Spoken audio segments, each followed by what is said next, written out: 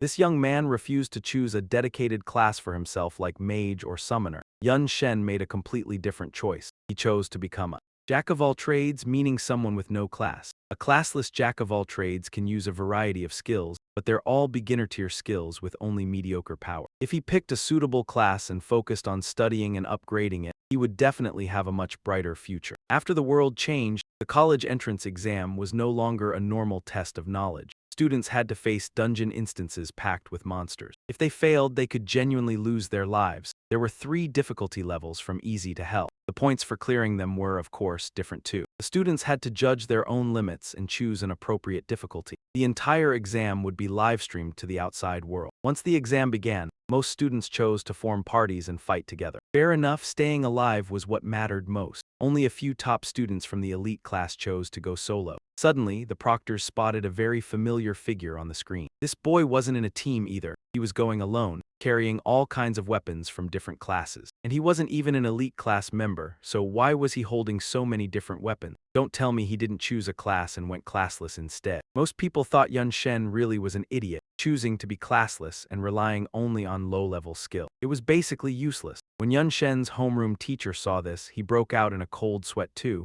That idiot still wouldn't listen and ended up not choosing a class. And today he even picked a hell difficulty dungeon. Was he trying to throw his life away? The dean standing beside him looked even more grim. The homeroom teacher wiped the sweat off his forehead and forced an awkward smile to cover it up. This kid's talent is perfectly suited for being classless. There shouldn't be any problem. Inside, Yun Shen was already prepared to officially enter the dungeon. As expected of hell difficulty, just standing at the entrance already felt gloomy and terrifying. Outside, everyone assumed Yun Shen was so scared he'd probably wet himself. But right then, he used the speed skill of the swordsman class. Even carrying a mountain of weapons, that skill still let Yun Shen move like the wind. In no time, he had closed in on the monsters in the dungeon. They looked kind of like little goblin imps. The moment they saw someone, they swarmed up to attack. Yun Shen immediately used the mage skill Fireball. A vicious blast of flame shot out and in an instant, snuffed out more than a dozen of the little goblins. Everyone watching through the screen was stunned. This level of power couldn't possibly match a classless jack-of-all-trades with only beginner skill. It was even stronger than many low-level mages. As the goblin pack fell apart, the staff in Yun Shen's hand shifted into a sword, and he became a swordsman again. One by one, he finished off the remaining goblins. The moves were clean, fast, and decisive. That flame-cleaving slash was no joke. Viewers split into 2 extremes, one side cheering for Yun Shen's talent, the other side unable to believe what they'd just seen. Because in their understanding, classless jack-of-all-trades were always ordinary and useless. Even the dean began paying attention to Yun Shen. Clearly, the power of his skills was far beyond normal. The homeroom teacher explained that Yun Shen had awakened his own talent, and that talent was omnipotence. Hearing that, the dean only shook his head. People with this talent could learn the skills of every class, but their upgrade cap could only reach C+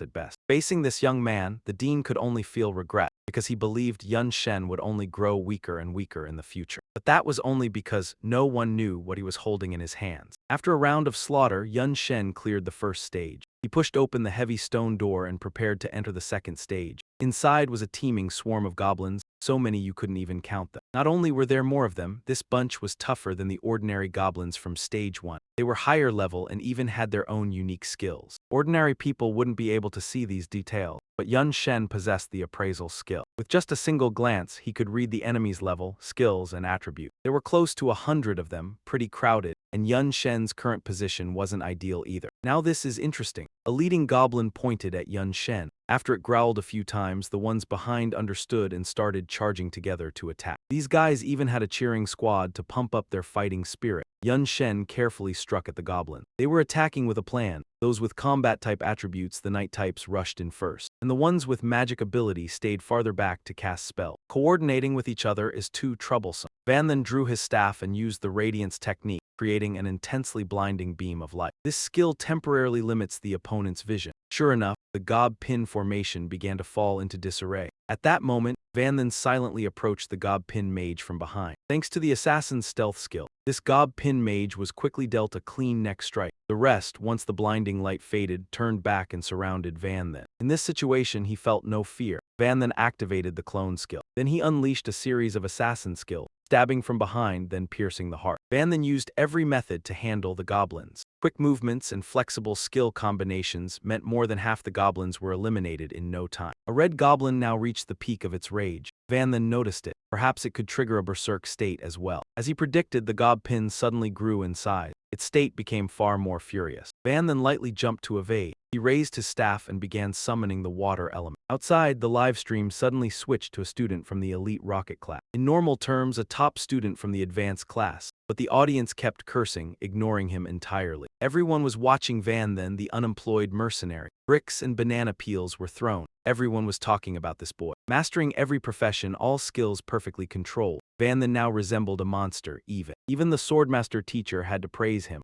Movements precise, surpassing many professional assassins. The broadcast team, under audience pressure, returned focus to Van then. He summoned the water element to fight the regular gob pins while dueling the boss. Earlier, he had deliberately stalled to let the monster's berserk state wear off. Now it had returned to normal form. Still, as the dungeon boss, it was no easy target. Speaking of the boss, a gob pin rushed forward. Van then used Mechanist's skill. He placed a foot trap, immobilizing the boss for 2 seconds. Then he used Fireball, striking the opponent's head and burning out one eye. Vision restricted. And injured, the gob pin became confused. While dazed, its foot stepped on a device. This device had been preset by Van then, triggering a massive explosion. Terrible force shook the area. But that wasn't enough. Van then knew this skill alone couldn't kill the monster. When the smoke cleared, it was still alive. Its rage peaked, attempting its strongest skill, crush and devour. Van then anticipated this. A green aura appeared in his hand. No chance, tentacles emerged from the ground, wrapping tightly around the gob pin's limbs. Van then controlled more tentacles, striking the monster's face. The gob pin clenched its teeth, bloodshot eyes showing it was at its limit. Van then continued to display skills using Frost Calamity. Being hit reduced the opponent's attack and movement speed by 35%. The gob pin remained tightly restrained. Then Van then unleashed a freak sequence of skills from multiple professions. One strike after another, all aimed at the boss. It couldn't resist, only howling in pain. Outside, the audience gaped in amazement. A dungeon boss unable to counterattack a single move. Moreover, Van then didn't spam skills randomly. His combination of attacks was fluid and precise. People began congratulating Van then's homeroom teacher. With this display, the boy could rank in the top 5 province-wide. Breaking the school record, the principal stroked his beard, laughing heartily. With Van then's performance, entering the top 3 seemed easy. The homeroom teacher naturally received more favor as well. Outside, underclassmen were in awe of this senior. Some even considered abandoning their current profession to follow the path of the unemployed mercenary like Van then. The second dungeon was successfully cleared. Van then took a few steps, pushing the stone door to enter the next level. Did he just defeat the boss without resting? So arrogant, it was almost like courting death. The crowd below began to stir. The headmaster had just calmed things for a few minutes when his temper flared again. Clearly, Van Thien had enough time to rest. But continuing to push through the trials while his energy hadn't fully recovered was indeed a bold decision. The mage teacher shook his head. The next trial would leave no room for mediocrity. No matter how skilled Van Thien was, he couldn't reach the highest level in every profession. Entering the trial without fully restored magic and stamina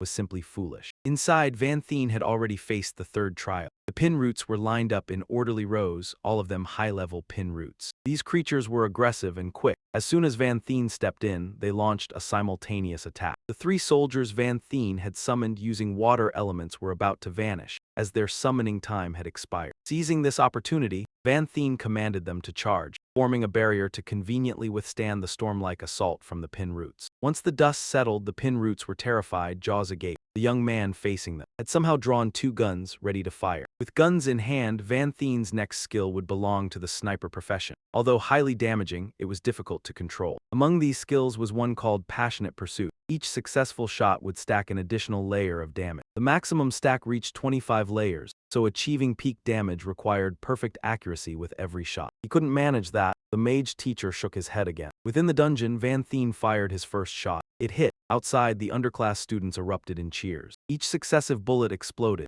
and Passionate Pursuit had already accumulated damage up to the 3rd layer. Then Van Thien flaunted his skill further by unleashing a series of other sniper abilities. Saying he never missed was no exaggeration. The pin roots were swiftly eliminated. The spectators outside were truly captivated. The students obsessed with Van Thien were beyond question enthralled. Even the teachers unanimously acknowledged that he was godlike in power. Both the headmaster and teacher could finally breathe a sigh of relief. Other teachers noticed that from the start of the exam, Van Thien hadn't consumed a single potion. Recovery potions, healing potions, other students had drunk until they were stuck. Van Thien hadn't touched a single bottle. The headmaster was unsure whether this kid was arrogant or simply confident. Only teacher Ken knew that from the beginning, he hadn't brought any potions. With that flimsy backpack, carrying a dozen weapons was already overloading him. Van Thien inspected his 2 guns. After so many shots, both were overloaded. He showed no hesitation, decisively discarding them. The headmaster was even more puzzled and turned to question teacher Ken. Are the guns broken? What happened? What level were his guns? The super cheap type is the lowest level, stammered the homeroom teacher. What kind of homeroom teacher lets students use defective weapons in a major exam? The headmaster was furious, though he also felt sympathy for teacher Ken. Van Thien's family was extremely poor and he was an orphan. He also had a younger sister. Asking him to purchase proper weapons for the exam was truly a bit beyond his means. Hearing this, the headmaster's eyes welled up with tears. Had he known earlier that such a talent existed, he wouldn't have hesitated to buy proper gear for him. Van Thien stood before the stone door. The next trial was the final boss. At this pace, he could easily claim first place. Van Thien clearly shouted, "Open." The outcome depended on this trial. Success would make him the top student of the province, breaking the school's record. Such a promising talent should not fail to bring glory to the school due to poor equipment. Otherwise, the teachers might as well resign. The headmaster glanced sharply at teacher Ken, making his declaration clear. Teacher Ken, sweating profusely, looked at the live screen, murmuring, "Van Thien, you must do your best." Van Thien pushed open the heavy stone door. While others hadn't even cleared the second trial, he had already entered the final one. Many eyes followed Van Thien, waiting for a historic moment. In this exam, the other students no longer mattered. As Van Thien stepped into the final room, the live stream suddenly cut off. From below, a chorus of curses erupted. Dang it. Did it have to cut the connection at such a suspenseful moment? Everyone was angry, yet one female student noticed something amiss. Looking closely, someone had died inside the dungeon. Until now, all attention had been fixed on Van Thien's every move. Now they noticed that not just one, but countless people had already died in the dungeon. Most had been finished off by the boss monster in the second trial.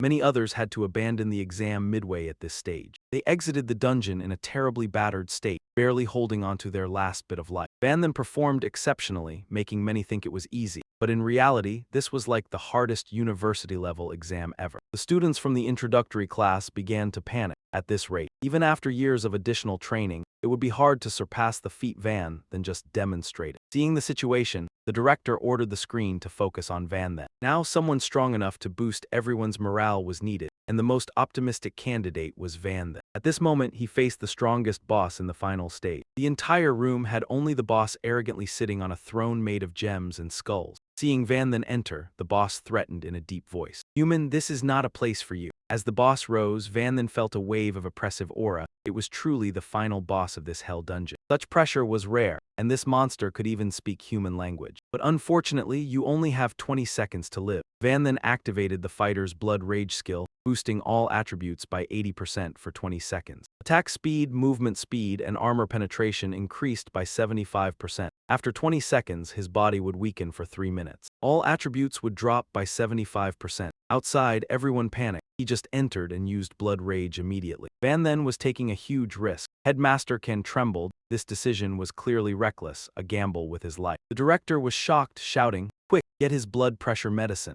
After activating blood rage, Van then quickly closed in on the base, moving at incredible speed. But the monster was too strong. Its heavy weapons swung and the dual cups in front flew away. The entire arena fell silent, the director immediately realized. The strike from King Gopin only hit Van then's clone. His real body had circled behind, slashing a long line across its back. When the base turned around, Van then used the light beam technique directly on its eyes. This was the best chance to finish the opponent. It was a perfect plan, but unfortunately it didn't happen. Angered by Van then's trick, the base monster went berserk. It entered a state of violent rage, breaking its spear in half. Van then had to use a tentacle to temporarily bind its hands. But due to the monster's berserk state, blood rage duration dropped to only 13 seconds. The real action was about to begin. The broken spear worried everyone, especially the director. He believed such a grueling battle shouldn't exist with weapons like that. Headmaster Ken understood. He had spent money to equip his students, anticipating this situation. But now inside the dungeon, no one could help Van then. If he died due to poor equipment, Headmaster Ken would become a criminal for eternity, and the director would certainly punish him. Van then was also somewhat confused. He wanted to defeat the base leader before it went berserk, but the moment came faster than expected. It was hard to respond now, and time was short. Van then activated his weak point detection skill, but no weaknesses were visible. It was truly dangerous. The base boss kept swinging its heavy weapon at Van then. Blood rage hadn't ended yet. His current speed made dodging easier. The base stomped hard, sending water flying from the floor. Van then couldn't stand firm and was injured. He panted, energy declining. Blood Rage had only 9 seconds left. Outside, the female students were competing to claim Van then as their husband, crying endlessly. Blood Rage was nearly over, but he still hadn't broken the base's defense,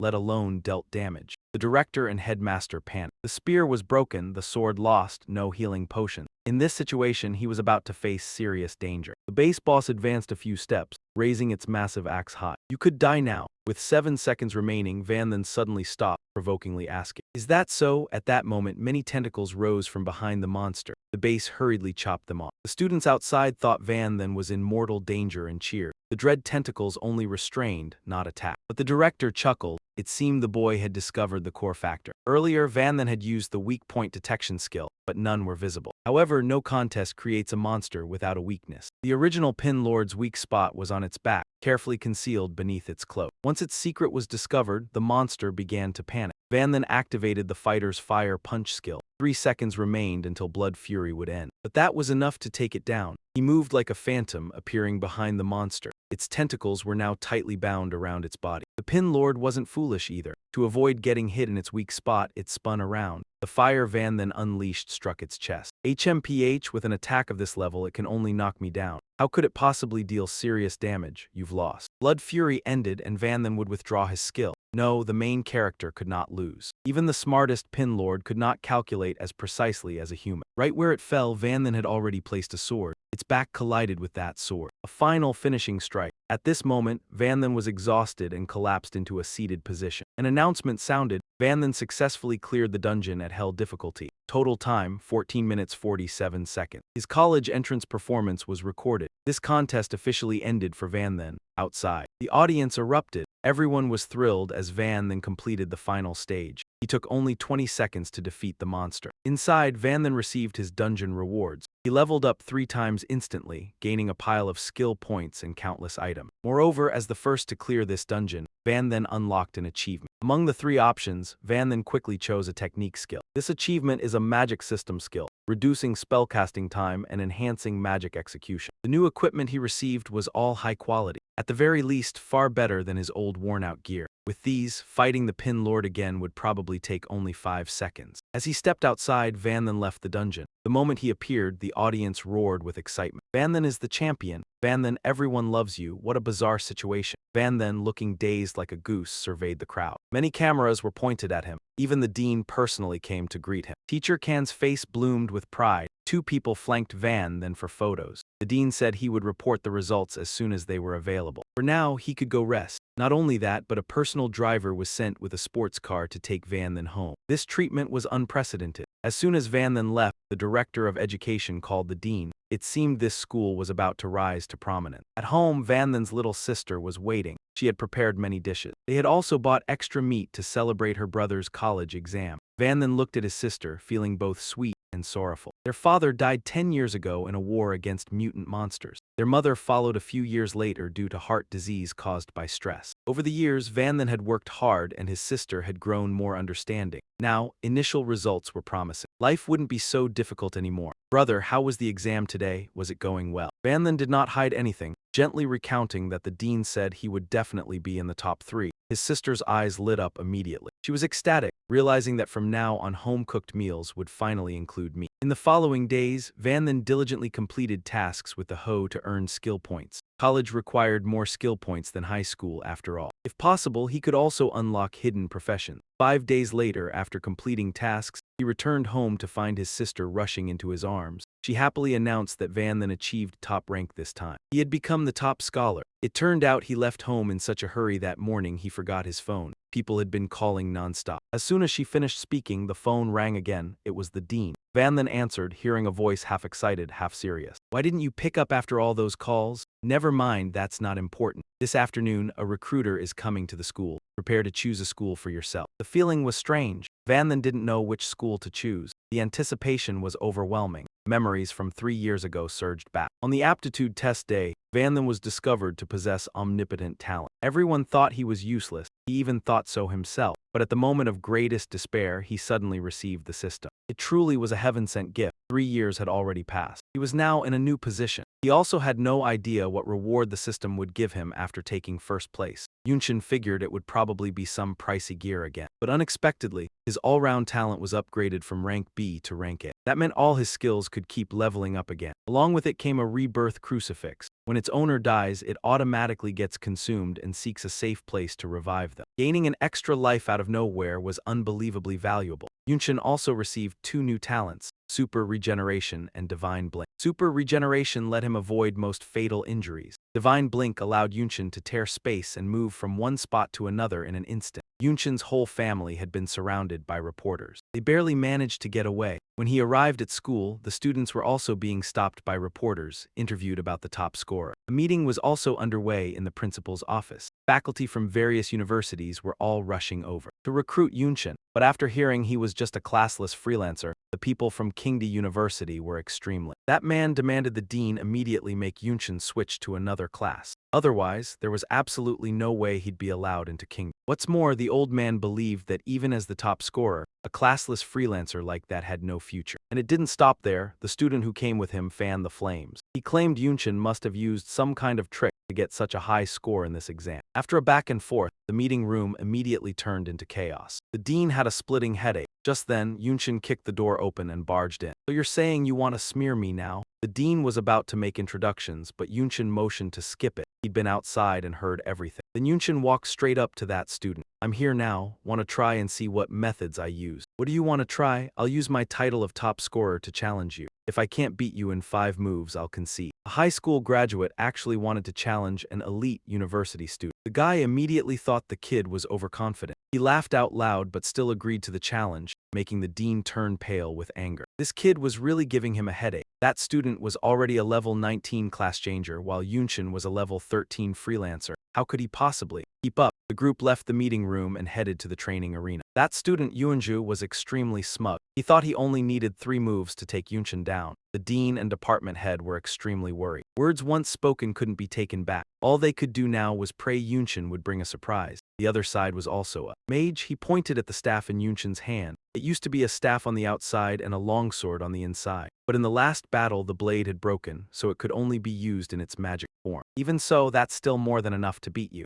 Yuanju was enraged by Yunshin's words. "You want to beat me with magic? How arrogant." Yuanju raised his staff and began chanting. With his chant acceleration skill, he should only need 0.7 seconds to cast a spell. He was still arrogantly thinking that at this speed, Yunshin definitely wouldn't be able to keep up. But the moment he looked up, Yunshin's fireball was already in his face. Yuanju couldn't believe Yunshin's casting speed was even faster than his. Forced into a passive position, Yuanju could only throw up a temporary magic shield to block the attack, but Yunshin's fireball was too powerful. Cracks appeared in his shield, spreading and shattering non-stop. In the end, it broke completely. More fireballs came crashing down from above. Yuanju couldn't dodge in time and was quickly swallowed up by Yunshin's flame. Game over. Yunshin watched the explosion ahead with satisfaction. By then, Yuanju was blasted until he was bruised all over, his face blackened with soot. The smug arrogance from earlier was completely gone. But Yunshin had no intention of letting him off that easily. He stepped forward, planted a foot on his opponent's back, and shouted in a taunting tone. "So this is all Kingdee students have got." The university recruiters who witnessed this no longer doubted Yunshin's ability at all, because his file listed his skill cap as rank C, but judging by the color of that fireball, it had to be at least rank B. Classless freelancers had always had only one weakness, a hard cap on skill level. Yet Yunshin could break through that limit and rank up. Then in the future, he'd clearly be an all-class, all-round powerhouse, invincible under heaven. The recruiters immediately swarmed in, crowding around and fighting over him. Only the Kingdee recruiter still stood off to the side,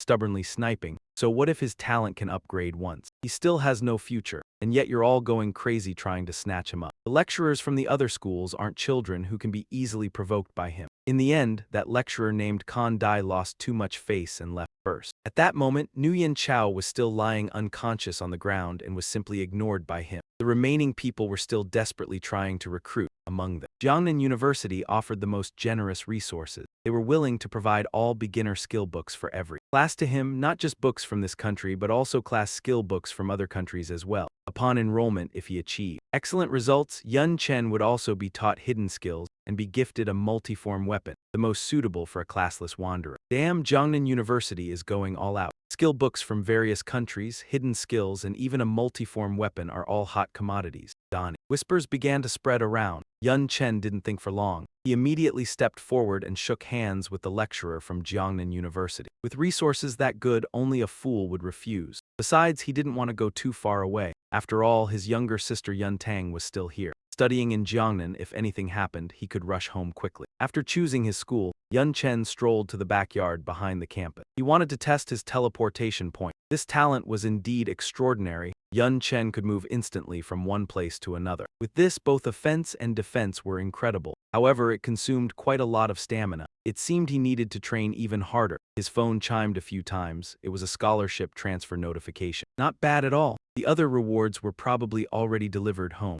It was just the right time for Yun Chen to test his teleportation over a slightly longer distance. As soon as he appeared at his front door, he saw people from Jiangnan University. True to their promise, they had brought Yun Chen an enrollment gift. It was a gold-grade multiform weapon. That multiform weapon was named Aberrant Array, and it was of gold quality. It could flexibly transform into 3 different forms: a battle gun, a longsword, and a staff. Yun Chen caressed the new weapon in his hand, extremely satisfied. At last, he no longer had to lug around a backpack stuffed with all sorts of random weapons. The representative also brought Yun Chen a cart full of skill books from rare classes. For someone as eager to learn as him, this pile was even more precious than gold. And that wasn't all. Dongyun City, where Yun Chen lived, also sent a special gift. It was a luxurious villa. Yun Tang was living in such a big house for the first time, and she couldn't help feeling extremely excited. Compared to our old home, even the bathroom here is bigger. Compared to her state, Yun Chen seemed much calmer. He had already taken out a few books to read. He discovered that there were actually many rare classes in his country as well. 70 years ago, when the game merged with reality, players had to choose their race at the start. The vast majority chose the human race, but some chose to become elves, beastfolk, or dwarves. After many years, quite a few humans married other races and gave birth to children with special bloodlines. Dongyun was just a small city, so over the years Yun Chen had never had the chance to encounter other races face to face. But soon he would be studying at Jiangnan University. This was a good opportunity to broaden his horizons about this world. Over the next month, Yun Chen diligently completed system missions, while also studying the skills of new classes. During the remaining half-month before enrollment, he spent his time taking Yun Tang out to have fun everywhere. Finally, the first day of school arrived. Yun Chen had someone escort him there. As for Yun Tang, tears streamed down her face. She didn't want to be separated from her brother at all. Yun Chen gave her all sorts of instructions. In any case, they no longer needed to worry about money. Even without him, Yun Tang's life probably wouldn't be too difficult. I have to go now to Jiangnan University. Yun Chen had arrived. The scenery here looked exactly like the cultivation sects in fantasy dramas, nothing like a 21st century university. Around him gathered a large crowd of people from all kinds of different races. Jiangnan University truly deserved its reputation as one of the nation's top 7 universities. It was truly eye-opening. An elven girl spoke up to greet him first. She was responsible for registering new students. Yun Chen obediently handed his freshman documents to her. As soon as she saw his name, she was extremely shocked and unconsciously read it aloud. Yun Chen from Dongyun City. That single sentence immediately drew the attention of many people. All eyes turned toward Yun Chen. Some were admiring. Some were astonished, but most were filled with jealousy and even hostility. The elven girl kindly reminded him. Because Yun Chen was receiving very favorable treatment from the university, he would inevitably become a target for many other freshmen. By convention, after the welcoming ceremony for new students tomorrow, 1 week later the university would hold a competition. At that time, countless other freshmen would surely want to seize his top 1 position, and among them, there would be no shortage of highly skilled experts. Not bad at all.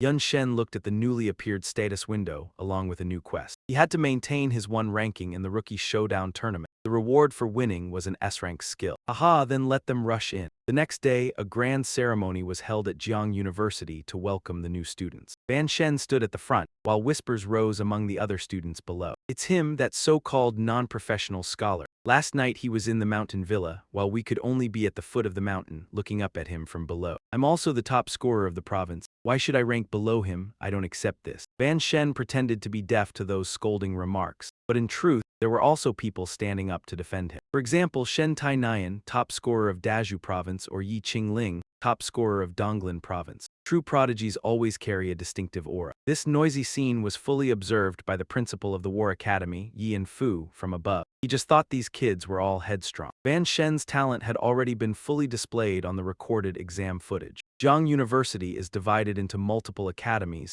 and it's not just Principal Yi. Other principals also recognized it. Van Shen's combat skills were impressive. He had combat intuition like mine, and could use multiple types of weapons. I've got him figured out. The newcomer is Principal Zia Qincheng of the Weapons Academy. Everyone was impressed. It was the first time they saw Principal Zia pay attention to a new student like this. Normally, she's extremely cold and sparing with words, but Van Shen was truly a remarkable seed. Not only did Zia Qincheng take notice, but other principals also wanted to compete to make him their private student. Haha, seems like we need to speed things up. Yi and Fu tapped his staff on the ground, used teleportation magic, and appeared before the students. Van Shen saw the old man and knew immediately who he was. He knew well that among the 5 academies of Jiang University, the War Academy was the strongest. Yi and Fu calmly announced. The teachers were already aware of the students' discontent and dissatisfaction with the top rank. Therefore, the competition will be moved up by 1 night. All students return to prepare. At 2 p.m., the battle will begin at Yunnan Square. The students were full of fighting spirit, all agreeing with this decision. By 2 p.m., everyone had gathered in full. In front of the students were 3 large gates. These were entrances to a replica of a white-silver secret realm, while the original was government-controlled. Compared to the university-level dungeon, this replica was even more difficult. It seemed this competition wouldn't be much different from the university exam. Just now, all students would enter the white-silver secret realm to fight for the final ranking. Van Shen, right? I'll stomp you into a stone underfoot. Van Shen wasn't too pleased to keep hearing his name called out. Right now, all the new students had their eyes on him. Fine, once you enter the secret realm, you'll see the true strength of these geniuses from all directions. The secret realm gates opened, and all students used teleportation arrays to enter. Inside was the lair of the great demon, an extremely vicious creature. Especially at night, their combat spirit increased even more. Van Shen drew his new weapon. Time was gold. He had to quickly deal with these creatures.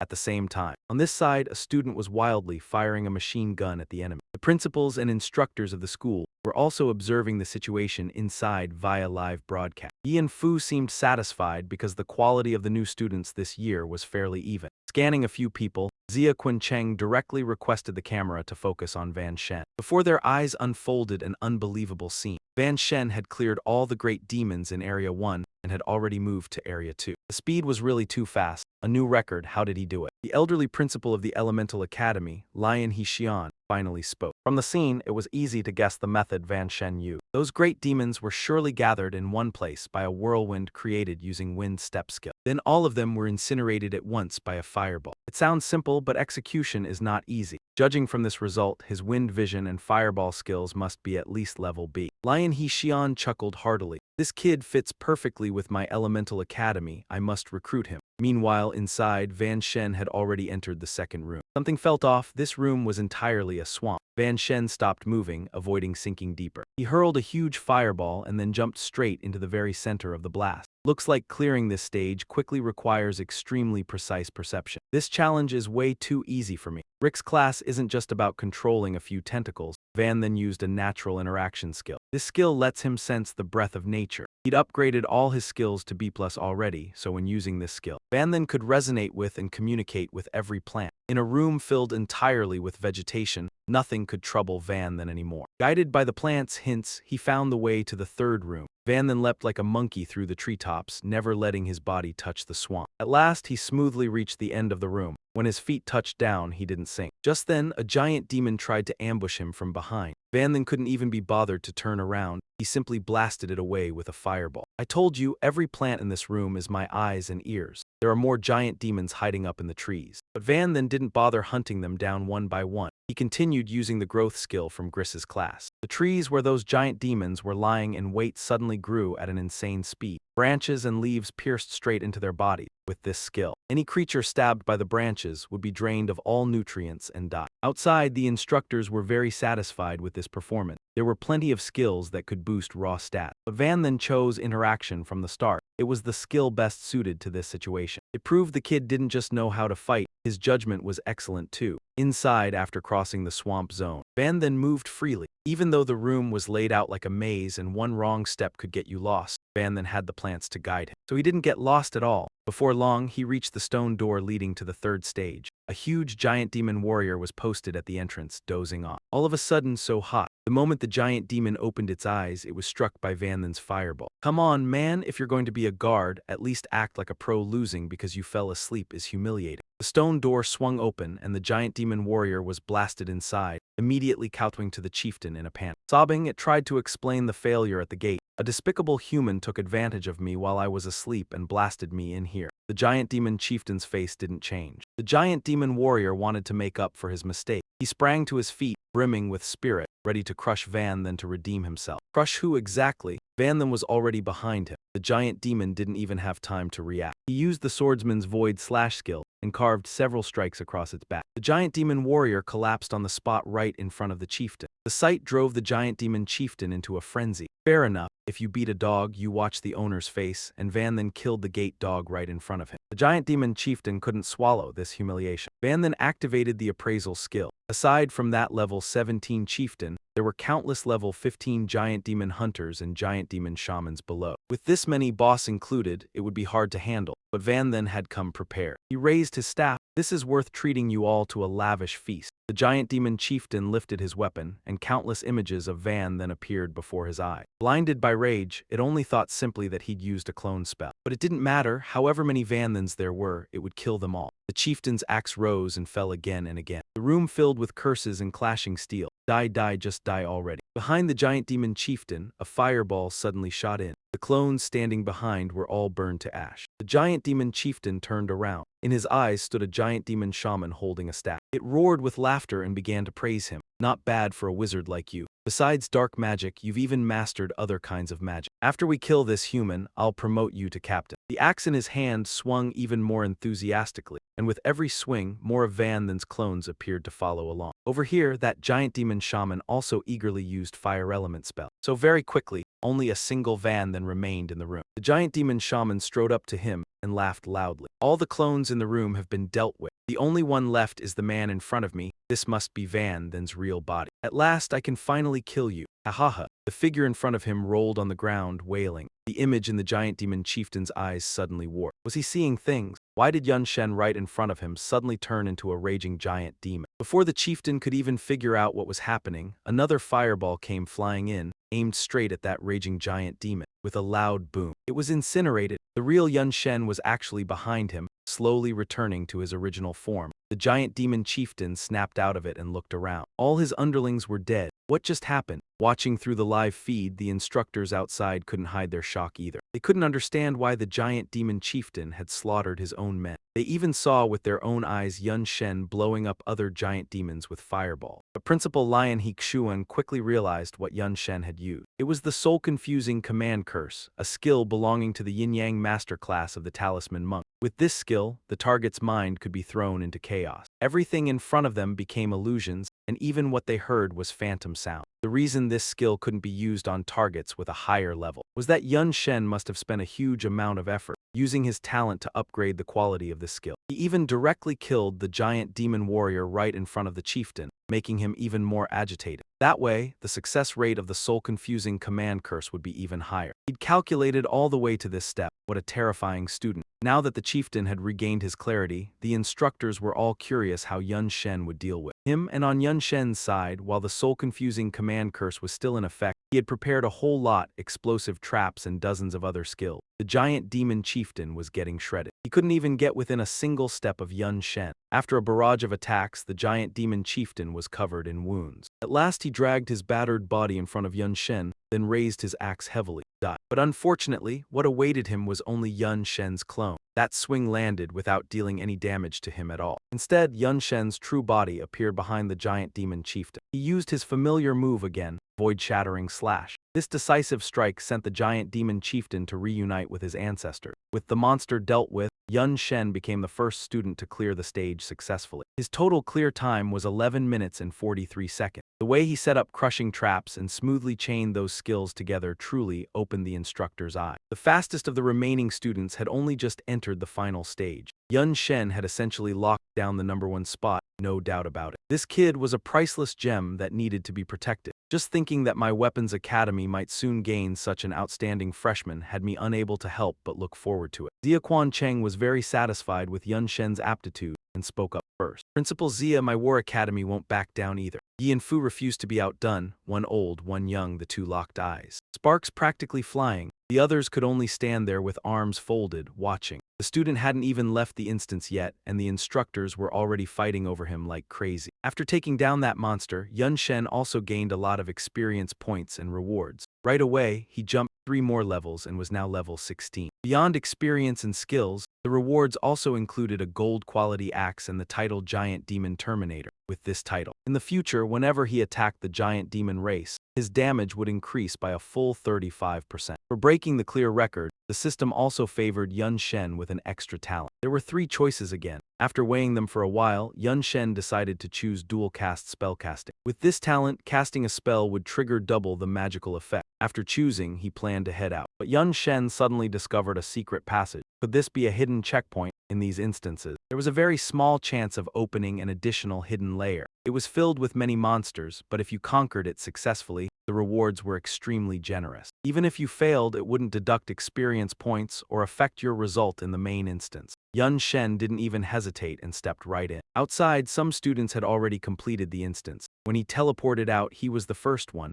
That made him absolutely thrilled. Who the hell is Yun Shen? He obviously cheated to get first place. Shen Tai-ran also stepped out right after that. He was secretly ecstatic because first place was Yun Shen after all. Could Yun Shen's path as an unclassed freelancer really be hopeless? Was the Jiangnan top scorer just a lucky fluke? After that, Yi Qingling and the other students filed out one after another. Still, no one saw Yun Shen. The student who came out first laughed even harder. He was sure he could humiliate Yun Shen this time. Yi Qingling was the first to look up at the live broadcast screen. Yun Shen was still inside the instant, but the scene was completely different from what they had just fought through. Only then did the second-place student clutch his head and howl. Is that a hidden checkpoint? Did that guy seriously clear first, then stay inside for another run too? Below, the crowd erupted into an uproar once again. Van Then's speed through the stage was astonishing. Is he even human? The screen suddenly went dark. Principal Deep Heen 2 signaled from above, keeping everyone in order. The competition had ended. How Van Then dealt with the hidden guard post was no concern of these kids. Inside the secret area, Van Then saw no monsters at all. In front of him was only a level 1 scarecrow with intelligence unknown. Are you kidding me, level 1? Van Then thought he was seeing things. However, the monster appearing in the hidden guard post was by no means to be underestimated. They faced each other for a while, yet it made no move. Van Then swung his spear in a wide arc. It seemed he had to attack first. Just then, the scarecrow lunged toward Van Then at a terrifying speed. Too fast, he quickly used his instant teleportation to move to another position. The scarecrow had already returned to its original spot. In its hands were some strands of Van Then's hair. Could it be that it never intended to attack him, only to take his hair? No matter, whatever its intention, Van Then decided to take it down first. He charged, using the wind step technique to deliver a blazing punch. But strangely, the moment his hand touched it, the entire attack bounced back onto him. Van Then was smeared with his own strike. That move had taken considerable effort, yet it completely rebounded, painful and infuriating. Van Then looked at his opponent. The straw scarecrow had now taken his form.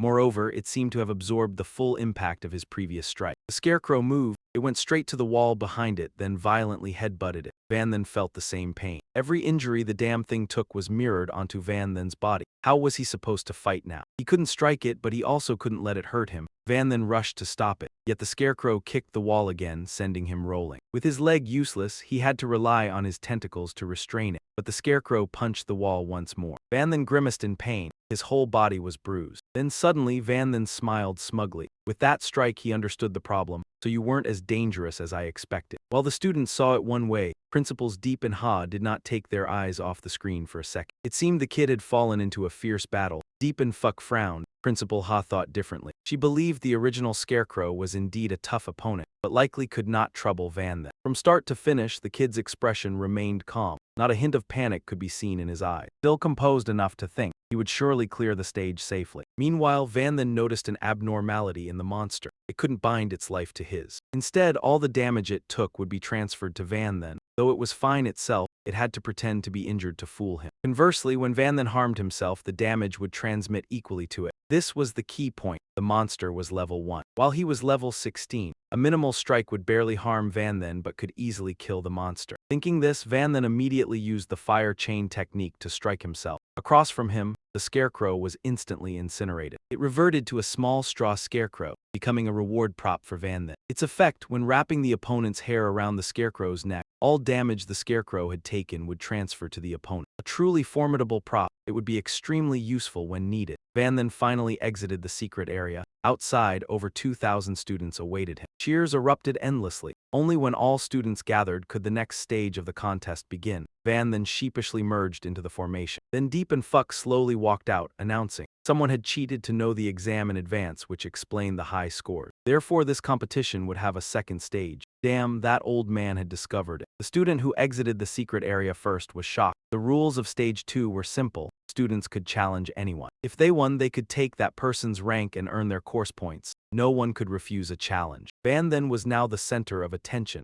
Surely many would want to challenge him. Sure enough, at the start, a few cocky students immediately challenged the top rank. Van then steeled himself, ready to face all challenges ahead. Van then felt that one-on-one fights were a waste of time, so he decisively demanded that both of them come up together and get it over with. Fine by me, you asked for it. Looks like we need to teach him a lesson so he understands the fate of an arrogant fool. Both of them clenched their teeth. An enemy of my enemy is my friend. Two strangers instantly became teammates with the same goal: to take Van Then down. They split to the flanks and unleashed their signature skills, but this speed was far too slow. Van Then casually answered with a basic stomp. The moment it landed, the shockwave shook everything and below. The instructor had to raise a solid barrier to protect the other students from flying rocks and debris. Everyone was stunned. How could a basic skill be this terrifying? By the time the dust cleared, both challengers had already been knocked unconscious. Still want to keep fighting? Trong Tai hurriedly waved his hands. No more, no more. Van then beat them into this state. How could they possibly continue? This kid is tough as an ox and fierce as a tiger. If nobody stops him, someone's going to get beaten to death. Van then stood on the arena stage. Ngao Engia looked down at the thousands of students below. Anyone else want to fight me? Most of the students down there had already been cowed by Van Then single stomp. Looks like this number one really is the real deal. That spoiled rich kid who knew the exam in advance. There's no way Principal Deepan could have been talking about Van Then. I'll fight you. The one who stepped up was then Tai En-heen, the top scorer of Dai Chao province and ranked top 3 in the Silver Secret Realm last time. I want to fight you too. Next came a beautiful young woman of the elf lineage, Nico, the top scorer of Tainjia province and ranked 5th in the Secret Realm. Now this was a battle between real top students. Then Tai En-heen and Nico both rushed to the arena first. Van then kept the same attitude, both at once was fine. But then Tai En-heen was proud as well. Of course he wanted a proper one-on-one. The moment the fight began, then Tai En-heen used Blood Shadow Assault, charging straight at his opponent. The impact was so strong that even the arena's protective barrier was about to crack. But Van then was completely fine. Then Tai En-heen's strike landed lightly, like casually popping a piece of candy into his mouth. Van then dodged once and then Tai En-heen attacked again. Van then threw a fireball and then Tai En-heen casually raised his shield to block it. His defensive gear was excellent. Van then's fireball spell couldn't do a thing. But in that moment, Van then's tentacles shot out from behind and bound then Tai En-heen tightly. He used the growth skill like he did against those giants. The tentacles pierced the armor and began draining then Tai En-heen's life force. Seeing things go bad, he tried to use Blood Flame to burn all the tentacles away. But Van then wasn't about to let him have his way. He used Water Veil. A massive torrent like a waterfall poured down from the sky, dousing the flames then Tai En-heen created. And the tentacles grew even more wildly when they touched water. Then Tai En-heen's life force was about to give out. He hadn't wanted to use his trump card, but if he didn't now, he'd die. Then Tai En-heen used Blood Escape. He vanished from the tentacle encirclement in an instant and reappeared behind Van then, and Van then sensed him too. He shifted slightly and used his weapon to parry then Tai En-heen's weapon. The top 3 valedictorian was losing it now. Every move got red, no wonder he was furious. After 7,749 exchanges, then Tai En-heen was outplayed by Van then's spear techniques. He planned to use his last bit of strength to go all in against Van then. But Van then was a step faster, using an invisibility technique to close in from behind. With Van then's blade at his throat, then Tai En-heen had no choice but to raise his hands in surrender. I can see. Down below, the students erupted like a stirred-up hive. Almost no one dared look down on Van then anymore. Principal Deep laughed heartily. Then Tai En-heen was a truly gifted student, practically a living textbook. But when it came to dealing with Van then, no book could teach you. Nhiko drifted down onto the arena lightly. Then Tai En-heen's crushing defeat didn't extinguish the fire in her heart. Nhiko carried the Silver Moon bloodline. Compared to an ordinary human like Van then, the gap was huge, but everyone acknowledged his skill. Who wins or loses is still anyone's guess. N.H. Chaiko's swordsmanship was superb. Every slash could be lethal. With the arena's limited space, she had an even bigger advantage, attacking more fiercely and relentlessly. Green Bean first, then Tai Enheen, now Nico. Even the arena's supposedly rock-solid barrier is about to become bargain bin trash. The fun is about to start. In the entire opening phase, Van then did nothing but evade with all his might. His speed was second to none. That's why none of Nico's sword strikes could injure him. But dodging forever isn't exactly heroic. Van then pulled out a pair of low-tier combat pistols and began to counterattack. These weren't strong enough to hurt Nico, but they did manage to distract her. Van then seized the opening and closed the distance. Nico's real advantage was at long range. Being forced into close quarters would corner her. But at that moment, a triumphant smile curled on her lips. So you really would choose to stick close. Looks like I guessed perfectly. Van then was blasted back several meters by Nico's bloodline secret art, Moonlight Glow. This skill consumed an enormous amount, but for Nico, the trade-off was absolutely worth it. Van then in front of her was now firmly locked down, unable to defend and even less able to counterattack. She raised the bow in her hand, arrow nocked, ready to end the match with her final move. But Van then's blade suddenly appeared,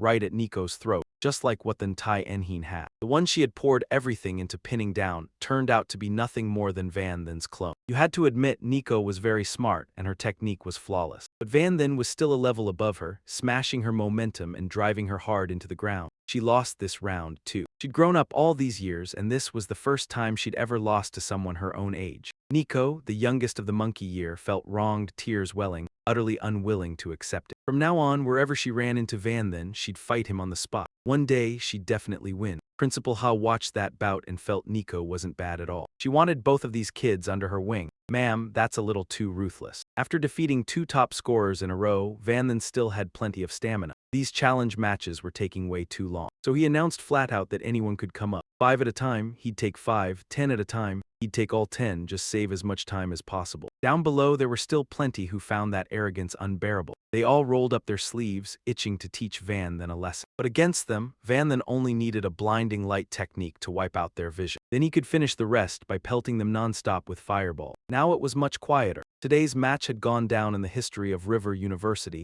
maybe even national history, because no male student had ever debuted in such a spectacular way, single-handedly taking on countless peers like that. High attributes, versatile skills, the calm judgment to choose the right weapon, plus real combat experience. Van then had all of it. He naturally became a true expert. At first, the freshmen were jealous, envious, even suspicious. But after watching with their own eyes a few times, they knew Van then's strength was the real deal. Little by little, those feelings faded, replaced by admiration, worship, Chinese letter, even blind devotion. He was top 1 because he had top 1 strength. It was because the highest rank was simply top 1. This time, Secret Realm rankings had a top 1, and of course it was Van then. Top 2, 3, and 4 were then Tai Enheen, Nico, and Deep Than Lin, respectively. Van then had completed the mission of maintaining top 1 in the freshman showdown. He received a new S-rank skill called Invincible. It could negate all damage and control effects for 3 seconds, along with a bottle of lucky drink. After using it, he'd gain the highest possible luck for 20 minutes. The showdown was over. Next came Academy assignment. The strongest was the War Academy, no debate there. But it was also the place most likely to get students sent straight to the battlefield, and everyone knew it. So the students were somewhat wary. In contrast, the Weapons Academy had been a scorching hot potato these past few years, because Ha Kyan Than was the youngest female principal. She was only 27, yet had 8 years of frontline campaigning, and had even slain the Demon Lord. Her strength spoke for itself. Ha Kyan Than stepped forward 2 paces, expressionless, urging, Van then come to my Weapons Academy. The students below erupted like a nest that had been kicked. Green Bean hadn't even waited to start recruiting. And doing it this openly too. That really was the style of someone who'd killed the Demon Lord. Van then, if you come to the War Academy, I'll take you as my direct disciple, and I'll give you 3 A-rank skill books as a welcome gift. Deep and Fuck refused to be outdone, this old deep guy too. Just 3 A-rank skill books and you're already being stingy, Yunshin. When you come to the Elemental Academy, I'll provide you with a full set of potions and magical materials, plus a suit of diamond armor. Lion Hexuan also joined the race to recruit a disciple. Principal Yi made his old friend blush bright red. The old man really came prepared. This was using money to crush people, leaving the other side no dignity at all. Yunshin thought it over. The offers from Principal Yi and Principal Lion were both excellent. Either choice was tempting, and both academies suited Yunshin, leaving him extremely torn. Right then, Zia Qingcheng pulled something from her pocket. It was Demon Sovereign Essence, refined from the Demon Sovereign's body, a divine item ranked S++.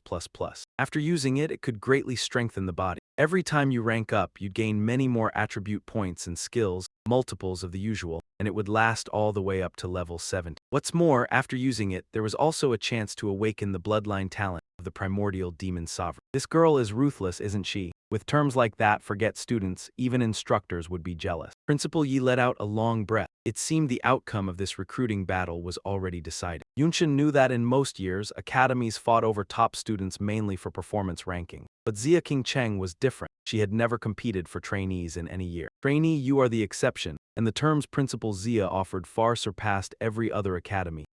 Of course, he had no reason to refuse. I choose the Weapons Academy. Xia Qingcheng didn't smile, but her expression clearly showed satisfaction. Besides Yunshin, Nico was also recruited here. Both became Xia Qingcheng's personal disciples. The moment they entered the academy, they were summoned to the principal's office building. Inside was as grand as a museum, filled with the remains of rare demon beasts. Yunshin gulped as he looked around. All of this was captured by Principal Xia. If so, she's way too strong. You're here, the two children bowed obediently in greeting. Xia Qingcheng ordered her trusted aide, Keisha, to fetch a natural secret medicine for Nico. After all, both of them were spirits, making them more suitable to teach. Nico happily followed Keisha away. As for Yunshin, Xia Qingcheng kept her promise. She directly handed him the Demon Sovereign Essence. Facing it, Yunshin couldn't help but ask, "Teacher, is it really like the rumors say? Did you obtain this after killing the Demon Sovereign?" "That's right," Xia Qingcheng answered without hesitation. "This is the essence refined from the Demon Sovereign's remains, purified by a holy grade divine alchemist." Seeing this new student brimming with curiosity,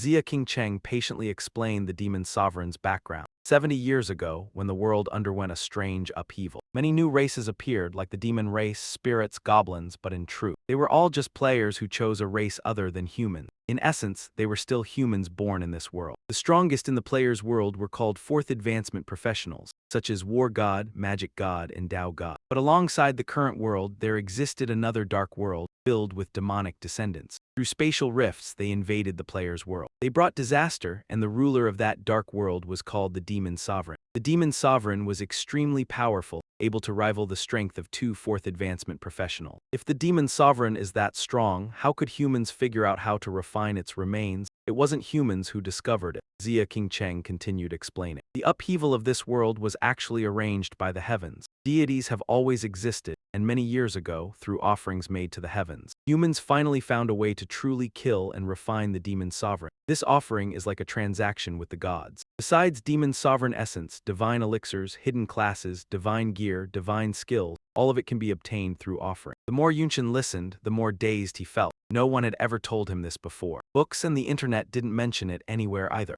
So the ordinary monsters they usually dealt with were just bait. The Demon Emperor and the Demon Sovereign were the truly formidable enemies for players like him. Xia Qingcheng brought the Demon Sovereign Essence up in front of Yunshin again. But even she couldn't be sure that if he drank it, he would be able to awaken the bloodline talent of the Demon Sovereign or not. Yunshin thought for a while and asked permission to rest for an hour before drinking. Dean Xia naturally didn't refuse, and even carefully arranged for Yunshin to rest comfortably in her own office. Back in the room, it was far too precious to use carelessly, so he took out that luck potion and downed it in one gulp. An hour later, Xia Qingcheng came back to find Yunshin. Demon Sovereign Essence is extremely potent. Absorbing it is very painful. She couldn't leave her prized student alone, so she had to stay at the school to prevent any accident. Van then clenched the Demon Lord's essence tightly in his hand. A surge of power exploded, piercing straight into his body. Pain shot through him like death itself, and Van then screamed before collapsing. Hawkeye Than hurried to support him, transferring some inner strength to ease the pain. But the agony didn't last long. Van then sensed his S+ grade extraordinary self-healing skill activating, rapidly restoring his body to normal. Everything was back to normal in no time. Is it really over? Hawkeye Than's mind was filled with question marks. The Demon Lord's essence she painstakingly prepared for this child wasn't fake, was it? How did the pain vanish so fast? But Van then knew it wasn't fake, because his attribute points had surged dramatically in an instant. The Demon Lord possessed two innate bloodlines, Black Kai Child and Shadow Knight. Hawkeye Than only hoped Van then could inherit one of them. Unexpectedly, thanks to the luck potion, he acquired both. Black Kai Child could control objects within its locked vision. Meanwhile, Shadow Knight enhanced the effectiveness of attributes and skills under darkness. Although both had rather low quality, Hawkeye Than was very satisfied. Because both of these are innate talents that can evolve, later they could be upgraded to S+.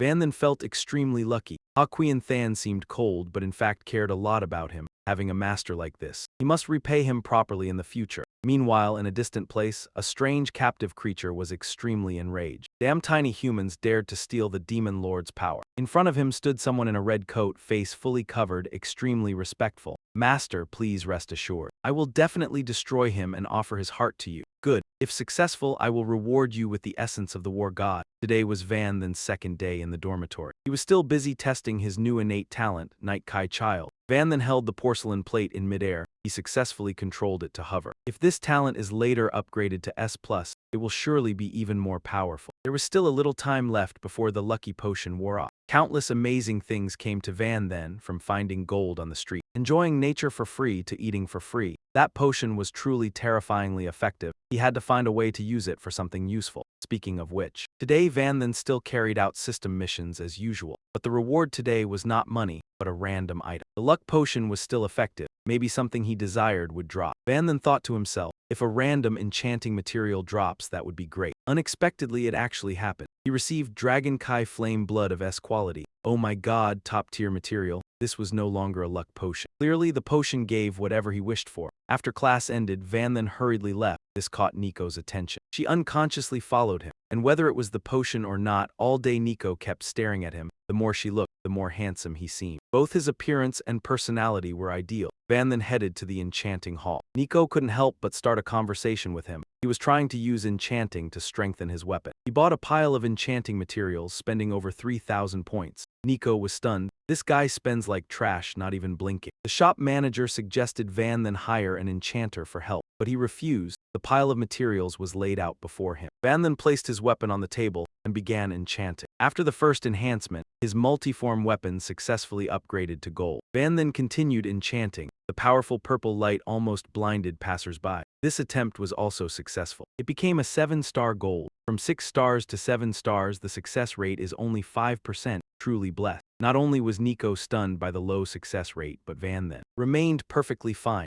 Other students began gathering, drawn by the commotion. Van Then was about to continue upgrading when Nico stopped him. The chance to go from 7 stars to 8 stars was only 1%, but the luck potion wasn't for display. Van Then couldn't waste this opportunity. He continued enchanting. The surrounding students split into 2 groups. One eagerly awaited success to admire the 8-star gold weapon. The other just shouted that he would surely fail and the weapon would explode. But how could it explode? After a while, what Van Then got was the Demon Beast Battle Breaker of 8-star gold quality. Nico pouted. This fire family didn't use any tricks. He continued upgrading directly. This terrifying luck, was he even human? Van Then held the Demon Beast Battle Breaker, inspecting it, feeling very satisfied. The pile of materials costing over 3,000 points wasn't wasted. For now, nothing required luck anymore. Time to head back. Wait, a big, fierce-looking guy suddenly appeared and stopped Van Then. In a commanding tone, he demanded Van Then sell the weapon to him. Of course, he offered a price 30% higher than market value. What if I don't want to sell? They quickly ended up in the schoolyard. The surrounding crowd whispered, who exactly is this kid to dare confront Lam Loy? This guy seemed somewhat famous, both a student council member and of dragon bloodline. Many called him Brother Loy. Everyone thought Van Then was doomed. Offending Brother Loy meant getting beaten badly. Nico stood to the side and saw everything.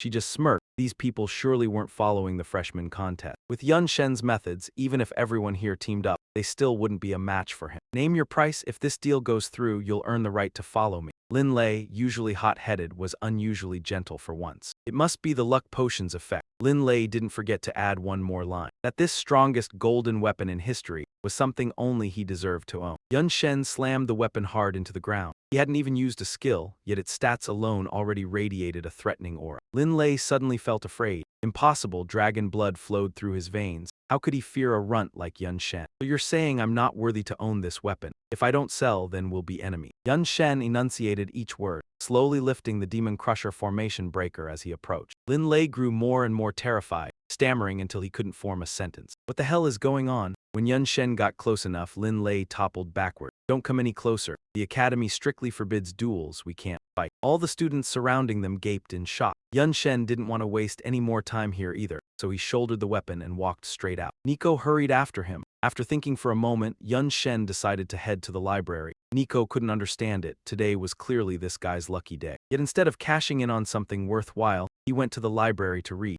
but Yun Shen knew this was also one of the good things he absolutely had to do. The sea of skill books was vast, and finding a skill that suited him wasn't easy. But while the potion was still in effect, even flipping at random should land him a skill that fit. Found it, Yun Shen went on a streak learning several new skills, which helped him a lot in battle. Dusk was falling, he had to make the most of his time. Yun Shen decided to buy a mount. He chose a scrawny little bird that looked frail and weak. Neither Nico nor the shop owner could understand why Yun Shen made that choice. No one had wanted this mount for 3 months. The owner decided to sell it cheap to Yun Shen. After sealing the deal, Yun Shen tossed a dose of premium tonic into the stall. The beast snapped it up at once. After finishing it, it transformed into a massive, valiant griffin. Its presence was extraordinary, leaving the two of them praising it until they ran out of words. The owner must have been kicking himself for failing to see its potential and selling it off at a loss. "You look kind of dopey, I'll call you Little Hand from now on." Yun Shen, satisfied, rubbed the griffin's head. The next stop was the summoning beast training base. Yun Shen arrived late, so only the plant section was still open. The water element he could summon was pathetically weak. He needed a stronger summon to improve his abilities as a summoner. But its quality couldn't be too high, since he was, after all, just a lone independent. Wah! A sharp cry from the corner of the room caught Yun Shen's attention. It was a tiny thornflower beast shrub, lively and energetic. The base owner complained that it was born with poor aptitude, underdeveloped and behind its peers, and also gluttonous.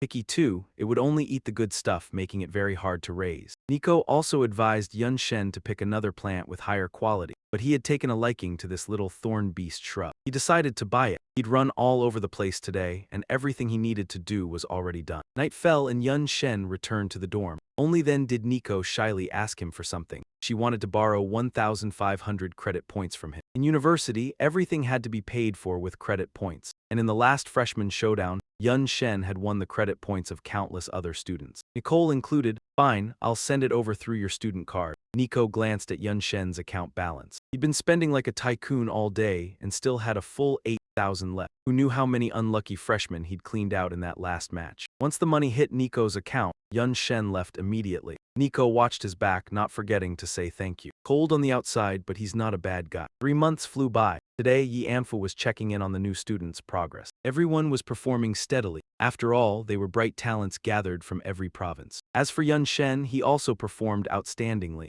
Every different vocational course had exams, and his results couldn't have been better. But aside from occasionally interacting with Nicole, Yun Shen didn't have a single friend. Dinyi had a massive headache over this. Being capable was, of course, a good thing. But after graduation, out on the battlefield, if he couldn't coordinate with teammates, his odds of getting himself killed would be much higher. The dean worried that at this rate, Yun Shen wouldn't be able to fight shoulder to shoulder with anyone, and soon there would be a national exchange competition for freshmen. As usual, Jiangnan University also sent first-year students to take part. Yi Anfu summoned the top 20 students to his office. At this time, the Weapons Academy was holding an archery assessment. Nico was a Silver Moon elf, skilled with both bow and sword. She was sparring with Van then, but it didn't take long before Nico had to concede. No one was surprised. Not only archery, but every other class in the professional track. Van then ranked first in them all. Van then Nico, go to the training hall. Dinyi is looking for you. By the time they arrived, the top 20 were already all there. It seemed everyone knew about the freshman exchange tournament, except Van then. Nico just spread her hands. This guy only buried his head in training and never kept up with anything happening outside. In this tournament, the past 3 years had all been won by Jiangnan University. In previous years, there were 2 rounds,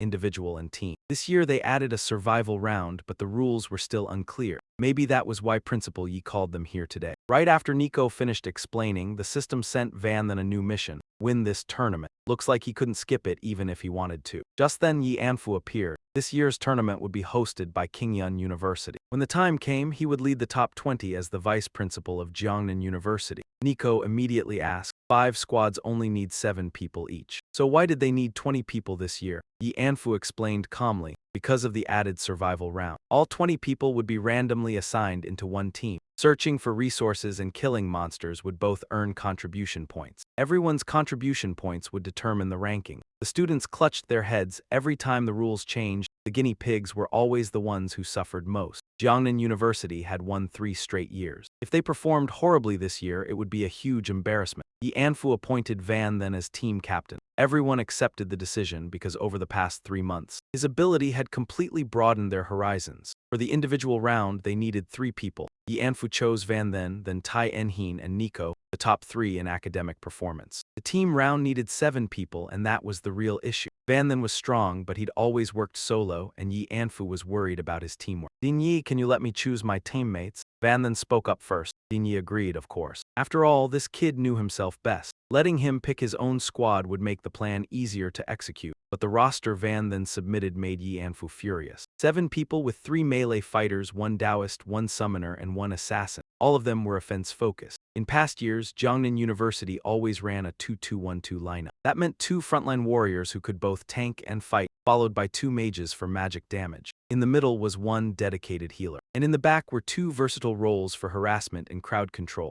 Van Then's lineup didn't have a single mage, let alone a healer. What kind of tactic was this supposed to be? Yi Anfu's secretary suggested scrapping the lineup. He sighed and decided to test it first before making any further call. The students also started buzzing, insisting the 2-2-1-2 formation was the best, like every other year. But Van Then only replied coldly, "I have my own reasons." At that moment, the team instructor pushed the door open and walked in. Han had also been a competitor before, and he'd taken first place. He strongly opposed a lineup without a mage's firepower, so he brought along a student with the mage class. It was Zhu Hong, the privileged rich kid who'd been beaten down from top 2 all the way to top 26 in the last freshman ranking bout. Everyone found him an eyesore. Naturally, they didn't want to team up with him. He couldn't even make the top 20. What right did he have to compete with them? What if I don't want him? In the instructor's eyes, Van Then's words carried no weight at all. He relied on the fact that he was here to train these kids, so he thought he could change the lineup however he liked. The students protested fiercely. They fought hard for their rankings. How could they let some backdoor freeloader barge in and wreck everything? In the freshman sparring match, he'd been in bad form, and on top of that he kept getting challenged in rotation, so he ended up placing terribly. Zhu Hong exploded in rage and pulled out his weapon to show off. The staff he held was at least diamond grade. They said his family was absurdly wealthy. Looks like he really was ready to pay his way in. The instructor only grew more arrogant. He ordered them to immediately kick a warrior out of the team to replace him with Zhu Hong, but Van Then still refused. Never mind ability. He simply couldn't stand this kind of crooked schemer. If you're not convinced, form your own team and fight me. If I win, you can do whatever you want. If you lose, get out immediately. When the instructor heard that, he burst out laughing. He was last season's champion, and his teammates were all top tier too. In his eyes, a first-year male student like Van Then was nothing more than a hot-headed rookie. "I accept this duel. Meet at the arena in 3 hours." Word that Van Then had challenged a second year spread through the entire campus in no time. And when people heard the one being challenged was last year's national intercollegiate exchange champion, the excitement only grew. Students swarmed to the arena to witness this historic match. Both sides' lineups were ready. That instructor, Nguyen Vu, still didn't even know what was coming, yet he dragged along a whole crowd. The stand split into 2 opposing camps. One side wanted Van Then to teach Nguyen Vu a lesson for his arrogance. The other wanted Nguyen Vu to beat Van Then until he didn't have a shred of armor left. Van Then's team was made up entirely of freshmen in the top 10. Their combat power was no joke, and from the start, Van Then had decided they didn't need any tactics at all. Once they got in there, they'd adapt on the fly.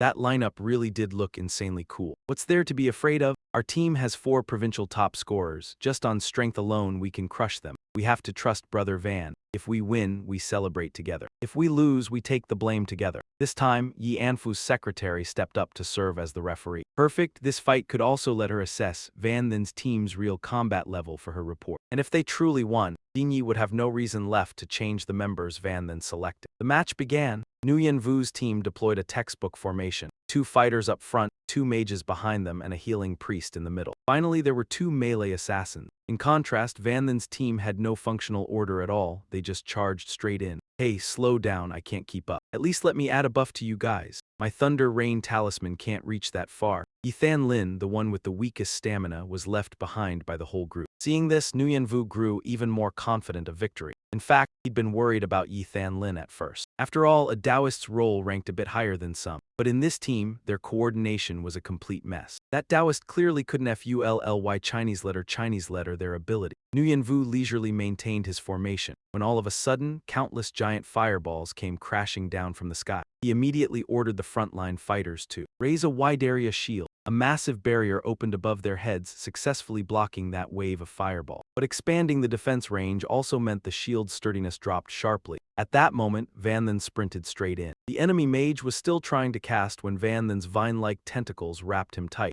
Van Then's weapon swung with pinpoint accuracy, smashing straight into one of the enemy tanks. It sent him flying nearly a kilometer away. The other tank tried to counterattack, but in a one-on-one, he was nowhere near Van Then's level. Now Van Then leapt high into the air. Zhu Hong realized this was when the opponent's defense was at its weakest and immediately launched an attack. Van Then's weapon instantly morphed into a staff, with several talents he'd gained from completing quests. The fireball spell he cast was both fast and brutally powerful. Two bursts of magic collided head-on, and it didn't take a genius to see which side had the advantage. Zhu Hong couldn't withstand even the first exchange and collapsed almost immediately. Everyone in the stands was scared out of their minds by what they were seeing. In just a few seconds, Van Then had blasted away 2 tanks and 2 mages from the other team, without taking so much as a scratch himself. This terrifying strength, was he really a freshman? Even Van Then's teammates couldn't help gaping in shock. With things like this, did they even need to lift a finger at all? They were top 10 freshmen too, yet once the fight started, they couldn't contribute even a little. Their captain was just absurdly strong. The opposing team had 3 people left, Nguyen Vu, a summoner, and a healing priest. That summoner finally managed to show some skill. He summoned 3 enormous beasts in total. Van Then grinned smugly. So that's it. Farming monsters is exactly my specialty. The 2 two-headed serpents and the lion he summoned were all platinum grade. Their level was over 22. This guy ranked among the very top summoners at Jiang University. No wonder Nguyen Vu acted so cocky, but in front of Van Then. All 3 summoned beasts didn't dare attack first.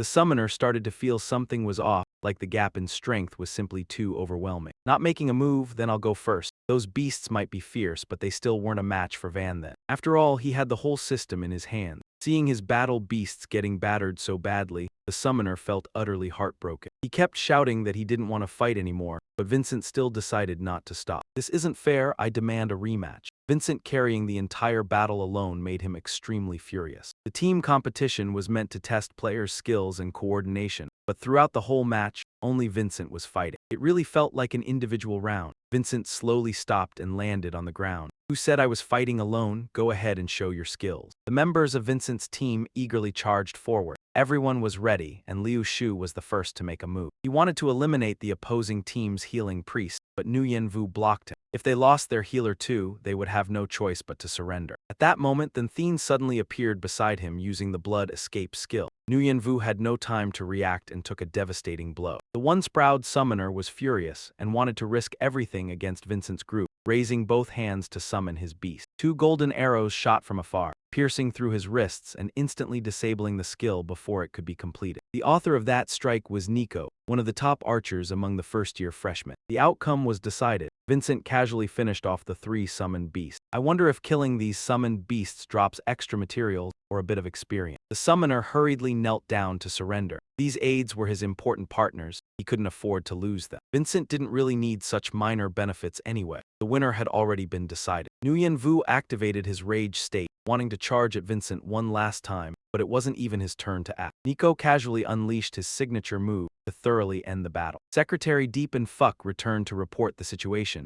still sighing. This victory clearly relied on overwhelming strength, but the other universities were full of elites as well. Without tactics, things would look very bad when the time came. Vincent had already anticipated that. He thought that Jiang University had used the 2-2-1-2 strategy for 3 consecutive years. If they kept it up, it would definitely be countered. Moreover, this year didn't have a top-tier mage. Forcing it would only weaken the lineup. 7 of the top 10 had excellent skills. Crushing the opponent with sheer strength was also a strategy. It sounded unreasonable but convincing. Deep and Fuck had no grounds to object and could only let the students decide among themselves. Vincent happily called Yun Tang. The girl was doing well in her studies and could get into a good high school, which reassured him. At that moment, 2 people came looking for him. They were demons he had previously subdued and persuaded to become his servants. They informed him that Vincent had a special class today, so Dean Ha had cancelled his other lesson. Vincent didn't ask further and simply agreed to go with them. Through the teleportation manner, Ha King Cheng brought Vincent to a sinister place, dark on all sides, with only the sound of crows echoing. It went without saying that this was no pleasant place. Ha King Cheng was concise and only gave a few simple instructions. Your only mission is to survive until noon. Vincent could sense many monsters lurking in the shadows. Ha King Cheng explained that the essence of the demon lord within his body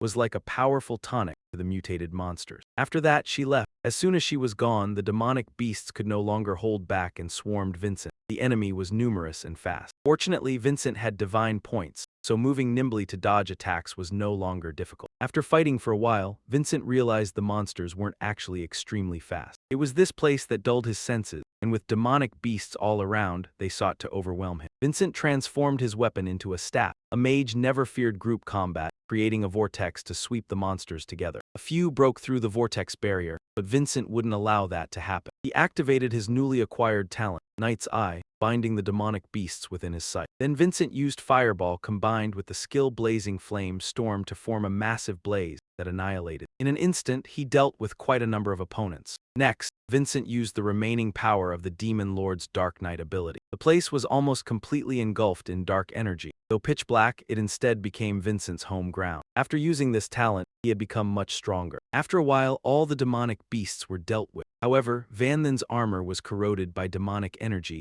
meaning this set would have to be discarded. Fortunately, the weapons remained unharmed. With weapons still in hand, he could continue fighting. Time passed and it was noon the next day. The mission was completed. Hakuin Than led Van Then to a high vantage point. The area he had just traversed was a demonic zone, heavily corroded by demonic energy. He could pass through easily thanks to the essence of the Demon Lord. Ordinary warriors were not so lucky. Once they entered, they were disturbed by the demonic energy, leading to weakened perception and depleted stamina. That's why humans have only managed to survive here for so many years. Hakuin Than designed this special exercise to let Van then understand the precarious situation of humanity. In a few years, if this balance tips even slightly toward the demon realm, all living beings will fall into misery. Therefore, Van Then needed to mature quickly and exert himself many times over. Setting aside unpleasant matters, he had completed the exercise. Did he want a reward? Van Then could not hide his curiosity. He noticed both Secretary Keishi and Hakuin Than's two demon attendants could perform teleportation spells without a staff. Hakuin Than immediately handed him a manual. It was a book teaching the staffless spell technique. Learning this skill, he could help mages cast spells directly without using a staff. 2 weeks later, the competition roster was announced. Third-year students were surprised that the team leader this year was a staffless talent. They were even more curious about just how formidable this person was. They crowded to the teleportation gate to watch the team assemble. At this time, the competition team was ready at the cross-zone teleportation gate. However, Van Then was nowhere to be seen. Deep Than, Lin, and Nico were anxious.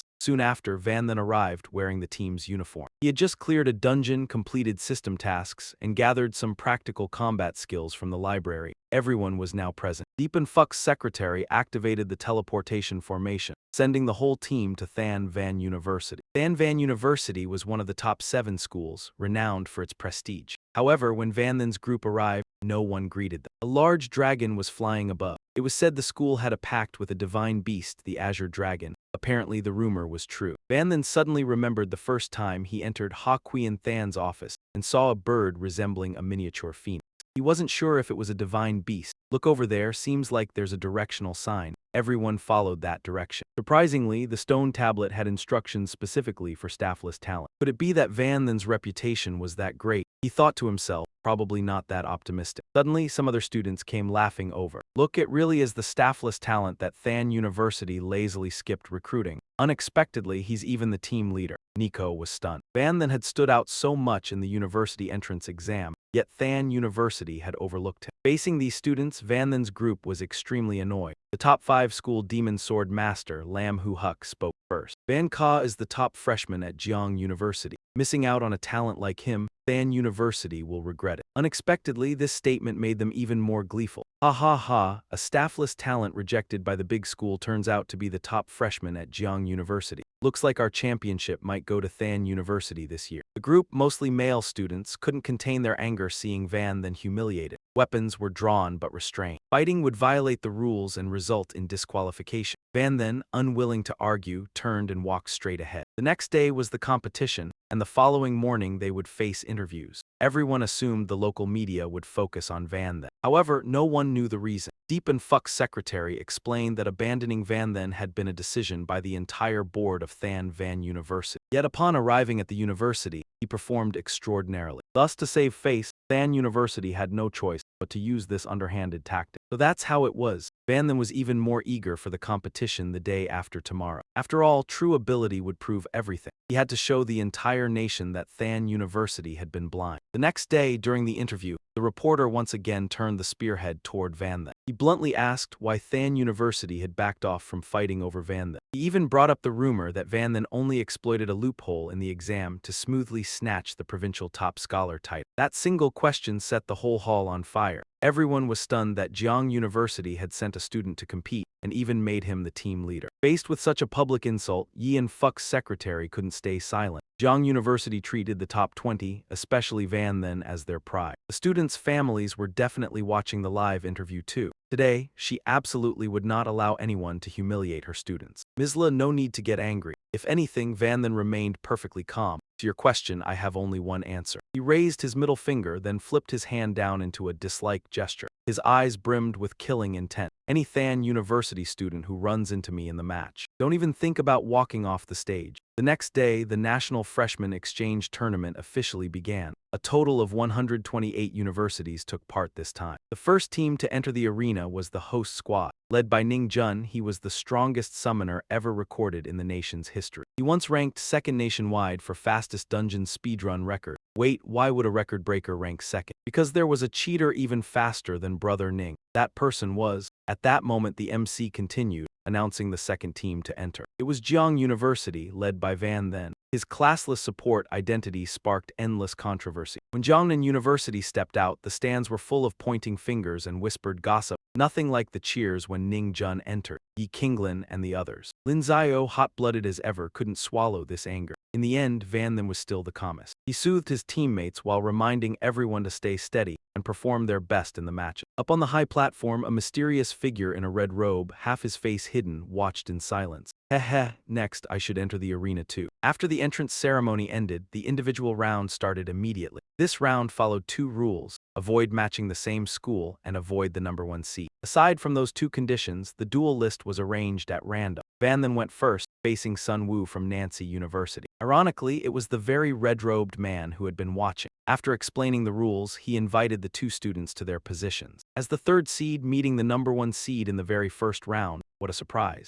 Sun Wu thought to himself. Still, news of Van then entering the tournament has been spreading everywhere these past few days. He was sure he still had a chance to win. The moment begin was announced, Sun Wu retreated. Then he tossed out a whole set of machinery, robots, and even chained explosive. Van then, expressionless, lifted his right leg. The skill he used was Stomp, a basic fighter skill. The force was so overwhelming that Sun Wu was stunned for 10 seconds. Unable to counterattack, he was immediately declared defeated. The entire arena erupted. What the hell, was that really just a basic fighter skill? Even a gold-quality boss's stomp isn't this strong. Isn't that exaggerated? This isn't a rigged match, is it? Sun Wu was carried off the platform. Next up was a mage from some university. Not very well known. Van then still used the mage's seizing hand skill he'd just learned in the library. Paired with finger magic, without even needing the newly learned boxing techniques, he easily strangled his opponent into submission. Meanwhile, the others were watching the live broadcast with Yi and Fuck and Secretary Le. This kid is seriously outstanding. Yi and Fuck could tell as well. Seizing hand is only a common quality skill. Yet Van then combined it with boundless casting to produce results like this. A genius among geniuses, but there was bad news too. Then Tai En-heen had just lost in his second match after 3 grueling minutes. The one who defeated him was Victory University's third seed, arrogant to the extreme. One glance was enough for Yi and Fuck to realize.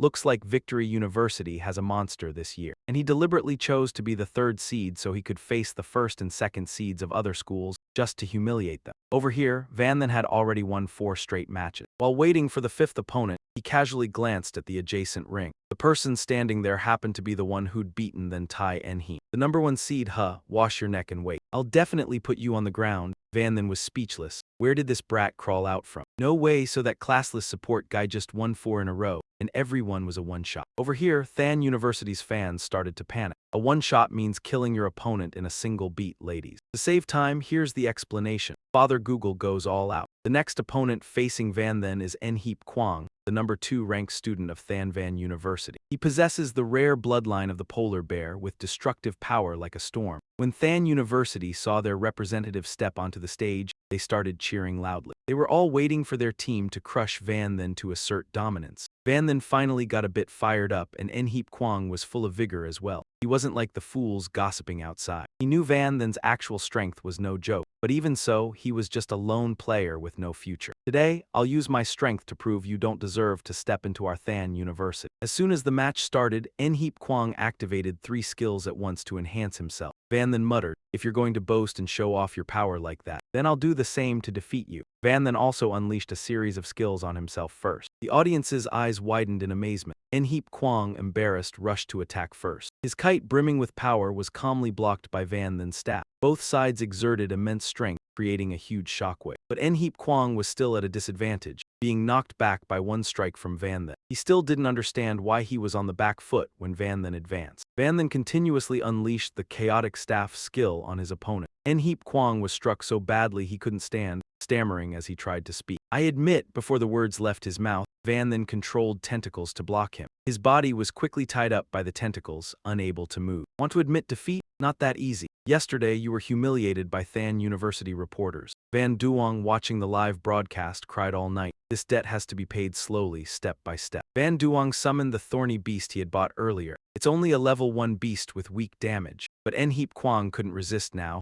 only able to let the little thorn attack him repeatedly. Watching his HP bar gradually drop, physical wounds were minor, but the humiliation was unavoidable, absolutely relentless. Naikiang wanted to cry but couldn't. His fury had reached its peak. Even the students of Qing University couldn't keep watching. Yun Shen was incredibly patient. He watched Little Spike attack Naikiang for 2 full hours and still didn't get bored. Even the referee couldn't stand it anymore and announced the match had a time limit. If there was no winner in 10 minutes, it would be a draw. Yun Shen had no choice but to use his finishing move and take his opponent down. After this match, he made it into the top 64 and got a short break to prepare for the next round. Back with the team, everyone was overjoyed. Yesterday they'd been humiliated, and today Yun Shen used a level 1 magical beast to humiliate Qing University right back. It really made the whole team hold their heads high. Besides Yun Shen, Nico also won all 5 matches, and Shen Tai Ran only lost 1, so they all ranked up too. Secretary Li warned all 3 of them not to lower their guard. Only after reaching the top 64 could they truly start facing strong enemies. Soon after, round 2 began. In Yun Shen's first match of round 2, he ran into Qing University's number 3 seed. The moment that guy saw him, his face darkened. "Oh man, running into this little demon, my luck is awful." Even Naikiang got hung up and beaten into humiliation. How could I possibly beat him? The match had barely started and the opponent already wanted to forfeit. But Yun Shen wouldn't allow it. Same method as before. First tie the opponent up tight with vine tentacles, then summon his magical beast. Little Spike saw he was about to eat another meal and got so excited he babbled a few incoherent sounds. Yun Shen even reminded it to lash the vulnerable spots for maximum damage. The Qing University trainees were furious. Yun Shen had repeatedly humiliated their number 2 and number 3 seeds, and he actually enjoyed it. Now they could only hope Ning Jun Jai would hurry up and deal with this guy. A miserable scream echoed over from another arena. It was Ba He Song, the one who had beaten Shen Tai Ran, going wild. Even after his opponent fell, he kept striking like a madman. This wasn't about winning anymore, he was trying to kill someone. He carried an extremely powerful black dragon bloodline, but it was also brutally savage. And because of that unmatched combat power, Qing University's principal not only didn't stop him, but let him run rampant. The top 32 were decided quickly. Next came the battle for the top 16. Ba He Song's opponent appeared soon enough. It was Yun Shen, facing the number 1 seed of one of the top 7 schools. That guy became even more bloodthirsty. Yun Shen sized him up. He had fully fused with an otherworldly bloodline, pushing his strength to the peak. But it also cost him his sanity. Right now, he was no different from a monster. Is your family watching the match? If they are, that's perfect. Because next, I'm going to crush your head right in front of them. Those words truly enraged Yun Shen. He burst forward at full speed. The other guy was stunned at first. But when the wicked spearhead pressed close to his throat, fear flashed through him. Because Yun Shen's weapon could threaten dragonkind, it reduced all of the opponent's attributes by 15%. With a loud boom, the arena was swallowed by a cloud of dust. Ba He Song was beaten to his knees by Yun Shen, losing all the arrogant swagger he'd kept up until now.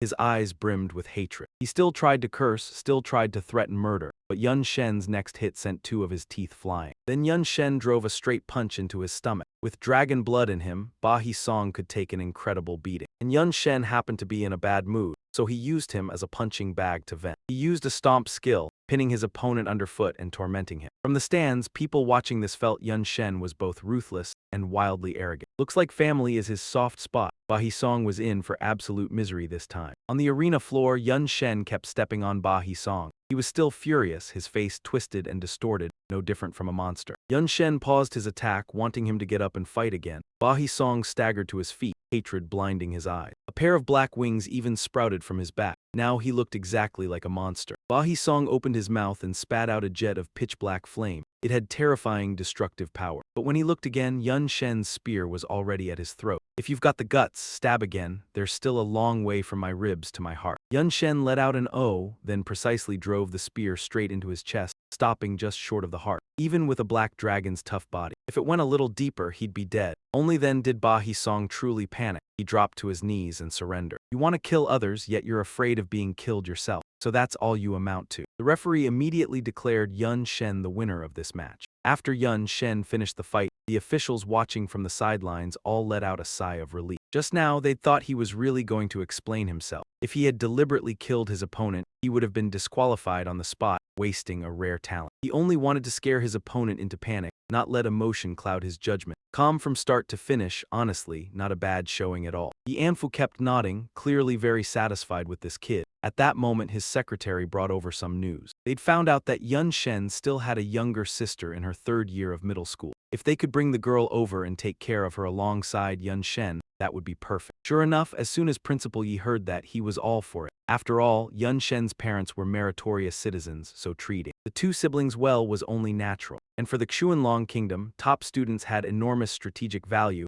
especially those from the top 7 universities. As long as they didn't falter halfway, they'd have Tier 4 strength in the future, core forces in the fight against the Dark World. So they had to offer generous treatment to this precious gem, Yun Shen. Thinking that, Yi Anfu immediately assigned the task to his assistant. He told her to notify the secondary schools affiliated with Jiang University, so they would keep an open spot available at all times. When Yun Shen came back, they'd ask for his opinion. A student this important should be able to cultivate with peace of mind without worrying about family matters. Old Yi, are you still up for a game? Betting on the individual bracket is old news. Hurry up, the match is about to end. A taunting voice came from the screen. Yi Anfu chuckled, looks like this year he couldn't refuse these old friends. Stakes either. After eliminating Ba Song, the once voted champion, Yun Shen had surged straight into the top 16. However, his next opponent was no pushover. She was the #1 seed among the top 7 universities, and the one everyone had voted to win it all. It was Bo Chan, the Sword Saint's successor, top-ranked at Dongfu University, now stepping onto the field. The senior staff from each school were thrilled, and the betting began. Yi Anfu had just arrived and immediately joined in. He wagered an A-rank skill book that Yun Shen would win. The vice principal of Qing University laughed loudly. Old Yi, you just got here and you're already going big. You really think your little freelance nobody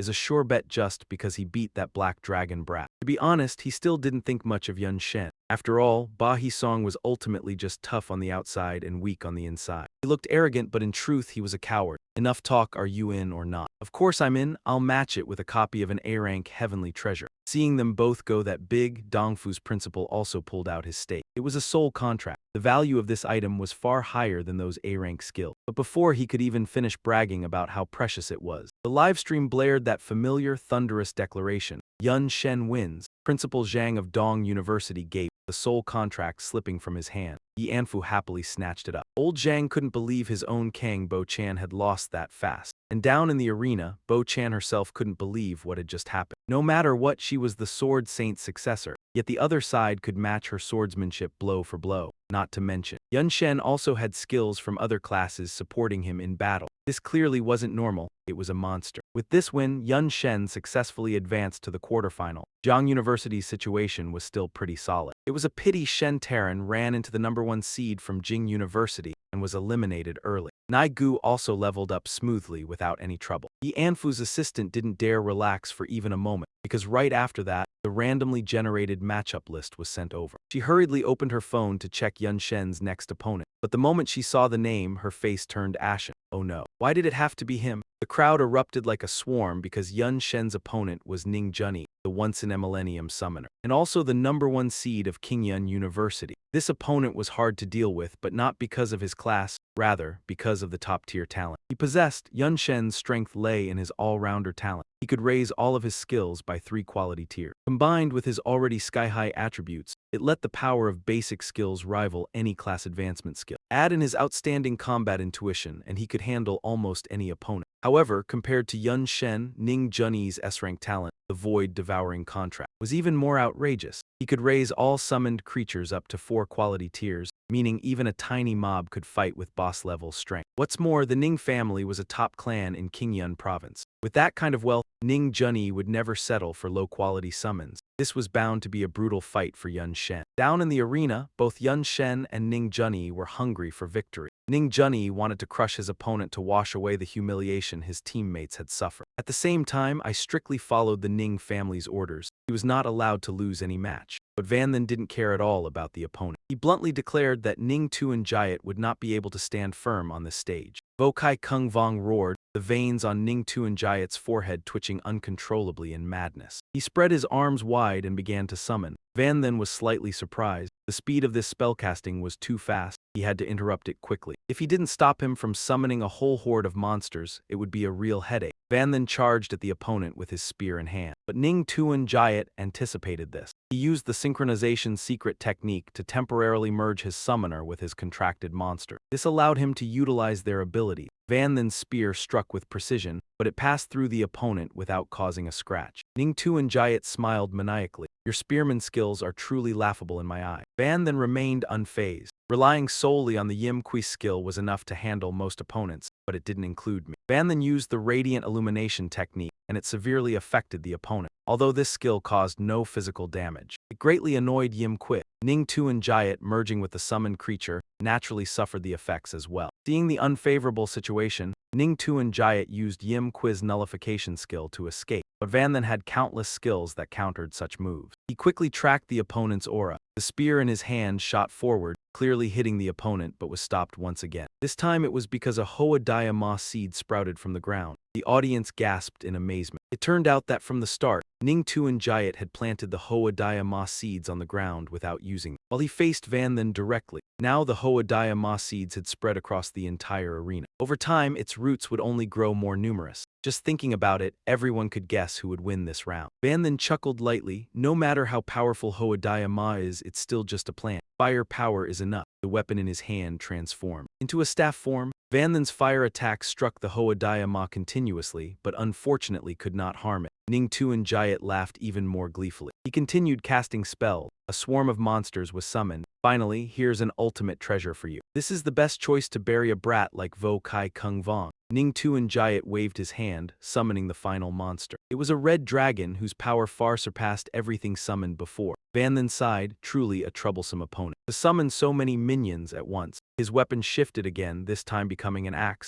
Then let's take them all down at once. Ning Tuanjiat thought he had misheard, assuming Van then still didn't understand the situation. He kindly reminded Van then. The Hoadiah Ma had not only spread across the arena, but had also started sprouting on Van then himself. Every place it touched would turn into fertilizer and eventually be drained to death. In the stands, people kept taunting Van then, urging him to admit defeat. Van then merely curled his lips in disdain. Relying on a few seeds to take me down, he stroked the weapon in his hand. This is the Tempest Axe, taken from the great demon chief back in the day. This battle axe had immense power, and combined with Van Then's skill, it would unleash devastating force. He activated the basic skill of his berserker class, Frenzy. He let out a roar, and all the Hoadiah Ma seeds parasitizing his body were blasted away. Ning Tuanjiat snorted coldly. Getting rid of the seeds, so what? He immediately ordered all his summoned beasts to charge at once. Van then chose not to dodge, but instead used 3 skills consecutively, then stood firm to take the hits. The audience on the stands had their mouths open in shock. Utterly speechless, is this kid out of his mind? He faced all of Ning Tuanjiat's attacks. But among the spectators, someone quickly realized the situation. In this world, a basic skill exists. The heavier the damage taken, the higher the personal attribute value. Van then had used multiple buffs at once and switched to the ultra-powerful battle axe, meaning that after the barrage of attacks, his strength had reached an unparalleled level of terror. Indeed, after the storm of attacks passed, Van then appeared amidst the rubble, in an utterly berserk state. He roared and then swung the axe in his hand. This single strike wiped out all of Ning Tuanjiat's monsters. In the observation stands, the crowd could only gulp in astonishment. Unbelievable, even Ning Tuanjiat began to fear, sweat pouring down his forehead. He could never have imagined that all his summoned beasts would be nearly annihilated. with just one move. If it weren't for his soul form being immune to physical damage, he would likely have been severely injured or even killed. Van Thien seized the opportunity and lunged forward. Ning Tuan Jayat quickly summoned Scarlet Dragon to protect him. The dragon was struck hard by Van Thien, but immediately after, he was grabbed by Earth Demon Flower rising from the ground, binding his legs tightly. Van Thien was trapped and dragged a long distance across the ground. Ning Tuan Jayat started laughing triumphantly. Didn't expect this, huh? As long as the roots of my Earth Demon Flower survive, it can be immortal. Go, Scarlet Dragon, burn him for me. Following his master's orders, Scarlet Dragon immediately spewed a massive fireball. Van Thien calmly summoned Water Element to successfully block this deadly strike. I heard your roots are still alive, then let me borrow them for a moment. Van Thien decisively grabbed the vine wrapped around his legs and yanked it forcefully. The Earth Demon Flower seed buried deep underground was also pulled out. Van Thien then used the seed to deliver a painful strike to Scarlet Dragon. Ning Tuan Jayat gritted his teeth. He never imagined his opponent would be this difficult to handle. The situation was extremely unfavorable. Ning Tuan Jayat intended to summon more troublesome creatures to buy time and secure victory, but his thoughts. Van Thien saw through them. He used the assassin's basic skill, Throw Dagger, to attack, but Ning Tuan Jayat laughed heartily. Fool. Don't forget I'm still in soul form. A mere dagger wants to harm me. The dagger passed through Ning Tuan Jayat's body. Indeed, it couldn't harm him, but a talisman was attached to it and it successfully stuck to his body. Ning Tuan Jayat then realized something was off. Could it be that the dagger was just a distraction, and the talisman is the real attack Van Thien used? Sure enough, the talisman exploded shortly after. Ning Tuan Jayat reverted from soul form, immune to physical damage. Back to a normal body. Deep and Fuck watched the battle without missing a second, laughing heartily. This kid is really not bad. He even figured out how to break the curse seal. Exorcism Talisman is usually a support skill, used to remove negative effects and reduce the impact of attacks. Van Thien instead applied this skill on his opponent. Unexpectedly, it could remove the curse seal on Ning Tuan Jayat. With perfect judgment and precise choice, he truly is a once-in-a-millennium genius. Deep and Fuck continuously stroked his long beard. Looks like in this individual round, first place is guaranteed for Jiang Dai's team. In the stands, Ning Tuan Jayat still couldn't believe his eye. He didn't think a basic skill could remove the curse seal. Van Thien knew the battle was already decided. To him, Ning Tuan Jayat in normal form was nothing to worry about. Stop underestimating me. Ning Tuan Jayat was furious. His Scarlet Dragon was now crushed flat by the Earth Demon Flower seed Van Thien had thrown. Yet Ning Tuan Jayat forcibly summoned it and merged it with himself. Vice Principal Lao Chu of Qingyun University became even more alarmed. Ning Tuan Jayat has clearly been cornered and is losing his mind in anger. Even if he turns into a dragon now, so what? Van Thien has weapons specifically for countering dragons. Didn't he almost kill Ba Hoa Tong earlier? Ning Tuan Jayat's current state made the stands erupt. Everyone shouted endlessly, urging him to crush Vo Chuk Tan Enhan. The cheers fueled Ning Tuan Jayat's madness. Ha ha ha, this is the power of a dragon, an unstoppable force. Now in front of me you're nothing but a brat.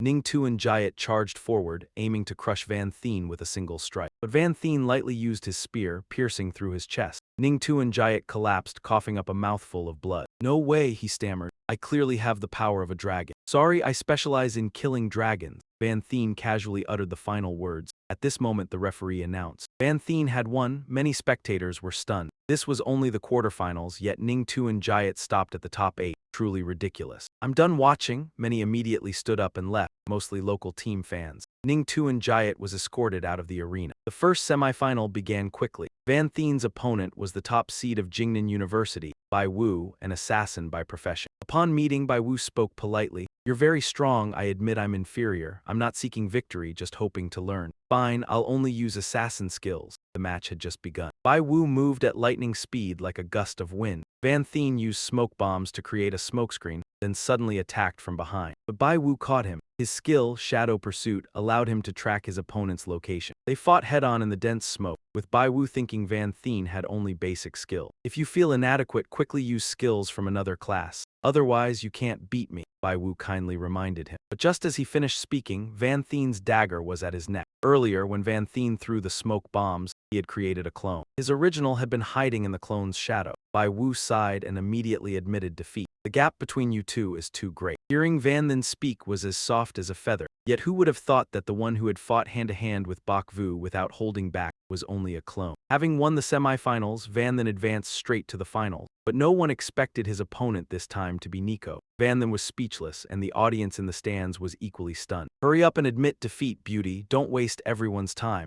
Nico snapped, and Van then looked at her helplessly. "Do we even fight? Fight what?" Although their words were sharp, in truth I could never beat you, Nico cheerfully conceded. Van then, once the most unnoticed and unloved, now sat proudly on the champion's throne. The stands fell completely silent, leaving the show's MC utterly stunned. It turned out this was the advantage of the home field. Even though Van then had won, not a single cheer erupted. Yet Van then didn't care at all. Compared to ordinary cheers, defeating Than Dai so completely that they couldn't lift their heads was what truly pleased him. After that day's match, news about Van then dominated every network. The criticism consequently turned toward Nin Tuanjaya. He went from being a celebrated gentleman to a disgrace for the Nin family and Than Van University. Vice Principal Chu was so furious he wanted to expel him. He continuously scolded the student he had once cherished the most. This loss would heavily impact Than Dai's reputation. Now, to turn the situation around, they had to claim the overall championship. "I don't care what tactics you use. In tomorrow's team round, you must win." After Vice Principal Chu left, the Than Dai group began to worry. For many years, the team round had always been their weakness. Nin Tuanjaya now wore a crooked smile. A golden orb appeared in his hand. Following the normal route would obviously be difficult. If someone was willing to serve as a sacrifice, then Nin Ka. "What do you want to do? Don't." She didn't finish speaking before a horrific scream cut her off. It had already occurred. On this side, Jiang Dai's students were immersed in euphoria. No wonder today Van then was outrageously cool. Deepan Fuck personally came to greet him. He generously handed over the spoils won from the previous bet. Among them, Van then focused only on the soul contract. Deepan Fuck also considered it a valuable and rather rare item. It could connect with the soul of a target. Once a master-servant contract is signed, it cannot be resisted. Just like the two elven maids of the headmaster who were subdued through soul contract. The law strictly prohibits citizens from using this, as Xuan Long Nation places great emphasis on human rights. Thus, Deepan Fuck suggested Van then find a magical beast to sign a contract with, preferably a foreign rare creature. Additionally, since Van then had achieved first place, Jiang Dai had prepared special rewards, 10,000 points, 20 million in cash, and an extremely rare equipment piece. The students immediately erupted in excitement. The reward was incredibly generous. While Deepan Fuck happily chatted with the students, the assistant girl, looking gloomy, announced bad news. Li Huanvu, the mage from Than Van University's team, had been seriously injured during training. Since he could no longer compete, he was replaced by a guarding knight. Jiang Dai's kids were furious upon hearing this. "That's just too underhanded. Everyone can see we're the entrusted team. They must fear the Iron Valor formation. Replacing the mage with a knight was clearly aimed at us. It was obviously a dark move. In previous years, no one would have dared to swap participants mid-match." Van then merely smirked, revealing no worry. "If the opposition wanted to use the Iron Valor formation to pressure us, then I won't hesitate to let them taste some strategy." The next day came quickly, and the team competition officially began. The next match was 16-8 between Bok Engip University and Jiangnan University. As soon as it began, Van then led his teammates charging forward. Deepan Fuck and his old friends stayed in the room as usual, watching through the live screen. But today, the betting scene was no longer lively. They had played to their heart's content, yet no principal dared to place a bet. It was uncertain whether it was exciting or not. Everything felt dull. Who could have expected Jiang Dai to have a youngster like this? This wasn't a team competition at all, it was clearly a personal showcase. No one wanted to lose any more treasures. These were all seasoned veterans, having lived long enough to witness many geniuses. Yet even the most outstanding could at most handle one or two opponents simultaneously. But Van then, from the start, was able to rely solely on his own strength to break through the entire opposing team's defense. His multi-class traits made his offensive techniques extremely versatile. Combined with a sharp mind, it allowed Van then to handle any situation. Vice Principal Chu of Than Van University had remained silent all this time, finally showing some irritation. "I admit that little guy is strong, but this is a team competition. Coordination is the key. His faction's lineup is limited, so he simply can't advance far." Deepan Fuck just smiled without saying anything more. "Strategy? We'll see." Meanwhile, on the arena floor, Van then is facing the entire opposing team alone. His speed is incredibly fast. Moreover, his skill power is extremely strong. The opponents simply cannot withstand it. After a short while, Bok Heap is completely defeated. 4 consecutive matches and my hands barely warmed up before it ended. No chance to show anything. Frustrating, I even had to chase everyone while brewing my talisman. Who told us to stay behind the main formation? Deep Than Lin and Tun Kong sighed to each other. They didn't know whether to feel happy or sad in this situation. Van then approached from behind and lightly tapped each of them on the head. "Stop talking nonsense. You are essential tactical support. It's just that the early rounds opponents are too weak, so you don't need to act. Pick up your morale immediately, break time is over. Next up is the quarterfinals, but the audience could only sigh as Jiang Dai's team was overwhelmingly strong. Don't even think about defeating the whole team, just beating Van Then alone is already extremely difficult. Jiang Dai's next opponent is Qingzhou University. The opponents seem very confident. They think Van Then's faction lineup is nothing but trash. Qing University is known as a team that crushes reckless challengers. They've always been famous for their mages. All participating players are mages. Although their individual performance in earlier rounds was mediocre, their attribute coordination in team battles brings tremendous effect. Yu Fai Than looked at the opposing lineup and found it ridiculous.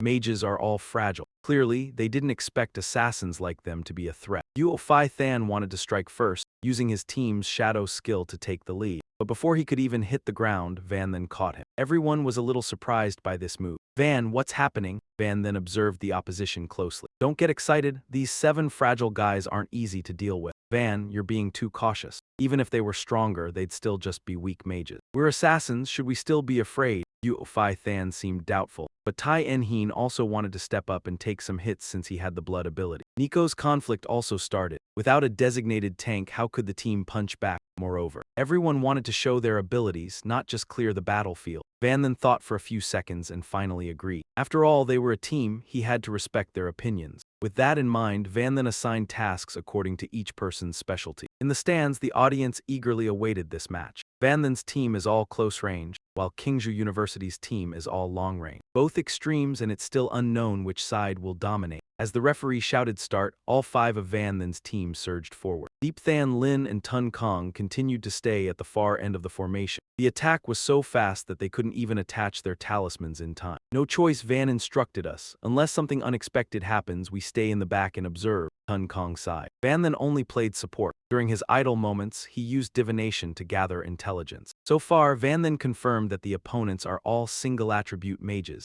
skilled in exploiting different attributes for coordination. He also identified their attributes: fire, ice, wood, earth, light, and dark. Fire and light likely serve as the main suppressive attacks. Dark and ice support firepower and induce abnormal states. Earth focuses on defense, and wood specializes in control. Only one mage's attribute Van then couldn't determine. Moreover, he was positioned at the back. Clearly the key protected target. Van then suddenly felt a chill. Wait, I can't sense any attribute in his magic, could it be? The captain of Qingzhou University laughed heartily when Van Then's group attacked. He ordered his team to create a massive explosion. At the same time, 4 attacks from 4 different elements were launched. Van then quickly used his innate spell skill and 2-layer spell to create a fireball to block them. For now, he had to do his best to block the opponent's attacks. The intersecting magic caused a large explosion in the center. Van then frowned. Some skills he still couldn't block. Relying on himself alone, facing 4 mages was still extremely difficult. The skills Van then couldn't defend against were closing in. Tai En-heen quickly used his blood spirit to intercept them. Naiko and Lam Hiu seized the opportunity to draw their swords and charge. The opponents remained unfazed and continued their relentless counterattacks. The Qingzhou captain was still a frog in a well. With only a slight advantage, he already assumed victory. While he was still basking in his imagined victory, Tai En-heen used Blood Shadow to strike from behind. Unfortunately, the opposing team was not easy to handle.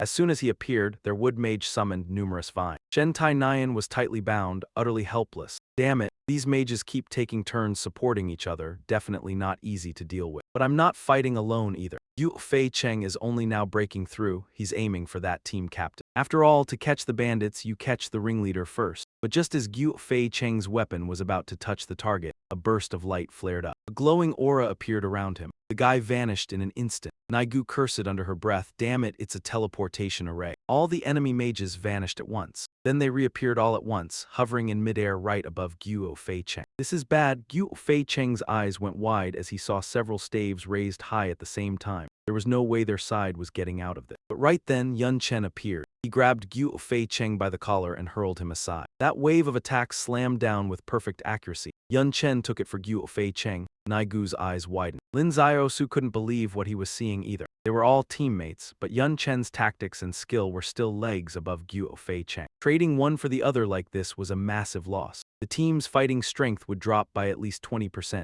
Guo Fei Cheng collapsed onto the ground, his eyes starting to redden. How did it come to this? I should have listened to Brother Yun from the start. If I'd handled it more carefully, everything would have been different. Of course, there was no way Yun Chen would die that stupidly. While his teammates were still busy crying, he appeared again. Same careless expression, same confidence. Clearly, the one who rushed in to take the hit for Guo Fei Cheng earlier was only Yun Chen's clone. Unfortunately, that clone was dead. For the next 2 hours, he wouldn't be able to use it again. But saving a teammate was worth the trade. No one expected the enemy to have a teleportation mage anchoring their formation. That was a huge headache. Nai Gu started to worry because things weren't as favorable as they'd thought. Teleportation mages were extremely rare. Not because the path was hard, but because the tactics were too limited. That was why they never anticipated the enemy would have this class. The moment they charged in to fight, the enemy had already quietly laid down a large number of teleport arrays across the arena, and he himself stayed all the way in the back, making him very hard to reach. What now? Naigu was completely at a loss. It's fine, keep them tied down, don't let them interfere with me. Leave the rest to me.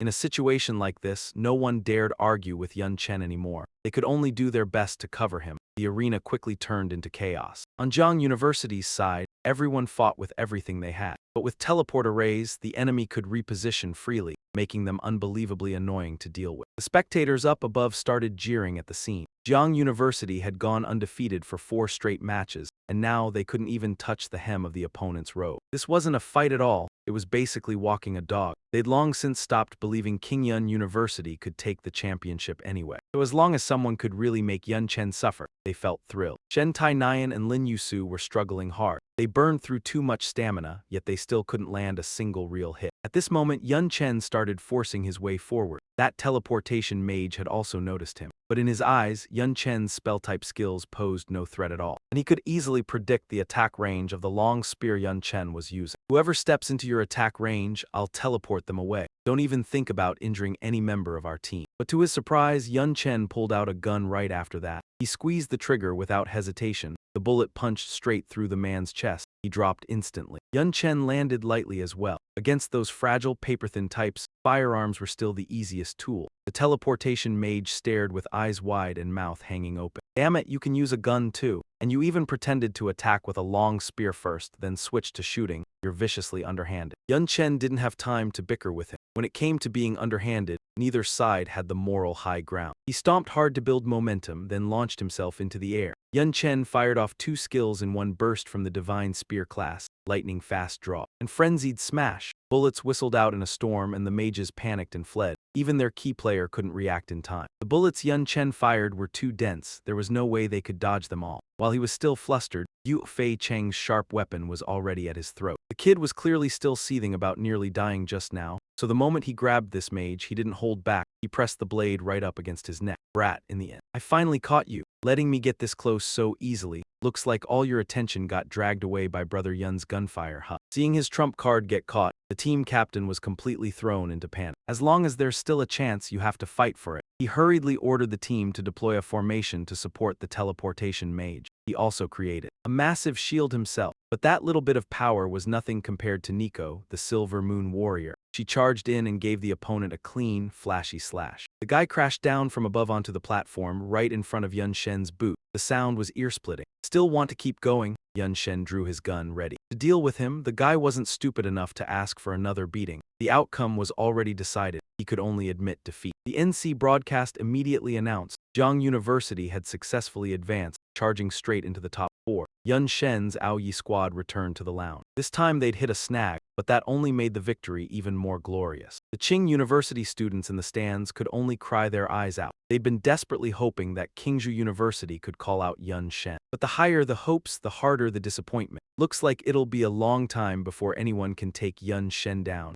Jiang University's team went back to the lounge. Nico, Lin Zio Hu, and Kwef Fai Than were animatedly recounting how the match had played out. Only Yi Qing Ling and Tun Kong Triu were still in low spirits. Sitting off in a corner, they took turns sighing. We won sure, but it feels awful. No matter what, we're still in the top 10 strongest students of the year, but in those matches just now, it's like we didn't even exist. And it's all because Brother Yun is way too strong. Winning 5-0 still counts as a win. I guess it's not bad. It feels like we could have just sat there and still taken the championship. Tun Kong Triu tried to comfort Yi Qing Ling with careful words. Every single word was heard by Yun Shen. Who said I was going to let you two sit around? Next match, you two are the main force. As soon as Yun Shen finished, Tun Kong Trio and Yi Qing Ling's eyes lit up at the same time. Really, brother Yun, we actually get to be the main force. The break ended and they stepped into the first official semi-final. This time, Jiang University had to face the team from Victory University. This team was considered the most brutal, terrifying, and bizarre lineup in the entire history of the freshman intercollegiate exchange tournament, because every single member carried monster bloodline. Their captain was also one of Yun Shen's old rivals. It was Ba He Tung, and honestly, the looks of this lineup made people uncomfortable. Whispers rose from above, "That's Victory U's ugly Zam Min squad." But what could they do? They didn't exactly want to look like that either. Isn't it all because their elders did this to them? To explain why, we have to go back 17 years, before the mutation happened. Some players acted alone just for fun. One after another, they chose monster races, goblins, stonefolk. Some even chose the Jiangxi clan. As a result, after the game merged with reality, they truly turned into monsters. And that meant their children ended up looking neither fully human nor fully monster. Before the match even started, a Victory U member honestly reminded Ba He Tung. The fangs and weapons Yun Shen had were specifically meant to counter Dragon King. Of course, Ba He Tung knew that. He'd gotten wrecked the day before and his body still hadn't stopped trembling today. But so what? Ba He Tung suddenly shouted, maybe out of resentment. Or maybe to bolster his teammates' will. Have you forgotten what we've been through all these years? All because of these ugly faces and alien bloodlines. We've suffered discrimination and humiliation from childhood to now. Ba He Tung wasn't wrong. They hadn't done anything wrong. The fault lay with their elders' irresponsible just for fun choices. They should have been human too, yet from the time they were little, humans humiliated them however they pleased. Ba He Tung had nurtured thoughts of revenge since childhood. That's why he didn't hesitate to throw himself in and follow the HLM, fully turning into a monster. Now standing before him were humanity's elites from the top 7 universities. He wanted even more to trample them, to grind them under his feet. Victory U's members with monster bloodlines were extremely arrogant. After just a few lines from Ba He Tung, their fighting spirit shot through the roof. Every one of them burned with ambition to wipe out their opponents. Yun Shen absolutely hated this team.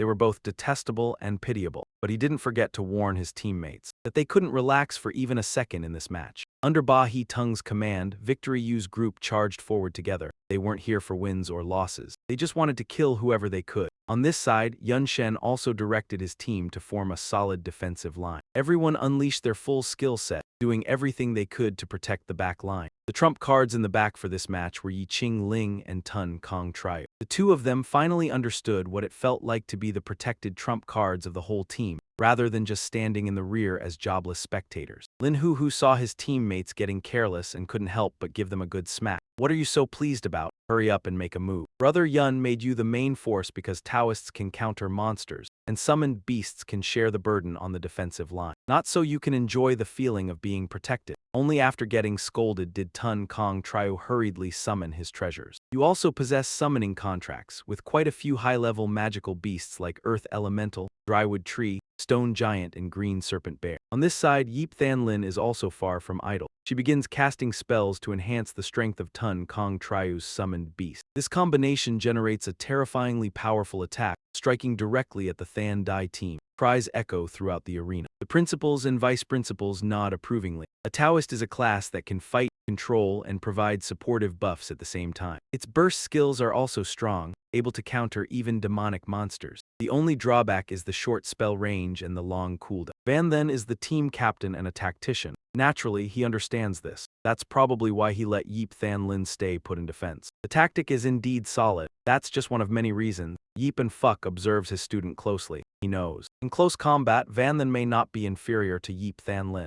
He is doing this to reduce the chance of injury to his teammates. It also gives them a chance to shine. This kid truly is cold on the outside but warm on the inside. In the arena, Yip Than Lin and Tun Kong coordinate perfectly. The more they fight, the fiercer they become, leaving the Ba Hoa Tung team unable to recover. He lies flat on the ground, extremely unwilling, losing yet again. Van then slowly walks toward him. He has never felt the pain of their kind. He doesn't want to lecture, but Van then truly wants to enlighten these reckless fools. What you should retaliate against are those who mock and discriminate, not the innocent. That is the choice humans should make. Ba Hoa Tung displays an extremely pained expression. From start to finish, Van then has always regarded him as a true human being. Yet he, ignorant of right and wrong, vented his unjustified anger on someone blameless. Suddenly, Ba Hoa Tung understands and accepts his defeat with full respect. Jiangnam University wins another round, and what Van then just said to Ba Hoa Tung makes countless spectators think. That reckless tactician, always cold yet surprisingly able to judge right from wrong.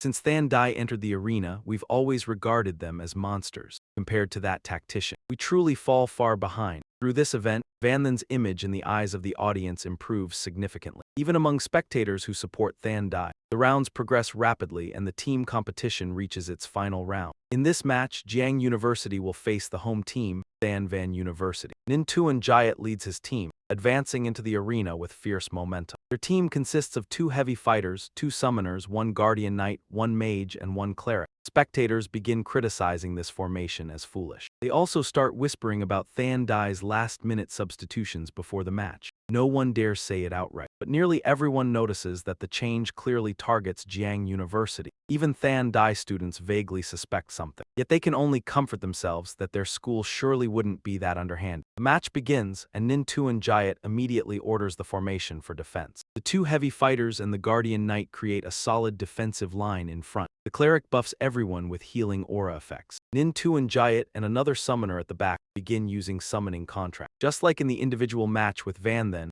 a horde of monsters is summoned again. Witnessing this, many are left gaping. 3 defensive units plus the cleric's buffs plus 2 summoners summoning a horde of beast spirit. This is absolute defense. On this side, Van Then has also completed his formation. Coincidentally, their formation is also defensive, with calm confidence. N. Chai Ko stands at the front. Quach Phi Than and Lam Hiu handle protection. Tun Kong Triu summons a horde of monsters. Behind them are Yip Than Lin and Van Then. Van Then is using a series of skills from different classes, while Yip Than Lin is diligently buffing him and the other teammate. Van Then now seems to have awakened to a different state. If the opponent deploys the strongest shield, then we naturally must use our strongest spear to break it. In the waiting room, Vice Principal Chu begins to wonder. Old Yip, your young tactician at the back, is using melee weapons. On top of that, he's frantically stacking buffs. What exactly is he trying to do? Yip and Fuck calmly replies that Van Then has his own plan. But in truth, he is also anxious. A strategy like this is something Principal Yip has never seen before. Then another principal suddenly realizes something. It's a common low-level skill, capable of giving any ranged combat class an advantage. At this moment, Nin Tuan Jayat also notices the anomaly. He didn't expect Van Then to dare use a skill in such a bold way. Nin Tuan Jayat hurriedly orders his team to deploy all summoned beasts to block, while using their strongest defensive skill. As the opponent strengthens their formation, Van Then has already accumulated enough power, enlarging the spear in his hands. Van Shen shouted, "Go!" Following his command, the spear was launched using a common-level skill called Launch. It pierced through the first layer of Qing University's defense. It continued whizzing forward, throwing Ning Tuan Jai's team members into confusion. But in this situation, they couldn't react in time. Van Shen's spear cut through the air, shattering the defense that Qing University had painstakingly set up. Their formation was completely torn apart. Though they weren't completely defeated, they were struggling badly. Yet Tuan Jai still held his head high, laughing loudly. Van Shen, never expected you to go all out like this. Now you're unarmed and my formation is still intact. What can you possibly use to fight us? Ning Tuan Jai was full of confidence. But at that moment, Van Shen simultaneously activated 2 of his talents, Heavenly Law Staff and Mage's Grip. A giant hand rose from the ground, picked up the spear, and hurled it back toward him. Van Shen wore a proud smirk. Who said I went all in? Isn't the second move coming?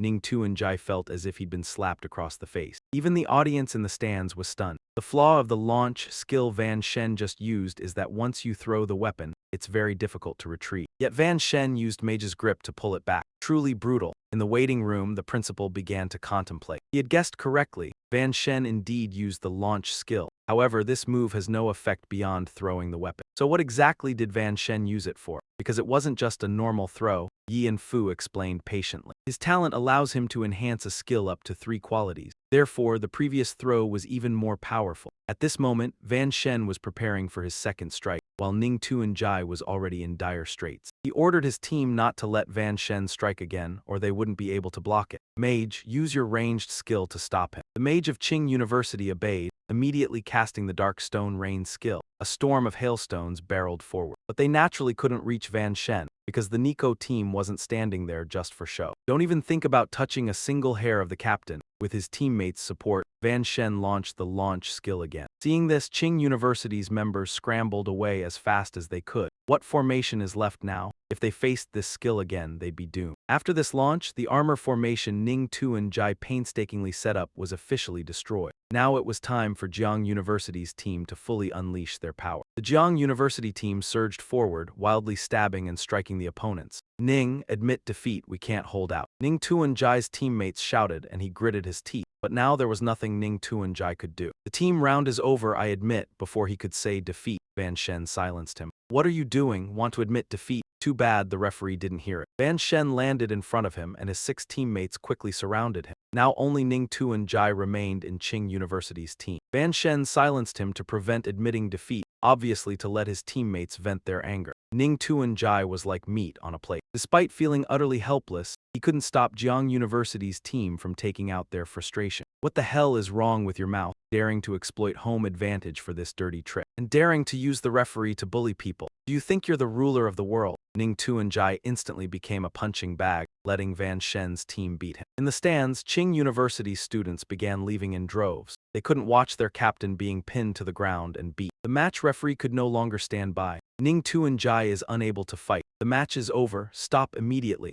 Jiang University's team still hadn't released their anger, but the referee had spoken. They had no choice but to yield. Ning Tuan-jai was beaten until his face was bruised. Qing University's face also lost all dignity. It was over. Jiang University won first place in the team competition. On the high platform, a figure appeared, the mysterious one in red. He carefully observed the situation, then gave a strange smile. Finally, it begins. After the match ended, Ning Tuan-jai sat silently in the waiting room the whole time. His teammates looked at him with extreme embarrassment. Then, since the match ended, Ning hasn't said a word. Could it be that he's been beaten silly? Vice Principal Chu Tan-zhang wasn't feeling great either. He had long predicted that his students wouldn't achieve much, so he quietly arranged for Ning Tuan-jai's group to meet Jiang University only in the final. Now, no matter what, they would at least get second place. Top 7 was basically secure. Quick snap out of it, Ning Tuan-jai gritted his teeth. Although the ranking was safe, his dignity had been crushed by Van Shen. He swore that one day he would track Van Shen down and trample him underfoot. Meanwhile, in Jiang University's waiting room, laughter and chatter echoed nonstop. Everyone felt elated, having vented their anger. By now, news of Ning Tuan-jai being pinned and beaten had probably gone viral. Qing University's pride was completely gone. Yi Fu was very satisfied with his students. They'd taken first place in the first 2 rounds. Those results were enough to all but lock in the championship. So Principal Yi told them not to put too much pressure on themselves in the final survival round. This round would be held in an abandoned city in Qingyun province. It had once been a wealthy city, but 60 years ago a rift suddenly appeared, and black miasma began to corrode everything. Almost all residents below level 6 died. The lucky survivors fled, and as time passed, plants in the city also grew wildly, and more demonic beasts poured in and settled. Over time, the place even produced some rare natural treasures. Now, the black miasma here had been purified by priests. Qing University had also eliminated the powerful demonic beasts, leaving only a portion suitable for freshmen to contend with. And any resources the contestants collected didn't need to be handed in. Whatever you found was yours. At that, every student's eyes lit up, because they'd heard that even A+ grade rare treasures could appear in the survival round. Getting one would be a huge windfall. Would there be soul-inviting grass in there? Yun Shen wondered. Soul-inviting grass was a key ingredient for the awakening elixir, and his little sister had reached the age to awaken her talent. The awakening elixir could help the girl gain a better talent. Yi Anfu had already sent people to investigate. In that city, there were at least 15 A-grade rare treasures and 3 A+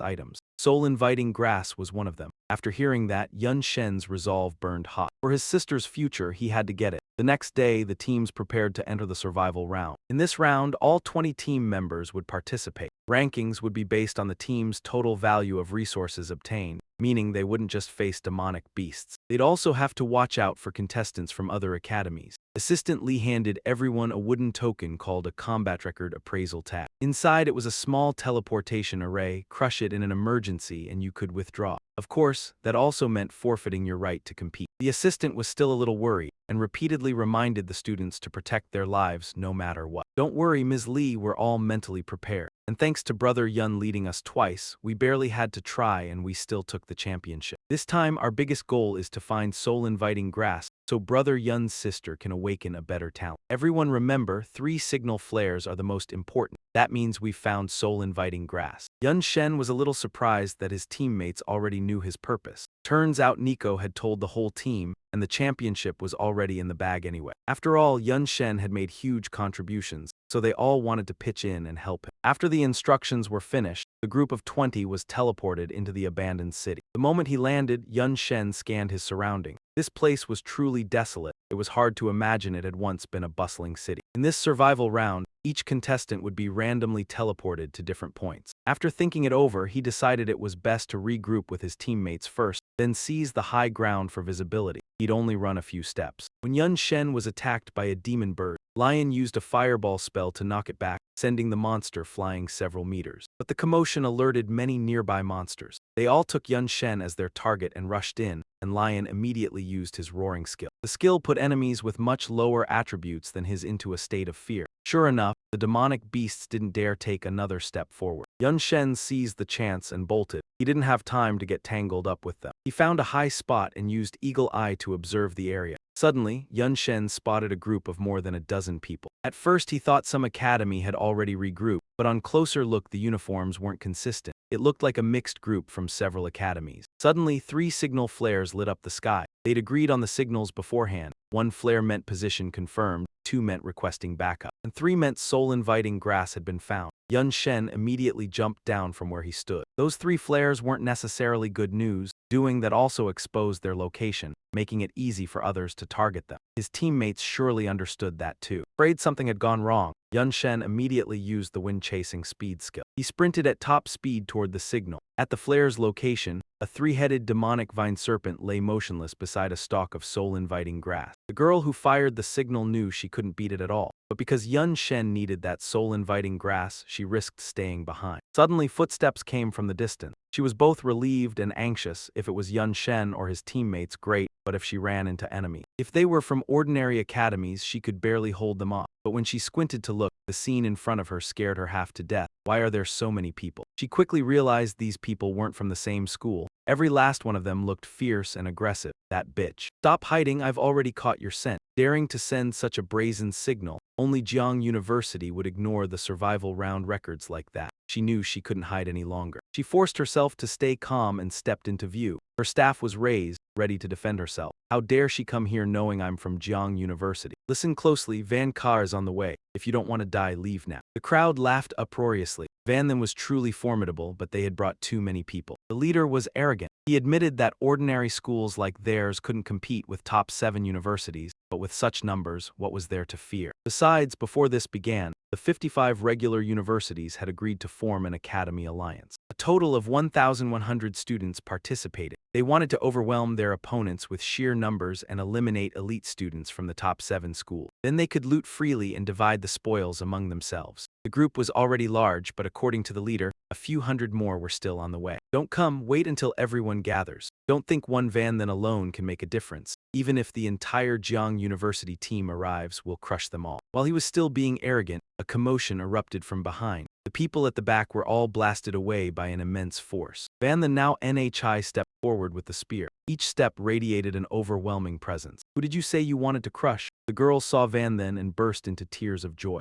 Van Ka had finally arrived. She was saved at last. The students from the Academy Alliance hesitated. Van then's presence was even more terrifying in person than on the video. The fireball technique he used was terrifying. A single strike had taken out more than a dozen people, yet the leader remained stubborn as a bull. He still insisted that their numbers guaranteed victory. Even if we each spat at him, it would be enough to drown him. Just a small, insignificant scrapper. What was there to fear? Van then showed no fear. If they relied on numbers, he wanted to see which fool would come here and die first. Van then braced himself on the spear, then tilted his head back and used the war roar skill, just like he had with the stone. As expected, the ordinary students fell like wheat. The leader began to panic. His mouth shouted, "Don't be afraid," but inside he trembled. "Don't be arrogant, this was just a basic warrior skill. How could it make us lose heart?" He finished speaking and turned, only to see Van then right in front of him. "What did you say?" This expression, this aura, it was terrifying. The bastard panicked and immediately ran. Don't kill me, big brother, I was wrong, please forgive me." With the leader fleeing, the Academy Alliance collapsed instantly. Utterly, every single one ran for their lives. They weren't foolish enough to confront a monster like Van then. Van then, meanwhile, felt a bit disappointed. He had expected them to be fierce, yet they didn't even have the courage to attack. In the end, they were just a worthless bunch. He approached his teammate and spoke softly to reassure her. "Thank you for helping me watch the enemy herbs, now it's safe." She was also relieved. Surviving was happiness enough. The elders had been observing the situation, and Deep and Fuck laughed heartily. He had expected a brutal battle, yet Van then had resolved it cleanly without shedding blood. But others weren't as lucky. The assembly included hundreds of students who were not easy to provoke. Already, over a dozen top 7 school members had been eliminated by them. The principals were quite displeased. It seemed that the rules would need stricter adjustments next year. Deep and Fuck worried about protecting the participants. On this front, Vice Principal Chu of Than University was extremely pleased. They had set up a barrier covering the entire abandoned city. No demon beast from outside could enter. Several patrol airships were in the sky, each with guards. Within the city, many examiners were hidden in the shadows. They formed the last line of defense to ensure the students' safety. Meanwhile, Van then was busy facing the three-headed serpent. But it didn't take him much effort. A few strikes were enough to send it away. He harvested the enemy herb, then reminded his teammate to signal everyone to regroup. She immediately fired a signal flare into the sky. Than University had seen the signal. They had planned to regroup at the first support signal point for protection. But Van then arrived first. "Brother Ning, are they still surrounding us? Do we really have to fight that scrapper?"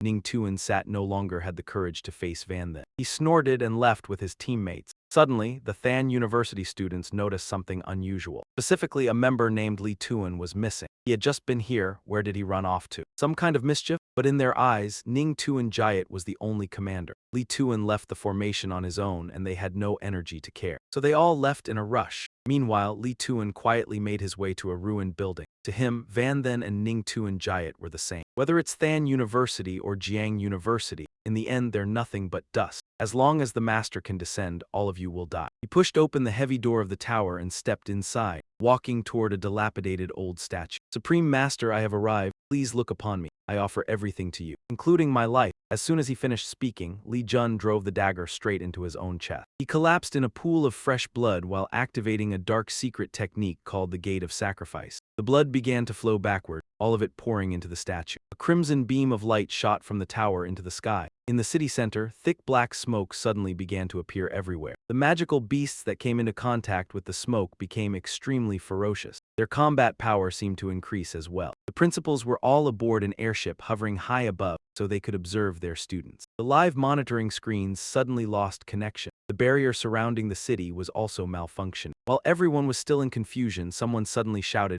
"Everyone, stop looking at the screens and look out the window. Something big has happened." Yi Anfu and the others hurried to the airship window. Vice Principal Zhou Jinghai. Because the city was being engulfed in the aura of the dark world, Yi Anfu worried that rifts had appeared in City L. And there might be more than just one. This aura could reduce human combat strength and corrode equipment. In addition, it could also empower monsters, driving them into a frenzy. There was no need to think twice. The students below were in danger. Vice Principal Zhou immediately ordered the barrier to be forcibly opened so their airship could enter. At the same time, he used a secret technique to notify the examiners to quickly protect their students. Under no circumstances could there be large-scale casualty. Yi Anfu's brows were tightly furrowed. To the demon sovereign of the dark world, the essence of a demon sovereign was the greatest humiliation. And Yun Shen happened to possess such a thing. At this moment, a separate barrier still surrounded that abandoned city. He could only resent that he couldn't teleport directly inside to protect his student. Meanwhile, Yun Shen was casually chatting with his teammate. The two of them were waiting for the others to arrive. However, Yun Shen suddenly sensed something strange, like a dark aura. Clearly, Principal Yi had said that the dark aura here had long been purified by priests, so why could he still sense it? Just then, Nico and the others arrived. The moment they saw Yun Shen, they were overjoyed. Before they could even exchange greetings, a pitch-black whirlwind swept in from behind.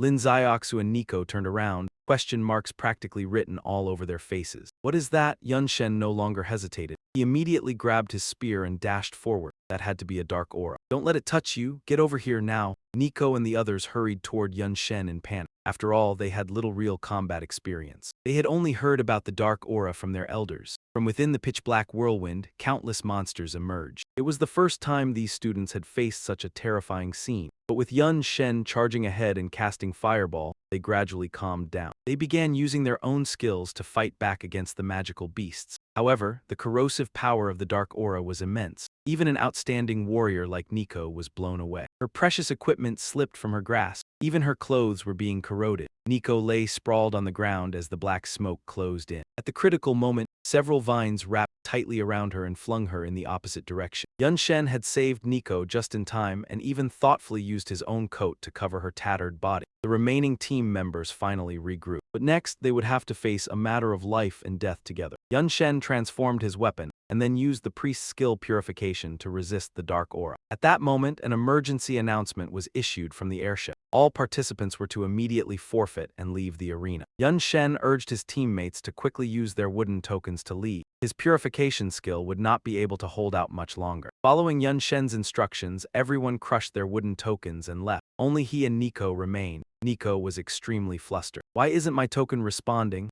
Nico was in a panic. She had clearly used all her strength to crush it just now. Yun Shen figured her token had been corroded by the dark aura. The teleportation array inside must have been damaged as well. Without hesitation, he handed her his own token. Nico accepted it but still hesitated. "What about you? I'll manage. You go first." "That's an order from your captain." Nico's eyes filled with tears. But with her current strength, staying would only become a burden to Yun Shen. "All right, stay here and be careful." The nun decisively crushed the token in her hand, then vanished, leaving only Yun Shen behind to face it alone. Just then a few crisp claps rang out from the side. It was that strange man in red again. In fact, this was the first time Yun Shen had ever met him face to face. The stranger spoke in a mocking tone. "What a responsible captain, going to all that trouble for your teammates." Yun Shen shot him an icy glance. Even though this was their first encounter, he had a faint impression of the man. He was one of the judges who had overseen Yun Shen's individual match the other day. Yet Yun Shen had no idea why he was here now. The man hurriedly waved his hands to explain that he was here to secretly protect him, because outstanding trainees like Yun Shen required special care. No accidents were allowed. "Come on, I'll take you somewhere safe." The man placed a hand on Yun Shen's shoulder, activated spatial magic, and whisked him away at once. At that moment, Principal Yi Anfu teleported in as well, but there wasn't a single kid left. He even thought they'd all crushed their tokens and withdrawn. However, traces of spatial magical fluctuations still lingered in the air, making Yi Anfu cautiously scan the surroundings. Spatial shifting was powerful magic, able to ignore distance, and extremely hard to track. If they were taken too far, finding them would be nearly impossible. The place Yun Shen was brought to was extremely bizarre. The moment he landed, he realized it wasn't that abandoned city. But it did seem like somewhere that had been corroded by sinister dark energy years ago. A place like this was absolutely not safe. Yun Shen focused intensely, because that man had appeared. He lunged down from above Yun Shen's head, but Yun Shen reacted fast and dodged to the side in time. The stranger looked thrilled. "This place has been corroded for ages. Your senses should be sluggish, so how did you still detect my attack?" He raised his eyes to the young man before him and blurted out in shock. Yun Shen had already entered a different state thanks to the effect of his H talent. The experience he'd gained from the institute wasn't just for show. "Sorry about that. Darkness is my home turf too." Even though he didn't know what this bastard wanted, if he was here to kill him, Yun Shen wouldn't mind taking his life instead. "No wonder you're so arrogant. So the talent you got from the Demon Lord's essence is this." The man didn't flinch at all. He was a second advancement spatial mage at level 38. Facing a young man like Yun Shen, he didn't take him seriously in the slightest. The stranger spread his legs, sprang high into the air, and used two skills at once: spatial blade edge and staffless casting. Yun Shen could only vaguely sense the space twisting. There was almost no way to read the trajectory. It really was an invisible strike. But Yun Shen wasn't weak either. The moment he felt danger closing in, he activated Divine Blink and escaped death by a hair. Behind him, the spot where Yun Shen had been standing took the full brunt of a terrifying force. A massive boulder was carved with a deep cross-shaped slash. If it had hit him, his body would likely have been cut into 4 pieces. The man grew even more interested. "Oh, what skill is that? It works like my spatial magic. Must be god tier, huh?" But he wasn't afraid because Yun Shen's level was still low. A god tier skill would drain him heavily. The man figured Yun Shen couldn't use it many times, so he pressed the attack even harder. Yun Shen hurled dozens of fireballs, but every one of them was pierced straight through by that attack. The stranger burst into loud laughter, pleased with himself. This is the strongest part of spatial magic. It tears space apart. Nothing can stop it, just accept your death. Yun Shen clenched his teeth, starting to panic. Just as the man said, he couldn't use Divine Blink too many times. Now Yun Shen could only rely on the enemy's movements and his divine eye to predict the path of those invisible strikes. But the attacks came too fast, too relentlessly. In the end, Yun Shen still got hit, his body aching and heavy. And with just that one move, the man said, "You really are very weak, but you're good enough to be called a strategic talent of the Xuanlong kingdom." He praised Yun Shen bluntly, while also showing off his own prowess. His spatial mage profession was among the rarest of all. Anyone who possessed it was a nation-level strategic asset. In his eyes, Yun Shen's ability was just a cheap trick, not worth mentioning. Yun Shen was hit again and again. This blow was even heavier than the last. He spat fresh blood, hatred filling his eyes, unwilling to accept it. Unwilling as he was, Yun Chen still collapsed into a large pool of blood. Seeing he could no longer fight, the enemy charged in eagerly. He wanted to take Yun Chen's head and go back to claim his reward. What that reward was would be revealed later. All that mattered was the moment he closed in on Yun Chen. Yun Chen struck again, using flame fist to drive a straight punch into the bastard's gut. The man spat out a mouthful of blood and howled in pain. "Little bastard, so you were playing dead." The man was blasted back several meters. His clothes were shredded by the blow, and his abdomen caved in with a crater-like dent. "Fine, in return, I'll make sure you don't get a whole corpse." Yun Chen stared at him without a hint of expression. His body had already mended itself thanks to his extraordinary regeneration.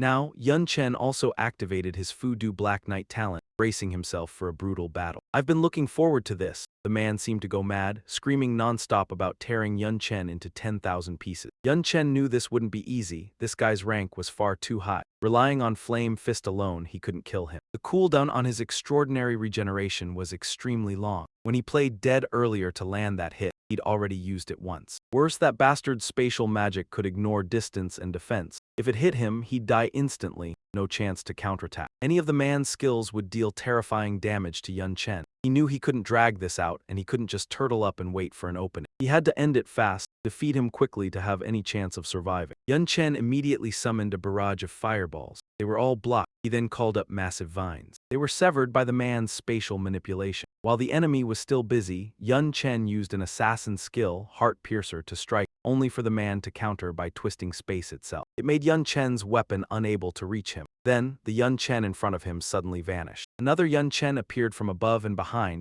charging with a long spear. Clearly, he had used his familiar clone skill again. But that man was even craftier than Yun Chen had expected. He had already sniffed out the true body's mana long ago. The ambush failed. Yun Chen clenched his teeth in frustration. He had carefully chosen the attack angle to hit the man's blind spot, yet he was still red like a book. Seeing the enemy about to strike, Yun Chen had no choice but to activate an S+ invincibility skill. It made him immune to all damage and control effects for 3 seconds. The man was knocked back and spat out a curse. He hadn't expected the kid in front of him to have so many bizarre, unique skills. Seizing the moment, Yun Chen unleashed a soul-shaking slash. Seeing he was about to be hit, the bastard hurriedly used spatial pierce again. Like teleportation, he instantly shifted to another spot. That had been dangerously close. The man panted hard. He'd nearly been cut down by Yun Chen. Just how many skills does this brat have? Why is each one more freakish than the last? While he was still thinking, he sensed killing intent from behind. Yun Chen had already caught up. The bastard immediately pierced space once more. Yun Chen was furious.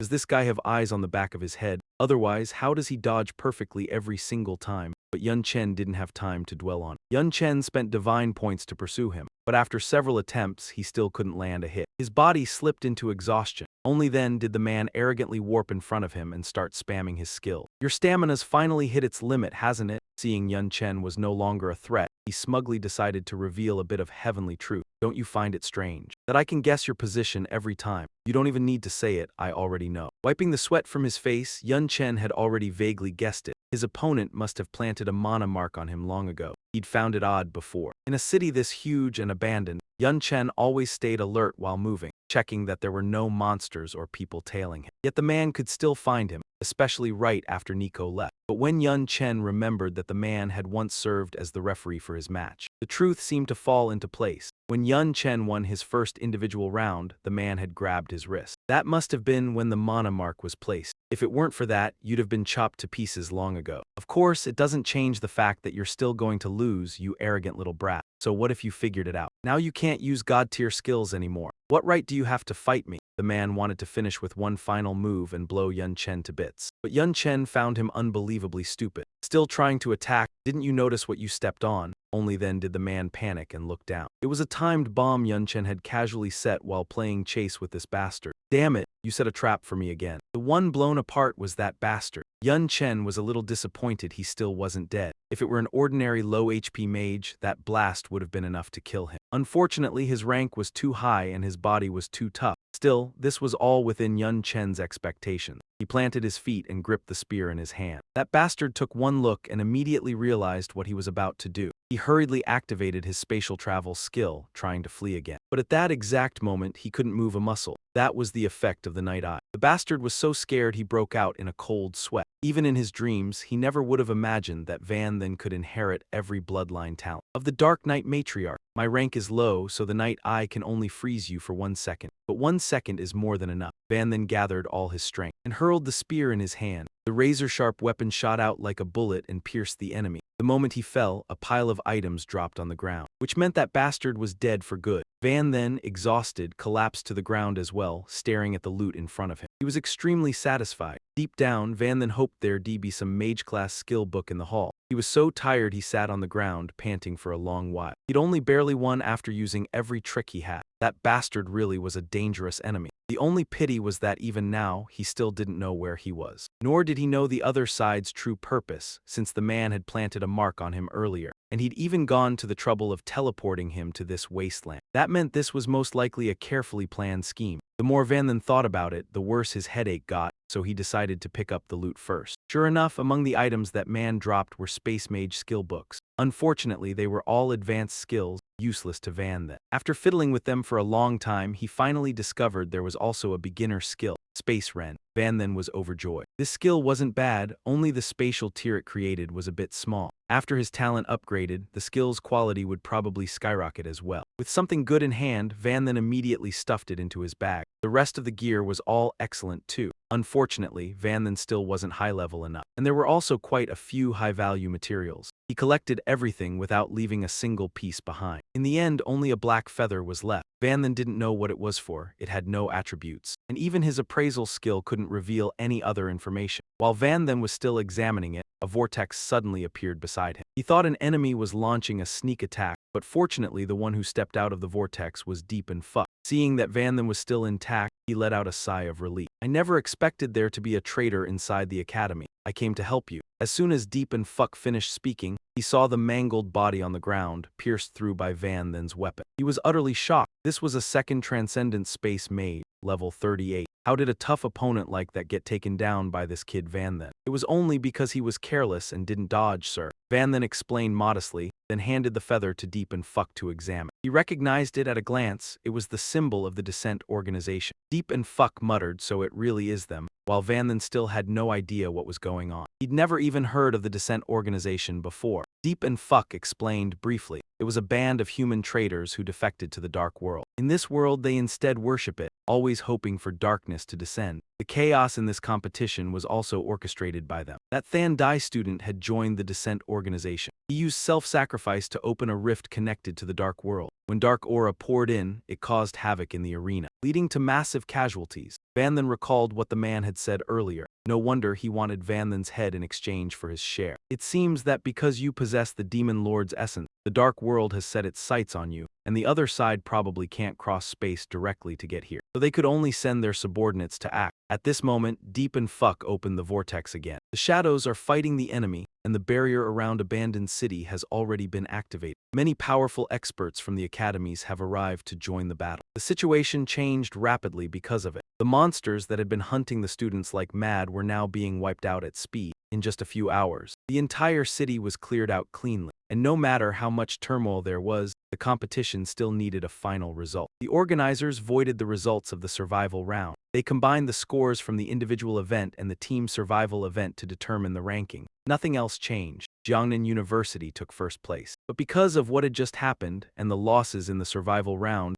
no one could feel happy. The participating students suffered heavy casualties. Meanwhile, the Descent organization was surging with momentum. That made everyone realize one thing at the same time: peace might be coming to an end. After the battle, the principals gathered together in the conference room of Than Dai. The meeting was chaired by So Thien Ha, an official from the Ministry of Defense. In this survival round, 328 students died and another 296 were injured, and every one of them was an elite from their universities. It was an extremely severe blow. Vice Principal Chu of Than Dai was so furious his hair practically stood on end. He also never expected someone from the Descent organization to have infiltrated the students. Luckily, the sacrifice only opened a very small rift. Otherwise, who knows how much worse it could have been. Weren't those lunatics wiped out 30 years ago? Why are they showing up again? Deepen Fuck was also deeply troubled. Perhaps the remnants had reorganized and quietly grown over the past 30 years, a significant accumulation of power. But what worried him most was their true objective. This time, the Jiang Lam organization was going all out. Their goal could not be so simple. At this moment, another principal spoke up after noticing something unusual in the battle. I encountered a third-tier warrior. Cornered, he unleashed an advanced mage skill. As he spoke these words, the entire meeting erupted. A warrior using a mage's skill, could it be another jobless Sarnin? This idea was quickly rejected by everyone, because that skill was advanced, while a jobless Sarnin could only use basic skills at best. Could the legendary dual class truly exist? Xu Tianha, who had been silent, finally spoke. This was originally classified by the Ministry of Defense, but given the current situation, he thought it should no longer be hidden. Dual class truly exists. The prerequisite for achieving it is something like a demon lord's essence. For example, to acquire a war god skill, one must obtain the war god's essence. The main material of this essence is the heart of a fourth-tier war god. One heart can create 5 fragments of war god essence. Using it grants more attribute points and skill points with each level up. Moreover, it can also grant war god talent with considerable attack power. If perfectly absorbed, it can even grant the war god's original power and create a dual-class user. So wouldn't this be even stronger than the demon lord's essence? Old Chu became urgent. Isn't that obvious? Deepen Fuck sighed and slowly explained. Though reluctant to admit it, the power from the dark world is always stronger than the power of justice.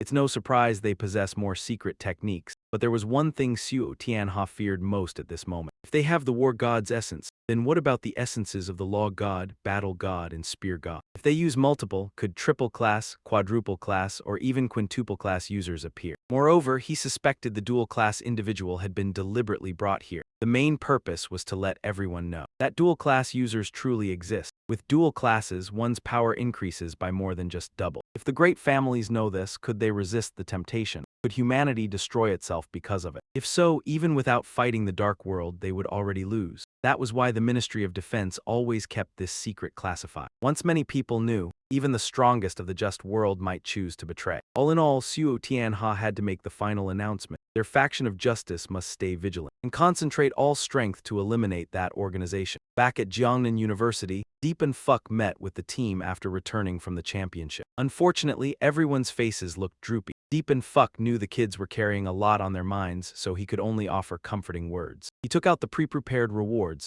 Everyone received 3,000 credit points, a grade A skill book, and 5 million cash. As for Van Then, the top contributor, Deepen Fuck had promised to give him a rare piece of equipment, the Gam sharp blade, which he had hidden for many years. The moment Van Then held it, his eyes lit up. This was truly a rare item. Even the quality of the equipment alone was something Van Then had never heard of. Deepen Fuck explained that this is a unique item. Made from many special materials, it is considered rare. The main material of this Gam sharp blade is a rare mineral. Ancient ore, extremely hard, essentially indestructible. Its sharpness rivals any diamond-grade Gam. Its properties are also unique, because dark energy cannot harm it. Assistant Le, observing, couldn't hide his surprise. This Gam had been kept safely by Principal Deep for 30 years. He occasionally displayed it for show, yet now he gave it directly to Van Then. It was both encouragement and high expectations placed on him. Additionally, Van Then also received the school's promised reward. He immediately gave 1,000 credit points and a grade A land treasure to the girl who had helped him find the enemy soul grass. She was shocked. Van, I'm grateful enough just to follow you and get the reward. You don't need to give me so much. But Van then insisted on giving her the reward. With the reward settled, Assistant Le also had a matter to discuss with Van then regarding his sister,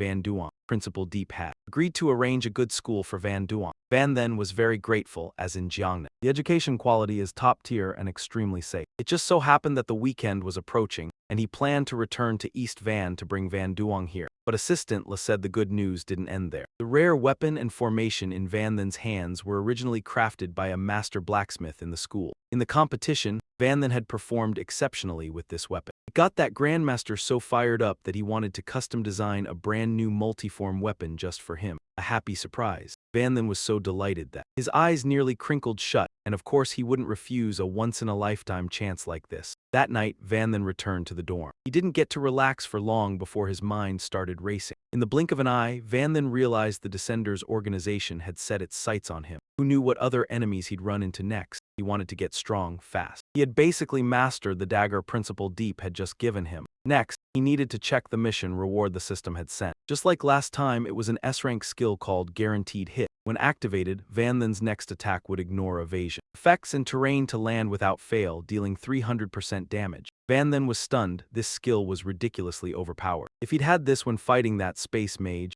wouldn't one shot have killed him outright? Just then, there came a knock at the door. It was Tiu Yu, the maid sent by director Hawkine Than. Because Van Then had performed so well in the exam, she was thrilled and specially had the maid bring him a gift. This time, it was a flame seed of the nether demonic flame. It grew in the scorched abyss of the dark world. Hawkine Than had obtained it after killing the demon sovereign. If he absorbed it, it would raise his affinity with the fire element and boost the power of any fire-aspected skill. If absorbed perfectly, it could even grant immunity to damage from flame-type skills. Van Then accepted it happily. Hawkine Than truly took great care of her disciples. Tiu Yu didn't forget to warn Van Then that this couldn't be absorbed directly. He had to pair it with ice-aspected medicinal herbs. It would reduce the effect a little, but it wouldn't harm the body. But the moment she finished speaking, Van Then swallowed the flame seed straight down. Immediately, strange changes began coursing through his body. Oh no, the maid panicked. If this keeps up, your body will explode from demonic flame. Quick, spit it out. But it was too late. The demonic flame had already invaded his entire body. At the moment she was most frantic, Van Then simply snapped his fingers. His extraordinary self-recovery skill restored him to normal. Van Then panted hard. He was safe now, but the sensation of being burned just now was unbearable. What just happened? That's it. Tiu Yu couldn't believe her eyes. Van Then meanwhile stayed calm as if nothing had happened. He even casually demonstrated the new power for her. This demonic flame came from the dark world, hard to extinguish, with terrifying soul-scorching effects. Completely different from ordinary fire. The maid was getting one shock after another. She couldn't believe Van Then had absorbed the nether demonic flame directly, without any ice herb support. And judging by his condition, it seemed he'd absorbed it perfectly, as expected of Hawkine Than's favorite student, with nothing else to do. Tiu Yu left. The next day, Assistant Le took Van Then to that Grandmaster Blacksmith's workshop. His name was Muk Jia. The moment he saw Van Then, Muk Jia grinned so wide he couldn't close his mouth. He'd rewatched Van Then's matches dozens of times. The weapons Qing Demon Aberration and Breaker Spear in his hands had truly made Muk Jia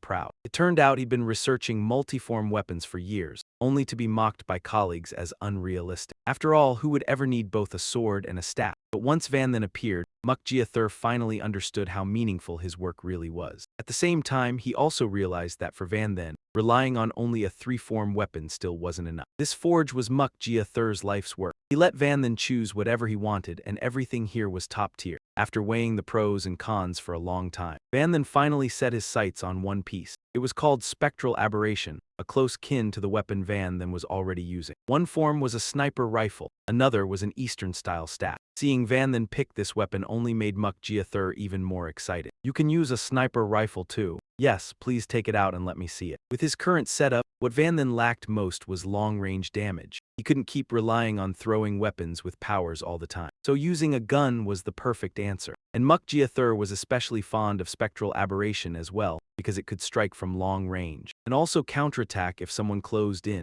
He brought it out and tested both forms for Van Then. After thinking it over, Van Then felt a two-form weapon still seemed a bit lacking. He wanted to add a third form, dual pistols. Muk Jia eyes practically lit up. Great idea, and it's not even that hard. Then let's make it harder. I want the dual pistols to be one long, one short. Muk Jia looked like he'd found a kindred spirit. One old, one young, the two of them launched into an animated discussion about modifying the weapon. Assistant Le just stood to the side listening. Suddenly, her phone received a new notification. She didn't know what it was yet, but the horror on Assistant Le's face made it clear it was nothing good. On this side, Mu Jia Shu and Van Then had finished their discussion. He handed over the demon spirit soul to him first to get familiar with it. Regarding the modification, Mu Jia Shu would need about a week to draw up a new design. He also cheerfully announced that when the product was completed, Van Then would get up to a 70% discount. It felt like striking gold to him. Then the tuition saved could later be used for Van Duan. At this moment, Assistant Le rushed over to deliver bad news. The Xuan Long Kingdom suddenly had multiple breaches appearing. Monsters corroded by dark energy had infiltrated the city, and it was expected that a beast tide would form soon. Worse, the surrounding cities near the breaches were all small. They didn't have the strength to stop the beast tide and Dongvan City. Van Then's hometown was among them.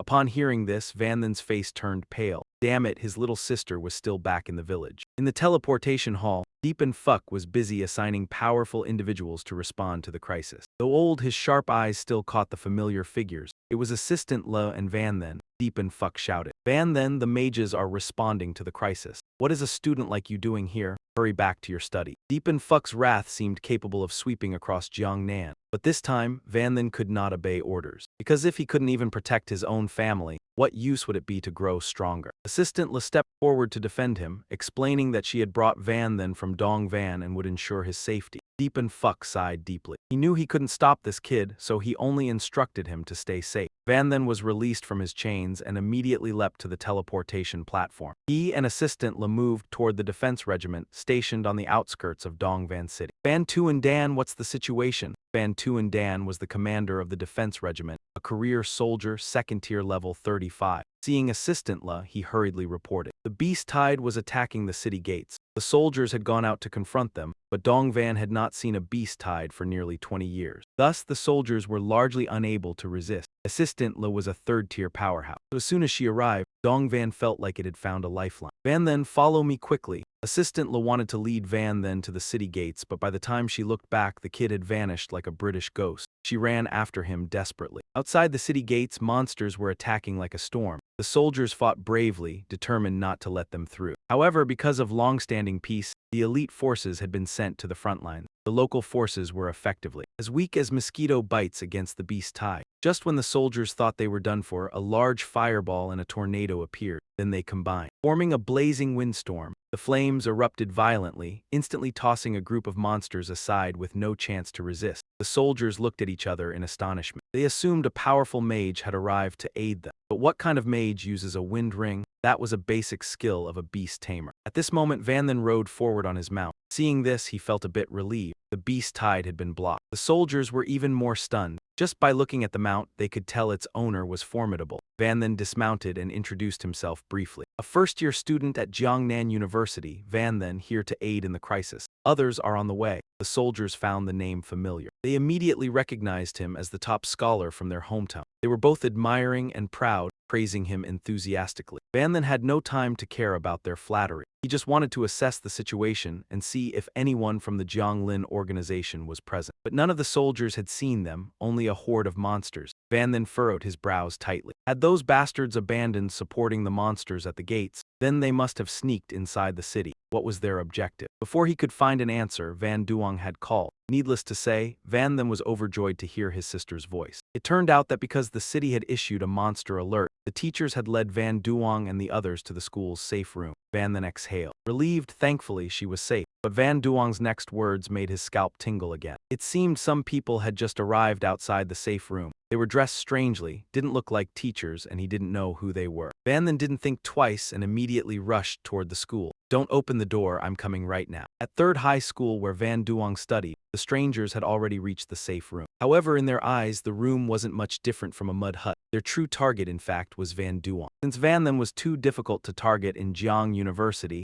they shifted their focus to his sister, hoping to control him. The ringleader thought of the war god's essence reward and got wildly excited. Brimming with power, he charged forward, unleashing violent skills nonstop. The safe room door burst apart on the spot, dust and smoke billowing everywhere. The students inside were like frightened chicks, trembling with fear. Several men in black rushed in and swept their eyes over the room. They quickly identified which child was Yun Tang and moved in. Yun Tang's homeroom teacher charged with her daggers, but she was no match for these bastards. One flame break sent her flying into the distant wall. No wonder she was only a level 23 assassin, first advancement. These men in black were all second advancement or higher, on a completely different level. Losing was inevitable, and they didn't have time to waste. Grab Yun Tang, then teleport out immediately. The ringleader hoisted his blade and walked down the stairs step by step. Yun Tang shook uncontrollably, crying out again and again, Big brother, save me." At the most desperate moment, a miracle appeared. Yun Shen still hadn't shown his face, but his weapon had already arrived. He used that throwing skill again. The bastard standing in front of Yun Tang was instantly pierced through like a kebab. The rest went pale, seeing that they knew Yun Shen had arrived, but these scum had prepared for this. They knew throw was Yun Shen's strongest long-range attack, and they knew how he recalled his weapon. So, they'd studied how to counter it. Don't let Yun Shen retrieve his weapon. Staring at the broken array on the ground, one man in black grew greedy. This is an 8-star weapon, an absolute treasure. Now it's mine, but before his filthy hand could touch the sinister blade, the formation was already trampled to pieces. Yun Shen appeared, giving him an icy, killing glance. Then Yun Shen drove a charged fist straight in, blasting his opponent backward. 2 were still left. Yun Shen hurled the weapon the principal had once given him. The 2 saw only an ordinary knife and got careless, but it was, in fact, a priceless treasure. One slash, one of them didn't even have time to react. Yun Shen reached out and pulled Yun Tang into his arms. Are you hurt? I'm fine, big brother, look behind you. The bad guy is about to run. The last one was scrambling to flee. Yun Shen had killed 3 of them in just a few seconds. This was beyond any normal realm. When their spatial mage lost before, they thought Yi Anfu had intervened. But seeing today's situation, it was obvious they'd been completely outplayed by Yun Shen that day. The bastard bolted with his head down, but Yun Shen calmly soothed Yun Tang. Don't worry, he won't get away. The next second he drew his new weapon and transformed it into a sniper rifle. Yun Shen raised the barrel and squeezed the trigger without hesitation. The bullet pierced straight through the last man in black. Yun Shen dusted off his hands, one clean quadra-kill. That display left Yun Tang's classmates awestruck. Yun Shen suddenly had a few more future wives lined up from childhood. Just then, Assistant Li finally caught up. She shouted loudly. Yun Shen had left his post without permission. Seeing the bodies on the ground, Assistant Li quickly understood what had happened. They were all second advancement professional. This kid was far too capable. Assistant Li sighed. Given the situation, because he possessed the Demon Lord's essence, Yun Shen had become prime prey. It seemed they'd have to keep Yun Tang with them as well. Assistant Li returned to Jiang University and reported everything to Principal Yi. They still weren't sure what the dissent organization's true goal was, but it was clear Yun Shen was being targeted. Now Assistant Li truly doubted whether the Demon Lord's essence that Xia Quancheng gave Yun Shen was a blessing or a curse. Yi Anfu stroked his long beard. He knew the Demon Lord's essence was just a flashy external boost. The war between the forces of justice and darkness had existed since ancient times. It was just that, in the current situation. Yun Shen was a genius on the side of justice. It was only natural the dissent organization wanted him dead. Of course, they weren't only going to defend. The academies had formed small Sanma squads to strike back. This was both a chance to counterattack and a way for students to gain combat experience. Jiang University had also selected a team to head to the battlefield location with the other academy, led by their instructor. As for Yun Tang, Yi Anfu had arranged everything properly. In 2 days, the girl could enroll in an affiliated school under Jiang University. Her safety would be guaranteed, so Yun Shen didn't need to worry anymore. Yun Shen took Yun Tang back to the dorms. She was extremely excited. Maybe because she was used to a hard life, she hadn't adjusted to luxury yet. She even dragged out Yun Shen's demon flower and played with it like a toy. Yun Tang's schooling was settled, but Yun Shen was still thinking about how to make sure she was qualified to step into Jiang University's affiliated high school. Thinking of that, Cloud Chen started probing. Cloud Tang, by my estimate, you should have already awakened your talent by now, right? Yes, at that Cloud Tang let out a long sigh. Those past few days of classes were meant for awakening talent in the first place. But old Master Cloud got thrown into chaos by a spoiled pet and ended up taking a hit. So Cloud Chen tossed the girl a vial of stimulant potion instead. This was brewed from soul-repelling grass the guild had brought back last time. Cloud Tang held the vial, happy yet anxious, because she'd heard it was extremely expensive. Even rich young heirs didn't have any to use. Big brother. How about we sell it for money? Cloud Chen practically blew his top. He'd worked so hard to get that vial and all she could think about was cash. Seriously, so materialistic. He hurriedly urged her to drink it all. When they were kids, Cloud Tang's potential gene score had even been higher than his. With this extra vial, she would definitely awaken a good talent. Cloud Tang obediently did as told and drained it in one go. Cloud Chen waited eagerly. Normally, the first time someone awakens a talent, it triggers a few symptoms. Even if it's just a cooking talent, you'd get itchy hands and feet the moment you see food. Do you feel anything strange now? A little, but I can't really describe it, and I really did drink it all. If you don't believe me, look. Cloud Tang ran over and held the empty vial up in front of Cloud Chen. He was shocked not because she'd actually drained the vial, but because she'd moved unbelievably fast just now.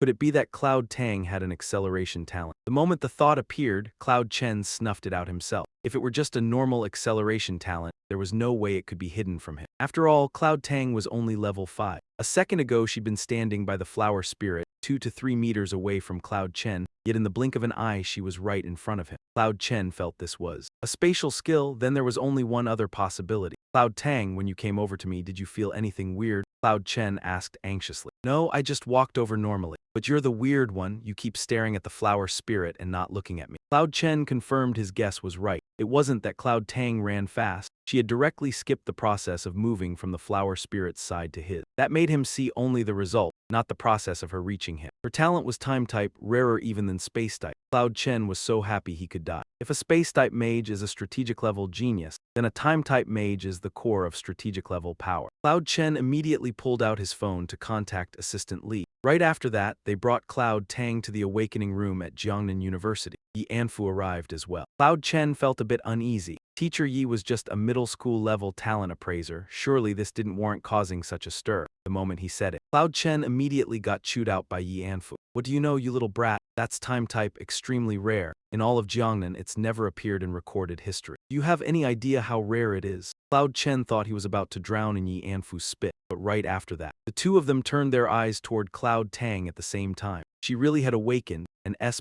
grade flowing time talent. Its effect was to speed up or slow down the flow of time for any target she touched. Yi Anfu was so thrilled his hair stood on end. Li Naka. Hurry up and arrange it, move her straight from the general class to the top class. Find Vice Principal Fa to teach her. Also, this matter must be kept absolutely secret. This was top-level classified under Yi Anfu's personal order. The assistant didn't dare delay for even a moment. Yi Anfu was grinning so hard he couldn't close his mouth. You've made a huge contribution, Cloud Chen. It really is time tight. Now I'm going to contact the Ministry of Defense. Yi Anfu teleported away. Only Cloud Chen and his little sister were left. Cloud Tang still didn't understand what was going on. Cloud Chen was overjoyed, but it wasn't convenient to explain it to her yet. He could only remind her that she absolutely must not let this leak. Otherwise, he feared the descending organization would stop at nothing and kill both siblings. And in truth, they were already stopping at nothing. Waiting around to die was Cloud Chen's style. Rather than waiting for them to come, Cloud Chen figured it would be better to strike first, and he acted immediately. Later that day, he went to the instance hall of Jiang University. He walked up to the registration counter and clearly declared, first-year student Cloud Chen requests instance authorization, level range 21 to 30, nightmare difficulty, quantity, all of them. Around this time, Jiang University students were also racing into instances to train their strength, with the war situation growing tense. They had to force themselves to become stronger to protect themselves. 2 second-year students came to the instance hall today to request authorization, but were told that all instance authorizations from levels 21 to 30 had been monopolized by a single student. What's more, he was also madly refreshing every instance clear record. That can't be real, can it? Whose kid is this? How is he so strong? That kid, who else could it be besides Yun Chen? He just arrived with phantom returns and set a new record in the Dwarven Lands dungeon. As soon as the announcement reached the main hall, the trainees were stunned. Holy crap, he's already refreshed the records of 4 dungeons this morning. As expected of brother Yun, crazy strong. Hey, look at his movements. Don't tell me he wants to keep going. And that's exactly what he did. Yun Chen didn't rest for even a second and headed straight to the next dungeon. In the entire Jiang Academy, only Yun Chen would dare go this big. This time, the dungeon he entered was the Graveyard Realm, nightmare difficulty. The space inside was pitch dark and terrifying. The monsters varied from skeletons to zombies. Yun Chen swept the area with a cold gaze. The monsters here are mainly undead. Fire and light type skills should be especially effective. Perfect timing, Yun Chen also wanted to test his new nether demon flame. Compared to ordinary fire, it was far more powerful. It could shape itself at will and even burn souls. Yun Chen flicked his hand and the blue flame in his palm grew larger. He molded it as he pleased. It transformed into 2 massive dragons. Wherever the blue dragons flew, the undead were completely incinerated. That was a nightmare-level dungeon. Yet this young man cleared it in the blink of an eye. It cost him some energy, but Yun Chen still had no intention of resting. He went straight to the next dungeon. Outside in the main hall, announcements of Yun Chen setting new dungeon records kept appearing. The trainees grew more and more bewildered. How many records does this kid have to break before he finally stops? Instructor Nai also saw this and couldn't help trembling. My heavens, could he be planning too? The situation grew more serious when Assistant Leia reported everything to Principal Yi. Quite a few trainees had seen Yun Chen return to the dormitory utterly exhausted. He could barely even walk steadily. After all, an average trainee could only clear 1 dungeon a day, 2 at most if they went in a team. But Yun Chen was clearing at least 4 dungeons a day. He was clearly gambling with his life. Yi Anfu pondered for a long time. He knew striving to level up was a good thing, but he couldn't shake the ominous feeling he had about this young man. Before he could even summon Yun Chen to question him, the boy showed up on his own. The moment Yi Anfu saw Yun Chen's face, he knew the kid was about to stir up trouble again. Sure enough, Yun Chen handed him a card. Principal Yi, I want to join the demon hunting squad. Yun Chen spoke lightly, but Yi Anfu was furious. You lunatic, joining the demon hunting squad is something only third-year trainees and above can do. Even second years can only participate if they're elites, and you just started your first year. Even if I agreed, Dean Zia wouldn't. Yi Anfu lost control of his volume and shouted right at Yun Chen. Well, about that, Yun Chen gave an awkward smile and pointed at the card in his hand. My master has already agreed. Yi Anfu opened the card and saw the handwriting inside. It was Zia Qingcheng's handwriting, and the message was simple. Old Yi, approve it immediately or I'll come see you myself. A note was added, put him on Kathy's team. Yi Anfu was speechless with anger. Like master, like disciple. Both of them are reckless brutes. Yun Chen knew Principal Yi was still worried, so he proactively suggested that he use appraisal to check his status. Yi Anfu followed his suggestion. After several days of grinding, Yun Chen had reached level 26. His basic attributes, strength, physique, agility, and stamina, were all around 300 points. His innate skills were all high tier, the lowest being B and the highest S+. He also possessed 2 special skills, Divine Points and Night Pupil. Not to mention anything else, just his innate skills alone were enough for Yun Chen to overwhelm most other trainees, and his attributes were well-rounded. No matter how much of a headache it gave him, Yi Anfu couldn't stop the kid anymore. He let out a long sigh. If you're that confident, then do as you wish. Yun Chen left victoriously. After he departed, Assistant Leia and Yi Anfu resumed their discussion. Leia was very worried, as they both knew the Descend organization had set its sights on Yun Chen. Yi Anfu understood that kid's temperament well. He had already guessed that Yun Chen wanted to strike first before the enemy could strike him. Forget it, since Zia Qingcheng deliberately placed him on Kathy's team, she must have made arrangements. That day in Zhong'an Town, Kathy's squad was furious. They all believed that a first year like Yun Chen would only be a burden. And he was even an unaffiliated class. Even if he was the national champion, that only meant he was the best among a bunch of amateurs, some thought. Yun Chen was a privileged heir who had forced his way in. Others believed he had pulled strings to join the squad and freeload on their credits. Kathy had a terrible headache seeing morale waver like this. She couldn't understand what Zia Qingcheng was planning. Yun Chen was indeed very strong, but he already had sufficient resources and credits. There was absolutely no need for him to join the demon hunting squad and take such risks. She had also heard about the beast uprising in Dong Van, so she was even more worried that Van then would not be able to control his emotion. Lost in thought, Van then finally appeared. Kathy said, "Sorry, I'm late," the last member of Squad 7. Van then joined the team. Kathy announced loudly. Van then walked forward slowly, hearing quite a few unpleasant whispers about himself. Hey, the failed prodigy has arrived, but he didn't pay much attention, because at that moment the system had already sent a new mission. This mission was to rank the contributions within the ghost hunting squad. The rewards were dimensional break stones and the rebirth tenfold grass. Van then was somewhat pleased. Since the mission was too simple, the rewards didn't include any new skills or talents, but the 2 other rewards were not bad. The rebirth tenfold grass could be given to Van Duong, and the dimensional break stones could enhance the quality of equipment. After Van then successfully joined the team, Kathy immediately briefed the upcoming actions of the squad. These days, the Jiang Lam organization was collaborating with demonic forces to wreak havoc in the small towns of Long Quoc County. They even targeted elementary and middle school students. This method was extremely despicable. Kathy had just received intelligence from the local defense corps, saying that recently a group had occupied a warehouse at a port in this area. Investigations suggested they were likely disciples of the Jiang Lam organization. Their mission was to eliminate them. Kathy led her squad. They marched fiercely to the lakeside area. She activated her natural sense skill, detecting a total of 28 people inside the warehouse. They all radiated dark aura, confirming they were members of the Jiang Lam organization. Kathy also assessed their strength. Most were at the 2nd rank. Among them was the strongest, probably a 3rd-rank officer. The squad members were not afraid at all. On the contrary, they were a bit excited. They were all top students of Jiang Dai. The people in the warehouse were nothing more than mediocre students to them. If they were so confident, then move out. As soon as Kathy finished speaking, the trainees rushed toward the warehouse.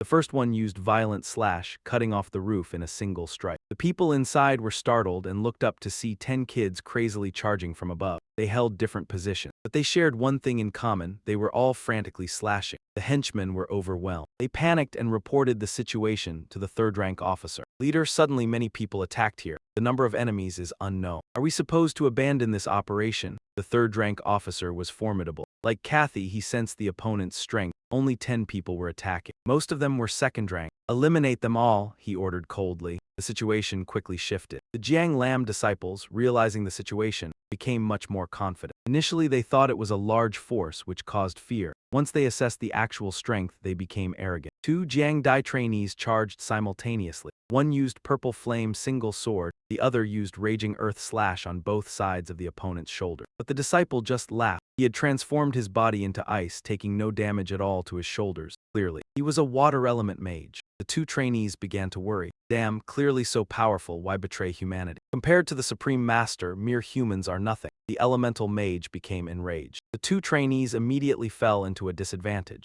They knew they should retreat, but their hands and weapons were frozen and stuck, trapped in him, unable to pull out. At that moment, a bullet flew straight through the mage. The trainees looked in the direction it came from. It was Van then. They were astonished. This kid had taken a single shot that could already take out a second-rank elemental mage. What was even stranger was that his bullet could pierce the mage's elementalized, invulnerable body. They were astonished, but Van then was thoroughly enjoying it. The newly acquired certain hit skill was indeed very useful, especially combined with a sniper rifle. Just now he deliberately aimed at the leg but still hit the chest, ignoring the enemy's defenses. Van then increased the firing rate. Below, more enemies were hiding, a perfect opportunity to practice sniping. Van then applied multiple stacking effects. Each bullet hit the enemy's heart. They were completely bewildered, although hidden from sight. How were they still getting hit? But the reason was known only to Van then. Meanwhile, the trainees watched Van then's performance with wide eyes. Every shot was lethal. What kind of terrifying skill was this? Seeing the situation going awry, the third-rank leader hurriedly ordered his side to eliminate the enemy sniper first. As soon as the order was given, a dozen followers charged simultaneously at Junsu. "You shameless bastard, how dare you attack us from behind? Die." The students now realized the danger and rushed to reinforce Junsu. But Junsu stood before the second-level career axis without flinching. The weapon in his hand transformed back into a sword. "Oh, you want to fight up close? Then I'll play along." Junsu grasped the sword and charged confidently, every path he passed. The sharp blade cut through his opponents with a single swing. Surrounded by followers, Junsu clearly held the advantage. Even the remaining 9 students hadn't yet reached to assist him. They stood below, wide-eyed, stunned by the scene. "My God, am I seeing this right? One person taking down so many dark followers." They now grasped the gravity of the situation. Junsu wasn't some loser leeching off the academy. Clearly, he was carrying the whole fight alone. Blue flames roared as if demons were screaming inside. Junsu walked through them calmly, surrounded by the intense blue fire, making Chu exclaim in shock. That's the dark flame only found in the dark world. How could it be on a kid not even level 30? Moreover, his aura seems familiar. Could it be? He followed Junsu's back, as the boy's body radiated a continuous, mystical energy. Junsu focused only on fighting, ignoring Chu's words, forcing him to mutter to himself like a fool. "I remember now." Junsu, the reckless kid without a career, absorbed demonic knowledge and was rewarded by the organization. Chu sneered with contempt. At this point, the mission didn't matter anymore. All that mattered was bringing the boy's head back. In an instant, he transformed into a shadow and lunged toward Junsu. The reward was higher than any mission. Suddenly, a cord shot out, looking like a green snake. It coiled around Chu's legs, halting him in midair. The one holding the other end was Kathy, a third-level officer of the Jianglin organization. "My opponent is her." Chu immediately turned back. Uttering a voice filled with terror, "It's over." Junsu here held a spear. He stood frozen in the battlefield, surrounded by the corpses of his enemies. Everyone watching was in awe. Incredible, so strong. At least 7 of the Dark followers were defeated by him. The others were all second-level careers. Kathy's team discussed, could it be that only a third-level expert can stop him? Another member responded, "What are you thinking? Third-level experts already have their instructors to handle things, it's not our turn." Junsu cut through their arguments. "Let's go, the destination is ahead." Elsewhere, the city map was displayed. A steady voice echoed, "Investigation and terrain research have been progressing well." It was the group in black robes. One leader gave orders. "We have clarified the location of the middle and high school. Action begins tomorrow night to show them the terror of the dark world." Suddenly, one among them hesitated. Then the group pointed fingers at each other. "It seems someone is behind you." No one trusted anyone. "What nonsense are you talking about? Clearly, it's you who has someone behind you." A subordinate noticed something unusual. Not good. At the same time, crimson fluid grabbed another strange black mat. The wooden door was smashed by external force. Kathy's team shouted from outside, "Junsu, we're coming to reinforce you. He's moving too fast, we can't keep up. Let me guide him." The leader was stunned by the scene before him. Contrary to their worries, Junsu casually tossed one of the enemies aside. Freezing them in place, every fierce clash was resolved quickly. He wiped the blood off his face and passed by them. "Let's go." Heading to the next target. Along the way, they were lively. Following Junsu, 3 days felt like 9 full meals. They flattered him at the center of attention. Someone held an umbrella, someone offered water. "Junsu, drink this coke. Hugging the Great One's leg is important. Are you tired? Want to sit and rest a bit?" Observers from afar felt helpless. This operation was meant to train the student. Now Junsu handled all the work. The Star Demon Squad could well be renamed the Picnic Squad. Her phone buzzed with incoming messages. Though she didn't know what the news was, Kathy urgently asked. "Hello, what is it? Okay, I understand. I'll request reinforcements from another squad." The student turned back. "Why cut the mission? Our team has Junsu. Why need reinforcements from another team? Is there someone difficult to handle?" She reassured them. "It's fine. It wasn't the usual kind of tough opponent." Next destination, the enemy has 2 third-level officers, including 1 senior officer. Scene changes elsewhere, at a castle that looked classical yet grand and magnificent. Commander Tiger, a chubby man in uniform, greeted them. "Ah, I represent the garrison here. Thank you for your assistance." Van then put down the binoculars and looked at him. Even from this distance, he could sense the dark aura, unable to hide his irritation. So arrogant, not hiding it at all. Station troops had only just noticed the anomaly. Tiger tried to explain, but actually Sun had already discovered it. But because of the master's status, no one dared investigate, if not for the organization's reckless intervention. Orders came from above, otherwise no one would dare target him. Suddenly, someone stepped forward, looking down on the last defensive battalion protecting the people, complaining about this and that, letting the enemy accumulate strength and dumping all responsibility on superiors. That was the first squad sent as reinforcement, led by Lu Yaoling. She openly mocked, showing extreme weakness. The team members voiced their admiration. Unexpectedly, the reinforcement was Squad 1, someone beside her added. In terms of strength, it was the strongest team in all of Sanma because it included the most powerful student in the region. Everyone recognized her identity, the student council president. Van then examined her using his skill. This person was very strong. Although she was only level 46, second rank, the oppressive aura she emitted was not inferior to Kathy, who was third rank. Yao Ling noticed Van then standing there. She too scrutinized him. That junior was only level 26. Not even promoted yet, could he be the top new recruit? The young man beside him sighed in frustration. Van then was the best seat of the new regional class and was allowed to join the dangerous demon hunting squad. The principal was truly ruthless. Tiger cleared his throat to get everyone's attention. "If we are all assembled, then let's plan the attack. I'm familiar with the manner and can lead everyone to a suitable attack point." Yao Ling displayed her disdain openly. "Really? But I have no intention of acting alongside you." She directly mocked, accusing the defense battalion of ignoring the enemy's dark forces gathering. Fearing they might gain advantage, he stammered in panic. "Don't falsely accuse others." Then Yao Ling projected an image from her phone. "Before assembling, I conveniently investigated the manor and gathered intelligence. Using sensory skills, I traced the internal personnel distribution. The projection showed the castle layout." Yao Ling explained that guards were positioned around. Most dark followers were inside the manor. Most were second rank in strength. Everyone looked and listened. The rear also had a teleportation reinforcement point. At least 15 dark followers were guarding, including 1 third-rank officer. Once battle started, the reinforcement point would be a major problem. Yao Ling proposed a risky idea. "I hope 2 masters lead the main team to draw the enemy's attention. I'll circle around and take the reinforcement point directly. After success, we form a pincer to encircle the manor." Her daring inspired admiration from the team. Breaking in alone, the president was too formidable, intending to solo the third-rank officer. Moreover, she could gather intelligence quickly and plan the operation. Not helping General Lu's daughter, Yao Ling proceeded on her own. "If no one objects, the rest is up to you. I'll handle the reinforcement point." They watched her back as she left. "She's incredibly strong." Tiger led the group closer to the castle. The team's strategist nodded, analyzing that the battalion leader's chosen point was not bad. The nearby sightlands were wide, the elevation high, making it a good ambush point. Long-range magic could strike first, dealing high damage to the enemy. No risk needed. Van then felt suspicious. Something was off. Such a prime attack point shouldn't be undefended. He looked around. Furthermore, he sensed a dark aura nearby. As he thought, strange energies appeared from behind. Kathy saw the black auras swirling. "What's happening?" The dark aura's concentration was far beyond that of ordinary opponents. Tiger revealed his monstrous form, laughing maniacally. "I've personally chosen your grave. Not bad, huh?"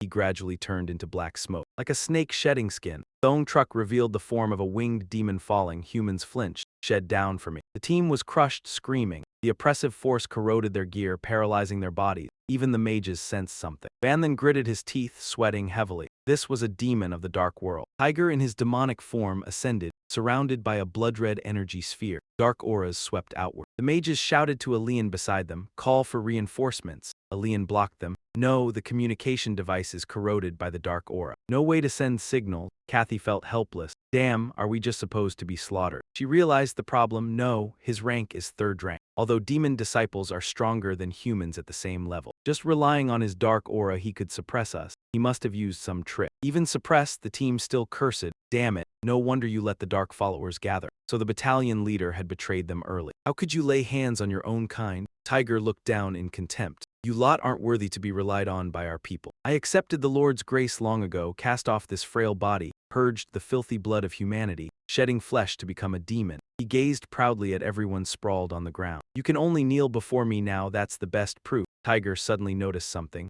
How can you still move? Jiang Yunshin still stood tall with his weapon in hand, his entire body transforming into the darkness of night. The weapon in his hand morphed into a sniper rifle aimed straight at Ji's arm. I can not only move, I can do a lot more than that. He fired at point-blank range. The bullet shot straight for him, basic skill, sniper's heart-piercing shot. Ji crossed his arm in front of himself, stopping the bullet outside. With blue flames blazing, he burst out laughing. So this is the gift of the Night Empress. Didn't expect I'd run into that no-class brat. Lucky me, Tiger landed and sprinted at Yunshin. Now I'll make it clear, picking a fight with a third-stage demon isn't just stupid, it's suicidal. He had barely made it halfway when a powered fireball formation was unleashed at him. Tiger tipped his head back and drew a deep breath as if gathering strength, then roared, using demonic roar's sonic wave to erase the fireball. Yunshin split into two, one left, one right, using the basic swordsman skill. Without missing a beat, Tiger sneered loudly, clone technique. Cheap tricks showing off in front of a master. He threw a straight punch at the Yunshin swinging his sword. Go on, use all those little kitten moves. At my level, spotting your real body is effortless. Sword and fist collided, energy erupting in an instant.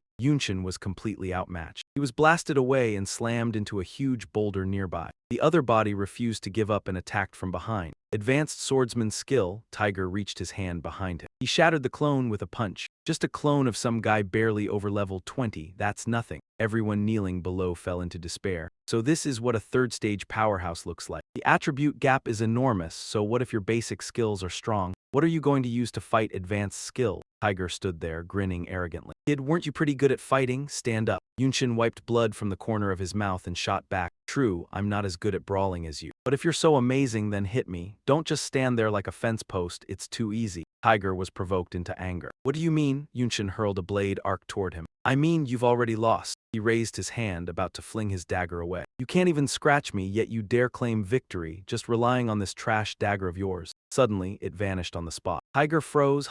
When it reappeared, it was right in front of him. Cold sweat beaded on his skin. Yunshin charged with a spear. Didn't you say I couldn't do anything to you? He used the basic warrior skill, charge. If you've got guts, don't dodge this. Let's see what's harder, your eyes or my dagger. Tiger sprang aside. He cursed mid-leap. Damn it. The moment he moved, a cut flashed across his cheek where the dagger grazed him. He landed in an open spot, far from where he started. But suddenly his legs were clamped by a beast trap snare. Only then did Tiger realize. Seeing vines sprouting up nearby, he understood. Got it, his goal wasn't to hurt me but to trap me for a short time. Did he figure it out already? Yunshin shot up into the air. He said, no matter how strong you are, you're only a third-stage demon, not a demon lord. So how can you, with only Darkmark aura, suppress a same-rank mentor so they can't move? That aura kept surging like a living creature, and it wasn't normal at all. Darkmark aura usually leaks out from cracks, only yours is rising straight from the ground. Clearly you used some special method. He kicked off the air. He drove his long spear into the center. Most likely, you planted an item underground that amplifies Darkmark aura. Something that important, you definitely protect it. The weapon stabbed straight down and ripples spread from the impact like water. Even if you had to take my attack head-on, you still refused to stay put. That's what gave you away. Idiot, before you train your stats, train your brain. From the punctured spot, a stunning purple gemstone was revealed. As it slowly expanded, its interior was packed with pitch-black aura. Black smoke surged out as violet power radiated in all directions. Tiger tore through the vines and shot toward him. Bastard, I'll kill you. But halfway through his punch, he was caught by two control skills. Nature Whip and Thunder Shackles. He could do nothing else but curse. Damn it, if you don't want to die, let me go. Cast and her colleague laughed smugly. Enjoy the feeling of not being able to move. Next comes a fair fight. Yunshin dashed off in one direction, still reminding the two mentors, I'll leave this to you too. I'm going into the manor to deal with the Black Hood believers. Cast waved cheerfully. With your strength I'm not worried, but be careful anyway. Inside the Junk Heap's castle. It was gloomy, white bones scattered all over the ground. Suddenly an explosion went off. The familiar blue flames burst through the windows. Everyone in the castle panicked and scattered. Which blind fool is ambushing us and daring to burn our home? Yunshin raised the flame in his hand, looking thrilled. He'd just been humiliated by a one-sided beating. Perfect, come on, you guys be my punching bags for a bit. Yunshin lunged forward, wielding a spear to drive off the black-robed men around him. Seeing how fast and fluid he moved, the black-robed men panicked. They shouted, "No, this kid's too strong, we can't beat him head-on. Damn it, how is there a freak like this? Where's the reinforcements? Why aren't the backline reinforcements here yet?" One of them spoke up. "If this keeps up, even more people won't be enough for him to beat down." Another turned and asked, "Isn't there any other choice?" After saying that, the man leaned back and yelled at the top of his lungs, "Fellow believers, rather than let him kill us, we might as well offer our lives to the Supreme Lord. The Lord will avenge us." And all of them shouted in unison, "The Lord will avenge us." From where they stood, a blazing flame suddenly erupted. He realized what they were doing and reconsidered their reckless self-sacrifice. A bunch of lunatics, he had to stop it fast, but in the next instant they were torn to pieces. Van then grimaced, he was still a step too slow. With a dark believer's sacrifice like that, they were bound to summon something nasty. But a so-called sacrifice was still just a skill. Van then Dan shifted his stance and triggered multiple skills at once, making sure. As long as it's a skill, it can be interrupted. Suddenly, a blood-red abyss opened before him, a forbidden dark rite, the gate of the mystic sacrifice. From within, it began to crack and slowly stir. Then a clawed hand shot out. He barked a warning, "Don't you dare come out, Senior Sergeant Skill Assault, ambush." They thought Van then would tremble, but he didn't hesitate, he drove his spear straight in. His face lit up with excitement. It worked. The hand recoiled a little. As expected, even with a sacrificial passage, a demon root of the dark world wouldn't cross over easily. Van then let out a sharp snort and followed up again. Then he stabbed hard enough to make the hand shudder. In a flash, he switched weapons to the Stormgale halberd, swung with all his might, finisher. A brutal halberd slash came down. "Get back in there!" Under his terrifying assault, the hand withdrew bit by bit and the passage sealed shut. Space returned to normal. Van then exhaled in relief. Thankfully, he stopped it. That demon root aura was terrifyingly strong, at least third ascension. If it really came out, he'd be finished. His eyes stayed fixed on where the passage had been when a voice suddenly rang out. Looks like things really were dire. The gate had closed, yet a third ascension demon root still appeared. Right, little human. Van then's heart sank, he'd been careless. With so many believers, how could they have opened only one gate? Facing a third ascension demon root alone was not a wise choice. To explain, in this world, levels are the foundation for class advancement. Each class change not only grants a huge amount of attribute points, it also unlocks higher tier skill. A level 10 warrior can class change once, first ascension. Level 30 is second ascension, level 68 is third ascension, level 94 is fourth ascension. The more times you advance, the stronger you become. Van then stared at his opponent without blinking. In the human world, third ascension powerhouses hold extremely high status. Their strength goes without saying, and the one in front of him was a third ascension demon root, even stronger than a human third ascension. Van then straightened his back, gripping his spear tightly. Running was clearly not an option. 13 seconds left on his buff. If he wanted to live, he had to end it fast. Seeing this, the ignorant demon root laughed. He still dared to draw a weapon. Was it the gift of the Dark Knight Empress that made him so confident? Suddenly, 4 wings unfurled from its back. Maybe you still don't understand. Your head is worth a fortune. The money will be delivered straight into Lord Demon Sovereign's hands. Without missing a beat, Van then vanished on the spot, Godflesh. Van then slipped behind him and unleashed a heavy slash, a razor-sharp gale. He was a hair's breadth from the target, then the demon threw a straight punch backward. "A puny human like you can't even scratch a single hair on me." That punch not only broke the move, it sent Van then flying into the wall. He spat blood. This bastard was crushing him with sheer attributes. There was no way to defend. Before he could recover, the enemy charged straight at him. Too fast, his footwork couldn't keep up. A terrifying blast went off, smoke and flame bursting everywhere. It looked like he'd been badly wounded. But Van then instantly switched weapons, invincible Soul Shock-esque combo. The ignorant one stared in shock. Not hurt, damage immunity skill. Van then didn't bother answering. His weapon morphed into a dagger spear. Now the offense and defense had flipped. He shot forward like a blade straight for the demon's face. In a blink, he was at the eyes. The demon roared in fury, again with the eyes, and slammed him down to the floor with brute force. Despicable human, the ignorant demon root stomped him again and again, stomping and cursing, "Take this, take this." Van then could only defend. His invincibility was about to end, but his setup was complete. He stared coldly, smoke rose from those pitch-black eyes. Suddenly he surged up with explosive strength and shoved the third ascension demon root away.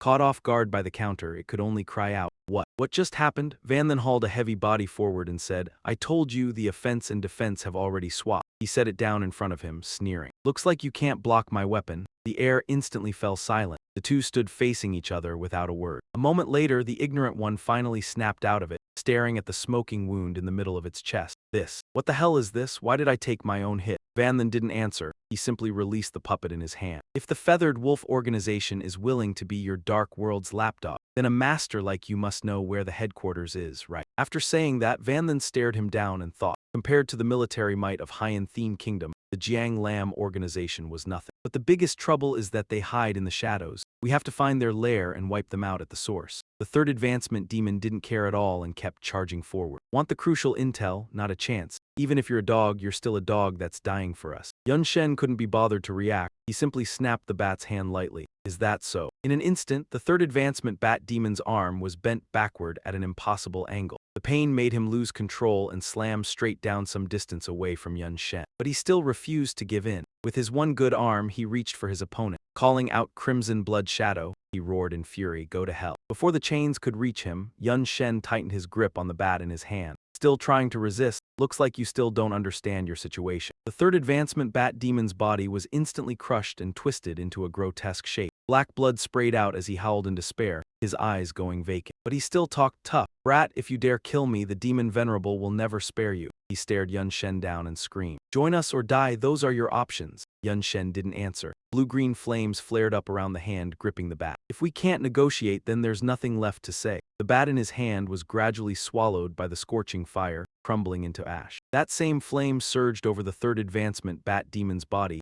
yet he laughed like a madman. "So what if you kill me? Humanity is about to enter its darkest hour." Howling, he condensed a small pink sphere above his head. "Join the Advent organization, submit to the Dark World, it's the only way out. Even if I die, I won't let you go." Right after that, the small sphere shot straight forward. Yun Shen couldn't react in time and was struck. "You won't escape," but not long after, only his muttering, "No escape," echoed in the cave before it cut off. Yun Shen broke out in sweat. He raised a hand to his neck, annoyed. "Damn it, I slipped up." Who would have thought it could still counterattack in that state? He didn't feel any pain. Looks like it was a direct damage skill. At that moment, a spiral symbol slowly appeared on his neck, with 3 small dots around it. "I should go back and have Instructor Zia take a look." He glanced at the enemy, now completely motionless. Yun Shen thought to himself, if it weren't for someone guiding the curse, even in perfect condition, it'd be hard for me to deal. That kind of damage. Even cutting its hair was only possible because of that glittering dagger, even with such an overwhelming gap. It wasn't just an absolute advantage in attributes. A third advancement powerhouse's skills, whether active or passive, scale far better with attribute points than ordinary skill. For example, 1 point of strength put into a basic skill barely adds damage, but put into an advanced skill, it could add 100. Agility and defense type skills are the same. That's why classless freelancers have no future. Yun Shen flopped down onto a nearby rock. Even if his talent could raise a skill's quality, to fight a third advancement bat demon he needed more than attribute points. His skills had to be strong too. As he sat there panting, a fireball flew in from behind. The instant it got close, Yun Shen flicked his eyes back. In the next moment it exploded. Yun Shen forced himself to use Divine Flash and barely dodged in time, then shouted, "Who is it?" Tiger had appeared here at some point. One of his hands was still giving off a pale pink aura. "Yun Shen, I've suffered plenty because of you. We're going to settle this debt properly." Yun Shen frowned, irritated, and asked, "Why you? Where are the instructors?" Tiger was covered in scratches. "They're still alive, but..." He paused, then said bluntly, "Their situation isn't any better than mine. And Kathy's team is in a terrible state too." Her clothes were torn as she sat slumped on the ground. "Damn it, that bastard got away. After years of peace as instructors, our real combat ability has fallen way behind. The others weren't much better. At least, no matter what, nobody had died." But Yun Shen's side was harder to read.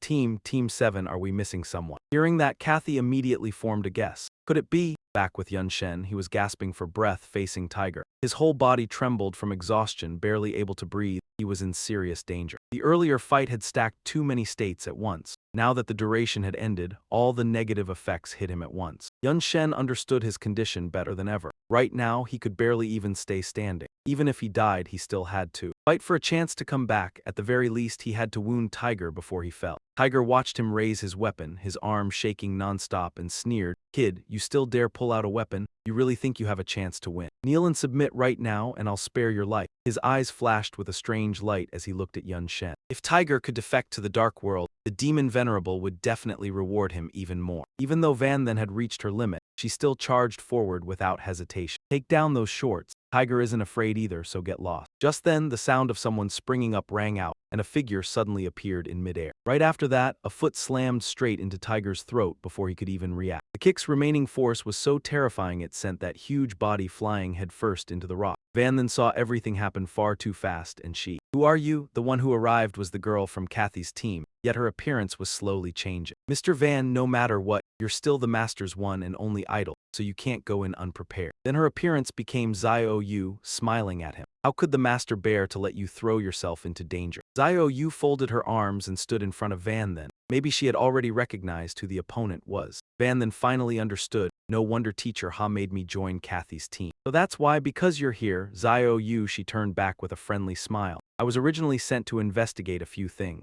A succubus's identity easily causes trouble, so it's more convenient to move with a team. Mr. Van wants to join the Sun Ma squad. My team is the best choice." Across from them, the Dark World's demon struggled to get up and ask why. His face was full of unwillingness and confusion. He roared, "You're a noble succubus, why would you reveal your true name?" Standing on humanity's side, Zio Yu suddenly burst into laughter and replied, "Because everything I am, my heart and my body, belongs to the master. And you dare oppose the master and harm the master's beloved disciple." In her eyes now, there was only love for her master. Suddenly, Zio Yu manifested 2 pairs of wings and rose into the air. She unleashed her skill and shouted, "Atone with your death." The Dark World's demon felt he couldn't win and immediately spread his wings to flee. Damn it. Behind him, how could Zio Yu possibly let him escape? She shouted, "Don't even think about running, Demon Lord Ku." Skeletal chains from the void clamped down on his limbs, leaving him unable to move. Powerless, he turned back and demanded, "Demon Lord Ku, you're a demon lord, why submit to humans?" Zio Yu clenched both hands into fists and answered, "Do you even need to ask? Of course I was subdued, you idiot. Otherwise, who would give up being a lord to become a servant?" She tightened her fists again, making the chains cinch in as she carried out the execution. The Dark World's demon was defeated by this move. Once she confirmed the enemy's crushing defeat, Zio Yu landed. Van then behind her asked, "So you were defeated by Teacher Ha?" She replied in quick succession, "At first, yes. But after I followed the master, over a long time I carelessly fell in love that day." Her answer made Van then feel awkward. He thought to himself it was better not to ask. Zio Yu took his hand. "Mr. Van, how did you defeat a third transcend demon so easily? That's incredible, I'm totally into you." He scratched his head with a grin. "You fall for everyone you meet." Zio Yu shot back, "What can I say, I'm a succubus." After chatting for a bit, she withdrew the black spheres that had enveloped the 2 demons and explained, "Their bodies are extremely useful, so I kept them intact on purpose." They continued forward.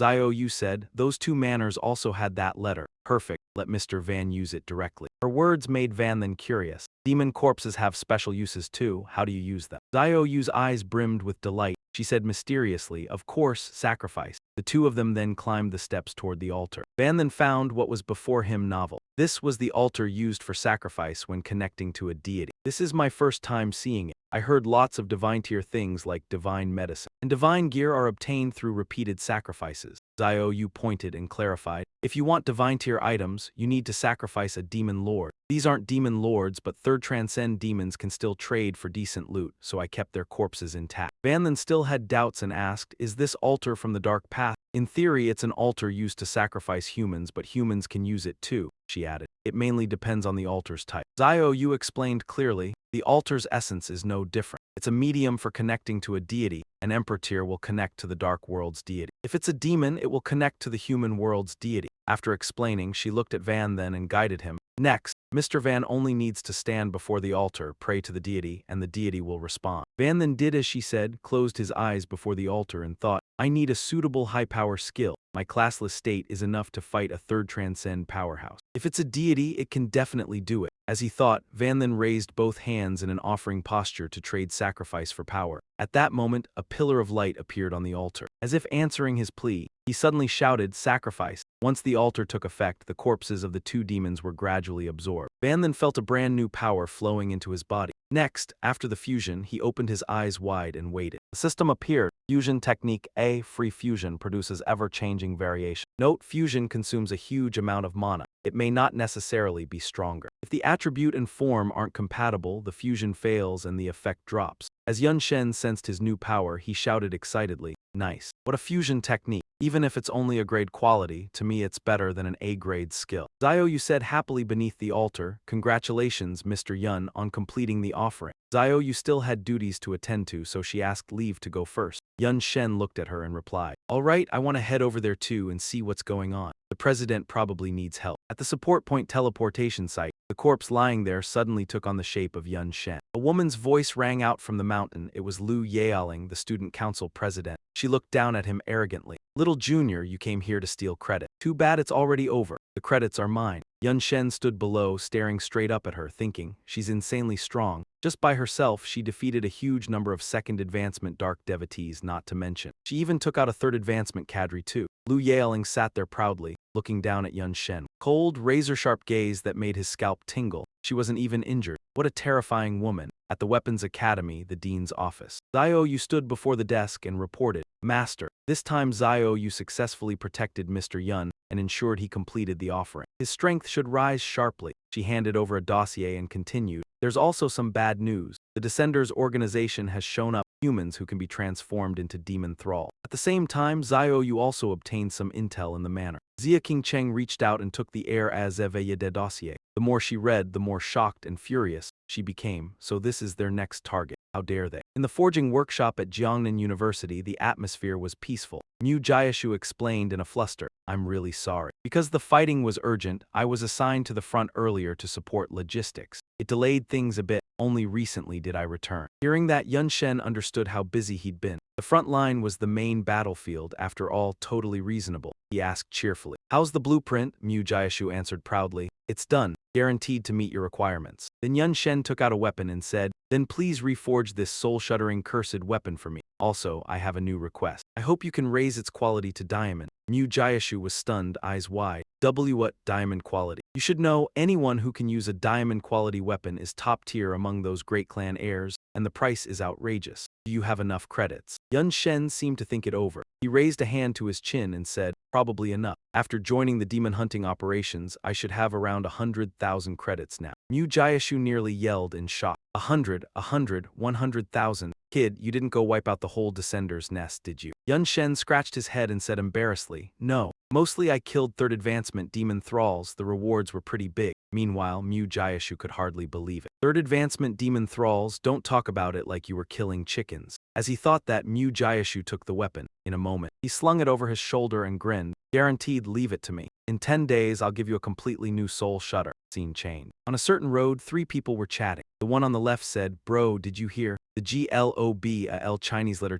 tournament is about to start. Top geniuses from every country around the world will take part." The one on the right echoed, "Oh." The one in the middle didn't get it and asked, scratching his cheek, "What's that got to do with us?" Seeing that, the one on the left said, "I heard our university won the freshman exchange championship, so we got THE Chinese letter to represent the Xuanlong nation." The one in the middle thought of someone and said, "Ah, but for something this important, they'll definitely pick third-year seniors. First years like us don't have the standing to join." Over on this side, Yun Shen was completely focused. He stood watching his weapon fuse with the purple stone. Suddenly, the purple stone let out a ringing sound like it was announcing a successful refinement. Sure enough, after that series of chimes, the weapon reappeared with a fresh new look, breaking the limit. Holding it in his hand, Yun Shen sighed with feeling. No wonder it was a limit-breaking stone from the system. It successfully raised the array's quality to white crystal. He'd also already given the cross insignia's inheritance to Yun Tang, which counted as a pretty decent life-saving measure. While he was admiring the weapon's new power, the thorn dust beast suddenly popped up behind him, brimming with joy. Seeing that, Yun Shen reached out and lifted her up. Earlier, while grinding levels like crazy, he'd also brought along Xiao Jing. Now Xiao Jing's level was about the same as his. With the fusion technique, she should be solid support. As soon as he finished speaking, a knock sounded at the door. He called out, "Come in."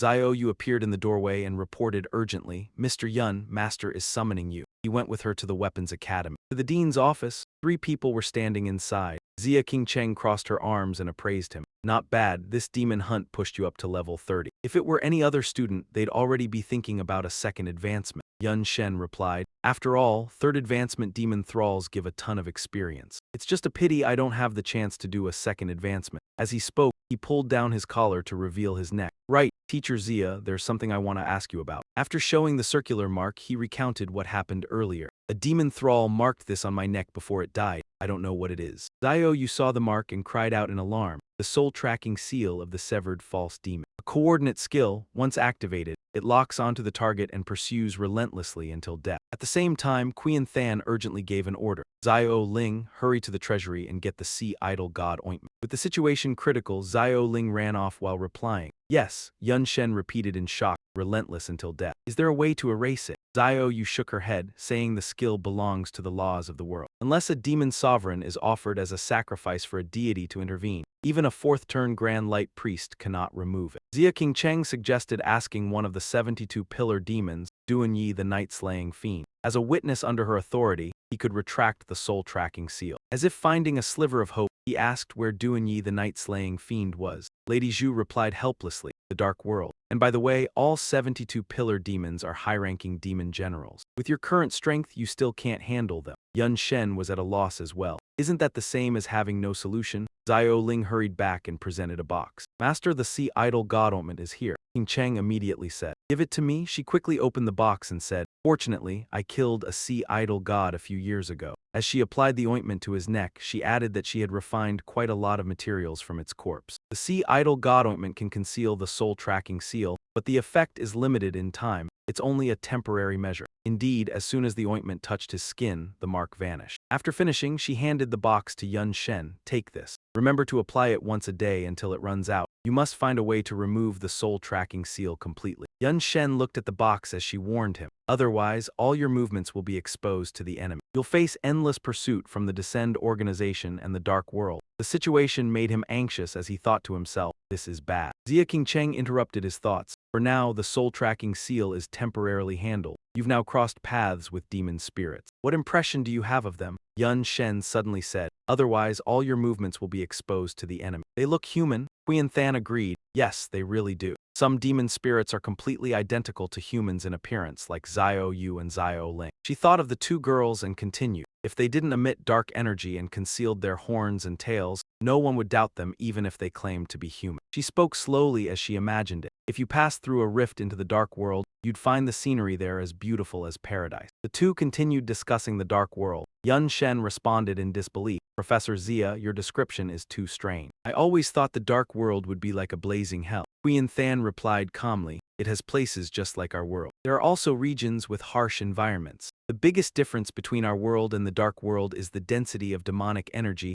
Ours is much lower. She continued explaining. When a connected rift opens, energy from the world with higher density constantly pours into the lower one. Upon contact, corrosion occurs, plants are destroyed, and low-level monsters go berserk. The scene seemed to come alive through her words. If you stood in the dark world, the air would feel normal. It's only because we live here that we feel discomfort. The scenery there may even be more beautiful. But to us, it's hell. Yun Shen finally understood. No wonder some humans willingly become hounds. Serving demon spirits, scorning their own bloodline and flesh. Yun Shen continued, even cleansing their own souls and accepting so-called evolution. So the dark world truly is a higher-tier world. He gestured toward her and asked, in that case, when demon spirits come here, they're affected too? She replied, that's right, but over the years they've gradually adapted. The increasing frequency of war makes that obvious. She suddenly changed the topic. It's still too early to discuss all this with you. There's something more important you need to do now. You know, I didn't send Zio you there just to protect you. Zia Qingcheng continued to the main point. She has another mission. You're aware of the Global Supremacy Tournament, right? Yun Shen was puzzled by the topic. Yes, everyone's been talking about it, but isn't that for third-year students? She replied because third-year students are stronger. The stronger ones earn the spot. According to intelligence, the Descend organization's next target is the Global Supremacy Tournament. If I go, it will alert them. As she spoke, she pointed at him and ordered, you will participate in the Global Supremacy Tournament and stop the Descend organization's action. Her command stunned Yun Shen.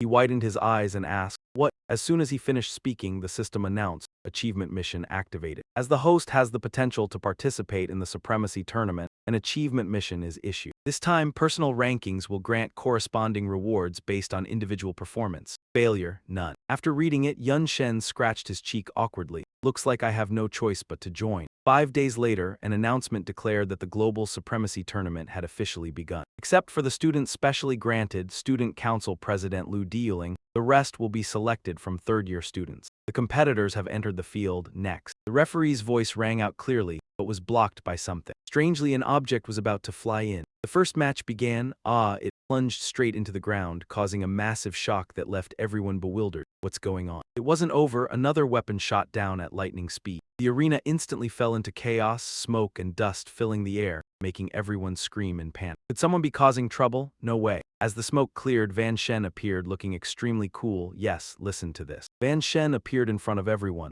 The atmosphere suddenly became agitated. What's happening? Why is a first-year student here? All attention focused on him. That kid is Van Shen, indeed very strong, but this is a third-year competition. Suddenly, a voice rang out, silencing everyone. Diyuling stepped forward with a serious expression. Is the quota competition only for third-year students? Why don't I remember this rule? As long as the strength is sufficient, any student qualifies. But those present ignored this, continuously protesting. How annoying, I didn't expect the council president to side with him. There's only one quota and even third years aren't enough to fill it. On what basis can a first year participate? Diyuling's face darkened, her voice turning ruthless. It's just one more person. Are you saying none of you even trust a first year from the lower class to win? Everyone quickly charged at Van Shen. Annoying, once it comes to this, there's no choice, Van Shen, right? Now you'll see what third-year strength looks like. People in the stands murmured. These guys haven't even seen Van Shen's performance in the ghost hunting squad yet. That's Lang Ren cutting through 100,000 learning points, our elder from Team 7. Someone's about to get into trouble. They competed among themselves. Let me go first out of respect. No, I'll fight the first match. Today I'll make him lie down. While arguing, someone cut in. Let's go together. Van Shen wore a solemn expression. Van Shen spoke. The others seemed energized, quickly rushing forward. Everyone's faces were fierce, roaring. Don't solo him, it's a waste of time. Let's go together and finish this quickly. Van Shen easily blocked the opponent's attacks. He shouted, get lost. Alone, he faced the unruly crowd. They struck simultaneously. Ice Essence Strike, spreading darkness, Chain Thunder Light, Van Shen calmly countered, magic brilliance flaring. He threw two flames in his hands, roaring, Fire Dragon. Fire Dragon countered long-range attacks while Van Shen pressed in with his spear for close combat. The spectators were shocked. How can this kid's master-level skills match a second-tier practitioner? Moreover, his attributes were incredibly high. Ordinary third years are no match. But then, someone masked themselves and flew into the air. He drew everyone's attention. The student council member acted. They pointed directly at Van Shen. Picking on the many while sparing the few is a bit disgraceful. But this is the price of challenging everyone. Zhu Go Kid, Earth Hazard Strike. A giant hexagon appeared beneath. Van Shen was somewhat startled. The hexagon transformed into a prison, trapping the target inside. Van Shen tried using his master-level hero skill, and no strike to break it but failed. However, he was not disappointed. On the contrary, he admired it. Truly a heavenly master skill, fitting a second-tier Taoist. Indeed formidable. If it were me before, it would have been quite troublesome. Jiang Dai really is a hidden tiger. Van Shen smiled slightly, waving his hand. Another circle appeared outside, but unfortunately I've changed now. The crowd outside still didn't understand, only eager to crush him. He's trapped. The master's Earth Hazard Strike cannot be breached from within. Even spatial skills won't work. The summoning had effect. A young girl gradually condensed, vines wrapping her, fusing her skill. Summoner summoning contract and drift growth. The girl fully appeared, arms akimbo, wielding vine strands as weapons. Summoning contract, Vine Girl. Monster, Vine Girl. Zio Jing, level 30, platinum quality. Her appearance caused an uproar in the stands. What's going on? A novice skill can't summon a platinum-grade monster. Not correct, her quality seems temporarily elevated. Never heard of this skill before. Zio Jing was extremely excited seeing herself in this form. I've grown. Van Shen stood in the prison, dissatisfied, quickly withdraw entire body. Also release me conveniently. Without making Van Shen wait long, she quickly displayed her ability, seed sowing. The seeds quickly flew toward the opponents. Upon contact, they burst like raindrops. What skill is this? They seemed unharmed, but someone noticed something unusual. Many plant-type monsters have splitting abilities, could it be? Van Shen created a massive vortex in midair. Mage, Water Grave, and Wind and Spell together. Waiting for the seeds to grow naturally was too slow. Better to speed things up. Skill fusion, call rain. Soon, a heavy downpour fell, infuriating the opponents. The seeds multiplied continuously upon touching water, causing them pain so intense they ground their teeth. Those petite thornvine girls kept popping out. The sight turning into action made them furious, shouting, "Damn it, get lost." The scene instantly turned chaotic. Some opponents got grabbed by the head, others had their clothes yanked, one even got their cheeks pinched and dragged away. "Don't cover my eyes, I can't see anything, let go." The vines had already wrapped tightly around the green trash box, and the thorny tendrils launched another ambush. Once freed, the ground near Yun Shen was no longer flat. If it was turned ground into prison, then as long as you used external force to wreck the terrain, you could break the skill. The prison would naturally disappear. The black-cloaked figure standing high above sighed, "Interesting. Looks like I'll have to go all out next." But a voice rang out, startling him. "Hey, you guys, aren't you ashamed of yourselves? Ganging up on a kid is bad enough, and now even the student council members are using their real skills." Someone stepped onto the arena as he spoke. "At least fight him one-on-one, fair and square." The newcomer revealed himself, the student council vice president, Ao Chang. Level 42, class Soul Reclaimer, Second Awakening Black Impermanence. The other third years hurriedly backed off. They hadn't expected the vice president to step in. Wasn't he not planning to participate? He's only second awakened, but he's got a record of fighting evenly with third awakened instructors. We're done for. Ao Chang looked up toward the stands. "President, you seem to think highly of this kid, Zai Ren. How about a bet? If I win, you have to give me the right to date you." Miao Ling agreed immediately. "Fine, provided you can actually win." Ao Chang strode happily toward Yun Shen. "You heard that, right? I'm dying to date her, so I'll be overflowing with energy. Better be careful." Yun Shen ordered Zio Jing, "This guy is very strong. You won't be able to do much here, go back." She agreed at once. "Okay." Ao Chang gave a strange, eerie smile. He gripped his weapon firmly. "Smart choice, keeping her here would just waste mana. Next up, this is where the real fight begins." Yun Shen settled into a ready stance. "Perfect. I've got a few new things I want to test too." Dust and smoke churned all around them, visibility dropping to the lowest it could get. Ao Chang and Yun Shen stood on opposite sides. The referee followed procedure and asked, "This match decides the qualification slot for the Global Dominance Tournament. Any objections?" Ao Chang replied, "Of course not. If even I can't beat him, no one else has a chance." The referee quickly announced, "All right, match start." The moment it began, Ao Chang flicked the staff in his hand. "For a date with the president, I won't hold back." It was insanely eerie. Gray waves spilled out from that swing, summoning vengeful spirits. The summoned ghosts were filled with resentment, screaming the instant they were released. "I hate it, I hate it. Who will pay with their life for mine? I was wrong." "Everyone has to pay with their lives."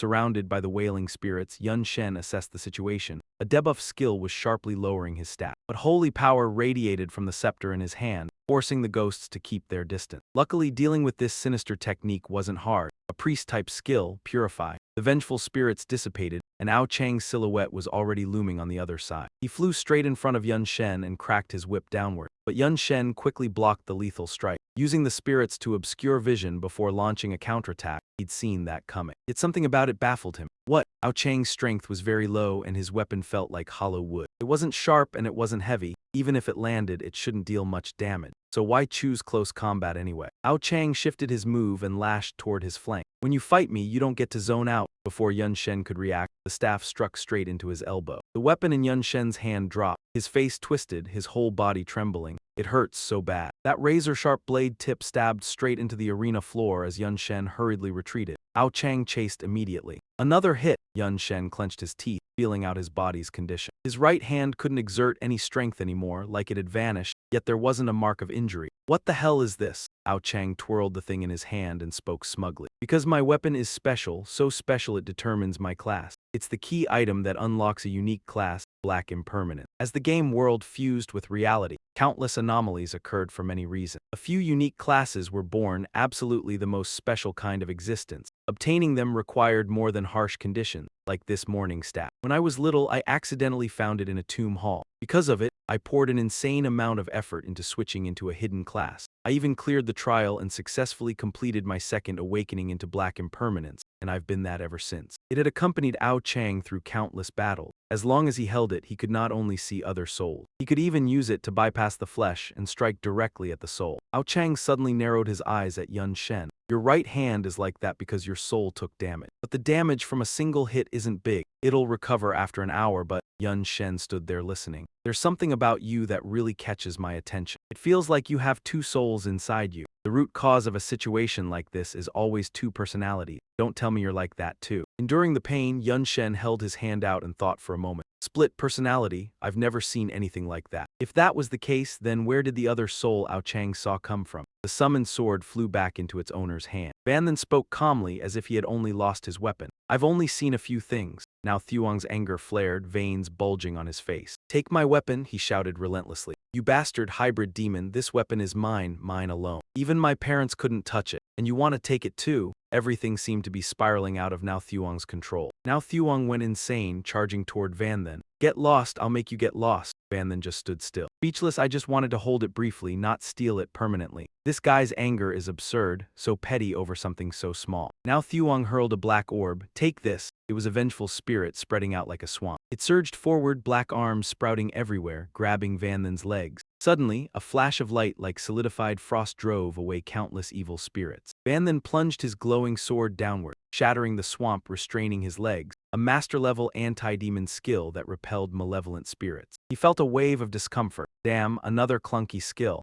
Even if he escaped, his agility points would be heavily reduced. Van then charged forward, left hand gripping the sharp sword. With his stats reduced, he couldn't fight normally. He had to end this quickly. One sword cutting through the wind, a master-level night skill leaving no contact. Now Thuong blocked it with a mocking swipe. Useless, just as planned. Van then slightly curled the corner of his lips. Not necessarily. From above, a copy of him flew out like a departing soul. An assassin-level basic skill, clone. Now Thuong didn't back down either. He summoned a ferocious demon with demon arms, clone and airborne demon armor attack. The original and Now Thuong fought melee on the ground. Van then was drenched in sweat. Damn, close combat hit a disadvantage solo with debuff. The impact was huge. The demon suddenly stretched out its arms. Striking straight at Van Then, the shadow of the blow seemed to engulf him. Van Then was quickly flung backward. Van Then himself was nowhere to be seen. Now Thuong was on the offensive, swinging wildly, summoning vengeful spirits into the swamp. Van Then was too exhausted to resist, helplessly watching the swamp gradually surround him.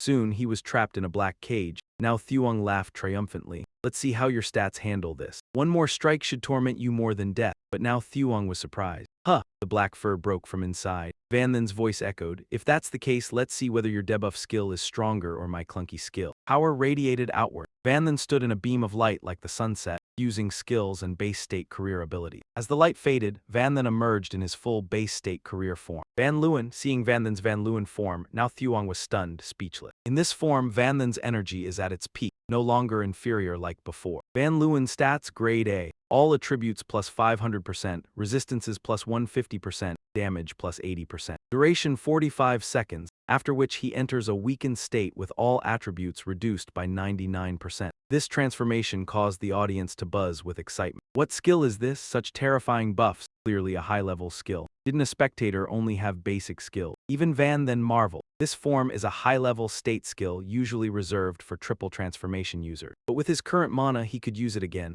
Now Thuong stubbornly replied, useless. No matter how much you buff, I can negate it, just a matter of time. Facing Now Thuong's reduction ultimate, Van then silently responded, not necessarily. Quickly using a master-level swordsman skill, he drew his sword and closed in on Now Thuong with godlike speed. With my current agility points, contesting skills is easy. Now Thuong was quick to understand, summoning defensive armor, demon arm fusion into his body. Van Then's strength was indeed extraordinary. An explosion blew apart the main arena, proving it. His attack was blocked by Now Thuong. Thanks to successful soul summoning, he had time to brag, useless. High stats are nothing. Spectators with only basic skills can't challenge me. Van then declared, then I won't use basic skill. He immediately fused his skills, Knight, Touchless, and Swordsman. He launched a combined strike, overwhelming Now Thuong. Sure enough, his weapon couldn't withstand it, cracks forming. Van then decisively focused his strength, cutting in one blow, completely pushing back his opponent. Still not done, he clenched his fist, using martial artist, ice fist, and strongman skills, unleashing a full force strike. He aimed directly at Now Thuong's abdomen, delivering a terrifying punch of the Icefire Heaven species. Now Thuong couldn't react in time. He was flung backward at shocking speed. After the dust settled, the audience could finally see Now Thuong's figure. He coughed up blood, hacking a few times. This time he was truly defeated. The audience erupted. Oh my god, what kind of damage was that? Besides a lot of the skills he used, I've never even heard of them. Just who the hell is this kid? Yun Shen quietly walked over to the shattered, sobbing staff, wanting to confirm what had just happened. He had stepped on it. A chill ran up his spine and it finally clicked. Yun Shen murmured in shock to himself, so this is what it feels like. Ao Chang didn't have a body. Yet he still clutched his weapon and wailed his heart out. My weapon, can it even be repaired? Yun Shen stepped up in front of him and asked bluntly, do you surrender or do we keep fighting? Ao Chang answered without hesitation, I surrender. I surrender. With tears and snot all over his face, he begged Yun Shen, please don't take my weapon. It belongs to me alone, it's everything I have. Under the icy rain, Yun Shen patted him down and said, I never meant to take it and I don't need it either. That familiar feeling made sense now. Earlier in the arena, he had stepped on a piece of a weapon that had been chopped off. The shard in his hand was part of Ao Chang's weapon. Watching the shadowy figures ahead, Yun Shen understood one thing right away.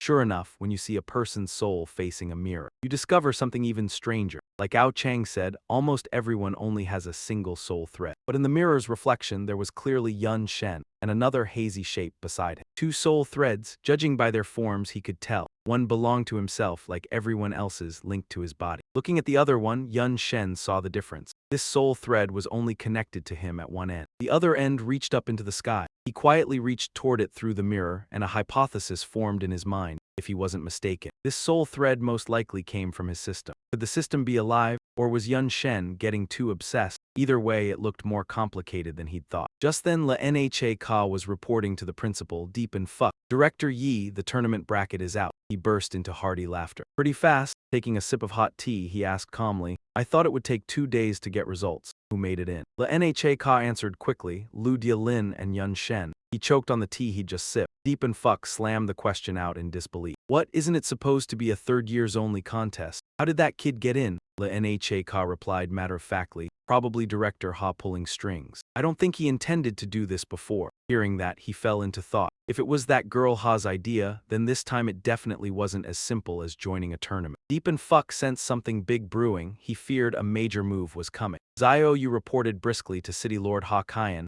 Mr. Yun didn't disappoint. He secured the slot. There were no surprises in the data, but this was only the beginning. For him, the harder part was still ahead. She asked about something else. What about the military? How many people will they agree to provide? Zio Yu replied quickly. With the front lines urgent right now. The military can only guarantee the bare minimum support. Zio Ling added, each region can probably send about 20 second rankers and 2 to 3 third rankers. That was enough for Ha Kaiyan to get to work. There'd be plenty to keep her busy next. Her face lit up with a grin that was equal parts excitement and satisfaction. In the days that followed, Yun Shen carried on as usual, attending the all-classes course. He also did his best to complete his daily tasks. His stats and proficiency across different professions rose quickly. At the same time, more than 500 countries worldwide, after fierce infighting, had also chosen their participants. They set off one after another for the host location, the Holy Empire. Of course, not all of them were going just to compete. A man who looked sinister and cold to the bone spoke up. Get up. It was time for the world to feel it along with his comrades. He curled his lip, fear seeping out of the darkness. It wasn't until a month later that Yun Shen finally had time to go back and visit Yun Tang. She was furious at him.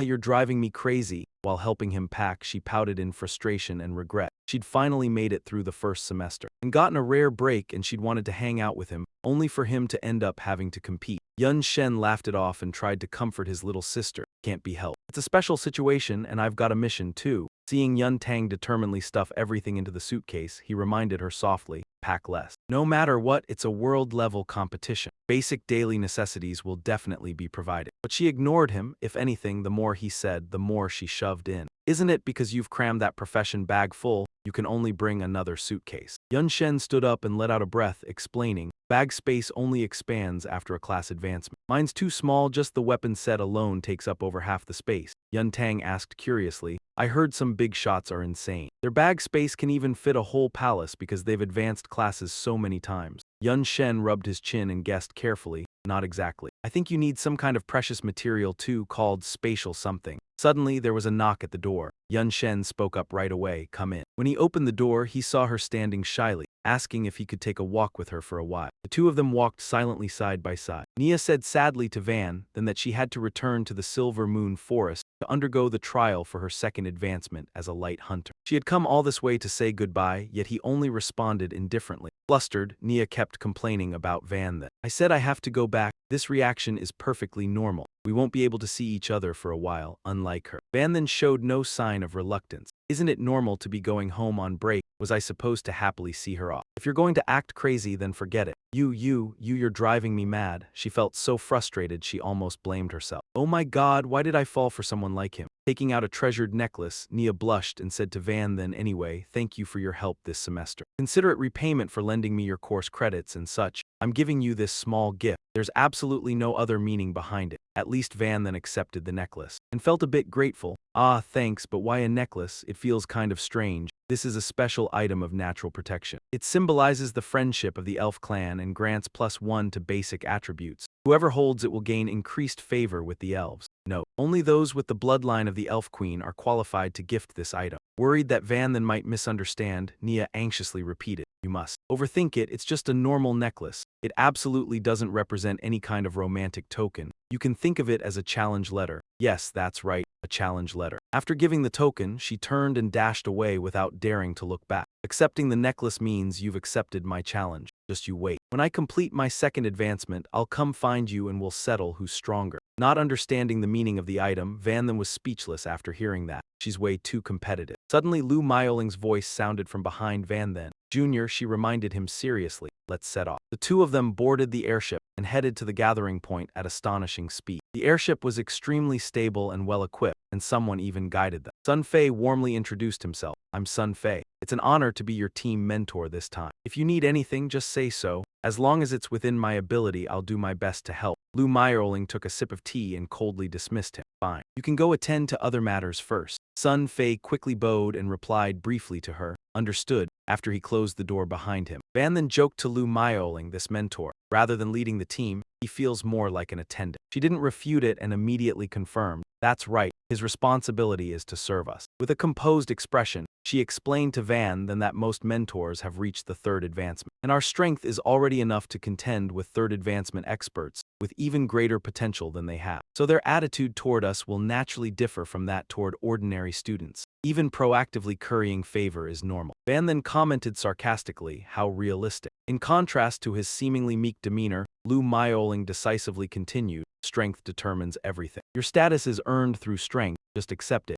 Van then quickly voiced the doubts in his heart. But speaking of it, the college entrance exam, the freshman championship, the national exchange competition, the global championship. Van then wondered, President, don't you think there are too many competitions? The front lines are clearly tense. Isn't holding so many contests a waste of resources? Lu Myoling explained firmly, no, quite the opposite. It's precisely because the front lines are unstable that competitions are necessary. The purpose of these contests is to kill two birds with one stone. We've been fighting long-term battles in the dark world. Strategy is extremely important now. But cultivating the next generation of strategists is just as important, and competitions are the simplest and most effective way to distribute resources. Lu Myoling patiently analyzed it for Van then. In fact, ever since the college entrance exam, you've already entered the battle for resources. A better university means better resources. Your competitors are students of the same cohort. She laid the truth bare so he could see the core issue. The freshman championship is the same. Those who are stronger obtain more resources. The national exchange is competition between universities. Schools with higher rankings receive more resources from the state. The essence of the global championship is no different. She calmly spoke of things that were never taught in class to Van then. There are many disputed territories and neutral zones in the world, containing a large number of dungeons and essential resources. Leaving them unused would be wasteful, but forcibly seizing them could easily spark wars and cause humans to fight among themselves. The purpose of the global championship is to determine the ownership of these regions. Resting her arm on the seat, Lu Myoling concluded, the nation with the most outstanding results will be judged as the one with the greatest potential, and will gain the right to use the disputed territories and neutral zone. This is the experience humanity has gained from years of battling the dark world. Now Yun Shen understood the cultivator's conspiracy theories completely, so that was it. Falling into deep thought, he began reflecting on reality. Compared to war, this really was a good way to settle disputes, less time and effort, and it could even. Suddenly, Lu Yuling cut off his train of thought with a shocking line. Right, once we get there, we should go on a date. Yun Shen wasn't paying attention and answered with a few perfunctory words, sure, but when it hit him, he snapped fully back to focus. Lu Miaoling spoke bluntly without the slightest hesitation. Huh, what do you mean, a date? When the vice guild leader fought you, didn't he take me on a date once already? If you won, I gave you a reward, what's wrong with that? Her logic made Yun Shen feel oddly stuck. It sounded reasonable, but it still felt off. Besides, he didn't think going on a date with her counted as a reward. Hearing that, she froze. Huh, dating me doesn't count as a reward. Yun Shen shrugged and answered honestly, of course not. If you're paying to treat me to a walk, then maybe I can consider it. Miao Ling looked amused by his answer. She laughed loudly and cheerfully. Interesting, Junior. You're seriously interesting. First time I've ever met someone like you. She quickly turned serious, completely different from her teasing just now. Miao Ling held out her hand and repeated the invitation. Little Junior, I'm formally inviting you now. After we arrive in the Holy Empire, will you take a walk with me? Yun Shen stood up and firmly took her hand. Sure, I also want to look around a foreign country, might as well gather intelligence. Right when the mood was up, he cut in. By the way, are you paying? Miao Ling threatened sharply. Mention money again and I'll get mad. As expected of the Holy Empire, this place was both crowded and lively. Sun Fei enthusiastically led the way. He guided Yu Ling and Yun Shen into the city. Streams of people moved non-stop under the flood of light, stirring Yun Shen's curiosity. But what's that light at the city gate? Sun Fei quickly explained. Don't worry about it, it's an effect from a special divine artifact. He happily told Yun Shen it could remove all kinds of stealth effects. After all, with the competition going on, the crowd here had surged. It was hard to avoid shady people sneaking in. A little precaution was normal. Stretching his shoulders with relief, Yun Shen said excitedly, finally, we're in the Holy Empire. The trip here was honestly a bit exhausting. The moment they stepped through the gate, Yu Ling grabbed Yun Shen's hand, pulling him along while reminding him, come on, let's start our date. Miao Ling and Yun Shen strolled down the street, happily sightseeing. Holding an ice cream, she commented with enthusiasm. Totally worthy of the Holy Empire, foreigners everywhere. Yun Shen replied coolly, obviously. In a foreign country, of course there are lots of foreigners. She didn't take it to heart and gave his shoulder a few hard pats. Of course I know, I'm just trying to liven things up. Who told you to drag your feet the whole way? This doesn't feel like a date at all. The pats made Yun Shen's face go pale. This woman get a little familiar with her and her true colors come out. What a waste. He'd even thought she was the quiet, elegant beauty type. A beauty with food and a drink called spirit liquor was the perfect combo. That one looked really tasty. After eating, she eagerly wandered around everywhere. Those strange swimsuits were way too much. Do people really wear that? Feeling embarrassed, Yun Shen looked for a chance to slip away. Then he suddenly remembered something and asked Instructor Sun, I'm going to go look for him. In truth, he was thinking, following her is way too much trouble, better to act alone. No way he could easily shake her off. Miao Ling quickly hooked an arm over Yun Shen's shoulders. With her other hand, she shoved the ice cream into his mouth. Nice try. Teacher Sun is busy handling the curse procedures. He won't bother with you. Don't even think about sneaking off. Finish eating. Knowing he couldn't escape, Yun Shen could only grit his teeth and follow along. Fine, let's stroll up ahead. Inside, he calculated urgently. Forget the spirit liquor for now, there's something more important to deal with. Yun Shen remembered Hao Quan Cheng's instructions. As long as the operation succeeded, it would guarantee there would be no more dark believers in the Xuanlong kingdom in the future. He clenched his hand into a fist, determined, whether for himself or for Yun Tang's safety, he had to succeed. While walking with Yu Ling, he thought to himself that the organization's next target was the global competition auction. Best if he could find the believers or the hidden agents before the competition started. Killing them first could cut down a lot of trouble. He suddenly noticed the building behind them. Black smoke billowed violently from an upper floor. The crowd panicked and shouted to each other, there's a bomb, get out of the way. Was it a terrorist attack? Yun Shen quickly realized something was strange. There was a dark aura there. Miao Ling merged into him at once. So you noticed too, this isn't a coincidence. From the smoke, a figure shot out. Looks like the Dark Ones were hunting down their prey. They surged up in a swarm, shouting, damn it, don't think you can run. One man chased close behind, yelling, today you die. Elger panicked, running as he screamed, help, help me. Van then moved instantly, flooring the nearest guy with one hand. He got slammed hard into the wall, his face twisting out of shape. The rest swarmed Van then to save their buddy. Bastard, want to die? Of course, they were taken down by Dialin in seconds. She arrogantly mocked them for trying a cheap ambush. Dialin flared her fox tail and added firmly, that's disgusting behavior. The crowd watched in awe. So strong, looks foreign and so young. Could it be a global dominance tournament contestant? Van then quickly noticed the weapon she had just used. A fox tail? Was she a beastkin? No, this wasn't an ordinary tail. Watching Dialin's tail swish, he silently judged that it carried flowing demonic power. Compared to beastkin, she looked more like a demon spirit. The shady guy he was gripping earlier stammered and yelled, let me go. Van then asked coldly, perfect timing saves me a lot of effort. I've got a lot more questions for you. Yet the city police showed up and arrested both of them. Stop right now, fighting is forbidden in the city, come with us to the station. Van then could only click his tongue and curse inwardly, too fast. He was released in the end, but he still lost an entire day. Damn it, my first date got ruined like this. Van then said to Dialin in a low voice, so annoying. Those three were confirmed as dark cultists and handed over to the authorities. It's no longer our problem. Turning to Elger, he introduced himself first. My name is Van then. This is Dialin, we're from the Xuanlong Kingdom. Who are you? Why were the dark cultists targeting you? Elger barely got out I am, before his stomach rumbled loudly. Van then softened and suggested, we should find food first. All three went to a nearby restaurant. Elger ate like a battleship, plate after plate, stuffing his mouth and chewing nonstop. It took a long while before he finally finished. Van then felt sick just watching. How long have you been starving? Yelin commented with disgust. Judging by his clothes, he's probably from some remote small kingdom. Some of them have terrible economies. People get so hungry they even eat dirt. Even so, Elger was polite and offered the little money he had. This is my meal money. Is it enough? Van then waved it away and said decisively, no need. You can trade intelligence for your meal. Tell me everything you know. Elger lit up and agreed at once. Thank you, Van. He quickly explained everything from start to finish. My name is Elger. I'm from the kingdom of Salatietin. I came to the Holy Empire to represent my country in the global dominance tournament. From his story, the dark cultists' plot became clearer. Not long after I arrived, they captured me. They wanted to kill me. Then they'd take my identity and enter the tournament. Luckily, I had a special tool, so I blew open the prison and escaped, and then I ran into you. Van then asked seriously, that's all. Elger scratched his face and eagerly added, I also heard them say their accomplices seem to have successfully replaced other contestants, and they're planning something big during the tournament. Faced with such shocking news, Dylan looked more amused than worried. They're just a few pathetic dark cultists. Just a pack of rats, using underhanded tricks and still daring to be that bold. If anything, I want to see what they're trying to pull. After squeezing out the intel, the two of them headed back to the gathering point together. Van then began to suspect something. It feels like everything today was way too convenient. We ran into dark cultists so easily and got intel right away. Van then glanced at Dylan and spoke bluntly. And Elger's strength, is he really here to compete or does he have another agenda? She quickly agreed with his reasoning. That part I believe. Salatietin is a poor, far-off region. Based on what she knew, she continued explaining. Even if it's called a kingdom, its overall national power is, at best, comparable to an ordinary city in the High-and-Long Kingdom. The whole country barely has any third transformation experts. If he's competing, he's probably trying to place well and earn some resources for his country. Van then nodded in a low voice. So that's it. He had already made up his mind. The tournament started tomorrow. If they fought first, there'd be no hope left. Staring at the bright moon overhead, he felt uneasy.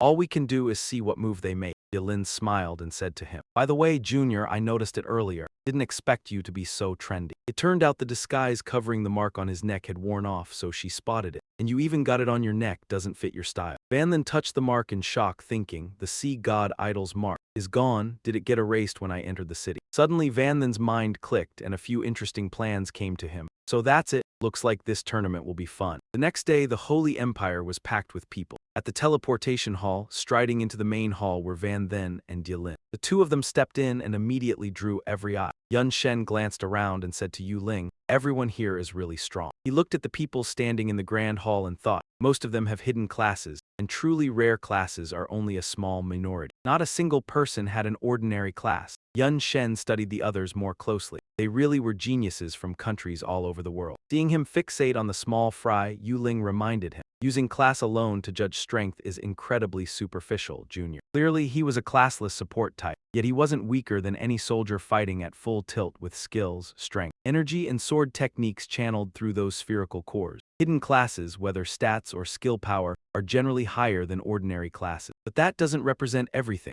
Race, bloodline, talent, and compatibility with one's class are all extremely important too. A perfectly developed ordinary warrior, fully compatible with their own class, might not be any weaker than a hidden class. He was being lectured, yet accepted it gladly, as if his thinking really had been too narrow. A thought washed through Yun Shen's mind. Numbers can't represent everything. That should be obvious, no point lingering at the entrance for too long. The two of them quickly walked inside, making everyone gasp. Look, they're contestants from the Xuanlong Kingdom. That girl, I heard she's the daughter of General Lu, the guardian war god, and one of the top championship contenders. A few lusty nobodies kept staring at her and praising, so pretty. She had a special kind of beauty. Some who knew better growled and shouted. Don't focus on her looks, she's an extremely troublesome opponent. Don't provoke her. When they saw Yun Shen standing beside Yu Ling, the chatter shifted to him. But then again, who's that brat next to her? Should we try an appraisal? Why hasn't he changed classes yet? Probably just here to make up the numbers. The Xuanlong Kingdom is one of the 5 great powers, for better or worse. This is pathetic. The noisy scene was enough to drive anyone mad, and then some loudmouth boomed. I knew it. Trash from some remote backwater country think they're worthy to join a global contest for supremacy. The huge Calgary appeared in the crowd. His terrifying height made many people shrink back. He barked out a threat. Tired of living, looking for death? Believe it or not, after the competition, I'll crush you all to death. His ferocious nature showed instantly. Amid the whispers, people said he was the third prince of the P1 Empire, bearer of the P1 Golden Kodj Rai bloodline. Even that violent bastard had come here. He wasn't bluffing. He truly had abused plenty of people before. The moment Calgary's identity was revealed, everyone turned pale and pleaded with him. Sorry, Your Highness, Third Prince, we beg your forgiveness. We shouldn't have appeared before you and dirtied your eyes. Elder Masoa stood opposite him, praying inwardly, please don't notice we exist. Please ignore us like you'd ignore ants and weeds. Yun Shen looked at the cowed, kneeling, tearful, despicable wretches. With a trace of indignation, Yu Ling muttered a few words. Not every country is strong and peaceful like the Xuanlong Kingdom. Compared to the Behemoth Empire, they're far more warlike. In her mind, a behemoth city took shape beneath his viciousness. And those minor countries were so small that it wasn't an exaggeration to say, if they dared anger Calgary. Calgary could lead his followers to wipe their nations out and no one would care. Showing weakness and flattery was how small countries survived. Respect for the weak was a luxury. Calgary shamelessly puffed out his chest in pride, looking down at the lowly people kowtowing on the ground. Don't be afraid, I'm a very kind behemoth. You're competing for your nations, so I've decided to help. And I'll give you an excellent option. He stretched his massive arm toward Elder Masoa's head. The ghastly smile made him tremble like a leaf. During the competition, become my slaves, work for me, and I'll reward you with plenty of resources. Ignoring Elder's fear, he kept pressuring them. Even if you get lucky and reach round 2, you won't gain many resources. But what if I pay you more to hire you? My spending for 1 week is enough for your countries to live on for a year. At that, even the unwilling had to worship him like a savior, willing to offer up their labor for him. Yun Shen watched him act so high and mighty, displeased. Calgary might not keep his promises, more likely he'd use them and toss them aside. She understood everything but couldn't easily intervene, so she only stood to the side in pity. Yes, but they had no choice. High heels and slender legs stepped across the floor, and a woman's voice rang out, Young Master Calgary. In this battle for supremacy, everyone here is representing their nation. Lucy, radiant in a princess dress, stepped forward and teased him. Publicly forcing participants from other countries into servitude is highly inappropriate. Her appearance caused the gossip to grow even more lively. She is the participant representing the Holy Empire, the host of this global contest. She is also the princess of the Holy Empire, Lucy, born. So beautiful not only in appearance but capable of representing the Holy Empire, one of the 5 major nations in the competition. Her abilities are unquestionable. She is the absolute championship candidate. This is going to be interesting. He leaned back in his chair, watching her casually. What joke is this, princess? I never forced anyone, they volunteered themselves. She knew his reputation well and insisted on confronting Calgary. So, she sat in front of him, questioning. You really volunteered? If you were oppressed, you could have told me. The Holy Empire does not tolerate any bullying. He hesitated, caught in a dilemma. Oh, his implicit threat was so strong that he couldn't answer against his instinct. I volunteered. Yulin stood with her arms crossed, smiling at those words. This girl is so fake, she said all the polite thing. Who wouldn't see that she fears her nation being retaliated against? If she truly wanted to protect them, she should directly form a national alliance. What use are mere words? Her honor was publicly challenged. Lucy then approached her, speaking just as playfully. She felt uncomfortable as the arrogant girl approached and tried to keep distance. Don't call me that. I don't recall being close to you. She didn't hold back in replying either. Is that so? Fine, I'm not coming to you anyway. As soon as the words ended, she turned toward Van Shen, causing everyone to gossip. What Princess Lucy of all people isn't seeking Dialin? Then who is she looking for? Could it be him? Impossible. Ignoring all the chatter, she lifted her dress respectfully in front of him. You must be Van Tine Sin from Jiangnan University. It's an honor to meet you. Your mother, Lady Ha Qian Cheng, your master, has helped our royal family greatly. Van Shen was stunned by her words. Master Ha's parents had once aided the royal family of the Holy Empire. He was shocked by this earth-shattering news. So powerful, he had never heard Master Ha mention it. Lucy, seeing his dazed expression, explained. Don't tell me you don't know. Lady Ha's parents were the national guardian generals of the Huanglong Kingdom. And though they fought against the forces of the Dark World, no one matched their achievements. She spoke at length but didn't forget to provoke the girl behind her. If the twin Lady Ha still held the guardian general position, it might not fall to someone else's father. Yilin couldn't hold back and curse it. Just as expected, that woman is detestable. The onlookers outside didn't understand the situation, only staring at the faces of the two girls, though they couldn't hear clearly. But both Lucy and Yilin looked rather ugly, as if ready to fight. Could it be? Damn it. Just a worthless guy is enough to make two noble women jealous. While everyone was chatting, the lights in the hall went out. The MC appeared above, dazed, holding a mic. Greetings, ladies and gentlemen. Thank you for traveling far to participate in the global battle of talents. Next, I will explain the rules. The competition has 2 rounds. Round 1 is the preliminary. He referred to a cold, snow-filled area with terrifying monsters. Participants will pair up randomly and be teleported to the central zone of the extreme ice abyss. Many dangerous monsters inhabit the abyss, and your task is to survive there for 7 days while killing as many monsters as possible to earn loot points. The MC dramatically narrated with exaggerated gesture. The top 100 participants with the highest total loot points will advance to round 2, the arena. Like before, the arena round will be global. Do your best to demonstrate your talents in front of everyone, while securing resources for your nation, geniuses. Upon hearing the rules, everyone was stunned. They panicked, fearing for their fate and that of their nation. What? Only the top 100 advance to round 2. Participants come from over 500 nations, 2 from each country. This means round 1 eliminates 90%,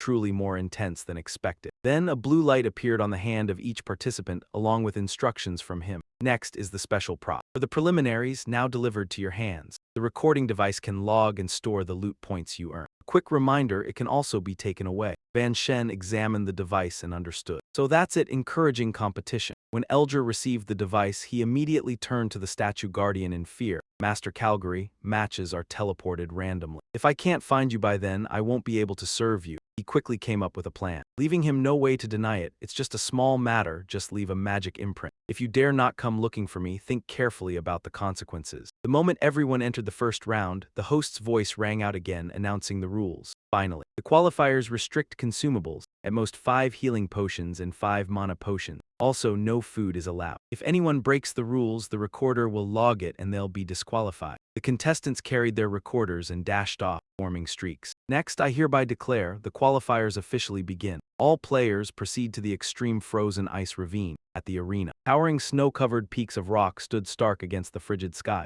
This is the extreme frozen ice ravine. The figures of Van Then and Dielin quickly appeared in this bitter, polar-like land. He walked ahead while looking back to discuss it. They had to survive here for 7 days. Hearing that, she teased him a little, plus it would be just the 2 of them alone. Might as well call it a date, right? After saying that, Dielin stretched lazily, a little tired. Thinking about 7 days of survival meant there was a lot to calculate. Van Then was thinking the same thing and followed along. Water could be replaced with snow, sure, but food wouldn't be so easy to deal with. His expression turned serious. In short, they had to scout the surrounding area first. He extended his hands over the snow and used a fusion skill. Mage channel mana fluctuations into an engineer. Set a return point beacon. Then Van Then pressed his hands to the icy ground. At once, rings spread outward, enveloping him and Dielin. Right in the heart of the blizzard, his power flowed out in all directions. Dielin propped herself up with her hands and looked at Van Then in admiration. He even has tracking and sensing skills. That guy really is an all-rounder. He didn't hear her, only checking the time. 123. Not bad, there were 3 monster lairs nearby. After surveying the area, Van Then quickly drew a conclusion and tugged her along. First, they'd secure food and farm loot points. Dark caves at the foot of the mountain appeared in the freezing wasteland before them. A pack of savage bears rumbled as they waited to hunt. These were monsters. Snow Mountain Giant Apes level 43, gold aptitude 4-star. Beside them were spiky snow porcupines, snowfield piercing spikers. Level 41, gold aptitude 3-star. And finally, humanoid creatures eyeing the 2 of them. Snow Ice Goblins level 44, gold aptitude 4-star. Blue-tinged flames flared around Van Then's body. He looked at the monsters casually. I only lit a little fire. And you're this mad? Right after that, his eyes narrowed with a frown. The monster's silhouette seemed to grow larger and larger in his view. Van Then felt a flicker of fear, but still forced himself to strike them with several extreme fist impact palms. His hands clenched tight, containing tremendous power. Big fists don't automatically mean strong fists. No more wasting words on these small fiends. Van Then threw a quick punch, blocking the monster's attack. He used his fusion skill, Boxer, Flame Fist, and Strongman. A full-power blow. His punch formed a solid crescent arc, blasting straight into the middle of the monster pack. The monsters were beaten to a pulp, left with no strength to resist, only able to wail in pain. Dielin watched from the side, delighted, and praised him. You really are a talented junior, with a human body fighting monsters that big. And at level 36 taking on level 43 monsters, hardly anyone can do that. Suddenly a droplet fell onto her shoulder, startling her. Then, right after that, an ice hailstorm poured down from the sky. Dense, rock-hard hailstones hammered down from above, raining relentlessly around her feet. Dielin looked into the distance and saw a goblin swinging a staff to control the hailstorm. That was a snow ice goblin skill,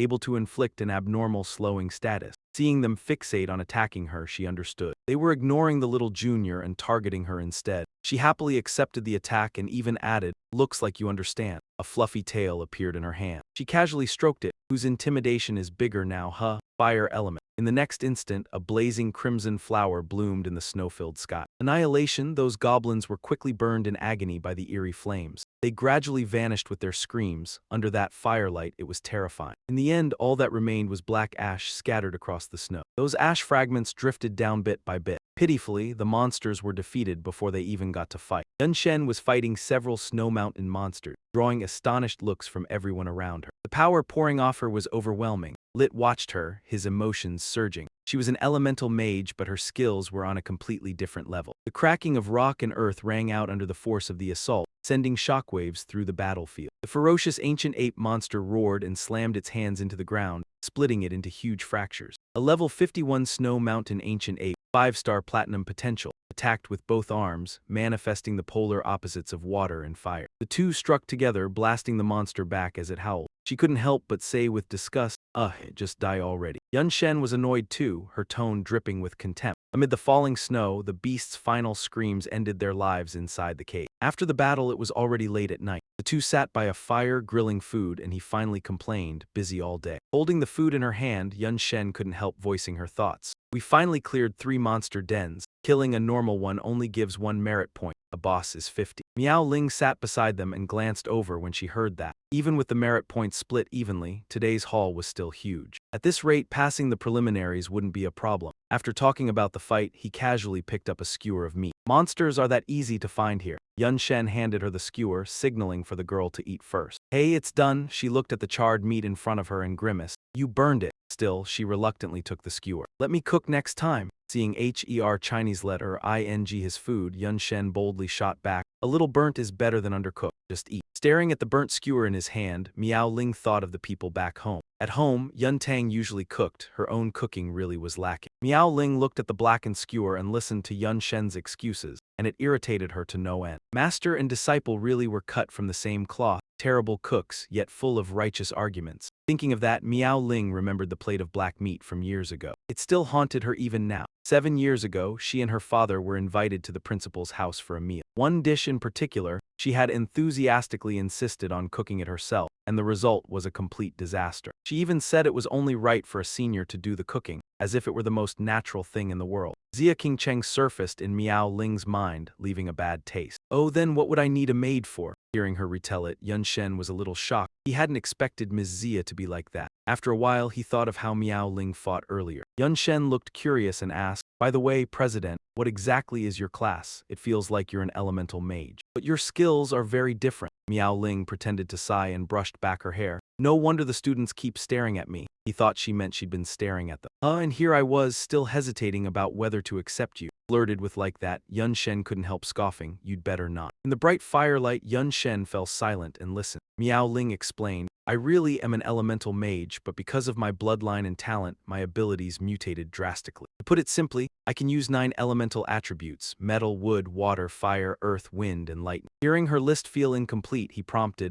then what about the other 2? Miao Ling turned mysterious, covering her mouth like she was keeping a secret. If he wanted to know, they'd have to be closer. At the very least, we'll have to wait until we're closer. At the competition headquarters, many people were busy with smart devices in the Holy Empire's data reception room. A stern voice cut through the noise. Today was the 3rd day of the preliminary round. How are the contestants doing? The speaker was the Holy Empire's Grand Commander. Edward, his assistant, stood before him and reported, Princess Lucy's merit points have reached 1,700. She's firmly in first place. Right now, every contestant in the top 100 has over 500 merit points. Hearing that, he looked pleased. Oh, good news indeed. What about casualties? The assistant quickly reported the figures. This domination tournament had a total of 1,178 participants. So far, 375 people have lost their recorders, likely stolen, and another 117 have lost all life signs. The death toll was higher than expected. Hearing the number of deaths, Edward let out a soft breath. The casualty numbers are still acceptable. The assistant suddenly asked another question. Grand Commander, why don't we use surveillance cameras to monitor the preliminaries lit? At least that would clarify the causes of contestants' deaths,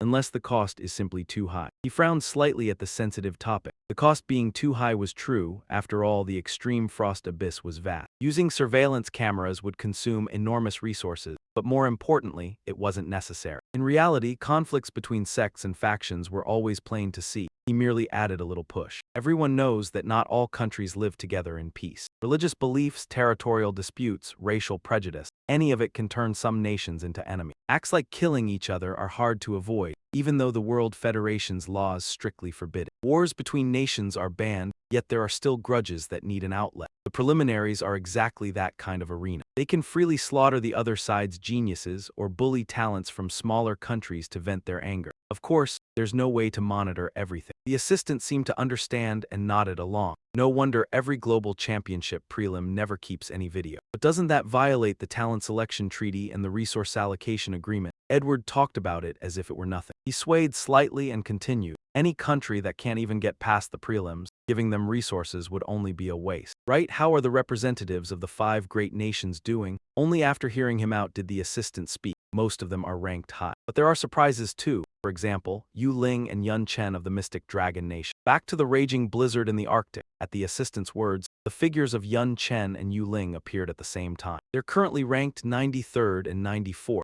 and they could be knocked out of the top 100 at any moment if the 5 great nations start surging upward. Good, this is fun. She laughed arrogantly as she looked at the results the two of them had achieved. In this icy land, the way we work together really is unbeatable. In just a day and a half, we've wiped out every monster den within 100 miles. Yun Chen, though, was different. His expression grew a little heavy as he pictured what was coming, but it also meant we'd have nothing to do for the time left. We can't keep killing monsters. The concern was written all over his face. Right now our scores are both 532 if we only clear normal dungeons. It's not a bad result, but the problem is there's more than one way to earn battle points. The clock's hour hand crept forward bit by bit. As the number of beasts drops, the number of survivors rises. Over time, the battle points in contestants' hands will pile up higher and higher. Monsters will thin out and become harder to find, meaning the later it gets, killing people becomes more profitable than killing monsters. Those who win by harming others, standing by as the weak are crushed, wearing a sinister smile. After this trial, Yun Chen had learned his lesson. Plenty of people understand this, and there will be a lot of people who do it. We don't know our exact ranking right now, but if we want to stay in the top 100,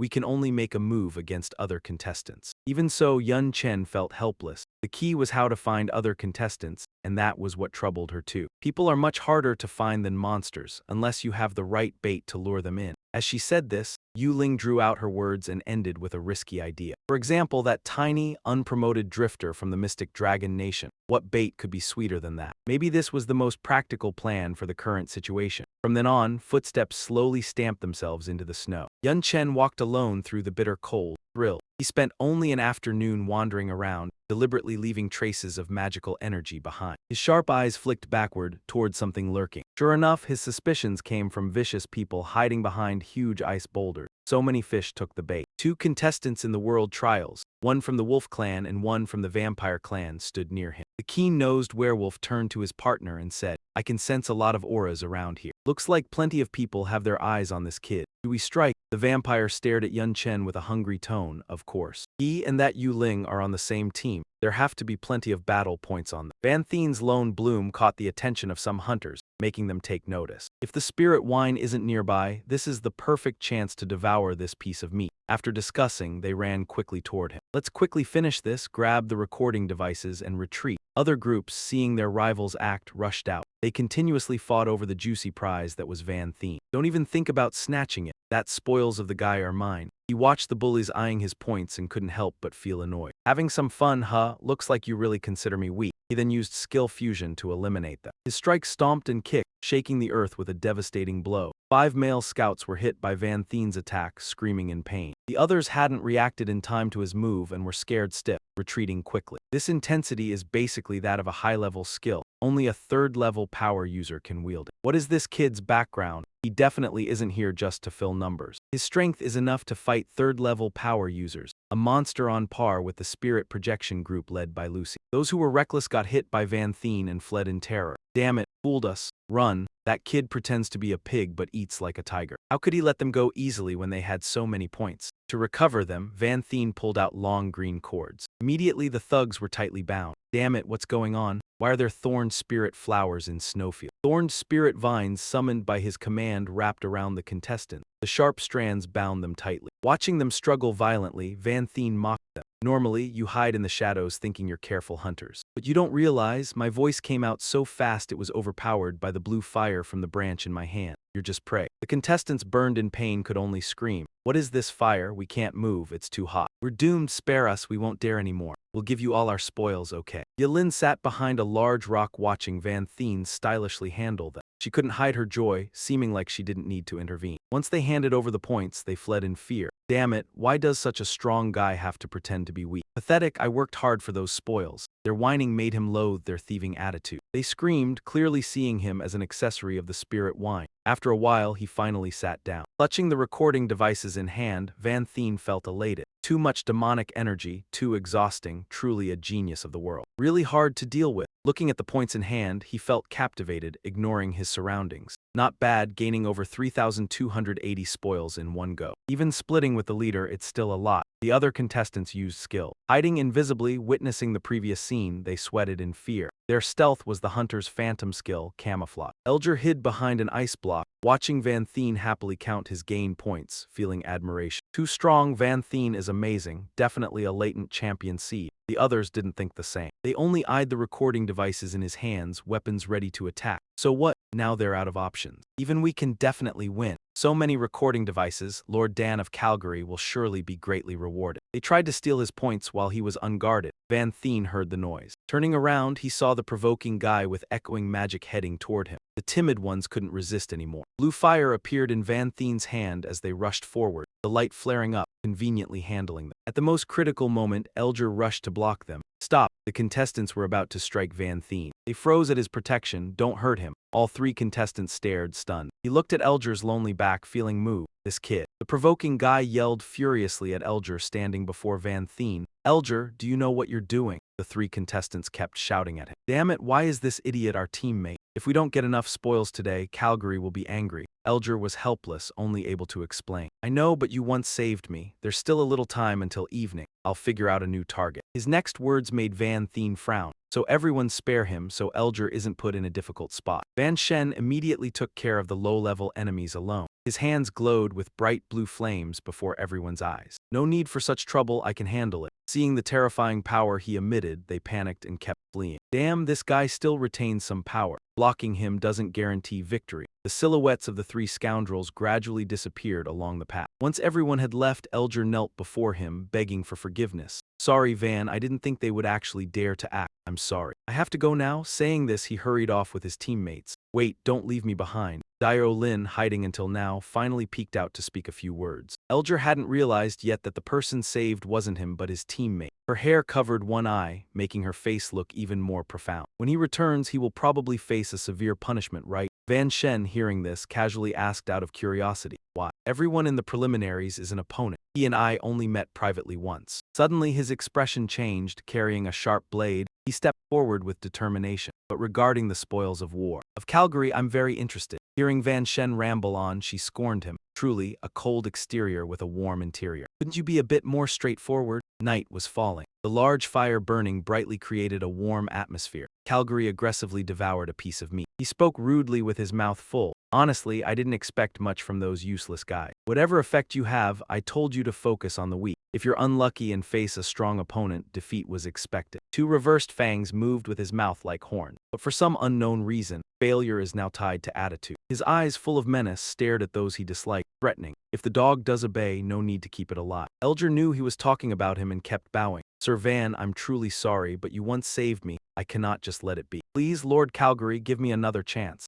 Elger's pleas fell on deaf ears. He sneered, raising his tone to intimidate. No need to be so scared. I am the gentle Behemoth, of course, I'll let you choose. I could crush your brain. Or flatten your country, you decide. Though spoken softly, every word hit its mark. Fellow contestants from Elger's country were terrified. Calgarita did not touch his homeland. Why is that? Has Lord Calgary always done what he said? Elger had to pay for his foolish action. Elger gritted his teeth in anger. He had to abandon all dignity to save someone intending harm to his country. Even trembling with fear, Elger stubbornly bowed lower. A sound rang out, his head hit the iron floor. He shivered, uttering each word. Please spare my country. Calgary looked at the submissive figure with delight, licking his lips. His shameless voice rang out again. So, as you wish. Just as he finished, a gun was pressed to his head, freezing him in place. Van Shen appeared majestically, aiming the weapon directly at him, a terrifyingly enchanted shotgun. Elger stared at his savior, feeling both joy and worry for him. Sir Van, those three begging earlier must have been shocked seeing you stand so proudly. When did he get here, completely undetected? Oh my, is he stepping in for Elger?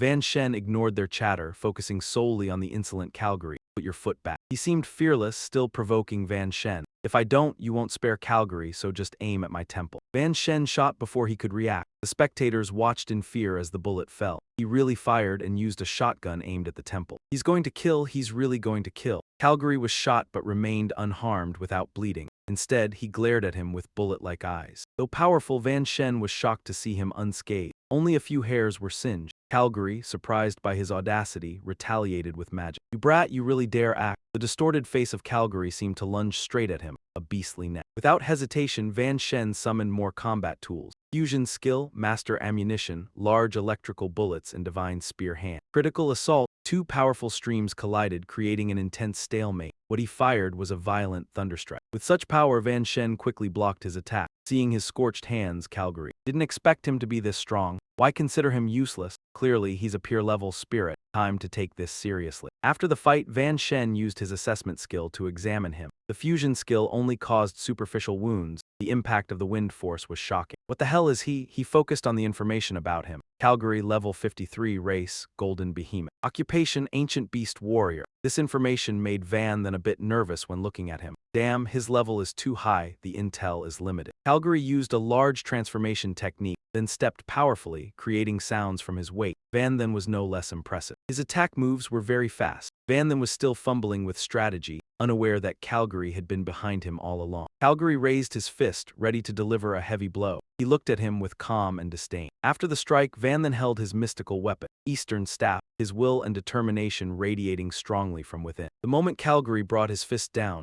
Van then immediately countered, blocking the attack. Two figures, one large, one small, facing off made the onlookers exclaim. Incredible, what kind of monster can fight a golden behemoth in close combat? Calgary's body grew larger, his mouth widening with his increasing size. Violent water strike, he wasn't afraid of that coward, watching Calgary intently with careful preparation. Merging abilities, martial arts, icy fists, and brute strength, a full power strike. Van Then's small body launched a massive icy assault at the giant. Afterward, he leaped and landed on his shoulder. Taking the chance, he intended to finish Calgary, who looked at him with hatred. He only wanted to tear him apart now. The arrogant kid even wants to defeat this big guy. Without a word, Van Then aimed his spear at him, closing one eye, preparing to pierce it. Calgary was equally formidable, transforming into a larger form by releasing his bloodline, Golden Behemoth. He was aggressive. Threatening Van Then's tiny airborne form, "Kid, I'll give you two choices, crushed underfoot or squeezed to death." After releasing the Golden Behemoth bloodline, Calgary became a mountain-sized monster before Van Then. Onlookers from afar were terrifying like a monster within a monster. This is the true power of Lord Calgary. Meanwhile, some commented on Van Then's fighting style. That kid is strange too, he can use any weapon. Not to mention a bunch of chaotic skills. Calgary raised his hand as if to deliver a devastating blow to the daring kid. "Kid, if you don't choose, I'll choose for you." His punch tore through the air. The giant's heavy punch hit the ground, destroying it in an instant. Luckily, Van Then jumped away in time. While hovering, he quickly turned and swung his blazing red sword forward. A powerful slash struck Calgary's arm, but he remained unusually calm. Van Then landed, looked at the spot he had slashed, seeing no damage at all. He was astonished at his defense, exclaiming, "Such thick flesh. What if I use this move?" He quickly made a decision. Van Then used a fusion skill, Hero, Air Slash, and Swordsman Lift. After merging, Van Then launched a strong, non-contact strike. Calgary sneered, "Useless, this damage is nothing." There were still no wounds on him after that massive strike. Van Then continued striking the giant's body, but it all seemed in vain. Witnessing this, LG thought in awe, there are over 500 nations, yet the only one founded on a single clan's strength to reach top-tier empire is the Behemoth clan. The reason is the Behemoth's physical body is terrifyingly strong. Lord Calgary is a golden behemoth, an even higher-grade body. Golden Behemoth is a legendary beast in the records. Its body is so strong that only divine power can break it. Indeed, those who awaken the Golden Behemoth bloodline can crush others beneath their feet easily. Elger's thoughts continued as Van Then charged Calgary with his sword. To be called divine power, it must at least be a fourth-tier profession. Plus, the hidden ancient beast warrior profession greatly enhances physical strength, making Calgary, who was only second-tier, undefeated even against third-tier power. powerhouses. I can't imagine how to win this battle. Now, Van then switched to another fusion skill, trying to stab Calgary. Fusion skill Swordsman Blitz. The attack pierced through, stabbing directly into him with a piercing sound. This attack seemed more effective than before. He caused some damage to Calgary, though the wound was shallow. Like a mosquito bite, it caused no real harm. Could I only use the Eternal Wheel? No, the side effects are too great. Van then landed, his feet grinding the ground and carving a long furrow.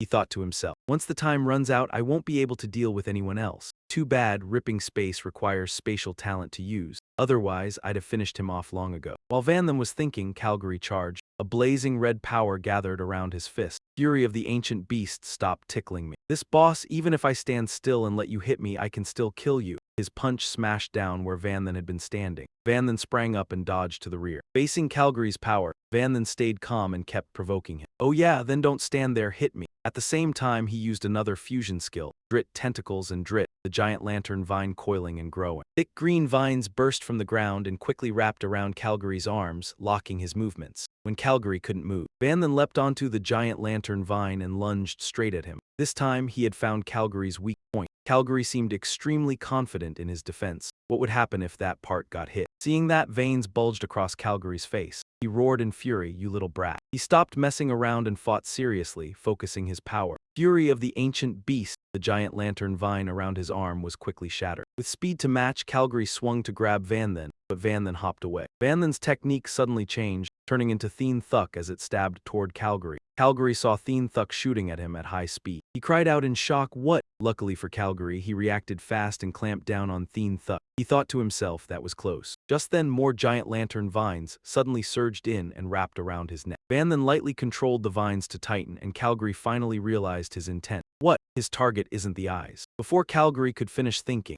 Van then darted in and slammed his weapon into Calgary's teeth with a loud crack. As the weapon struck Calgary's teeth, Van then used the next fusion skill, Mage Fireball and Martial Artist, Long Gust. Smoke poured from the giant's mouth. He howled in pain and toppled backward. Van then jumped off Calgary, but Calgary still swung at him relentlessly. Damn it, die! The giant lantern vines kept wrapping around his fangs and ears. Van then sneered, looks like the inside of your body isn't as tough as your hide. Then he delivered a decisive blow packed with immense force straight into Calgary. The strike left the raging brute in such agony that he spat blood. He let out a long scream. The giant had been taken down, but Van then still didn't let up. Not so fast. You've still got a few holes on you. He hit Calgary hard again, warping him as he said something that terrified him. If I rupture your nostrils, and you lose part of your breathing, how many minutes do you think you'll live? Calgary was beaten back into his normal human form. He slumped down, terrified, begging for mercy. Don't, big brother, I was wrong, I admit defeat. Please don't do that to me. I swear I won't lay a hand on Elger or his country. Spare me just once, if you do it again, I'll really die. Yelin stepped in, stopping Van then and saving Calgary's life. That's enough, no matter what, he's still a top-tier genius. Give him a few more years and he could contribute on the battlefield. Van then wore an indifferent expression and calmly said his condition. Fine, I'll spare you. Hand over all your battle point recorders. He thought to himself, honestly, at this stage, weakening humanity's future strategic strength wasn't a smart choice. Trembling, Calgary offered the spoils to Van then, his voice still full of fear. Here. Van then turned his back and said, let's go. Jilin looked back at Calgary with pity. Kid, if you've got the strength, go fight the dark world. Bullying small nations isn't any real skill. That night, under a bright full moon, Van then and Jilin sat together by a warm fire. She said, you worked hard today, Junior. Get some rest. Tonight, I'll keep watch. After today's battle, Van then had spent a lot of energy. All right, he said, drifting off to sleep. The next morning, the sun was high. Clouds drifting lazily. The weather looked beautiful. Before Van then could wake up, he was jolted by loud shouts. This is bad, something huge happened. What is it? Junior is still sleeping, just tell me. He yawned, walked over to them, and asked in a drowsy voice, what happened? Elger stood there, panting hard, eyes wide, stammering out a name. Calgary. Lord Calgary is dead. Somewhere out there, Calgary died in a truly horrifying state. Neither Van then nor Dialin had expected this to happen. They both shouted at once, what? Dialin's startled voice rang out. He asked, what? Calgary is dead. She looked at the other person with a worried face. How could that be? He was badly injured, but it shouldn't have killed him. Van then added with a serious expression, I've fought him head-on before, so I know how strong he is. Just talking defense alone. He's absolutely on the level of a third-generation demon guard, maybe even higher. Even badly injured, he wouldn't be easy to deal with like that. Elger scratched his head in confusion. I don't know the specifics either. I was asleep then, heard some noise, so I took a look, and then I saw. He said there were several dark cultists standing over there. In front of them lay Lord Calgary's corpse. Elger kept trembling, clutching his head in terror. They really snuck into the prelims and even killed someone. If I hadn't run fast, they would have killed me too. It was terrifying. Miao Ling was a little doubtful. I've killed at least a few hundred dark cultists. For them to kill Calgary, you're definitely not lying. Before, when I was captured, I heard one of them was the deputy leader.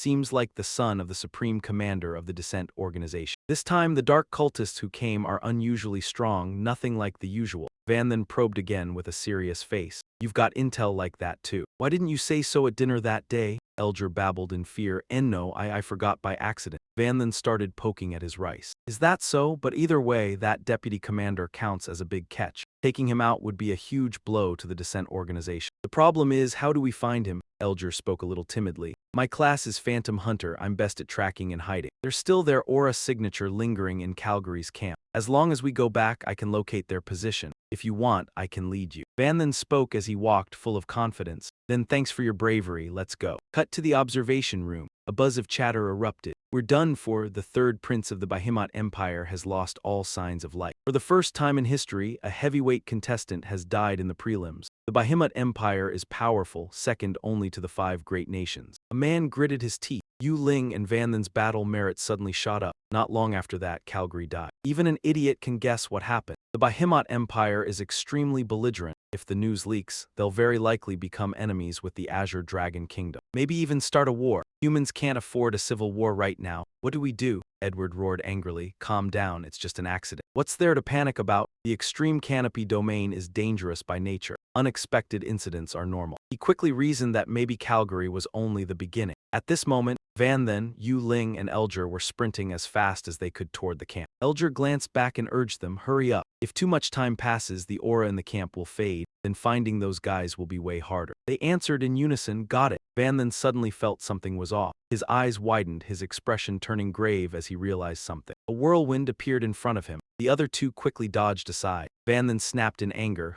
the one coming is very strong. From within the whirlwind, a woman's voice rang out, sorry, looks like you're in a hurry. Could you stop for a moment? A beautiful woman appeared, blinking as she spoke calmly. I want to take your battle merit points. Elger was utterly terrified, sweat pouring down nonstop. Princess Lucy is going to wreck us. We're on a tight deadline. We can't drag this out. But Van then stayed cold. Without the slightest emotion on his face, he looked at the woman and spread his arms as he spoke. Dark cultists have infiltrated the prelims. We need to deal with them. I don't have time to play with you. Move. Lucy had no intention of letting the 3 leave. She raised a hand to her chin and spoke mockingly. Oh, then you really are in trouble. But compared to cowardly rats in the dark, I'm more interested in you 3. What now? Just then, Miao Ling stepped forward to block in front of Van Then and said to them, you two go, don't waste time. She crossed her arms and decided confidently, I'll handle this fake bitch. The two of them quickly continued moving. Fine, Lucy kept needling Miao Ling. Oh, Mr. Van just leaves you behind like that and walks off. Looks like Senzako isn't that favored by him, huh? But Miao Ling trusted Van Then completely. She brushed her long hair and smiled lightly. Don't talk nonsense, he obviously likes me, he's just. In fact, it's because he trusts my strength, that's all. Lucy was smug as well. She spread her arms, forming an eerie black-purple power. Is that so? Then I'm afraid I'll disappoint him. Right after that, the two charged at each other, setting off a huge explosion that engulfed the surrounding. Van Then and Elger reached the camp. They stood before a corpse drenched in blood. It was Calgary. Van Then squatted down, reached out to touch Calgary's body, which was covered in slash marks, and said, so many wounds and a lot of magical attributes left behind. Judging by the injuries, there were more than 6 different weapons. He was beaten to death by a group. Elger stood behind him with a sharp, hostile look. His weapons radiated a hidden malice, yet he still pretended otherwise. With that remark, Lord Calgary died a gruesome death. Their methods were cruel and their strength formidable. He swung at Van Then with a triumphant smile, his demeanor completely different from before. Mr. Van, you must be careful. His weapon lunged toward you, but Van Then easily dodged, smiling as if he had anticipated it. In response, no need to remind me, I've always been careful. The smile on Elger's face vanished, replaced by a look of disbelief, as if saying, what? Van then turned to him, loudly calling out the name LG instantly. He swung his sword at him, confirming the person who killed Calgary was indeed the right one. A single strike carved a wound from shoulder to waist. Van then stepped back to gain momentum for another attack, declaring that even if he didn't know why he was brought here, anyone who dared kill a killer with him first was certainly in the wrong. He swung at Calgary, but suddenly a woman leapt forward to embrace him. avoiding the strike. Behind Van Then, a man with a fierce expression appeared, swinging his sword. Hector died. Van Then immediately reacted, raising his sword to block. The weapons clashed and he stood firm, holding back the attack. Releasing even slightly would result in being struck. Two more attackers rushed in aggressively from above. Van then immediately activated his skill. His own violent strike skill fusion combat style trampling in martial way. Ground stomp heaven-shaking strike, a kick to the earth, created a massive shockwave sending them flying outward. The woman anxiously asked Elger, "Is Thieu Tongling okay?" He raised his head, one eye open, replying, "Didn't expect to be hit unprepared. Almost got cut down."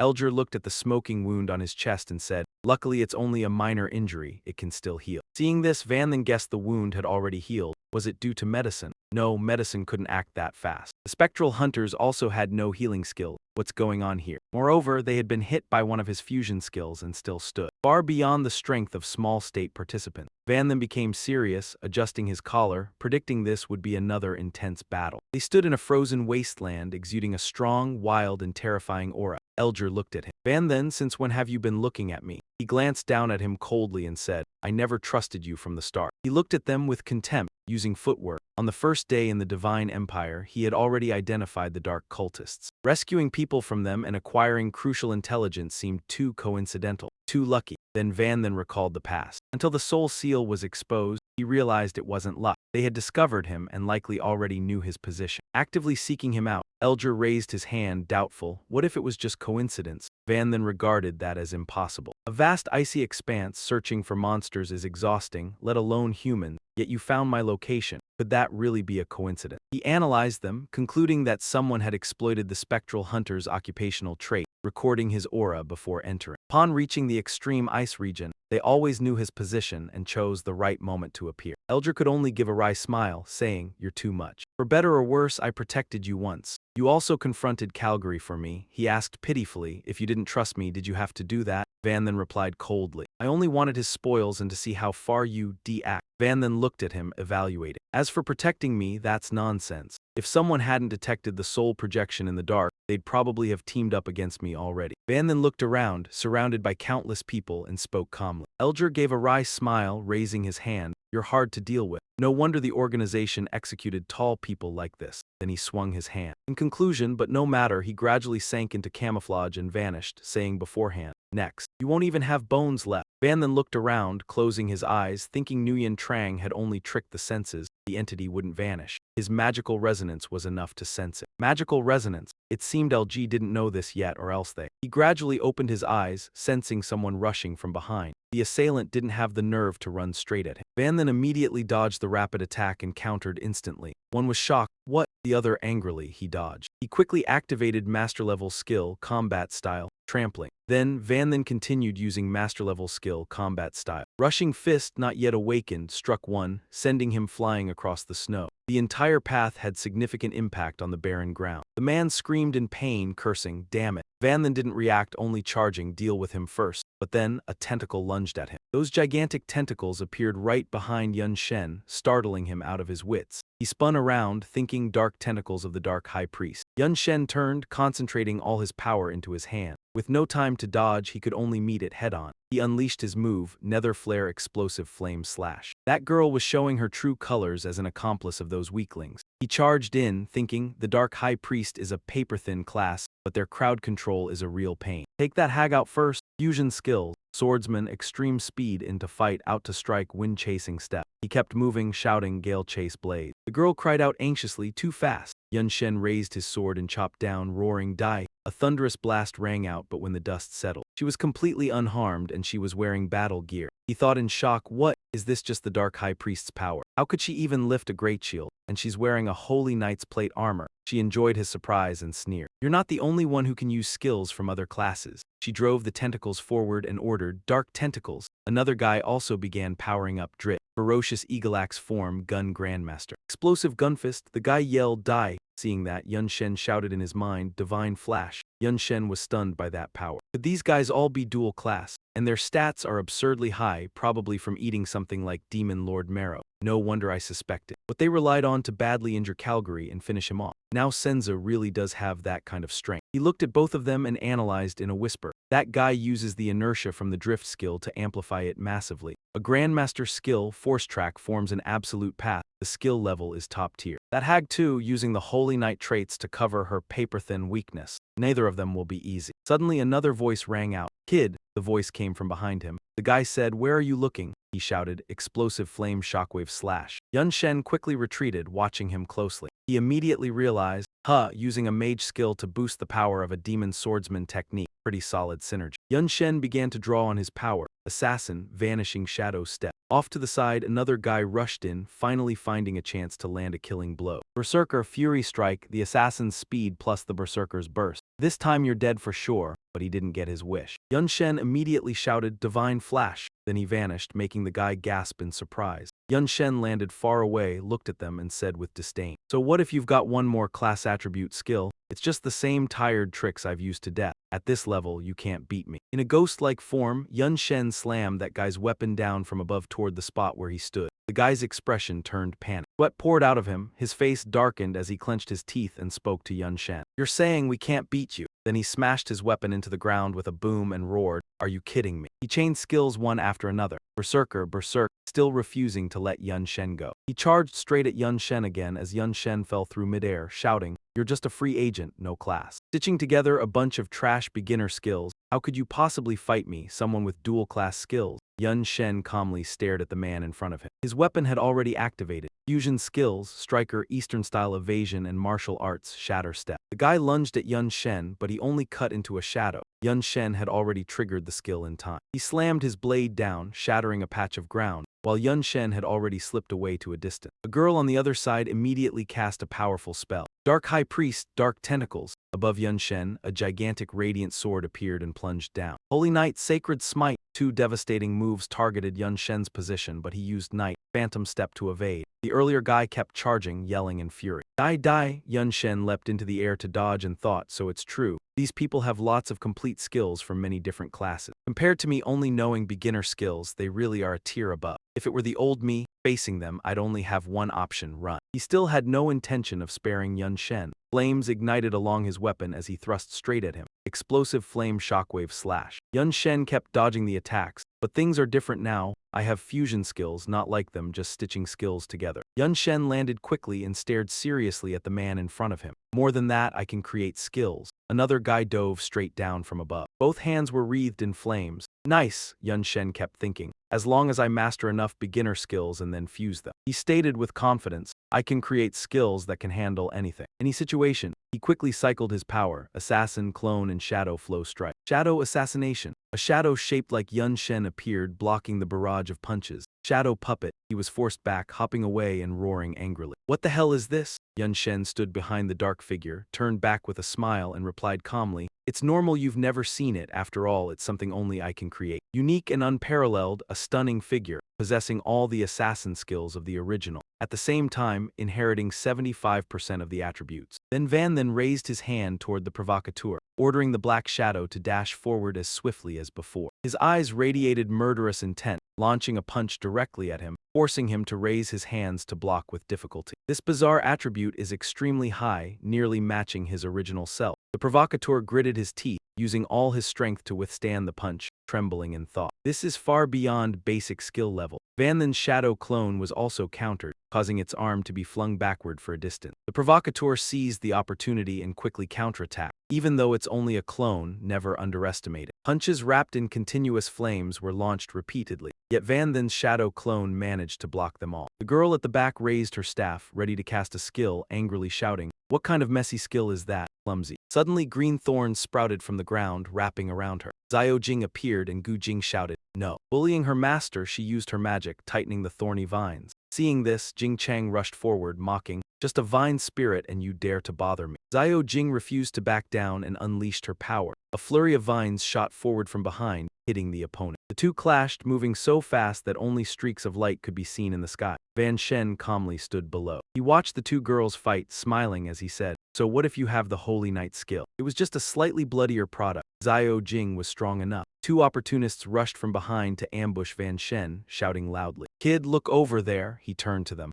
Had they still not noticed the ground beneath their feet? Hearing this, they hurriedly looked down at a black object barely protruding from under their feet. It started to make a cracking sound. Immediately after, a massive dark red vortex appeared, swallowing the two inside. Using fusion skills, the mechanists set up danger with the witch. With keen vision, they were buried in the fiery whirlpool, screaming in pain, "Damn, another trap, scoundrels." The lead attacker sensed danger, quickly leapt into the air, intending to escape. "This isn't good, retreat." Unexpectedly, a sniper rifle aimed straight at his back. It was Van Shen. He raised the gun to his eye and calmly said, "Not escaping." Once he locked onto his target, Van Shen pulled the trigger, sending a bullet straight through him, causing the lead attacker to explode midair. One down, on the side of the two girls fighting, Van Shen calmly stepped forward. "Next, just you left." Seeing Van Shen approach, she panicked and wrapped herself in vines. "No, don't come here." Soon after, all three contestants were tied up by vines. In front of them, Van Shen stood with crossed arms, glancing down. "Even after the fight, I still don't see any sign of Elger." He also couldn't sense his location. Had he abandoned them upon seeing the power gap? Though bound, she laughed arrogantly, mocking Van Shen. "You're too delusional. Do you think someone like you deserves a leader to act? From the start, our target wasn't you.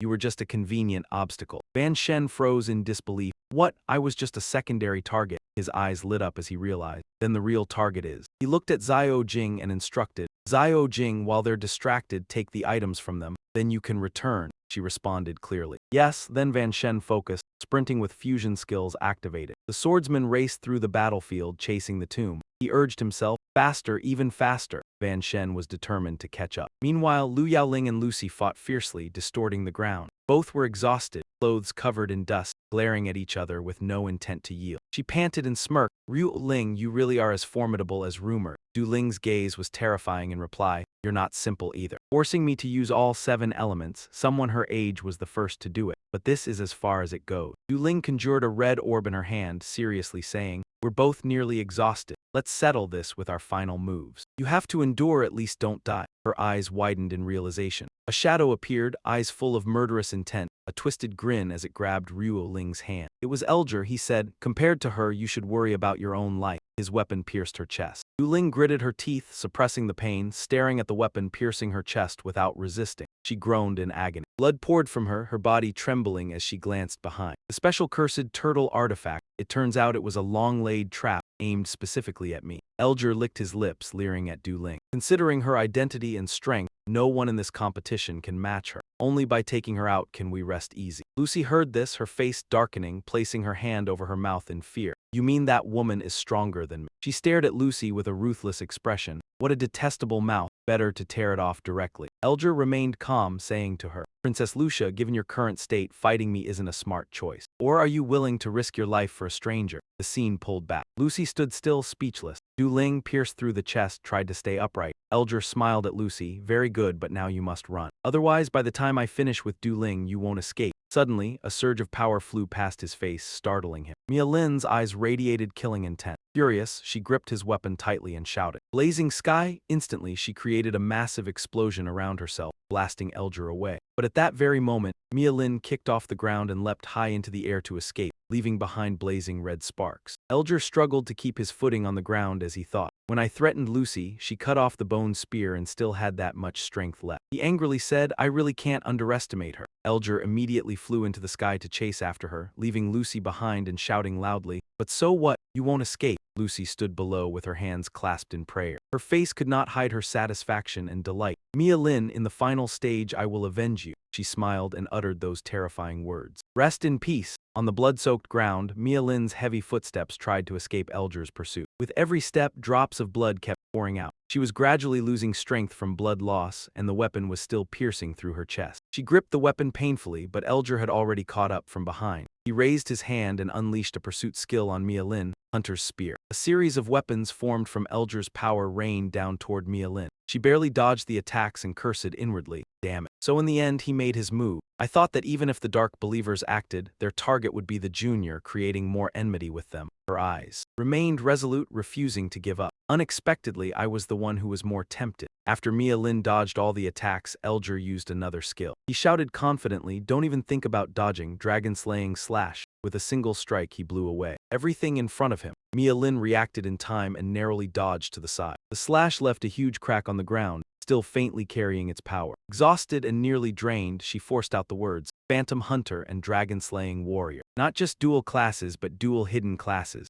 The dark world can reach such a level, truly formidable. Elger landed with a dark expression, his blade resting on his shoulder. Thanks for the compliment. Is that all for your last words? Mia Lin's face had turned pale. Actually, I had already guessed that the dark believers would act within these few days. So every day I thought about how to protect the junior. But I never expected that I would be the one needing protection. Elger coldly swung his blade down. Unfortunately, no one can protect you. No one at all. She lifted her face and revealed the confident smile of a victor. That's what he said. Did you hear that? Suddenly, Yun Shen gradually appeared. Junior, he gently swung his sword to block the descending blade, forcing Elger back a long distance. Seeing him, Elger ground his teeth in anger and stared ahead with a hateful glare. Yun Shen watched vigilantly ahead but still asked, "Sorry, guild leader, I'm late." Her strength was already very weak and she said, "If you're late, you'll lose academic credits." Standing opposite them, Elger grumbled, "Damn it, those useless fools fail. Facing Yun Shen one-on-one isn't impossible. The problem is how much strength Mia Lin still has. If she throws herself at me in desperation, it'll be troublesome." A cloud of smoke appeared, blurring his figure. He seemed somewhat regretful. "It's a pity I couldn't kill her, but the basic objective has been achieved. To take further risks would be foolish."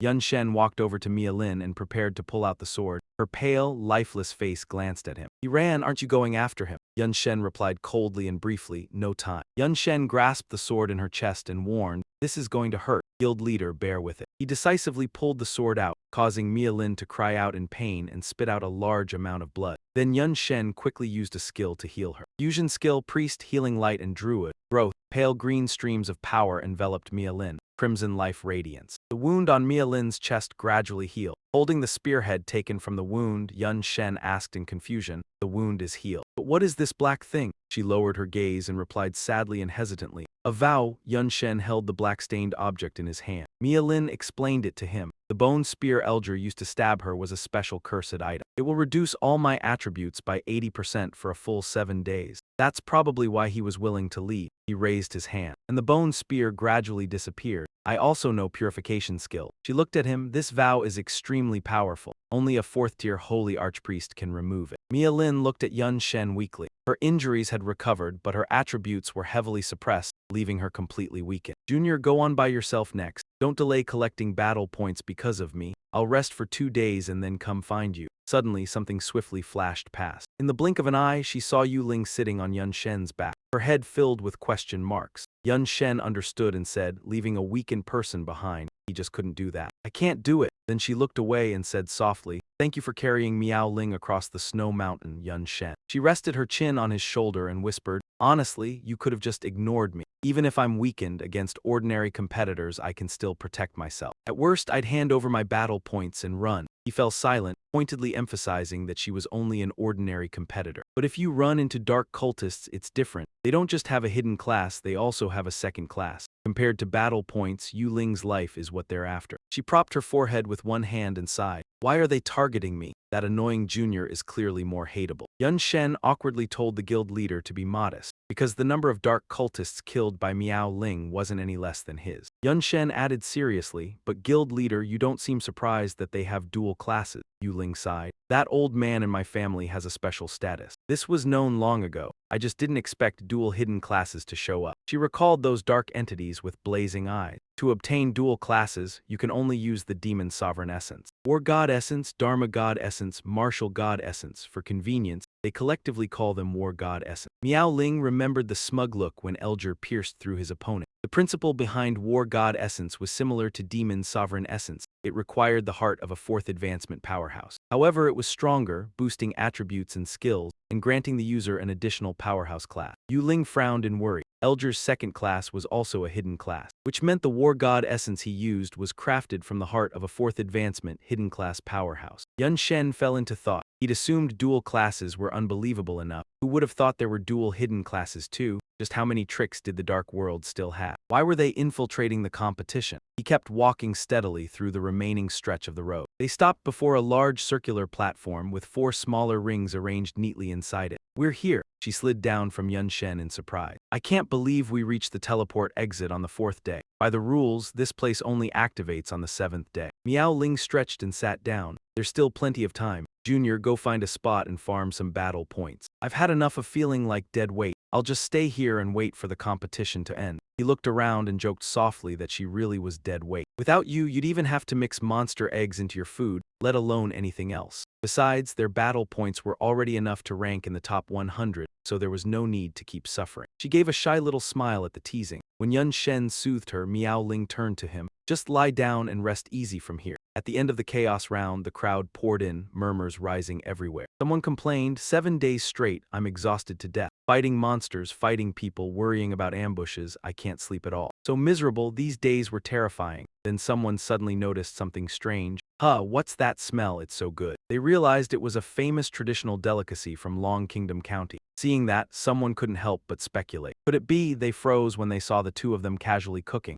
Everyone stared, speechless at the scene. Yun Shen ate as he invited them. There are quite a few of you want to eat together, but bring your own bowls and chopsticks. I didn't make enough for everyone. They immediately grew furious at the pair. Outrageous. We're anxious every single day and he's over there eating hot pot. Are we really in the same competition? Is there any justice left? Watching Miao Ling calmly enjoy the meal made them even more annoyed. Especially that Yu Ling eating to her heart's content. Is this a competition or a vacation? Hearing it, she propped her chin up and teased, not a vacation. It's a date. The other's eyes went wide. Is there even a difference? Damn it, as expected of Long Kingdom County's top genius, bringing a human accessory along and still living this comfortably. The gap between people is just too huge. Suddenly, the teleport exit emitted many streaks of blue light, drawing everyone's attention. She and Yun Shen stood up. It was time to go back. Large towering stone slabs appeared one after another around them. Next, everyone stepped onto them together. They were transported to the competition venue. Assistant Edward invited the contestants through the passage behind him to the rest area. Tonight, staff would collect the recorders. The top 100 in battle points would enter. The arena round held tomorrow.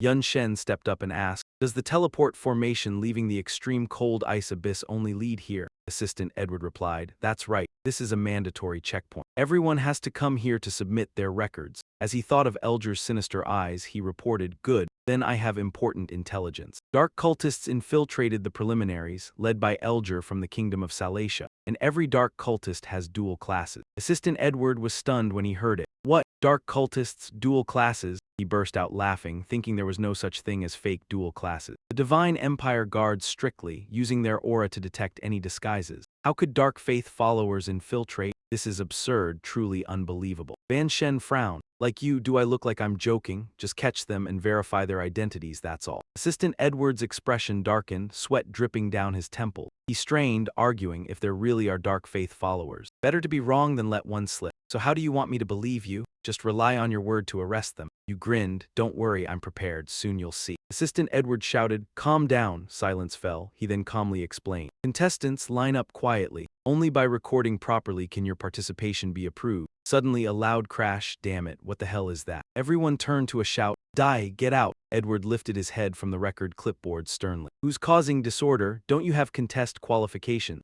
Vines with thorns suddenly sprouted from their bodies, laughter echoing. The laughter resounded. Several world-round contestants were shocked as thorny vines wrapped around them. Why is this happening? Lim Hao was a plant system branching skill. Get out, Edward shouted. These guys dared summon monsters in the main city. Edward pointed and scolded. These three have very abnormal attitudes. Disrupting order, capture all and bring for interrogation. His subordinates raised clubs and charged. At night in a deluxe room, he knelt behind Edward holding a wine glass. The assistant reported, Commander, after verification and interrogation, it can be fully confirmed. These three are Dark Faith followers and each holds dual professions. He tilted his head in surprise. Truly excellent news. Edward looked up, explaining, luckily we discovered them early. Next, we only need to capture their leader, Elger. Any plans by the descended organization will be blocked. Edward held a glass of wine, casually turning his head. Do as you say, I'll arrange people to handle it. You discovered the Dark Faith followers in time. Is a tremendous merit. His expression deepened, continuing, perhaps we can have a drink, congratulations.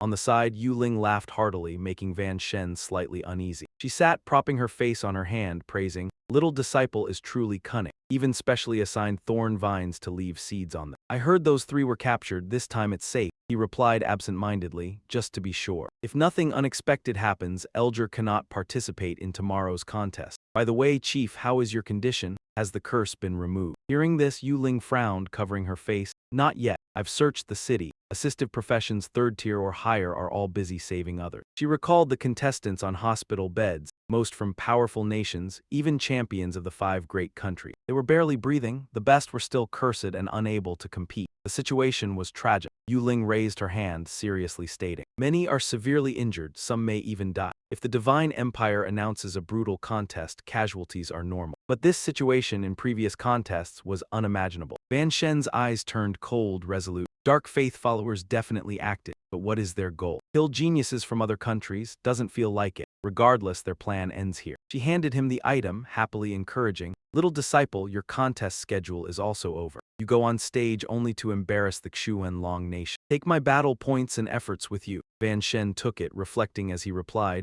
"I'll do my best." Immediately after, in the packed stadium, Assistant Edward stood on the high podium, excitedly welcoming, "Welcome to the contest. After intense qualifiers, we've selected the 100 strongest geniuses," he enthusiastically introduced. "And today, these 100 geniuses will face a harsh arena. Following tradition, this arena will also be broadcast globally." As the world-round contestants entered full of energy, Edward shouted excitedly, "Next, please welcome the contestants. Everyone, give them a warm round of applause." At Dongvan Academy, teachers clasped their hands, tears in their eyes. Never imagined our students would one day compete for global supremacy. Indeed, being their homeroom teacher is an honor. A teacher clenched hands, gritting his teeth. "Van Shen, your status as a freshman has risen, becoming the principal's favored disciple, even comparable to the vice principal." "Darn, why don't I have students like that?" another teacher sighed. At Jiangnan University, the final contest began. Our Jiang University students are on the world stage. People jostled to watch, some selling goods. "Get roasted corn and cola, everyone, 1 portion per person," Van Duong proudly exclaimed. "Look, that's my brother. The competitor is my brother, he's the strongest." On the monitor at Nico's house, Van Shen appeared. Her mother teased happily, "I didn't expect our daughter to be interested in competitions.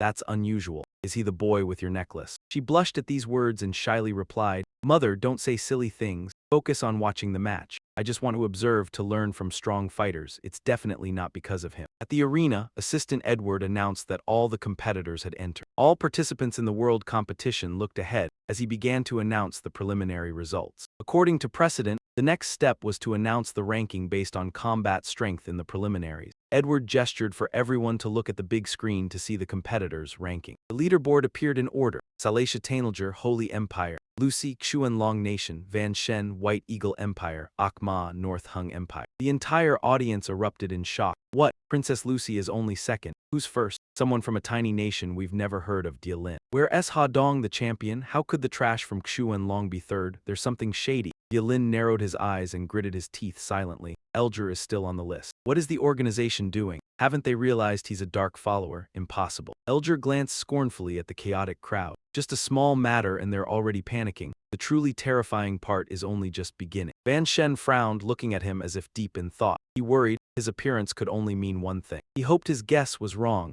Edward continued to hype the atmosphere. This match used a random team combat mode for all competitors. Higher rankings meant more national resources. "Next, I announce," he declared the start of the second round of the global dominance competition. The official arena round began. Compete for national resources. At that moment, massive glass spheres hovered above the competitors. The participants stared in awe at these enormous spheres, while Edward kept shouting excitedly. More spheres descended from above. As they entered, Van Shen and another competitor noticed something. The spheres brought the first 2 competitors into the arena. From afar, Han Baron commented, "Interesting way to enter, but even more interesting, the first round faces the unranked trash." System update: Mohan Kingdom. Han Baron. Profession: Spirit Lion Mage. He wore a wild grin. "Let's end this fight quickly." With that, Han Baron summoned dark tentacles toward his opponent. The tentacles grew longer, surrounded by spectral minions. The system labeled them: Summoned Dead Soldier, Skeleton Warrior; Summoned Dead Soldier, Ghost Knight; Summoned Dead Soldier, Skeleton Archer. Van Shen was submerged in darkness by Han Baron's technique. Indeed, it was better to end quickly. Suddenly, his eyes glowed red as he charged at them. Han Baron was stunned. "What? Shadow Shift, Shadow Strike." He realized he was moving, using his monster's shadow to relocate. Han Baron frantically scanned for Van Shen. Where? Which monster's shadow is he hiding in now? Suddenly, a sharp blade pressed against his neck from behind. Han Baron froze. Van Shen spoke. "Not a monster, it's a person's shadow." Finally, he had no choice but to raise his hands and surrender. "Shadow Strike, it counters me. I can't fight. I give up." Suddenly, a scream rang out. Oh my god, how can he have so many professions, weapons, and dual profession skill? Van Shen and Han Baron both turned to look. The audience was stunned to see a sphere radiating dark energy. Someone exclaimed, "How is this possible? Could dual professions in legend really exist?" Another gasped, "Impossible, absolutely impossible." Elger hovered in midair, thin and gaunt. He held a massive sword, dark energy swirling around him. His opponent below assumed a battle stance. The black energy coiled like dragon-like tentacles around him. Elger exhaled in satisfaction and laughed wildly. His face had become terrifying, eyes two-toned, wearing a confident smile. This was the thrill of unleashing full power. Elger's opponent, though slightly fearful, shouted, "Arrogant, I don't know how you reached the finals, but if you dare appear before me." The knight raised his weapon and released a powerful strike forward. Elger's silhouette flickered in the unleashed energy. "Then prepare to die," the spectators cheered from below. "Wow, is that the Saint Ritual Kingdom's knight? He once matched a third-tier master, a true genius. Go kill that arrogant dark follower." But unexpectedly, Elger had disappeared. Kristen shouted in confusion, "Huh, where?" Elger had already moved behind Kristen, his face cold. He swung his sword. Kristen barely glanced and was cut in half. Even a tiny insect dared defy him. Her body collapsed in a split. Elger posed coolly with his sword. "Who gave you that courage?"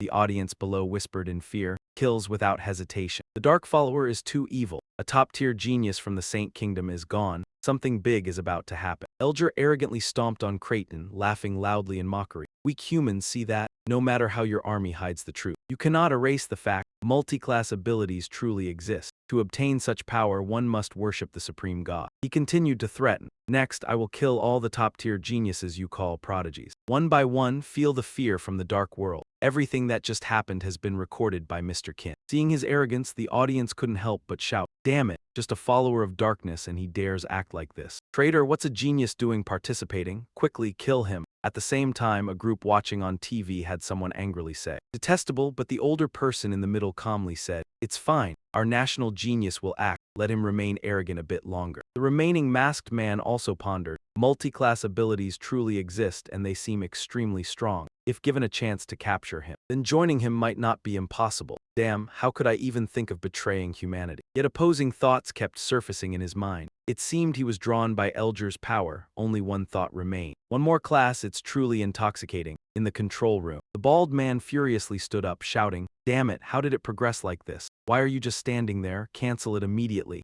Edward slowly stood. "Too late, Elger has declared war on all humanity." At this point, any discussion would only spark unnecessary speculation. The bald man worriedly suggested, "Then let things proceed in a favorable direction. If he truly claims first place, everyone will lose faith in the future, morale will drop sharply." Edward glanced forward, fearing this was exactly the plan of the Jiang Lam organization. They plotted to exploit the competition, announcing abilities to the world, causing panic while attracting power-hungry individuals to join. The bald man became even more anxious. "What should we do then?" Edward calmly proposed, "Why not let him continue? We have Princess Lucy, the strongest. She will handle everything." Back to Elger, he laughed arrogantly, mocking, "Weak, weak, far too weak." All of Elger's opponents were sent home from start to end of the month. No one who faced him survived. Elger stepped onto a large opponent lying motionless on the ground. It was one of his challengers. He spread his arms in mockery. "Is this the genius you spoke of? All of them are far too weak." The audience below panicked again. Voices trembled in fear. "The Empire of White Hawks, Akma, Klavisky of the Northern Empire. They are all top-tier geniuses. All died at Elger's hands." That man not only had hidden ability skills, but his attributes were unbelievably high. Can anyone really defeat him? Lu Dialin, standing behind, angrily thought, "If this bastard hadn't used the preliminaries to eliminate opponents, how could he have been threatened? The scene wouldn't have been this extreme. As long as I remain in peak state, entering now would be enough to crush him." Her fists clenched, veins bulging, displaying fury at Elger.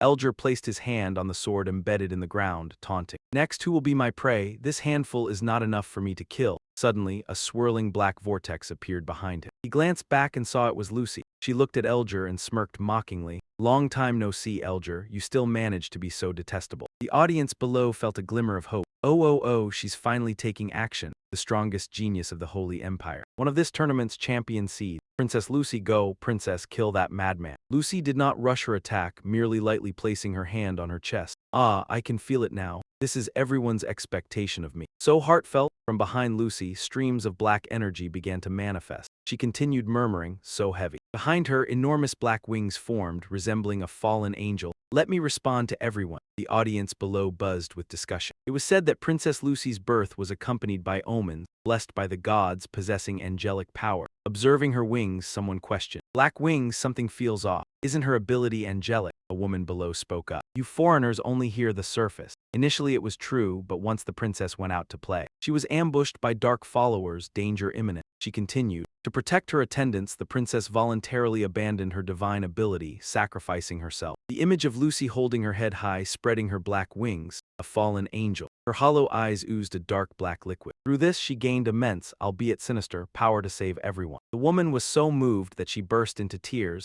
causing the two people behind her to shiver. She was definitely going to win this tournament. The princess was truly magnificent. Just like the way she had saved her attendants before, only someone noble, elegant, and strong like her could stand against Elgoda. The man behind only pointed toward the arena as if he had discovered something. Speaking of Elger, I actually noticed someone very formidable. Everyone was focused on Elger and had forgotten about him. In a haze-filled arena, this was likely where Van Shen was competing. He was just like Elger. He had not lost a single fight so far. Moreover, the speed at which he defeated his opponents was not inferior to Elger, perhaps even faster. He was a participant from the Xuan Long Empire. Van Shen's figure appeared utterly cold, turning his head to look back with detached indifference. Van Shen, at that moment the host exclaimed with joy, here it comes, here it comes. The strongest genius of the divine empire, a woman favored by the gods and feared by the dark cultists. Indeed, this was an early final. Lucy and Elger faced each other. Around them lay motionless bodies defeated by him. The host's voice rang out again. Everyone behold her grace.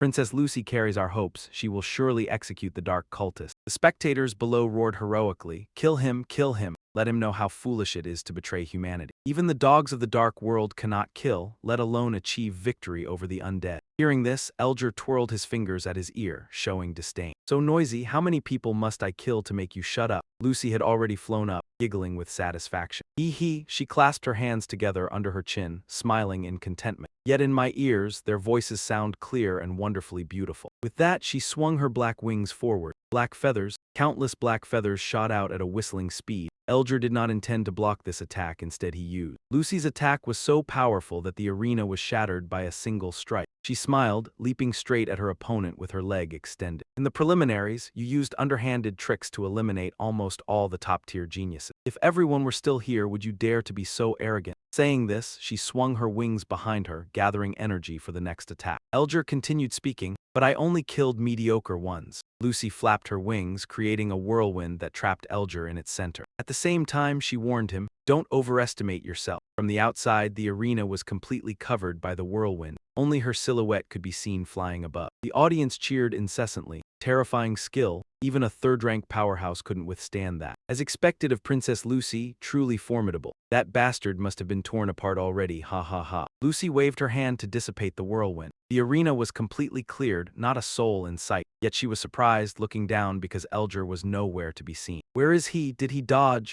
No, he could use camouflage. She didn't know where he was hiding. Suddenly, he had slipped behind her without her noticing. Raising his massive blade to strike, a victorious smile on his face. My noble princess, where are you looking? She froze in place. Her eyes widened in shock. Luckily, she reacted quickly, sliding backward with a grunt. A few drops of sweat ran down her face. Elger swung his sword downward. Dragon Cleaver. Lucy immediately raised her wings to block the attack. The force was too great for her to withstand, and she was blasted to the ground. Lucy struggled to stand after the strike, cracks forming on the arena floor. He looked down proudly from above while she continued to rise. Her breath was broken, panting, huff huff. Elger had no intention of sparing his opponent, pressing the attack. Lucy dodged while thinking, his attributes are unbelievably high. Direct confrontation is impossible, I need to keep my distance. At this moment he smiled triumphantly, replying to her previous remark, Lucia, I think you've misunderstood something. His hands continuously gathered energy. Do you really think I struck first because I feared you? A powerful move was unleashed, scarlet gale eyes. Lucy could not resist, raising her hands in front of her face while screaming. Elger immediately teleported in front of her and squeezed her neck. He lifted her off the ground with one hand, a confident smirk on his face. I just like to minimize danger. Lucy immediately realized it. Before, she had been choked to the point of trembling, yet she still managed to say, Scarlet Gale eyes of the Wind Thunder Flow Master. Unexpectedly, you have a hidden third profession. Elger winked appreciatively. Congratulations, correct answer. A smart person like you deserves a reward. Then he snapped his fingers. Immediately, a black hole appeared behind her. Into the dark world, receive the favor of the Lord. Lucy panicked, pleading, no. She was dropped into the black hole, flailing hopelessly. No. After Lucy was dropped in, the black hole closed and vanished. Those outside saw this scene, their hopes completely extinguished. Everyone was drenched in sweat, terrified. Elger mocked them. Oh, why no sound? Weren't you all so enthusiastic just now? Speak up. The crowd was no longer as arrogant as before. Everyone was terrified. How could this happen, Princess Lucy? She lost, and she was even sent to the dark world. It was impossible to imagine how much torment she would suffer in the dark world. I don't believe it. With so many geniuses competing, a dark zealot like him could beat them all. Even a rotation of matches couldn't wear him down. Another man was sent into the arena. He jolted in shock before he could even react. Seeing that, the man gave a chilling smile.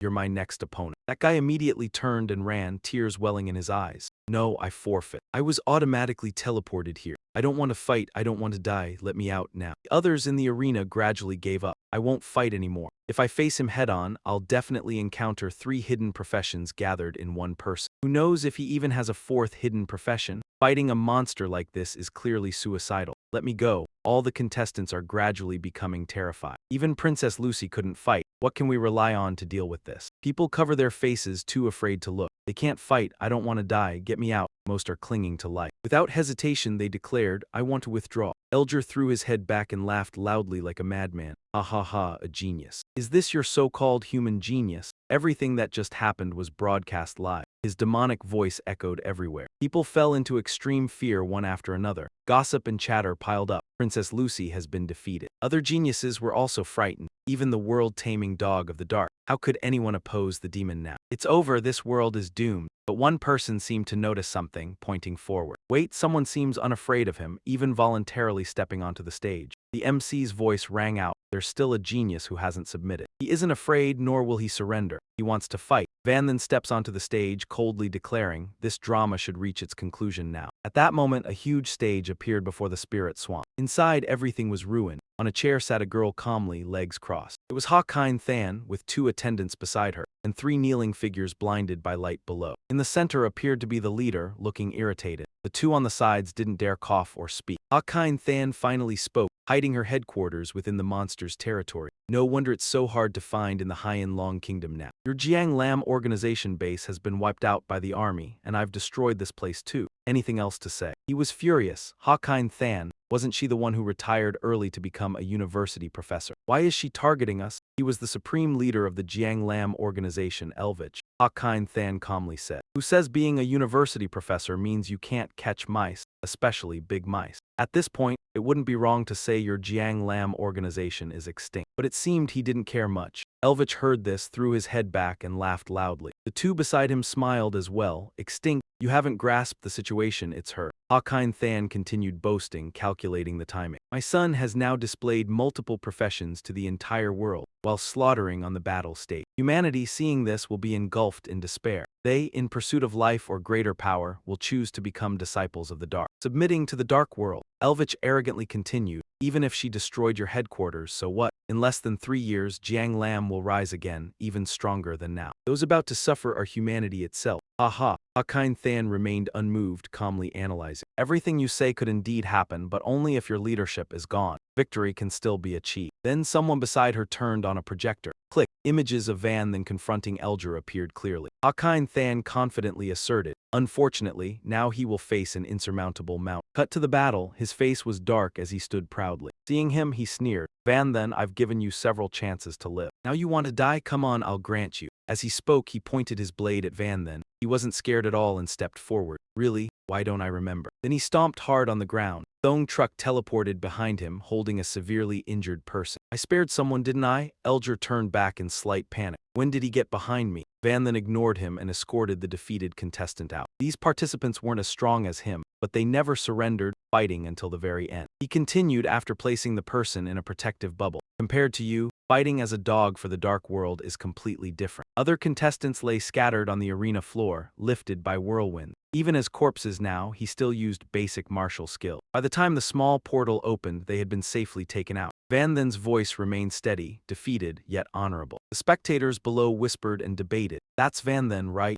he may have no international fame, but he seems different from the others. If it's him, he might really be able to defeat that dark disciple. Elger saw that and spoke with a mix of pride and contempt. It seemed he was giving those humans a little hope again, but his eyes turned ferocious, loving most to crush that hope. He concentrated and leapt forward using the brave dragon's skill, Scarlet Barrage Spear. Meanwhile, Vanden remained calm in place. Elger's attack lunged at him. He swung powerfully but struck only air. He was surprised, thinking, again, suddenly vanished. Vanden had immediately appeared behind him, coldly swinging his spear to attack. It's normal for you to be astonished. After all the dark disciples who had seen this move basically were already dead. The fusion skill combines spear sweep and warrior, fury strike, followed by violent war spear. And you are no exception. The strike hit Elger directly before he could react. His body deformed on contact with the spear and was thrown far back by the attack. Not letting up, Vanden continued using fusion skill, mage fireball technique and sorcerer Julie's shield. A blue whirlwind shot from the staff in his hand. He charged straight at the opponent, Mega Flame Gale. Elger tried his hardest to resist with Berserk Thunder Shield, but he still couldn't stop Vanden. He was directly swept upward by the whirlwind. The blue whirlwind surged forward while Elger could only look up. He panicked, thinking, "Why is this happening?" The strike hit him directly, leaving Elger powerless. His body fell freely. Compared to before, he was terrified inside. My high attributes plus hidden profession skill were broken through head-on. He landed face first safely. Vanden leapt up again, then stabbed his spear toward Elger, who was battered on the arena floor. But what he hit wasn't the real body. He was a little surprised, an illusion. Immediately, many Elger clones appeared around Vanden.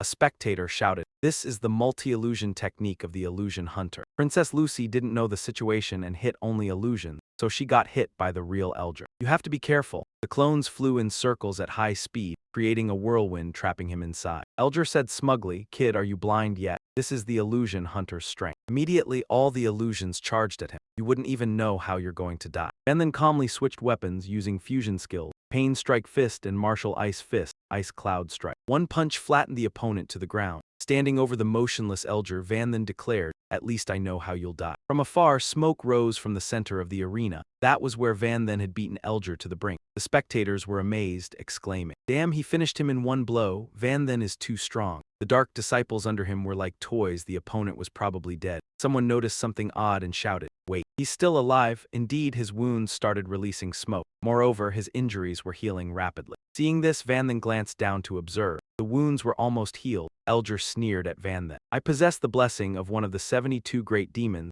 My flesh is immortal. You can't kill me alone." As soon as he finished, he received another shock. Eyes wide, he stared ahead in amazement. Vanden ignored these words and continued attacking. Martial break step into Pain Strike, Trample. He stomped hard on Elger, shattering the ground into chunks. Just watching, you could sense the force of this move. "Then I'll crush your body," he stomped frantically. Elger's face was flattened to the ground, but he gritted his teeth in anger. His black eyes opened wide with a yellow streak in the center. Elger shouted in fury, "Damn it, it's not over yet." He unleashed a dark power that enveloped the surrounding. Vanden was pushed back by the shockwave, struggling to resist. Elger now looked like a demon appearing again. Behind him were forces resembling wings. "Kid, you still don't understand the situation." Vanden felt uneasy, thinking, this feeling, he's no longer human. His entire body has become demonic. Only the head retains human shape. Wings had formed and a dark circle appeared behind, radiating faint blue power. "I've used 2 God of War essences, carrying 3 hidden professions." His arms radiated blue power as he shouted angrily at the opponent. "You are just a masterless pawn at most. Only my low-level substitute. Illusion hunter in hunter state. Brave dragon, dragon strength. Sorcerer controlling thunder shield." That power surged straight at Vanden. He continued speaking,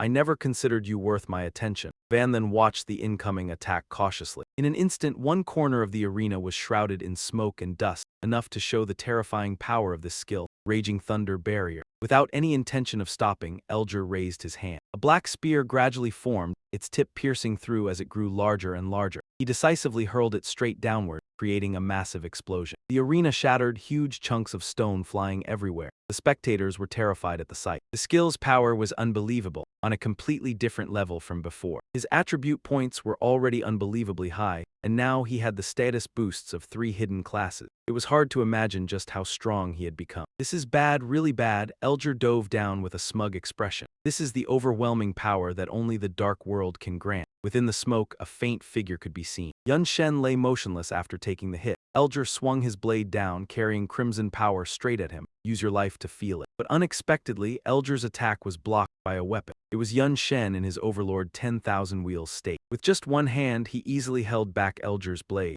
Elger felt something was wrong, gritting his teeth, his whole body trembling as he thought. How can he block my attack? What is going on? Yun Shen raised one arm and stepped closer to Elger, speaking coldly. You like playing with attribute points? Fine, have it your way. His golden hand moved toward his opponent's head, ready to flick his forehead. A single flick to the forehead sent Elger flying. His head slammed straight into a large rock behind him, blood pouring from his mouth. In an instant, Yun Shen teleported to him and slashed straight down with his sword. Elger reacted in time, raising his blade to block. He clenched his teeth in pain. The strike was so powerful that the rock behind him cracked apart. Yun Shen raised the light sword high, golden streams of power radiating from it. He gathered strength for a final blow, magic swordsman fusion skill. Blazing flame slash combined with warrior's furious strike. The slash erupted with immense power, piercing Elger straight through the massive rock. He was sent flying out of the arena, crashing heavily onto the ground. The spectators stared wide-eyed in astonishment. This is the special arena prepared for the championship finals. Even a third-class powerhouse would find it extremely difficult to destroy,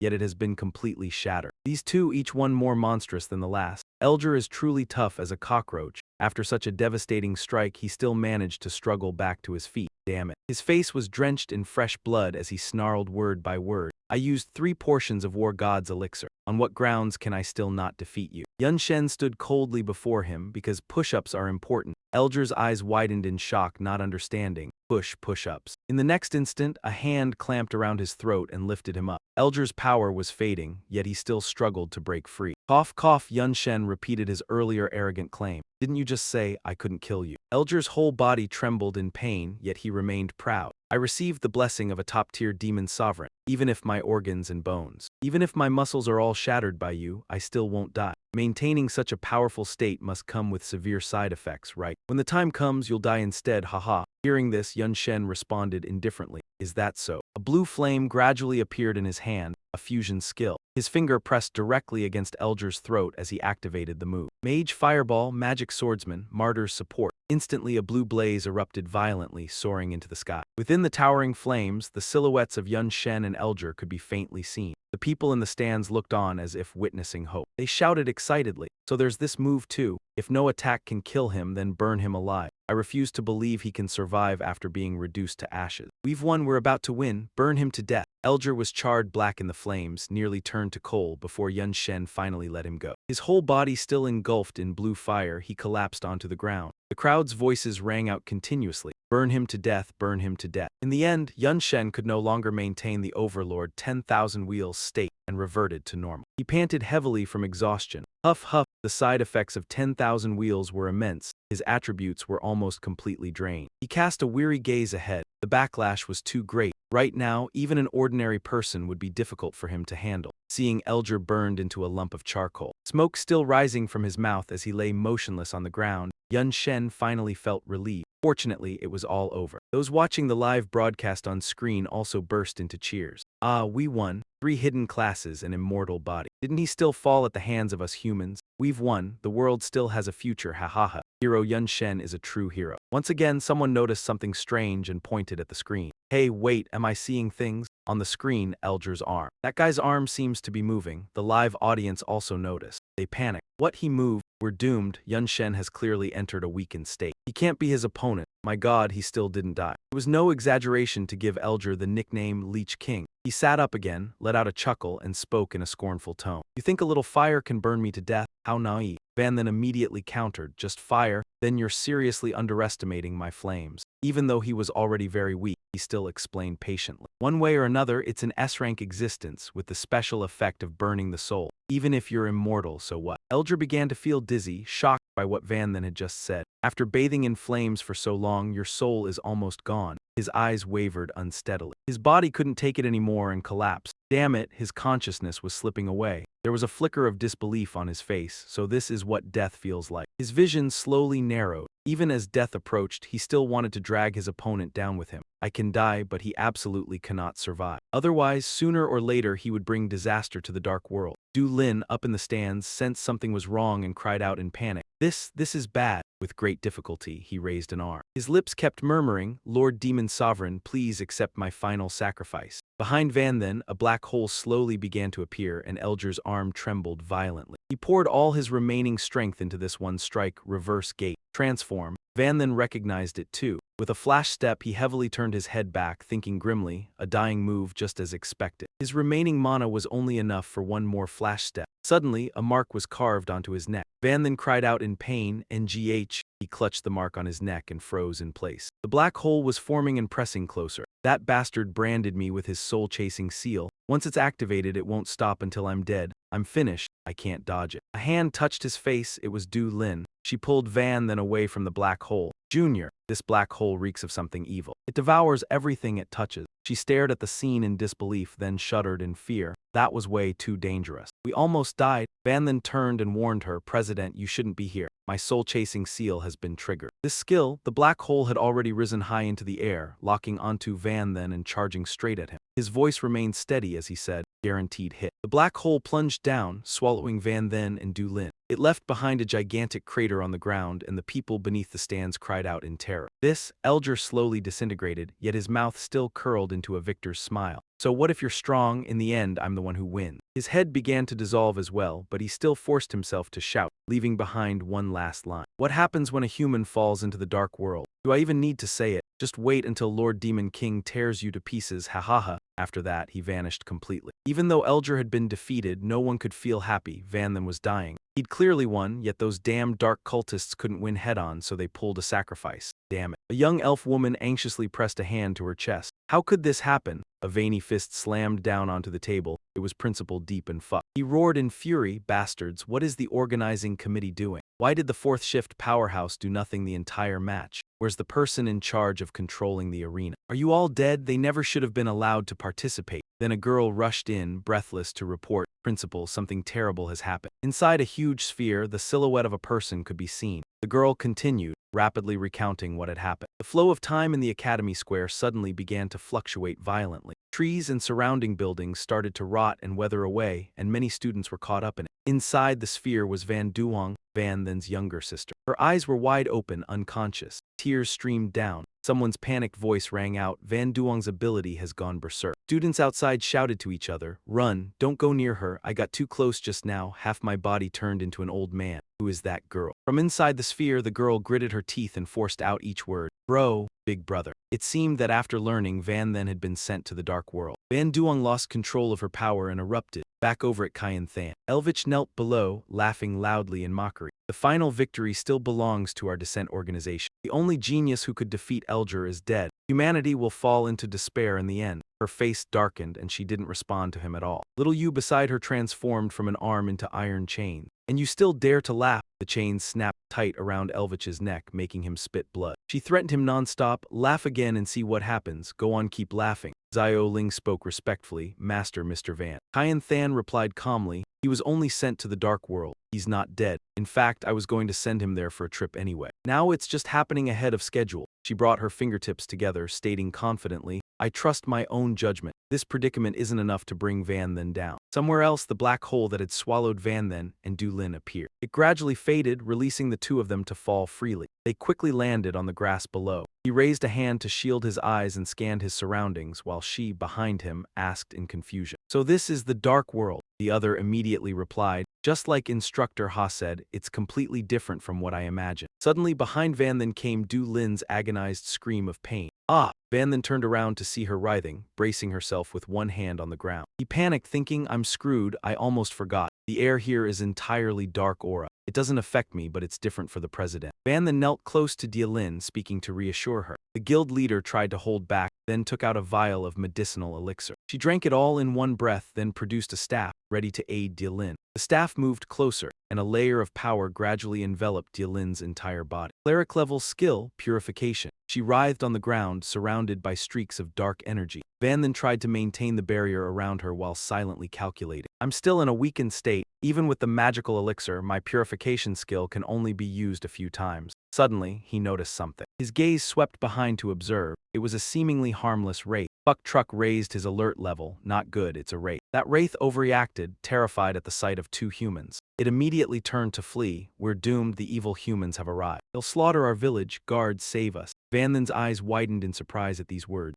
Yilin weakly reached out, unable to let it escape. But he quickly warned her, don't move, we don't have much strength. Van Then opened another vial of elixir, preparing to drink. A few more floated nearby, he drank while speaking. The dark aura in this world is endless. Purification can only buy time. Guild leader, you must adapt to this environment. Otherwise, sooner or later you'll be corroded into a monster. She replied with difficulty, I know, I'm trying. Yilin pressed her lips together, trembling all over, yet resolute. It's just a tiny bit of dark aura. Then she suddenly surged up, a wave of blue power radiating strongly with a few streaks of lightning. You won't corrode me. A black tail had grown from behind Yilin. She had returned to full strength. Van Then beside her said, success. Yilin rested her hands on her waist, explaining, my final two elements are yin and yang. Yin aligns somewhat with dark aura, so it also aids me. From behind Yilin, a horde of wraiths surged forward. He observed them, but it seemed not yet the time to relax. The wraiths eyed the two humans arrogantly and shouted, lowly humans must die, sacrifice their bodies to the gods. Then they chanted in unison, attack, kill. Van Then's gaze was cautious. These wraiths weren't strong, barely first to second tier level. But my weakened state will last another half hour. Guild leader, you're also cursed, making you hard to fight. As he finished speaking, Yilin grabbed his hand and suddenly he was on her back. His mind filled with countless question marks.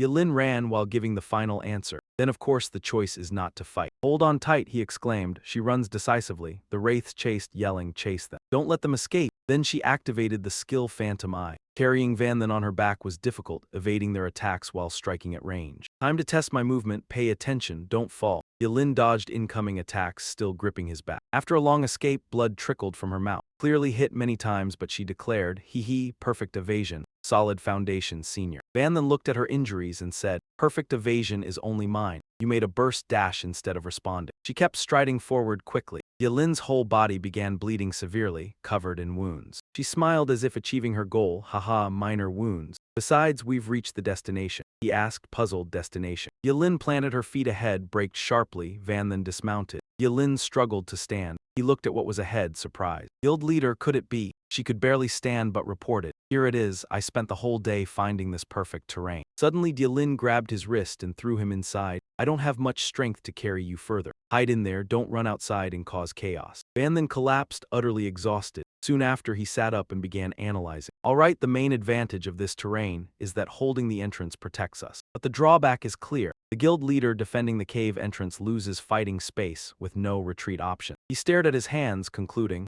for now, joining the fight is just a burden. My weakened state still has 18 minutes remaining. Just need to endure it. Van Then shouted to Yilin at the cave entrance. Guild leader, if you can't hold, you must run. Don't force yourself to the end. She stood proudly, confidently asserting, haha, running isn't my way. Let's fight, a life-risking gamble. Smoke blanketed the cave entrance. Yilin appeared fiercely, confronting the entire horde of wraiths. They continuously unleashed attacks, annihilating flame, blood surge, phantom eye. Yilin did not hold back, using her skill. Her annihilation technique countered multiple enemy moves. Having taken many hits already, she gradually weakened. Very fast, unable to defend, she spat out a mouthful of blood. This little fire really had no effect. Van Then stood in the cave, anxiously calling out, Guild leader, but reason held him back. No, he can't go out. He would only be a liability now. He had to restrain himself until the weakened state passed. Yilin guarded outside, secretly smiling in satisfaction. As expected of a junior, not letting emotions cloud judgment. Very smart decisions, still managing to produce foxtails and ears. The elemental magic consumed too much mana, making prolonged combat difficult. Her eyes widened, flashing red, nails extended, decisively making a choice. With that, Yilin transformed into a half-human, half-fox form. Using the proper state, focusing more on close combat. Blood rage roared, celestial flow surged. The zombies, unafraid, charged together to attack. Humans deserve to die. If we let them live, they will slaughter us. Kill her, Yilin shouted angrily. Don't twist things. Zombies, you are the ones who deserve to die. A chaotic battle erupted. Yilin charged into the horde, attacking frantically. But they were numerous and she was injured, struck on the back by one. Soon, a series of surrounding attacks followed after a brief scuffle. Yilin crouched panting, seemingly drained of all strength. She silently reflected, being mauled by low-level zombies like that. Truly, a tiger on the plain is underestimated. Yet the zombies seemed fearful of her power. Humans are terrified despite being heavily injured. How could she still resist until now? Could she be immortal? Moreover, with her strength, she could have escaped, but she didn't. Hearing this, the corner of Dielin's mouth slightly lifted, affirming, "Run? Impossible. I must protect someone very capable." Van then listened to her voice from the cave. Though he didn't know how she did it, the junior's potential was limitless. Every day he became stronger. As long as Van then continued to grow, he would bring limitless ability to humanity. Then Dielin placed her hand on her chest, clearly declaring, "I will use my life to save his." Completely justified, a zombie in the horde charged, shouting angrily, "Illusions, none of you will survive." Despite her strength, she was exhausted. She reminded Van then, "Junior, your senior must not give up. With your intelligence, there's surely a way to prolong time to overcome the final weakened state." The great sword of the zombie slashed down. Yelin barely managed to say her last words. "This date finally ends now." The zombie shouted, "Die." Suddenly his sword was blocked by an arm, breaking in two. Vanlin's voice rang out, "No, the happiness continues." Yelin asked in surprise, "Junior, what's happening?" As his weakened state passed, in his current form, Van then was a bit tattered but still extremely cool. He replied, "No more than 3 seconds left, but these 3 seconds are unbeatable. S plus negates all damage and control." The zombie with the broken sword panicked, ordering his minions forward. "Why is this happening? This kid is abnormal. Charge, kill him." They all rushed forward, each with a move, shouting, "Kill him, human tyrant." Dai Vanlin's face was cold, his hands striking, muttering, "Skill fusion, start the countdown." His 5 punches converged into a blue flame, combining magic, fireball technique, and surge punch 2.1. The countdown ended. Vanlin shouted, delivering his punch. Dung Van Ma Dim Quan, spectacular flame quickly burned everything. All of them screamed in pain. At this moment, Dielin exhaled lightly, relieved. Finally done, he pulled something out, saying, "Not necessarily." Encountering this horde was coincidental. A seal marked by Van then quied on his neck. But if this wasn't dealt with, the pursuit could become serious. The seal had been activated. He looked into the distance, paying attention to that direction. After a while, in the cave where Van then and Lu Dielin had appeared, a strong zombie approached. Another followed behind. Kolata coldly asked the one behind, the aura of the soul-seeking seal. "Reaching here is the end. Are you sure?" Humans appeared. Over there, trembling on their knees with vaccine guns, lordly figures. "Supreme Demon, the greatest of the false demon clan. How dare I deceive you? It's all true." He turned back gloomily, following your description. "That must be Van then, but it's unknown what trick he used to hide the soul-seeking seal. I could only follow the trail here," his subordinate quickly guessed. "Could it be that the humans who deserved death have already fled?" Kolata looked toward the distant mountains. Tran Mak said, "Running, they can't do it, because ahead lay a death path." He continued, "That place is an infinitely forbidden energy vein, a divine land barred from entry. No one can get in, not even the 72 demon lords, let alone break through." After saying that, the old woman took a step forward. "They'll definitely be stopped there." Only then could his face be seen clearly, along with a smug, triumphant smile. "Each step radiated pressure, and all I need to do is chase them down slowly. The only thing waiting for them is death, somewhere else." Towering mountain ranges stretched into the distance. In a crude shelter, heavy breaths rang out, huff, huff, huff. It was Yun Shen. He was doing push-ups when the curtain was lifted. Miao Ling stepped in and exclaimed in surprise, "Junior apprentice, you really are insanely diligent. Even in the dark world you won't take a break." Yun Shen raised a hand to wipe the sweat from his face. Training the body is important. He knew perfectly well that attribute points and skill points both came from quests. He had to stockpile them now. He couldn't afford to stop for even a day. In front of Yun Shen was also an information panel, quests,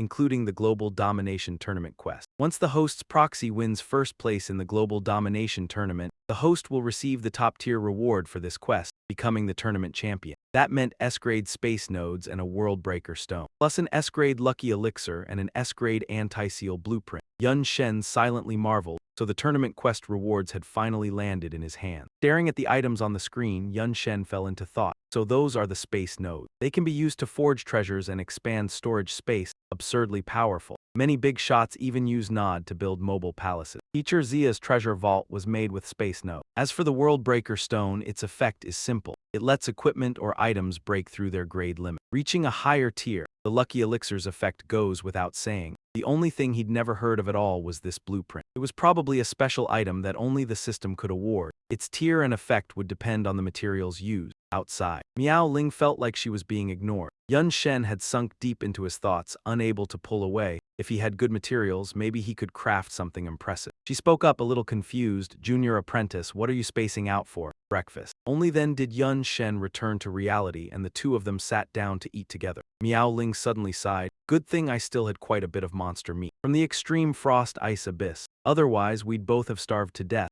She reached out to pick up some food and continued cheerfully, but still. Good thing you found this little village out in the wilds full of feral monkeys. The place was covered in cobwebs in the corners. She appraised it. It's a bit rundown. Looks like it's been abandoned for decades, but it's still better than sleeping out in the open. While eating, Yun Shen brought up the old matter again. President, I feel like this tournament has a few things that don't add up. If it's something as world level as this, the Holy Divine Empire should have stationed a Fourth Ascension powerhouse to oversee it, but from start to finish, they didn't do a thing. His mind replayed the image of Elger from the match not long ago. Also, the qualifier rules only allow basic potions. Even food is banned, yet Elger could bring a special primitive turtle artifact. And even after I reported the dark cultists up the chain, he could still compete as if nothing happened. He lifted his chopsticks to grab the next bite. If I'm not mistaken. Then I'm afraid, suddenly Miao Ling's expression tightened. She thrust her chopsticks out to block his, snapping sharply, "Stop talking." Miao Ling's voice dropped, full of warning. I know what you want to say, but we have no evidence. No matter what, it's only speculation. Right now, the most important thing for us is how to pass the trial in front of us. Yun Shen sat up straight, his face darkening as only a thin smirk showed. It seemed the president already had the answer, she just didn't want to face it. To keep the atmosphere from getting even tenser, she hurriedly urged him on. Eat up, we should get moving. After finishing breakfast, they left at once. On the road, she softly called to the junior apprentice as they stopped before a towering mountain. Miao Ling asked curiously, is this your destination?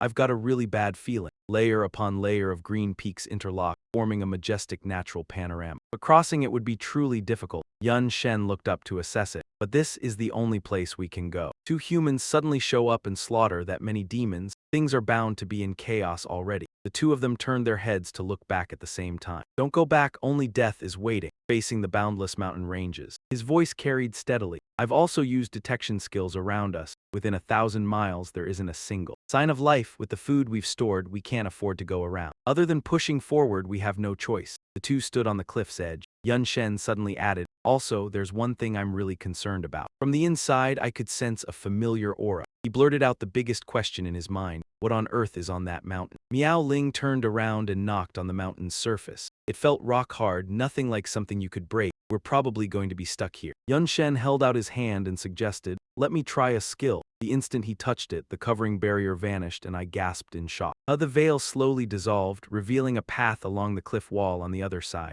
She was just as stunned. Junior, what did you do? He hurriedly denied it. I didn't do anything. It opened by itself. Looking ahead, Yun Shen couldn't help but marvel. I didn't expect there to be a mountain cave here. The two of them immediately sprang over to the other side. The moment they stepped in, the sight before them made them freeze. Miao Ling moved closer, wanting to touch it. What is it in here? Corpses, but a second later, she realized in horror that these things were all coffins. Yun Shen grabbed her hand to stop her. Don't touch, he urged. It just feels really bad, best not to lay a hand on it. They were tense to the extreme, and even more shocked that these coffins gave them a strangely familiar feeling. Looking at the coffins piled up here, Yun Shen made a fearful guess. Where is this familiarity coming from? Could the people inside be someone I know? Or am I one of them too? Is this place my refuge? Damn it, this feeling is awful. I don't want to stay here a second longer. After a while, Yun Shen stepped forward and called out to Miao Ling. Either way, let's leave first. She didn't want to stay either and answered, yeah. Watching that person's back, Miao Ling felt a little surprised. The junior's emotions are way too intense. She'd never seen that before. Elsewhere, Lotta screamed, what is this? He stared fixedly at the protective barrier outside where they had just passed through. That mountain range was supposed to be absolutely impossible to enter, yet it had been shattered. Lotta couldn't believe it. She kept scratching her head and muttering, no way, absolutely not, there's no way, I must be seeing things. But it really had been shattered. Lotta stood there mumbling to herself. A legend from decades ago said an endless mountain range suddenly fell from the sky, and when it crashed down, it brought divine radiance with it. It triggered strange phenomena across heaven and earth. The story went on. Its aftershocks alone were enough to warp the surrounding forest. All living things were wiped out. Even decades later, no life could be born there. A crimson figure stared wide-eyed at the world. Someone capable of such methods could only be a god. The god erased all life nearby, as if delivering a warning. Keep out. After that came the scene of the Demonkin gathering in one place. If it was something left behind by the descending god, then for the 72 archdemons at the very pinnacle. It was an irresistible temptation. After more than 10 years of probing and finding no sign the god would act, the great lords chose to join forces. All that remained was a blood-soaked battlefield. In the end, no matter what they tried, they still couldn't enter, so they had no choice but to give up. Pilata said with a trembling voice, "A place even top-tier demon sovereigns couldn't enter, and now it's been breached." After some quick deductions, he hurriedly turned around. This was far beyond his control now. He had to report to Lord Duan Yi, the extermination assassin, immediately. Back with Yun Chen, he stood with his arms crossed, silently thinking. Beside him, Miao Ling was boiling a pot of soup when the mark on her chest suddenly vanished. She noticed it too and cried out in delight, "The final curse is gone. Junior, we should figure out how to go home too." Seeing he seemed distracted, Miao Ling called out in confusion, "Junior." Only then did Yun Chen snap back to his senses and respond. She sat across from him and asked worriedly, "What's wrong, Junior? Ever since you saw those coffins, you've been spacing out a lot. Are you thinking about the coffin? Or are you homesick?" He gave a gentle smile and replied that he was, in fact, a little homesick, mostly worried about Yun Tang, and he also couldn't let go of the coffin. Of course he cared about the coffins, but there wasn't a single clue. Digging into it further would be pointless. A green cross-shaped skill suddenly flashed through his mind, and as for getting home, it wasn't impossible. After all, he still had the rebirth cross staff. If he died, maybe he could revive in the human world. Yun Chen fell silent, watching Miao Ling ladle food in front of him, but it was only a possibility. What if he revived in the dark world instead? Wouldn't that be a huge loss? Besides, even if it worked, it meant leaving the guild leader alone in the dark world. That was far too defeatist. Only then did he stand up and speak. "Guild leader, next I'm planning to head to DEMON Chinese letter city for a walk around, gather some basic intel. Please stay here and wait for me to come back." He thought to himself that the guild leader could easily protect herself now. Miao Ling jolted, then asked in surprise, "What, a human like you going to a Demonkin town? Aren't you just throwing your life away?" Yun Chen replied calmly, "Of course I won't go as a human." His whole body began to change from the feet up, quickly taking on the look of a Demonkin. Even the disguise couldn't hide how handsome he was. If anything, he looked even cooler. This time he truly looked like Demonkin. Before long, he arrived at a place that resembled a Demonkin town. The residents here dressed no differently from humans. When they saw Yun Chen pass by, they exclaimed in amazement, "Whoa, that guy looks badass, probably from the Black One Archdemon clan. But he's a bit different, must be mixed blood." He swept his gaze around and evaluated everything in silence. Their appearances differed somewhat, but the Demonkin way of life was that different from humans. He didn't see any technological products. Maybe they never developed in that direction, or maybe this place was simply too remote. Yun Chen stopped in front of an eatery and made a decision. If that was the case, there was one pretty solid place to pick up intel. The host inside saw a customer enter and warmly greeted this Black One Archdemon. "What would you like?" He raised one finger. "Bring me a few house specialties." Yun Chen glanced at a few Demonkin playing cards together. He thought to himself, so even demons have racial division. Since he was using the Black One Demon Empress's skill, his look seemed closer to the Black One Archdemon clan. He sat at a table, leaned forward, and got down to business. Time to gather intel, 100-tier skill set, enhanced senses. A torrent of chatter flooded into his mind, that damned lord. Will he ever stop? My son is only 16 and he got dragged off to be cannon fodder. Have you heard Garrett from Lotta Street has already become a mid-rank demon? That's insane. When a room price is finally going to drop. What he heard didn't satisfy Yun Chen, too much useless information. He needed to filter it. Suddenly, an arm set a plate down hard in front of him. He wasn't even sure it counted as food. "Honored guest, your order is ready.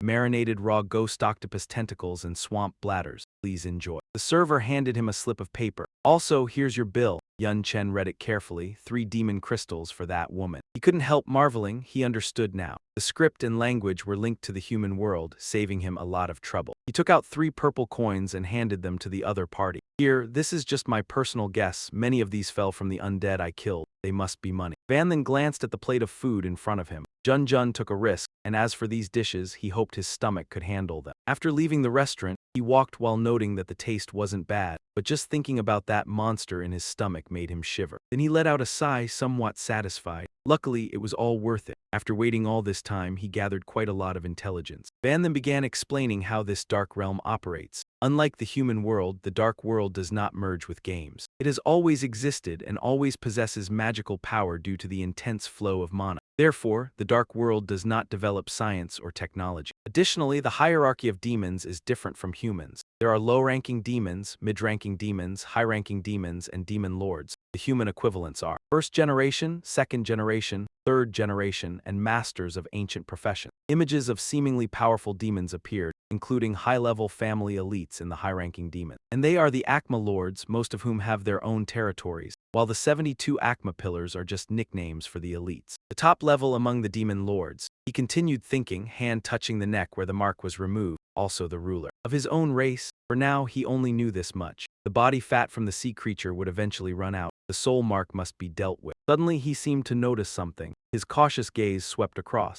The undead behind panicked, racing as if chased by dogs. Run, the Lord's guards are here to make soldiers' shields. Don't take me, I don't want to go to the battlefield. Rover led the guards directly. The voice of the enemy grew loud due to the holy command. Run, being sent to the battlefield is an honor for you. To dedicate yourselves to the great demon lord is your supreme glory. He immediately ordered the guards forward, hurry up. Ages 15 to 60, male or female, take everyone. They replied in unison, yes. The ugly undead resisted fiercely when captured. Fight glory, why don't you go to the front lines? I don't want to die, let me go. The guards quickly realized. Van then stood calmly in the open, unafraid. Wow, that kid is so composed, another shouted. Calm down, probably just scared silly. Catch him, he stepped forward slowly and calmly said, no need to catch me, I'll go myself. In his mind he thought, this is actually an opportunity. At the Thiloker fortress, a carriage escorted by guards entered the city. The captured undead, including Van then, were gathered in one place. Above were the captain of the guards and a high-ranking undead. Rover asked, Chapsu sir, why are you here? Baha replied briefly,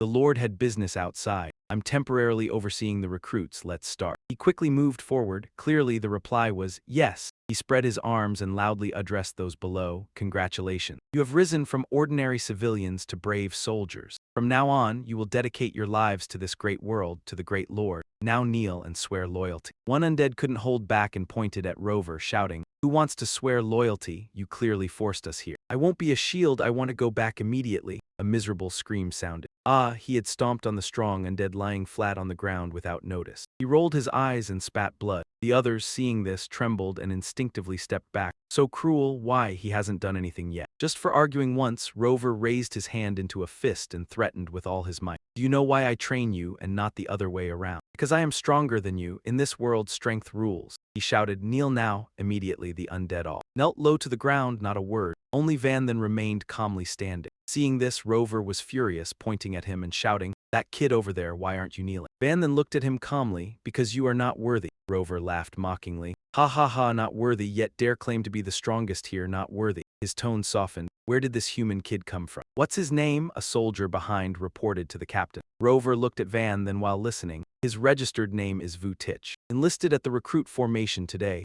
Looks unfamiliar, might be from outside. With an answer in mind, he turned and asked the high-ranking undead. I see Chapsu sir, though we lack soldiers now for discipline, killing one or two, the Lord won't hold it against us, right? Baha had a slightly frustrated expression. Of course this is necessary sacrifice. Rover relaxed his muscles happily. Then I won't give him a chance to beg, I'll take his corpse. Before he finished, Rover was kicked and thrown on the city gate. Even spitting blood, he didn't stop, his words left unfinished. He was thrown, he was kicked far by Van then, still not understanding what was happening. What's going on? I got hit by a recruit. Two fingers pointed like a sword, wrapped in blue fire, aimed at the enemy's temple. The blue fire blazed and he didn't know when he had reached beside him. It seemed the strongest here was not human. Van then walked calmly, letting the flames burn the captain. In no time the fire shrank as there was nothing left inside. The others immediately showed fear. Captain, he's dead. There was not even any resistance. He was already dead. The captain's power was of the highest rank among the superior demons. Baha realized this was not a favorable situation. Something was wrong. This silent intruder was clearly a superior demon, so he turned to run. He had snuck in to cause trouble. He needed to quickly inform the Lord. But as he turned, he saw Van Shen's calm face startling him to the point of panic. He had to slam on the brakes.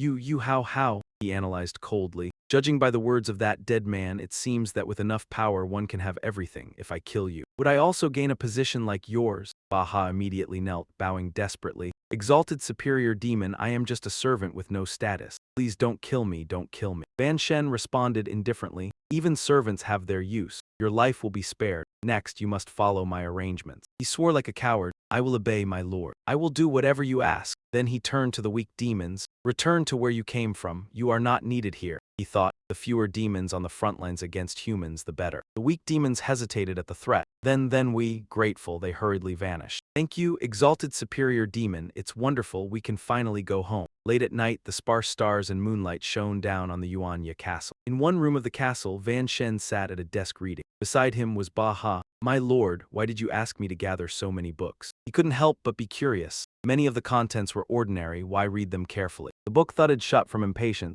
He sneered. You have a lot of questions. Ba Ha bowed in fear. Forgive me, I was rude. Van Shen opened the book again, silently admiring it. No wonder it was the Demon Lord's archive. The information was complete, covering all Dark World races, and their history with detailed explanations. The book had extensive information, over 100 demon races in the Dark World. Although mixed bloods were numerous, the 72 great clans remained dominant in the past. In the snow-covered mountains, similar to human history, even among demons, territories were divided. They fought over resources with constant wars. Above them, a demon with massive wings could block the sky, until a demon known as Void Demon appeared. Then came a mystery still unresolved. No one knew where the Void Demon came from. He appeared suddenly. With absolute power, he dominated the entire Dark World in just 3 years. A strike from him was like a thunder god descending, becoming the supreme existence. Then he divided the Dark World into 72 nations. The 72 strongest demons ruled, known as the 72 Pillars, forming the current order. Using the marked location as a center, they divided various territories. Due to treaties and mutual support among the 72 Pillars, combined with the Void Demon's absolute authority, the Dark World finally ended its endless wars. Time passed. Until 70 years ago, a species called humans suddenly appeared. They tore through space, invading the demon world and massacring demons. The demons rose in rebellion, waging full-scale war against humans. Van Shen noticed something odd.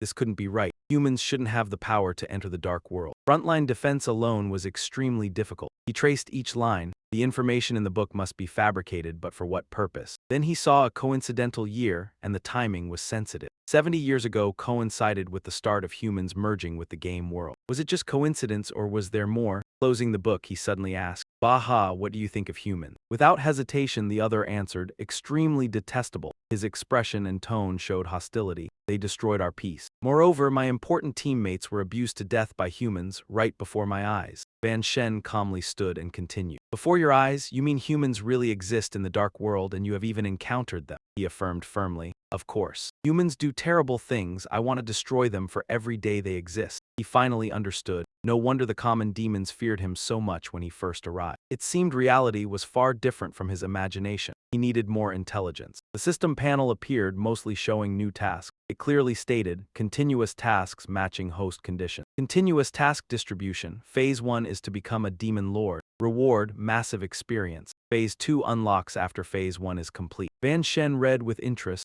Ha ha, truly an interesting task. Perfect, he also needed to raise his rank for more intelligence. He slowly left the desk. Ba Ha, what are the requirements to become a demon lord? Ba Ha hesitated. Well, he paused, sweating nervously. Internally calculating, he asked this question. Could it be what he wanted? Van Shen snorted, frightening the other into obediently confessing. First, it requires the bloodline of the Dark Knight demon. Only those with this bloodline are qualified to become a leader. He tilted his head and asked again, do you think I meet the requirements? Sweat poured like a river, Ba Ha repeatedly affirmed. Yes, completely suitable. Apart from a slightly small frame, everything else was pure Dark Knight demon traits. Van Shen was pleased and finally relaxed a little. The Dark Lordess is the ruler of the Dark Demon clan. With my innate transformation skill, the problem shouldn't be significant. He asked again, any other requirements? He gestured a chopping motion. Kill, need to eliminate the current demon lord and seize his demon throne. Van Shen stepped down the stairs, casually commenting. Very good, after serving that lord for so long, you should have a change of taste. The city gates were wide open, the portcullis being raised. Outside, a fiery red beast with what looked like a throne on its back led the army forward. Seated on the throne was a muscular demon, raising a glass of red wine.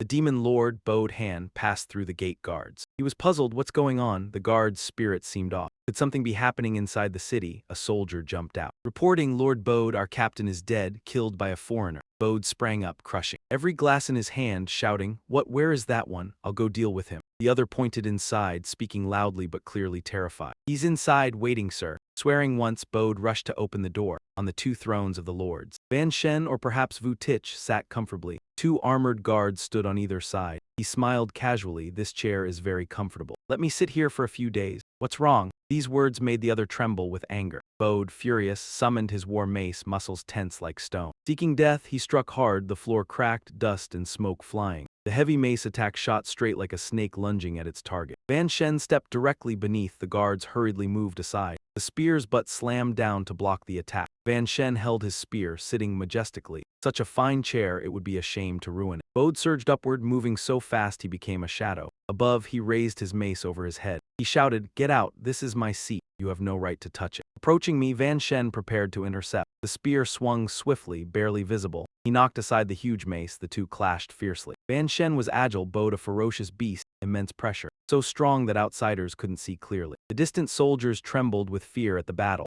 This was a clash of top demons, too strong to interfere. He struck with a spear and the opponent immediately blocked. Surprisingly, he was thrown back, the mace slipping from his grasp. Hands trembling, Bode found this opponent intriguing. Seemingly weak, yet possessing immense strength. "Close combat with me, not bad, very not bad." He raised his hand, already wearing a blood-red gauntlet. "The kid, you just blocked several of my attacks, right?" Standing firm, Bode lunged at the enemy, energy forming sharp fangs. "Looks like you're eager to be my nourishment to grow stronger." Flames burst from Van Shen, even he couldn't hide his surprise. The flames flowed into the gauntlet, his eyes glowing like lamps. Bode, thrilled, laughed arrogantly. "Indeed, you are a delicious feast." Power continuously poured out. The flames kept being absorbed more and more. He calmly analyzed his lost attributes. Bode grew stronger. "Is this the demon throne? Hard to tell." Flames blazed on his gauntlet. "Kid, taking my power isn't just stealing strength. I will let you die by my skill. Feel the terror of the demon lord, ha ha ha." Snap of his fingers, unleashing a powerful move just stolen. Fireball technique. The super powerful move, a hand-sized fireball moving as slowly as a turtle. Van Shen sneered, punching it apart. Bode gaped, unable to believe it, frozen in shock. Soldiers were stunned. "Am I seeing this right? That kid isn't just any noble demon. Fighting the demon lord himself? How is his skill so weak? That small fireball I could do too." Van Shen's hand condensed a blue flame. "He can also steal target skills besides my data, too bad. My skill isn't for others.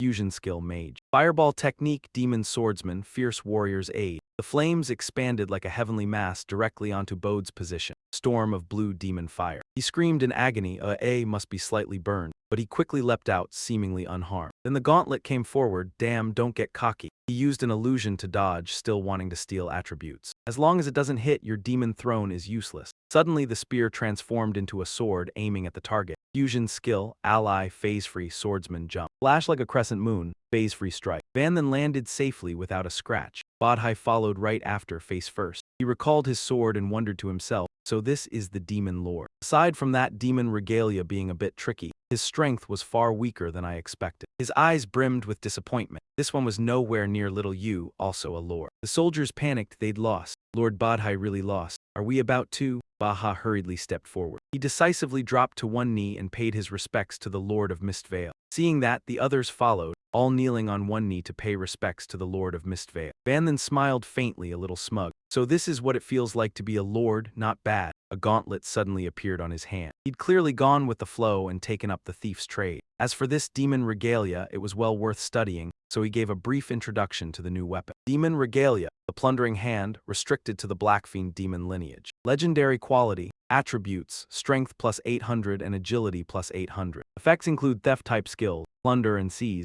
success rate plus 40%. On attack, there is a 20% chance to randomly steal an enemy skill or attribute points. If the target's attribute points are higher than the user's, the steal chance decreases and eventually becomes 0. After 24 hours, the stolen skill can become permanent. Note, a high-tier demon regalia of the Blackfiend clan, passed down for 1,000 years, symbolizing a great demon lord. Van then watched it hovering before his eyes, thrilled he'd snagged something good, top-tier legendary gear. Even in the human world, this would be a treasure. Only the greatest clans could possess it. He stared at it intently, his gaze turning affectionate without realizing it. "I'd always been obsessed with stealing skills, but I rarely used it because the success rate was low. Once he put it on, it seemed to merge into his body, not hindering daily movement at all. Now, with the plundering hand. In battle, he could steal while fighting. Definitely a bizarrely effective combo. But he quickly noticed a problem. Something's off. If there's such a powerful demon regalia, then Lord Bodhi shouldn't be this unimpressive. Could it be that demon lords are all at this level? Baha answered respectfully, "Honored Lord, I believe you've misunderstood. It's not that Bodhi is weak. It's that our entire Black Knight demon clan is far too small and weak right now." He recalled the magnificent scene from 3 years ago. A human crossed a spatial rift and led an army into our world. Her first stop was the demon nation of Black Knight. Back then, Baha was still young, mixed in with the crowd.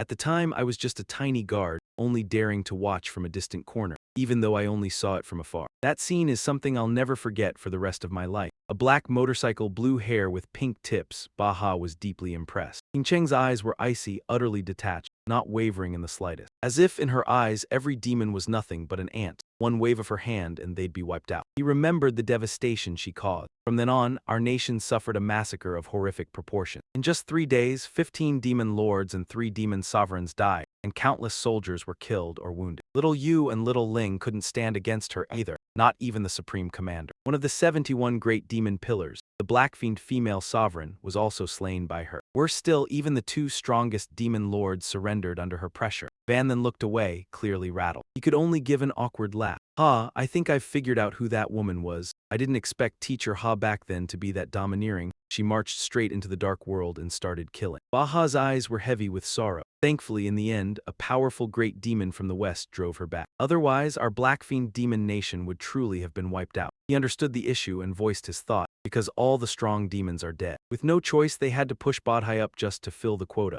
Baha nodded sadly in agreement. Yes, with so many territories, we can't just leave them unattended. Back then, among the 72 great demon clans, we ranked 60th, now we've sunk even further. He kept bowing and scraping, and though he didn't know why the honored lord was dissatisfied with conscription, there was simply no alternative. He still hoped the lord would give the order to restore it. Van then pointed and refused firmly. No. I also want you to issue a new proclamation. From now on, my territory will no longer conscript troops. Cut taxes by half. All demon folk should focus on living well. No one goes to the battlefield. Baha was shocked. What? Providing war resources and exterminating humans is the mission of all our kind. For all demon folk to openly violate that would be a major incident. He swept his gaze over him and said coldly, "Do you want to disobey my order?" Baha quickly backed away and obeyed at once. "I'll carry it out right away, going now." Van then tapped away on the system panel, muttering to himself, "I never plan to stay here long term. So what if there's a problem? Worst case, I slip away and forget the rest. Anyway, I'll just take the quest first." Suddenly his eyes widened in surprise at the information he'd just received. His level was rising. Feeling the abundant energy surging through his body, he couldn't help counting in amazement. 43, 44, 45, 46. No wonder they call it a system reward. That's a ridiculous amount of experience, 6 levels in a row. It honestly feels pretty good. Excited, he looked back at the system panel. Now that phase 1 of the quest was complete, phase 2 was about to unlock. The moment he skimmed through it, he spotted something unexpected. The interface displayed a few words: quest, chain quest. Phase 1, become a demon lord, trial quest completed. Large amount of experience gained. Phase 2 quest content unlocked. Van then realized this wouldn't be easy. So this is only phase 2. System, you really did hand me an insanely hard problem. He went out for a stroll through the streets and the demons around him welcomed him enthusiastically. "Ah, it's Lord Demon Lord. Lord Demon Lord is so cool, look over here. I'll follow Lord Demon Lord forever." Someone suddenly wondered why there was a human beside the Demon Lord and was immediately shut down. "Stop being nosy, one look and you can tell she's a slave." Yalin stared around in disbelief. "Seriously, only a few days and you're already a Demon Lord and you're even popular." Van then still kept his composure, cutting taxes and abolishing conscription. With benefits like that, of course they'd come to welcome him back. The grand doors swung open to receive them. Baha was already waiting there and bowed in salute. "Welcome back, Lord Demon Lord. May I ask how I should address the young slave lady you've brought with you?" Hearing that, she froze. "S-slave." Van then explained. "Just call her Little Sprite, and she's not really a slave, she's my attendant." Baha respectfully extended a hand to invite them inside. Letting a human serve as an attendant, Lord Demon Lord is truly generous and magnanimous. Next, in 10 days, they still had to go to the warehouse to take inventory of the war supply. The deadline for handing them over was drawing close. That detail made him pay attention to the warehouse. It really was worth a look. Van then and Yalin went in. Standing in the middle of the enormous warehouse, they saw items piled high, filling the room. She couldn't hide her shock. The stockpile is insanely rich, and the quality was extremely high. She thought it was practically on par with a mid-sized human nation's treasury. Van then looked at Baha and gave an order. "Baha, go stand guard outside. I don't want to be disturbed while I'm taking inventory." He obediently complied. "Yes," Yalin quickly got to the point. "If these are war supplies, how are you planning to deal with them?" They were meant to be used against the human world, so he wasn't worried at all. He raised a hand and opened a pitch-black space. Could it be any simpler? Just clear it out. Everything was sucked into the void as if an invisible current swept all things along. She watched, completely stunned. No way, there's so much. A basic inventory space couldn't possibly hold all of it. Besides, you haven't advanced yet, so your inventory space should be even smaller than a normal advanced class. As the black space gradually dissipated, Van then explained calmly, I got a spatial core before. I used it to expand my inventory space. A warehouse this size, I could fit 10 of them without any trouble. Now, only one heavy weapon remained inside the warehouse. He stated his thoughts. In this whole warehouse, only this one thing caught his attention.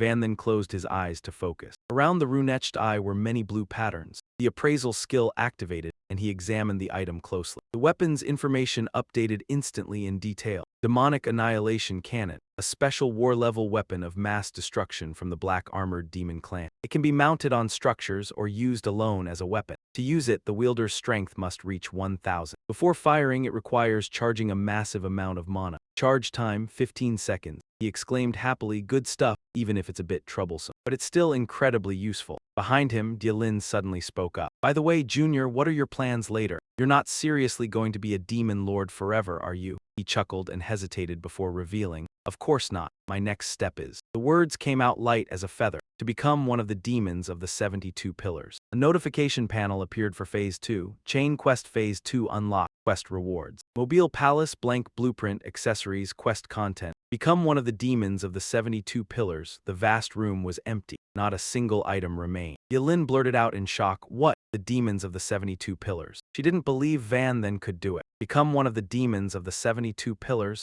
Absolutely impossible. Even a genius like you would need years to grow first. He began to explain, under normal circumstances, it definitely wouldn't work. But the situation of the Blackland Demon Clan was very special. Imagine it like a game of chess, you said. I've mentioned it before. The Dark Demon Clan keeps getting defeated by the Old Master. They've lost their balance. Now only 3 fake demon lords hold control of the entire situation. The army representing Bodhi has collapsed because he is gone, so naturally their level differs from that Bodhi guy. They are the true demon lord. This is a stalemate. Currently, those 3 demon lords are dissatisfied with the status quo. Endless internal battles as long as they control the entire race. By then, even if you use regeneration, a demon sovereign could be created. Van then turned and told Yu Lin. According to Baha, the 3 of them actually understand that continuing internal battles only weakens the nation. So they decided to hold a decisive battle after 1 year. The winner will rule everything. She then gestured, wait, do you mean you want to participate? You just felt uneasy. For us, the most important thing is still how to return to the human world. You started persuading about the way back to the human world. Actually, I already have a clue, but the chairman would have a hard time reaching the dark world. Just returning like that, would we accept it? Yu Lin was silent for a moment, then said, indeed, we wouldn't. At least we could do something to relieve pressure on the front line. If the demon disciples could fight among themselves, all the better. She was worried too, but wouldn't this put pressure on you? Facing 3 powerful demon lords alone, you clearly couldn't handle it yet. Van then agreed, indeed, but it's the only way to improve strength in a short time. That I know. The space sank into quiet darkness. We can do it this way. Outside, Baha stood still. Waiting for the superior to leave, you turned to him. I've finished checking the supplies, go restock. He responded while closing the door, yes, my lord. Looking inside, a terrifying sight appeared, sweat dripping from him. The storage was completely empty, not even a speck of dust. Baha was stunned, unable to believe his eyes. Empty, it's empty. He turned to you, puzzled, my lord. Van then treated it as normal and said, I'm taking my stuff from my own storage. Any problem? Baha scratched his cheek. This entire warehouse is empty, there's nothing left. This is clearly robbery, he said. You're a lord, of course you can take what you want, but this pile must be submitted to the 3 lords. That would be a big problem. You didn't think it was important and said, if there's a problem, have them come to me. Do what you need to do. He heard that and dropped to his knees. In despair, it's over, it's over. How did I get involved with a lord like this? Angering the 3 lords, this city will be finished soon. Elsewhere, a female demon disciple had strings extending from her back like wings. She asked, what is this? Looking at the opposite corner, this demon disciple had an hourglass figure, dressed revealingly, covering only what needed to be covered. She looked at the path and said, the mountain vein seal has really been broken. Kalata replied fearfully. The exact cause is unclear, but it's likely related to the 2 humans who came to our world earlier. Perhaps they triggered some important condition. Her lips were pale, thinking of humans, then began to speculate. It must be Van then and Lu Yu Lin who were transported in reverse. On the mountain vein side lies the territory of the Dark Demon King. They must have run there. He asked, should we chase them there? But she calmly replied, normally it's worth pursuing. But now there's clearly something more important to do. She stepped into the barrier, saying, come on, let's see what's inside the mountain vein. Landing inside, she continued, what exactly is hidden? As they landed, Kalada exclaimed in surprise. All of them were coffins. Duanya raised his hand, emitting a strange energy. Interesting, I want to see whose body is inside. Causing a special god to descend on a mountain vein. That energy attached to one of the coffins, reacting to her power, it kept moving, creaking sounds coming from inside. He saw it, surprised. What is this coffin made of? After a strike from a pseudo-extermination lord, only a crack appeared. Duanya applied more force, squeezing it, breaking it. The coffin shattered quickly, revealing a corpse inside. It radiated terrifying dark power. Kalada recognized this corpse. This body, I'm pretty sure it's Tatara, the largest demon of the clan. He was surprised, a genius from 60 years ago, but didn't he die in the war? Why is the body here? She teared up, it doesn't matter. No matter how glorious their status was in life, once they sleep, they're just a corpse. Duanya looked down with disdain, worthless. Then she touched the coffin. But this coffin was extraordinary. The material wasn't like anything from the dark world and certainly not from the human world. Very valuable for research, take it all back. Kalada asked again, really take it? This belongs to the god. Angering a god, but she didn't care, asking again. What if it angers the god? She checked the body up close. Unless sacrificed, the god never intervened in our world. If this action really could make the god appear, she said, I also want to see what this so-called god is really like. Inside the fortress center, it looked vast even from a distance. In the great hall of the mansion, the announcer's voice echoed. Thank you to the nobles from all regions for honoring us by participating in the Antalya City auction. I assure you, the items up for bid today are truly valuable. Van then observed the auction while Dialin stood behind him. The fastest way to increase power was through equipment. He looked at the blueprint scroll in his hand and said, empty system blueprints are usually very convenient. You just insert the materials and you can create defensive gear. Until now, I've always focused on weaponry. You're looking at it right? It's just standard armor, so you can count that as a weak point in your gear. Gear also has categories. Defensive equipment mainly comes in 5 pieces: chest armor, pants, belt, shoulder guards, and shoes. Rare armor can even be combined into a full set and gain bonus effects. Yun Shen thought to himself, right now, his backpack held 2 S-rank materials. The S-rank materials were found in the warehouse. If he put 5 S-rank materials into a blank blueprint, who knew what quality of armor it could produce? The auctioneer shouted loudly. Next, I hereby announce the auction officially begins. He raised a hand. Now please feast your eyes on the first item up for auction. It was a cage with a dark-skinned girl imprisoned inside, an umbral starlight elf maiden. The host's excited voice rang out. First auction item, an umbral starlight elf maiden, starting bid 380,000 demon crystal coins. This rare merchandise instantly set the bidders buzzing. In the territory of the night demon, we even have an umbral starlight elf being auctioned off, truly something you don't see every day. That's right, if it were a fallen demon instead, it'd be much harder. Still, this isn't bad, worth buying first. Sitting in a quiet spot with Yun Shen, Yu Ling was, as expected, curious and intrigued. Umbral starlight elves were essentially a distinct elf race of the dark world. It was her first time seeing one. Her junior had once said that even in the demon realm there were conflicts, and enslaving other demon races wasn't uncommon. She secretly observed his expression, but her junior was usually icy cold and seemed completely uninterested in women. He definitely wouldn't bid, yet Yun Shen cut in bluntly with a single price, 380,000. Yu Ling froze, mouth hanging open. The host shouted excitedly. Didn't expect a lord to bid so quickly. 380,000 demon crystal coins, anyone higher. He also emphasized that, by the rules of this auction, those seated upstairs were usually exalted demon lords, nobles from unknown territory. The hall was usually quiet. This time there was likely only one lord present. Competing with a lord over a mere slave was not a wise choice. Hearing that, the floor fell dead silent. Who would dare compete? 380,000 once, 380,000 twice, 380,000 3 times, sold. The second auction item was. Yun Shen effortlessly won Kiki. When he heard a knock, he coldly ordered, come in. It turned out to be someone from the Demon Realm auction house delivering the goods. Honored Lord, the slave you requested has been delivered. Please inspect the purchase. Yun Shen tossed him the payment and quickly finalized the deal. Good, the demon crystal coins are all here, you may leave. The stone in the man's hand was a spatial demon stone, a storage tool of the dark world. After receiving it, he bowed respectfully and withdrew. Yes, Yao Ling laughed with amusement and commented, so my junior can be interested in a beauty after all. Just like Director Zia, signing a contract with an umbral starlight elf maid isn't bad either. He stood up to correct her. President, I think you've misunderstood something. I do have an A-rank soul contract, originally granted by Principal Yi Banzuo. Yun Shen walked up to Kiki and stated it firmly. But I'm not planning to use it on her. She shrank back at his casual wave, but he merely removed all the shackles from her. That was all. Then he smiled gently and told her formally, Congratulations, you're free now. Hickey bowed 90 degrees, overwhelmed with gratitude. Thank you, honored lord. Please tell me your name. I will surely repay your kindness. Yun Shen turned to leave and gave a light wave. My name is Wu Zai. I'm the lord of Tairoko City.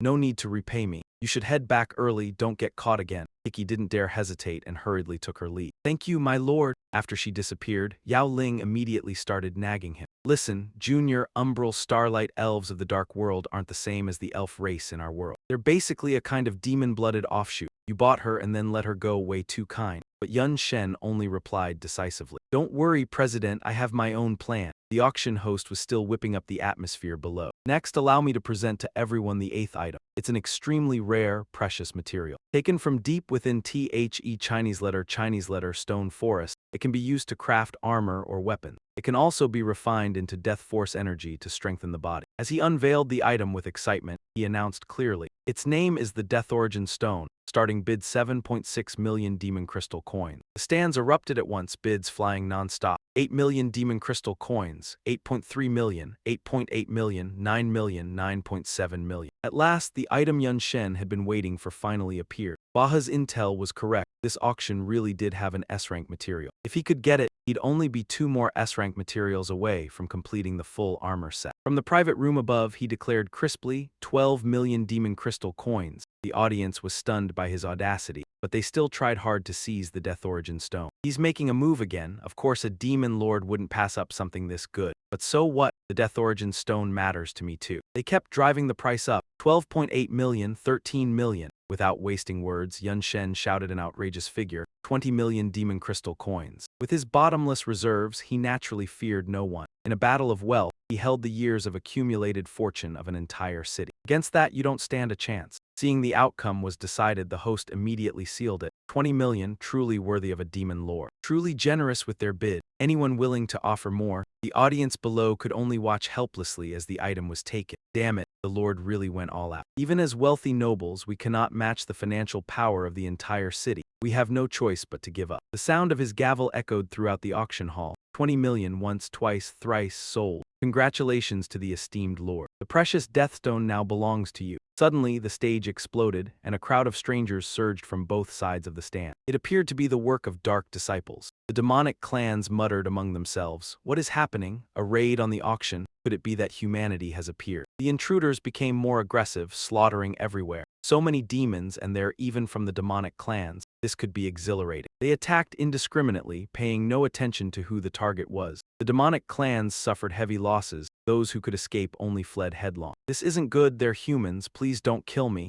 I can provide as many Deathstones as needed. Alert the guards quickly. Damn it, by the time the guards arrive it'll be too late, run. Their presence left Yu Ling stunned. They are humans. She held her ground and asked Van then, why would humans appear in the dark world? He crossed his arms, observing them. Their strength was considerable. Second tier level 40-50, with 2 third tier among them. Indeed, they are beyond what this auction tier could handle. Seeing the empty display pedestal irritated him even more. Moreover, the materials he needed had already been denied. The humans swept through the auction, then led each other away with rich spoils. They excitedly remarked to each other, "This auction had so many good items, my backpack can't hold any more. We can conveniently eliminate more anomalies like this, truly exhilarating." High Priest Su Guangming quickly interrupted them, "But our mission is not yet complete. The newly arrived divine official needs many precious materials for third-tier work. Now, the Deathstone has been acquired." Looking at the map, she plotted the route for the whole team. "We should head to the next point on the map to increase protection." But it's never that simple. Van then quickly pursued to the location. He gradually spoke to them. "Steal it and run, fun, isn't it? We still have much to discuss between us." The humans formed a dense formation to study strategy, unaware someone fearless was chasing them. Resolve this quickly. He transformed right in front of them. There must be some misunderstanding. In the body of a real human, Van then cheerfully added, "Perhaps you should calmly tell them we can talk." Van then and Yu Ling confronted the humans, raiding the demonic auction directly. After seeing his transformation, a strong man guessed, could he be a human disguised as a demon? The high priest seemed more cautious. It might also be a demon disguised as a human. Van then sharply questioned the humans. "You are human, yet your aura is not corroded by dark energy. Nor are you fearful, slaughtering demons, not like dark disciple. So whose loyalty lies with? How did you reach the dark world? What is your goal?" Suddenly his demeanor changed. It turned out the high priest was not reasoning, but summoning the gray spear to strike him first. Naturally, Van then and Yu Ling could dodge effortlessly. He roared furiously as if they didn't want to talk. Now they're using support attacks together. Under the effect of the resistance buff, the humans all gained immense power, surging forth. They yelled in unison. Apparently the master cannot wait any longer, wanting to crush them. They surged together to attack Van Then and Yu Ling. Facing a powerful fighter, she still tried to reason. We are not deceiving you. We are truly humans, not disguised demons. In the dark world, slaughtering your own kind is too foolish. Yet he brutally cursed. Who are you claiming to be our kin? Go die. Van Then was busy handling 3 attackers at once. A youth with a spear decisively struck at his weak point. He lightly ducked to evade, countering instantly. Rare fellow villagers should not rejoice too easily. He yelled in response, demons or humans, those who do not worship the Lord are anomalies. He unleashed a triple radiant strike toward Van Then,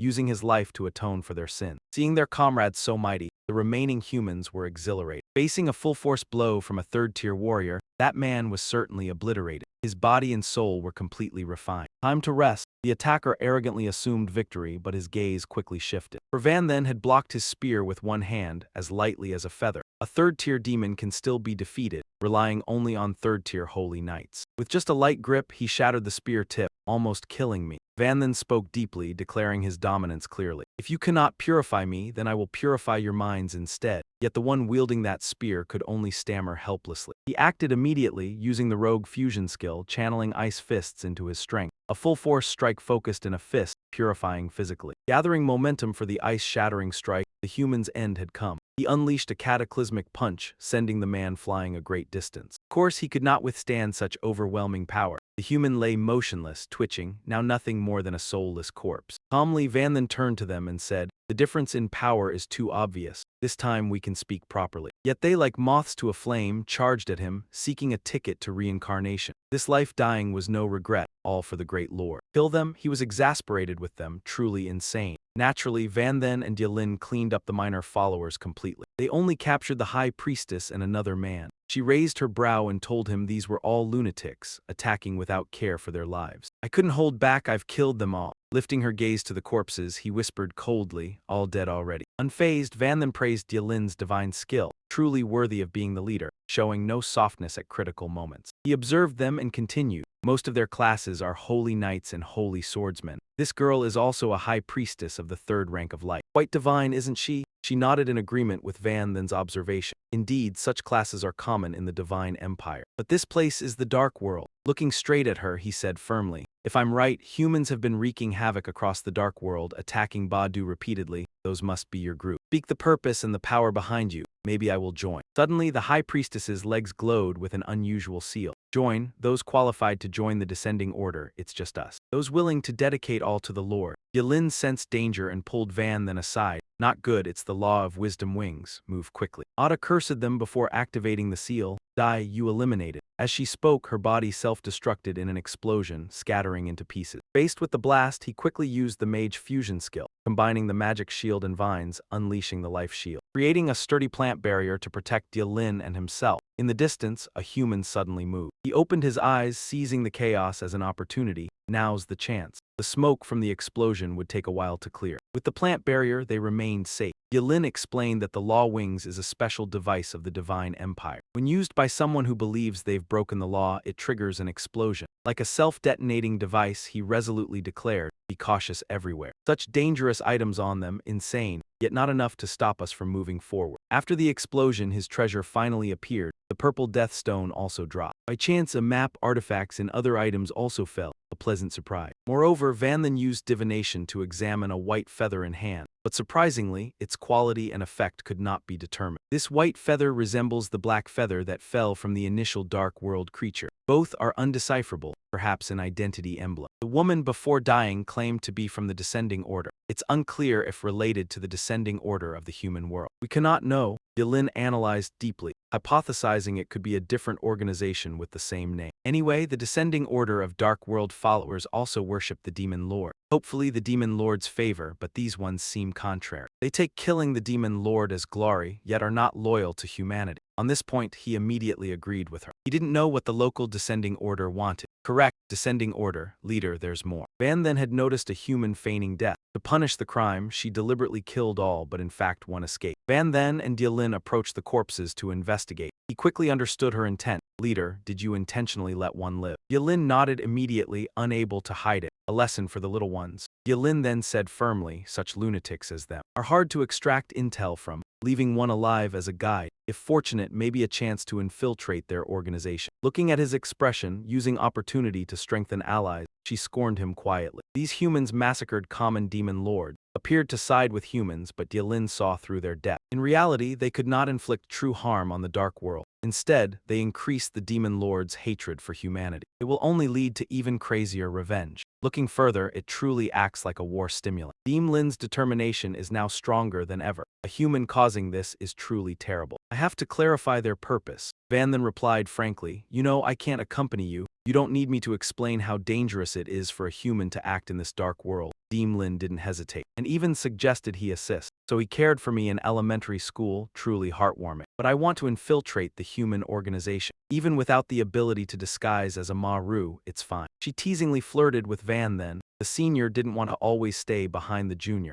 Hard to find something to do, so joy is justified. Although a little worried about her, he remained silent. Lin took the initiative to follow the humans and that sound alone. Goodbye, Lord of the Underworld, 72 Pillars of the Future. He watched her, seriously saying, stay safe, waved boldly with no attachment. Lin cheerfully replied, you too. After parting, Van then quickly made his own calculations. He transformed back into his demon form. Ruvu Tich thought, including the original soul, we now have 3 S-grade ingredients. The remaining 2 have no clues, better ask father first. Suddenly the scene before him shocked him. The city guard had fallen, waves crashing on the ground. Seeing Van then appear, they hurriedly reported immediately. Lord, the upper demons under Lord Carlos have reached here. We cannot stop them. He had indeed anticipated this scenario. Carlos, one of the 3 great demon lords, holds the real power of the Dark Nation. Arrived earlier than I expected. Straight into the city, Van then reminded the soldiers, treat the surviving guards, the rest leave to me. At that moment, Rot was trampling Baha with his own arrogance, stepping on him, furious, though the city was small and distant. Daring to refuse to supply war materials and soldiers, who gave you this courage? Under his oppression, Baha still refused to submit. It's all orders from the Lord, we just obey. Moreover, years of war caused many citizens to flee the territory. Everyone acknowledges his approach. Indeed correct, didn't let him finish, trampled him with force. He questioned the orders of the 3 great demon lords. What were his orders? Didn't you realize you were loyal too? Because of his weak strength, he declared sternly, for this reason I have relatives here. The lord of the land gave only brief orders, but it indeed gave them a better life. More importantly, his working style was admired. Recalling Ha Kuan Than, he continued the explanation. After the Dark Demon Nation was infiltrated by that terrifying woman, the Lok Castle welcomed not just a new lord. Everyone knew the lord deliberately strengthened his power. Not enough, so there would always be upper demons resisting to seize the castle. Father didn't yield, pointing out injustice, whoever became lord. They were no exception, only trusted the 3 great demon lords. Using all their strength to rise, Baha resolutely continued. Only Lord Vu Tich was different. His trust in Van then was absolute. Serving him was much more comfortable than serving the cowardly one. That day, no matter who he faced, he did not bow. Everyone noticed he added a punch to his back. Comfortable, right? Dean Tung's presence gradually absorbed him. Baha, like a punching bag, even more comfortable, even more. So now, still comfortable. He reached out and grabbed his neck. Despite the force, Baha was still happy. Trusted, waiting for the Lord to return, absolutely no mercy. Smiling, he tilted his head and declared, really? You still don't know the master of this castle is about to change. He stared at him arrogantly. Lord Carlos ordered me to kill Vu Tich, replace him before officially ascending. Clearing the sect first isn't bad either. When Baha's life was in danger, Van then appeared in time. He grabbed Rot, restrained him, preventing chaos. He shouted to the sky, every word echoing, my sect isn't for you to clear. Saying this, Van then pulled his arm. Rot screamed in pain. Knowing he faced someone formidable, he temporarily retreated, keeping distance. Seeing his broken arm, he shivered unconsciously. Not right, I never detected his existence. His power far exceeds my data, plus the demon ancestors. I can't compete with him. He ordered Lung to send the ultimatum to the master, then returned to remind Carlos. No need to find me in a year during the duel, I will seek him. Tell him to clean his neck, wait. Furious, he turned away. Relying on you alone to touch the 72 pillars of the underworld. Fine, you will pay for this foolish thought. Of course, Van then won't easily forgive him. Before he could speak, Van then teleported in front sternly. You may leave, Rot, be careful. Sweating, he nervously asked, what do you intend to do? Without further words, he landed a direct punch to his stomach. Van then quickly used fusion skills, leaving a shadow imprint, stealing. Driven by obsession and martial instinct, Kinthur unleashed a linked attack, leaving the opponent defenseless. And so, he stripped every valuable item from him, leaving nothing behind. The soldiers watched Van then's trickery, all of them astonished. What's going on? Clearly, the Lord was only fighting him. yet anyone could see that they excitedly told each other. He's about to be stripped clean. Losing everything would be utterly humiliating. He could only curse Van Then. Trying to salvage his honor, he lunged at Van Then. I will kill you. Yet his punch only landed with a dull thud, causing no damage at all. Helplessly he thought, something's wrong, my attacks feel absurdly weak. Why does it feel so strange? Could it be his defense is just too strong, or is it my equipment? Ngao Engai explained to him, attributes, equipment, skills, wealth. All of it belongs to me. Touching his chest with one hand, Van Then grinned, finishing with satisfaction. Now you are utterly weak. He had merely been pushed lightly. He was sent flying hundreds of meters, gravely wounded, lying immobile,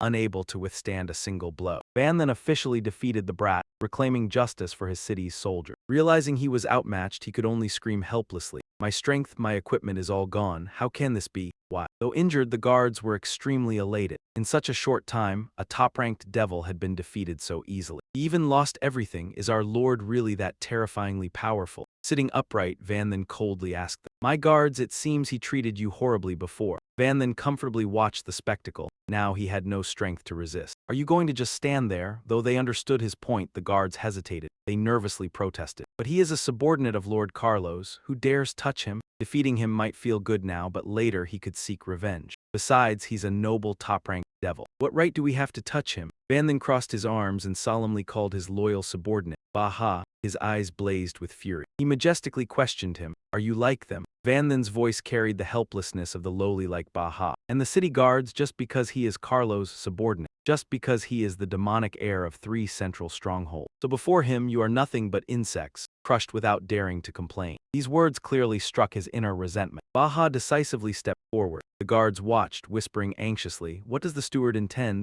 Will he act? Impossible, maybe just checking the opponent's injury. He's always careful, he definitely won't act. True, he's skilled at speaking and handling complex matters, but fighting, don't joke. Even now he still protested, shouting, a bunch of lowly creatures from a remote territory dare touch me. Your lord is cornered, Lord Carlos will eventually kill him. Are you foolish enough to risk your life for him? Baha, having restrained himself long enough, said nothing and decisively kicked him squarely. The guards gawked, astonished, whispering that he is Lord Carlos' subordinate. The steward dares act. Has he lost his mind? Crazy, Baha has gone mad. Truly the most loyal subordinate of Van Then. He thoroughly lectured everyone, haven't you heard clearly? This is the attitude of the 3 great devil lords toward us. Though of the same kind, he attacks without mercy. Are you willing to live like mere ants? Facing him on the throne, he spoke fiercely to stir the people. Now the chance to rise is right before your eyes. Our inactive lord is about to become a demonic heir. Even top-ranked devils losing power, you still dare not act. Cowards like this have no right to be his subjects, no right to follow him. Van then loudly called out, support me, risk your life for me. Overthrow the 3 great devil lords or continue living pathetically here like ants your whole life. His voice rang out, bluntly concluding, I give you the right to choose. His overwhelming presence finally swayed the hearts of the demonic troops under him. 3 great devil lords, they've annoyed me long enough.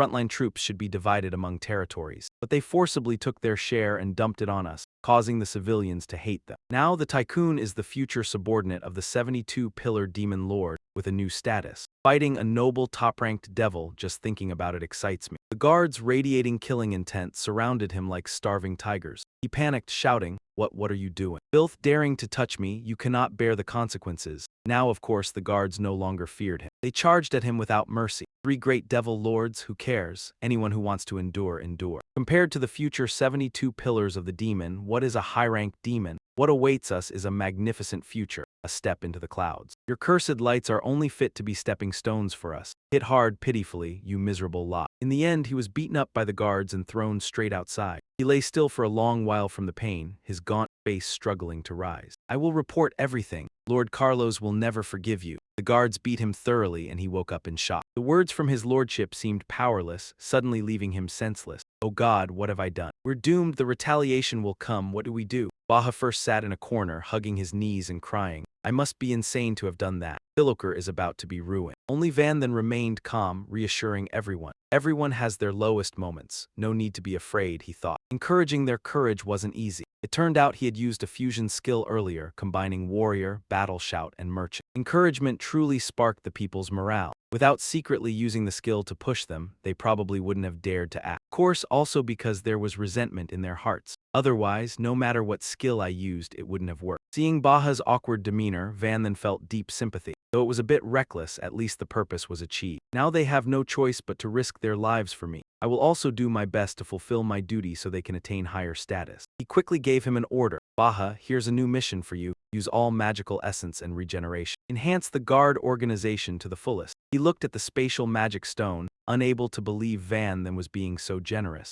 It had been stored in the warehouse before. Lord Van then departed. Most of it was inside here. Though everyone knows strength is key, no lord invests this much capital. Van then urgently asked further. Previously, the people you sent to scout the S-level materials, any progress? Baha honestly shook his head. None, that stuff is very hard to find. Encountering it at the auction once was already lucky. He then took out a human map, excitedly saying, it seems the only clue left is this treasure map. Baha, take a look too, is this trustworthy? Someone as experienced as him could grasp it instantly. The route isn't complicated. Cross endless desert, vanished swamp, ruined city, and you can reach the flame demon prison. Suddenly Baha realized the map's hidden meaning. He urgently told Van then, this isn't a treasure map, it's clearly a trap. As expected, Van then wasn't surprised. His thought, it's fake, there's no treasure inside. Baha calmly explained, no, if you actually follow this map, forget S-level material. You might even find a tremendously rich treasure, but the problem is the destination, Flame Demon Prison. It's the territory of the Flame Demon One clan. According to Baha, this place is a forbidden zone of brutality. The Flame Demon One clan was a demon race that could survive before the Void Demon split into 72 clans. They were powerful, their chief rivaled any of the 72 pillars of demons. But one day, the entire race suddenly perished. The exact cause is debated. Some say they angered the gods and were destroyed. Others say they angered the Void Demon and were exterminated. But regardless, the Flame Demon Prison must contain endless treasures. Hence, many powerful demons, even demon lords, dared to travel thousands of miles to get there. The result, don't even talk about the gains, surviving and returning was already lucky.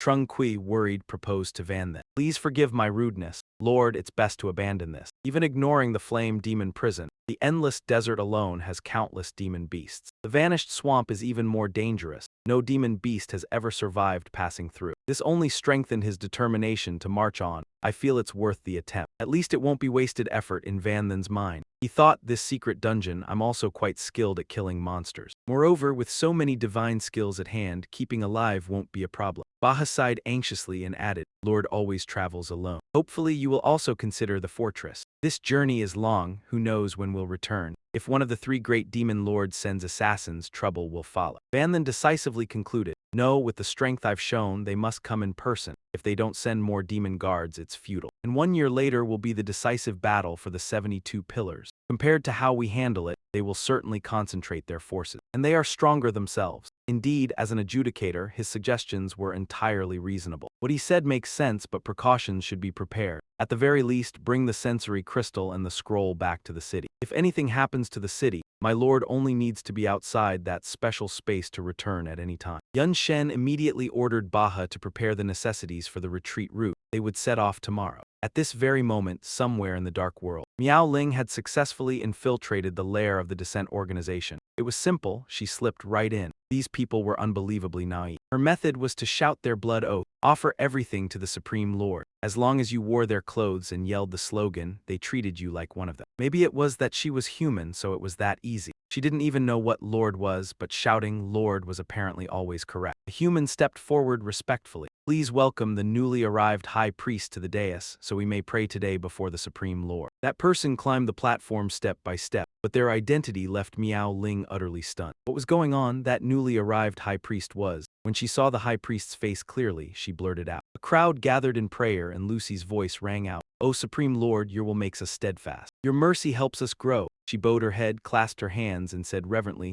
to serve you is our honor. We will offer everything to you. Standing behind her, Miao Ling watched Lucy's every move while thinking to herself. Who would have thought she'd run into an old acquaintance in the dark world, and that she was living far better than Miao Ling? This was really bad. If she was recognized, there would definitely be trouble. Her face grew tighter, sweat dripping down, but she didn't have any skill to change her appearance. And she had no face-changing items either. Should she retreat, next time she might not get another chance to infiltrate the inner circle like this. Her eyes narrowed, her mind in turmoil. What should she do? Ah, right, there was something she could use. Lucy turned around and said cheerfully, thank you all for completing today's prayer with me. Next, I have something to announce. Unfortunately, With a bright smile, she continued, all the believers who helped us gather the reincarnation materials before have been wiped out. The people below cried out in shock, what? Wiped out completely? Captain, weren't there still 2 reincarnation chief priests? And it was truly disgusting. No matter how many you killed, it still wasn't enough. Lucy's dark, shadowy hand extended as she soothed them. Everyone, don't be sad. She began to explain, they sacrificed their lives for me and for the Supreme Lord.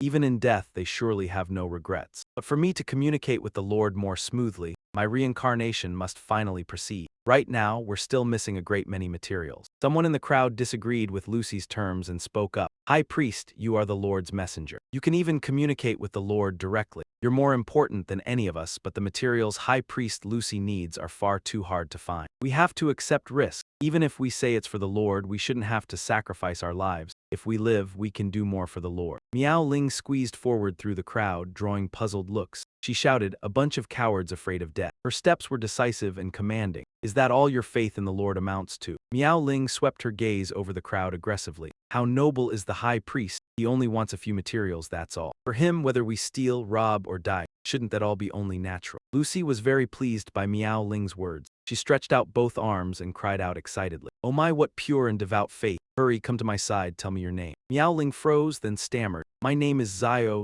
Ling Zai, damn it, I forgot how to say my own name. She just used the name her younger brother had given her, and Lucy looked delighted. What an interesting name. Why is your face wrapped in bandages? Are you hurt? Miao Ling answered firmly. Yes, I was injured before. But I believe the Supreme Lord will help me restore my face sooner or later. Hearing that, her expression turned gentle. She replied with satisfaction, such devout faith is truly intoxicating. The only pity is that your voice sounds very much like a lowly pig I once met. Hearing Lucy's insult, Miao Ling was furious and cursed inwardly. You're the pig, your whole family are pigs. Stay calm, stay calm. Black feathers drifted down slowly. She took Miao Ling's hand and encouraged her, but clearly she isn't worthy to be compared to you. I will report everything about you to the Lord, your fate. Lucy's black wings flared open like a fan, wrapping around both of them, truly enough to move the Supreme Lord. The people below exclaimed in astonishment, oh my, this is a miracle bestowed by the Master. Her faith has truly moved the Lord. Lady Lucy, please forgive our earlier disrespect, even if we have to steal, rob people, or even die. We will definitely help you gather all 10 materials. Please tell the Lord of our fate. Yilin looked up, feeling irritated. Lady Scorn secretly sneered.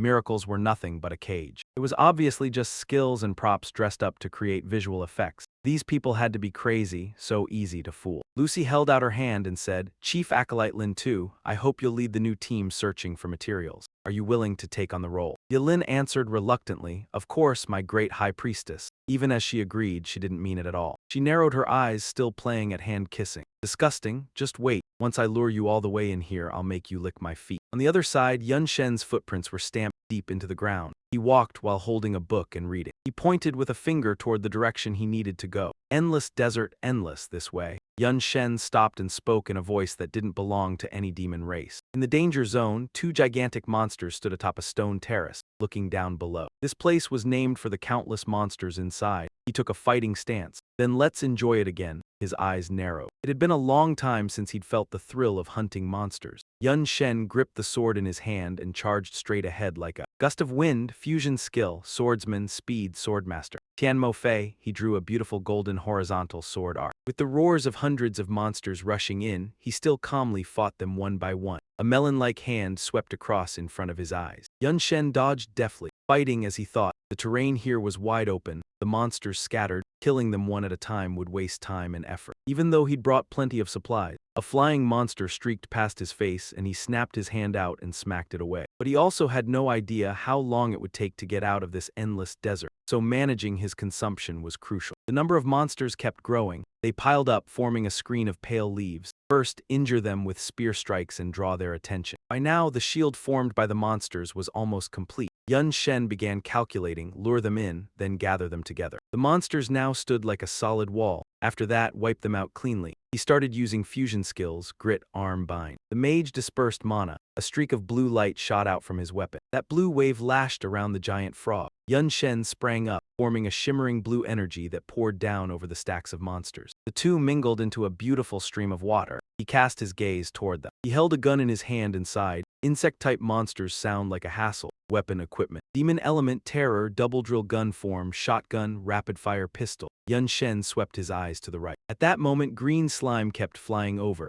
Monster corpses were scattered across the ground. He crouched in front of one corpse and said, "It's not like in an instance. Here, killing monsters doesn't drop equipment. Even if you want materials, you have to process the corpse. Luckily, you still get experience points." It wasn't a total loss. Yun Shen reached into the monster's body to pull something out. Also, monsters here drop something that instance monsters don't. A sparkling pink stone appeared. He looked at it and said, "A magic crystal packed with dark mana. Demons can absorb it to become stronger." Coins of a similar color were slowly falling as well. Magic coins could become a common currency in the dark world. They're also made from magic crystals and have value in their own right. He glanced left and said, "Attributes stolen by the thieving hand won't persist. But skills can be learned directly, and using demon skills consumes dark mana, a blue flame fused with demonic power. In theory, as long as you have dark mana and learn the skill, you can directly use low-tier skills, like those of an unemployed drifter." Yun Shen muttered to himself, ignoring the low-tier skill limits of an unemployed drifter. This is basically exploiting. Can it really be done? Only one way to find out. 3 months later, inside a mountain cave, a strange dim purple light seeped out. Yun Shen sat on a boulder looking out over the scene below and said, 3 months of grinding unlocked level 7, collected a lot of flame. He lifted his gaze and continued, "This amount should be enough for me to try. Even if I fail, I can sell it for money, not a total loss." Then Yun Shen looked toward the cave and told himself, "I set a ton of traps at the entrance. No need to worry about safety." He stepped into the cave. Streams of purple light flew in one after another. Yun Shen's voice rang out, "Everything is ready. Let's begin." He broke into a coughing fit, his body aching and uncomfortable. Yun Shen cried out, "It hurts," but when he looked down at his hands, he saw black, watery streaks.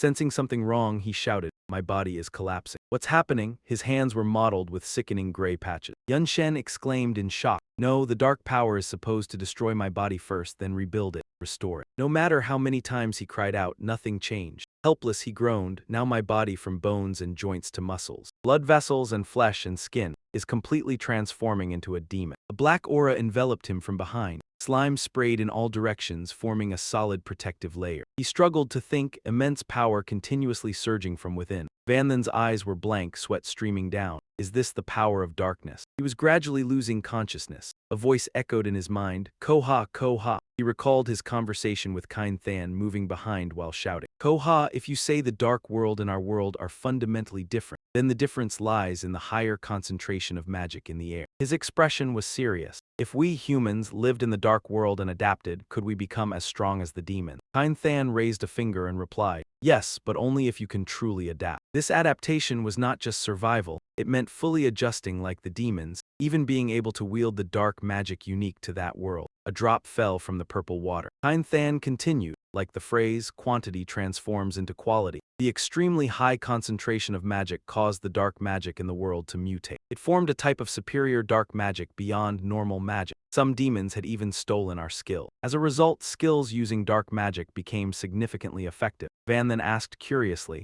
"What about those who use demon skill?" She replied, "Impossible. Demon skills can only be used with dark magic. Ordinary magic won't work." Kind Than began explaining in detail. "On the other hand, the demons could use our skills, but we couldn't use theirs. Unfair, right? But that's an undeniable reality. The inferior will always lose to the superior. That is the rule." Van then rubbed his chin, thinking, "But I can use the Ma Tun aptitude and Hoadim Yu Min. Those are things of the demons." She pointed at him and spoke. "Hoadim Yu Min is just a seed item. It becomes your skill only after absorption. Ma Tun aptitude, however, is granted by the divine. Only someone who can defy the rules, change the rules, or even create new rules." Kind Than said decisively, "Only the divine." She stepped toward Van Then. "If you want to gain the power of demons," she placed her hand on his shoulder, speaking seriously, "it could be like the dark followers, forcibly infused with dark magic. Once you absorb enough, you can completely become a demon." Kind Than leaned close and whispered, "But doing so means you will never be human again." Then she said something that left him in deep thought. "Do you want it?" Back in reality, Van Then was speaking with great difficulty. "Ah, of course." The green slime pierced his body like blades. "No," he bowed weakly, saying, "This is just a test. I won't resort to any means for power. And if humans can't wield dark magic." Van Then clutched his head, his face tense. "Then I refuse to absorb it." His eyes widened as he stared at his hands, utterly despondent. "No, it can't be stopped." He was shocked, shouting uncontrollably, Once this starts, there's no turning back. A blue flame emitted from Van Then's hand, a self-healing masterpiece.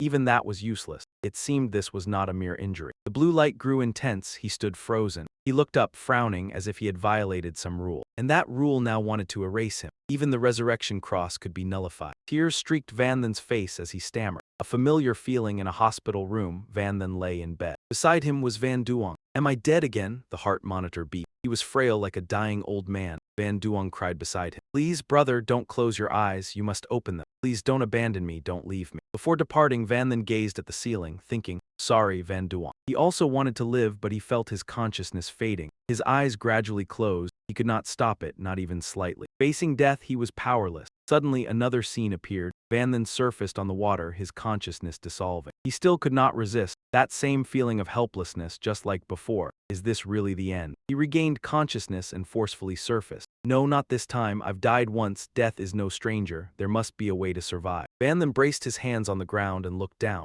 Even to the naked eye, human and demon bodies weren't much different. If there was a major difference, it was that a demon's body could fully adapt to dark magic. Yet dark magic is still just a form of power. Underwater, he saw the object appear. It only needed a suitable container, like a demon body. If so, then if I use a skill-transformed body to store it. Van Then didn't hesitate and pulled it from the water. It could probably serve as a container. Inside the membrane, a heavy voice spoke. Come here, come here. He regained full awareness and shouted. I won't resist anymore. If you want to come in, then come in. Those surging substances rushed toward him like a whirlwind. Yun Shen roared, merging into the darkness and into my skill. I accept it all. His shout shattered the quiet air. The sack cracked open and stones dropped from above. They fell slowly as he unfurled his black wings. Staring at his hands, he blurted out that it seemed to have worked. S-rank blood, Knight's core, transformed through fusion with shadow-engraved demonic power. In blood form, attributes and skill effects are enhanced. The body fully becomes a demon, able to use both shadow-engraved demonic power and ordinary demonic power. Yun Shen explained that the original dark body was a skill of the Dark Knight Empress, absorbed through the deity transcending sea. It wasn't just a conventional magic skill, it also protected the body, linked with the body, and could be manifested. He pretended that the Dark Knight state body was a self-produced body. His own flesh body tricked the limits of darkness,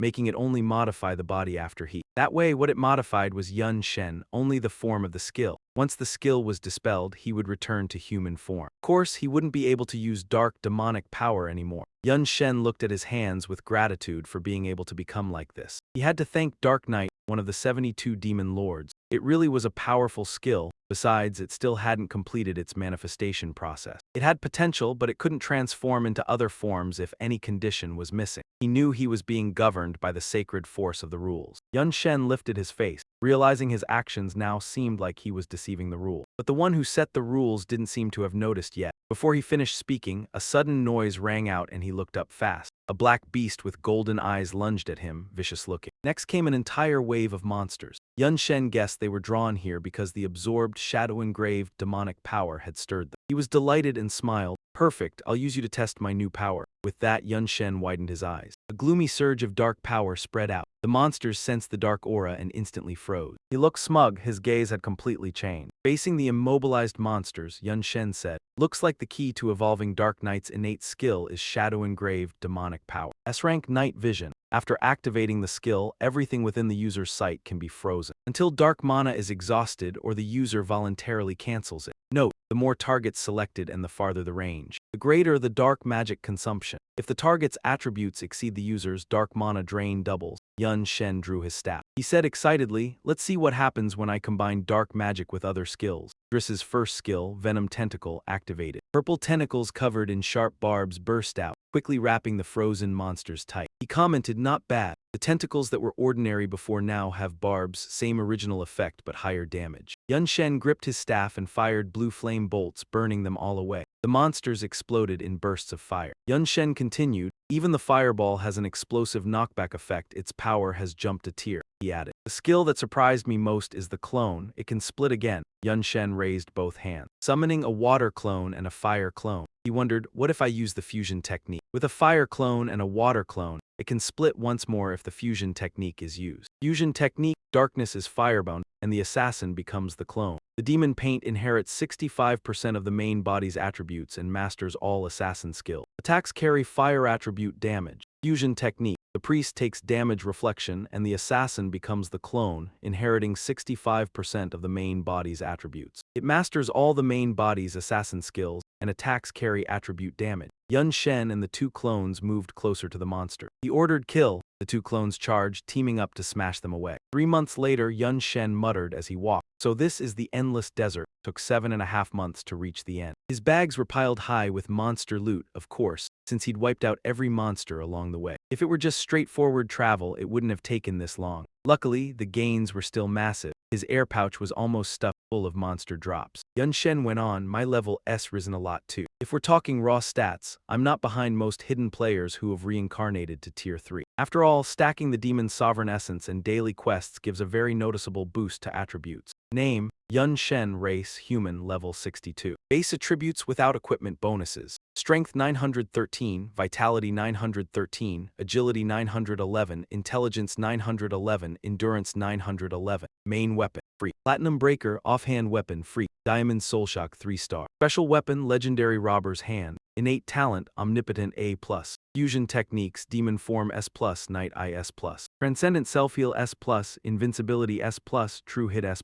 Gloom Hell S, Corp Shift Speed A, Double Corp Shift A. Special skills, Flash Body S, Staffless Time Lock A, other common skills. In this world, there are still many people far stronger. Van then hesitated. Even so, compared to 4th reincarnation god-tier players, there was still a huge gap. After all, the deeper you go, the experience needed to level up becomes more and more absurd. For ordinary reincarnated players, the rewards are bigger, and tier 4 players have many ways to obtain items that boost attribute stats. As for the demon's sovereign, it went without saying. Van then walked on, thinking, becoming one of the 72 demons was only the first step. There were even greater dangers to deal with. I had to become stronger. He stopped. Ahead was a desolate, remote wasteland. Zone 2, the Lost Swamp, we've arrived. Van then opened the system and said, oh, a new quest just triggered. A hunt quest to eliminate. Scan complete, a suitable target meets the conditions. New quest issued, eliminate the illusory husk, punish failure. The reward is an anti-weapon blueprint. Van then raised his hand and wondered, illusory husk, what even is that? This place doesn't look like it has monsters. And it's filled with poisonous miasma. There's no smell, but it feels extremely eerie. The swamp itself isn't toxic, it's corrosive but not strongly. To corrode, skin would take at least half a year. He stamped the ground to test whether it was safe, then drew a talisman and said, still, it's not exactly something good. Let's see if I can dispel it. Fusion technique, chieftain. Purification and Taoist arts, exorcism talisman, grand exorcism talisman.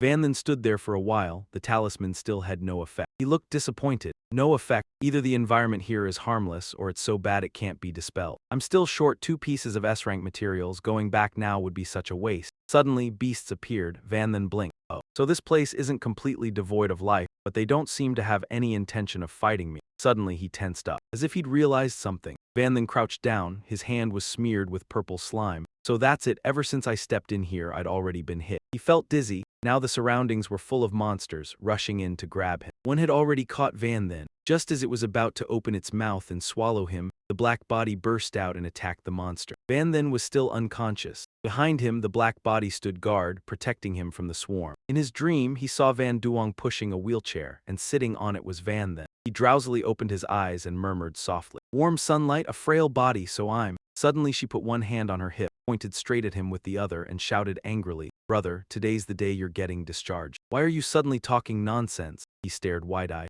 Van Duong discharged, am I completely better already? She replied happily, of course, I can finally relax and go back to school and keep going to college. She clenched her fist with determination and winked with a big grin. But don't worry, I'll take part-time jobs when I'm free. I'll definitely take good care of you. Don't worry about money, everyone at the shop even calls me the working fairy. Van then frowned slightly. Working fairy, what's that supposed to mean? He propped himself up, looked at the sky and laughed. I won't let you carry everything alone either. Van then regained hope, more convinced than ever. Now was the time to get back to work like before. Scene cut to a room. Van then sat in front of a computer monitor, moved the mouse to the character settings, clicked it, and shouted, all right, this is the one. Van then kept clicking the links that popped up. Right after that came a flood of articles about him. The once unrivaled genius, Van then. He'd finally recovered and returned. The top-tier mechanical player, insanely strong game sense, he was back, and he created an entirely new character. Unexpectedly, this time he chose to be a carefree free spirit with no class at all. Would he continue his glorious legacy? Van Then's character appeared and charged straight at the monsters. With a single sword stroke, he took all of them down. A voice rang out, "Congratulations, Van Then, you wiped them out. You've got a shot at winning this dungeon-clearing competition. And you're also on track to break the time record." The commentator continued, "Wipe them out, wipe them out." The prodigy player Van Then surpassed all challenges, defeated every boss,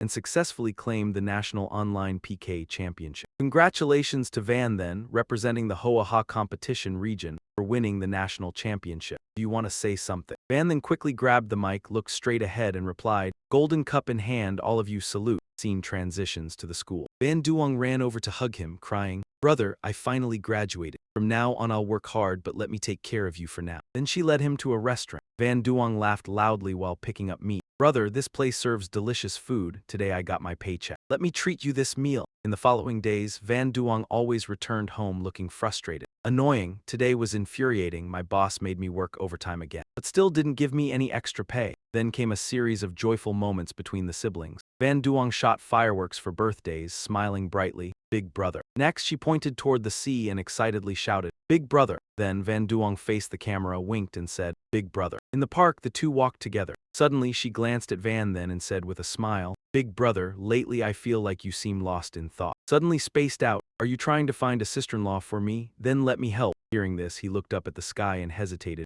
lost in thought. Then Van Then began to open up. "After all, the world is so beautiful, it truly makes me reluctant to leave." He felt regretful, but sooner or later it had to end. "I should return as well." They faced each other in sudden silence. Van Duong kept a smile and said, "Oh, turns out you've known I was faking all along. Everything was fake." Van then looked at her and smiled lightly. "No matter how beautiful an illusion is, in the end it's just an illusion. Not enough to make me lose direction. Even so, I still want to be lazy. Life like this has truly been my long-time dream." Suddenly she lunged to hug him, pleading, "Please don't go, okay?" He gently patted her head and replied, "No, there's still a younger sister waiting for me. Besides, there are quite a few matters to handle." Then Van then continued, "No matter if reality is sad or happy, boring or exciting, we have to face it in the end. Staying here is simply running away." Back in the match, he had just escaped his memories and was slightly startled. Van then looked forward, thinking, "Before entering this place, I hid the demon image in the photo. Otherwise, I wouldn't casually stay in the illusion. It has successfully completed its mission."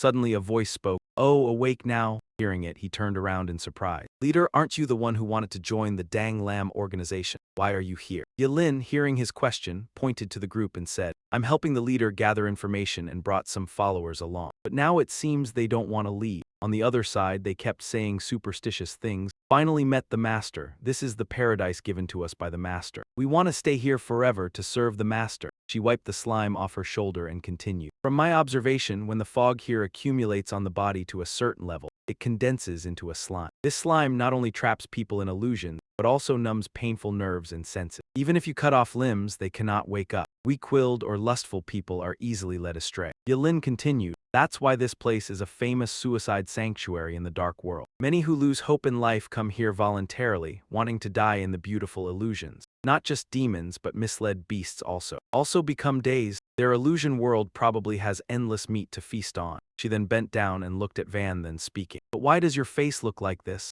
More like a demon than before." At first I didn't dare to admit it, thinking I misjudged. Then he reverted to normal form and smiled, replying, "Because I absorbed dark magic. This skill mutated, so my appearance changed. Luckily, I still retain my human identity." Yilin widened her eyes, laughed, and exclaimed, "Absorbed dark magic. Previously, the military spent much effort researching this. Yet it failed. I didn't expect you could succeed. If your method spreads, it would greatly enhance the combat power of all humanity." Then he explained, "First, you need the 72 talents of the demon pillar. Additionally, the talent must evolve and you need enough demon stones. Otherwise, it just turns into a demon, no different from dark followers." Van then added helplessly, "Also, even if these conditions are met, I could still die easily, so don't spread it." Yilin frowned slightly and replied, "Seems like only you can use it." Suddenly he looked at her and asked, "Oh right, how are things going on your side?" Miao Ling turned away in boredom and replied, "For the past half-year, I've relied on schemes and resource raids to climb up to cult leader. You could say I'm a minor leader now. But I'm still nowhere near our Lucy. She's a priest, she doesn't even need to throw a punch and her followers will serve her with absolute bliss." Yun Shen frowned slightly, raised a hand as he thought and said, "Lucy, so that's how it is. No wonder she lost so easily in that bidding contest. I thought she just didn't care, looks like everything was carefully planned." Miao Ling sighed and said, Who says it is? Besides, the Descent organization has deep ties with the Holy Empire. Then she drifted closer to Yun Shen and continued, from what I've investigated, most of the people in the organization were brought back by the Holy Empire when they were still infants, and they adapted to life in the dark world from a very young age. And on top of that, those self-proclaimed holy believers, the doctrines and professional system they use all come from the Holy Empire. She continued, in their eyes, whether you're human or demon spawn, as long as you're not part of the church, you're a heretic that must be erased. He immediately asked, dark believers worship demon spawn and long for the demon descendants to descend, if they're also called the Descent organization. Does that mean they want anything and everything to descend? Miao Ling frowned after hearing that and said in a low voice. Suddenly, images appeared above the two of them. Black fruits flying around without stop. Yun Shen asked in confusion, a god next. He went on, as far as I know, whether it's the dark world or the human world, as long as outsiders are the ones offering sacrifices, the gods don't interfere in anything. Yet they want a god to descend. Are you sure that's true? Miao Ling tilted her head at him and replied, no idea. We don't really understand gods. At least for now, even if Lucy claims she can communicate with a god, it's probably just a con. She frowned and continued, enough about that. Little junior brother, did you come here because you saw that treasure map, planning to go to the Shadow Purgatory? Yun Shen pointed at Yu Ling in surprise and asked, senior sister, don't tell me you're going too. After hearing that, she answered, only an idiot would go. I'm here just for a mission. I won't even enter the city of nothingness next. He fell silent at Yu Ling's words because it was far too dangerous. She didn't stop. After all, it was the newly uncovered trace of an entire blazing demon clan. Enough to make even the 72 pillar demons go red-eye. As Miao Ling's knowledge surfaced, she continued, countless demon descendants have barged in there, but they all failed, no matter how hard they try. You can't even find a single image from the Shadow Purgatory. You could hear Yu Ling's worry in those words. It's all because a city blocks their path. No one knows what's inside, but once you step in, no demon spawn has ever stepped out again. Even demon lords meet the same end. Entering it means becoming nothingness, ceasing to exist. That place is called the City of Nothingness. Yu Ling reached out and said, junior brother, listen to your senior sister for once. This journey ends here. Go back to the fortress. I'll find a way to get the S-rank materials. After all, I'm a cult leader now. I have a bit of authority. Covert operations won't be so hard that I can't get it. Hearing that, Yun Shen cut in. No, it's too dangerous. You're in enemy territory right now. If you're discovered, you probably won't make it out of the Descent organization alive. At the same time, the thought of the guild leader, ready to die to protect him, flashed through his mind. If I agree, she might not be able to guarantee her own safety. Yun Shen stood up and continued, I'll figure out the S-rank materials myself. Just trust me, I've got a complete plan. At the same time, his thoughts kept running. I have to obtain a position among the 72 pillar demons. I must complete the defensive gear. He walked off, leaving Miao Ling behind, waving as he spoke. There's less than half a year left until the Night Demon Lord battle. Time is tight. We part ways here. Yun Shen looked down at the dry bones on the ground and said with a frown, there's nothing living left in this place. He also couldn't see the illusion devourer shell mentioned in the mission. He glanced around and muttered, I don't know if it's an illusion, but these demon spawn and demon beasts, rather than being corroded and rotting, it feels more like they were digested and absorbed. Yun Shen quickened his pace and concluded, looks like I'm standing before a city filled with countless hidden weapons. I'm here, the next location. He raised his head to the gloomy castle and said, is this the city of nothingness? I can't sense a single trace of life inside. It was also utterly quiet. Yun Shen felt the heavy stillness of a dead city, but he wasn't afraid. He stepped inside with confidence. Either way, I've got skills to keep myself alive. If things get dangerous, worst case, I'll activate my invincibility skill. You use divine light to escape, and no matter what's inside, there will always be a way to handle it. Suddenly, Van then stepped onto some kind of hidden barrier. His foot accidentally triggered a blinding light. It seemed ready to engulf him, then gradually disappeared, shifting him to another space, nearly causing him to lose consciousness. Immediately, Van then jolted awake, eyes wide, breathing heavily. Only now did he realize he was in an unfamiliar place. He frowned, gritted his teeth, raised his hand and said, it hurts, what's going on? At the same time, he thought, I clearly remember entering the Void City. Where am I now? He kept asking himself. Moreover, what about the injuries on his body? What exactly happened when he stepped into Void City? From afar, a figure appeared. Suddenly, a voice said, you're awake. Van then looked up, puzzled. Who are you? At the same time, he thought, what's going on? This little girl is a demonic disciple, but I can't tell her clan. Furthermore, he clearly appeared human now, yet she showed no hostility toward him. Little Nana, seeing Van then awake, turned and shouted, great, the outsider is awake without us even seeing his face. Everyone come see, our efforts weren't wasted. He's really awake. Upon hearing this, they rushed over like watching a performance. A demonic disciple in Void City laughed. I told you that herb is extremely effective. Another disciple patted her head, saying, don't get arrogant. Clearly that unknown person has good health. Rita's pig ate your herb and died immediately. This is the first time I've seen an outsider, lucky he didn't die. She then ran to him cheerfully and asked, "What's your name?" "Where are you from?" Van then staggered to his feet, hesitating. Suddenly, little Nana looked at him and said, "I don't know why, but even up close I can't see your face clearly, it's all blurry. It's like you don't exist." Then she suggested, "Let's just call you Void, Void." A demonic disciple hearing the name gave a thumbs up. She said, "Void, that's a good name, very fitting. It seems little Nana is excellent at naming." She then ran over, took Van Then's hand and said, "I discovered you first, so I'll take care of you. Come on, follow me home." Hearing this, he slightly widened his eyes. "Home." Van then began an inner monologue. "Just like that, little Nana led me home, living in this village." He shared more about the village's story. Van then realized that the ancestors of these demonic disciples came from a place engulfed in the flames of war. They fled here to escape the war, isolating themselves from the outside world for hundreds of years. No conflicts, no killings among themselves, like hiding in a peaceful sanctuary. Yet Van then kept wondering why. They couldn't see his face clearly. They could only hear sounds like "oh oh" from him. Indistinct, his figure was blurry. His age and gender were impossible to guess, making them feel he was unreal, like he didn't exist. That's why the name Void fit him perfectly. Van then continued feeling this way. Fortunately, they were not prejudiced, but extremely friendly. Accepting him to live among them made him feel comfortable and content. Staying here indefinitely might be a good choice. Outside the straw house, Van then sat leisurely and said, "This is life, strange but interesting. Here, possibilities are endless. They've really created some amazing things. I admire them." Suddenly, he raised his hand to his head, wincing in awe. It was that irritating feeling again. At the same time, a thought appeared in his mind. In the 3 months since arriving here, he occasionally spoke strange words he himself didn't understand, even words he had never thought of before. At the same time, little Nana came out holding something. She said, "Void, as promised yesterday, I've come to teach you letters. We'll start with the most important." Little Nana then placed a stone in front of Van Then and said, "Look, this is your name, Void." Suddenly, the demonic disciples in Void City hurriedly said while walking, "It's happening again, we have to get there quickly.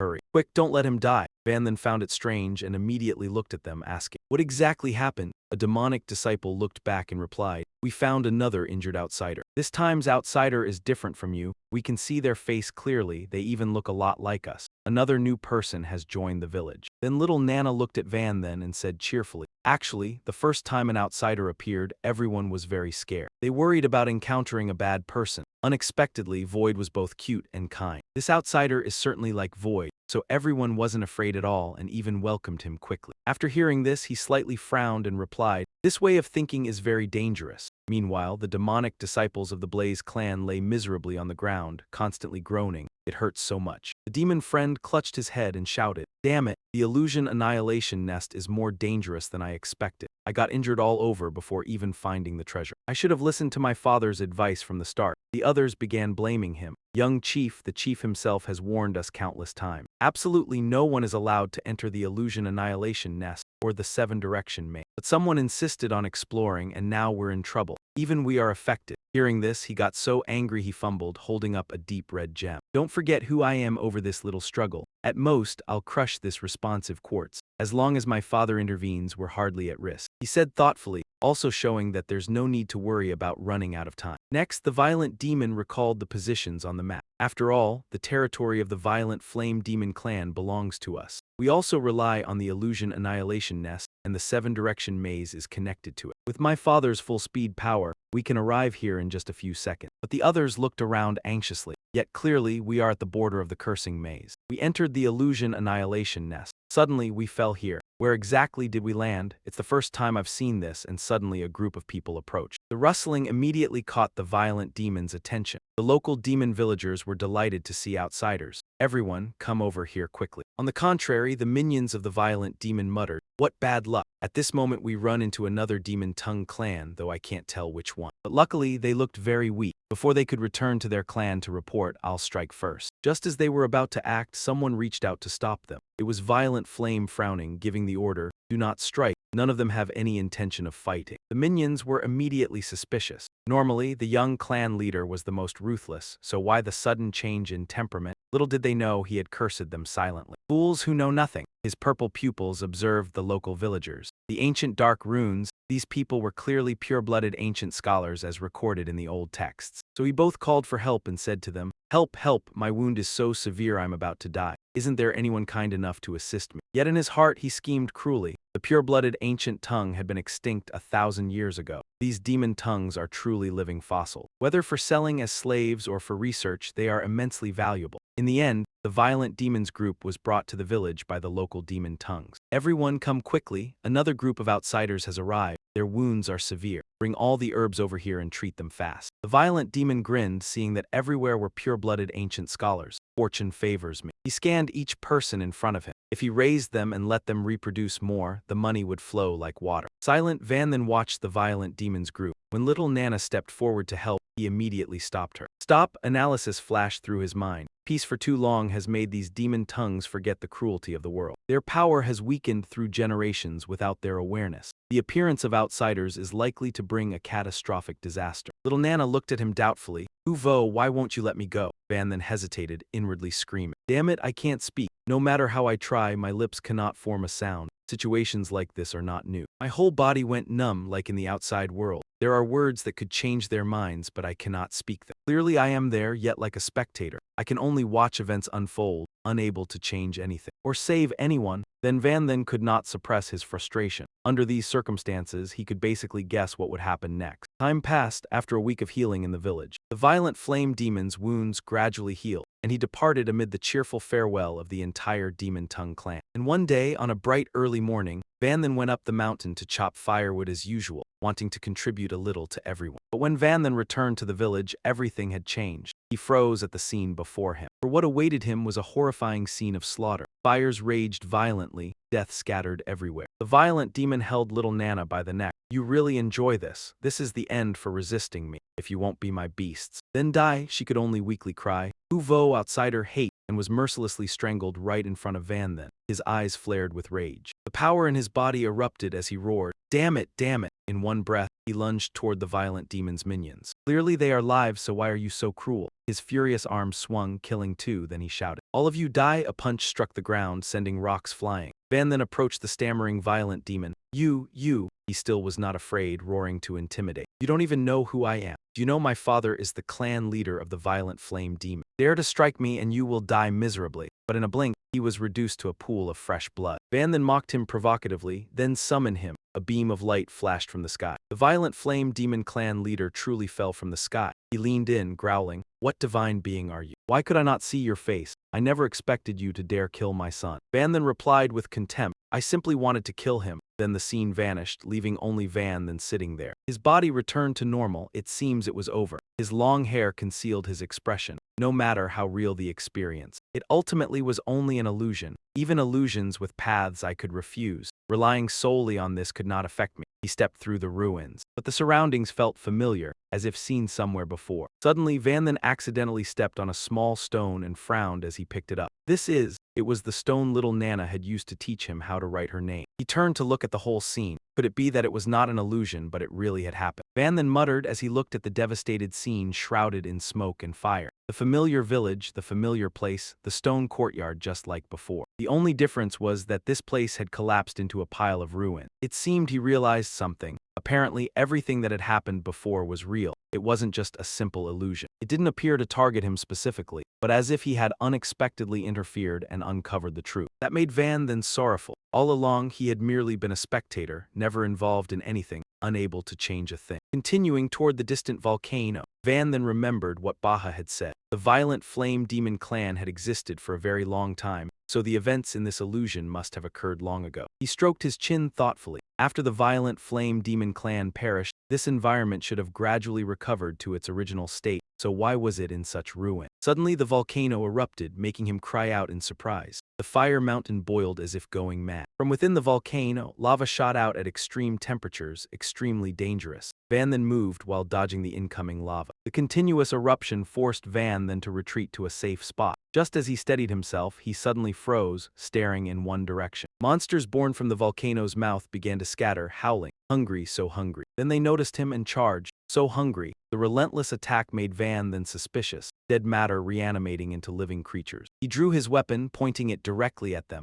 No matter what kind of monsters they were, just pierced through. The sharp tip pierced one monster's head but didn't falter, making Van then exclaim in disbelief. Too tough, at that moment, another monster sneaked an attack at him. Van then barely had time to raise his weapon to block. The punch was so strong it melted Van then's weapon. What the hell? The lava monster continued its fierce assault, knocking him back. The corroded weapon left Van then struggling greatly. It looked ordinary, nothing special, yet so powerful. Even Formation Break couldn't handle it. He couldn't stubbornly keep facing it. Before he could think of a strategy, the monster launched another molten attack at him. Van then leapt to dodge as the lava poured down where he had just stood. The monsters gathered and began hurling lava at Van then. Unable to stand still, he began counterattacking. Divine Stealth. As he used the move, Van then landed safely, but it seemed ineffective as lava continued to surge toward him, leaving him astonished. It blocked all attacks. As soon as he finished, it struck straight at him, leaving him only able to defend. After taking the full hit, Van then found himself in a tough spot. These monsters looked foolish. Yet surprisingly, they could predict his landing spot. Their judgment was too precise. Suddenly, a figure descended. Void appeared from above, observing Van then. It seemed this brat had intruded into its memories. No wonder it hadn't been destroyed, it was human. It continued to cross its arms, evaluating. Human, just dealing with the lava alone was difficult enough, so you have no right to probe the abyss. Hopefully, it realizes that. Don't give your life in vain. Van then looked at the burn marks, thinking, I absorbed the dark flame demon. Fire resistance is extremely high, immune to most fire-based attacks. Yet I still got burned. This fire is intense. At least comparable to the dark flame demon. The mindless monsters kept launching lava at Van then. He began combining the mage skill Shui Mo and the sorcerer skill Cold Air. I haven't unleashed my true power yet, and you think I'm formidable. Lava and ice collided with a shout. Icefall shattered. Not stopping there, Van then continued with the next technique. Warrior Spirit Skill. Combining the mage skill Thunderstorm and sorcerer skill Gale Strike. Thunder and wind whirl in the sky, lightning striking straight down into the vortex, shattering the monsters into pieces. Void stroked its chin, studying, so this is the skill. Seeing such an interesting technique. Not bad, quite impressive. Finding something interesting, it laughed joyfully. If that's the case, meeting you once isn't impossible. The condition is that you can see the rules there. Suddenly, Van then turned to the place where Void had just vanished. He looked up at the sky thinking, an illusion? Probably not. Forget that, focus on the current situation. He began analyzing. The strength of these monsters must be level 3, but they drop no demon essence stones after being killed. Apparently, they are not demon beasts. At this moment, Van then looked at the erupting volcano with great curiosity. The flowing lava could transform into dangerous monsters. Surely there's a formidable presence inside that volcanic mountain. Alright, I'll go check it out. Monsters are everywhere, screaming piercingly. I'm starving. Van then now uses the novice assassin's stealth skill. The closer he gets, the more numerous they are, though their instincts are strong. But they are stupid, as long as they don't enter combat mode. He can handle them with stealth. Stopping atop the volcano, Van then suddenly notices something strange. Sure enough, there's something inside. The distance is too far to see clearly, so he uses the novice hunter's eagle eye skill. Thanks to this, Van then can clearly see the leader of the Bao Yim clan tightly bound, and he shouts. The Bao Yim clan leader is truly cruel. Seen at Jiangnan University. Everyone is preparing for the ceremony, but the atmosphere feels unusually serious. Van Lin turns back, puzzled. Isn't today the midterm opening ceremony for second-year students? Why are there 53 students participating? Bai Than replies, not sure, probably a major announcement. He senses that something is about to happen. She sees several people behind Principal Deepdia in military uniforms, likely from the army. They fight on the front lines year-round. Unexpectedly, they have time to come to the university. This is not a good sign. Van Lin complains, ever since Van had that incident, our days have been miserable. The number of courses increased significantly. Even after hours, we have to do real combat drills. Bai Than is startled and quickly warns her. Don't mention Van, he looks like he's standing behind you giving warnings. You already know. Since Van's incident, Nico's personality has changed 180 degrees, showing that cold expression all day. If she hears this, she'll go berserk. At that moment, Principal Fuck speaks quietly. Everyone gather here. There is an announcement to be made. Some students have probably noticed something unusual. His expression turns grim. In recent years, the number of real combat courses has increased significantly. Dangerous dungeons that were previously forbidden for these students have now been opened. This caused casualties not only among students but also some instructors. The reason for this situation is, he prolonged the tone and then suddenly spoke quickly. From today, all second and third year students and instructors will directly go to the front lines to participate in combat. All dangerous courses and real combat drills are meant to make survival easier. The students immediately panic. Previously, only fourth-year students went to the battlefield. Unexpectedly, now it's extended to second-year students. The frontline situation is far worse than we thought. We're doomed. I heard that Serbian students also suffered heavy casualties on the battlefield. Going there now is basically signing our death warrants. Ignoring the chaos, he gives the next orders. Army soldiers will assign everyone to appropriate zone. Based on their ranks, cooperation is expected. This matter concerns everyone's life and death. The soldiers quickly prepare. In the office, Kind Than receives a visit from a frontline soldier. Dean Ha provides a report, bows 90 degrees and shouts, "General, please return to the army. The frontline situation is dire. We need your strength." They beg, but she still feels annoyed, perhaps because of the Holy Empire. I said from the beginning, if we don't execute them, sooner or later they'll become hidden threats. He struggles to explain. Your words sound simple, but the Holy Empire and the Xuan Long Nation are among the 5 major nations, the combat force against the Dark World. If we intervene, both sides suffer losses, even if we use minimal cost to eliminate their high-level officers. The remaining 4 nations are insufficient to fight the Dark Disciples. Moreover, we lack direct evidence, showing they have surrendered to the Dark World. She dismisses the order. Because too many have thoughts like yours, they dare to act without fear. Even after countless prodigies die in the competition, a cursory apology is all that is offered. As a result, the new students representing the future have decreased significantly. Dean Ha sighs, if the front line is breached. Can we even discuss the future? Kyan Than scoffs. You keep yielding to the rules, but that doesn't mean the Holy Empire will fully commit at the front line. Her words make him frustrated, it's true. But what other choice is there? Many high-ranking officials know the Holy Empire is a malignant tumor, yet they can only let it develop. Either way, once they're forced into extermination, the front line will probably collapse immediately. What humanity will face is nothing but annihilation. His expression suddenly tightened, but right now the biggest threat to the front line isn't them, it's the Devourer demons. That higher being's unease only grew as it confronted them. Up to now, all we've been able to do is hold the demons back at the front. The main reason is that they struggle to adapt to our world, and their combat power weakens significantly. But now the Devourer tribe's second-in-command guard captain has no idea what method he used to make the Devourer demons quickly adapt to devouring humans. That's why the pressure on the front line has doubled. Even so, King Cheng remained indifferent to his anxiety. So that's how it is. Then it really is a huge problem. But unfortunately, it's still not time for me to join the fight. Maybe the pressure got to him. He lost control and started cursing about what happened years ago, after you were driven back in the Dark Realm. You suddenly announced a retreat, saying you wanted to wait for the right moment. But it's been 3 years now, still not enough. King Cheng didn't even try to save face as she refused. Not enough. We probably need to wait another 1 or 2 years. Tianhe repeated the question, but he wasn't sure the front line could hold out that long. Luckily, she calmed him down a little. Relax. Back then, I left a trump card in the Dark Realm. Looks like it's time to use it. With no other choice, Tian had to accept it. Fine, I hope everything goes the way you want if you can't fight. Then at least let those 2 demon maidservants join the battle. They're pretty useful. Unfortunately, he was a step too late when she told him. Damn it, I sent them out a long time ago.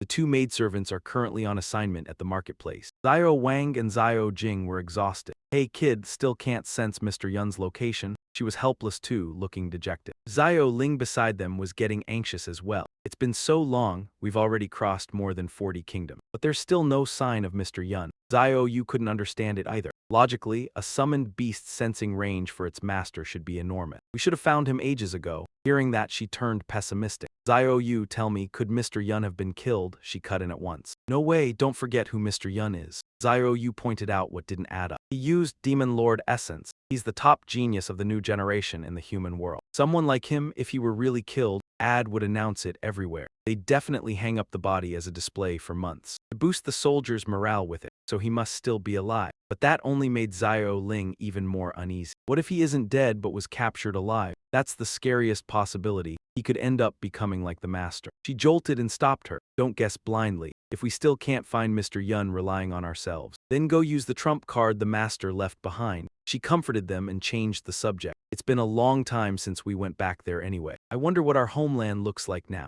Inside Fire Mountain, where the Blaze Fury was bound by chains, the ghostly figure there kept complaining. Hungry, so hungry, hungry. Yunshin used an invisibility technique to slip deeper inside and witnessed everything. The scene shocked him. He never expected the Blaze Fury demon chieftain to be imprisoned here and tortured like some wretched fiend. It looked like he hadn't eaten or drunk in a very long time. Seeing Blaze Fury suffering like that was hard for Yunshin to believe. According to Ba, he existed back in the ancient age of chaos. At that time, even the demon kingdoms hadn't been divided yet. but his strength ranked near the very top among the 72 pillar demons. No matter how long he starved, he shouldn't end up like this. Being this weak had to mean something else. Suddenly, flames rose from nowhere, racing along the chains toward Blazefury. He screamed in pain, threw his head back, and spewed a massive torrent of molten lava. His mouth looked like a volcano right after an eruption. With viscous liquid still surging out, Yunshin immediately understood. So the monsters outside were all vomited out of his mouth. Those restraining chains at set intervals forced him to spit out part of his power. Being tortured like this and still surviving until now was no easy feat. Yunshin analyzed quietly. This was a rare opportunity. He raised his sword, combined it with his swordsman skills, and burst in with an assassin-style strike. Blazefury was a 72-pillar demon. His bones alone were enough to craft any S-rank material. Yunshin dashed behind Blazefury at full speed, aiming for a sneak attack. He couldn't afford to miss this chance. But unexpectedly, Blazefury dodged, and Yunshin's killing slash cut through empty air, even though the plan was disrupted. Fortunately, you landed safely. The brutal flame immediately jumped up when he saw Van Then, screaming loudly. Hungry, blood feast, hungry. Then he suddenly grew angry and spat lava again. So hungry, I am so hungry. His roar sent lava and rocks flying everywhere, dispelling Van Then's stealth. But Van Then quickly regained his balance. Wanna eat me? He transformed into a dark form as he spoke. Then let's see if you're capable. The iron chains held firm, despite the brutal flame chief being in a frenzy. He stood up, his body several times larger than Van Then, repeating, hungry, hungry. As if spotting prey, he roared with excitement. Blood feast, delicious. Van Then analyzed silently. Even weakened, he's still a 72nd tier demonic entity. Very dangerous, but fortunately his range is limited. Keeping enough distance makes him manageable. Van Then pointed his staff, infused with Waterwood Mage and Frost Master powers, at him. Instantly, a torrent of ice formed, centered on Van Then, and cascaded down onto Brutal Flame. Unexpectedly, he spat molten liquid to counter the water Van Then created. Hot met cold, and the waterfall instantly turned to steam and vanished. Despite the difficulty, Van Then refused to give up. Not done yet. He combined several techniques, including Divine Speed Magic, Dual Cast Magic, Hammer-Shattering Strikes, 10,000-foot Ice and Rock, and Thunderstorm Gale. A giant aquamarine sphere appeared. Without hesitation, Van Then hurled it at Brutal Flame's head, but surprisingly, he absorbed the ice block unharmed. Brutal Flame kept muttering, blood feast, blood feast. He lifted one leg. Then he stomped heavily. Columns of lava shot up from the ground in succession. No matter how high they rose, Van Then dodged lightly. He grew more cautious. This spot wasn't safe either. He needed to keep a greater distance. Suddenly, he felt a pull. Brutal Flame had opened his mouth wide, generating a suction while shouting, blood feast, blood feast. Rocks around him flew toward him. Van Then resisted but struggled. The suction was too strong. Finally, Brutal Flame had to close his mouth, exhausted. Instantly, Van Then created a whirlwind, activated Divine Stealth, and used the chance to fly away from his head. He switched his staff to Beast Gauntlets, then fused martial arts techniques, Ice Fist and Full Force Strike. Van Then struck with full power, a technique called Shattered Ice over Heaven. Its force generated massive energy aimed straight at Brutal Flame's head, but it was useless against the beast. He kept mumbling, blood feast, delicious. Arg! Van Then angrily struck Brutal Flame's head several more times. Still hungry, it seemed this stone-headed monster loved to eat. Tough skin, thick muscle. A centuries-old creature like this, does it even have blood? Eventually, he grew annoyed. Even with 10,000 wheels, he'd still get crushed. Worse, the large distance prevented his energy-stealing technique from activating. Suddenly, strange runes appeared on the fire chains, alerting Van Then. Examining them carefully, he sensed an ominous premonition. Van Then didn't hesitate and immediately flew away from Brutal Flame's head. As he shot off, he was puzzled why the beast vomited the aquamarine sphere it had absorbed earlier. Van Then frowned, even more confused. It vomited. Was this trying too? What happened next was shocking. The chief opened his mouth and unleashed a blast of energy. His roar echoed outward through the volcano's mouth. His energy pillar shot into the sky, making the little demons at the volcano's entrance howl. Their souls were drawn out, looking like raindrops flying into the sky. They swirled into the volcano one by one. Brutal Flame was absorbing them into himself before Van Then's eyes. He didn't know how to react, only stood silently watching. His body seemed fully restored. Brutal Flame regained consciousness. Unexpectedly attacked while asleep. What a wild dream, though unaware of your clan. Anyone who dares wake me must be ready to die. Van Then taunted. Seems you don't want to eat me anymore. Was it all just words? You don't actually crave to eat me. Brutal Flame pressed close, enraged, cursing violently. He roared, for a lowly shrimp like you, am I supposed to swallow you? His roar was so fierce it blew everything away, making Van Then struggle. This power was on a completely different level than before. Previously he was asleep, all actions instinctive. Van Then's face darkened. What the hell, my full power strike only woke him. Meanwhile, Brutal Flame muttered to himself, unexpectedly still not crushed. All right, still not shattered. This ant, my current self, is too weak. Void, you've imprisoned me for 700 years. When will you finally kill me? Do you really intend to wait until all my power is gone before letting me perish? He muttered as he created a molten sphere. In any case, at least let me die by your hand, not by this ant's. Ethan tried to stay calm, watching the sphere fly toward him. He had to dodge this attack. As it approached, he pressed back and moved away. Blaze saw him struggling and reached out. You won't escape. Soon after, Ethan stumbled to the ground. He tried to create space between himself and the earth, but fell with a crash, scattering mud everywhere. Before he could regain his composure, vines rose from the ground and coiled tightly around him. They wrapped around Ethan, squeezing as if to bury him. Blaze said coldly, in the end, you're just an ant, it's over. Suddenly, the vines trapping Ethan exploded. His figure emerged through the thick smoke. Someone with freedom like me is seen as an ant. Then what does it make someone like you imprisoned? Ethan, in his base state, fully manifested the 10 cycles form. Blaze froze for a second at Ethan's 10 cycles state. He rumbled. I never expected someone as insignificant as you to release such energy. But this energy is also a heavy burden on your body. Then he showed no fear, even disdain. I think you can only maintain this form for at most 1 minute. Ethan slowly manifested a spear and replied, to deal with you, I don't need a full minute. Blaze roared in anger and stomped on the ground. Bold move, molten lava rose beneath, trying to engulf Ethan. It forced him upward, covering a massive area. But at his current speed, he could dodge it. Of course, Blaze didn't relent and pursued him relentlessly. You won't escape. His next move was the molten hand. As soon as it was unleashed, something rose from the ground. It slowly transformed into countless hands from below, all stretching toward Ethan. There were too many and they were huge, making it hard for him to dodge continuously. Blaze sneered, kid, didn't you want to deal with me? Why keep dodging? Come hit me. Ethan paused to think. The magma hands were countless and extremely fast. If this kept up, it would last until 10 cycles ended. Then he would pay the price. So he swung his spear, combining Void Master Weakness technique and Warrior Spear skill, forming the fragile spear. Luckily, his fire resistance was high enough, plus 10 cycles leveling up, so he probably wouldn't be killed instantly. His attack became a dark shadow flying toward Blaze. Seeing the small shadow, he was confused, some kind of negative magic effect. Then he mocked, only a sewer rat uses such cowardly tricks. He roared loudly and countered with a swing. And you won't have peace either. Just as he was almost knocked back, Ethan dodged in time. Divine Sight, Ethan murmured. Even with speed, once the spell is cast, the body freezes and will be hit. But he could still resist. Then Ethan shouted, continue weakening. He had to keep using Divine Sight to dodge the hands from below. Keep going, keep going, keep going. Blaze watched Ethan dodge repeatedly and was astonished. Clearly, this kid couldn't be hit. He furrowed his brows, speculating. He's enduring pain to stack negative effects on himself, defending by weakening himself. Could it be in preparation for a finishing move? Seeing him hit directly, Blaze was even more puzzled. Moreover, whether illusion or not, the heavier the wound, the stronger this kid seemed to become.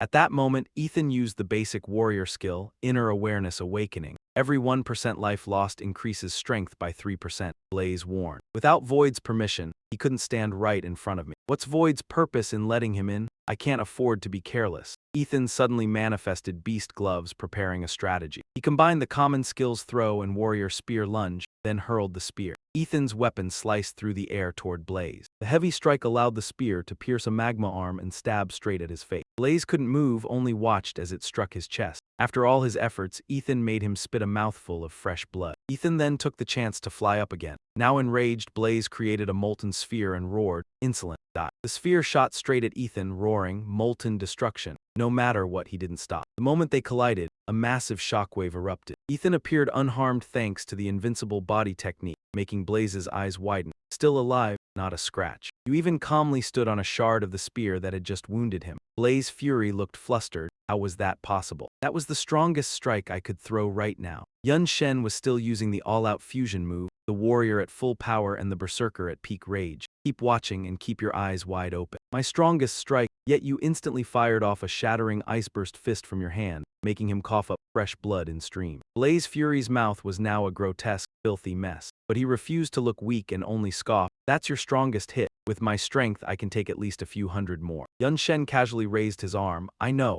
In an instant, a sphere appeared. Just prying your mouth open is enough. Here, take a big gift. Blaze Fury didn't even understand what was happening before the sphere was jammed into him. The throw was so violent he was forced to swallow it. For some reason, the chains binding him suddenly lit up. The light wrapped around Blaze Fury's whole body as he cursed. Damn you, what the hell did you stuff into my mouth? It seemed to hurt so badly he kept trying to spit it out, then retched everything back up. Yun Shen kindly explained, of course it's the food you crave most. Don't tell me you couldn't taste it. As he spoke, he shifted again. You think I didn't notice? Those chains imprisoning you are actually a kind of rule. Yun Shen returned to his dark-bodied form, though slightly different this time. I already know exactly how to break these rules. Blaze Fury screamed in agony. He couldn't believe his eyes. Damn it, how did you figure it out? Yun Shen, seeing it with his own eyes, replied, anyone with eyes can see it. You're always tortured by hunger. Even the monsters condensed from Power Whale when they get vomited back out. Hunger, even if your consciousness is asleep, your body still craves blood and flesh. He curled his lip, having grabbed the weakness. Starving for 700 years makes you desperate. Craving blood and flesh, so when I smashed you in the head and neck, you couldn't stop chewing dirt and rock. If it were only that, it would be normal enough. But the problem is you threw up all the dirt you ate afterward. Yun Shen's gaze hardened, even after you awakened. You acted like you didn't want to eat me at all. The difference before and after was far too big. It left me no choice but to suspect you don't refuse to eat me. You're afraid to. The crimson magma around them seemed to cool as its power drained away. I once entered the void of memories and learned he hated the Blaze Fury demon to the bone. Imprisoning you must have been to torment you.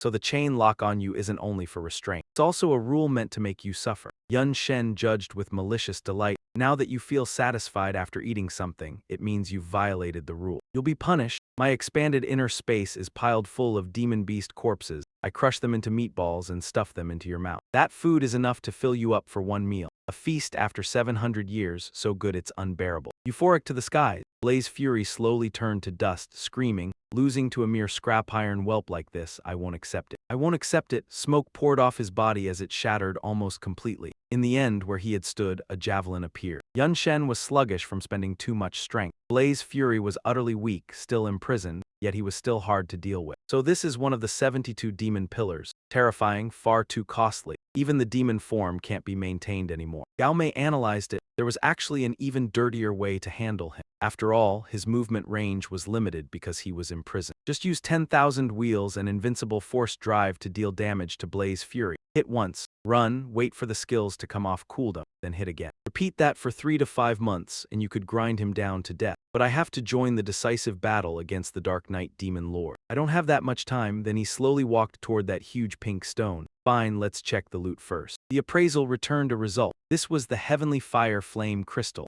the core demonic power of the Blaze Fury Demon Overlord, condensed over 1,000 years. Absorbing it directly can greatly strengthen fire attribute skills. Also, all fire attribute damage can be used to forge equipment. He reached out and stored it away, completely immune to fire damage. That function alone is already stronger than my Nether Demon Flame. Now the level 5 materials are missing only one more part. There was no sound. He flicked his eyes over and it was void clapping. Step by step he approached Yun Shen. Not bad, you're impressive. He even smiled with satisfaction. I thought you getting in here would only be a surprise. Who knew it'd be a delight? Void raised a hand and produced a sword. I'd very much like to trade a few moves with you, but before that there's still one thing to deal with. Yun Shen jolted, instantly on guard. Then the blade swept across him like lightning, leaving Yun Shen no time to react. He snapped around to look at Void, stunned and confused. No damage at all. It even feels much more comfortable. What did you do to me? Void turned to explain. Nothing, just temporarily severed your connection to something. Letting it see my existence isn't a good thing. Suddenly, the rocks on the ground floated into the air. Van then froze for a moment, thinking. Could it be that this connection is something the system can no longer call? Void seated himself on a stone. Smoke slowly drifted away, revealing the form of Zio Nanna. It would be quite inconvenient to interact with someone without seeing their face clearly. Fine, I'll take the appearance you've seen before. But I must say I didn't expect you to not fear me. You've surprised me. Van then sat opposite. After all, I am playing the role of entering your memories. I can understand your personality. If you wanted to kill me, you wouldn't have dragged it out until now. Tell me, isn't that right? Even when directly confronted, the Void Demon's expression didn't change. Void chuckled, that's exactly right. You should be glad you are human. Because I set the rules for the Void. Anyone who enters here must die. Unexpectedly, you found a loophole. Anyway, you truly aren't a demon. So this is where I preserve my precious memories, never expecting anyone to enter. Yet an incident happened, allowing me to meet you. I don't know if this is good or bad. Van then still hadn't calmed down. He truly was the great Void Demon, ruling the world of dark robes, dividing the 72 pillars of the demon realm. But isn't it only gods who can set and change rules? Could it be? It's as if he read Van Then's thoughts. Stop overthinking, I am not a god as you call it. This made him unable to hold back. Then what are you? Why can no one see your true form? Void didn't hesitate to explain due to the vast difference in life levels. No one can clearly see an existence they cannot comprehend, including humans except you. In short, those with a higher life level like me can see everything about you. Van Then's eyes widened in shock as he continued, including the other souls inside your body. That is, your system and your trans-dimensional identity. All your tools and even the void blueprint. Sweat ran down his face. It made him realize what he really was. Being fully seen by someone else is truly unsettling. Void laughed. You still don't have the qualifications to know. Unless you prove that you won't end up in that coffin, everything else is just fantasy. He thought intensely. The coffin felt familiar within that fate. It meant that in the future he very likely would lie there. Could that place really be my final refuge? Trap Void raised his hand and created a stone. You killed the violent flame demon lord, which helped me sever part of my attachment. This eternal calamity stone is my gift in return, which is also something you need. Also, bring out the void blueprint and I'll teach you how to use it. Van then hesitated slightly, then took it out. Thank you. The purple eternal calamity stone radiated sparkling light as he explained. The void blueprint is a good tool, but it cannot have random materials thrown in. It must have a main material to make a page, then auxiliary materials can be added. It forms 6 complete pages. Van then looked up, observing and listening to his explanation. The eternal calamity stone can be used as the main material. When it rolls up, Void said, that's the moment to throw in the auxiliary materials you want to use. Van then quickly tossed in the collected stones: Heavenly Fire Flame Star, Death Element Stone, Dark Invasion Seed, and Golden Marrow Destruction. All merged to become the script on the void blueprint. It slowly coiled around his body, not forgetting his arms. When it was done, Yun Shen had gained the Eternal Calamity Annihilation set. It consisted of the Eternal Calamity Disaster Armor and the Heavenly Flame Extinction Legwear, Death Origin Shoulder Pads, Blackwood Marsh Belt, and Golden Marrow Crystal Cord. Wear restriction, Yun Shen. Total attributes: Strength plus 1950, Constitution plus 23, Agility plus 14, Intelligence plus 21, Endurance plus 1250, Fire attribute damage immunity. Negative status resistance plus 3. When the power of flame is fully charged, you can release annihilation once. Automatic charge time is 24 hours, regardless of the method of killing. Any catastrophe will be absorbed. Once fully charged, you can use the power of the Eternal Calamity Disaster Armor. Note, there is only one complete set. Yun Shen smiled brightly. Annihilation, that was the ultimate move of the Blazing Flame Demon Overlord. Who would have thought it would work as a 6-piece set effect? And the difficulty of charging the power of the Eternal Calamity Disaster Armor was even higher. Atlas was an existence even more terrifying than extinction. On top of that, the stat gains were absurdly high, worthy of a legendary 6-piece set. He clenched his fist, full of resolve, and analyzed to himself. With this set, it was enough to deal with those 3 demon lords. It was just that he didn't know compared to the demon sovereign how far behind he still was. Then Yun Shen turned and asked, "Oh right, there's something I want to ask. Do you know where the color of illusory extinction is?" He remembered the system had long ago issued 3 subjugation quests. But even now, he still hadn't seen anything called the color of illusory extinction. Void only smiled faintly. Actually, you've seen it for a long time, you just didn't notice. He glanced around as he spoke. It's everywhere, this volcano, everything around it, including us. The ground beneath their feet blazed red, and they were the only 2 living beings there. The sight of countless rocky peaks jutting up came into view as Void affirmed, "We're all inside its body." Yun Shen froze at that. Void slowly explained. In ancient times, the 72 demon pillars had not yet been divided. The dark world had many dangerous places, and the most perilous of them was the Cliff of Illusory Extinction. That place was also the source of the beast Yun Shen was looking for. Back then, only a few demon clan chiefs knew. The Cliff of Illusory Extinction wasn't just a forbidden land, it was a colossal demonic beast that had slept for 10,000 years, Illusory Extinction Devourer. Yun Shen realized in shock, so that's how it was. No wonder those corpses looked like they were being digested. The Lost Mire Swamp was its feeding mechanism. Through it, it released hallucinatory spores and slime that paralyzed prey, stripping them of consciousness until they were gradually digested and absorbed. Otherwise, how could it keep sleeping? It would wake up from hunger. He pieced the details together. At the boundary between the Cliff of Illusory Extinction and the Lost Mire Swamp, there had to be a gap leading into the body of the Illusory Extinction Devourer. Maybe it was its waste outlet. Little Nana's ancestors must have taken the wrong path and fallen into the body of the Illusory Extinction Devourer, avoiding the war outside and living in peace, meaning in the end they were still wiped out by outsiders. Void added another explanation. These past few years, because my city of Void has blocked all demon spawn. No one could enter. Over time, the existence of the cliff of illusory extinction was forgotten, but it left behind the legend of the flame demon purgatory. Yun Shen voiced a doubt. So in the end, did you wipe out the blazing flame demon clan completely? He shook his head. Imprisoning the blazing flame demon overlord was enough to settle the debt. I'm not so vindictive that I'd slaughter an entire clan for revenge. The one that struck was the illusory extinction devourer. Boyd elaborated. With the blazing flame demon overlord around, the illusory extinction devourer didn't dare make a move. But once I imprisoned him, it no longer had anything to fear, and it swallowed the entire blazing flame demon clan. By now, it has probably long since digested everything it could. He couldn't help but sigh, what a ruthless demonic beast. Yun Shen snorted inwardly. If the two of us fight inside its belly, once it's over it'll definitely take revenge on the weakest one. Suddenly, his body began to turn to smoke again. Your appearance excites me.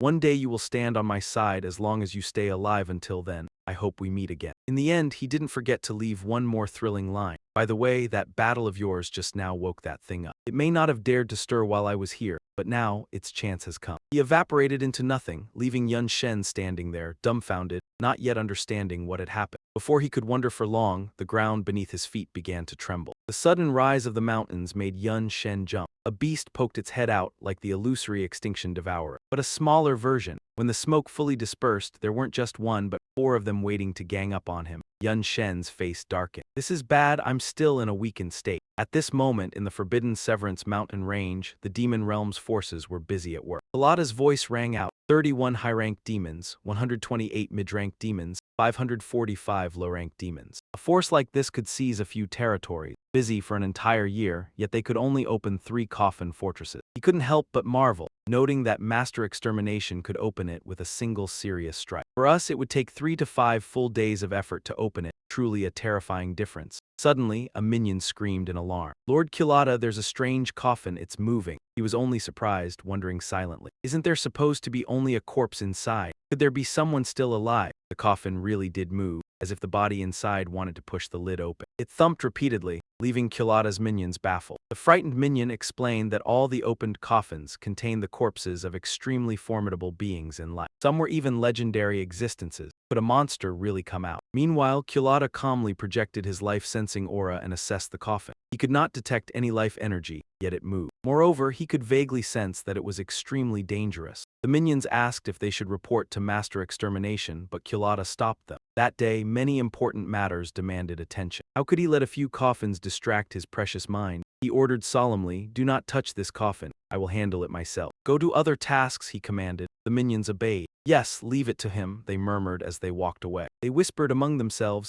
I heard Lord Culata has long admired Master Extermination. Surely he wants to take credit himself. A fat minion added, Master Extermination is both beautiful and powerful. It would be hard to find anyone who doesn't admire him. Culata and Master Extermination were already worlds apart. Whether Culata heard them or not, he only smiled smugly, showing excitement. My Demon Lord artifact is truly special. It's better suited for inspection and analysis than for combat. If something truly formidable is inside, Master Extermination will surely be pleased. At the same time, under the crescent moon, the Black Knight Demon Castle looked gloomy and oppressive. That night in the Black Knight Demon Realm on the other side, a group of demonic disciples gathered around an arena. Next to the arena, figures sat on thrones. They were the demon lords Carlos, Puro, and Laisha. The crowd below was loud. These are the 3 great demon lords. All will participate in this decisive battle. But in the end, it would be an internal war among the 3. Today's battle would decide the future of our realm. They shouted toward the highest throne. The lord who wins the battle will sit upon the supreme throne and become our sole king. A worried guard asked, Officer Baja, will Lord Vudich really come? Although no one doubts his power. The 3 great demon lords are truly formidable. If Lord Vudich cannot win, Lord Carlos will never let us live peacefully. Baja reassured him, trust in our Lord. He has never failed to keep his word. You must also trust yourselves.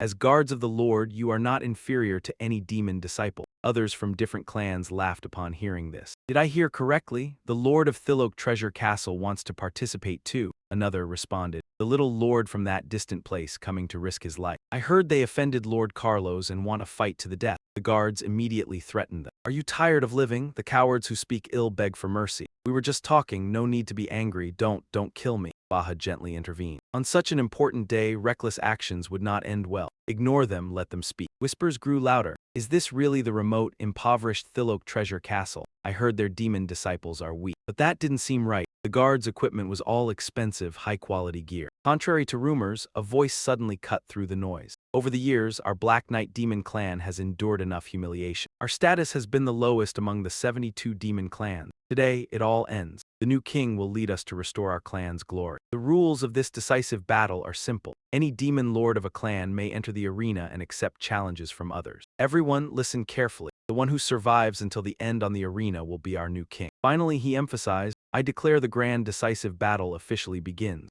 Lords wishing to participate step onto the arena. Before he finished, someone leaped onto the stage. I am confident I will be the new king. Those who wish to challenge me step forward. The crowd buzzed. It was Lord Ta of Lawford Treasure Castle. Rumor said he was a high-level demon expert. After obtaining a demon lord artifact, he became even more terrifying, earning the title of strongest lord under the three great demon lords. The first on the arena would face the most battles. Everyone hoped to enter later. Only he could be so confident. Immediately, another rushed onto the arena. Ta, don't act so arrogantly. The throne is not something anyone can claim, yet he just looked and smiled triumphantly. The entire arena erupted, smoke scattering everywhere. Those below murmured in awe, so strong, so strong. If the arena wasn't specially reinforced, the aftershock of his strike alone would be enough to kill us. No wonder this is a battle between overlords, it's terrifying. Beneath the stands, two dark figures blended in with the crowd. It was Xiao Yu and Xiao Lang. Xiao Yu sneered, you call this a fight? Utterly meaningless. His sister agreed, I never thought our homeland would decay so badly. These riffraff dare compete for the throne. Xiao Jing, sleeping quietly in Xiao Yu's arms, suddenly jerked awake. Seeing him excited, Xiao Yu asked, Hey kid, what's wrong?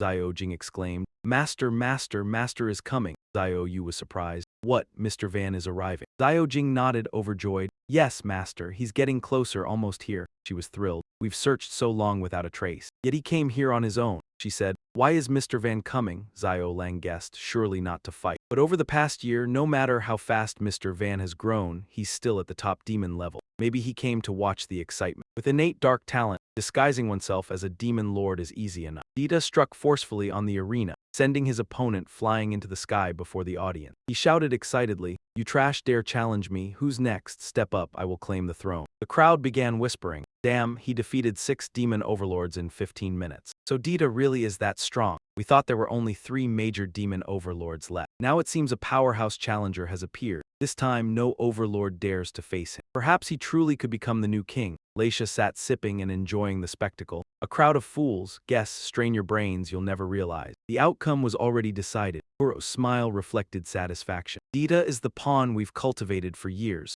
meant to play the role of the dark powerhouse today. And we, the ones who will crush him, will be praised all the more. After all, claiming the throne without any obstacles doesn't meet the people's expectation of a king. She grinned maliciously. Ultimately, Dita is just someone to warm up the arena. The most important part today is still our internal battle. Then she turned to ask, Carlos, you don't seem interested in the arena. You're thinking about Vutich not submitting resources, sabotaging your subordinates, even daring to attack others. He hasn't arrived yet. Looks like he doesn't dare come. Carlos smirked. If he dared, I'd tear him apart myself. Even if he doesn't come, it's fine. Because I have something more interesting prepared. Suddenly, soldiers slowly advanced, startling Baha. They unexpectedly surrounded the people from Thilo, leaving him baffled. What's going on? Carlos stood and spoke before entering the next battle. I want to add an extra reward. Seems everyone isn't clear. One territory refused to submit war resources this past year, putting us under immense pressure. Judgments must be made. Submitting war supplies is the duty of all demon clans. Those who resist will face the United Clans' retaliation. Had I not supplied extra resources, our nation might have been leveled. Recall the sight of the old man trembling on the ground. Even after sending envoys to reason, they incapacitated the messengers. Thrown out like garbage, the one responsible was the overlord of Thilok Fortress,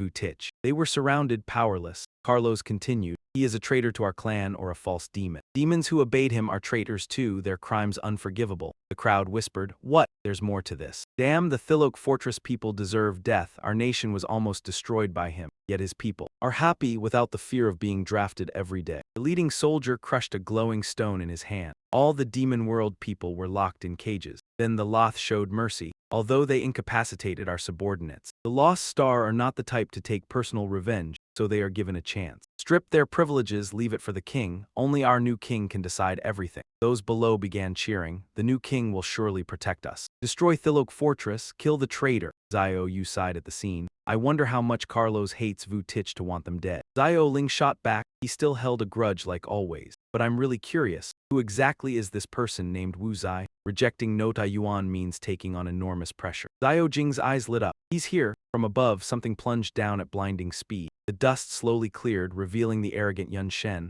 Carlos. Ready to die yet? He secretly rejoiced. Thank goodness he made it in time. Zio Yu froze, stunned. Isn't that Mr. Yun? And he actually became a lord. Zio Ling couldn't believe it either. I thought back then he was living in misery, having to run and hide everywhere. Who knew he'd end up living so well? Dita stepped forward from behind. So you're the lord called Wu Zai, and you still dare provoke Lord Carlos. Don't you know the one guarding this arena is me? Yun Shen sprang up and pressed his palm to the man's face. He only whispered, you, then shoved, sending Dita flying far away. Not worthy. He slammed into a boulder and blacked out. The onlookers were utterly shocked. Holy hell, that was Lord Dita. You're second only to Lord Tan Dai, the great demon lord, yet you got dropped in an instant. He didn't even have time to use the Demon King relic. Just who is that Lord Wu Zai? Yun Shen pointed at Carlos in challenge. Why aren't you coming down? Fine, let me give you a hand. Suddenly vines coiled tightly around his legs, making Carlos jolt in confusion. With a casual flick of his hand, Yun Shen yanked him hard down. Carlos forced himself up, frowning in fury. Brat. He summoned the fire beast with a roar, declaring, I'm going to take your life. Yun Shen simply hopped aside, dodging with ease, making Carlos frantically pull out another weapon. Don't even think about running.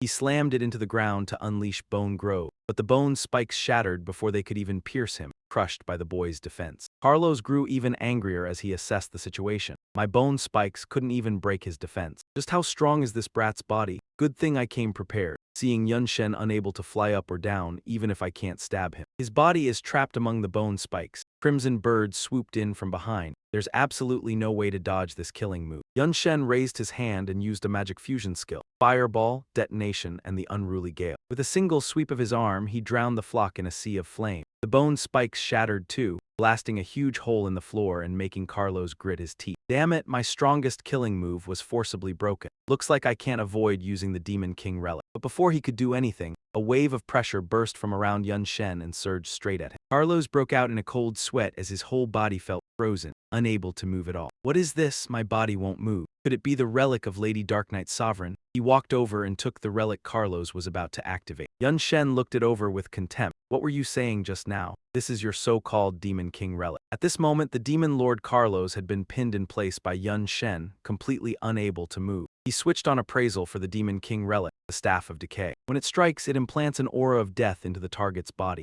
No matter the target's defenses, it reduces their lifespan. Truly a vicious item. The demon servants around them watched and couldn't believe their eyes. What is going on? Why did Lord Carlos suddenly stop moving? He stole the Demon King relic that easily? You've got to be kidding. They worried non-stop, even if the one who gets it supposedly won't die. If the Demon King relic is stolen, it can't be used. But right now, Lord Carlos can't use it either. Is he really about to lose to a traitor lord? Zio Ling said grimly, certain. That skill can't be mistaken. It's the Night Abyss Twin-Eyed Resonance. The prerequisite for perfectly evolving the Night Abyss eyes is dark, engraved, demonic power. As much as we hate it, we have no other choice. Before he finished, Zio Yu stopped him. No. Mr. Yun's actions are still the same as before, only his appearance has changed. He probably hasn't been converted. Maybe he used some special method to fuse dark, engraved, demonic power. Of course, Zio Ling wouldn't believe it. A special method. Only demon servants can use dark, engraved, demonic power. That's a rule set by the gods. Even if dark devotees want it, they have to make their body and mind completely transform into demon servants. I've never heard of any human who could do that. Zio Yu said firmly.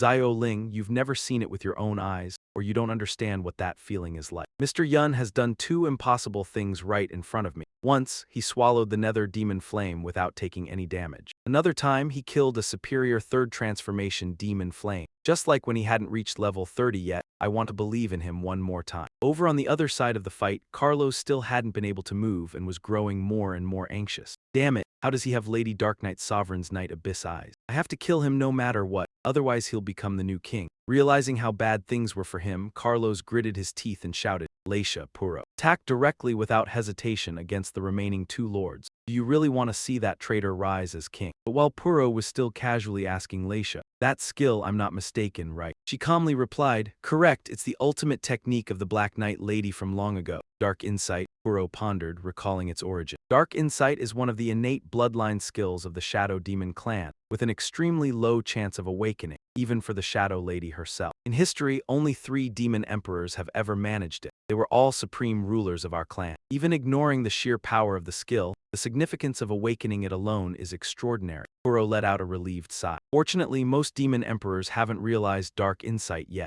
Once they do, they'll definitely support that brat as king. We had already discussed, whoever becomes king will share 5 parts of resources with the other 2. If he takes them, we end up empty-handed. Once he decides to unleash his power in direct combat, no one can match him. Let's go together. The 2 figures dashed like lightning toward Van Shen and Carlos's battlefield. Before reaching, Puro shouted, accusing, "Shameless. You betrayed an entire clan, bringing our kingdom to the brink of being overrun. Leisha was no less, a cursed traitor like you. Has no right to compete for the throne and must be immediately defeated." As the 2 neared, Van Shen quickly used dark insight. Streams of pressure struck toward the 2 demon lords. Unexpectedly, Leisha used her Demon King artifact, the Ring of the Translocator. Immediately, both figures landed safely. Even Carlos was freed. Simultaneously, the bodies of the 3 unlucky demon emperors glowed. What's happening? I can't move." Seeing this, Van Shen easily realized Dark Insight's target had been shifted to another demon emperor. This must be her Demon King artifact's ability. Freed, Carlos boldly displayed his power. It's not over yet. The weapon he unleashed soon became clear. Great Demon Blood Blade. By Carlos's will, the sharp blade flew toward Van Shen without restraint. He even shouted to his ally Puro, "Help me." Naturally, Puro agreed, using his Demon King artifact. Force Amplification Demon Codex. The 2 powers combined, enlarging the small blade into a massive one. It slammed toward Van Shen as both shouted, "Amplify." Heavenly Demon Blood Blade. Van Shen frowned at Puro's book. That Demon King artifact could enhance skills. Glaring Inferno Palm surged toward the blade. Its range was too vast to evade, forcing a head-on clash. But Leisha on the side did not merely spectate.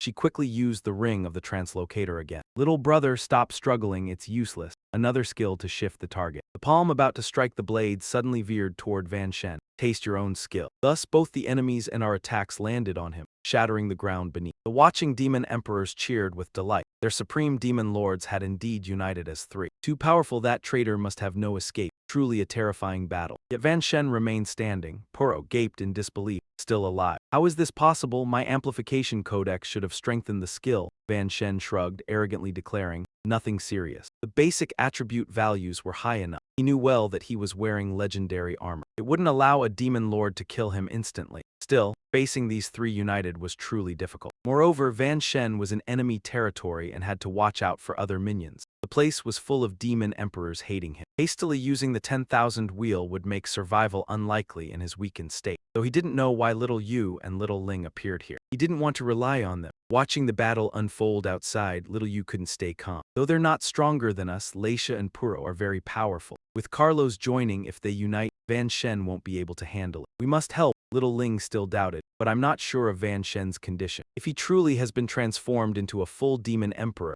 At that moment, tiny little Jing stammered, "Master. Master, pay attention to us. I feel he hopes we won't intervene." Hearing this, Little Ling was surprised. He cares for us yet holds no hostility. Little Yu patted Little Jing's head happily, showing that Van Shen was fine. Sure enough, that day has caused another impossible situation. Let's wait for that day first and act when necessary. Meanwhile, Yun Shen realized the difficulty of letting Leisha remain in the battle. In short, that female leader must be dealt with first. Her Demon King weapon is the hardest to tackle. Yun Shen sent out a tiny fireball toward Leisha. She used a teleportation ring and dared to use skills recklessly. "Little brother, do you really not respect your elder sister?" She again used the skill to redirect the target. The fireball Yun Shen cast, as expected, was deflected back. Seemingly planned, he remained calm and mobilized his power, quickly unleashing 3 different ultimate techniques. Rapid casting, dual casting, and fireball technique. Countless fireballs flew toward Leisha at incredible speed. Confident in her Demon King weapon, she ignored Yun Shen's fire, trying to overwhelm by numbers. How naive.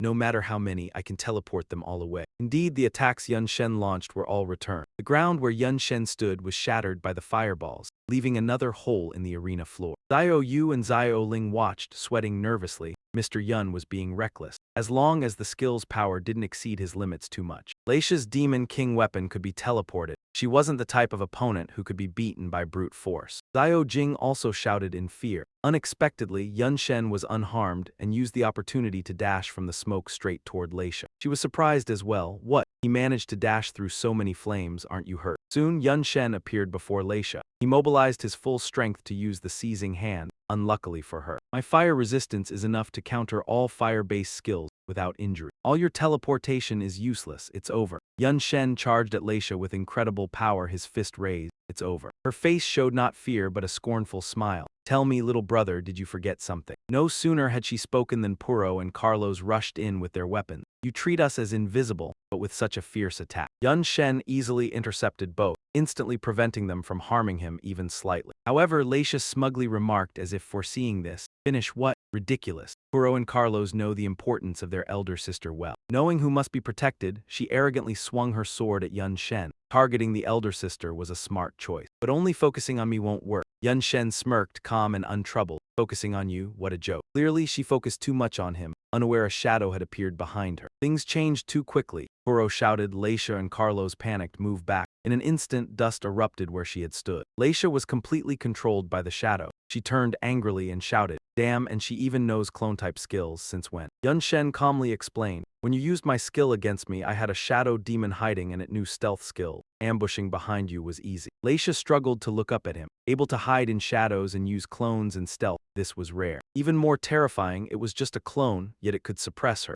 enhancing the attribute value of his main body immensely. Yun Shen lowered his gaze. Without Ada's transformation power, you cannot contend with me. Kneel and submit. Puro inhaled mysterious purple smoke. What the heck, whose winning is still uncertain. The shadow explosion skill immediately erupted, startling everyone nearby. Yun Shen calmly surveyed, using the thick fog to block sight. Using your dark eye to this extent, useless effort. Mana resonance was deployed through the fusion of his mage magic and the mechanical engineer's tracking. All of your actions remain under my control. Puro dashed toward Leisha. That brat was absurdly strong, forcing him to free Leisha. Otherwise, we couldn't win. He also activated the skill to enhance the Dark Abyss Hammer, sending the clone away. Simultaneously, Yun Shen rushed in with his martial fusion techniques, delivering an ice fist and full-strength lifter strike. His frozen torrent blocked him immediately. The hammer shattered with a crack, astonishing Puro. What? In a moment it broke into fragments. He gritted his teeth. Impossible, my skill was enhanced. The power of this brat nearly surpasses the strength of a demon lord. We foolishly thought we could oppose him, Yun Shen said coldly. All their strength combined could not match him. His aura was overwhelmingly dominant, leaving no room for counterattack. Yun Shen's cold voice echoed, foolish to think you could oppose me. Submit or die. After hearing that, he no longer cared about his shattered pride. I, Puro the Frost Dragon, submit, he thought to himself. The outcome is already decided. To keep resisting him was the same as death. Carlos behind them protested, Puro, you, yet with only a single glance and a simple question from Yun Shen. And you, Leisha? Leisha hurriedly forced a smile, cold sweat pouring out. Leisha also agreed to submit. In her heart she thought, submitting to someone who has awakened the night insight isn't unacceptable. The people around them were stunned. How can this be? Lord Leisha and Lord Puro actually submitted to a traitor, someone who refused to pay resource tribute. Not even the life and death of the whole clan matters to him. He's really about to claim the throne. We're finished. Our Dark Fiend Demon clan is truly finished, Carlos roared in fury. Is this some kind of joke? If he becomes king, our realm will be destroyed sooner or later. Even if I die, Carlos will never yield. But what was really in his head was, I already offended him beyond redemption, I have no way back. The guards below also kept shouting, damn traitor. You're not qualified to be king. Lord Carlos thinks for the whole clan he's the one fit for the throne. Follow you and we'll all die. Get lost. Arms shot up in protest. Get down, we don't want to die with you. Only you aren't fit to be king, get down now. Xiao Ling watched in silence and judged the situation. Those hecklers were Carlos's personal guard. Senza, it's time for us to make our move. After speaking, the two of them darted forward to Yun Shen. Both Xiao Yu and Xiao Ling revealed their true faces. What if we also accept him as king? The crowd below began to waver. That's Lord Lohio Bella and Lord Erlin Bella, the two strongest demon lords our realm had back then. Why did they suddenly appear? Weren't they captured by humans and made into slaves? Xiao Yu lifted her chin. Slaves, what a ridiculous joke. Xiao Ling said irritably. Back then we pretended to surrender only to stay close to those humans, waiting for a chance to avenge Lady Empress. Xiao Yu continued, now we've done it and we're back. Carlos pointed straight at the two of them. Nonsense, and now you're siding with that traitor. Are you trying to doom our realm? He cursed inwardly. Damn it, where did those two bitches crawl out from? As soon as he finished, the personal guards below surged again. Lord Carlos is right, they must be spies, others echoed along. The Lord's guards are right. Anyone protecting a traitor is a traitor too. Get off the arena. Blue flames burst from Yun Shen's palm. It seemed winning the people's hearts wouldn't be easy at all. If that was the case, then he'd use a harder method. Xiao Ling hurriedly stopped him. They're still our kin in the end, they're just being incited. Mr. Yun, please show them mercy. Suddenly, Zio, you thought of a solution. Actually, there's a very simple way. Right then, Carlos had already led his troops charging in. Guards, lords of every land, and citizens who long for peace. The moment to devote yourselves to the realm has come. Charge together, kill the traitor. The crowd surged as if newly emboldened. No matter how strong he is, we won't be afraid. We have the numbers enough to crush everything. He's the traitor who brought disaster. For the peace of the realm, kill him. People from all sides moved to attack Yun Shen. His long hair hid his expression. Oppose me, you're not qualified. Then his eyes widened as he unleashed the Night Insight Eye with full force. The moment that crushing pressure expanded, everyone froze into stone at once. Now they were terrified. My body can't move. This was something they had only ever felt from the Dark Fiend Empress back then. Seeing Yun Shen's arrogant bearing, they realized it. The Night Insight Eye was a power only a king could wield. Within its gaze, all things halted, the enemy subdued without a fight. That was the Night Insight Eye. It had been only a legend of the Dark Fiend Empress, and it was she who made the Dark Fiend demons stand tall for 72 years. The demon race, reborn, revered her. Even as history turned and many kings rose to rule the Dark Fiend clan. Among them, only 3 had been able to awaken the Night Insight Eye, far fewer than the number of kings. That meant becoming king didn't necessarily grant the Night Insight Eye, but whoever possessed the Night Insight Eye would certainly become king. Yun Shen stood there, radiating an imposing aura. His voice rang out, "Anyone still object?" In truth, he already felt exhausted inside. Too many targets had been halted. His dark, demonic power was being drained far more than he had imagined. A demon, brimming with excitement, spoke up. "That's the Night Insight Eye, the most resounding symbol of a king." Others cheered in delight. How could anyone object now? Even Carlos's personal guards no longer dared to speak recklessly. The meaning was obvious. The lords of every land were nothing compared to this future king. A chill ran down Carlos's spine. Using the Night Insight Eye over such a wide area consumed an absurd amount of dark demonic power. That momentary time freeze barely helped in actual combat. Normally no one would ever choose it. Why would he think to use it? Unless. Seeing Zio Ling and Zio Yu always at Yun Shen's side, he understood instantly, then ground his teeth in rage. Damn it, Lohio Bella and Erlin Bella must have told him. The goal was to make the people recognize the Night Insight Eye. Thoughts flashed through his mind. Now that the overall situation is settled, I have only one choice.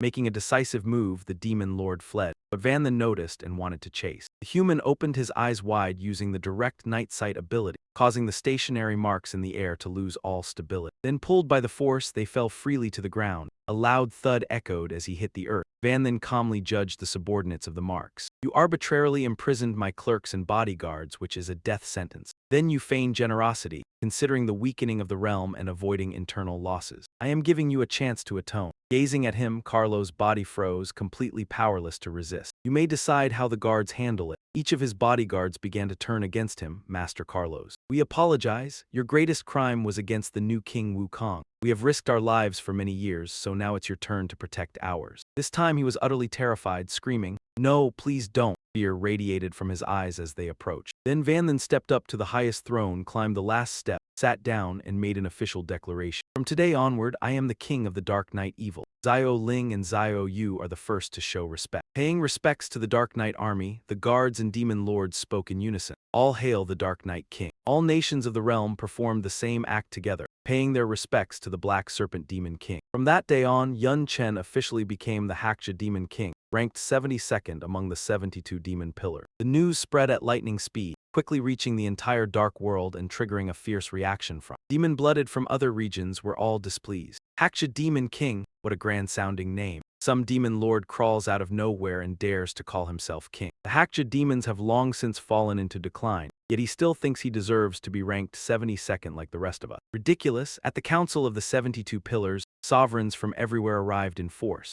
Someone spoke up and mentioned the news about the Dark Knight Demon King. "I'm sure you've all heard already, so I won't waste words." The second pillar, the Devouring Lord, continued calmly, "Perhaps it won't be long before we meet him here." Mocking laughter poured in from all sides. "Devouring Lord, are you saying you want him to join a council reserved only for the 72 demon pillars? Does he even have a T Chinese letter? Win against a few demon lords and you can call yourself king now. Since when did the status of a demon pillar become this cheap? The Haksha demons don't even have a single demon venerable. He just got lucky. I absolutely refuse to acknowledge him." Duanyi spoke up abruptly. "Why not simply kill him and let a stronger demon race take the Haksha slot?" The 21st pillar, Duanyi the executioner, laughed as if stating an obvious fact. Leaving the 72nd seat to them is nothing but a waste. The devouring lord followed up, exactly because of that human Zia Quan Cheng. The Hakja demons suffered heavy losses among their elites, but their foundation is still there. As long as they have territory, sooner or later they'll cultivate new powerhouses. Thinking of how Yun Chen rose earlier, he offered his analysis. More importantly, we are still at war right now. In the human world, mid-tier and low-tier demons are the backbone of the battlefield. In that respect, their value is far greater than that of the smaller demon races. As long as they pay enough war resources and contribute to the dark world, it doesn't matter who wears the crown.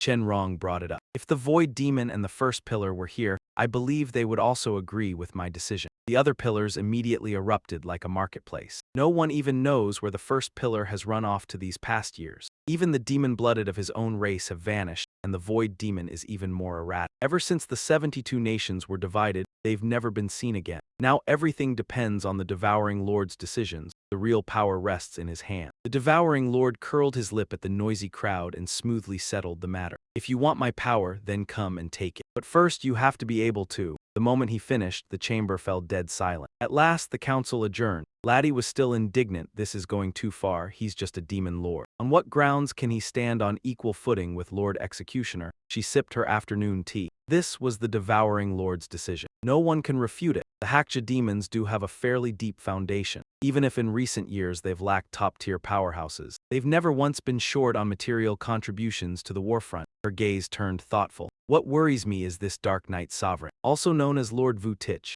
Thinking back on everything before, his appearance is far too strange, like he emerged out of thin air. First, he suddenly appeared at Thilok Fortress, swiftly killed the former Lord Bodhai and became the new lord. Then after a year had passed, he sat on the throne as king. She continued, and I've also heard that after becoming lord, he refused to pay tribute of war supplies. His territory never conscripts troops. Before that, even the locals had never heard of Vu Tich's existence. Every trace of this is extremely abnormal. Laddie's brows knit even tighter. Maybe he's a recluse living in monster territory. That kind of demon-blooded is rare but not unheard of. They hunt monsters from childhood, and their individual combat power is exceptionally strong. But because they rarely interact with other demon-blooded, no one knows them. Duanyi's legs swung lightly as she considered the possibility. That's plausible, but I have an even bolder guess. She began to explain slowly. A year ago, Yun Chen and the wine spirit from the human world were reverse teleported to this side. Their landing point was exactly within our Duanyi demon territory, so it was our responsibility to deal with it. Then she stood and reiterated, so I sent you and I went. Who would have thought the pursuit would fail, and we would discover the forbidden Severance mountain range had opened. Recalling the decision that day, and considering how important the forbidden Severance mountain range was,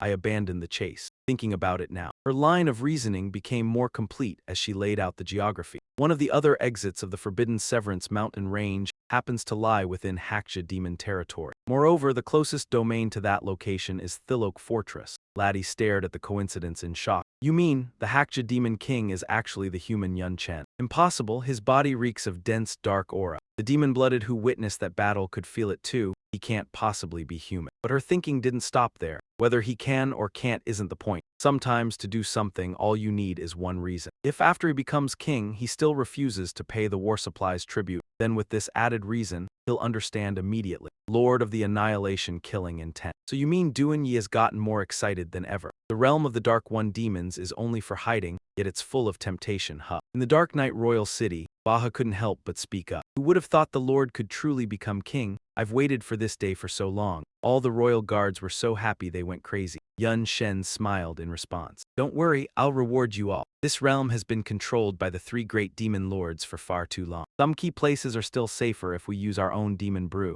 Don't you think so? He hurriedly showed his sincerity. Rest assured, my lord. I promise that within a month we'll place our trusted people into the key positions in the royal city. By then, my lord will have complete control over everything. He extended his hand forward, then it's in your hands, dismissed. The man bowed respectfully. Yes, my lord. Next, Yun Shen stood up to welcome familiar faces. Ah, right. Zio Yu Zio Ling, why did you two suddenly come here? Was it Instructor Zia's order? Zio Yu reported with a stern face. That's right. This operation has two objectives. First, to find Mr. Yun and Miss Miao Ling and help you return. And the other objective, her voice grew heavy as she mentioned it. It's to use the trump card our master left behind in the dark world. Yun Shen frowned at that. A trump card, what is it? Zio Yu hesitated. About that, Zio Ling answered for her. We need to ask our master first before we can confirm whether we're allowed to tell Mr. Yun. That immediately caught his attention. You have a way to contact Instructor Zia. This is another world separated by a spatial barrier. Xiaoyu smiled. With human strength alone, it's definitely impossible. But what if it's divine power? Lin happily introduced the handy item. With the special divine-grade artifact obtained through this sacrifice, it'll be easy to contact our master. The divine-grade Phantom Star Projection Mirror. Its effect is to bypass all restrictions. As long as both sides hold the artifact, they can communicate freely. This is a gift from the god Bantak. The moment she finished, Quan Cheng appeared. Xiao Ling, why are you contacting me? Xiaoyu said excitedly, Master, look, we found Mr. Yun. And now he's incredibly strong, having become one of the 72 demon pillars. Yun Shen waved. Instructor Zia, long time no see. Even Quan Cheng was shocked by the news. The 72 demon pillars is truly a great achievement. You'll have to tell me all the detail. Now that I've seen it with my own eyes, so that's how it is. The situation in the Dark One demon realm is special, but defeating the 3 demon lords is already a huge step forward. It's just a pity I can't be by your side, Yun Shen. Otherwise, I'd have given you a big reward. Yun Shen kept a smile on his lips. You're too kind, Instructor Zia. You've already given me so much. Oh right, there's no news from the human world on my end. How has the front line been lately? Her expression turned serious, visibly haggard. That's why I wanted Xiaoyu to bring Yun Shen and Yu Ling back so the two of you can head to the molting battlefield. But now it seems it's better for you to stay in the dark world. Yun Shen almost understood. Instructor Zia, your meaning is, she said it outright. The best way to relieve pressure on the front line is to make the demons fight each other. Right? I still don't know how strong you are now. Yun Shen answered honestly. If it's a demon sovereign, that's pretty tough. But I think I can beat anyone below a demon sovereign. And he thought to himself, no matter what, with the legendary gear, I'm still pretty confident. That made both Xiaoyu and Xiao Ling jump. Oh no, Mr. Yun just said something terrifying. He means no one below a demon sovereign can be his enemy. Back then, did he forget what rank our master is? He laughed heartily. Interesting, very interesting. Xiao Ling, take him there. I'll give him a small test. They headed toward a strange, unfamiliar tunnel. The two sisters, Xiao Ling and Xiaoyu, both felt sorry for Yun Shen. Mr. Yun, you're going to suffer this time. Or Mr. Yun, Yun Shen sighed, exasperated. It can't be that bad, right? He also secretly guessed. Could it be Instructor Zia wants to personally fight me? I remember now. Even though Instructor Zia's battle record is brilliant, she's only within the 3rd transmission tier, still entirely below the demon sovereign threshold. If my opponent is her, then I really can't feel confident at all. Xiao Ling didn't know what to say and wasn't sure either. Xiao, you changed the subject. By the way, Mr. Yun, where did you go after you arrived in the dark world? We searched everywhere for you. He calmly brushed it off. Where did I go? I took a trip to the endless desert. Just some simple treasure hunting training. A thought flashed through his mind. Better not bring up the void. There's no way to explain it, the blank template designs and the system. Thinking back to the battle with the illusory extinction dungeon boss, this whole run was anything but easy. To fuse the dark engraved demonic power, he nearly got erased by the rules. In the end, the void even discarded him. Back then I was still weakened, and I couldn't have handled the monster that suddenly appeared. So a frantic chase broke out. Luckily, my attribute stats are much higher now than they used to be. Even in a weakened state, you can still move to a certain extent. Plus, by crazily devouring supplies and taking advantage of the terrain, you could force an escape for a while. Looking back, it was a brutal stretch of time. Of course, while running, I'd already mapped out a route on purpose to lure the monsters into gathering together. In the end, relying on a disguise skill, I wiped the whole bunch out in one shot. I forced a bitter smile at myself, back when the monsters still hadn't appeared yet. I made it into the entrance of the Void Ancient City in time, barely escaping disaster. Back then, one wrong step meant only death. At last, the 3 of them arrived where they needed to be.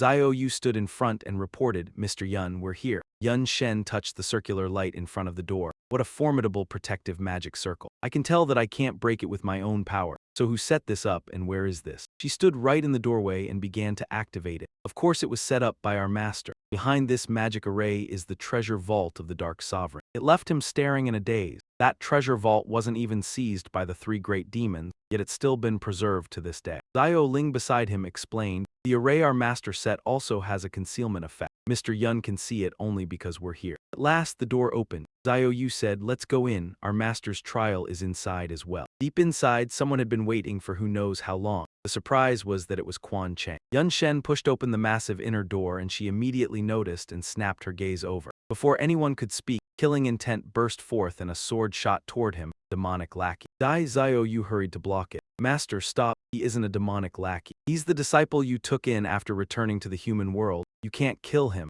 Yun Shen broke out in a cold sweat. Her speed was terrifying. I couldn't see clearly and I didn't have time to react at all. Quan Cheng's avatar couldn't believe it. Taking in a disciple? How would I have the leisure to do something like that? You demon beasts, duckweed and spirit duckweed, surely you both know the consequences of lying to me, right? Zio Yu forced a smile. If we lied to you, we wouldn't be trying to live a few more years. Zio Ling spoke with a faint smile. By the way, it's been 4 years since you were stationed here. Now our names are Zio Yu and Zio Ling. Our new names were also given by our master after returning to the human world. Zio Yu even took out a phantasmal crystal projection mirror. You can hardly believe anyone, only yourself at best. Back then, we hadn't known our master for long yet. Even though we'd signed a soul contract, we still hadn't fully earned our master's trust. Then the real Quan Cheng appeared and answered everything. He really is my disciple. Calling him my favorite wouldn't be an exaggeration. Including Zio Yu and Zio Ling, they're absolutely worthy of your trust. Quan Cheng's avatar still looked indifferent. Even if I believe you, it was still hard to understand.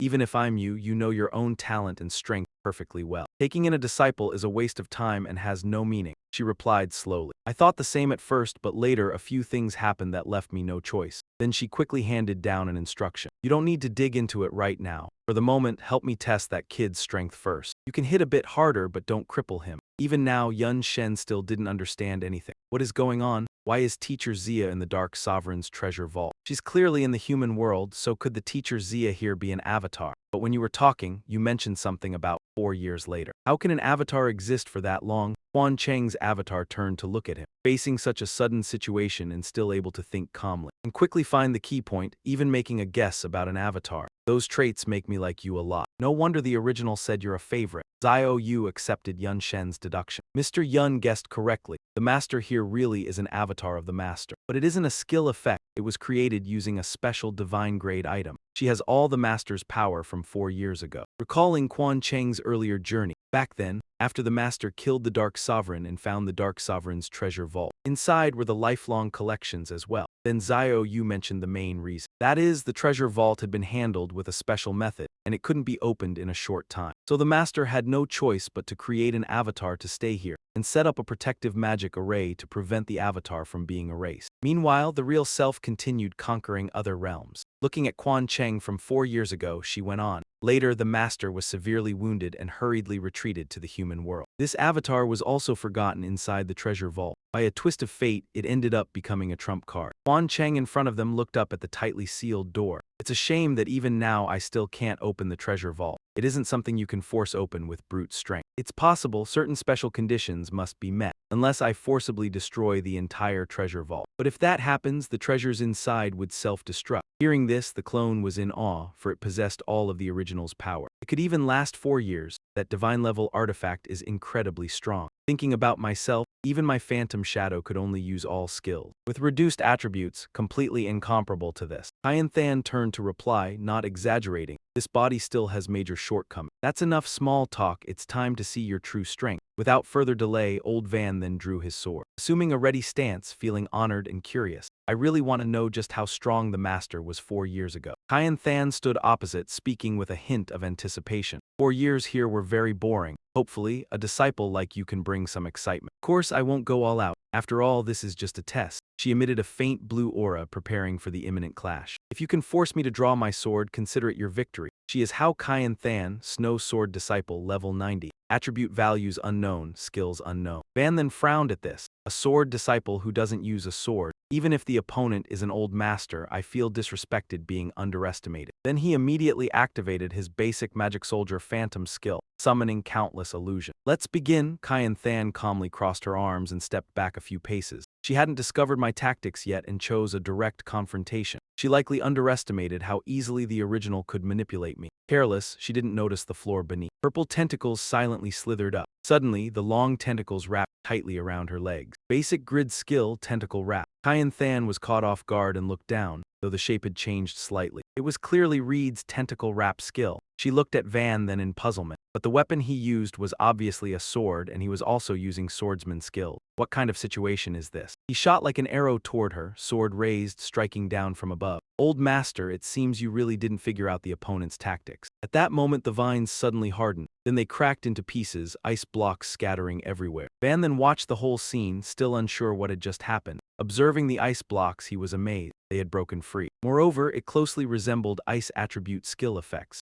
Hien Than used a power evaluation spell on him. Oh, not a class change yet, so that's why. No wonder he can use multiple class skills. Attribute values are also high, she remarked, brushing off the spots where the vines had wrapped. Seems the original took on a rare disciple. Hyen Than praised him. Skill energy control was impressive, far beyond basic level. He must have special talent. Senza cannot fight him using conventional methods. As soon as she finished speaking, a glowing blue snowflake appeared under her feet. She darted toward Van Then. At the same time, large ice blocks trailed closely behind her. She had to face him as if confronting a whole team. She moved around at incredible speed, leaving only afterimages. Van Then struggled a bit. Her speed was too fast to clearly see her form. Before he could react, she closed in to strike. He thought he had anticipated her. His gaze flicked to a sharp glint on this side. But wrong, a female voice from behind caught Van Then's attention. Sorry, you guessed wrong. Van Then's focus was entirely forward. He couldn't respond to the person behind. A divine strike crashed down with tremendous force. Smoke swirled everywhere. Yet the opponent vanished the moment she touched down. Van Then barely escaped. Observing her, he quietly marveled. Incredible speed without divine sight, it's impossible to evade. Hyen Than herself was impressed, a skill of the spatial type. Interesting, then she teleported instantly away, appearing behind him again. Yet, it still wasn't satisfying. A large ice block emerged from the ground, throwing him out. Van Then hadn't anticipated this, surprised that she relied solely on speed to chase his divine sight. Absurd, giving Van Then no extra time to respond. Hyen Than leapt, preparing a stomp. Not over yet. She stomped down with terrifying force, creating a deep crater. Van Then spat a mouthful of black blood. His body truly couldn't withstand such violent attacks. Hyen Than looked at Van Then lying motionless and couldn't help but praise him. You can endure quite a beating. Is it because of that full-body gear? She guessed, did the original give him legendary armor? A bit reckless. Van Then smirked and explained, don't misunderstand. The old master always valued my training. Most rewards were about growth. He turned, braced himself, and got up. This armor was collected by myself. I didn't notice when it formed into small ice slabs on my hand. They continuously spread up the arm. This is the snow dance set of the Ice Soul Dancer hidden profession. When moving, it leaves a frozen bone zone on the ground. The opponent only needs to touch it to be frozen. Only now did Thunder realize it. The previous movement speed was meant to leave enough frozen zones, reducing his dodging area. The same goes for aerial attacks. She stomped me into the frozen zone, but Elder Ha is not a swordsman. Snowstorm, how could she use the Ice Soul Dancer's skill? Seeing Thunder struggling with the frozen ground, she only muttered, it's over. Yet he said nothing. But briefly, long tentacles shot up. That's the drift fusion skill. Tentacles wrap and drift grows. Then they entwined, piercing the ice she used to restrain. Elder Ha touched the tentacle with her hand. Oh, unable to move herself, Lian used vines to pull her body free. Fascinating. Moreover, fire melted that ice. She watched blue flames rising non-stop from Thunder. Yet she even gave him the dark spirit flames, truly spoiling him. Thunder stood high, refusing to give up. If he couldn't match speed, he would increase distance, using dense range attacks. Preventing her escape, he used the Mage Fusion skill, combining orb technique when the sorcerer fired linked bullets. Fusion skill, water mage arrows. Lightning swordsman assisted. Very effective. Thunder unleashed the blaze chain bullets and thunderstorm arrow wind, sending numerous flames toward her. Elder Ha was no slouch, sending chunks of ice forward. Long-range attack, now it's my turn. Fire and ice collided in a sizable explosion. Smoke filled the room, no one could tell who was who. Thunder wondered suspiciously. This is after fusing his skills, yet it was neutralized. Moreover, snowstorm swordsmen are clearly melee. Even long-range attacks should use sword energy. What kind of devilish thing is ice bullets? Through the lingering smoke, she suddenly shot up. Increasing distance is smart, especially from someone high above like him. In my eyes, Nam Dam was right in front of Thunder, merely a living target. He smiled slyly, speaking with supreme confidence. Who's the living target? Thunder summoned a clone with a dagger, thrusting toward Elder Ha. She widened her eyes in shock. Another hidden clone in the shadows. This brat used himself as bait to lure me. Creating an opportunity for the clone, she leapt onto its back to avoid the stab. Landing, she still marveled at his cunning. The attack hit and Thunder transformed, changing weapons. No wonder Elder Ha, even in that state, could dodge. He concentrated power into his sword. Unfortunately, the Phantom was also destroyed. The next strike would leave no gap for her. Using Mage Swordsman Flame Slash and Fireball technique, Thunder slashed down, seizing the dark spirit flame violently, yet Elder Ha still handled it. She froze the sword tip with her skill. He couldn't believe it. Such a powerful attack controlled by her with a simple move. Elder Ha smiled, praising Thunder, a beautiful strike in response. She surged forward at extreme speed, a flash of steel in her eye. Next I will fight seriously, take this from me. He learned from the blood this speed was far beyond before. Thunder was flung straight into the wall, his path invisible to the naked eye. His body was painfully stiff, nearly freezing. Ice blocks wrapped continuously, damn it, he could only go all out. Thinking so, Thunder transformed to break the ice. Elder Ha wasn't intimidated, immediately blinked close. Less than 5 minutes of transformation, and she pinned him against the wall again. Little Yu below watched in surprise. This was the room outside the dark flame treasure vault. The wall's materials are priceless, yet already cracked from the fight. Tula sighed, though not at full power, the master was serious. Thunder gritted his teeth, enduring the pain. Still, Thunder praised her. Truly terrifying speed, yet admirable, even if unavoidable. But in the Van Leeuwen state, at least he could see some moves clearly. Elder Ha also found Thunder not bad. Only level 60-something and already this skilled, impressive. Even he had to admit it. Cannot deny he judged correctly. Elder Ha added that to pass this test, he'd need even greater effort. As she spoke, she infused some magic into him. Thunder grasped her wrist. Then I'll add some fire. Saying so, he unleashed it. Using mage skills, fireball technique, and swordsman with flame assist, mystic flame burst. Suddenly a fire flared, engulfing everything. Kind Than jump out and avoid it, yet he uses the self-immolation technique. Looking closely, I noticed Van Then holding his staff to the ground. Wait, no burn marks on him. Finally, she understood. So that's it, when it comes to fire resistance, even I can't match him. Van then took that as praise from Kind Than and spoke loudly. Thanks for the compliment. Meanwhile, he cast magic, summoning countless tentacles using fusion technique, wrapping and controlling the battlefield. He stood on a tentacle giving command. The tentacles coiled and moved at extreme speed. Pure speed spell, dual speed spell. Tentacles sprouted everywhere, gradually narrowing the combat space. But this couldn't trouble her. Kind Than rushed to Van then effortlessly as if nothing blocked her. Complicated terrain manipulation to slow me down is somewhat useful. She charged at high speed but still couldn't turn the tide. He proudly summoned 2 fire puppets. What if they join in? Kind Than created a large ice shield. I've had enough of this move. The 2 puppets' attacks were completely ineffective under the shield's protection. She fired sharp ice spikes to destroy the puppets. They also pierced through Van Then's tentacle. The situation was critical. Van Then fled. Kind Than wouldn't let him escape, leaping towards him immediately. Suddenly, at her landing spot, a tentacle revealed a mine, making loud noises. Kind Than realized it was a trap. A fierce explosion occurred. Luckily, she dodged in time, landing safely. But unexpectedly, another mine was at her foot. Looking up, she saw tentacles covered with spiked mines. The scene was chaotic. This kid is really hard to guard again. Explosions kept alternating. Fusion magic technique, chained fireballs combined with damaging machinery. Combining different skills, mutual fire reinforcement is clever. Kind Than retracted her wings. If he has the power and level, he could be one of the opponents I least want to face. His main form has found a formidable disciple. Red staff with a green gem on top. From shaft to tip, it absorbs black smoke. Van then spread his arms. Behind the light were giant hands. Fusion technique, wind sorcerer, free wind, and whirlwind mage.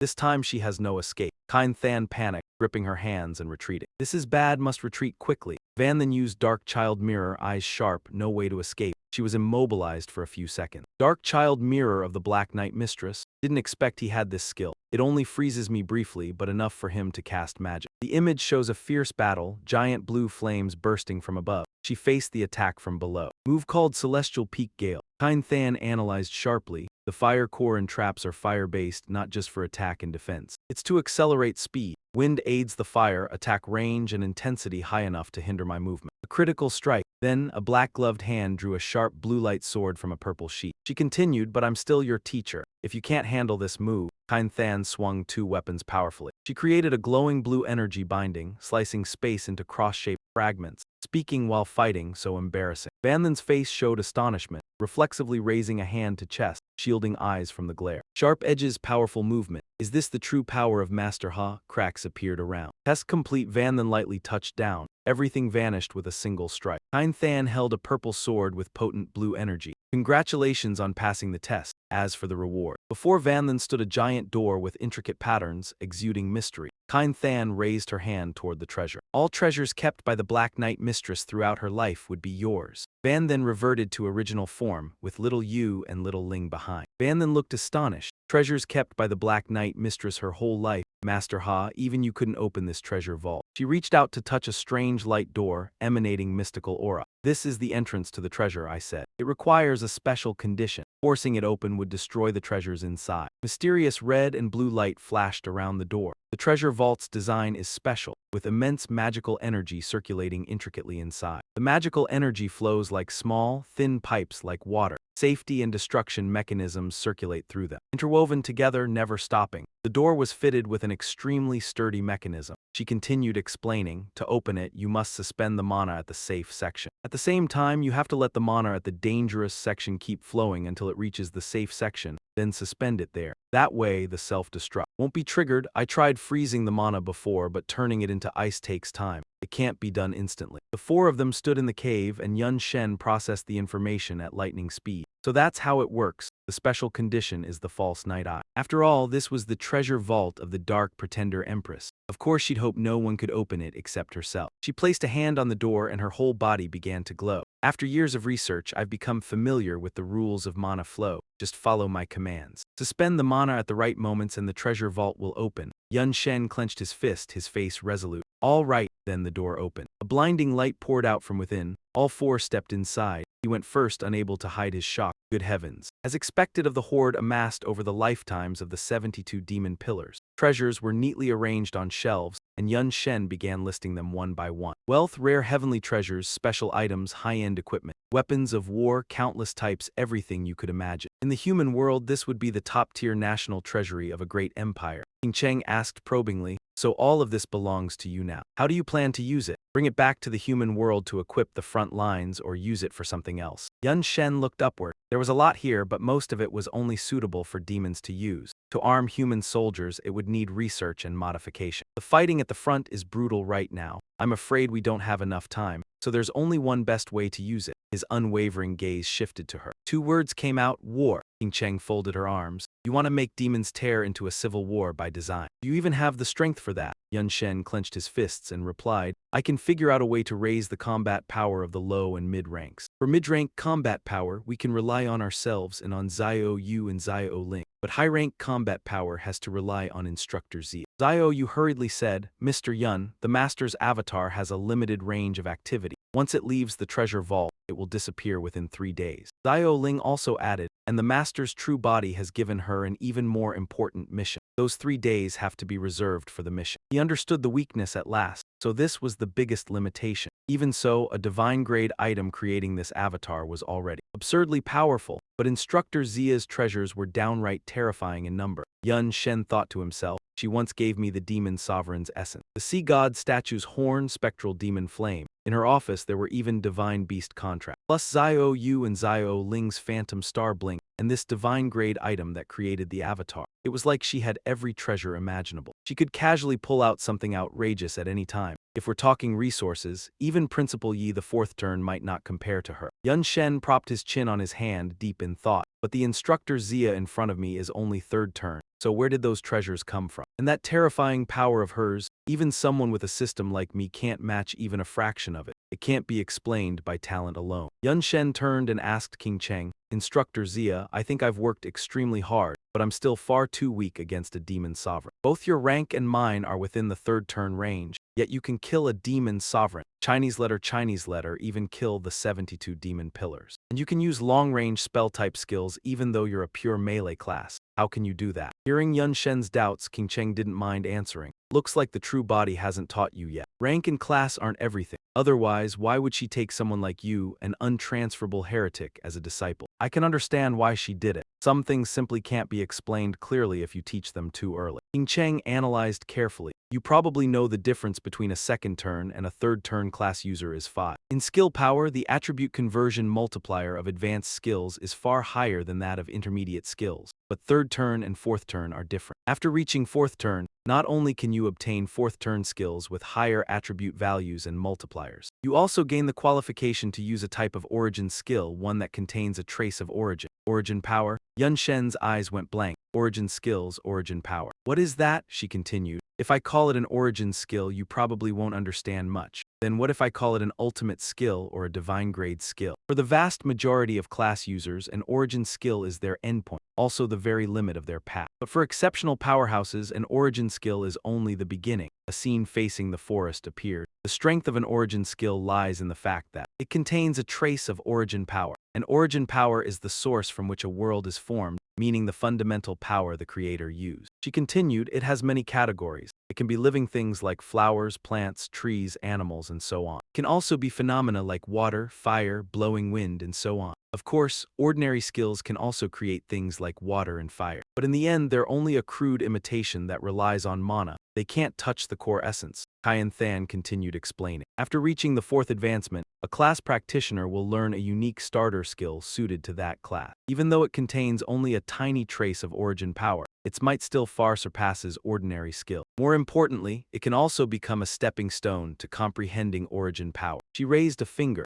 After you successfully comprehend and master one type of origin power, you'll gain strength beyond the limits of your own class, and you'll be able to make your origin power transform into any form, for example, my origin frost. This ice block may look like a mage's basic ice bolt skill, but in truth it's merely a form I created using origin power. Then she fired an ice bolt to demonstrate its power. It smashed a huge crater into the treasure wall, and Yun Shen stared with his mouth hanging open. No wonder that thing could withstand his fusion skill. So it was never a mage's ice bolt to begin with. The impact exploded, kicking up dust and smoke. Origin power is a kind of power possessed by gods. That's why 4th advancement class practitioners who can use origin skills are also called god-tier powerhouses. Of course, there are differences in strength among god-tier powerhouses or among demon lords. Huyen Than said that a key factor in determining strength lies in the type of initial Kai force and the user's level of control. Like an ordinary 4th-tier career or a simple demon lord, they can only use initial level skill. Without understanding initial Kai force, one might never fully grasp it in a lifetime. But once reaching the level of the 72 demon pillars, one can basically control initial Kai force. The stronger the control over initial Kai force, the higher the mastery level.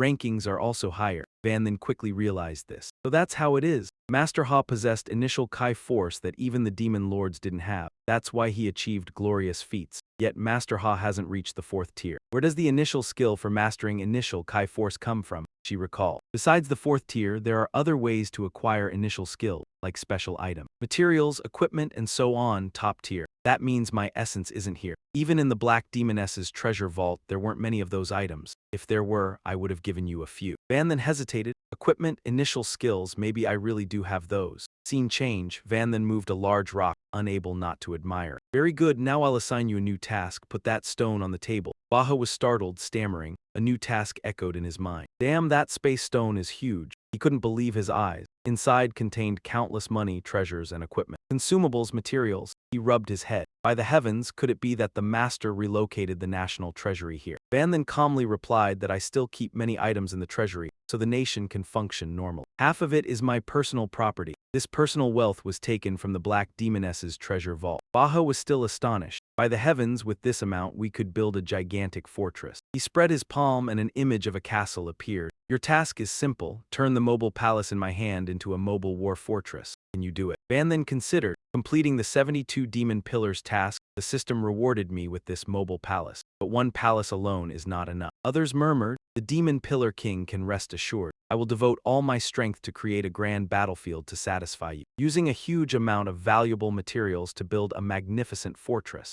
This may be our only chance in life. Our resolve keeps surging. Let us handle it. We will definitely succeed. Van then smiled happily. Your fortune was already good, now it shines even brighter. Then it's entrusted to you. In another scene, wind blew relentlessly, scattering a few leaves. Van then and Tiu Yu strolled on a mountain. Tiu Yu reported, Mr. Van, guards have been placed at the craftsmen's workplaces. Those who dare act greedily will be killed immediately. Extremely satisfying. Very good, though they are unlikely to waver in loyalty. But caution comes first. Tiu Yu's face flushed slightly. She shyly avoided his gaze. Ah yes, Mr. Van. Actually, I've wanted to ask for a while. She lightly held his hand. You brought me to this wilderness. Could it be that you want? Van then smiled approvingly. No wonder your master has made. Smarter than most, you indeed guessed my intention. She blushed. In a secluded place, a man and a woman together surely implies something. That thing, huh? You hate it, don't you? Don't strike like that, Mr. Van. Turns out you enjoy this teasing game. Van then, I take back what I said. He moved forward and found a suitable spot. All right, here. Van then created a small fireball in front of him. When I fought the violent flame demon lord to debuff him, I relied on fire resistance to withstand many of his attacks. But with just one skill, even in a state of infinite rotation, I didn't dare let it hit. From a small ball, I concentrated internal energy to enlarge it. Only by relying on invincibility could I use that skill once. The skill destroys everything it passes through, leveling entire sections of the mountain and sending shockwaves far away. The area was shrouded in smoke and its destructive power was terrifying.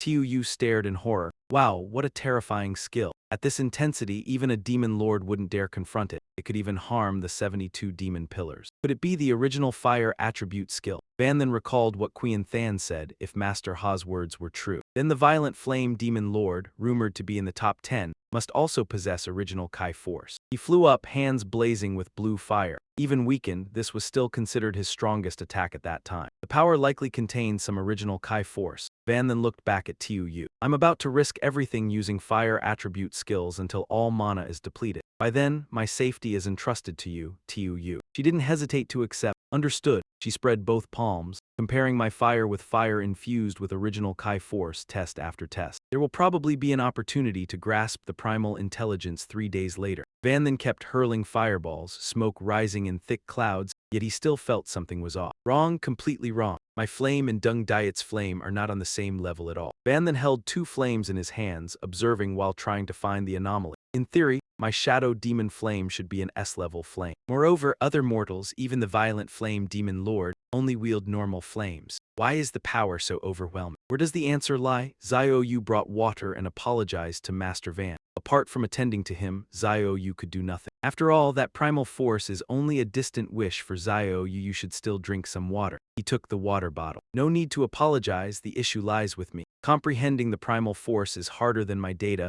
We must prepare mentally for prolonged battles. Right, the fortifications for war aren't complete yet. Xiao Yu wasn't certain, fearing it might take a year due to the project's scale. She replied, that's right, Master Van. In 2 days, the 72 Demon Pillars Conference will commence. Master Van, as the Dark Demon King, must of course attend. Let me ask Xiao Lang to prepare. Van then took a sip of water. Hearing her words, he realized the 72 Demon Pillars Conference. Lady Hanai had mentioned it. It seemed to occur every 2 months. Physical presence isn't necessary. A special device to project demonic energy suffices. Thinking this, Van then turned to Xiao Yu. This conference merely negotiates frontline conflicts and rear supply resources. I've decided to refuse all combat resources. Arguing with them gains nothing. Participation risks exposure. My cloak fluttered in the wind, let's move on. Elsewhere in the forestry organization, Lucy stood high above. A figure in a mysterious hood knelt on one knee before her. She beamed with pride. Ah, Lu Dialin, appointing you as head of the sect was absolutely correct. Decisive, in just 1 year you've neatly handled all third-tier documents. I'm very satisfied.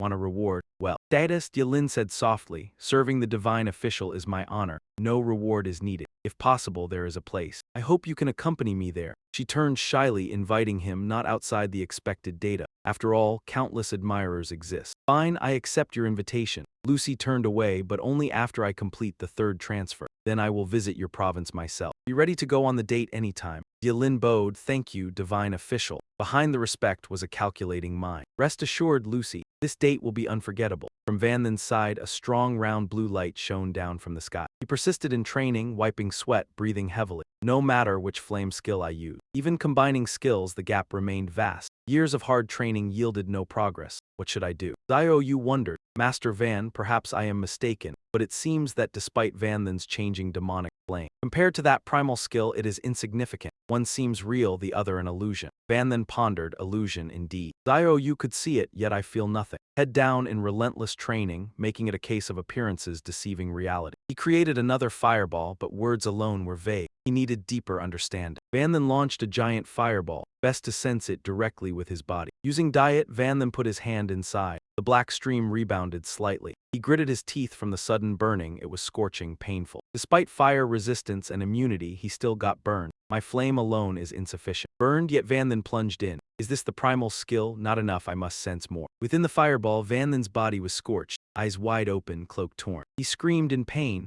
Xiao Yu was horrified by his recklessness. After all, it was a primal skill. Even 4th-tier masters wouldn't dare be reckless. This primal intelligence comes from divine power. No matter how strong Van Then's resistance, it cannot be avoided. Van Then endured, though the searing sensation persisted in his mind. he still responded to Xiao Yu outside. Therefore, I must sense it directly with my body. The fireball dissipated, his face weakened from pain. I can feel it. Black energy emanated, leaving him powerless to stand. About to fall by momentum, Xiao Yu rushed over. Master Van. Reason made him stamp his feet, launching another fireball. After great effort, he found a glimpse of absolute sensation. He could not collapse. Fireball technique. He extended his hand to control the inside of the blue orb, creating a red orb and condensing it for himself. His face flushed. Van then grew even more determined. Not enough, not enough, it had to condense more. It had to be truly massive. Inside the fire orb, a small flame burned, but compared to its previous size, it was still very tiny. Though small, Xiao Yu was still astonished. That small fire orb gave her a feeling of extreme danger. Could it be an origin skill? No, it was still slightly weaker than an origin skill. It seemed like it was formed from many normal skills combined into one origin skill. The orb vanished and he laughed. After all, it was his first time trying it. Reaching this level was already his limit. Van then seemed relieved, too exhausted to stand. He leaned back, but at least it counted as a reluctant initiation. Behind him, Xiao Yu supported him in her arms.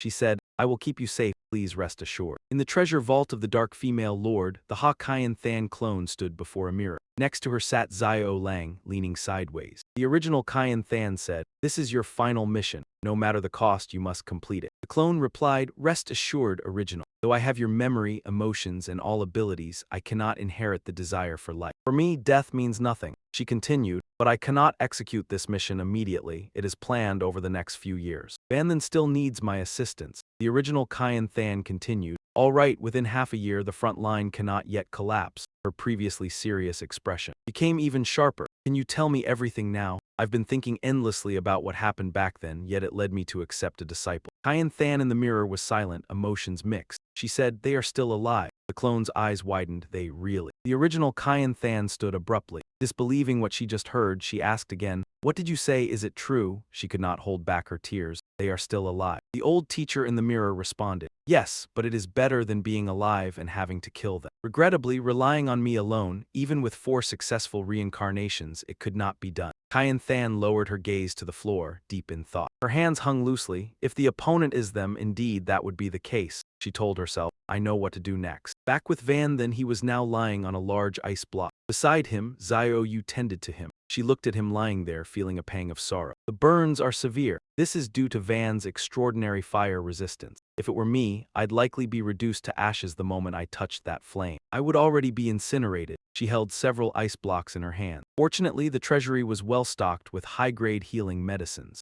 With the Canlian jade ice brought by Xiao Lang, he would recover quickly. He opened his eyes and moved slightly. Van then slowly sat up, touching the back of his neck, finally fully recovered. Being burned to death by his own skill was truly absurd. Van then ignited a flame, but the harvest was substantial. He brought the fire closer to her. Xiao Yu, what do you think of this skill? She studied it carefully. Very powerful, completely beyond high-level skills. Even stronger than the usual 4-time reincarnation skill. She looked at him, evaluating for a moment, but compared to the original skill, it's still far weaker. Van then gazed at the flame and replied softly, Exactly. It's currently only in its initial form. By continuing to refine it, I believe it can match the original skill, and perhaps even surpass it. He stood up from the ice block. Xiao Yu wondered how to perfect it, and Van then answered, the old way. Use fire annihilation to burn oneself. There's no shortcut. He tested the power of the fire orb in his hand. I can only comprehend my origin skill through this method. Then use my own flame to emulate the fire annihilation flame. When both reach the same level, continue refining and training. Repeating this, I should be able to possess my own origin power. She replied with concern, This is too dangerous, Van, you were almost incinerated. But Van then remained determined. It's fine, as my understanding of fire annihilation deepens. The damage it causes me will gradually diminish.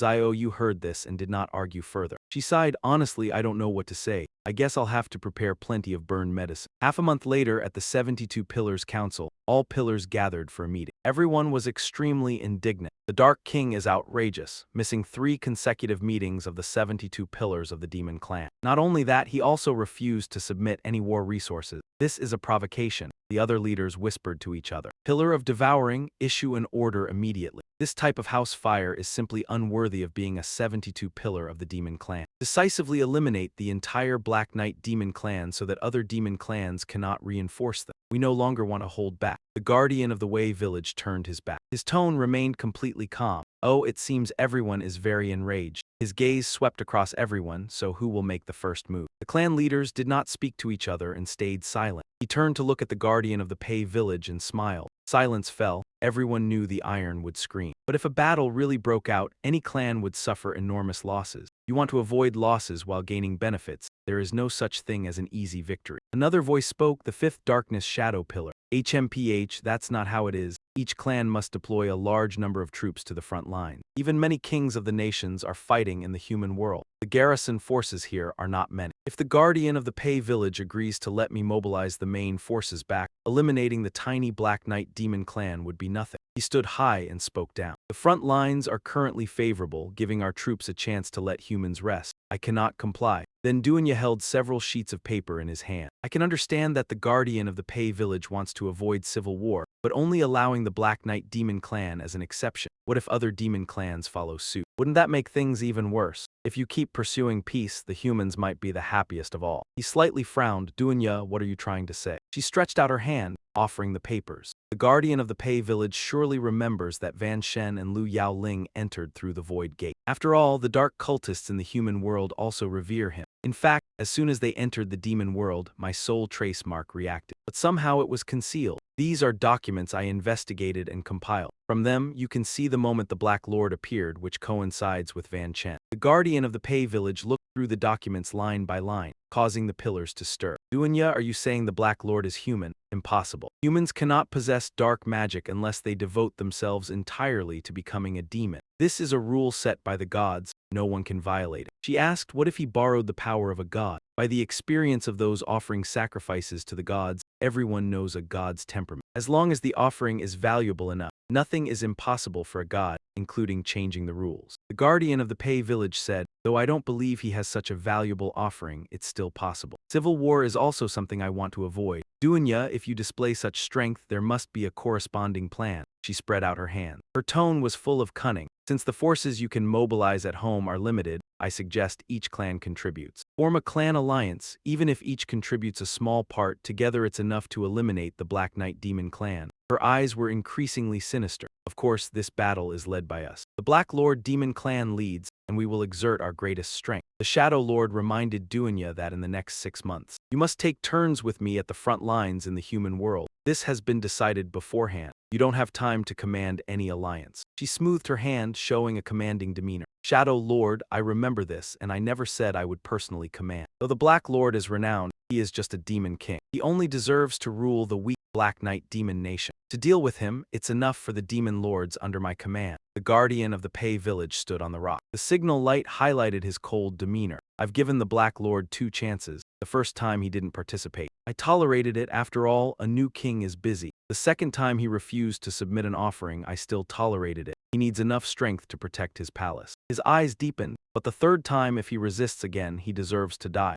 Scene change. Duanya is in the territory, speaking with subordinates. Ulida, you will be the commander of the Demon Alliance. I trust your ability. You will accomplish this task well. He bowed to accept the order. Duanya reassured him. Eliminating this small Black Knight demon clan is only a trivial matter. When you return from the human world, we will have even more territory. She was angry, but also warned against complacency. That one who disappeared could become a Black Knight demon king in a year. He surely has unique qualities. Although this time there is more than one participant, and on paper their power is overwhelming, caution is still advised. Duanya handed him a mystic signal film as a precaution. Carry this crystal. It contains one of my skills. It's enough to help you handle anything. Move to where Van Shen is standing. Before him was a deep hole. His body trembled from exhaustion. Xiaoyu stood behind, joyfully exclaiming, "Success, Mr. Van. Finally, you have succeeded. I can feel the tremendous primal power within. After half a year of hard training, you have achieved results like your master." He panted hard. Using it just once had nearly drained his demonic power. Ukai is only a shapeshift, nowhere near Master Li Ha. I still need to push myself further. Ling swooped down from above with a crack, drawing Yun Chen's attention. She rushed over. Mr. Yun, I've received news. The demonic disciples of every clan still haven't stopped. What stunned her even more was a gigantic star hole right in front of her. Oh my did you do this, Mr. Yun? She was dumbfounded. It was truly unimaginable. Zio Yu replied, well, of course. If I hadn't seen it with my own eyes, even I wouldn't dare believe it. Recalling it, back then Zio Yu and Zio Ling had brought tea cakes to Yun Chen. When they first met, he was only a poor nobody with no position. Compared to us, he was nothing special. If not for the fact he was the master's disciple, we wouldn't have given him a second glance that day, let alone show respect. To Zio Ling, the person before her was no longer that young man, but someone completely different. Now he's far surpassed us, he's even much stronger, so all we can do is watch in silence. For a human like that to become king of the Dark One Demon Realm, I don't know whether to feel happy or sad. Yun Chen turned. Ah, right, Zio Ling. What did you say just now? Zio Ling snapped back to herself, remembering there was urgent business. She said seriously, Mr. Yun, the clans have dispatched many demonic soldiers to gather at the border of our Dark One Demon Kingdom. It's about to form a coalition army. And their target is very clear. They're aiming at our Dark One Demon Kingdom. He smiled as if he'd already guessed it. Coalition army, so that's how it is. Without using the main force on the front line, they ensure troops still remain to guard their homeland. A rear coalition army is certainly a clever move. Yun Chen turned, his robes fluttering in the wind, highlighting his confident authority. But all of this is within my expectations. Let's go prepare quickly to welcome the war. Elsewhere, the royal palace. In the Black Knight King city, Yun Chen sat upon the throne. Below him were his subordinates. No one spoke, all bowed their heads in silence. Only Zio Ling and Zio Yu looked up at Yun Chen, ready to receive orders. He folded his arms. Looks like you already know, it's nothing more than a hastily assembled coalition. A bunch of worthless trash, yet you're scared out of your wits. Euro scratched his head in confusion. Worthless trash, are you kidding me? Latia hurriedly said, my king, this time the demon coalition is serious. It's absolutely not just an empty threat. She was frightened. According to current intelligence, they've sent 3 demon lords, 9 demon overlords, and over 100 high-ranking demons. There are countless low-ranking demons as well. That force is truly terrifying. Then she compared it to their own guards, and look at us. Even if we count Luo Yobella, Erlin Bella, and the new overlord Du Hai who just took office, we only have 5 people with true overlord-level strength, and their coalition troops outnumber ours by far. And those 3 demon lords are nearly impossible to handle. We're really nowhere close. He turned and asked Baha, Overlord Liu Haido. Baha replied respectfully. He won the National Arena Championship and has taken over the position from Overlord Carlos. His strength is formidable. Rumor says he's only a step away from becoming a demon lord. Footsteps approached from below. Purple boots made him seem even more mysterious. A man with hair covering his eyes stepped forward, hands clenched tight. My king, it's our first meeting. I am Liu Haidu. I am willing for my king. For our kingdom to give everything to drive back the invaders. Yun Chen stroked his chin lightly. Oh, you look confident, aren't you afraid of the demon coalition? He thought to himself, this one's interesting. I'll investigate him more carefully. The man said firmly, but I fear our kingdom's destruction even more, our people suffering. No matter how terrifying they are, I will never surrender. Stirred by his spirit, everyone placed a hand over their hearts and shouted in unison, my king, please rally the forces for war. We will never surrender. The noble demons and others tried to stop them. No, don't throw your lives away. Right now, the front line is locked in a brutal battle with humans. We should avoid a civil war where all demons don't harm our unity. Vatna cut in. I think this can still be negotiated. No need to fall out with the other demon clans. If we yield a bit of territory, maybe we can keep the peace. And if that still doesn't work, surrendering wouldn't be disgraceful. Yun Chen glanced down. He remembered this man seemed to be a powerful noble. The ones beside him were also nobles or wealthy merchants of the kingdom. The two sides argued fiercely nonsense, surrendering without disgrace. But what about our land, our lives? The other side refused to back down. Can you even win by fighting, or do you want to throw your life away? Even if we somehow win against the coalition, we'll offend every other demon race. That's walking straight into a dead end. You hotheads never consider the consequences. Watching them quarrel, he assessed. The situation was already clear. The demons under the demon overlords advocated war. The noble demons advocated surrender. Yun Chen rose and lifted a hand, commanding, enough arguing. 7 days later, finish refining the primary magic artifact. Whether to fight or surrender will be my decision. In the study, he leaned against the desk, discussing with Zio Yu and Zio Lang. It was surprising that lords like Kuro and Padia were already so terrified. Yet they were still determined to fight, which was beyond my expectations. Zio Yu responded face to face as they had no other choice. Your Majesty, do you know why to become a lord, one must kill the previous successor? Ban Shen shared his thoughts. The Demon King's artifact, once used, binds with the user. Unless the user is killed, otherwise even if seized, it cannot be used. Xiao Lang agreed. That's right, once surrendered, the nation will certainly lose territory. Contending for the Demon King's artifact will cultivate a new lord. After all, lords are significant entities. One must use the clan's magic lineage to ensure safety. He doubted, but isn't the Dark Demon's artifact only usable by the Dark Demon? Xiao Yu laughed. That's simple. Arrange the clan's magic lineage. Find a dark demon for mating, and future generations will have the corresponding bloodline. By the way, a note. The reason Master Van could use the artifact without the bloodline was due to favorable conditions of the iron. Also, Xiao Lang added, those who want a surrender are usually nobles or wealthy merchants. Even if the nation changes hands, they just need some money to secure themselves. They can continue to live comfortably. Suddenly, Xiao Yu remembered something. Oh right, Master Van, you've clearly decided to confront them. Why not just reveal the outcome now? Why wait 7 days to announce it? Van Shen replied, if we reveal it now, those nobles would flee with their money. Fleeing in the night, we need time to arrange things properly first. Then he turned to Xiao Lang and entrusted her.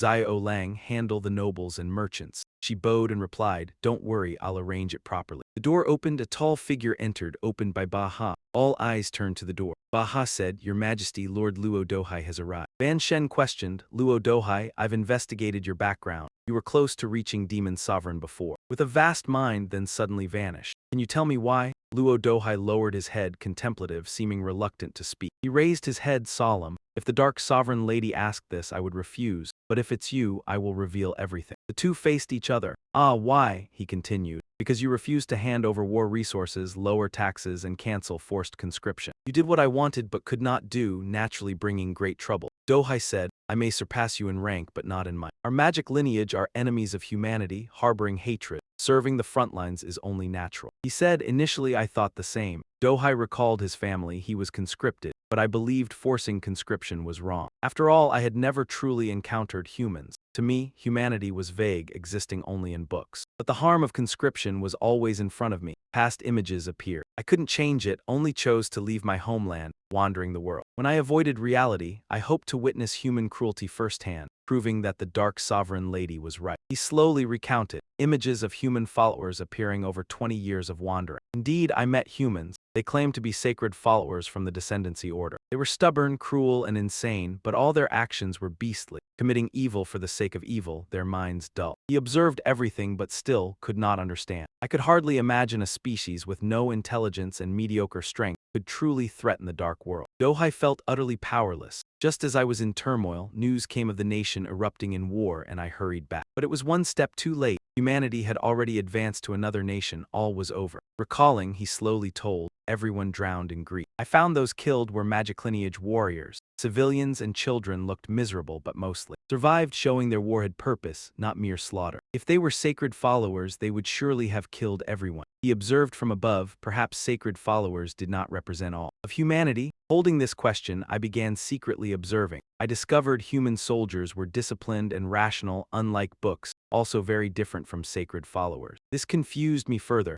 I wanted to find a soldier who had been on the front lines to probe. Suddenly, I discovered something terrifying. Returning to reality. Except for the highest ranks like the 72 demon pillars and other individual demon sovereigns, no magic lineage being had ever returned from the front line. Yun Shen was stunned. There was something like that. Little you thinking it through, it really did add up. The front lines often broadcast battlefield footage back here, but not a single soldier ever returned alive. He clenched his hand into a fist. So that's how it is. It seems the 72 demon pillars are hiding something. Little you didn't understand and hurriedly asked, My king, are you saying the 72 demon pillars are concealing something? What exactly? He replied calmly. The history of the dark world and the truth. Yun Shen's gaze flicked over as he asked, Have you ever been to the human world? How did it feel? Little you thought for a moment, then answered unhurriedly. Setting aside appearances, food and drink and daily habits, it's not much different from Demonkin. Unbelievable, Baha shouted. No way, humans are clearly brutal and vicious. That's something every Demonkin knows. How could wicked humans possibly be like Demonkin? Yun Shen stayed calm and began laying out his thoughts. Baha, your reaction is exactly what I expected. Loyobella, Aelin Bella, before you went to the human world. Your thoughts weren't any different from his, were they? The two girls both agreed, yes, that's right. In their eyes, humans were cruel, sinister creatures. In the dark world, Demonkin almost only encountered humans who were fanatics, like holy zealots. During skirmishes, some soldiers couldn't bring themselves to strike people who felt emotions just like they did. But once they reached the front lines, Demonkin would fight humans head-on. Then they'd realize humans weren't actually like what they'd believed, even on the battlefield. Demonkin and humans would slaughter each other like mad for many different reasons. At first, a few might still keep their sanity, but once they saw the people most important to them fall, hatred would surely eat them alive. But even so, when they realized the enemy wasn't some monster, Wajai would begin to doubt the meaning of this war. Yun Shen looked straight at Baha as he spoke. They might even try to communicate to stop the war or break away from the battlefield, because no one wants to die. Baha was still reeling, and Yun Shen continued his speech. Once that idea was carried back to the dark world, for Demonkin it would be a massive blow to their faith, and it could even shake the ruling class. Authority presses down on the people so no one can escape its control. That's what the 72 demon pillars don't want to see. That's why they decisively used forceful measures, banning anyone who'd been to the front lines from returning home to prevent the spark from spreading. Baha clutched his head in confusion, still opposing him. That idea is insane. Even if you are our king, I can hardly agree. Duzai suddenly spoke up. At first I didn't dare believe it either, but when I saw human soldiers were nothing like I imagined, I started to suspect I'd been deceived. He had once entered a ruined library. I began investigating everywhere and found that many books recorded humans' cruel deeds, but none of them were specific. Even when there were occasional detailed accounts, when I went to investigate on site, I never found any trace of humans. Duzai wasn't joking. He said seriously, all of this only made me more certain of that meaning. I heard the new king moved in strange ways. So out of curiosity, I decided to return and make contact with the new king. Yun Shen quietly watched the argument, holding his ground. You too, by what you're saying, the lords of the 72 demon pillars all want war to happen. But what do they gain from that? I don't know, Yun Shen said. That's exactly what I'm wondering too. My head's a mess. He spoke as he thought. The dark world has even more air, so why would they need to launch an all-out offensive like this? Yun Shen added, thinking about it more won't help. What matters right now is the nation's survival. He said that, but he already had a rough guess at the real reason. I'm afraid only the 72 demon pillars know. News of the demon alliance's offensive soon spread across the entire dark world. Some supported going to war, shouting that the battle was right at their doorstep and must be fought to protect the hard-won peace. But a large crowd also gathered at the city gates, looking like they wanted to leave. Some advocated surrender, even dragging their children along as they fled elsewhere. Of course, most Demonkin chose to watch the situation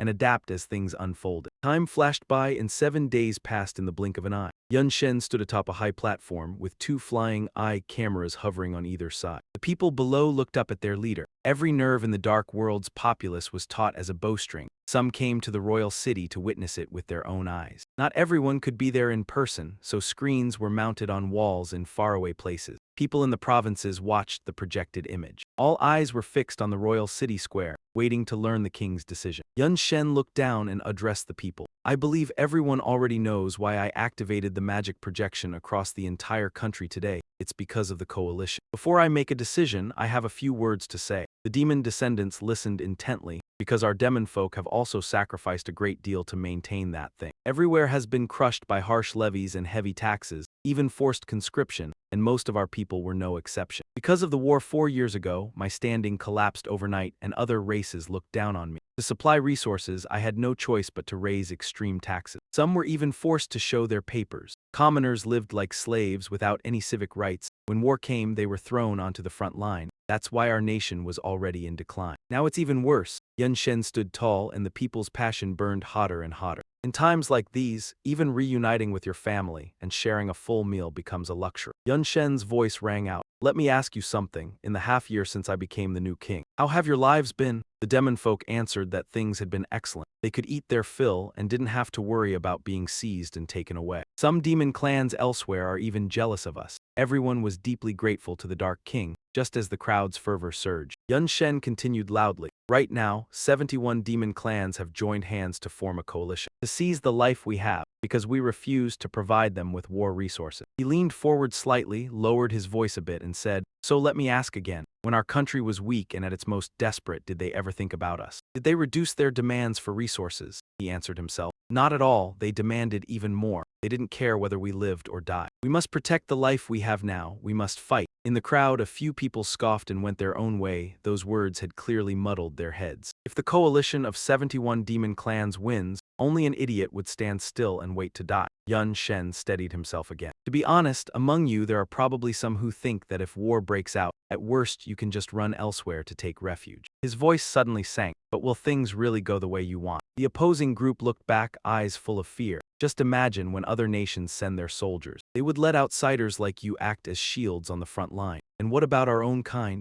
Van then continued to urge, there's no turning back. Only the nation can be relied upon. The people looked at their king. Surrender to return to a life like the hell they once endured or take up arms. Protect the peaceful life you have now, whether to fight or yield is your choice. A little ghost girl sobbed, Mother, I don't want to be hungry anymore. I want to eat until I'm full. A ghostly woman looked at her crying child, tears welling up. I've lost my husband and my eldest child, now only this little one remains. If we return to the old life, soon this boy will leave me too. Someone else said, you may not believe it, but to avoid being drafted. I broke my own legs, I cut off one of my arms. Yet when there are no able-bodied men left, they still won't hesitate to conscript us. To avoid starvation, I sold myself to the nobles, suffering abuse every day. The old man sitting nearby also recounted. His son was taken to the front line. His daughter was sold, leaving only an old man at home. The excited ghostly descendants caused the space to tremble with their shouts. Fight or surrender, do we still need to ask? Fight, declare war, whoever dares ruin our lives, I will kill them. The great nobles and merchants began to worry. The Phantom King deliberately stirred the people. This proclamation was his plot. Calm down, we have many reforms, everywhere will be peaceful, everything as desired.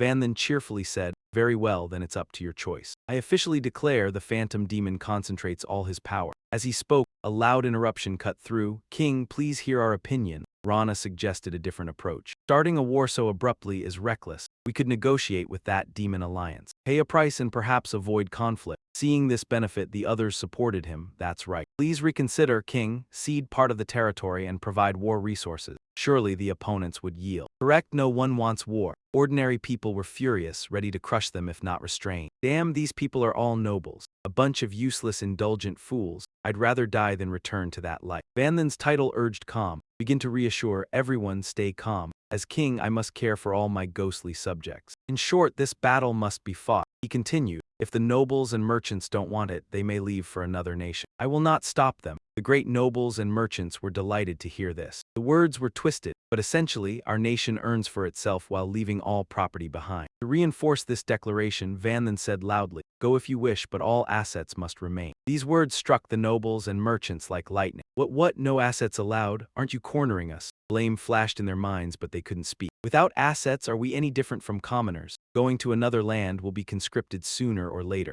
contrary to the nobles' gloom. The commoners erupted with joy, laughing and chatting. Ha ha ha, the king's intention is brilliant, those damn demons. If you leave, then leave, but leave your property. Without assets, you are nothing. You've already been unbearable enough. Now you want to avoid war, clever. Rana looked at Van Then skeptically. King, do you truly intend to do this? Hearing the question, he looked at him with disdain. So, you think I'm joking? With the king's overwhelming aura, he had no choice but to kneel and declare, if the king's will is resolute, I will swear to resist to the death. Hearing this, the nobles were stunned. Could Ragna actually concede? Impossible. In terms of wealth, he is rich enough to rival nations. To fight alongside the commoners, surely a ruse. Yet some quietly agreed, believing this decision wise. Correct, the new king acts decisively. Facing him directly would surely end badly. The nobles placed hands on their chests and knelt in unison. We swear to resist to the death for the new king. Despite this oath, internally they disagreed, pretending to support war first. Then secretly move all assets under cover of night.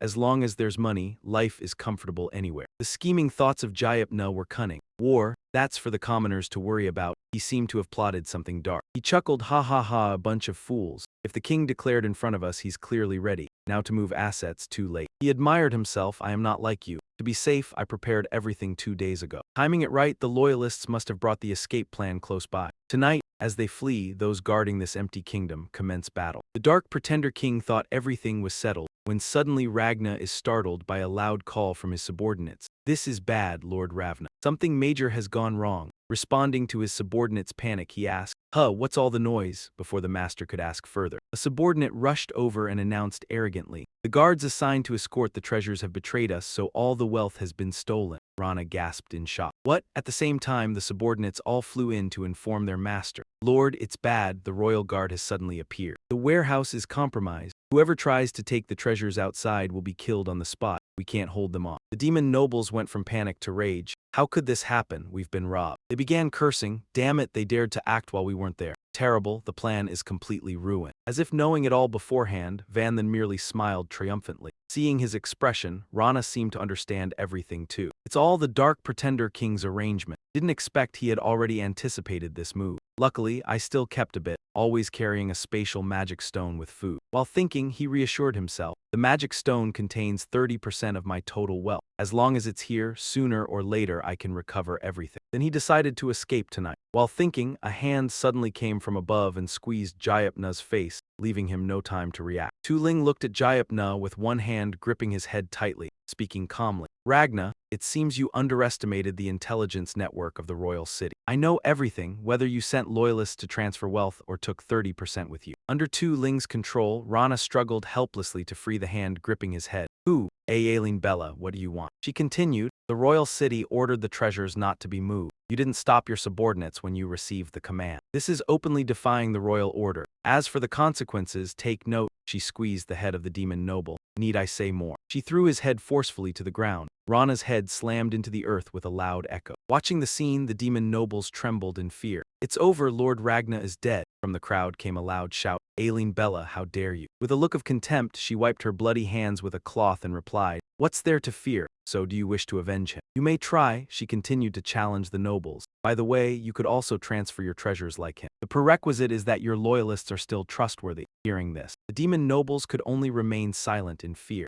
Zio Yu suddenly flew over, admiringly asking, Tu Ling, how did you make their loyalists betray them? Tu Ling smiled as she explained, Wealth, status, loved ones' lives with enough ruthlessness, intimidation works wonders. Zio Yu grinned mischievously. You're naughty, even a demon can be cunning like that, it's normal. To end the chaos, Van then shouted. The fun ends here, everyone prepare to fight quickly. Energized, the crowd shouted in unison. Fight, fight, fight. Back in the room, the demon lord reported, Your Majesty, as instructed, I placed loyalists beside the noble merchants to monitor them. Liu Duhai continued, Ravna's corpse is also hung at the main gate of the royal city. They dare not think differently. Even many noble merchants spent considerable wealth to support the war. They look intimidated. Hearing this, Van then folded his arms. This is just the first step. If we can't control internal dissent, how can we resist external enemies? Then he asked, saying, Tu Ling, how is the situation elsewhere? Tu Ling, serious. Reported, the general morale is high, but many civilians, small merchants, and palace guards in distant halls fled during the night. Since they haven't caused any waves, I won't manage them. Van then agreed with this assessment. That's fine, even a cowardly jester left behind only slows us down. Turning to Liu Duhai, he asked, Liu Duhai, has the allied army shown any movement? He clasped his hands behind his back respectfully. The allied army is fully assembled. Van then continued, the enemy has 3 demon lords. 9 demon lords, upper rank demons 120, mid-rank 30,000, lower rank 350,000. There are also 50 military structures and other logistical units. Hearing this, the 3 subordinates were stunned. What, that many? On our side, we only have 70 upper rank demons, 10,000 mid-rank, and 150,000 lower rank. Van then frowned thoughtfully. I can see there will be a difference in forces. Didn't expect such a huge gap. The main force nearly 400,000. Truly an astonishing number. Calmer than everyone else, he thought the dark world over here would be the same. The proportion of combat-capable demons is on par with humans, yet they can still muster nearly 400,000.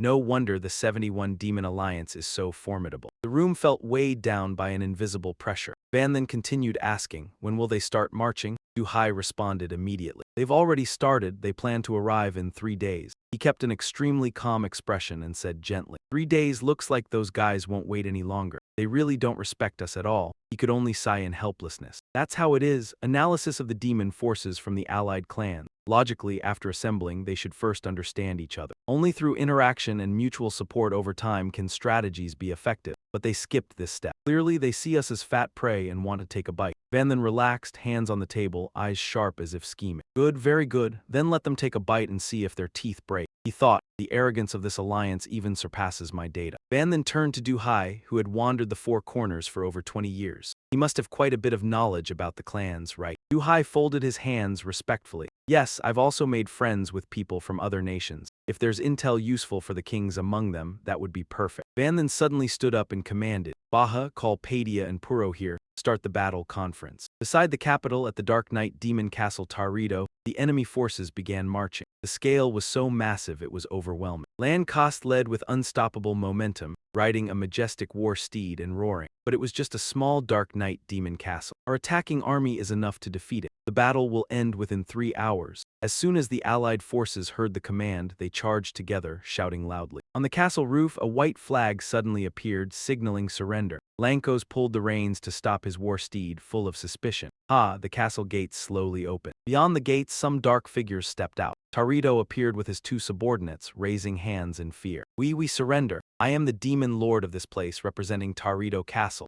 We surrender. The sky was clear with scattered clouds, the sun shining brightly over everything. On the roof of the hut, flames flickered. Inside the hut, on the highest steps, 3 people sat as if presiding over a trial. Tarito knelt before them, begging, I surrender. I'm willing to provide all intelligence. Please do not kill me. Laloi laughed at him. Talking about surrender, even though he was a worthless demon, he understood the gap in strength. Next to him sat Tak. The violent demon crossed his arms, showing his white teeth. Unfortunately, he had hoped for a satisfying fight. But they didn't resist at all. Killing prisoners is half the fun. Sitting between them was Barati. Taking territory without losses, of course, is the best. Also, prisoners are part of our spoils. If someone dares to kill, I won't stand idly by. Laloi smirked and agreed, yes, they are valuable. High-quality ones can be auctioned as slaves. Inferior ones can be used on the front lines as shield. Killing them would be a waste. Tak rested his chin and snorted, no need to remind me. Barati crossed his legs and ordered his subordinates to take the surrendering lord to the interrogation room. Record all the intelligence he provides. The other prisoners go to the camp. Details will be handled after the war ends. Tarito was tightly bound and escorted, cautiously begging. I am willing to offer my loyalty. Please spare my life.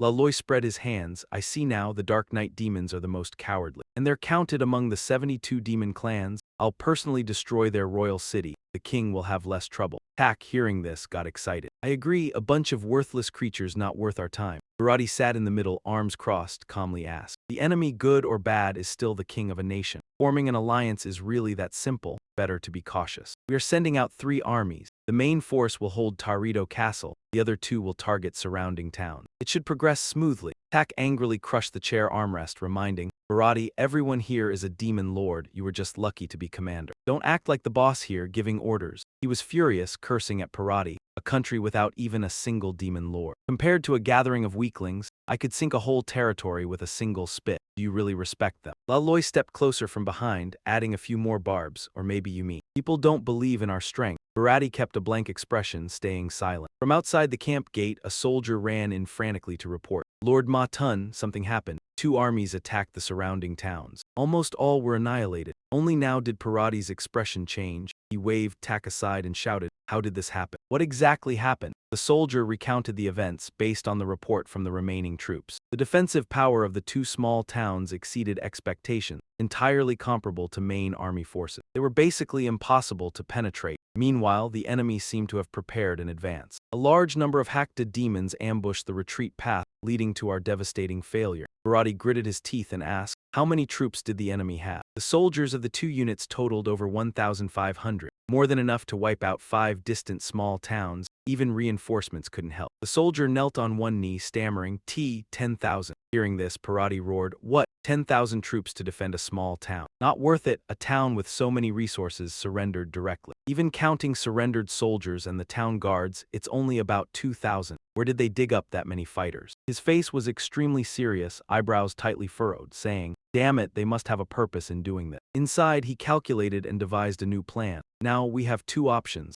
Either pass through Tarito's fortress and head straight to the capital. But that would expose the rear. Around the town, guerrilla forces could strike at any moment. Or switch to another strategy, sending more troops to attack the town. But that would scatter our forces and slow down the offensive pace. The 3 Ma-Tun demons stood silently beside each other, while in Parati's mind came a faint click-click. Initially, the demons in the coalition underestimated the Hakta demons, even rejecting the most basic cooperation. They refused, only wanting to quickly eliminate their forces and divide the spoil. If the offensive pace was too slow, internal chaos might ensue. Laloi didn't realize the gravity of the situation. Arrogantly, he spread his arms and said, just these petty tricks, how ridiculous. It seemed the Hakta king hadn't realized. Strategy only works if opposing strengths are comparable. Otherwise, it's just a pile of trash. He came immediately, leaving only, now I'll take his head. Karate fumed, scolding, "Idiot!" Tak stood nearby, feeling satisfied. The Zimland demons excel in assassination and ambush. Especially when the attacker is Ma Tun, we only need to negotiate how to celebrate afterward. At the Hakta King Command headquarters, many gathered. Shaking hands, a laughed loudly, news from the front line's victory. The coalition was caught off guard and we won the first battle. Du Hai placed his hands on the table, reminding, it's still a bit early to celebrate. For an army of 400,000, a loss of just over 1,000 wouldn't dampen morale. Chuang Lang put one hand on his hip, replying, better than losing.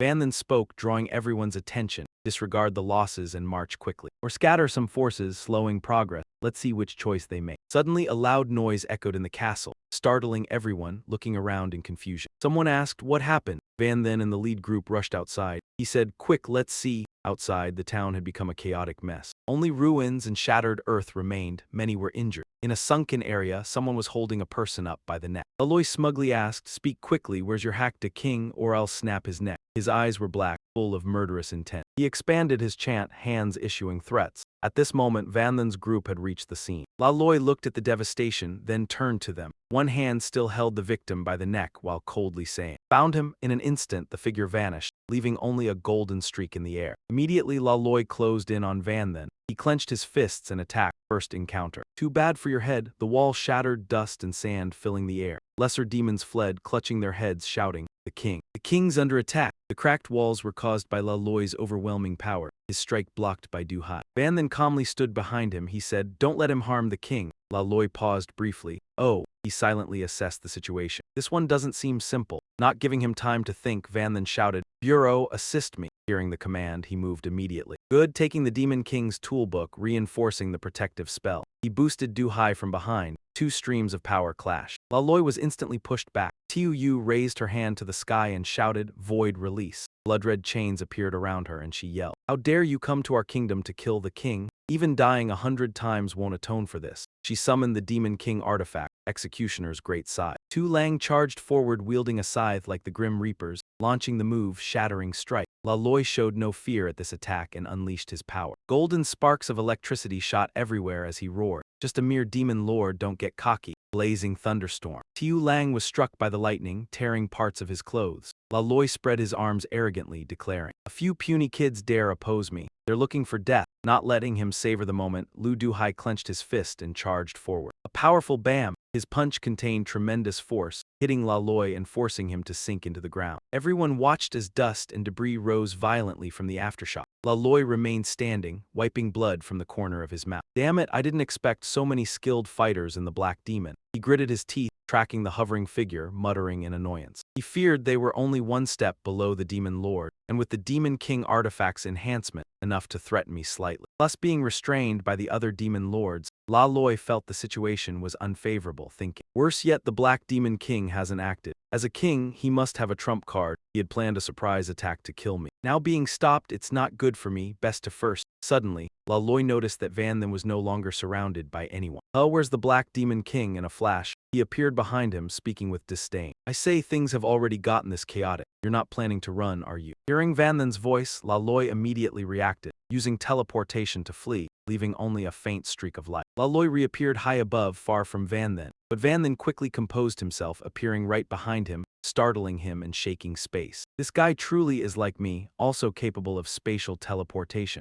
Realizing the enemy far surpasses him, Laloy decided to retreat quickly. If that's the case, killing him in a short time would be very difficult. Must retreat. It's not that easy. Van then widened his eyes and shouted, don't even think about escaping. A flash of Night Finger sent shockwaves, tossing Laloy into the air. Damn, forgot he still had this move. Those below seized the opportunity, attacking together. Now, charge, kill him, Demon Lord, just thinking about it is exhilarating. Sweat streamed down Laloy's temples. Night Finger was truly formidable, but after all, you are not the Dark Knight female lord. Freezing me for 3 seconds was the limit, only a brief time. The other demon lords causing minor injuries doesn't matter. Suddenly he sensed something unusual. What's happening? The temperature suddenly rose and I also feel behind me. Laloy guessed correctly. Van then raised a fireball toward him, an extremely dangerous power gathering. Laloy scanned the situation, again terrified by the overwhelming aura. That move was no joke, not good. Absolutely cannot defend. Suppressed, his survival instinct surged, frantically screaming in his mind. Must run, must escape. Four people simultaneously attacked Laloy. Kill him. He had no time to counter, wincing in pain. Bang! The clash produced a loud sound, sending shattered rocks falling. Dust cleared, Van then stood above, looking down at a skeleton. She wondered, dead, not right. He descended to inspect the scene closely. Someone noticed something strange, questioning. What is this? It's hollow inside. Van then picked up a piece of the demon lord, pondering. Could it be that this demon lord was just a puppet? Duhai clenched his hands angrily and growled. This is the kingdom. The opponent comes if they want, leaves if they want. Humiliation, a tremendous humiliation. Tiu Lang rested his hands on his hips, sighing.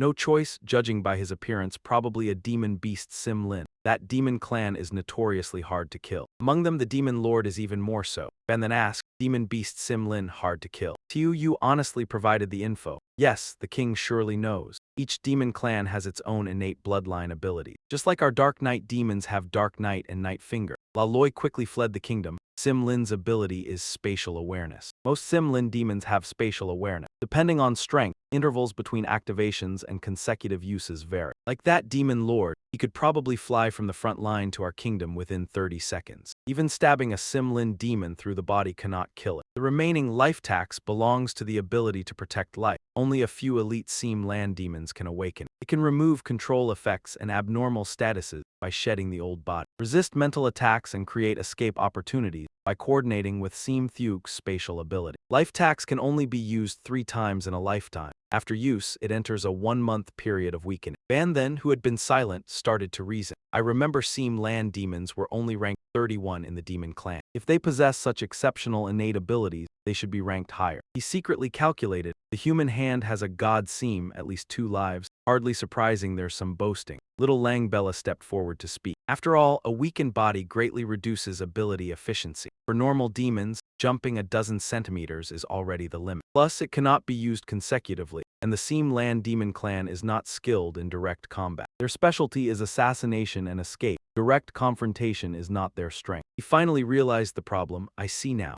The deeper thought in his mind felt very much like a human assassin. The demon lord probably intends to assassinate me, not just siege the city. Then, Van then stood up, pointing to the ground. He looked at everyone. Assemble these bone fragments to boost morale. Also, remove all disturbing demon stars from the treasury. They are disturbing the entire mobile space of the royal city. Van then turned, coldly instructing, situations that want to happen happen. Must never occur a second time. Everyone responded in unison. Yes. Inside the demon lair, shouts and curses filled the air. Laloy, see what you've done. Laloy's body was taken by Van Then's group and hung at the city gates. You disobeyed my orders and attacked. Not only did you fail, you returned in disgrace. Now your body has been restored, hung on the gates of Hakda royal city. In the royal city, citizens live bustling lives, yet you foolishly tried to assassinate. Instead, the Dark Demon King crushed you. The Demon Lord's coalition is full of trash with no prestige. The Dark Demon King is invincible. Now the entire Dark Demon Royal City spreads this rumor. Parati criticized bluntly. Laloy looked sullen. Worse, the rumor reached the coalition, lowering their morale. Especially the Sim Lan demon soldiers, you feel humiliated. Instead, it boosts enemy morale. How will you take responsibility?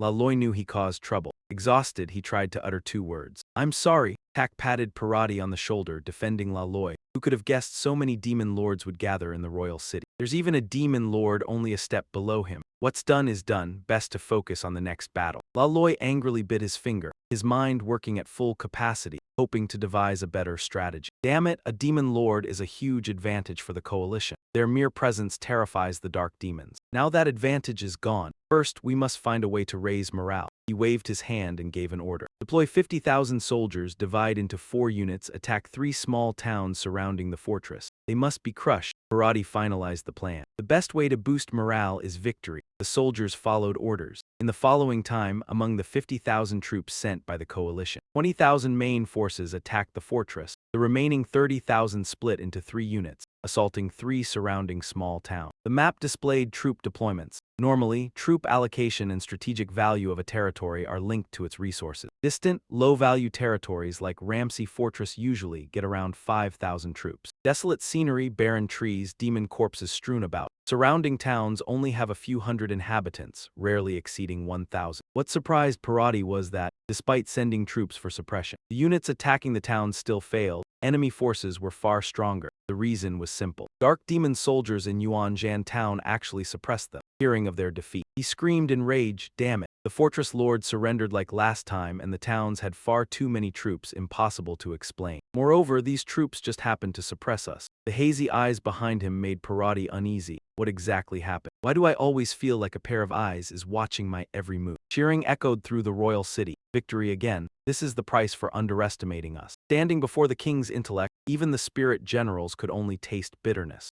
Lu Duhai stood beside Van then, cautiously reminding him, but everything remained the same. The number of enemy troops eliminated was negligible compared to their total forces, and the price we paid was an entire fortified city. Is it really worth it, Van Kai? He reached out to encourage the opposing officer to come here and destroy the country. Except for the royal city, any other territory could be abandoned. As long as victory is ultimately achieved, it's just a matter of time. What we must do before the final battle is use deep strike strategies to weaken the enemy's forces as much as possible. Hearing this, he hesitated and asked, but if each time they only weaken by a few thousand, is that enough? Van then propped his chin, scanning the whole situation. Of course it's enough. Even if the allied forces take the shortest route, reaching the royal city still requires passing over 200 towns. Not to mention that now, each time we can eliminate a few thousand. Even if it's only a few hundred, accumulated over time, it becomes a significant number. Duhai pondered but still wondered, what if the allied forces slow down and attack each town gradually? Van then smiled, interrupting,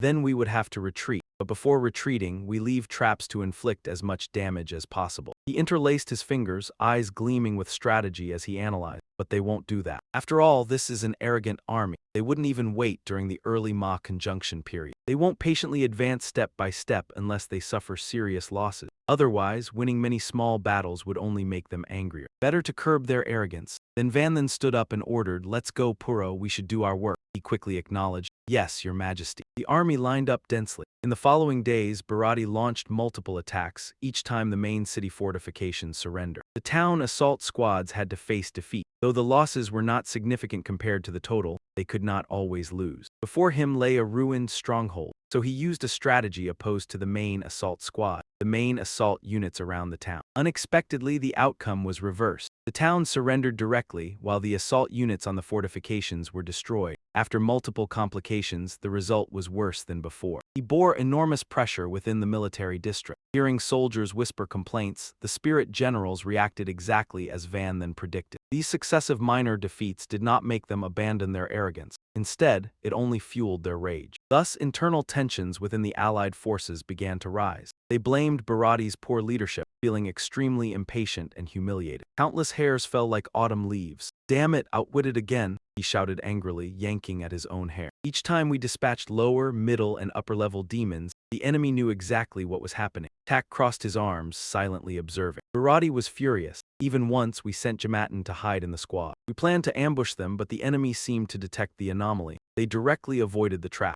Laloi stood beside him, hands on hips, asking, Bharati, tell me, is it possible we have a traitor among us? It was because intelligence leaks made the enemy aware of every move we made. He did not hesitate, immediately rebutting, impossible. The Allied forces' soldiers come from various clans, and contact with the Dark Demon is almost non-existent, leaving no chance to betray. There's no reason for it. He had hit the key point. So could it be the defecting troops acting foolishly? Bharati increasingly searched with orders. Impossible, all defecting troops are assigned to rear supply units. After the servitude, they never come into contact with this central intelligence. Tak impatiently cut in, stop thinking about all these messy scenarios. The vanguard assault teams are useless. Each attack mobilizes the entire army. With absolute strength, a straight advance to the royal city is sufficient. He was powerless. On the contrary, your foolish strategy would reduce the overall hit probability. A mistake if they ambush with the enemy's ultimate demon magic formation. Even the retreating footsteps alone cause heavy losses. Then an unusual suggestion came.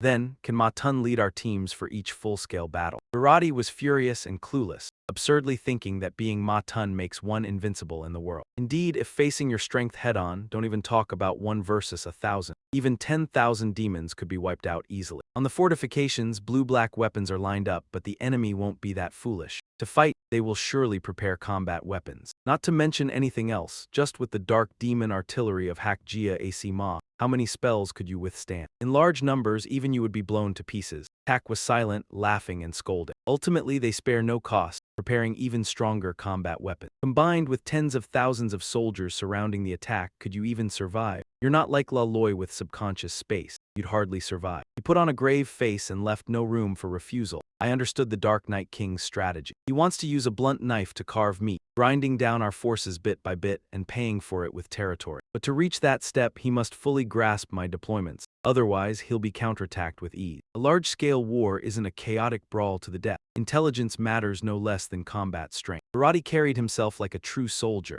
Right now, the Dark Knight King knows our every move, like the back of his hand, yet I know nothing about his arrangements. How did he manage it? Over with Yun Shen, he was training hard under Puro's protection. Yun Shen practiced Echo Mana, merging Magecraft and Mechcraft. Whether human or Demonkin, if you possess mana or dark engraved mana within your body, you will unconsciously emit mana fluctuations. My Echo Mana can sense those waves. From that, we can obtain information on the enemy's numbers and positions. Imagine the layers of ripples around you. Under normal conditions, Echo Mana detection uses me as the center and spreads outward for 1,000 miles. Yun Shen mimicked a pushing motion with the ripples. If you use dark engraved mana to release it and focus detection in one direction, the maximum range can increase to 20,000 miles. Mana consumption will also rise exponentially, and the impact will radiate outward from the city far into the distance. With the sound waves transmitted, plus amplification from the Mana Codex of Amplification and the Superpower Mystic Crystal, the detection limit of Echo Mana can reach just under 200,000 miles, covering the entire enemy army. In addition, the mana cost can be replenished with mana crystals,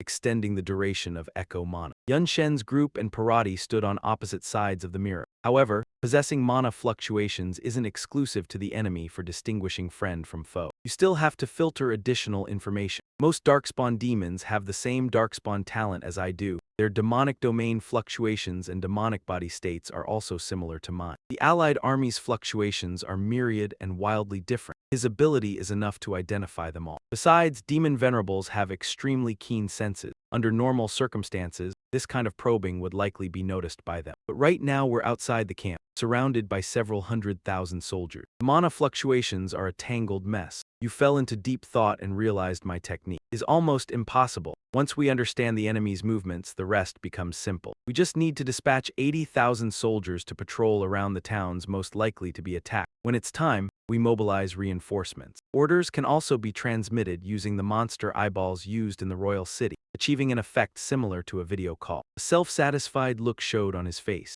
If we can do all of that, I can grasp every movement of the allied army and control the battlefield with absolute intelligence. Euro began to worry. My king, your method is good, but the superpower mystic crystal is an extremely valuable consumable item. If converted to money, we'd be spending 10 billion mana coin a day. Can the treasury hold up? Yun Shen had thought about this long ago. It really would be hard to sustain. After all, Baha had already used a great deal earlier to prepare for the war. But didn't we also loot the Lakana household? An unexpectedly huge haul. No wonder some Demonkin say he's the richest in the country. Add in contributions from other merchant nobles and it'll be enough. He had his own calculations. And even if things turned dire, there was still the Dark Knight Demon Venerable's treasure. Money was not a problem. Yun Shen couldn't help curling his lips into a smile as he checked the timing. The undercover scouts he'd arranged to surrender earlier should have already moved. Night fell, 4 demon soldiers stood guard atop the city gate. Inside the room, Ortiz was getting ready to soak his feet, arrogantly declaring, "Thanks to the demon lord's mercy, surrendered soldiers like you are still alive today. As long as you keep living as slaves and serve our core diligently, once the war ends, you'll be granted freedom." Rostin, shackled at both wrists, still put on an expression of gratitude and flattery. "Wonderful, my lord. Rest assured, this lowly one will serve you well." Looking down from above, he sneered to himself. "Idiots, of course those words are a lie. Once we win, your Black Blood Demon clan, civilian or surrendered soldier alike, will have only 2 choices: become slaves for good or be shoved to the front lines as cannon fodder for other demon clans. Freedom and survival are nothing but a dream." Rostin stammered as if he wanted to report something but didn't dare. My lord, I heard some rumors I wanted to tell you." Afraid of angering him, he still grit his teeth and spoke, voice full of indignation. "Ma Dian has started spreading word. I heard it from a soldier of the Nether Shadow Demon clan. Back then it was actually him who kidnapped your wife. And now you're fighting shoulder to shoulder with him." Otis froze at that, as if even in sleep he could be jolted awake laughing. It took him a moment to come to his senses, then he roared. Inside, he cursed wildly. Damn it, back then I really was tricked by another shadow demon. But I never knew who. I can't believe he even joined the allied army and he still dares to mock me. He was instantly worked up. He demanded an address on the spot. That bastard, where is he? I'm going to kill him right now.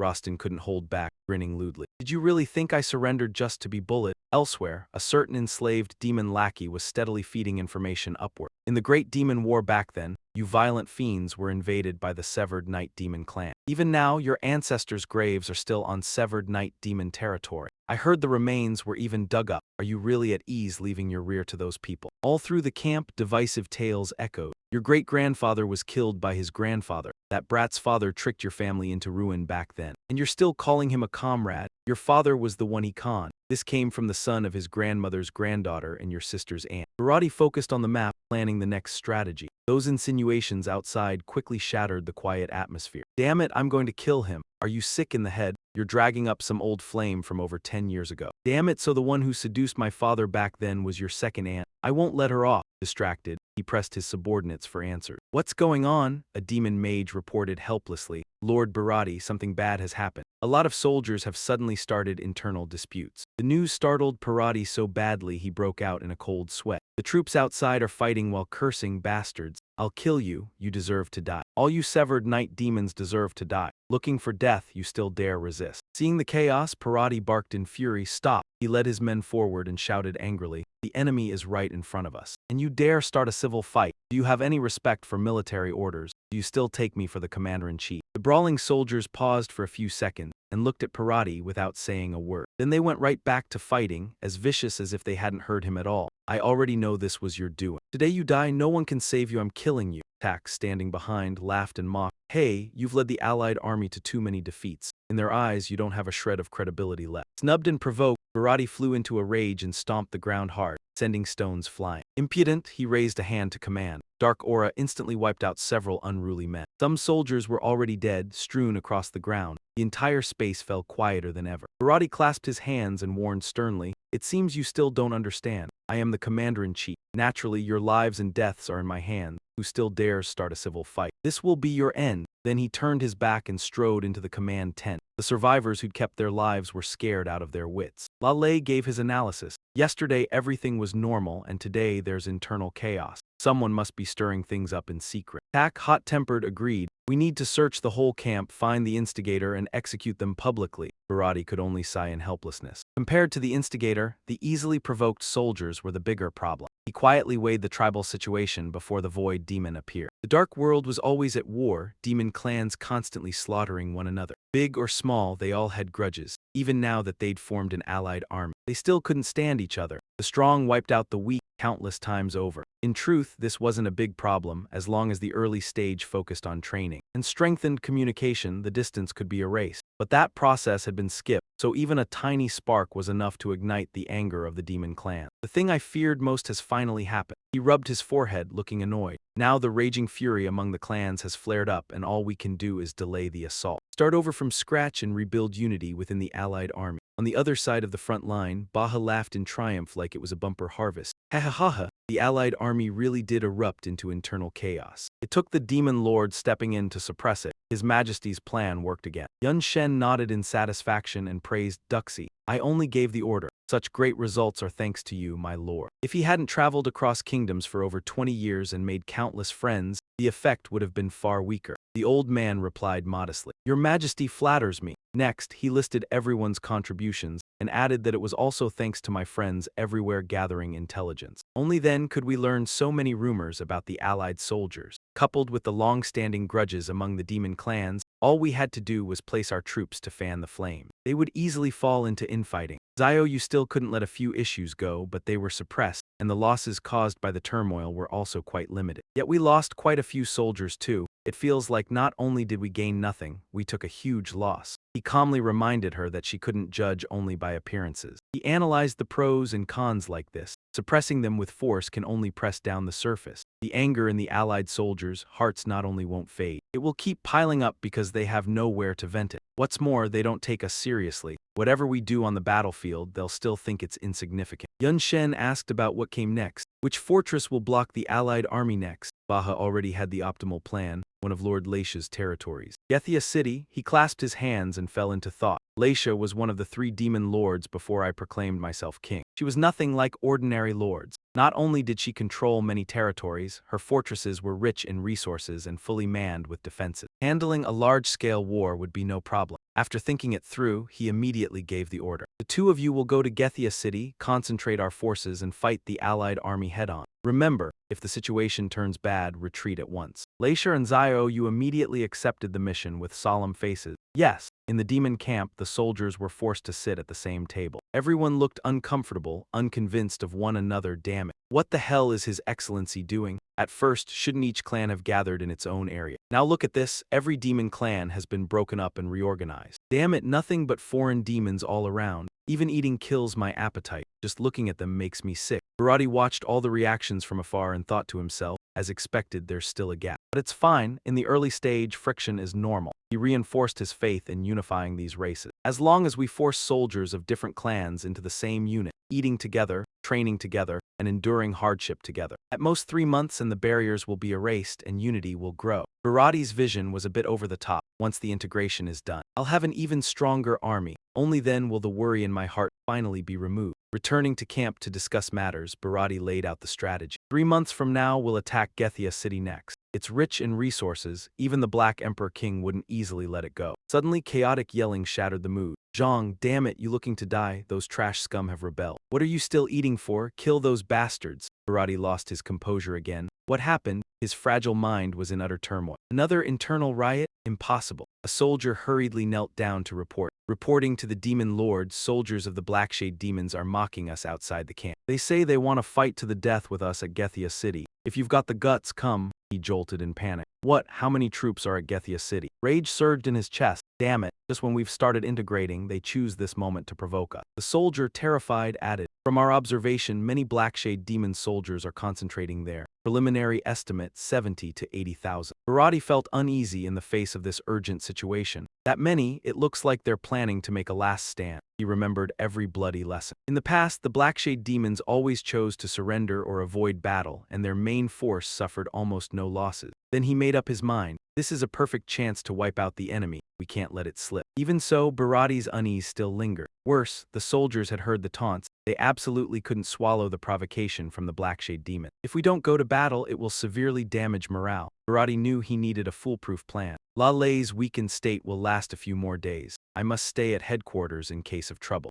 For this battle, you must personally take action. He had no confidence at all, but he didn't retreat. Even if it's a trap, we still have to smash it. Bharati formally handed the momentum of a decisive battle to his comrade. I order you to lead 3 lords, 40 high-ranking demon generals, and 120,000 mid- and low-ranking demon generals. You must take Gethia City. Ji had been waiting for this chance for a long time. Finally, he could slaughter again. Soldiers of the Blackshade Wraith Kingdom circled in the sky. So impatient to provoke us, why are these fly-like allied demons still not moving? They arrogantly sent a voice transmission to taunt them. Didn't you want to level our Blackshade Wraith Kingdom? Then come on, I'll be waiting for you inside the city. Dare to come eat shit. From the side of the underground camp, there was suddenly movement. The allied army has set out. They hurriedly urged each other, quick, observe the situation carefully and report back to the city. The massive army gradually revealed itself, estimated to number about 120,000. Yuanai is our hated city. They have no intention of scattering. They probably want a frontal breakthrough, and the one leading is, words caught in his throat. He couldn't suppress the trembling. Why, how could this be? In our city, there is no one at the level of Ma Tun nor any king, and the enemy leader is riding a war beast full of confidence. His aura made them genuinely fearful, shouting, it's the ruthless Ma Tun devil again. At the main headquarters, Ma Tun Parati asked his subordinates about the situation at Hated City. How's it going? Bureau respectfully reported beside him, the lords have approached the fortress and started intense combat. He received an answer without clear meaning. Is that so? He replied while thinking. With a superior force led by Ma Tun, victory should come easily. The strong troop numbers did not lessen his worry, but for some reason he always had an ominous premonition. This battle must be won. Carefully prepare an additional plan. At Hated City, the battle was unfolding with unprecedented brutality. Everywhere was fire and chilling screams. Kill!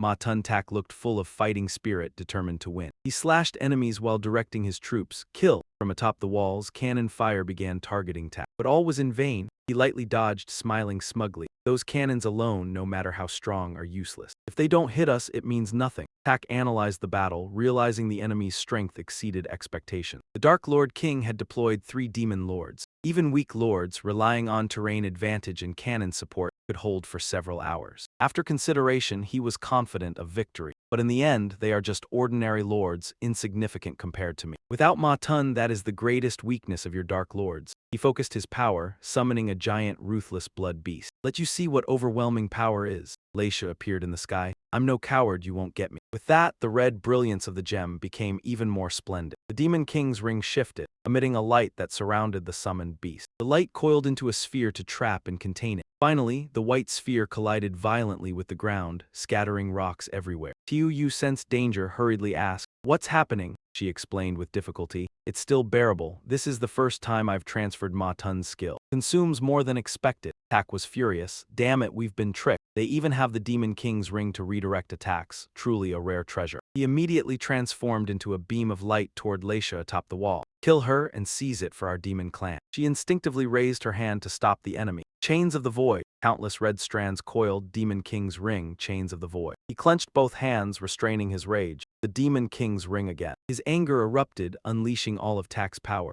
No matter how many lords, they're just shrimps. While lost in his thoughts, he was struck by a series of cannon shots. Leisha took the opportunity to loudly warn, "Cannon fire, 80% has redirected. Target Ma Tun Tak." Cannon fire from all directions concentrated on a single target. Tak easily defended but realized, so that's it. These 2 demon lords are restrained by rings. Their goal is to cooperate with the cannons to suppress me, not to win. He frowned, calculating further. I must admit, their tactic works, but so what? Most of the fortress firepower is concentrated on me. 120,000 troops under me are enough to crush the enemy. Suddenly, he noticed something strange in the distance. Wait, what's happening? The situation had completely turned. The Allied forces were now at a disadvantage. How could this be? On the battlefield, Junie called for help from someone behind. "Quick, lend me a hand." Sokka raised a hand to his ear, pretending not to hear. "What did you say? Too quiet, I can't hear." Junie cursed in frustration. "We're on the same Allied side, you bastard." Distracted at a critical moment, he had his arm severed and died. The remaining one laughed. "You've been an eyesore for a while. Even if you die, it won't affect the situation. We can still win." Suddenly, a purple aura silently enveloped him. It turned out to be another member of the Allied forces playing a trick. Finally got a chance. The traitor wants to live. Dream on. Tak hovered in midair, taking in all the commotion. "You bastard, daring to attack from behind." Old grudges and new, all accounted for now. 120,000 troops, not a single one missing. He was so furious that his face twisted. Each word came out through clenched teeth. These idiots dare to start a civil war right on the battlefield. His bloodshot eyes uncontrollable, he tilted his head back and roared. "Idiot, they're all seeking death." Tak grabbed his head with both hands, overwhelmed with panic. "I should have let them unite from the start. If this keeps up, even if I survive, the soldiers will be wiped out. What should I do? What can I do?" Before finding a solution, a series of shouts came. "Attack! Exterminate those dark demon fiends! Charge!" The demon army rode their war beasts into battle. Reinforcements have arrived. Victory is possible." Leisha's face changed drastically, swearing aloud. "Damn it! 12,000 attacking 8,000 and we still don't know what to do." Then she pressed both hands to the ground, preparing. There was only one final option. She used all her spiritual power to notify the entire army. All dark demon soldiers obeyed the command and immediately retreated. They pulled back to defend the fortress, executing the final plan. The well-trained soldiers immediately fled. Retreat quickly." Tak, full of pride, chased after them relentlessly. No chance to escape. The entire army charged, unleashing full firepower, determined to annihilate them. A wave of intense fire hit the fortress walls. Leisha, jumping down with Zio Yu, directed, "Detonate the shields immediately," and all explosive materials hidden in the walls set them off. After the order was issued, the shields triggered, shattering the surrounding area. Rows of Demon World soldiers marched into the occupied area. Finally, Qing City was captured. This battle was a victory for the Allied forces. The scene of devastation was full of corpses, but it was also a tragic victory. Scene shifts to the council hall, where a demon guard reports the detail. Casualties have been tallied for the main forces and reinforcements. A total of 97,300 of our soldiers were killed, and 35,000 were severely wounded. 20,000 lightly injured. Demon Lord Bharati, hearing this, asked, "What about the enemy?" The guard stammered. "The total destroyed and captured is around 20,000. At least half of our casualties were due to the explosions on the walls and shields." At this point, Tak could no longer remain calm. Damn it. Who would have known about explosives? Even the shields were specially handled. All arranged by the Dark Knight Monarch.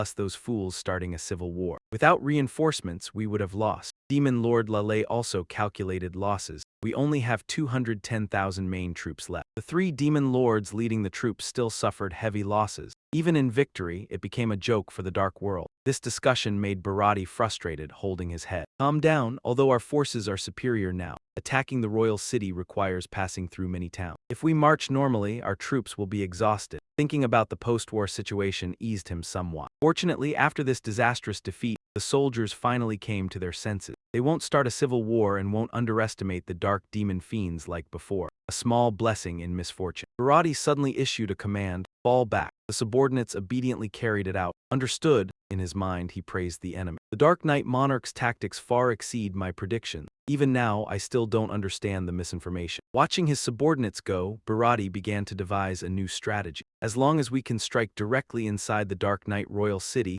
everything else will no longer be a problem. Bharati turned his attention to Lalei, his tone sharp. At this stage, we can only use that. Suddenly, he sensed something wrong and turned his head abruptly. Why are you staring at me? I didn't cause this loss, don't put it all on me. Bharati glared darkly, his voice dripping with sarcasm. That's not your concern. If you hadn't gone into the royal city and been defeated, weakening your strength. The dark demon fiends, seeing the demon lords leading, wouldn't have dared to resist even with 100 hearts. He knew he had no ground to argue. That Bharati pressed on, cornering his target. I heard Demon Master Zeem Lam is famous for preserving face. If he knew about this, what would you do? Either die or be forced outright. Lalei bowed his head, weakly answering, why yes. Bharati stepped closer, whispering his intent. This is perfect for you now, an opportunity to redeem yourself. For example, a secret technique only Demon Lord Zeem Lam can perform, great blood sacrifice. The revelation startled him, making him shout in panic. How do you know about that? Let's just say from inside Zeem Lam's demon. Only the demon lords and demon master know this secret technique. Bharati averted his gaze, explaining, of course I have no right to know. It was told to me by the Slayer. Hundreds of years ago, she fought the Zeem Lam demons and witnessed that ritual. The blood sacrifice ritual has astonishing effects. As long as there is enough blood from Zeem Lam demon, it can direct a large force to launch rapid attacks from afar. The strike efficiency is incredible. Currently, the allied Zeem Lam demon troops number about 10,000. After the battle, that should be enough to lead 200,000 soldiers to attack the Dark Knight Demon Royal City. Laloi sprang to his feet, agitatedly pointing at Bharati and accusing him of deploying the Zeem Lam demons every time they went to battle, clearly intending for them to take the casualties. No, a blood sacrifice means draining fresh blood from our own kin.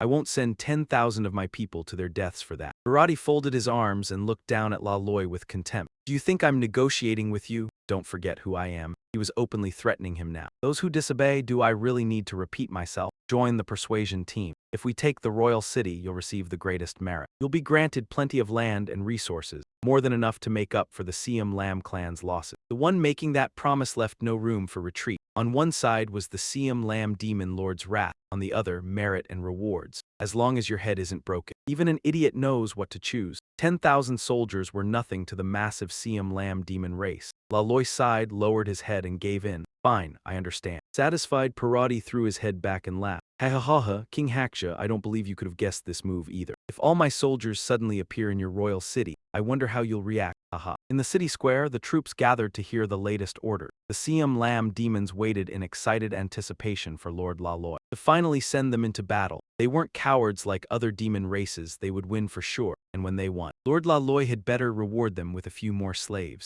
Around Laloi, a red aura slowly condensed. I'm sorry. This is the price that must be paid. His hands clenched tight as he told himself, victory always needs the necessary stepping stone. The moment he finished speaking, the blood sacrifice formed a circle around the soldiers. Clan members were drained dry of their lifeblood, screaming in pain as they questioned their superiors. What is this? It feels awful, so painful, Lord Laloi. He listened in silence to his kin's miserable cries and wail. I don't want to die. Why? Lord Laloi, why would you do this? We didn't do anything wrong. Why? The blood formation drained the soldiers' blood as their essence slowly evaporated. Then Laloi raised his hand to absorb that massive energy, activating the Zeem Lam Grand Blood Sacrifice. Location: Haksha Royal City. In Haksha Royal City, Yun Shen thanked his subordinates, You've worked hard. Zio, you led the way and bowed respectfully. It's all thanks to the king's strategy. Leisha at his side cut in excitedly. Now I feel like as long as the king is here, nothing is impossible. Even a demon venerable isn't as terrifying as I imagined. Feeling satisfied, he encouraged everyone. The situation is very good right now. If we keep this up and wait for the allied army to reach the royal city, they won't have many soldiers left. When the time comes, we'll find a way to deal with those 3 demon venerables. Maybe we can win. Suddenly, unwelcome news arrived. A subordinate rushed in to report, "Your Majesty, the allied army has reached the royal city. There are around 200,000 and they're already attacking the city." Luckily, I noticed in time. I opened the protective barrier immediately, but a barrier alone won't hold for long. Hearing that, Yun Shen demanded loudly, "What?" As soon as he spoke, he pressed 2 fingers to his temple and used echo magic. The Alliance's city is over 130,000 li away. How could the allied army suddenly appear? What on earth happened? He channeled his mental power to observe. Sure enough, troops were pouring into the city. But within the alliance, there wasn't any demon race or beast race with demonic power on the level of a CM demon venerable. His furrowed expression couldn't hide his anxiety. Someone had likely paid a price to obtain a special ability. Yun Shen quickly organized the ranks and got everyone ready, immediately contacting the soldiers on the front lines. He ordered them to return to the royal city as fast as possible, no matter the cost. He also knew it was probably useless. Too many troops had been sent away. Only 50,000 soldiers remained in the royal city, not counting the 3 demon venerables. The disparity was far too great. Then he said, "Su Feng, go stop the enemy. The rest of you come with me, prepare to meet them head-on." Everyone shouted in unison, "Yes." Outside, the allied forces were throwing everything they had at the city's defensive barrier. Yun Shen and his allies watched the battle from the high platform. Suddenly, he turned to the soldiers below and demanded, 200,000 allied demon troops are outside the city.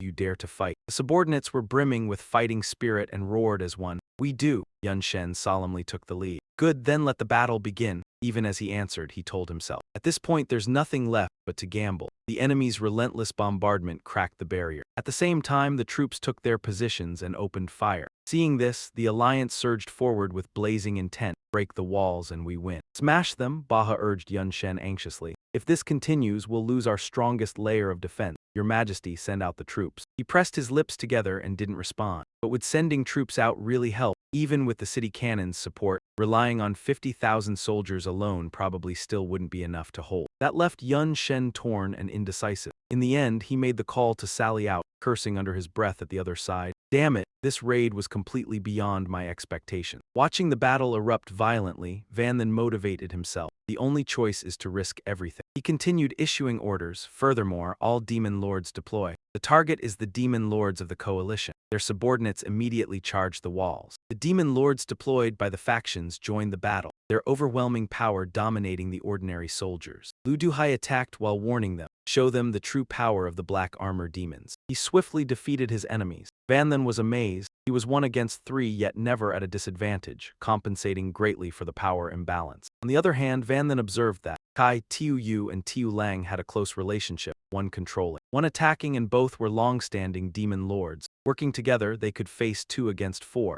He then summarized the formation briefly. Overall, in terms of strategy among the demon lords, both sides were fairly balanced. But the troops were different. The foot soldiers fought recklessly, disregarding their own lives. Whether high, mid, or low-level demons, the enemy numbers were overwhelming. Once the main forces broke, Van then began analyzing, biting his finger. If enemy troops support their lords, the balance at the lord level would also be broken. This would lead to defeat. For now, they were holding because the enemy demon lord had not yet entered the battlefield. Otherwise, the situation would collapse immediately. Even if I understand the primal skill, so what? That demon lord also has it. Facing one is already hard, let alone 1 against 3. Van then closed his eyes in contemplation. This was a test of absolute power, no trick could resist it. What should I do? Ultimately, what must I do to turn the tide? Suddenly his eyes lit up. Wait, why am I panicking? Why do I need to change the outcome? After all, I am just a human. Causing a civil war among demons is already a success. Winning isn't necessary. Van then recognized the difference between species. Whether it's the demon coalition or the black armor demons, from a human perspective, the more they die, the better. Even if I win this battle using the black armor demons more effectively, losing isn't a problem. As a human, I've done well enough. His hands clenched until they shook. The black armor demons absolutely obeyed him. As long as they risk their lives, I can get Tiu Yu and Tiu Lang to escape together.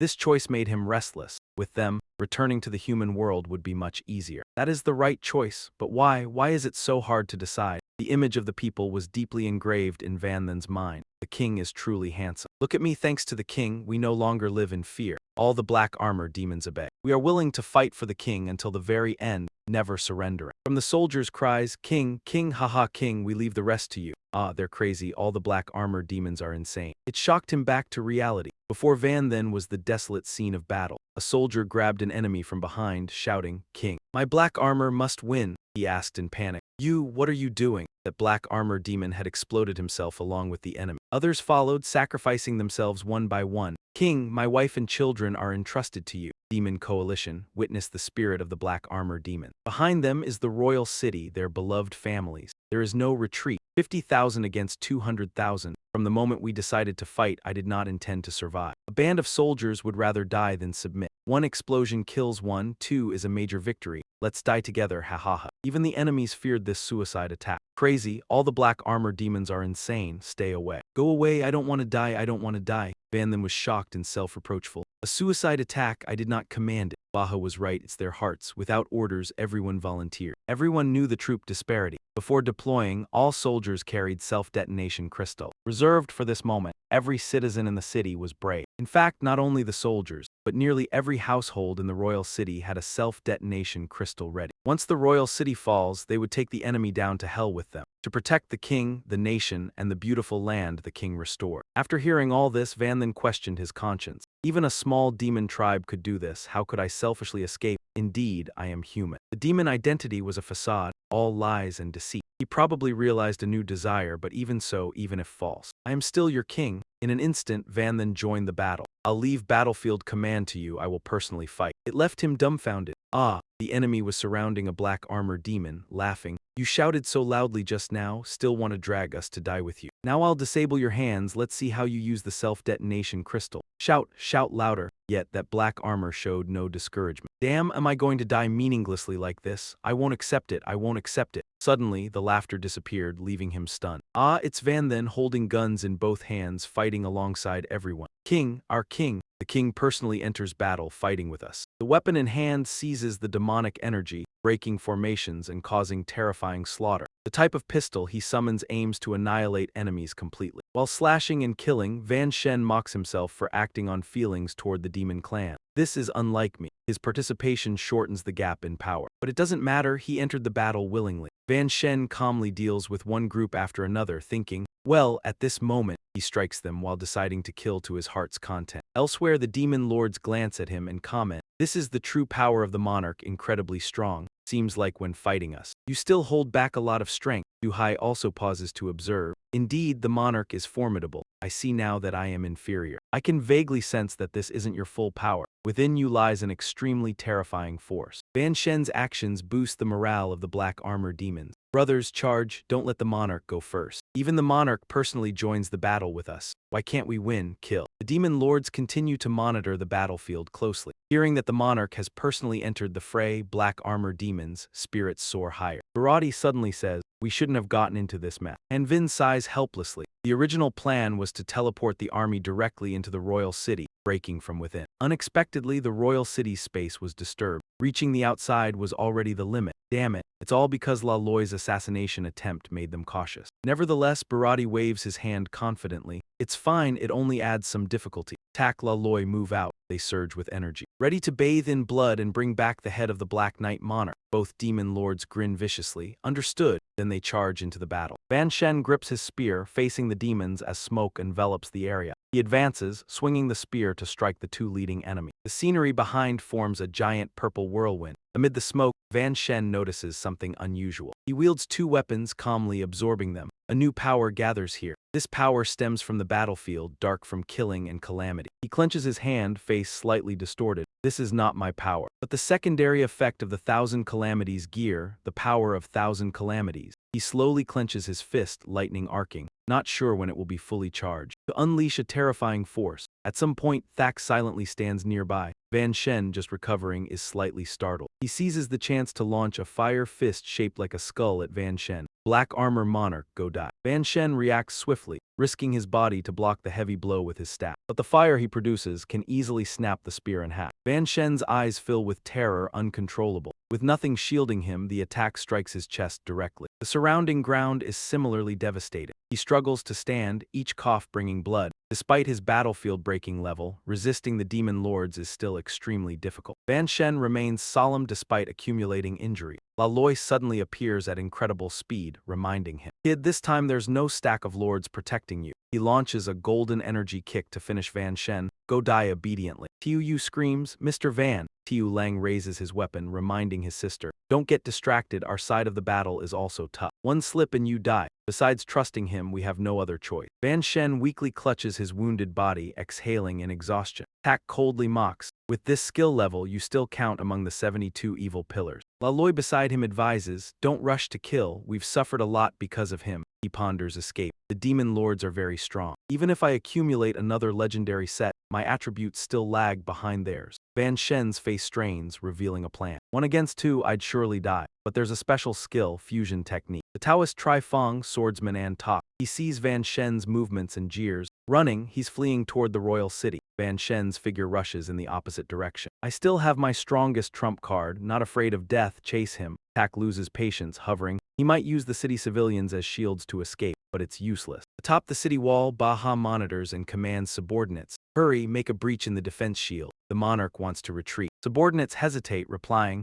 but the demon lords are chasing. Once we open the shield, they'll storm the royal city at their speed. The royal city will fall, he shouts, unwilling to accept it. If the monarch dies, the nation falls, open it immediately. Say one more word and I'll kill you. Amid the strong shield, a small gap suddenly appears. Van Shen frantically flies toward the royal city, ignoring the intense pursuit behind him. Those 3 streaks of light pierced the city wall and shot straight toward Baha and the man in the hat. The timid underling had lost all hope and nearly jumped down. It's over. We really let the demon lord into the royal city. There's no way we can stop him. The royal city will fall. The man swept his gaze over and calmed him down. Have faith in our king. He has never done anything pointless. The boy struggled, sneaking and weaving to avoid the long-range bombardment. Zek's fighting spirit blazed as he raised his hand to fire shells, cackling as he watched for fun. "Ahaha, you foolish Dark Knight King. This entire Dark Knight royal city will be your grave." From the flames that flared the moment they touched the ground, a streak of light appeared, icy, snow-white in color. Shintim and Luo lay quietly closed in, fists sparking, ready to strike. "Kid, you're not the only one who knows spatial skills." With that, he slammed the boy headfirst into the ground, drowning him in a sea of golden aura. Yun Shen rode the blue aura he created, forcing himself to break free of them. He clenched his teeth,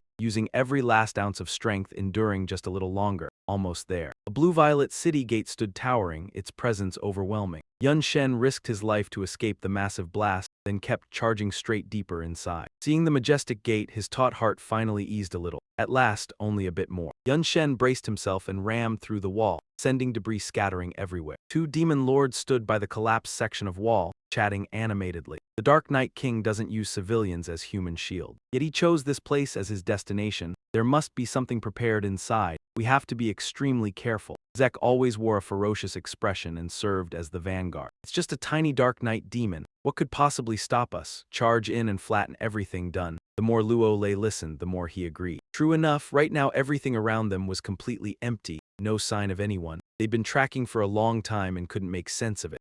What's going on? We've been chasing non-stop, but the Dark Knight King is nowhere to be seen anymore. The beautiful Kyan Than strolled up to the 2 demons with effortless grace, and the silhouette of a human appeared again. Those calm eyes, bottomless and still, brimmed with killing intent. The demon insect Kyanjian sword had just been drawn, and waves of lethal aura shot in every direction. The girl's figure flickered in and out, her momentum like a collapsing mountain, forcing Zack and Loi to stay on guard. A mountain of ice formed in an instant, trapping them in place. His less-than-handsome face twisted with rage. Why, in the Dark Knight Royal City, did Kyancheng Tisai turn her back and ignore the howls of the 2 demon lords? Another human at demon lord rank. The 2 demon venerables who had been talking big a moment ago were now sealed inside a thick layer of ice, unable to move. After bringing them down, Ha Kyancheng slowly called out, "Come out, they're dead." From inside, Van then dragged his battered body into view, showing deep respect. "Thank you for stepping in, Teacher Ha." At the same time, he couldn't help marveling. Those were two demon venerables, yet Teacher Ha erased them in the blink of an eye.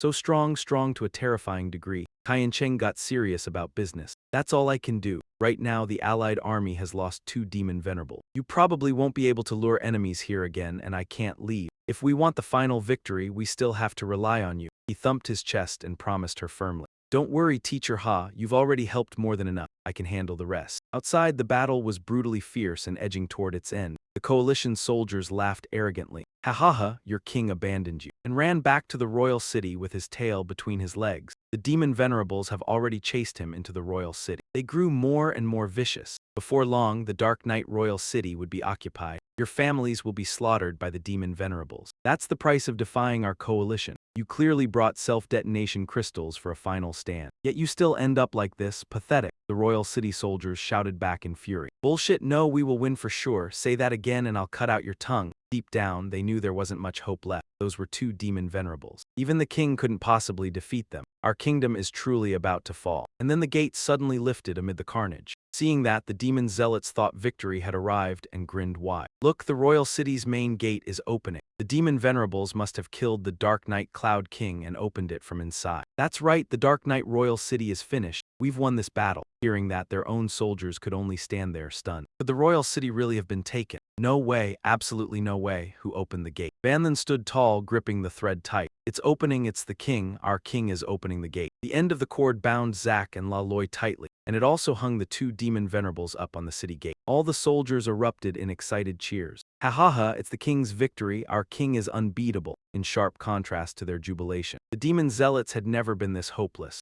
How can this be? The two demon venerables, are they dead? Impossible. I must be dreaming. Oh Lord Demon, please wake me from this nightmare. Barati screamed in shock when he saw his two subordinates had been defeated so easily. Zack, La Loi, what happened? His pride wouldn't allow any delay in counterattacking. The two demon venerables are dead. Warriors, charge with me. Tear the demon coalition to pieces. Both sides surged forward at his roar. Kill! The city defenders had no choice but to turn and run as the enemy's morale skyrocketed. With a savage look, Barati ground his teeth as he praised him. Dark Knight King, I admit I underestimated you, no matter what filthy tricks you use. Being able to kill two demon venerables is truly your skill. He crazily clenched a dazzling purple crystal. But now you still dare to dream of victory. How arrogant. I didn't want to use this, but you forced my hand. Barati roared, his voice full of resentment. No matter what you've arranged in the royal city, as long as we destroy the royal city, everything is settled. The crystal spewed a surge of demonic energy, erupting and twisting like gigantic serpents. Barati threw back his head and chanted the summoning aloud. Great Duan Yi Annihilation Engine. Show these ignorant Dark Knight fiends your supreme power. The trembling civilians looked up weakly. What is that? Why did the sky suddenly turn so gloomy? It feels awful. It's like a terrifying power is gathering in the heavens. I can barely breathe. Van then clutched his chest, suppressing his fear and cursed under his breath. Damn it. What kind of skill is that to make me feel the fear of death like this? Could it be a demon venerable? No way, this isn't power a demon venerable can produce. Just then some nobody yelled in panic. My king. Flying into the sky, it's an engraved seal crystal. Inside it might be the power of the 72 pillars of evil demon. His sharp eyes widened, shock plain to see. What? He quickly judged the truth of it. Did the demon coalition still have a trump card like this? This is bad. Its target, he wants to destroy the royal city. He spread his arms wide to unleash all its power. Feel it. This is the true power of Lord Severance, the Annihilation Executor.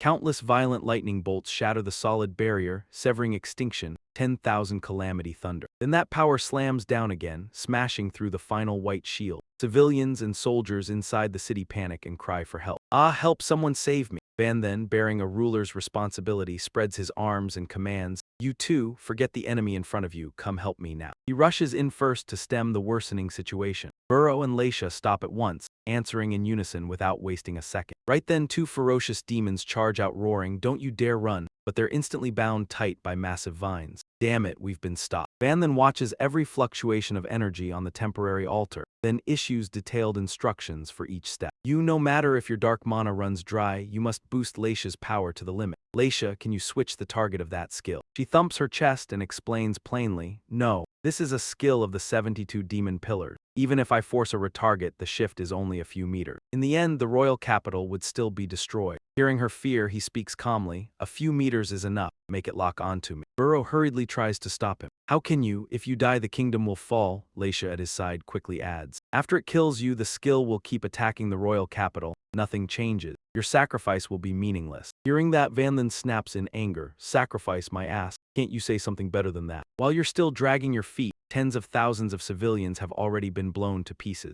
Stop stalling. Do exactly what I said. This is an order. He stops arguing and clasps his hands to cast. Understood. She draws in every last trace of dark aura. Leisha, the rest is up to you. You must retarget it successfully. Using the Demon King's relic shift ring, she pours out everything she has, blood spilling from her eyes, ears, nose, and mouth. It looks agonizing, yet she forces it through. All or nothing, retarget it, move it. At the decisive moment, a surge of energy shines down on Parrot. His body is gradually swallowed by golden light. The violet energy, formed by Demon Lord Parati and Leisha's teleportation power, erupts in midair. The people in the city are left stunned, because their king had almost taken that strike head-on. A man drops to his knees in shock. The king, for protecting us. Some are so terrified they can't hold back tears. How could this happen? No, we can't be without our king. Xiao Yu panics and rushes forward. No, but Xiao Ling stops her in time. Xiao Yu, what are you doing? Even if you charge in, what can you do? I have to find him. Xiao Yu sobs with heartbreak. This is a skill of the 72 demon pillars.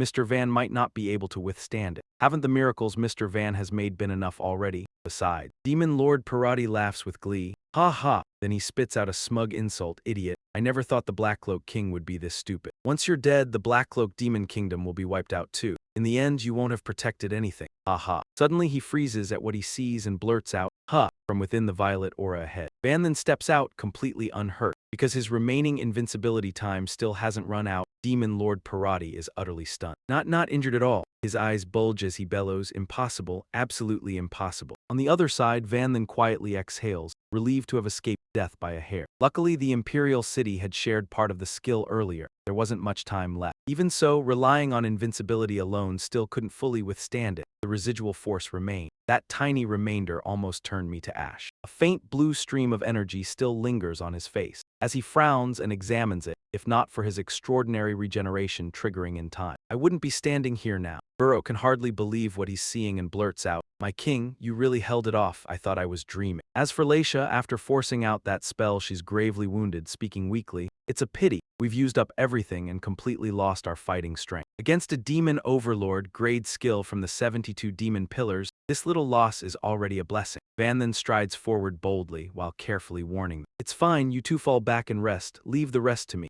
Leisha staggers back in alarm, eyes wide with fear. Burrow's reaction is no better. Meanwhile, the royal capital soldiers, seeing him safe and sound, erupt into joyous cheers. Ha ha ha. Even the 72 demon pillars' skill couldn't do anything to our king. What can't we overcome? Our king is invincible. Brothers, charge. Victory is ours. In contrast, the enemy side begins to feel fear. Not only were 2 demon lords slain, even a demon overlord grade skill was useless. Can a high-ranking demon really do this? Is this a joke? The Black Cloak King definitely has demon overlord level power to destroy the Black Cloak Demon Kingdom. We'd need the 72 demon pillars to join the battle. There's no way to win. With just us, we can't win at all. Demon Lord Parati's face twists. A cold sweat ran down his forehead, his heart twisting with speculation. This isn't right. If he truly possessed the power of a demon lord, entering the battle directly would have wiped us all out. There would have been no need to prolong things until now. Stay calm, observe carefully, and don't be intimidated. He analyzed as he watched Van then fight. Judging by his speed and skill intensity, his power indeed surpassed the demon overlord tier, but was still far below the demon sovereign, and certainly could not reach demon lord level. He must have used an extremely rare special artifact to achieve this. Matun Parati frowned slightly. His dark gaze revealed worry, silently thinking,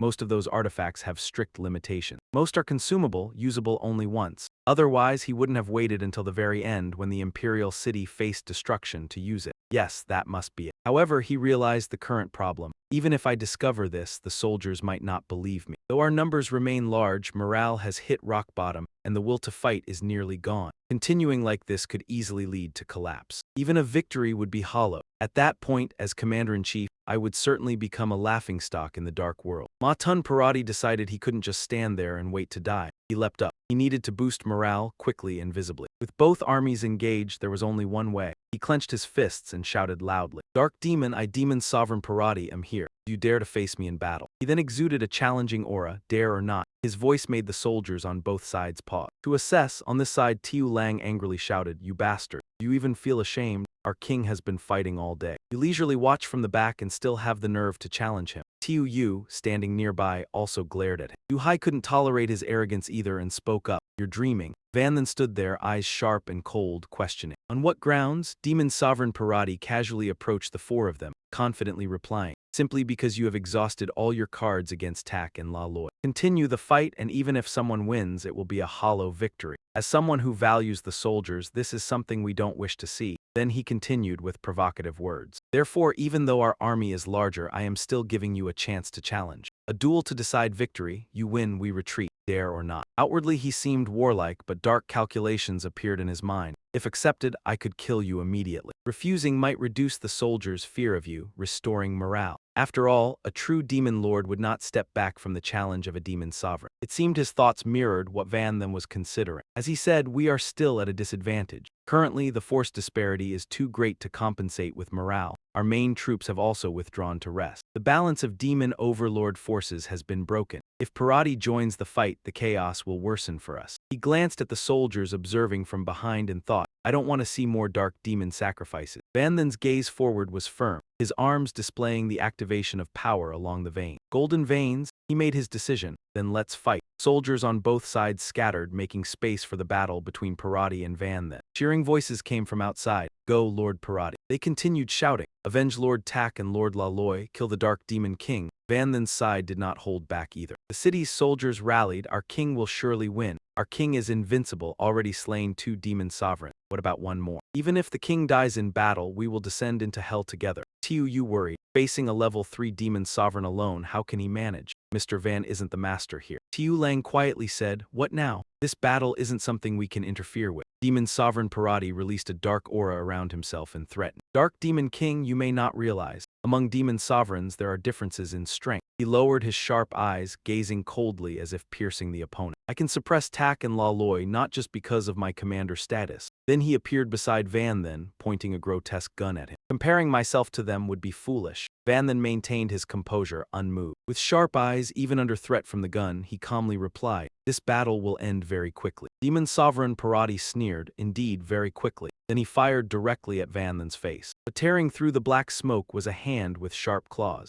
Now Van Then had merged into the all-profession base state known as 10,000 Wheel. Seeing this, Demon Sovereign Parati was slightly panicked. "This is a power-enhancing skill. His aura is completely different, almost reaching my own level." He was stunned because this time the gun aimed at someone's head was pointed at his own. From above, the boy looked down and said calmly, "1 shot to the head each. Perfectly fair, right?" That gun was a fusion tech creation. The Ammo Master's electrified diffusion rounds and the Divine Gunner's lethal shot. The gunshot rang out, and this time it was Demon Lord Parati who was swallowed by a terrifying surge of power. After firing, Yun Shen casually blew the smoke from the barrel. Demon Lord Parati sneered, his voice dripping with sarcasm. "In the end, it's only an archdemon tier skill. And yet it can actually hurt me. You should consider yourself lucky," he thought to himself. "Just as I predicted. With that arrogant attitude, I need to assess him carefully." In terms of absolute power, the Black Snake King sits between a lord and a demon lord, even if he's using some kind of skill to strengthen himself. His stats only reach the bare minimum of a demon lord, still far behind me. Demon Lord Parati kept his gun trained on Yun Shen and declared with certainty, "Killing him won't be hard." A wave of black aura burst forth, an unseen curtain. He immediately used echo mana and visual inference. Smell and hearing are both disabled. This black curtain is definitely the cause. Then he lightly shifted his body to the side. "But for me, even if you use mana to probe, it won't make much difference." He fired again with a chain of annihilation blasts, shooting at Yun Shen over and over. Yet not a single bullet could touch him. Demon Lord Parati roared in fury. "What? He dodged them all," he thought, "even if he has some special way to sense attacks. There's no way he can evade every strike of mine." The two dueled at blistering speed, invisible to the naked eye. Yun Shen thought to himself, compared to instructor Zia, you're still far too slow. Then he raised his fist and used the fused fighter skill, full power strike, and the giant warrior skill known as rage strike. The devastating punch drove straight into Demon Lord Parati, sending him flying into the air. But he was completely fine and even mocked him with a sneer. This counts as an attack, it's nothing. Demon Lord Parati arrogantly raised his gun to answer back, Senzada, I'll show you what the power of a demon lord really is. Yun Shen didn't care, he lifted his gun and counterattacked with fused skills, the sniper's headshot strike and the fire mage's fireball. Come and try me.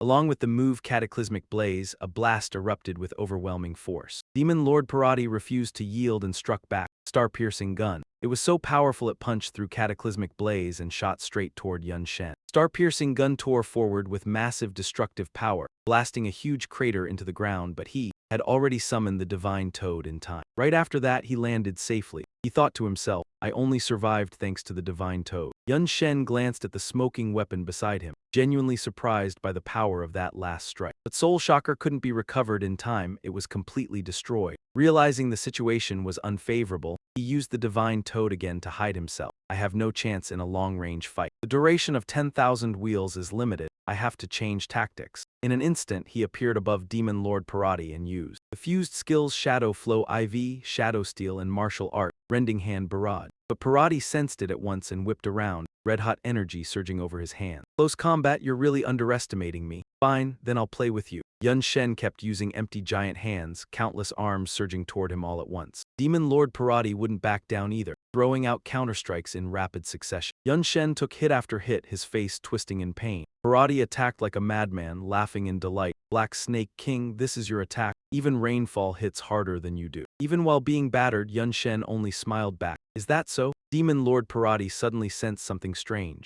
Wait, something's wrong. My attacks are getting weaker and my speed is slowing down. Seeing Yun Shen looking a little tired, he grew unsettled. But Yun Shen's strength and speed were rapidly rising. How is that possible? At last, Yun Shen delivered a decisive blow straight to his face, making him cough blood. The strike sent Demon Lord Parati crashing into the ground at terrifying speed. Only then did he realize, damn it, he must have used a plunder skill, stealing my attributes. I can't fight him up close. Yun Shen pressed the attack, driving a brutal kick down from the sky into his abdomen. Then he rained savage punches onto Demon Lord Parati. Trying to widen the distance? Dream on. Watching him lie there and take it only excited Yun Shen more. Parati, today is your day to die. Zio, you saw this and cheered with joy. Head on, Mr. Yun was completely overpowering the Demon Lord. Zio Ling beside her was just as thrilled. Just a little more and we'll win. Suddenly, Demon Lord Parati erupted with power and shoved Yun Shen back. Brat, don't get so cocky. He stood up, raised his hand to the sky, and formed a surge of blue energy. I'll show you powers that an insect like you could never reach. You will be annihilated completely. A dragon-headed sword emerged from that energy. Yun Shen showed no fear.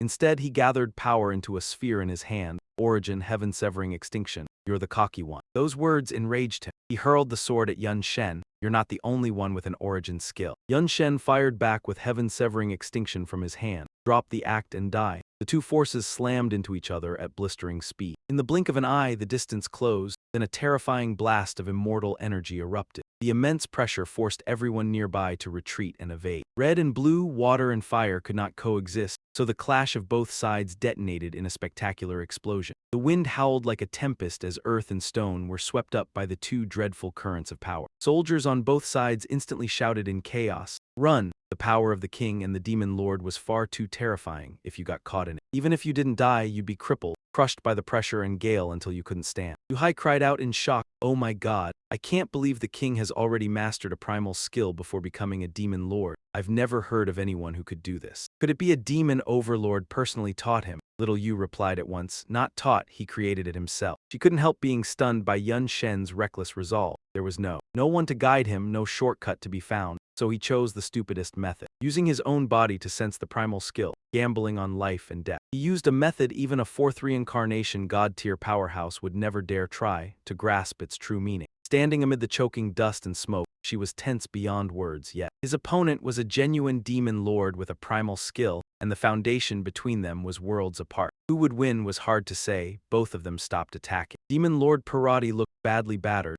while Yun Shen was completely unscathed. His eyes were half-lidded as if he looked down on everything. Suddenly he collapsed to his knees and spat blood, looking even more wretched. After that exchange, he'd lost an arm and one eye, yet he still spoke in awe. I never thought you'd comprehend a primal skill before becoming a demon lord. And he was unwilling to accept the terrifying strength of the young man before him. Even the trace of primal power in your skill is more advanced than my severing primal. Where on earth did you get it? Parvati shuddered inwardly. If I hadn't had such a solid foundation, I'd be dead by now. Yun Shen braced a hand on his knee and didn't answer, only sneering inside. This star god flame's end, I comprehended it from the primal skill of the blazing flame demon overlord. By rank, the blazing flame demon back then was in the top 10, its primal power even stood above theirs. How could a rank 21 false demon like you compare? Demon Lord Parvati stepped forward, his intact hand gathering energy. Fine, you don't have to say, even if I'm at my last breath. You're in far worse shape, you can barely even stand. That energy condensed into a crimson gun, as if it were formed from blood. Parvati aimed it at Yun Shen's head.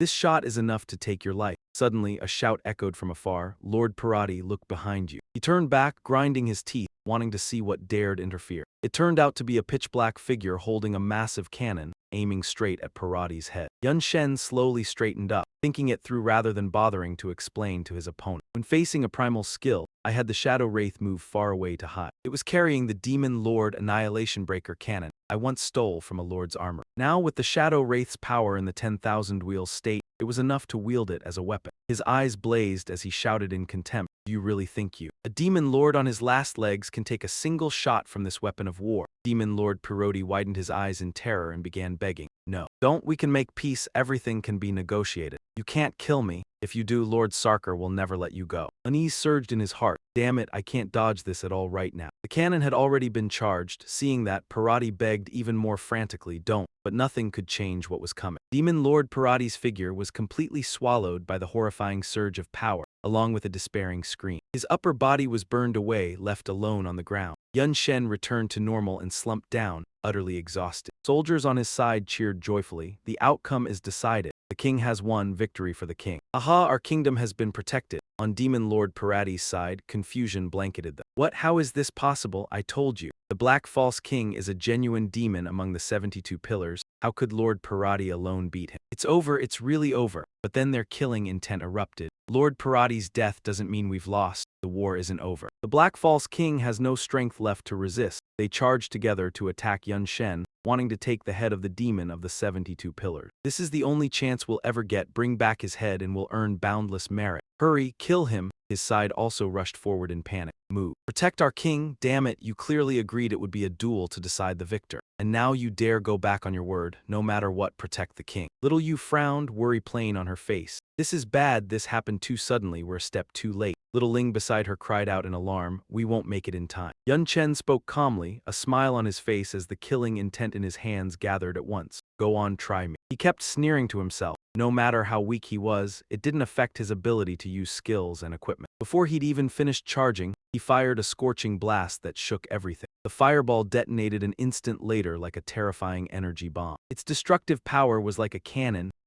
countless times stronger. The soldiers who'd been so ferocious a moment ago evaporated without leaving a trace. The survivors froze, staring at the marks left behind. Then they panicked and shouted to each other, only to be cut off by a column of troops. Damn it, they attacked the royal city while we were gone. The force led by Enran charged forward on his order. Kill them all! Baha knelt atop the city wall and cried out in joy. The troops the king had sent to the front for guerrilla raids had finally returned. With their support, the allied army had no chance of escaping. The soldiers under the demon Lord Parvati lost all will to fight, dropped their weapons, and fell to their knees. They surrendered, the rest knelt as well, clutching their heads and begging for their lives. The sky brightened as if after a torrential downpour. Yun Chen sat on the ground, feeling the warm light. At last he had won. News of the Alliance's defeat spread rapidly throughout the Dark World. The other demon clans reacted in different ways, some furious, some grief-stricken, some terrified, and some even delighted. For instance, the Queen White candlelight reflected in her eyes as she let out an inexplicable laugh. "Aha, Dark Knight Sovereign, if I ever get the chance, I really want to meet you once." The candle's flame was snuffed out by a gentle breeze. The entire space slowly sank into darkness. At the same time, Quan Than stood silently beneath the bright moon. Her eyes narrowed slightly, a trace of sadness flashing within. The war was finally over, and the moonlight washed over Quan Than's body. Her icy voice made the gloom even heavier.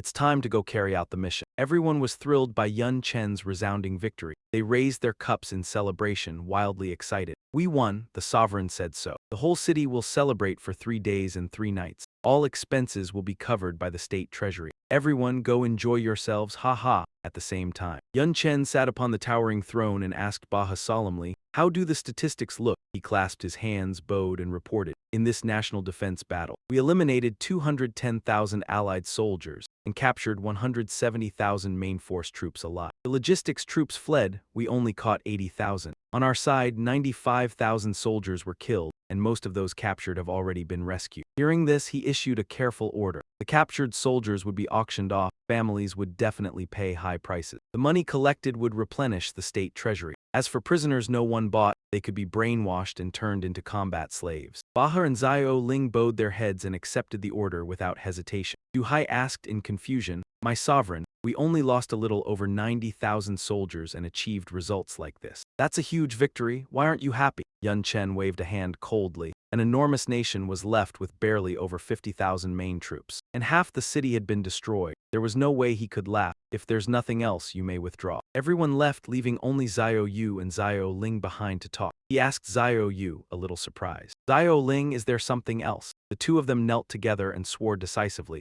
"Mr. Yun, you're human, you could have run. But you chose to fight to protect us. We're deeply grateful for this kindness. We're willing to offer everything to Mr. Yun." Yun Chen cheerfully helped them up. "No need. With the bond between us, there's no need for such formalities. Besides, you're connected to Teacher Ha as well, we're all family." Xiao Yu said firmly, "If one day Mr. Yun and our master stand against each other, we won't hesitate to risk our lives to stand by your side." Hearing her say something so intense, he hurriedly corrected her. "What are you saying? How could I ever oppose Teacher Ha?" Suddenly a familiar voice echoed from above, speaking behind their backs. "That's not very nice." Quan Than's aura appeared, leaving Yun Chen stunned. "Teacher Ha, since when were you here?" Xiao Yu and Xiao Ling trembled in fear, stammering, "Master." Their minds were in chaos. Oh no, did the master hear everything? With the master's temperament, if she discovered disloyalty, she would kill without mercy. Quan Than swept past, her voice turning colder. "Xiao Ling, I know what you're worried about, but I'm not so unreasonable that I can't tell right from wrong. Try talking nonsense again. I wouldn't mind ripping out your tongues." Xiao Yu and Xiao Ling could only stay silent, not daring to say a single word. Yun Chen quickly guessed her purpose. "Teacher Ha, if you've left the treasure vault, that means he's already spoken." Quan Than didn't bother to hide it. "If you've left the treasure vault, that means he's already spoken." So Quan Than didn't bother to hide it either. "That's right, in 3 days I will disappear. I came to say farewell and will use the remaining time to complete my mission." Her eyes briefly showed sadness.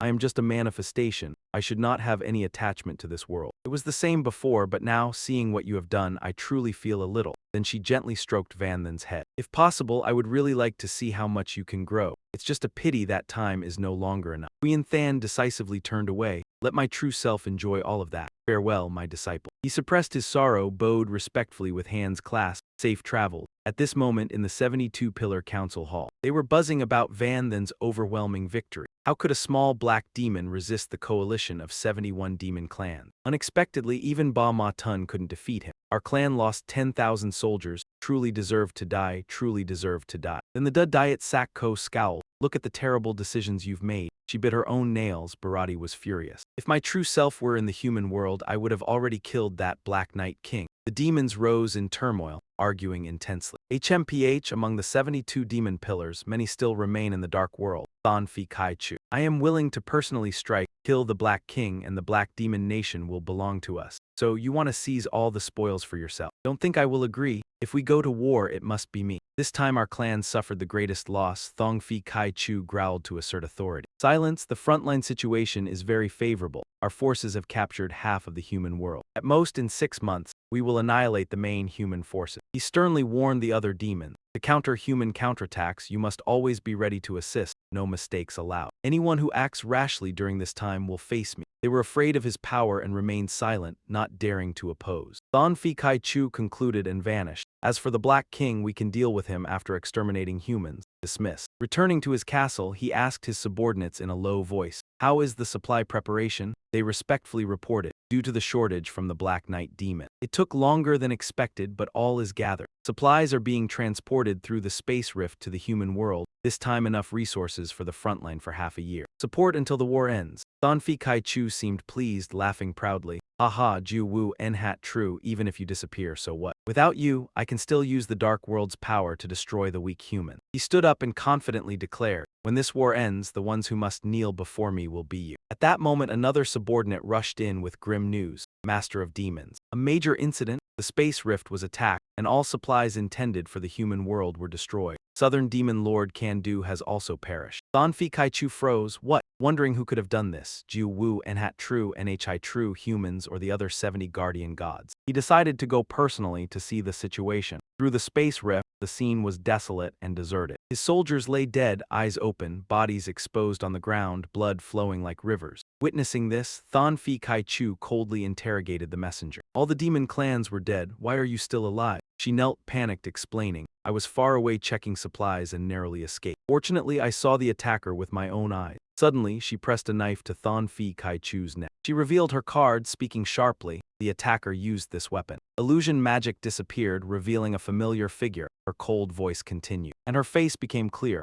Huyen Than glared at him with hatred, so this is it. Thonfi Kai Chu grinned savagely. I see. So you didn't appear on the front line but stayed in the dark world. Daring to attack me, you must be ready to die. Without giving him time, Huyen Than boldly declared while launching a magical attack. You must die, not just me. Streams of power quickly enveloped Thonfi Kai Chu, gradually forming a closed protective shell. Meanwhile, at the human world frontline, the battle raged fiercely. Demons and humans clashed everywhere. The clash of weapons echoed, screams heard on all sides. Till Nico struggled against the demons. Our nation must not fall. Damn demons, I will fight you with my life. She struck decisively, cutting down one demon who could only scream in terror.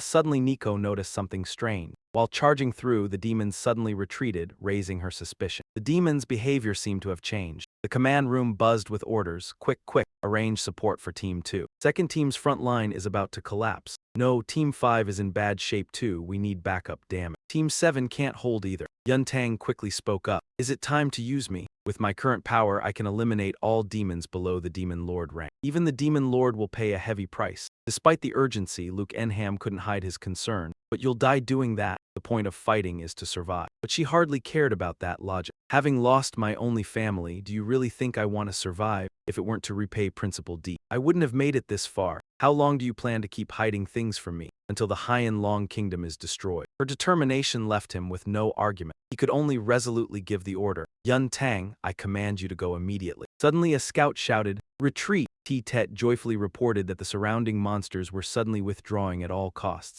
Our capital was protected. Luke Enham was stunned, unable to believe what he had just heard. What on earth happened? Excitedly, he recounted. According to the captured prisoner, the Dark World's Wang City seized the Dark Territories and urgently ordered reinforcement. It seems something major has happened in Wang City. Among the demons, only the possession devils can adapt perfectly to our environment. They're the absolute main fighting force. The moment they pulled back, the other demon clans retreated as well. Hearing this, he was thrilled. Could it be that General Ha's trump card had worked? Either way, as long as they held the line, there was still a chance. Only Buon Ba muttered gloomily, still not dead. At that moment, outside the Dark Knight Demon King city of the Dark World, Van Then was gathering the 3 Demon Lord corpses together. He curled his lip, smirking at his subordinates' quick thinking. Earlier, he had arranged for Tiu Lang to handle the cleanup of slain enemies, specifically for use in a sacrifice. Only girls like them wouldn't arouse suspicion. Van Then began activating his power and solemnly recited the blood incantation. 3 demon lords, plus the corpses of 210,000 demons. With offerings this lavish, trading for the power of the 72 demon pillars isn't too much to ask, is it? Yet the surroundings showed not the slightest reaction. He coldly concluded, no response, looks like the offering still isn't enough. Then use these offerings to make me as strong as possible. As for the details, you handle it yourself, God. A super powerful pillar of light erupted at once. The moment his shout ended, sacrifice. Power was bestowed directly onto Van Then. His experience points skyrocketed to 100 million, and Van Then roared in exhilaration. 100 million experience, enough to jump 20 levels in a row and reach level 85. But it's not enough. That doesn't deserve my offerings. His other stats kept climbing and his skills ascended to S rank. Aside from talent skills and special skill, any skill he used could be chosen to ascend, reaching that skill's absolute limit. Note, after ascending, a skill will consume 10 times the original system's mana cost. The change left Van Then astonished, but he still calculated carefully, 10 times the mana cost. If it's just ordinary low-tier skills, that's manageable. But what if I ascend a fusion skill? After all, using fusion already doubles the cost. Ascending it afterward would become terrifying. He silently ran the numbers. In his head, for example, Fireball costs 20, Vine Whip costs 35. After fusing them, the mana cost is 20 plus 35, then double, reaching 110. If it's then multiplied by 10 upon ascension, that becomes 1,100. With that kind of drain, even I can't hold out. Van then could only shelve the plan for now. Originally, I relied on an enormous total mana pool, thanks to absurdly high attributes, so I could basically ignore skill costs. But now, if I want to use ascended skills, I'll have to calculate carefully. Hopefully the power after ascension is worth that price. The sacrifice was still ongoing, apparently because there were simply too many offerings. This time I already received rewards, yet I'm still not done sacrificing even on the brink of death. That means I still have time to observe. Watching each corpse gradually vanish, he reminded himself. According to Teacher Ha, a sacrifice is a transaction with a god, a deal where each side takes what it needs. A god would need corpses, sure, but looking closely, the corpses were simply being erased, and it was impossible to tell what the god was actually taking from them. Driven by curiosity, Van then took out the mourning staff to investigate. If you can't see it with the naked eye, you can try that method. Back then, I cut off a small piece of the mourning staff from the Vice Guild leader of the Black Impermanence class and gripped it tightly in my hand. He continued firmly, "As long as you hold this, you can see much more." Suddenly fear flared in Van Then's eyes, because at last the god revealed itself from on high. The instant that eye appeared, his heart churned violently. What is that? Just being stared at made me unable to breathe, unable to move, unable even to stop myself from kneeling in worship. It barked in fury. "You worm, you ant, how dare you spy on me?" Then a gigantic blood-red hand slammed down toward Van Then's head, coldly pronouncing his death sentence. He froze, too stunned to react. He didn't know why his mind had become so strange, his will was collapsing. He couldn't move, couldn't speak, and couldn't use any skill at all. Facing a god, he was helpless, there was no chance to resist. Compared to it, I was nothing but a speck of dust. Suddenly, a multicolored piece of tree root appeared beside Van Then and quietly wrapped around him while he stood dumbfounded. In an instant, it shifted Van Then to another place, saving him from the killing blow of the god's deathly hand. On the path, a figure was leisurely wandering about, paying homage to the god. Sensing something, Hu Vo snapped around and looked up at the sky. With amusement, he remarked that he didn't know who could make it so furious enough to strike regardless of the cost. Then, smiling, he muttered to himself as he looked into the distance. But thinking about it, angering them isn't difficult. They're simply too arrogant, unwilling to tolerate even the slightest hint of rebellion. Hu Vo strolled along at ease, nodding as he said, "If the world stepped in to save him, then it must be something good that kid did. If he can survive this calamity, he'll become mine." Back on this side, no one knew where he had been shifted to. After a while, a group of people found Van Then. "Look, there's a fallen demon lying here." They surrounded him curiously. Why did he show up here? Could he be an intruder? Doesn't look like it. Maybe he was injured and wandered in by mistake. These dark spirit elves excitedly watched and commented on Van Then in every possible way. "Looks like a dark night demon. Upon closer look, he's actually handsome. Not sure what exactly is handsome, but he really is. Somehow, he seems likable. Probably wandered into here by accident while injured." A figure who seemed like the cold leader said, "Even if we pity him, no matter his purpose, the demon disciples of the 72 demon clans are all dying." He raised his spear, determined to kill Van Then on the spot. "You shouldn't appear outside the dark forest." Our spirit elves, suddenly Kiki appeared in time to intervene. Wait a moment." She rushed over to explain, "I heard there's a dark night demon. I had my doubts, I didn't expect it really was him. He saved me back then, otherwise I wouldn't know where I'd be now, probably enslaved." Hearing Kiki say that, the other dark spirit elves relaxed a bit. "This one seems like a good person, right? I told you. Being this handsome, he surely isn't evil. Let's spare his life. Just pretend you didn't see him." After a preliminary check, Kiki anxiously said, "His condition is very bad. His body is cracked in many places, only barely breathing. We must take him back to the forest to treat him quickly." They seemed to disagree, but any demon disciple approaching the forest must be executed. That is the queen's rule. No matter how handsome, it's not allowed. "It's Kiki, not killing him is already our biggest concession. He can't go inside, take him elsewhere for treatment. Aren't you afraid of being enslaved again?" She urgently pleaded because she hadn't repaid the life debt. But I have no money, I can't pay the treatment fee. Moreover, from here to our nearest demon territory city would take 3 months. He wouldn't survive that long. Please understand a little." Despite her pleading, they firmly opposed. "Not allowed, that's the rule." Kiki whispered sadly, Fine.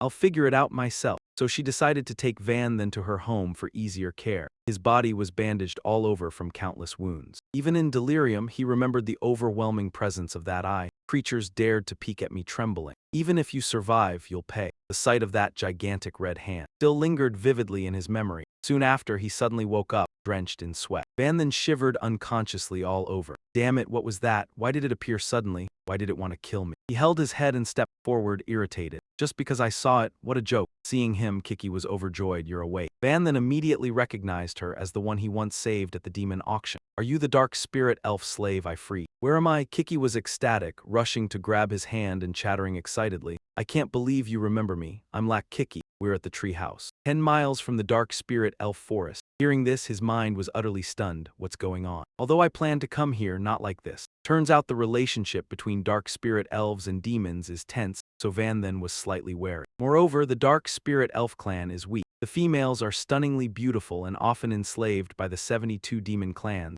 especially oppressed by demon territories the most. Therefore, the dark spirit elves are extremely xenophobic, hating all demons. It's surprising that an outsider can safely be outside the dark elf forest. Noticing two girls peeking outside, Van then curiously asked, "Who are they?" She proudly introduced, "They are my friends, a Lily and Ngayat Lulu. They risked monster attacks to help me gather more healing herbs for you. Are you okay?" Outwardly he spoke politely, "Thank you," but inwardly he remained extremely cautious. He used his assessment skill to evaluate them. Level not high, mostly around 20. Low-rank demons' equipment is also simple. Even if trouble arises, they pose no danger to me. She blushed and told Lulu, "Wow, he's staring at me. What if he proposes?" Even though the queen forbids marriage with outsiders, but he's too handsome. Van then felt a bit awkward hearing this. I'm handsome. Being complimented in this form made him doubt more than feel happy. In this dark world, it's the first time I've been praised for my looks. Could it be the dark spirit elves' aesthetic prefers my type? Kiki blushed and gushed. Strange, the first time I met you I felt especially close. Unexpectedly my people feel the same, this has never happened before. Yet he still thought, close dark spirit elves. Suddenly remembered the necklace Nico gave me. Perhaps because Nico gave it, it unexpectedly worked on dark spirit elves. Without it boosting goodwill, I might have been killed by the dark elves. This is a special natural prop. Effect, improves friendship with spirit elf clans. Basic attribute +1, the owner can enhance goodwill with spirit elf clans.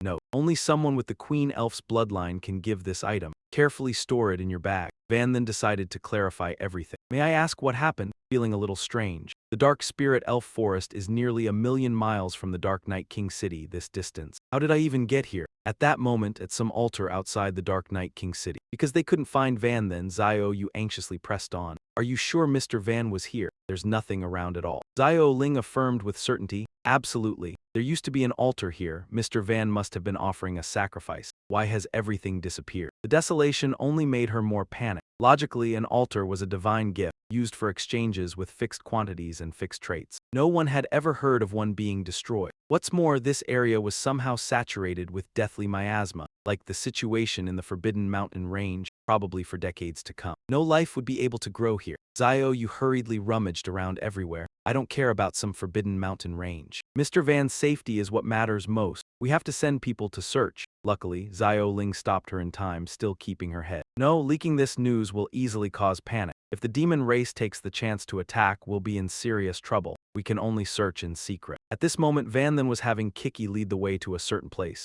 You found me here, she answered honestly. Yes, back then you were wrapped up in vines. The remnants of the vines were still here. Once he calmed down to think, Van then vaguely recalled a few things. He remembered being attacked from the sky. Dimly, he felt as if something had saved him. Maybe it was someone's skill, but he didn't know who had acted. He sat down to examine the remaining middle section of the plant and reasoned carefully. Something had been able to save him from that kind of attack. It had to be something extraordinary. But looking again now, it was only ordinary plant debris, and he couldn't deduce anything more. Suddenly, a shrill cry for help rang out. No, something's wrong. Help, hurry! Li came running to them, shouting. Yue Lulu was attacked by a beast while gathering herbs. It's critical. Quick, save her. Without hesitation, Van then grabbed the two girls by the hand and sprinted away. Let's go! Lulu was struggling to hold off the small monsters, screaming in panic. Luckily, Kiki and Li arrived in time. The two charged in together, weaving left and right. Don't be afraid, Yue Lulu, we're here. Van then stood calmly outside, commenting coldly. They're just low-level monsters, nothing at all. But the moment he tried to use a skill, his power abruptly cut out. It threw Van then into confusion. What's going on? My skills are gone. The clash between the dark elves and the small monsters was still intense. Van then seemed to realize something. He could still feel mana flowing within his body. He hadn't lost his power, so why couldn't he use skills? What was happening? Then he watched the situation ahead with worry and made a quick judgment. Worse still, these dark elves were poorly equipped, and both their level and their numbers were lower than the magical beasts. If this kept up, they would definitely die. What should he do? A monster turned toward Van then and let out a terrifying roar. It made him uneasy. Are they targeting me? Then he shouted in rage, you beasts dare run wild. The hulking monster stood right in front of Van then at close range. He lowered his stance, ready to fight, with my attributes and level. Even without skills, just relying on close combat, wiping you out would be as easy as flipping my hand. Suddenly something appeared around him, making Van then freeze. He clenched his teeth and forced himself to resist, sweat streaming down his cheeks. What is this? His body wouldn't move, as if bound by something. What is it, really? The image of a blood-red hand descending from the sky flashed through his mind, along with a voice echoing across the heavens. Even if you survive, you will pay a price. Van then realized in shock. Maybe it hadn't been just a dream, and his current condition was the price he had to pay. On the other side, Kiki struck the monster's flank and warned, my lord, be careful. He forced himself to regain control. His brows knit slightly as he steadied his nerves. Stay calm. To get through this, I have to analyze the current situation. Stay calm. Right now I may be unable to attack, unable to use skill. No, some skills can still be used. Because earlier I could still use appraisal. Then I activated a circle with a pink energy core at its center, silently calculating from that, combining it with the fact that I can't attack. But my body and attributes aren't affected. Even if I can't use skills, mana still exists. Maybe I'm currently in a state where I can't fight directly, can't directly use combat skills. If that's the case, then I'll use that. Over here, the monster howled violently and flung a dark elf away, making her cry out in pain. Seeing how lopsided the battle was, Lulu grew extremely anxious. Am I really going to end here? I can barely get enough to eat on a normal day, and now I have to become food for magical beasts. This is so unfair. Li, standing behind, panicked as well. I don't want to die, and I don't want to turn into droppings that get excreted. As they roared and lunged forward, the dark elves' screams rang out at the same time. No, pink thorn vines appeared from nowhere, binding the beasts' bodies at incredible speed, leaving them no time to resist. So Van Shen successfully used the Dark Maiden Pact healing skill. Zio Jing, level 59, Platinum tier armor. Skills include Dark Whip Strike, Dark Seed Gel, and Dark Thorn Chain. Dark Thorn Prison, she appeared and immediately used fusion techniques combined with dark magic to rescue the situation just now. Seeing the result, Van Shen exclaimed joyfully, wow. Having grown stronger, Van Shen stood behind and realized the principle. As predicted, if you cannot fight directly, then borrow the strength of others. However, he still had concerns. He hadn't expected that Zio Jing, summoned by dark magic, would not only change in appearance. It seemed her species had also changed, and her level was much higher than before. Apparently, after I arrived in the dark world, she was well taken care of. Probably Van Tang or Master Ha took care of her on my behalf. Van Shen darkened his face, thrust his hand forward, and commanded, Zio Jing, deal with them. Following Van Shen's order, Zio Jing swung her arms, causing thorny vines to rise from the ground and rush forward, ensnaring the monster. In the blink of an eye, the monsters were handled by the thorny vines. She immediately turned back and reported, Master, did I do well? He gently stroked her head in praise. Good, very good. Zio Jing took one of his arms, and together they went to check on the injured after the battle. Van Shen kept his hand on Zio Jing's head as he introduced, this is my summoning beast of pact. From now on, when I am here, if you encounter trouble, you can rely on her. At present, I can only use a few skills, and my dark magic no longer has much utility. So for now, just let Zio Jing stay here. After all, my dark magic is enough to maintain her summon for a long time. In the Dark Knight King's study, a long shout rang out. Zio Lang, come here quickly, something big has happened. She immediately appeared and asked about the situation. Zio Yu, why do you always startle others like this? What happened? Zio Yu looked toward the flower pot. Just now, Zio Jing, usually nurtured in the pot, had suddenly disappeared. She must have been summoned by Master Van. This means Master Van is still alive. She agreed, thinking this was very likely. Zio Lang exhaled lightly, finally at ease. Once Zio Jing returns, we will ask her about Van Qing's whereabouts. Meanwhile, in the Shadow Spirit Cave, everyone was asleep. Van Shen sat in thought. The tusk of the sea god statue was nearly depleted, and the soul tracking mark would inevitably appear according to the original plan. After repelling the Dark Clan coalition, I will start considering how to deal with the Night Slayer core. During that time, I will need the Shadow Spirits. He recalled and calculated. The Shadow Spirit clan is a weak species among the 72 dark clans, always oppressed, so they are extremely xenophobic. They hate all 72 dark clans. Moreover, their home,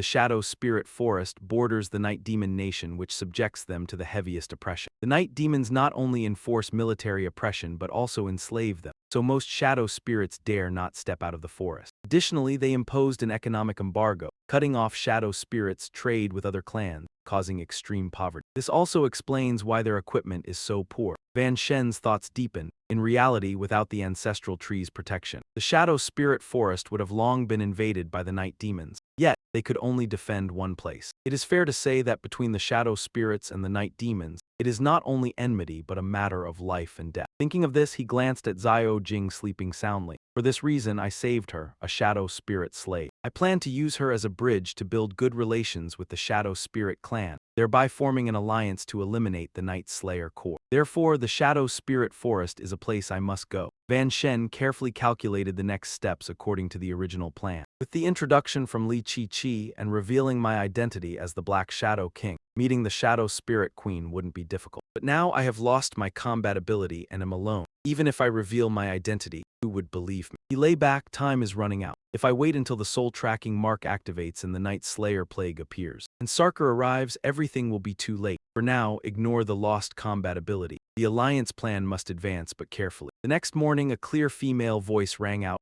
You want to meet the queen? Xiao Jing shook her head vigorously, opposing. Absolutely not, according to her explanation. The queen hates outsiders. Even helping you must be done secretly. Approaching her yourself is tantamount to suicide. It must not be done. Van Shen responded in puzzlement. If I could speak to her directly, I could protect myself. He thought silently. At most, I would only reveal my human identity. Combined with the favor-enhancing necklace Nico gave, and the feat of defeating the Dark Clan coalition, as long as the Shadow Spirit Queen is not foolish, she will certainly be willing to talk to me. Xiao Jing raised her hand, considering, even if what you say is true, the queen lives in the center of the forest. Protected by many layers of guards, those bodyguards are much stronger than me. Before meeting the queen, we would be killed by them. Van Shen's reply pierced like an arrow. Hey, who said I wanted to charge in? If we can't approach her directly, then find a way to lure her out. As far as I know, the Dark Star Elves are very poor, aren't they? Kiki's voice turned a bit reluctant. Though it is true. Could you phrase it a little more tactfully? She went on to explain, it's all because of those disgusting Nightbreaker demons. Everyone can only eat wild fruit and insects, there's never enough to fill their stomachs. If they go far away to farm or hunt, they're afraid other demon clans will capture them. And even though our forest has plenty of trees, we're desperately short on minerals. So much so that the guards' equipment hasn't been replaced for decades, so old and worn out, let alone people like us. Then she put on a pitiful look while bringing up the past. I was only starving, so I went far away to look for food and got caught and taken somewhere. Hearing this, Yun Shen showed a hint of sympathy, then, a second later, looked as if he'd figured everything out. If that's the case, making certain things easier won't be hard. After all, I have a lot of money. After that, the two of them arrived at the Nightbreaker Demon Kingdom city of Kuro and strolled down the streets. Kiki trailed closely behind Yun Shen. Unable to hold back her curiosity, Kiki asked, Lord Wuzai, what are we here for? He answered curtly, shopping. She frowned, confused. Don't tell me you plan to build a relationship by giving gifts. No way. Even if we're poor Dark Star Elves, we still have our pride. We absolutely won't accept handouts. Yun Shen replied calmly, who said I'm giving anything away? My affection doesn't just fall from the sky. Relax, I've already worked it out. First, let's go buy clothes. The two walked into a clothing shop. Yun Shen said generously, how does it feel? Kiki picked up a dress and replied with a happy smile. The fabric isn't bad, very soft to the touch, and it's not expensive either. Hearing a positive response, he immediately sealed the deal. Good, boss, I want to buy every piece of clothing in this store, but you have to give me a 30% discount. Hearing that, not only Kiki but even the shopkeeper blurted out in shock, this is a huge order. And the boss immediately went full speed and flashed off to get the packing ready. Facing a customer as generous as you, how could I only give 30% off? I'll give you 40% off. Yun Shen laughed. 40% is even better. Only Kiki was left panicking. Lord Wuzai, isn't this a bit too showy? Buying a little would be enough. Why buy everything? That's such a waste of money. But he only folded his arms and replied lightly. This is just the beginning, and as for money, you don't need to worry. Yun Shen continued showing off his wealth, raising a hand and declaring, don't talk about one shop. Even if it were the entire city of Kuro, I could buy it. Kiki shielded her face with her hand and said, so dazzling, the radiance of the rich. Before long, the shopkeeper finished packing everything. All the items Yun Shen demanded. An enormous, supersized crate appeared in front of them. Honored customer, your clothes are ready. He simply raised a hand and paid. After that, along the whole street, every shop the two visited rang with delighted voices. Honored customer, welcome. What did you say? Buy out the whole store. Even the warehouse stock too. My goodness, what a generous customer. Please take your time and come again. A month later, the two were still wandering around. Kiki's face turned uneasy, she said timidly. In just 1 month, they had visited 5 cities. Almost every shop in each city had been cleared out by Lord Wuzai. I've never seen anyone shop this insanely. She looked at Yun Shen in panic. Lord Wuzai, you've prepared so many supplies. Don't tell me you're planning to go back to the Nightbreaker Demon Kingdom and overthrow the country. He was speechless, truly at a loss with her. What nonsense are you thinking? Ask yourself, would I betray myself? 2 female guards of the Elf Queen's clan appeared with swords in hand. You, what kind of demon are you really? You dare set up a stall on our territory. The smell is outrageous, utterly outrageous. You must be here to humiliate us, bullying us because we don't have money to buy it. Yun Shen stepped forward gently to explain. We're only setting up outside the forest, a short distance from the entrance. We have no intention of trespassing. Your Majesty, is what you just said actually illegal? Suddenly it did seem to make sense. And no, it isn't, but you're deliberately luring customers with no money here. That's already the crime of insult,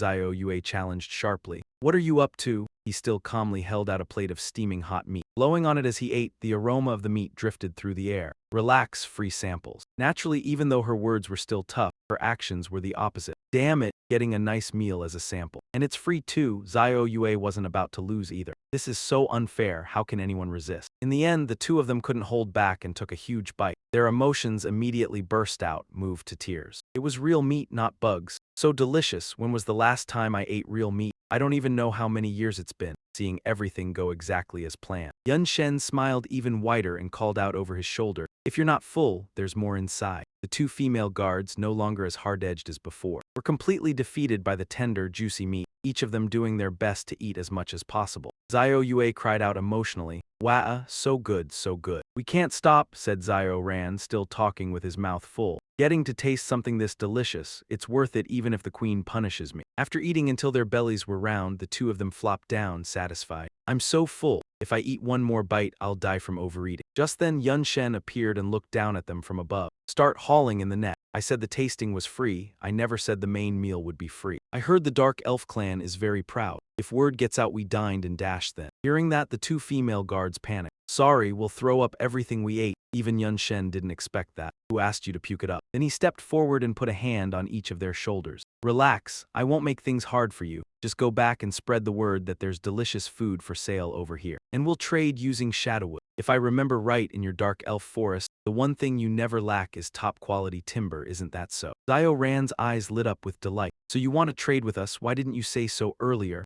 Zhao Yue happily agreed as well. There's tons of shadowwood in our forest, no problem at all. Perfect. Now everyone can eat good food. Everything went exactly as hoped. Yun Shen smiled, pleased with himself. Because of the war, the Blackguard Royal City had suffered severe losses. Rebuilding would require a huge amount of fuel, and shadowwood just happened to be premium lumber for construction, highly valuable. And with only a few cheap daily necessities, he could both curry favor with the Dark Elf clan and trade for something this good. What a steal. Hickey was deeply moved by his kindness. Thank you, Lord Wuzai, for being so generous. I haven't worn new clothes in years. Yun Shen only replied gently, you've helped me a lot. This small thank you is only right. Let's go, we need to head back. Suddenly her expression changed. Wait, we're being followed. They didn't turn around and kept walking. Hickey guessed it has to be the disfigured demons, about 4. No, at least 5. Yun Shen wasn't worried at all. If anything, he looked calm. Sure enough, they were disfigured demons, but there were far more than that. 17 in total, mostly mid-tier demons. They'd been tailing them from inside the city. Hickey started to worry. That's too many. You went on a shopping spree, of course, there after your money. What do we do? And Zhao Jing isn't here at a time like this, he quickly explained.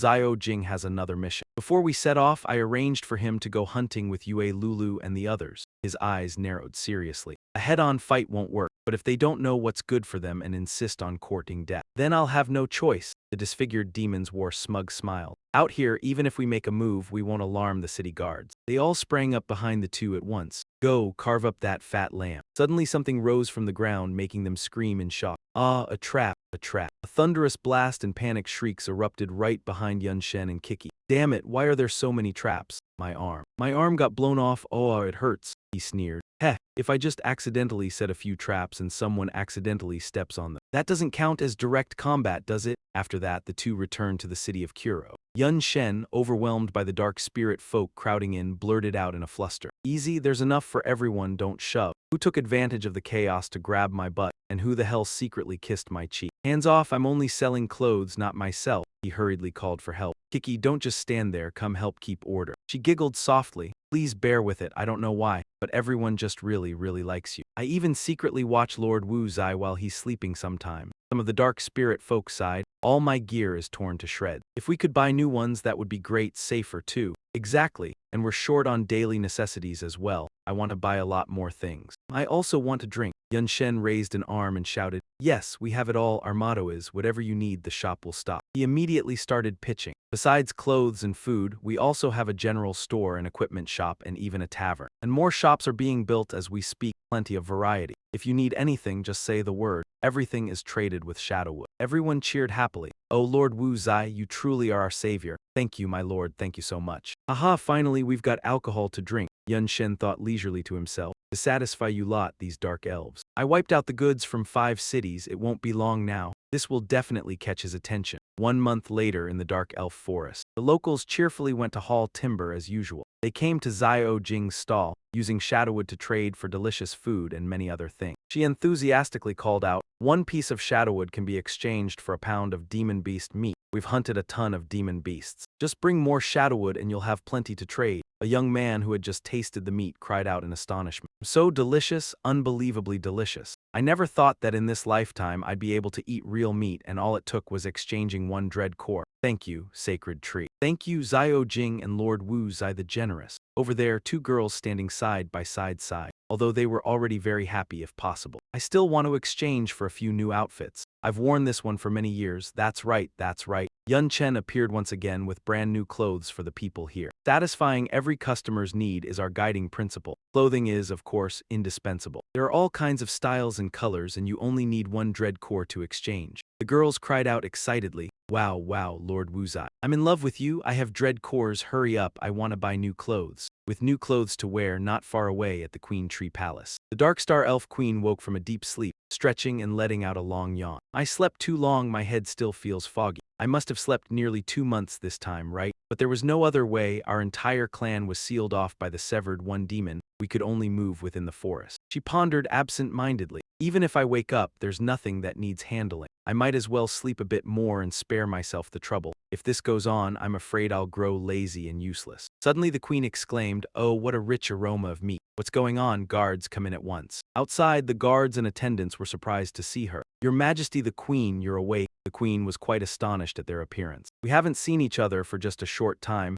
How did each of you become so plump and glowing? And what's with that delicious smell of meat? Did you all go out hunting? Aren't you afraid of being captured and executed? The 2 attendants looked at each other awkwardly and explained warmly, no one went out hunting. As for the details, after hearing the whole story, many doubts arose in her heart. Wu Zai, a merchant, the demon clan's severed knight, trading with just 1 dread core. Then Yun Chen said, the name Wu Zai sounds familiar. I feel like I've heard it somewhere. Forget it, I'll think about it later. I should deal with the matter at hand first. The queen angrily reproached them. I ordered the execution of all foreign races and demons who approached the forest. You dared to disobey my command and even sheltered that profiteer. Before we were sealed off, dread cores are our most heavily consumed high-grade resource. And now you exchange them for a bit of daily supplies, letting him earn a fortune. The male guard hurriedly knelt and said, Your Majesty, he truly means no harm. Thanks to him, everyone's lives have improved greatly. No matter how good dread cores are, they can't be eaten. Leaving them in the forest only makes them decorations. It would be better to trade them for something more practical. And yet my own guard is pleading for an outsider. If even you are like this, the other Dark Star Elves must have already been bought off. Hearing this, she couldn't help but worry. Everyone knew that we Dark Star Elves are an isolationist clan. Yet that profiteer dared to risk coming here to trade. He must have another purpose. She then turned and ordered the 2 guards to bring him to see her. Determined to get to the bottom of it, she thought, if that's the case, let me see what he truly wants. Yun Chen and Kiki were brought to the main hall of the palace. He bowed solemnly in greeting. Greetings, Your Majesty,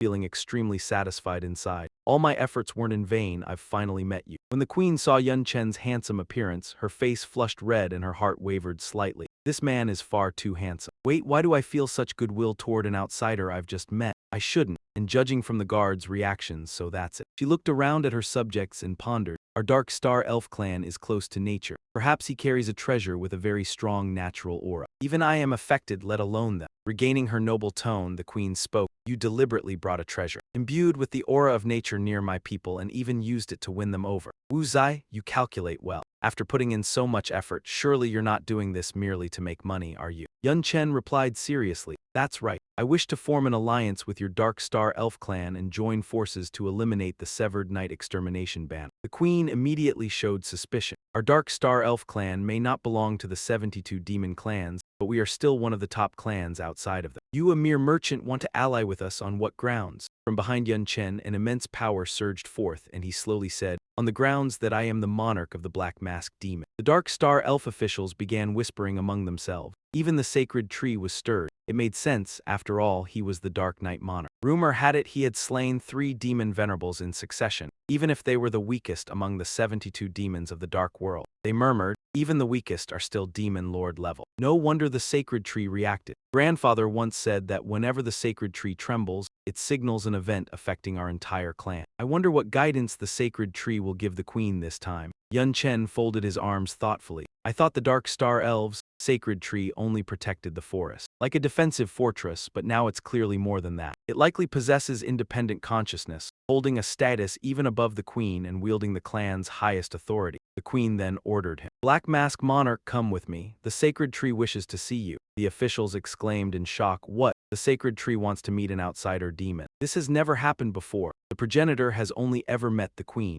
Van Shen silently pondered. Is she meeting me just because of my title as the Dark Knight Sovereign, or is it because of? If that's the case, then this matter might be deeper than I expected. You silently follow her to the ancestral tree. The queen walks while speaking. I will not reveal any information about the ancestral tree unless there's a special reason to do so. Don't even dream about it, leaving you powerless as if you haven't asked anything. The queen opens up, but I can assure you one thing. Meeting the ancestral tree is not dangerous. It's not bloodthirsty and has never harmed any living being. Van Shen sighs, really. The queen's steps suddenly stop. She brings you to a massive ancient tree with a human face, sleeping soundly. We're here. The ancestral tree senses someone and speaks. I want to speak with him alone. She obediently bows. Yes, I'll step back then. The tree slowly calls Van Shen. We meet again. These words surprise you. You know my real name. You can't help but wonder. Only the guild leader Lu Yaoling knows your true identity. Zio Jing, Zio Yu, and Zio Ling know they can't have any connection with the ancestral tree. Your face is panicked and drenched in sweat. Wait, if anyone knows, it's only the void demon who can see through everything about you. Could it be that the ancestral tree suddenly laughs? Haha, it seems you've guessed. That's right, it was Void Demon who told me about you and asked me to help. Van Shen asks skeptically, you said we meet again. But I have no impression of the last time. The tree Lian reminds, at that time you were about to die.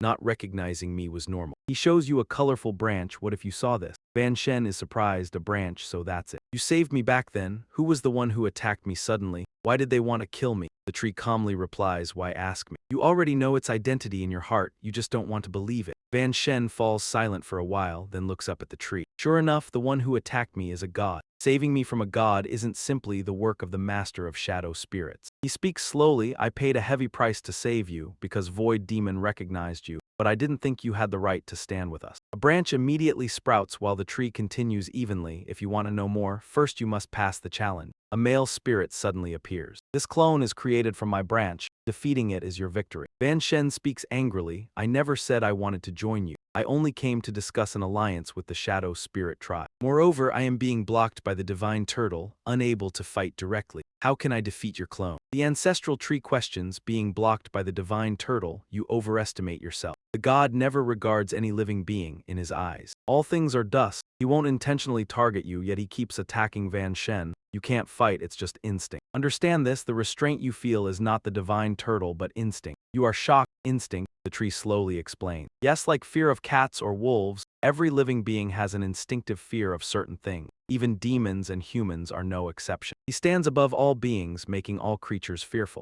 He mocks when you see him, your instinctive fear will fully rise. You fear the god will act against you. So you don't dare to have any fighting intention. Van Shen is provoked. You say I fear him. Ridiculous, I've faced death twice. I'm not afraid of dying, so how could I fear him? He seems to see through your thoughts. Someone this agitated only proves that what I say is true. Not fearing death is not rare. Experiencing life or death battles often is enough. It allows one to face death, but it doesn't mean one doesn't fear it. The tree judges again. Compared to that, fear from instinct is completely different. It will ingrain itself into every cell, like hunger requiring food, thirst requiring drink. That is natural. One can endure pain from hunger and thirst, but cannot stop the instinct itself. The tree's clone takes a stance and challenges. Why talk so much? If you pass the trial, the alliance is easy. If not, everything ends. Declare war. He strikes quickly, forcing Van Shen to dodge constantly. You grit your teeth and sidestep. Damn it, he's aiming at a vital spot. He intends to kill me. Then he circles the clone, creating dust clouds. You have no choice but to use your old move. When the dust clears, he notices traps on the ground, exclaims, "Oh, not fighting actively but accidentally setting traps beside me." This method cleverly avoids instinct. He isn't afraid and even steps on the traps himself, but it's still childish. An explosion occurs, filling the area with dust. The clone calmly says, "Relying on this childish trick can't harm me at all. Any other moves bring them out." He just finishes speaking. Thorns come flying from all directions. Van Shen uses the demon maiden plant summon, and Xiao Jing wraps the thorns around him. The clone is slightly surprised. A plant-type summon, interesting but still not enough. You stand nearby, pondering. From the recent trial you've confirmed. This body, whether attacking or defending, has reached the Demon Lord tier. Yun Shen thought anxiously, but right now I can hardly use any active offensive skills at all. Xiao Jing's level is far too low. How could she possibly deal with an enemy this powerful? What should we do? The World Tree's avatar spoke slowly. That thornflower sprite was born with a congenital defect. Yet it still grew to this extent. Without careful cultivation, it could never have reached this point. Then it calmly advised Xiao Jing, "Kid, you're not qualified to join this battle. Step back." The thorny vines instantly dissolved. Yun Shen shouted in panic, "Xiao Jing, let go now." Obeying, she quickly released her grip. Yun Shen's eyes suddenly widened in shock, because a hand appeared behind him. The old man swiftly tightened his grasp, but Yun Shen used Divine Blink to slip away. That left him quite surprised. That skill is truly rare. Yun Shen then appeared behind him and murmured, "That was close. I almost got caught." He felt a little relieved. Who would have thought Divine Blink could still be used? He hurriedly equipped the plunder hand as he intended. If so, maybe I can fight. Though the World Tree's avatar only has the strength of an ordinary demon lord, it might not be able to keep up with my Divine Blink speed. With gear on, Yun Shen grew even more confident. As long as I use Divine Blink for hit-and-run tactics, then rely on the plunder hand to mix attributes, it's not certain I can't win. Suddenly, he realized his hand couldn't move. Divine Blink won't work, damn it, that limiting force is back again. The World Tree's avatar explained, "You were born with an instinctive fear of gods. You can't fight. Running away like just now is possible, but attacking is completely impossible." The old man leapt high and attacked toward Yun Shen. If you can't eliminate this instinct, then only death awaits you. Seeing the danger, Xiao Jing rushed behind him at once. "You're not allowed to hurt my master." The World Tree's avatar said heavily, "I told you, you're not qualified to participate." Then it used a move that sent her flying. The sheer force of the blow hurled Xiao Jing hundreds of meters away. Yun Shen screamed in anguish. Xiao Jing. That act drove him to use the fusion skill, Profound Capital Demonic Flame, and he demanded harshly, "You old bastard, are you looking to die?" The World Tree's avatar quickly sprang up to avoid Yun Shen's counterattack. Then it wondered in surprise, he still dares to attack. Could he have done it? Impossible. But it didn't stop there. Yun Shen shot upward and rapidly unleashed Mage, Wind Blade, then Flame Infusion as a demonic swordmaster. Feeling it still wasn't enough, Yun Shen continued with Wind and Fire Revolving Wheel. His display startled the old man a little. What a strange attack trajectory. It doesn't look like he's aiming at me, but if I don't dodge, it really could hit. As soon as he finished speaking, he leapt up to evade. Behind the World Tree's avatar, a mass of blue energy suddenly flared. He glanced at the burning trunk and realized, so that's it. He even dares to play tricks like this. Then he stated calmly, "This brat looks like he's attacking me, but his real target is the body behind me. That way, even if he hits me, it isn't him actively choosing to fight. It's me accidentally running into his attack. He's only using a skill meant for chopping trees. He has no intention of fighting at all." This enraged the World Tree's avatar and it charged in to attack. Fool, doing this only deceives yourself. Just like those earlier traps, petty tricks not worth mentioning. Yun Shen kept using Divine Blink to escape. That was only his one-sided claim. It only made him angrier. Still talking tough, then he summoned enormous trees. They shot through the air and stabbed straight into the ground, but Yun Shen dodged them all with agile movements. Pointing at Yun Shen, he exposed his intentions. "Then why don't you defend? Against this attack of mine, you could absolutely defend to block it. Why waste effort using spatial skills to dodge?" The reason was simple, defending still counts as combat. Looking at the sharp spikes hovering in the air, Yun Shen plotted silently. Damn it, this old man saw through everything. Normally, facing a wide area attack with low power like this, I'd just raise an ice wall to defend while waiting for a chance to counter. He kept leaping nimbly, forcing himself to think. But now I can't make any defensive moves at all. Dodging is even hard. There's no strength left to counterattack, and Divine Blink drains mana heavily. If I keep dodging like this, I'll soon be exhausted to death. What should I do? What should I do? Suddenly, a branch shot forward, making Van then freeze in surprise. Just a little closer, and it would have pierced his eye, sending him into a panic. I'm doomed. A fleeting lapse revealed the opportunity, and now there's no time to use divine stealth. Another thorned vine advanced, wrapping around Van then. It barely pulled him out of danger amidst the spikes. Seeing Xiao Jing safe and unharmed, he was very surprised. You're still alive and barely hurt? She nodded in agreement. Yes, yes, I'm surprised too. Then she recounted the sensation to Van then. It didn't hurt when she fell. She had hoped for something soft. Van Lien guessed it was soft wood. When the progenitor clone attacked, it had placed several layers of soft wood under her. Recalling the words of the Dark Star Queen on the way here, Van then finally realized, indeed, this is not a life-or-death fight. It's just a trial. Moreover, hadn't the Dark Star Queen warned me? The progenitor isn't like Master Ha. Not like Master Ha, who can act cruelly at ease. The previous attacks were just feints, yet restrained. He looked again at the progenitor clone, lost in thought. From his tone, it was clear that the enemy of Su Vo and he was the deity they opposed. Yet joining them required meeting a condition. Thinking this, Van then rose, filled with determination. That condition was to overcome the instinctive fear of a god. In a wolf pack, instinct is an inherent ability of a creature, mastered without learning, helping the creature survive and endure. For example, finding food, mating, fear, and avoiding predators. The fear that hand evoked in Van then, as the progenitor said. My avoidance of direct combat was indeed due to fear. The so-called divine words were just lies to function.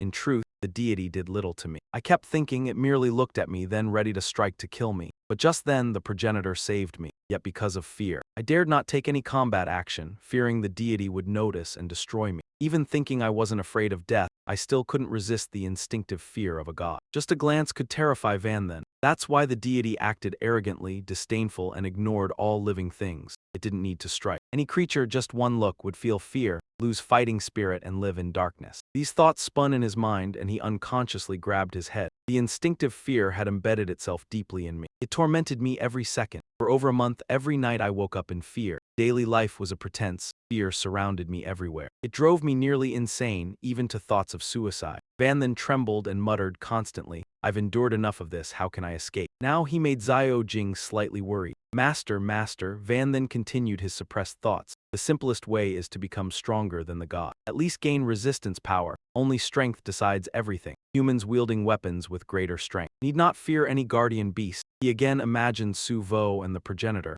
Helplessness deepened. Yet this was a dead end while I still couldn't fight, let alone becoming stronger. Moreover, Su Vo and the progenitor clearly aren't stronger than the deity. Otherwise, they would have killed it already. I struggle so hard to find allies, yet they show no fear of the god. How could that be? His eyes became vacant as he muttered to himself. Clearly, any creature fears a god, any creature. Conscious beings kept speaking in the unconscious. Yes, yes, the progenitor looked at Van then with interest. Oh, it seems you understand something. Black ink-like aura radiated strangely from him. The progenitor clone launched a branch like a spear, large and thick. Foolish, after realizing I bear no ill will. You choose to abandon resistance. I really won't kill you, but that doesn't mean you won't anger me. Act like that, don't expect to escape pain. The branch grazed Van then's bicep, spraying blood. He still didn't react, letting blood pour freely. Furious, it sent a flurry of branches toward Van then. You don't resist, don't dodge, and still provoke me. Do you really think I won't strike hard? They drove straight into the ground, forming a barrier around him. Suddenly, the progenitor sensed something unusual. Not right, this kid's state is abnormal. Moreover, a surge of energy burst from his body. Not dark magic, nor human magic, but as if Van then had fallen into unconsciousness. His hair turned jet black, the progenitor speculated. Only a corpse could have such death energy, and this concentration of death energy is beyond that of ordinary corpses. Suddenly, Xiao Jing leapt to shield him. No, don't hurt my master anymore. Ignoring Van then behind her, her eyes flashed as she panted. Attack! The progenitor clone immediately shouted a warning. Not good, kid, get away from him. He lost all sense, swinging his fist at Xiao Jing but couldn't reach her. The goats appeared just in time, but Xiao Jing was still thrown far away, then caught by the goats and brought to safety. She looked back, eyes brimming with fear. The master's clone of the ancestor tree launched a goat as big as a pillar. He angrily shouted, Kid, you've gone too far. Being a plant myself, I can fully feel how much the girl loves you,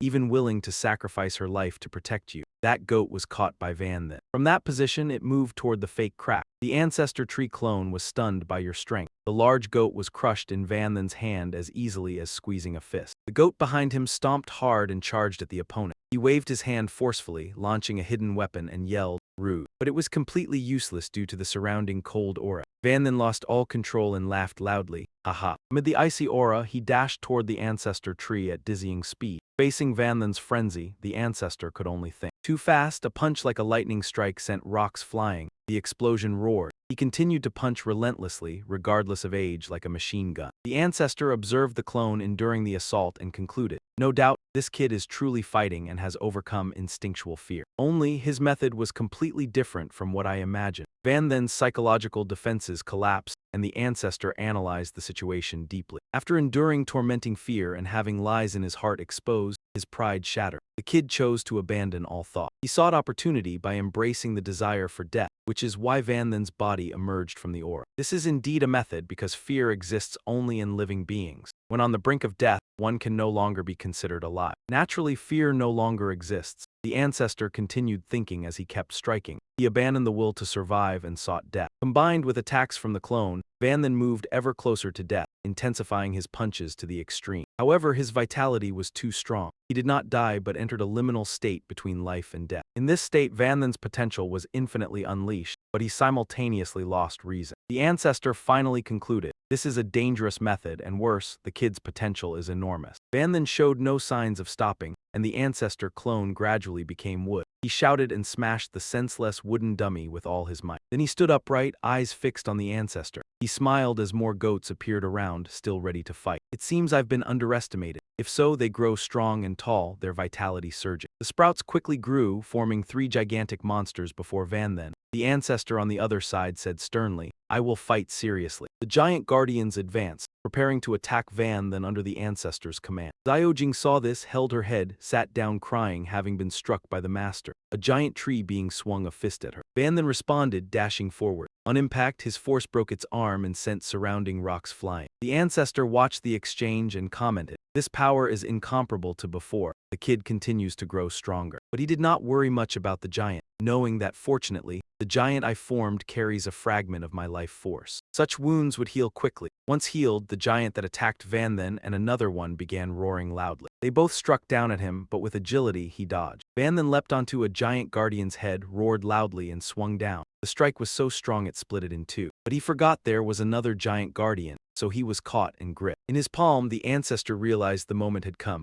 right now. Tons of branches appeared and flew toward Van Then, beginning to wrap him. But he wrapped only a little, and the ancestor, dissatisfied, ordered more. Still insufficient, he ordered again, and a denser, larger bundle of branches appeared, tightly binding him. Van Then, tightly bound, suddenly shouted loudly. The ancestor assumed he was in pain and said, "The sealing spell we became contains my primordial energy. You cannot escape it. Sealing you makes things easier." But in reality, he was exerting his power, a red energy radiating from his body. Seeing this, the ancestor gasped and shouted, "What?" When the power reached its peak, Van Then erupted, unleashing a massive burst to shatter the branches. He enveloped himself. Seeing him break free, the ancestor was terrified. It was true. Void not only grants the wielder power, but also a fragment of essence. He bent down and said to Xiaojing, "Kid, I cannot exert more power. Otherwise it will notice. Luckily, beings like me can accept a fragment of my primal essence." The world tree extended a branch. On a leaf, a gigantic rainbow-colored droplet condensed. "This is the world's nectar. Swallow it to complete your evolution. Help me save your master." Xiaojing obeyed, stepped forward, put the droplet into her mouth and gulped it down. Her body began to transform and a cocoon gradually formed around her. While she was changing, the world tree urged, "Kid, hurry, faster." In the blink of an eye, Xiaojing finished transforming and began to break out of the cocoon. Her entire body fully matured, and she now had a new identity, the Thorn Queen. Xiaojing sprinted forward at full speed. As she ran, the Dark Star Elf Tribe's world tree ordered, "Kid, hurry, restrain him." She charged at Yun Shen, who was losing control, and vines wrapped around both of them. Inside, Xiaojing held Yun Shen tightly and called out, "Master, wake up." Her flesh was being corroded more and more. She gritted her teeth and endured it. It hurt so much. Outside, the world tree also drove a vine toward the cocoon and shouted, "That's the corrosive power of the eternal calamity. Hold on a little longer, I'm almost done." Tears pooled in Xiaojing's eyes as she forced herself to endure. "I can take it." The vine shot forward, pierced through her, and stabbed straight into Yun Shen's chest. The world tree tensely explained that Yun Shen's current state was suspended between life and death, extremely special. Removing it was actually simple. All it took was to kill Yun Shen completely, or save him. Watching the boy writhing in agony as he was pierced through, it said, "Of course I choose the latter." Splitting off a bit of life force to save the kid wasn't hard, but the problem was that he had triggered the eternal calamity's power, something Yun Shen should never have used at this stage. To sum it up, everything can be reduced to this. So-called primal powers represent the substances, forces and phenomena that make up the world. For example, water, fire, earth, they compose the world and they also create it. They're often collectively called the primal essence of life. On the other hand, for the world to stay balanced, life alone isn't enough. It also needs destruction to regulate it. So if the primal essence of life creates the world, then naturally there is also a primal essence of destruction that destroys it, like decay. Disintegration, annihilation, plague, they represent ruin and obliteration. This is collectively called the primal essence of destruction, and the power represented by the eternal calamity is catastrophe and disaster. It's even an exceptionally powerful existence within the primal essence of destruction. Thinking of what the world tree had just said, it reflected to itself. The void granted the kid this primal essence, and the original intent was probably for him to use it only after he had matured to a certain state. Who would have thought it would be triggered so early? Staring at Yun Shen as his strength kept draining away, it declared grandly, "This isn't a good thing for you. Let me handle it for you." The world tree roared, "Primal essence, initiate life and ruin, bind the world." The moment it finished speaking, with a stamp, half of Yun Shen's face had changed. It was over. The Dark Star Elf Tribe's world tree stopped attacking him. Xiao Jing sat beside him, anxiously watching the unconscious Yun Shen. He suddenly opened his eye. His mind still foggy, "So it wasn't a dream. I really caused a huge mess." Hearing that, it replied calmly, "It was indeed quite a commotion. But luckily the outcome wasn't bad. The void truly didn't care. Congratulations, you've overcome instinct and gained the qualification to stand against a god." "Join your side?" Yun Shen asked his first question. "How many allies do you still have?" The world tree answered vaguely. "Many," he probed. "Have they reached a level like mine too?" It explained seriously, "Not exactly. The trial process and the result are similar, but the solution is completely different. Your method is special and extreme, something even I can't imitate. The approach and the outcome are alike, but the way through is entirely different. What you did was unique and ruthless, even I can't replicate it." The world tree calmly laid everything out. "In this trial, my original intent was that you, under extreme conditions, would discard the self and enter a state of selflessness. That way, in your subconscious, you erase your own existence and thus avoid fear of a god. Almost all my allies did that, and they succeeded." Then it said, dejected, "An unforeseeable twist, but I didn't expect you to take a different path. By giving up your life, you left yourself hanging between life and death, stepping outside the category of living beings. I've never heard of such a method. If you didn't have profound insight into death, you couldn't have done it." The world tree voiced its doubt. "Judging by how well you're adapting right now, I even suspect you truly died." He didn't admit it, but deep down he thought, "You could say I've died twice." Yun Shen began stroking his chin, wondering, "I can sense it. There's an enormous power sealed here. The so-called eternal calamity's power. Losing my reason is related to it. Why would the void do that?" The world tree sounded a bit regretful. "To stand against a god, of course the more power you have, the better. That was its gift, but you opened it too early." He asked, "If I refuse to stand against a god, then what?" The world tree stated firmly, "You have no choice unless you want to end up like them." Its expression grew solemn. Lying in coffins on Mount Chin, Yun Shen jolted to his feet, shouting in shock, "Who are they? And what are those things in the coffin?" The world tree didn't flinch and replied, "People like you, consider them your predecessors." He also told him something else. "Of course, overcoming instinctive fear is only the most basic step in facing a god. The road to victory is still very long." After all, it was truly far too powerful. He wondered, just how strong was it exactly? The world tree said that, to explain in detail, he could give a few examples. Gods communicate with living beings only through sacrifice. And they don't intervene directly, only because this world is far too fragile to them. Even a little too much interference would destroy the entire world. He went deeper. The best proof is the Forbidden Mountain. In the eyes of the demon race, it was a miracle of divine descent, but to a god, it was nothing more than casually tossing a stone into a dark world, leaving that land lifeless for tens of thousands of miles. Even in the years that followed, no life emerged at all. Hearing that, Yun Shen couldn't help but ask, doubtful, "How are we supposed to defeat an enemy like that?" That was beyond the world tree's understanding. "I don't know, but we have no other choice, once the outcome between the two worlds is decided. That will be doomsday." Xiao Jing suddenly screamed in pain, making him turn back anxiously and call out, "Little Thorn," but there was nothing to worry about. She had only reverted to her original form. Seeing this, the Dark Star Elf clan's world tree laughed. "Looks like with your current mana, you can't maintain this girl's newest form for long." Yun Shen happily walked over to Xiao Jing and patted her head. "Thank you, go back now,"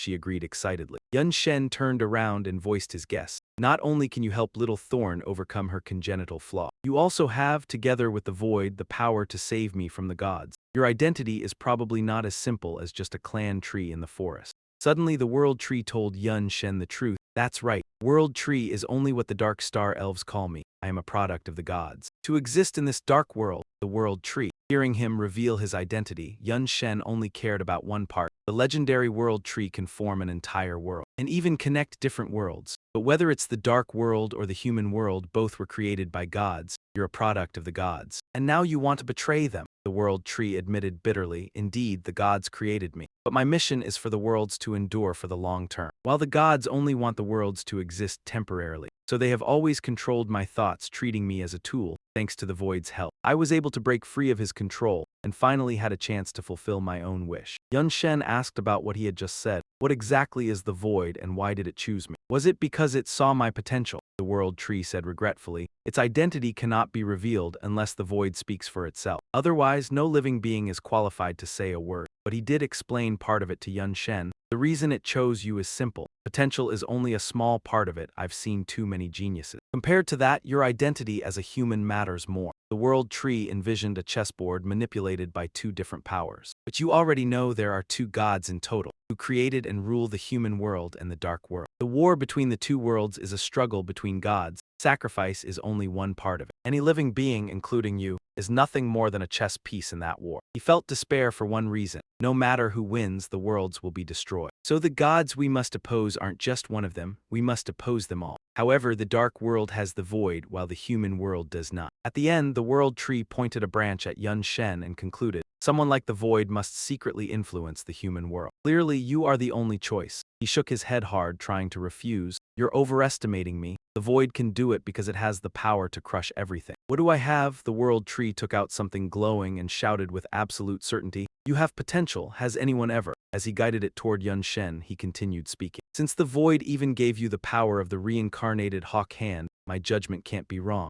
This is my heart, and also the heart of the world tree. Use it well. Information immediately surfaced. World tree heart, material type, effects, how to use it. It could command the power of the world. Yun Shen stared at it in disbelief and blurted out, "You're giving me your heart. Then what will you do? Besides, I never promised I'd join." He told him, my origin is this world itself. The heart is important, but to me it isn't something irreplaceable. And I won't force you to join, because for you, it's only a matter of time. Hearing that, he agreed to accept it and returned the kindness with a single sentence. Thank you. Holding it in his hand, Yun Shen thought, the closer I get to the truth, the more uneasy I feel. I need more power, more, no matter what. The world tree pleaded sincerely. Besides, the reason you can see the deity must be thanks to some item. Can you show it to me? You couldn't refuse the request, so you replied. All right. Van Shen handed the patriarch a staff. This was a levitation segment that I happened to acquire years ago. Holding it allows one to see souls, and even directly harm them. He held it up and observed carefully. So that's how it works. The structure resembles my own body. Perhaps it fell from your world tree in the human world. By fate, it transformed into this inferior form and ended up in your hands. The patriarch infused it with his energy, but that alone doesn't make it truly useful. I will make it continue to transform. The levitation segment morphed into another form. The patriarch was pleased. Using it as a weapon is also a good choice. Its information appeared. Branch of the world tree.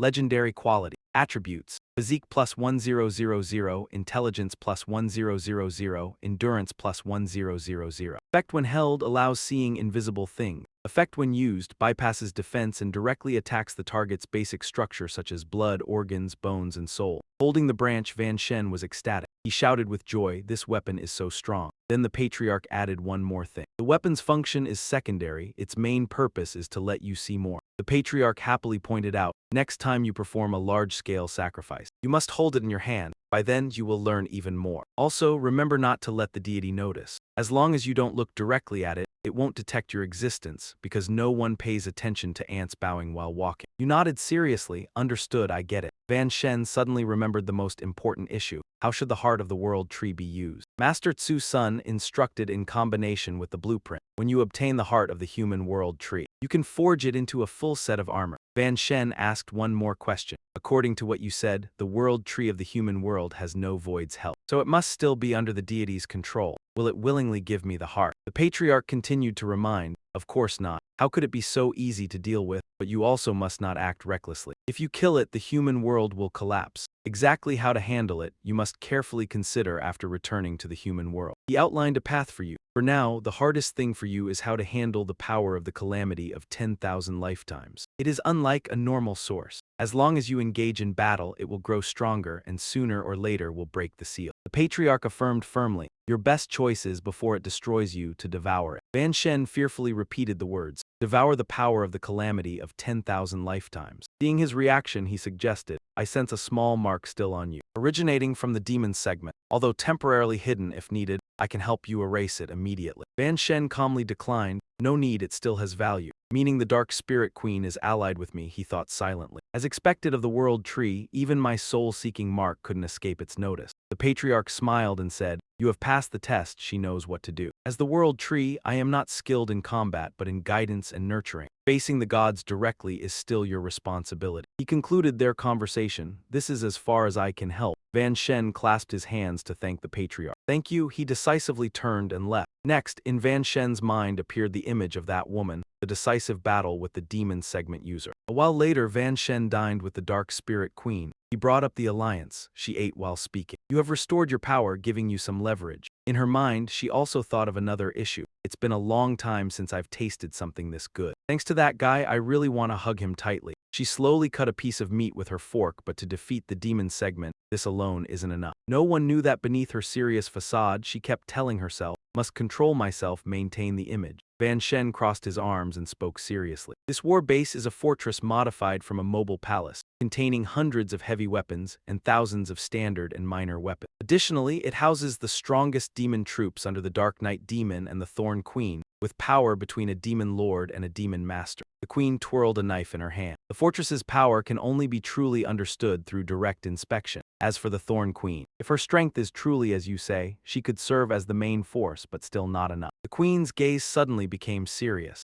After all, the demon segment user is her top subordinate, one of the 72 demon lords. What you have combined with what you add, I can only barely counter. To kill her, one needs decisive power. Hearing this, Van Shen immediately presented the items he had. What if I add these three, including one crystal shard, 2 vials of potion, and 1 scroll? The queen seemed awakened. Her eyes widened as she examined the items. She nodded slowly, acknowledging that with these, the power might finally be enough to challenge the demon segment user. So that's how it is. Used separately, they're insignificant, but combined strategically, they can produce great effects. You spoke with subtlety, that's the support I can provide. Meanwhile, the queen, happily sipping her wine, said, the elite of our clan will deploy at full strength. Additionally, I will ask the patriarch to send 3 avatars to assist. She added, you surely know the patriarch is the world tree. Even though the original cannot move, its roots reach deep into the dark world, able to extend to any corner, and each branch can transform into a machine-level avatar. The queen's expression suddenly turned pensive. You also know many of my dark spirit clan are under demon servitude, but they are not mere slaves. They also carry out many secret missions. At the same time, in the Forbidden Mountains, the workers inside were buzzing with conversation. Damn it, every day it's coffins and death. When will this work ever end? When will all the coffins be opened? Lord Culata works diligently, though it's all under the demon's orders. Yes, everyone knows he favors the demon, but in the end he might gain nothing. Suddenly a laugh echoed, startling them. So that's it, I finally understand. Corralata walked out holding a wooden beam, laughing as she said, if you don't support my research, this mountain range holds the power to overturn the entire dark world if activated. She slammed the beam to the ground with great force, leaving the future unimaginable. If the demon harnesses this power, my demon squad would rank in the top 5, possibly top 3, or even lead among the 72 lords. He blushed naturally, thinking of the demon's supple form with an embarrassed expression. Such great contribution, how will she reward him? Even if my requests are excessive, perhaps she will grant them. Culata regained his seriousness. I will return to the royal city first. You all continue working and do not fall behind schedule.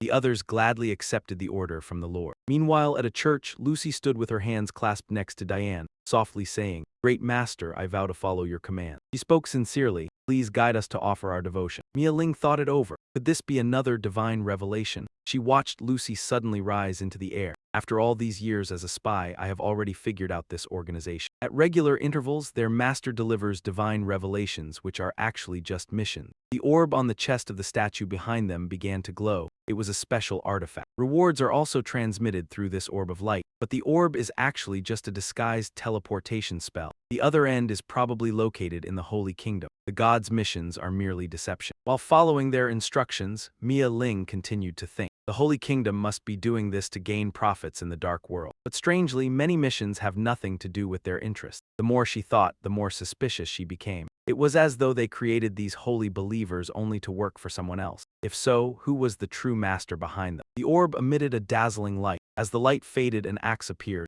Lucy raised her hand and accepted it. There were two divine revelations. First, go to the dark elf forest and destroy the world tree. The people below immediately became restless. What? The world tree is inside the dark elf forest. Then it is the ancestral tree of the elves. Legend says the world tree is one with the world itself. How can we possibly defeat it? Even the Slayer of Ruin could do nothing against the ancestral tree, let alone us. Isn't this divine revelation just sending us to our deaths? Her expression darkened as she declared firmly, just because the Slayer of Ruin failed doesn't mean we will. Lucy suddenly wore a sinister expression reflected on the blade of the axe. This axe is the weapon bestowed upon us by the gods. To it, the world tree is nothing more than a pile of rotten wood. Some still doubted whether it was possible, but the Dark Elves would never allow us to act so easily. We know absolutely nothing about the Dark Elf Queen. She is shrouded in mystery. No one knows how powerful she truly is. Rumors say that in her early years, she once defeated the 60th demon lord. If the overall strength of the Dark Elf race were not so weak, she would have long since been counted among the 72 demon pillars. Lucy smiled wickedly and reassured them. Do not worry, I will contact the Pope and mobilize the Holy Supreme Crusaders. They are only dark elves, they are insignificant. Upon hearing this, the atmosphere erupted. The Holy Supreme Crusaders were the strongest force among our holy believers. Unlike our usual skirmishes, deploying them would be enough to wipe out an entire demon realm. My heavens, I never imagined that I would have the chance to witness a holy war of such scale. Mia Ling thought anxiously.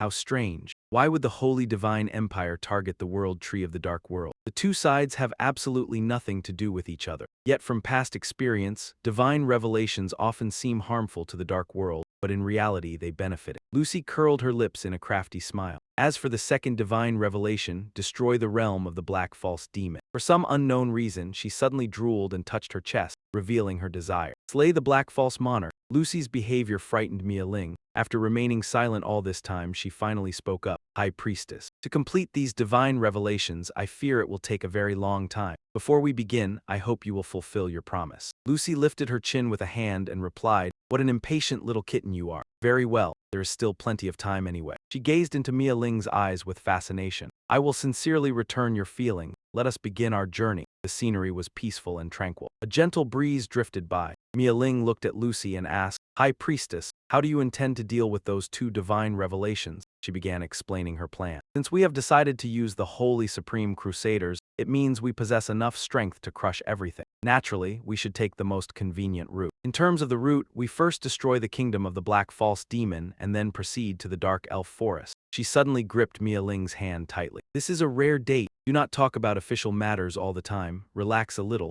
Stop calling me High Priestess. I permit you to address me more intimately. Just call me Lucy. With an excited, passionate, and infatuated expression, Lucy spoke. My little rogue, you have gathered enough materials for my third reincarnation. I have seen all your hardships. Whatever you ask of me, no matter what it is, I will accept. Mia Ling seemed doubtful and asked again suspiciously. Any request, even if it is excessive? Lucy's seductive hands wandered everywhere. Anything is fine. Suddenly, the mischievous hand was firmly seized. Mia Ling's expression turned sharp. What if I ask you to kneel and lick my feet? Lucy was stunned by the absurd request. Her eyes narrowed and killing intent became obvious. My little rogue, there are jokes that should not be spoken. How could someone as noble and holy as I am do something so degrading? That kind of request is impossible. But I can agree to other games. Mia Ling began removing the layers of cloth wrapped around Lucy. You misunderstood me. This is not a matter of games. I only want you to understand clearly. Her true face was revealed along with a provocative voice. Who is the truly lowly Sao? Lucy was shocked and could hardly believe it. Lu Mia Ling, what is going on? How did you end up in the dark world? She thought to herself, could it be that the Xuanlong kingdom has sent an army to attack? Impossible. They are not strong enough. With her large tail swaying back and forth, Mia Ling calmly replied, how did I get here? Of course I was forcibly brought here just like you. You do not even know that. It seems your communication with the Holy Divine Empire is not going very smoothly either. Lucy suddenly soared into the sky.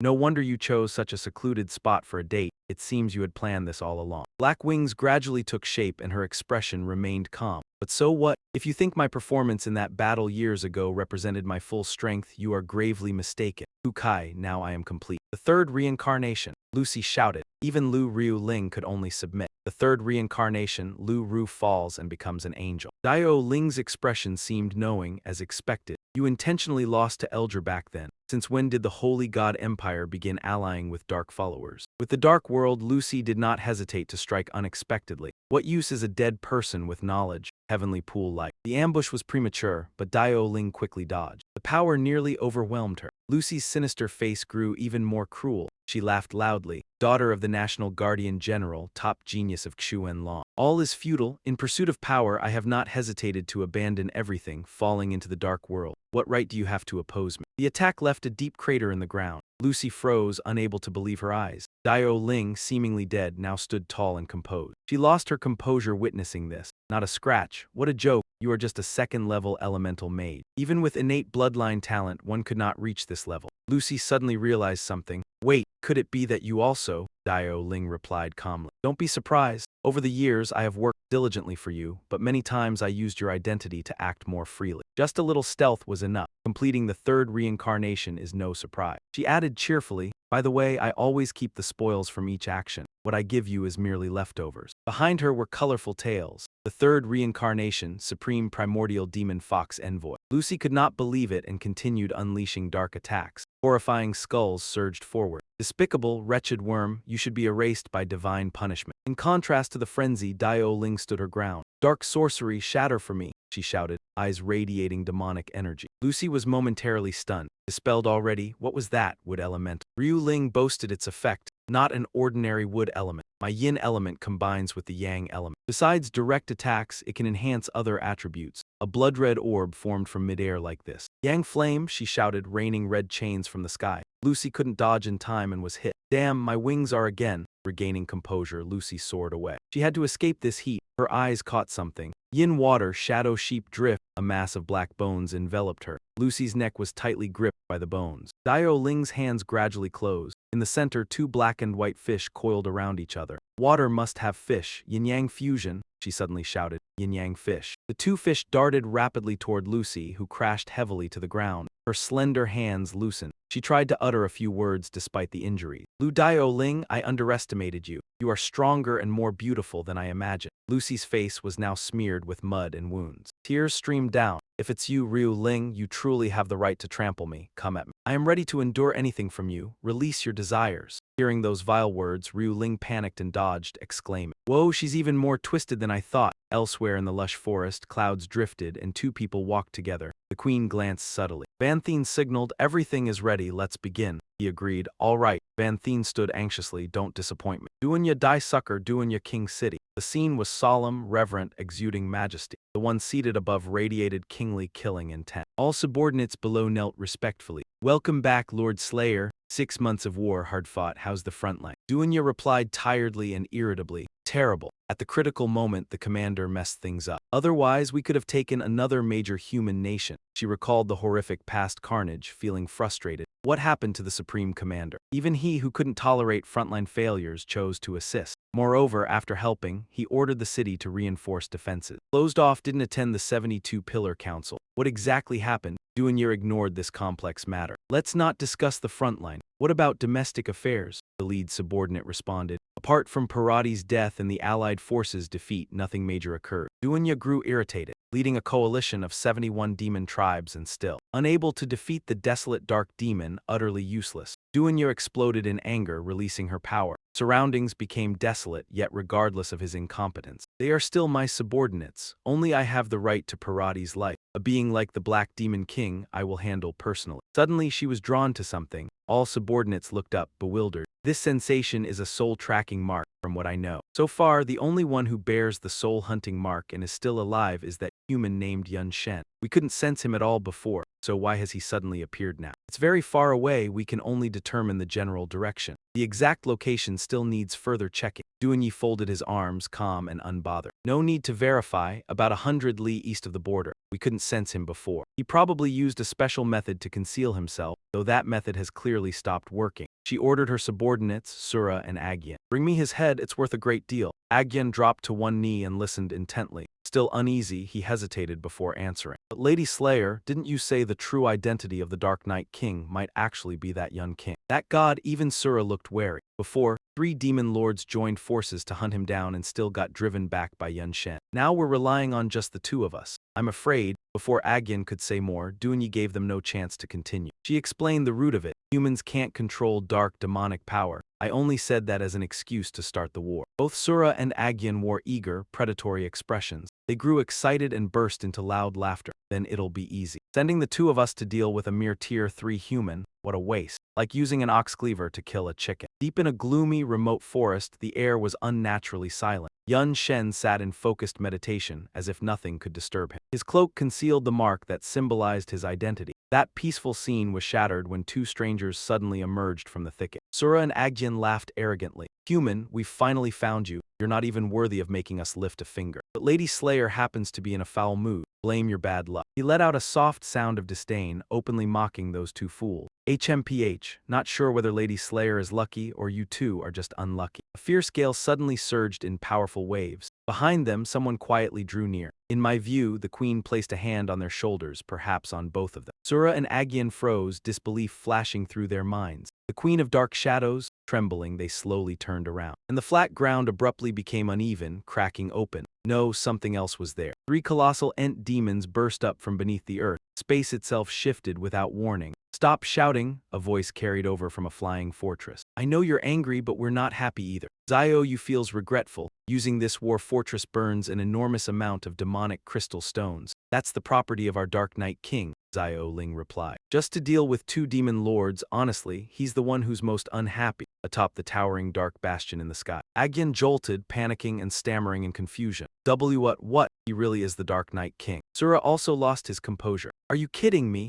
They trembled before an immense army, the strongest force of any age. A massive main battle engine they had never seen before, along with 3 towering demon lord trees. And on top of that, the Dark Star Spirit Queen and the Dark Knight King. This clearly isn't meant for us, it's meant for Lady Slayer. Sura and Agyan were trapped in deadly danger. So it really was using an ox cleaver to kill a chicken, except the chicken to be killed was us. Yun Shen remained polite, waving casually. No need to make a fuss. According to the plan, we should cleanse a few demon lords anyway, kill them to test the war fortress's power. The destructive force was overwhelming. Flames engulfed that land, incinerating every living thing, along with Duan Yi's 2 subordinates. Agonized roars spread throughout the forest. He barely cared, instead weighing the thing in his hand. Not bad, more than enough to kill demon lords. At least it's worthy of the resources I poured into it. Yun Shen calmly assessed that if its firepower were fully unleashed, it might be enough to terrify even the 72 demon pillars. He was quite satisfied with this weapon, as expected of something transformed from a mobile palace, and it was extremely convenient to carry. The queen stepped forward and spoke. This war fortress has even greater value, it can carry living beings. With enough supplies, it could even house an entire army inside. Zio Yu and Zio Ling manifested to confirm it. Yes, the interior space is enormous. Even those giant trees can be stored inside with ease. But the original plan was to lure Lady Slayer here and annihilate her. Now it seems to have failed. Zio Yu looked puzzled. Strange. The prisoners from Duan Jia's faction all said the Dark Knight King's true identity is human, the queen replied. Even in Duan Yi's royal city, the Dark Star Spirit Queen received the same information, yet she only sent 2 demon lords here. It makes no sense. Yun Shen fell into thought. Looks like that information was only a pretext to stir up war. Even Duan Jia didn't truly believe it. The plan failed, so the contingency plan must be carried out.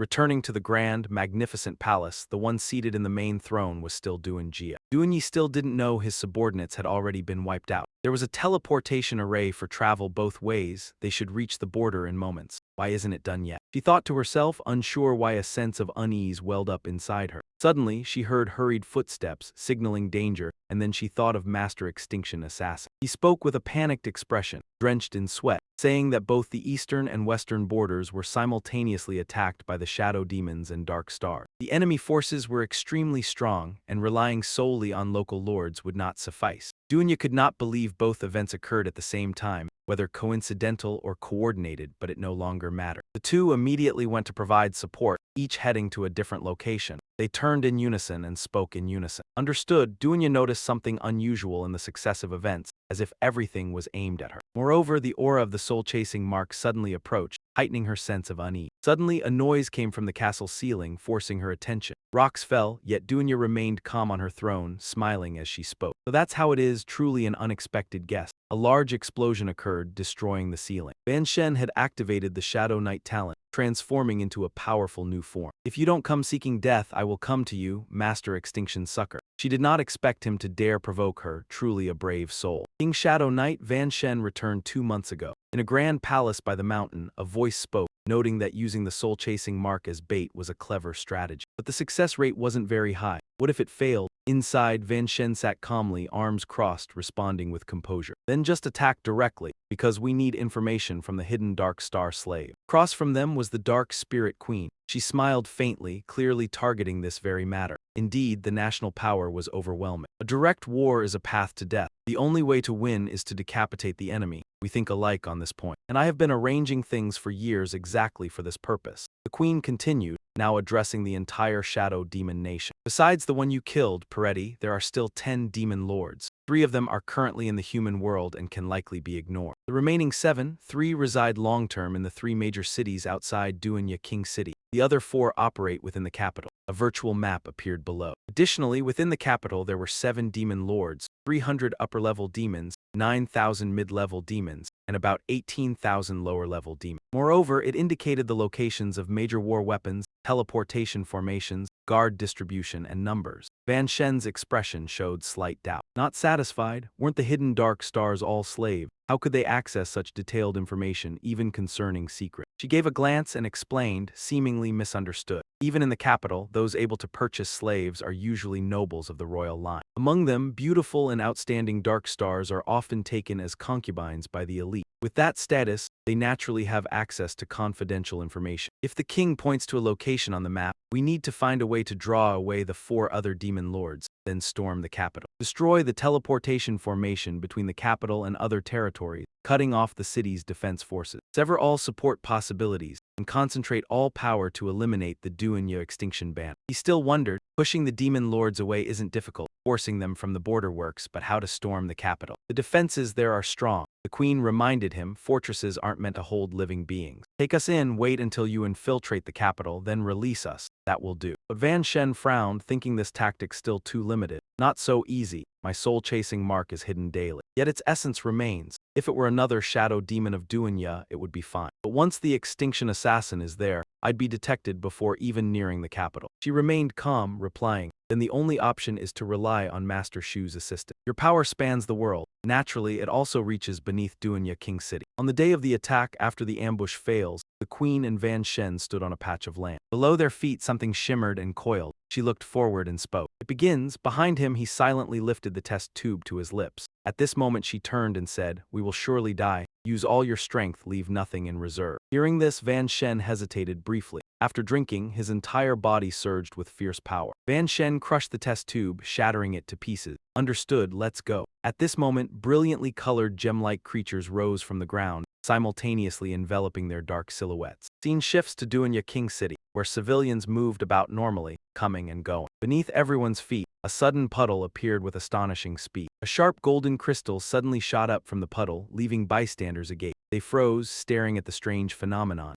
What is this? Can it really grow out of the ground? No, this isn't soil. How could it sprout so easily? Then more golden crystals erupted all at once. Among them, a hand fell down. On the other side, a dark warrior hovered in midair, drawing everyone's attention. Everyone panicked as chaos erupted. The enemy attacked and people fled in terror. Cut to the fortress control room. Xiao Yu decisively pressed the control button and opened fire. Outside, volleys of cannon fire rained down on the town where the people lived. Amid the bombardment, Yun Shen and the queen advanced with courage and determination. They emphasized that the decisive battle had begun. Relay the command. Yun Shen warned in a deep voice that the teleportation formation outside had been completely destroyed. No one can be rescued. Dusk's Slayer mechanism. Dusk sat trembling in her chair. She exuded a dark aura but could not speak. Suddenly, she sneered and mentioned reinforcement. Destroyed just to deal with pests like you. Dusk's eyes gleamed sharply as she continued. I, Dusk Slayer mechanism, need no reinforcement. She stood up and behind her a gigantic tree appeared, yet Dusk remained composed. Coldly, she raised her hand with wind-like speed. Dusk struck the giant tree forcefully. In an instant, its arm was shattered. The giant tree was destroyed into pieces, and Dusk's face showed triumph. These rotten logs were exactly the mistake her enemies had made. But then Dusk was slightly surprised. From the ground, the rotten logs sprouted pink shoots. In a blink, they transformed into snakes surrounding her. Dusk glanced toward a corner where the controller of the snakes appeared. Xiao Jing, in her thorned queen state, was surrounded by parasitic species. Shadow Mantle. Dusk immediately used a technique to cut several snakes preparing to attack, but did not stop there. From the smoke behind, a streak of light appeared. Dusk slid back in surprise. The queen drew a blue arrow taut, Shadow Hand's arrow. She smiled brightly. It's been a while, this won't bore you. Dusk recognized her old acquaintance. As soon as the words left her mouth, the blue arrow shot forward with immense power. Yun Shen unleashed a technique, focusing all his spirit. Both sources of power accelerated toward Dusk at high speed. Her face remained calm amid the danger. Inside the tower, a massive explosion sent shockwaves outward and a giant halo shot into the sky, piercing the clouds. A voice rang out. "It's bad, the king's palace has been blown up. Quickly request magical support." The guards shouted, sweating. "My lord, Dusk Slayer mechanism was ambushed. The traditional formation has been destroyed. Restoring it could take who knows how long,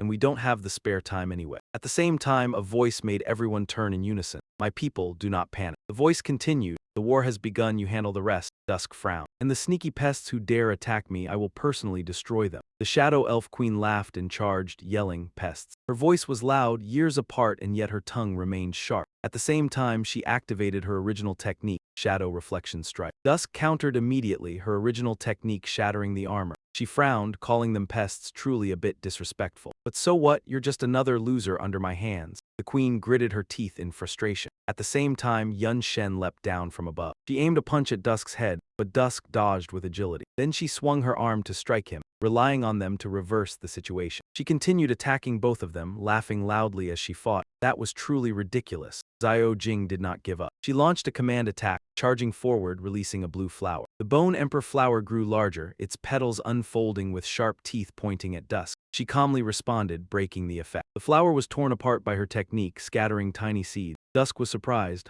seed. Immediately, each seed transformed into bodies. It was a parasitic species technique, the blooming demon. Xiao Jing clapped her hands forcefully, producing a loud sound. Dusk dodged the attack, her body injured, furious. Dusk screamed, "Despicable hybrid." Then she counterattacked Xiao Jing, die. A giant tree suddenly appeared from nowhere, blocking her path. The stone spear pierced their bodies. Xiao Jing saw this and spoke up, "Thank you." It also smiled and gave a thumbs up. The queen quickly dashed forward, laughing loudly. "How does it feel to be wounded by a swarm of ants?" Dunya raised his hand to block her strike, ignoring his own injury. Yua Yao took responsibility for harassing from a distance. The matriarch's infinite reincarnating clones acted as meat shields, and you are the main force. This tactic really annoys me. But what intrigues me more is, Dunya turned toward Van Thien, wondering, what is he doing? He stood at a distance, performing the fusion technique. The demon swordsman, Lai Yan Fuzhu, and the fist master, tiger-style fist. Then Van Thien dashed toward her and declared, "I've come for your life." Phantom beasts appeared on both sides of him. Thunder Cloud Flame Beast Fist. Dunya gently blocked the queen's attack while lightly smiling. "Let's begin." "Interesting, then I'll play with you." Then the two clashed in close combat. Van Thien shouted loudly once again. Again, Dunya remained unfazed, calmly blocking the strike. His punches seemed ineffective against her. Next, Dunya grew bored, yawned, and said, "If your aim is to irritate me, your power is still contemptibly weak." Immediately her attitude changed. "But if you want my life, you are far from sufficient." Dunya's arm transformed into a giant dark limb, ready to finish Van Thien. "The fun is over, die." Suddenly the queen lunged to block a strike for him. "You can't do it." At the same time, the giant tree quickly moved toward her.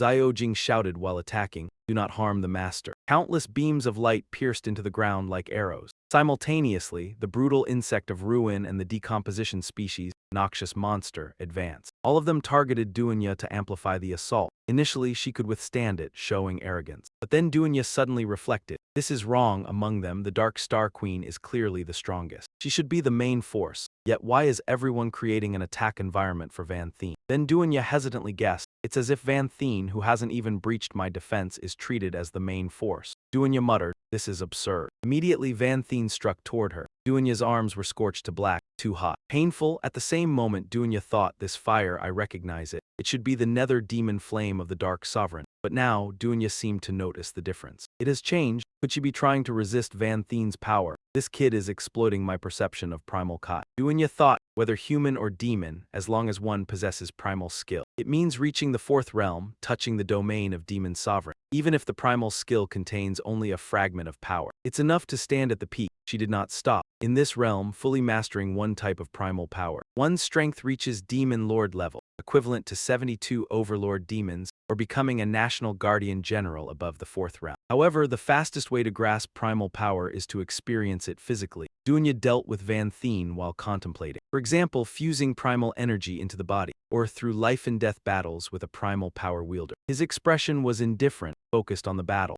With the support of the Dark Star Queen and Xiao Jing, I could attack freely, each offense and defense. I could sense how Dunya execution mechanism applied primal power. Soon, with a bit more combat, I would grasp the primal. Brutal flame belongs to brutal flame. At the same time, Van Theen's strength weakened her. The situation was dire. If Van Theen truly possessed primal power combined with the Dark Star Queen, I would face two genuine Demon Lord-level experts. Then Duanya dodged, she silently confirmed. This is certainly not a good sign. Then Duanya's hand quickly reached for Van Theen, but fortunately he evaded. Simultaneously, mutated plants hurled her away. Duanya frowned. But their support was perfectly timed, making it impossible for me to cause any harm to Van Theen. She squinted, gritted her teeth, and continued struggling to cope. Something was off. No matter how well coordinated, it couldn't be this perfect. This situation didn't feel like strategy, but pure luck. At the same time, Duanya muttered, so annoying. Suddenly, a loud noise startled Duanya. Beneath the ground, a series of explosions occurred. She angrily shouted, "Useless fools, you can't even handle a block of iron with your war weapons. Fire and destroy it." A subordinate ran over, loudly announcing, "Master Duanya, the Dark Star Queen's slaves in the royal city have rebelled unexpectedly. The entire war armory has been destroyed." Duanya was shocked. "What?" She immediately turned and launched an attack at the Dark Star Queen. This wild child, no wonder she hid in the shadows for all these years. Turns out she had been preparing silently for a long time. The queen sneered lightly in disdain. HMPH, getting impatient already, she stood up to counterattack. "Compared to the oppression our elven queen has endured for years, blowing up a few of your stores is nothing." Duanya narrowed her eyes slightly and raised her hand to block the attack. Then, she slammed heavily onto the ground. Scene shifts. Tiu cheerfully slammed her hand on the keyboard and shouted, "The concentrated attack zone is complete. Many of Duanya's demons have taken cover in the fortification. The next step is to wipe everything out. Whatever it takes, the dark-armored demon warriors and shadow troops stand in neat rows waiting for orders." Finally, they all launched out like arrows, leaving those below astonished. Their continuous attacks forced the enemies to flee chaotically. Damn, the firepower is too overwhelming, impossible to resist. Truly a despicable ambush. Reinforcements from other lords couldn't arrive in time. The royal city is about to fall. Great Executioner, please save us. Duanya, hearing this, roared in anger, "Useless fool." At the same time, Yun Shen rushed forward, "Fighting me and still have time to be distracted. Queen, coordinate dot." Duanya remained supremely confident, raising her hand to block their attacks. "A bunch of useless obstacles in my way, then dot." A purple light appeared from nowhere, striking straight into the ground. Yun Shen watched, bewildered. "What is this?" The sky suddenly darkened, a purple vortex appeared. Heaven and earth were changing. Duanya unleashed her skill, Demon Annihilation Statue. From that, Duanya transformed into a gigantic figure. Her expression was emotionless. "I am the Supreme Master, the one who controls the essence of all things. You can only kneel sincerely, otherwise you will face the fate of annihilation." Her followers immediately dropped to their knees with reverence, shouting in unison, "Great Executioner, majestic, thank you for your descent, awe-inspiring. Save us, mighty king, we offer you our absolute respect." They continued, "Destroy the invaders and protect our royal city." Immediately, a series of lightning bolts struck from the sky. Mutated plants and giant trees were hit as well. Their bodies turned to ashes and gradually dissipated. One struck screamed in anger, "Where did that thunder come from, damn it?" The fortress was also hit. Tiu was extremely worried. "At this rate, our artillery will be destroyed." Tiu Lang beside her was also bewildered. "What the hell is this? A skill with such a wide range only hitting us, not Duanya's demons, outrageous." The queen was stubbornly using her body to defend. Demon Annihilation Statue. This is Duanya the Executioner's unique battlefield skill. Once activated, dense lightning strikes the entire area. Only those who genuinely respect Duanya the Executioner are immune. Yun Shen was also helpless in this situation. Moreover, each bolt contains primordial power, strong enough that even defenders cannot regenerate in time and are destroyed. Tiu Qin created a shield while turning to the Queen of the Dark Elves and spoke. "Master, he got hit directly." She was startled upon hearing this. What? Lightning bolts still descended powerfully from the sky by Duanya. The queen wondered, why didn't he dodge? She also thought to herself. Could it be that at this moment, he wants to use Duanya the Executioner's attack to comprehend the primordial essence? At that moment, Yun Shen looked up and smirked, "So that's it. To experience everything, you must use the body." His body suddenly emitted an immense power. Yun Shen faced it confidently. "Blazing primordial, strike for me." A blazing fire erupted violently, tearing through the air, power concentrated in Yun Shen's hand. He calmly smirked. Now this is a fair fight. Duanya in her gigantic form stood there, while those inside the fortress struggled to protect themselves. Outside, Yun Shen clenched. The flames furrowed his brows and said, "This is the true essence of blazing flame, completely different from my usual demonic flame. This feeling as if it were the ancestor of all flames." The queen of the dark elves, seeing this, panicked and shouted, "Yun Shen, you are too reckless. With such severe injuries, even if you comprehend the primordial essence, you wouldn't be able to cope." He didn't stop and immediately used his skill. "Extraordinary self-recovery, it's fine. I still have a chance to start over." Then Yun Shen looked straight at Duanya. "For now, the biggest problem is how to deal with that thing." The queen beside him replied, "The demon annihilation statue, while extremely powerful with wide attack range, has a deadly weakness." She frowned seriously. "Its movements are extremely slow in the transformed statue state. Even lifting its hand to strike takes several seconds. Not only is it performing a defensive action, but simultaneously its defensive capability is increased to an astonishing level. At least with my current strength, I can't break that defense." Van then calmly extended his hand to cast a technique. Wouldn't that make him a fixed target? The solution was incredibly simple. He condensed his power while instructing Xiao Yu and Xiao Ling to activate the War Fortress and launch a full-force attack. They attacked simultaneously, aiming to destroy the demon statue. Hearing this, the two shouted in unison, "Yes!" Then they both activated the fortress weapons: 380 demon annihilation cannons, 1,400 firestorm cannons, and 5,600 rapid-fire defense cannons. The energy surged, overloading all the artillery. In an instant, everything was ready. Fire, a barrage of light shot from the fortress. On this side, Van then unleashed Origin, flaming heaven blade. Streaks of light appeared around him, charging forward. The queen also drew her bow,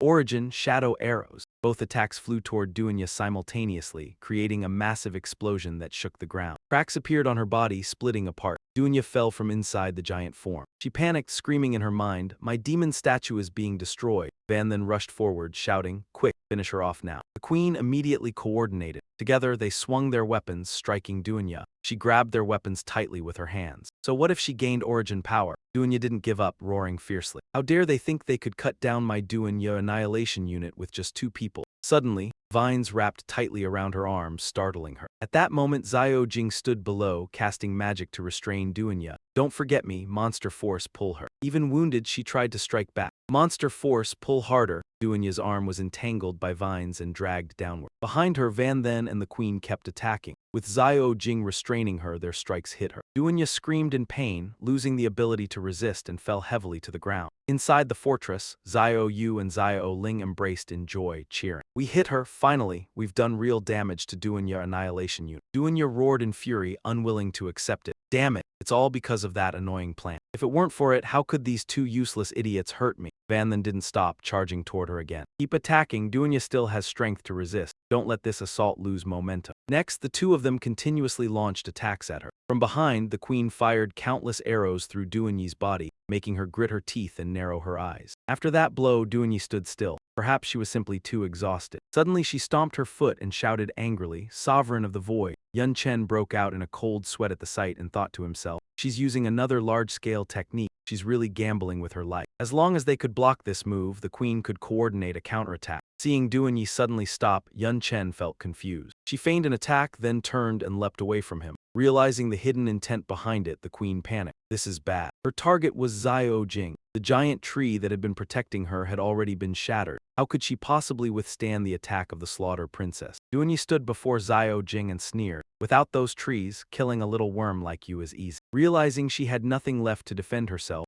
Xiao Jing's eyes filled with tears. "I'm going to die." A slash was unleashed and blood splattered toward her. Xiao Jing cried in fear. It turned out Yun Chen had rushed over to take the fatal strike for her. His body was covered in blood. Yet he still forced out the words, "I'm sorry, Xiao Jing, I hurt you before, let this make up for it." She stared at the scene in shock. "Master," a streak of blood flashed through the air. Duanyi pierced through Yun Chen's chest, leaving him frozen and gasping. Xiao Jing's eyes widened in disbelief. Trembling with fear, she cried out anxiously, "Master." Yun Chen frowned, looking down at his wound in pain. "Damn it, everything happened too suddenly. I didn't even have time to defend." Duanyi glanced at him and smiled. She threatened, "You foolish brat, daring to risk your life for a contracted summoned beast. If that's the case, then pay with your life." As soon as she finished speaking, she unleashed another merciless attack toward him. Yun Chen screamed in pain. Still reeling from the previous strike and unable to recover, his body was driven backward, carving a long, deep trench into the ground. She looked at the hand she had just used and sighed, "Huh, this feeling isn't bad at all." This time, not only Yun Chen but Xiao Jing was struck as well. But only he remained conscious. Supporting her in his arms, Yun Chen called out anxiously, "Xiao Jing, are you all right?" This is bad. Xiao Jing did not possess invincibility like he did. After a while, she groggily regained consciousness. Soon after, she reverted to her original form as a thorny beast flower bush and whispered, "Master." Yun Chen seemed to understand her meaning and hurriedly reassured her. "Don't worry, my vital organs aren't injured. Did you forget? I'm extremely lucky right now. Go back and rest." As soon as he finished speaking, she began to fade away. Even so, she worriedly reminded him, "Master, you must not die." In the end, only a wisp of smoke from Xiao Jing remained in his hand. Duanyi rose into the air and laughed mockingly. "Now that troublesome thing is gone, and with one of you gravely injured, it seems the outcome is already decided." She still looked extremely arrogant. Suddenly, someone appeared out of nowhere. The Dark Elf Queen rushed over with her weapon and stood in front of Yun Chen. He closed his eyes and lowered his head. "I'll have to use the final measure." She confidently assured him, "Understood. I won't hesitate to pay any price to stop her. Hurry and prepare." Hearing their exchange, Duanyi scoffed, "Stop me, trying to stall for time with just you. I don't know what you're plotting, but killing him in front of you would be as easy as turning my hand." The queen's expression remained calm in the face of the ridicule. She flexed her wrist. "In terms of pure strength, that may be true." Then her expression suddenly changed. In an instant, a resounding slap landed on one side of Duanyi's face, knocking her head to the side. Duanyi stood there in a daze, her whole body trembling. The Dark Elf Queen smiled provocatively. "What if I do this?" Duanyi's subordinates stared in shock. They couldn't stop whispering. Lady Slaughter Princess was slapped hard by the Dark Elf Queen right in front of us. "Oh my, this is really—" A wide, long hand rose unconsciously. A slap, also known as a backhand strike, was never considered a remarkable attack. Rather than causing damage, it was an act of humiliation and provocation. She touched the side of her face that had just been struck, frowning. For those of noble status, especially women, being slapped by another woman was an incomparable humiliation, surpassing any insult or attack to a certain extent. This was a form of duel, an unforgivable provocation. Moreover, the slap had been delivered in front of her subjects. A direct slap to the face of a proud ruler. After a long moment, Duanyi finally came to her senses and shouted unwillingly, very good, even if you're stalling for time, so what? Without that troublesome plant, the two of you together are still no match for me." She raised her hand high as black smoke began to gather. "But on the other hand, if you dare to dodge or block even a single attack, Dark Elf Queen, I will not evade your attack." Duanyi returned the earlier slap to the queen. "I will kill him right in front of you." She squinted in pain but still defiant. "Then come on, who's afraid of whom? For years, our shadow elves have endured every kind of oppression, while you pseudo-demons have basked in glory above." Then she gritted her teeth and head-butted her opponent. "Your splendor is built on our humiliation." The pseudo-demon didn't hold back either, grabbing her head and driving a knee forward. How dare he lecture on honor? Meanwhile, the minions at a distance could only stare in confusion. What kind of close combat fight is this? Every strike harnessed primal power. Both were literally betting their lives. Tears welled up in everyone's eyes. Even though the queen usually seemed stern, she acknowledged our suffering. Torn clothes, broken weapons, fear of enslavement. No one wanted to live like this anymore. Everyone felt reinvigorated. Rushing forward, this was likely the only chance to turn the tide. How could we miss this momentum? Kill, destroy the pseudo-demon. Xiao Ling and Xiao Yu observed the situation. She made her decision. Due to overloading attacks, the war fortress overheated severely and could no longer fight. "Now it's our turn." Xiao Yu froze. Next to Van Xiansheng is.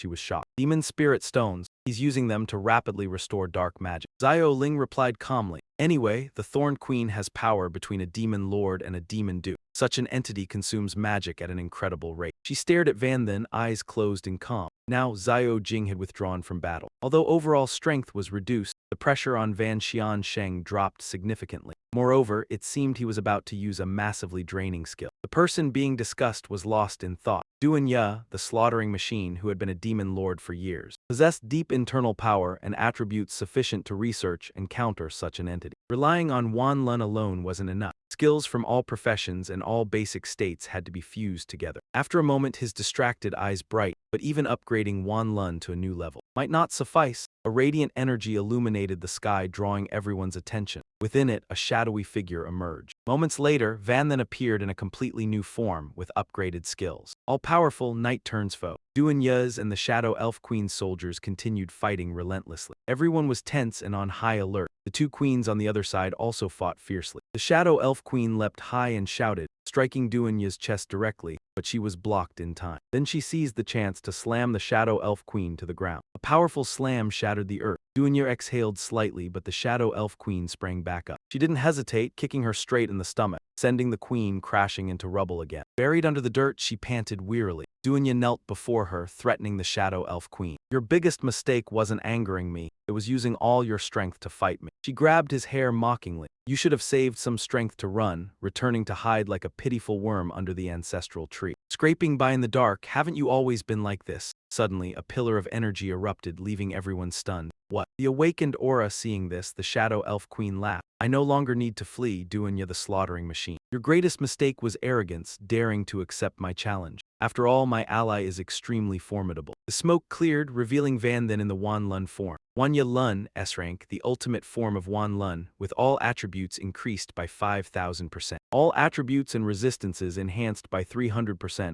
Skill cost 10,000 per second. While active, it consumes 10,000 magic or life points per second, until death or manual deactivation. Feeling the power in hand, consuming 10,000 per second, my life force included, I could only sustain it for 11 seconds at most. Then the energy faded. Dunya frowned, you've disappeared, but realizing something, he turned around. Behind him, a punch struck his cheek instantly, causing panic. Damn, this speed too fast to see. The entire body of Dunya was flung high into the sky, leaving only a dark shadow. But Van Shen did not stop and kept attacking her from one area to another. She couldn't react in time. Dunya tried to brace herself. His power had increased manyfold compared to before. This state certainly had severe side effects. But side effects can vary, who knows. At this moment, Van Shen once again appeared above her, preparing for the next attack. This time, Dunya quickly unleashed her ultimate crystallization destruction technique of her primal essence. She didn't even have a moment to breathe. Seems like she's in a hurry. Van Shen raised his brows, merging the void staff art, the ascended skill, and primal raging fire together. He immediately created extreme flame violent fire of the fireball technique, shattering her move. A fierce vortex rushed toward Dunya with terrifying momentum. Van Shen appeared right after with a solemn expression, staring at her. Without a word, he struck her face, leaving Dunya unable to react. He attacked continuously as if avenging the Dark Star Fairy Queen. Blood mixed with Van Shen's aura, staining the area red. After a while, he raised his hand high and took a deep breath, then struck again continuously against her as she sank into the stone layers.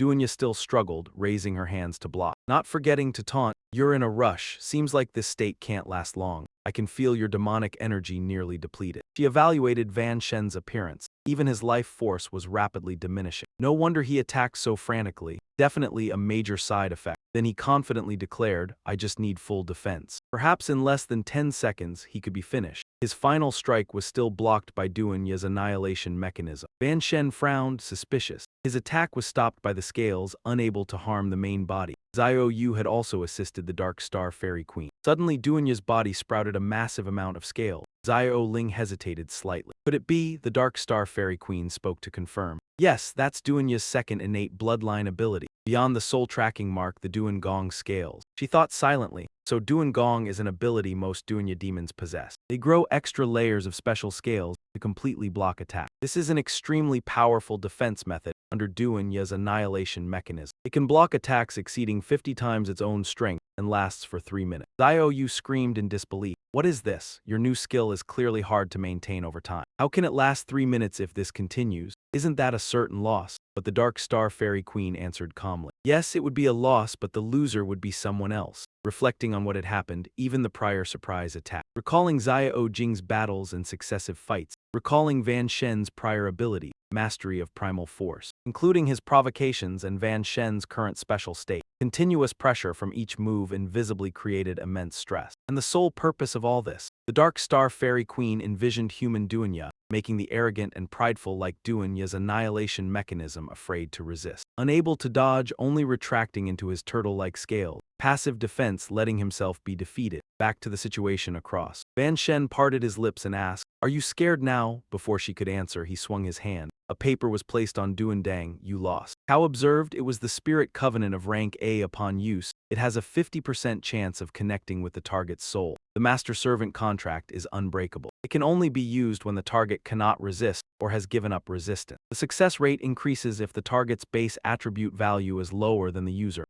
Otherwise, it decreases. Duandang itched and shouted upon realizing, this Spirit Covenant has been in the Shadow Absorption world for nearly 2 years. Van Shen now holds power well. Whether from treasures or battlefields, he had witnessed things previously unheard of. The Shadow Absorption world was incredibly strong. So strong that even the air surpassed the human world. almost all materials born there, equipment or consumables. Returning to the current battle, if Van Shen possessed anything that neither the human world nor even the dark world had, aside from system-given skills, it would be the regular system-rewarded item, like multi-world shattering and lucky potion. A monocle flew into Van Shen's palm. He gripped it tightly and shouted, "You lost." All the energy immediately surged toward Duanya. She swung her hands to dispel it, chaotic. And even the fury in her feet dared to fantasize. Nazita, with a trivial covenant, could tear it apart. Van Shen refused to yield and continued to act. Rain fell as he thought. After using the 10,000 night cycle silence, I prioritized expending life force to retain a large amount of shadow-resisting demonic energy. At that very moment, the night-knowing eye activated, making Duanyi stiffen and swell. Her whole body trembled, her eyes full of fear, unable to move. Damn it, taking the opening, Yun Shen, the dark pretender queen, smashed her palm into the ground the instant the opponent conceded. A gap appeared in their full defense stance. You'd already lost from the very start. A surge of energy fired out, followed by countless streams that shot toward Duanyi, frozen rigid. "Be my slave, Duanyi the Annihilation Slayer," she glared and screamed. No, the beams of light obeyed the command and latched tightly onto Duanyi's body.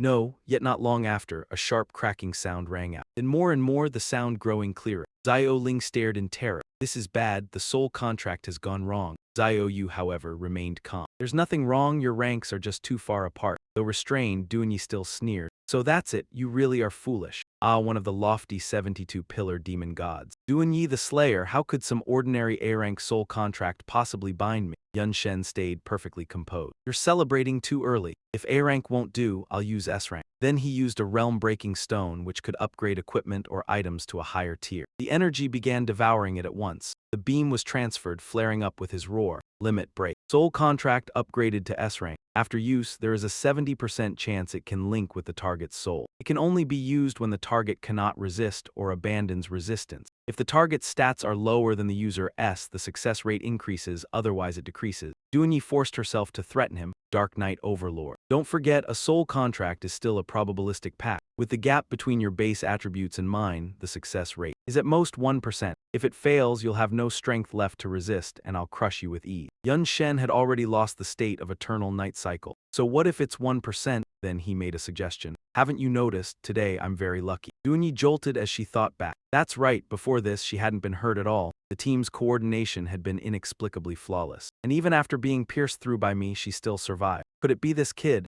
Unwilling, she yelled, "Lucky potion, so you have it too." Duanyi's subordinates on the far side were a little curious. The battle over there seemed to have a result already. No one knew who the victor would be. Zio Ling was anxious. "Contract successful, contract successful, contract successful." Zio Yu pleaded as if praying. "Please, Mr. Yun has to win." Even the Dark Elf Queen secretly hoped for it. "Yun Shen, I've staked everything on you, you must win." After a long while, the energy on Duanyi's body vanished completely, and she immediately turned frantic. "Dark Pretender Overlord, go die." Zio Yu frowned at the sight. "The contract failed." Zio Ling shouted, "Watch out." Yun Shen calmly extended a hand forward and commanded. "Kneel." Duanyi obeyed instantly. She refused in her heart but had no choice but to comply. "I am one of the supreme 72-pillar demon gods, how could I possibly?" Yun Shen turned away yet kindly reminded her. "The soul contract has been established. Your life and death are entirely in my hands. If you want to resist, you've already been warned of the consequences." Hearing that, Duanyi lowered her head in silence. After a long time, she prostrated herself respectfully. "I'm sorry, please forgive my rudeness, master." The Dark Elf citizens, seeing the scene before them, burst into joy. "We won another victory for our Dark Knight Overlord." It was also a victory for the Dark Elf race. Duanyi's group, meanwhile, looked miserable. "The Slayer lost? Impossible, I must be dreaming." The Dark Elf Queen looked much better at that. "Everyone's getting far too worked up. It was only a live combat drill. My people, I forgot to tell you. And now go embrace the two of them," Yun Shen announced excitedly. "In fact, we've been longtime friends. To heighten everyone's sense of crisis, we deliberately planned this live combat drill." Forced into it, Duanyi looked a little unhappy. What kind of joke was this? Who would believe such lies?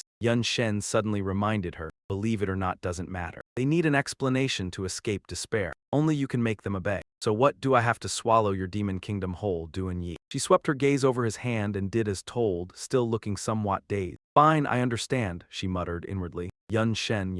"Looks like you're far more scheming than I thought." At a ruined worksite, demon laborers gossiped as they worked. "I heard. Lord Slayer actually knelt before the Dark Pretender Overlord." Another stopped working to object. "Stop making things up, how could that be? Did you see it with your own eyes?" The other shot back no, but the guard said so. He was immediately scolded. Nonsense, it was just a drill. The rumor spread across the city. Look, was it really a drill? Fine if it was the dark pretender demon, but why fight those lowly dark elves? Could it be our king truly lost? This Lord Slayer can't have lost. But outside the palace, the chatter only grew louder. In any case, the demon lords guarding the 3 great territories had all returned. No matter what happened, they could handle it. They arrived at Duanyi's side hall. In the royal city, the 3 seated in the highest positions were silent as statues. Below them, everyone bowed their heads and held their breath. Duanyi seethed with fury and roared, "Who told you to come back? I said it was a drill, go back to your territories." Her subordinates knelt, murmuring in low voices. Wang City sent a distress signal, so we hurried back. There had been no prior notice of any drill. Misak frowned anxiously. And on my way here, I even heard some unpleasant rumors. She slightly curled her lips, grinding her teeth. What rumors? Handu was stammering under intense murderous aura. Some guards said it seemed he had knelt before the Dark Sovereign King. As soon as the words were out, she swung her hand and slapped sharply. A moment later, he collapsed, eyes blank and lifeless. The people around were terrified. Donda almost shouted, "You believe anything you hear. What's the use of a head? When real war comes, will I lose? This is just a minor punishment, yet you dare speak nonsense. I'll smash your heads in." Then she roared like a wild beast. "Get out." The subordinates turned pale. "Don't be angry, we're leaving right now." Her gaze was full of hatred, as if she wanted to unleash all her anger. A bunch of useless, foolish, stupid fool. The queen of the Dark Star tribe curled her lips mockingly. Daisak Ko, you are still a tribe king after all. Why act like an old hag? Control your emotions. Donda's murderous aura erupted as he growled in anger. Control your head. Aren't you bound as a slave? If you dare, accept him as your master and try controlling him once. A useless creature like you dares speak harsh words, I'll twist your neck right now. Van then sat calmly and spoke. Quiet down. Immediately her body froze, eyes shocked. She obediently sat back down, all due to the soul contract. Effect 1. The enslaved cannot resist orders even to end their own life. Effect 2. If the master dies, the servant dies too, not vice versa. Effect 3. Soul connection. The master always knows the servant's location, regardless of distance or space. The queen of the Dark Star tribe said, "Daisak Ko, you must understand one thing." She glanced at Donda with utter disdain. "No one wants to kill you more than I do. Even now, I still want to destroy your entire tribe, if not for long-term calculations. Do you think you're alive now by chance?" She laughed coldly, replying mockingly, "Isn't it just that you want me as a puppet for you? And now you pretend I'm important. Don't be arrogant relying on the Dark Demon and Dark Star tribe. You think you can swallow my entire nation, Donda?" Then calmly continued. "If I die, the other demons among the 72 tribes will certainly come to snatch your spoil. My nation's foundation is enough to drive any demon tribe insane. Then, don't speak of the 2 of you, dig up your ancestors and you still won't hold it." Then she spread her arms proudly. "Moreover, if I die, my people could die resisting. To seize all the spoils, the only choice is to let me live and be your puppet." Donda analyzed sharply. "I guess your next move is to form an alliance." The queen of the Dark Star tribe scoffed, biting her nails irritably. "Damn it, she guessed right. Our Dark Shadow tribe is weak. To stand firm in the dark world, we must have strong allies." She thought with strategy. Once the Donda demon tribe, the Dark Demon tribe and Dark Shadow unite, no demon tribe will dare act. Thus, even if you don't seize war resources, it's fine. Before absolute power, laws are meaningless. Thinking of other tribes joining hands, unless they also ally, but that won't happen. 72 demon tribes, each with its own temperament. Grudges piled up, peace only exists under the void demon's threat. Past demon alliances were empty shells, unreliable. Van then paid no mind to their schemes. Whether your guesses are right or wrong, at least a servant must behave like one. Change into attire suitable for your status. Tonight, come to my study. Donda frowned, worried. Change clothes and come to the study tonight. What are you planning? The queen of the Dark Star tribe quickly seized the moment to add fuel to the fire. Do what? Naturally, what a servant should do. Although you have a rotten personality, look closely. Your figure isn't bad. Serve your master well. Donda instinctively embraced her awkwardly. Inside, Van then was doing push-ups with skill. The magic of the Van de Leeuwen Titch was draining too much. Luckily, no time limit applied. Opening the system panel, he calculated silently. As long as I have enough vitality and magic, I can use it infinitely. From now on, daily attribute points will be allocated to physical and mental limits to raise the cap. Van then scanned the daily tasks. Overall, 4 overdue failures. He could choose a reward, 10 attribute points, 10 skill points, or random materials. He murmured, 4 failures already, nothing to be done. Van then frowned, recalling. The first 2 times were due to being knocked unconscious.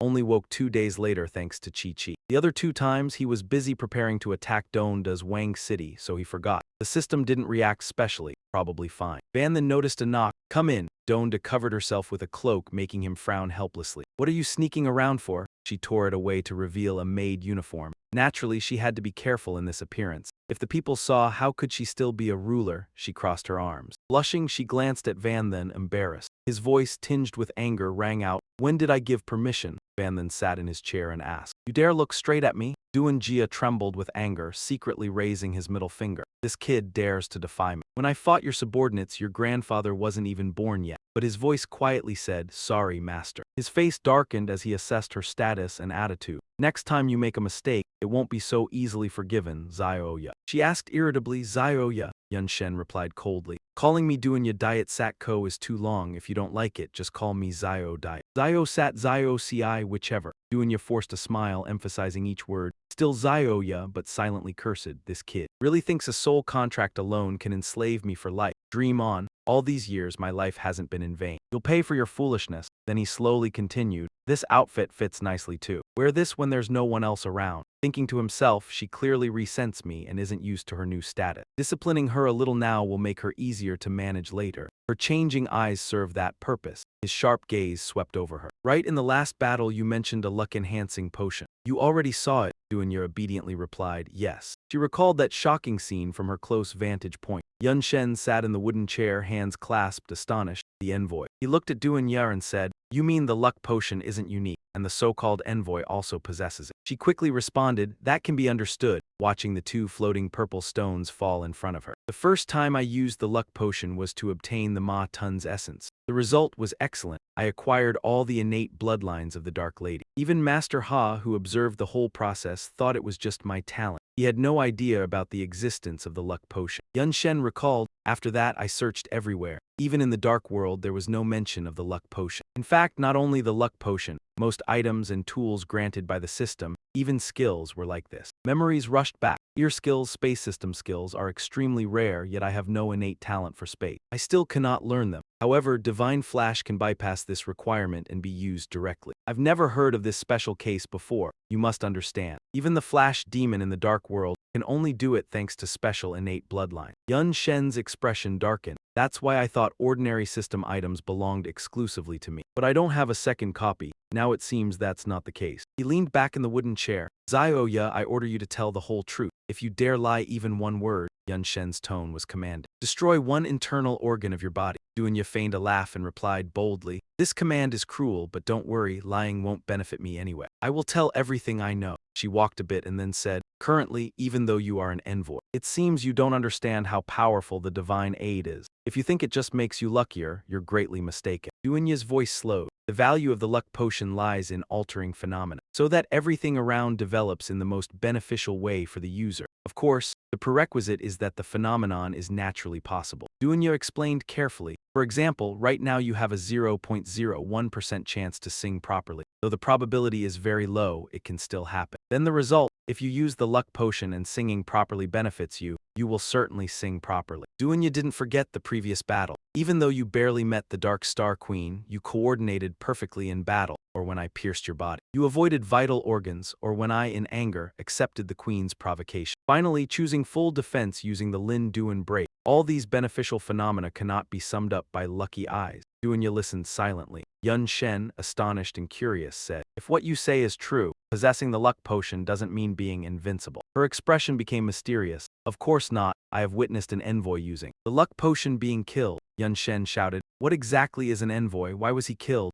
Duanya replied slowly, don't rush. She stepped forward to explain the existence of the envoy. We must go back to the war between the 2 worlds, even starting from the gods. Yun Shen, slightly confused, asked, wasn't the war between the 2 worlds started and driven by your 72 demon pillars? He speculated silently. Could everything the world tree said be true? Duanya said, judging from the results, that seems to be the case. But most of the demon lords who joined did it only to slaughter more humans. using them as sacrifices in exchange for greater power. Who the sacrifice was for didn't need to be said. Her voice dropped when she mentioned the god, and his eyes widened in terror, just as he'd feared. I'd suspected it for a long time. Why use enemy corpses as offerings when there are far more valuable things? Now it seems it was all arranged. Duanyi's expression darkened slightly as she added softly, as everyone knows, there are two gods, each ruling a world. We usually call them the human god and the dark god. These two gods oppose each other, just like the two worlds. Her voice grew heavy, though the reason was unclear. But it's obvious they're using the two worlds as a chessboard for a battle of wits. Every living being, including you and me, is just a piece in their game. And what about the overall situation? Yun Shen asked for her assessment. You can travel between the two worlds, you'd know better than anyone. The dark world holds an absolute advantage. Existing ranks and categories slowly surfaced in his mind, from the lowest tier to the highest. The demon race outmatches humanity in both quality and quantity. Even if you add up all the guardian god generals protecting human nations, they still don't reach half of the 72 demon pillars, especially in terms of controllability. Exactly, with things like this, the human god can't possibly sit still.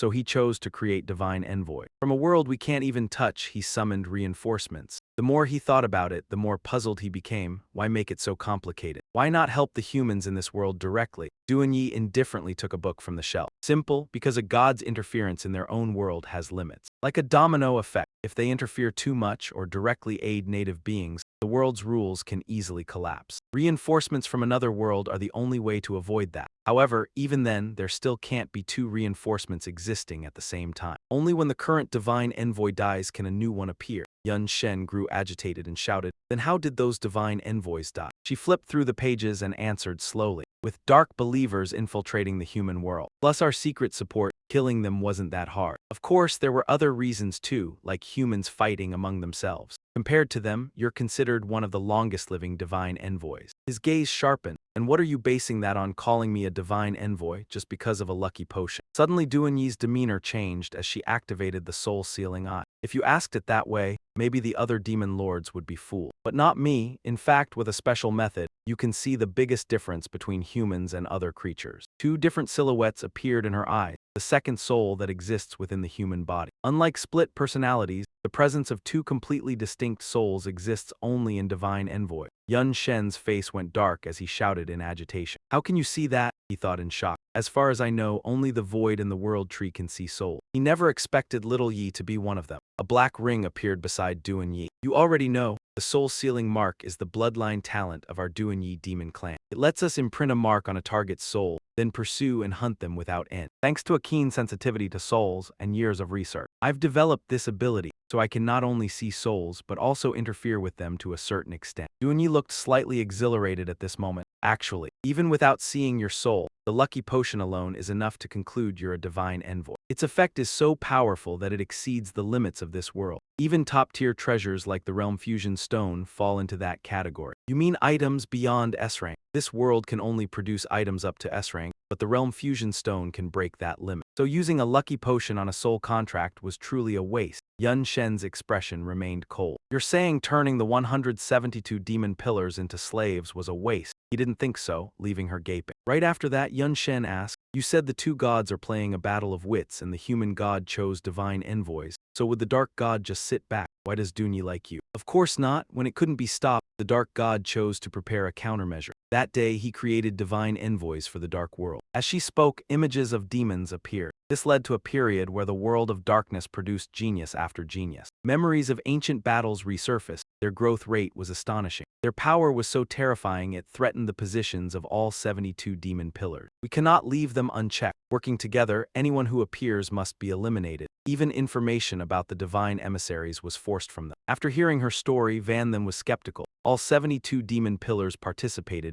Donda emphasized. "Not all of them. Besides me, only those in the top 10 demon pillars knew and participated." She quickly presented some living evidence. For example, the Pillar Master of the second pillar, Ghost Lord of Destruction of the fourth pillar, and Shadow Lord Chu of the fifth pillar. Additionally, the sixth, seventh, and ninth pillars. Van then assessed. The ranking of the 72 demon pillars is based on strength, right? You're only the 21st pillar, how could you cooperate with them? Donda arrogantly said that although they were stronger, none of them could manipulate souls like I can. That's why I was chosen. Then Van then continued to ask, what about the void demon and the first pillar? She was heartbroken, as if wanting to cry inside. You act as a demon yet know nothing, how sad. Even so, she had to explain to Van then. The first pillar disappeared many years ago, taking his entire clan with him. No one knows their whereabouts. The void demon operates beyond mortal comprehension. After the 72 realms were divided, he also vanished without a trace. Donda crossed her arms and continued, as long as they don't appear. Control over the shadow world would remain in the hands of the pillar master of the second pillar. But 4 months ago, the pillar master of the second pillar suddenly closed his gates and went nowhere, halting the assault on the human world. Her words made Van then thoughtful. 4 months ago was precisely the time. When my subordinates left along with your clone, it seems your mission was successful. He raised a question. So all the divine emissaries of the shadow world have been wiped out? Donda stepped closer and replied, not entirely.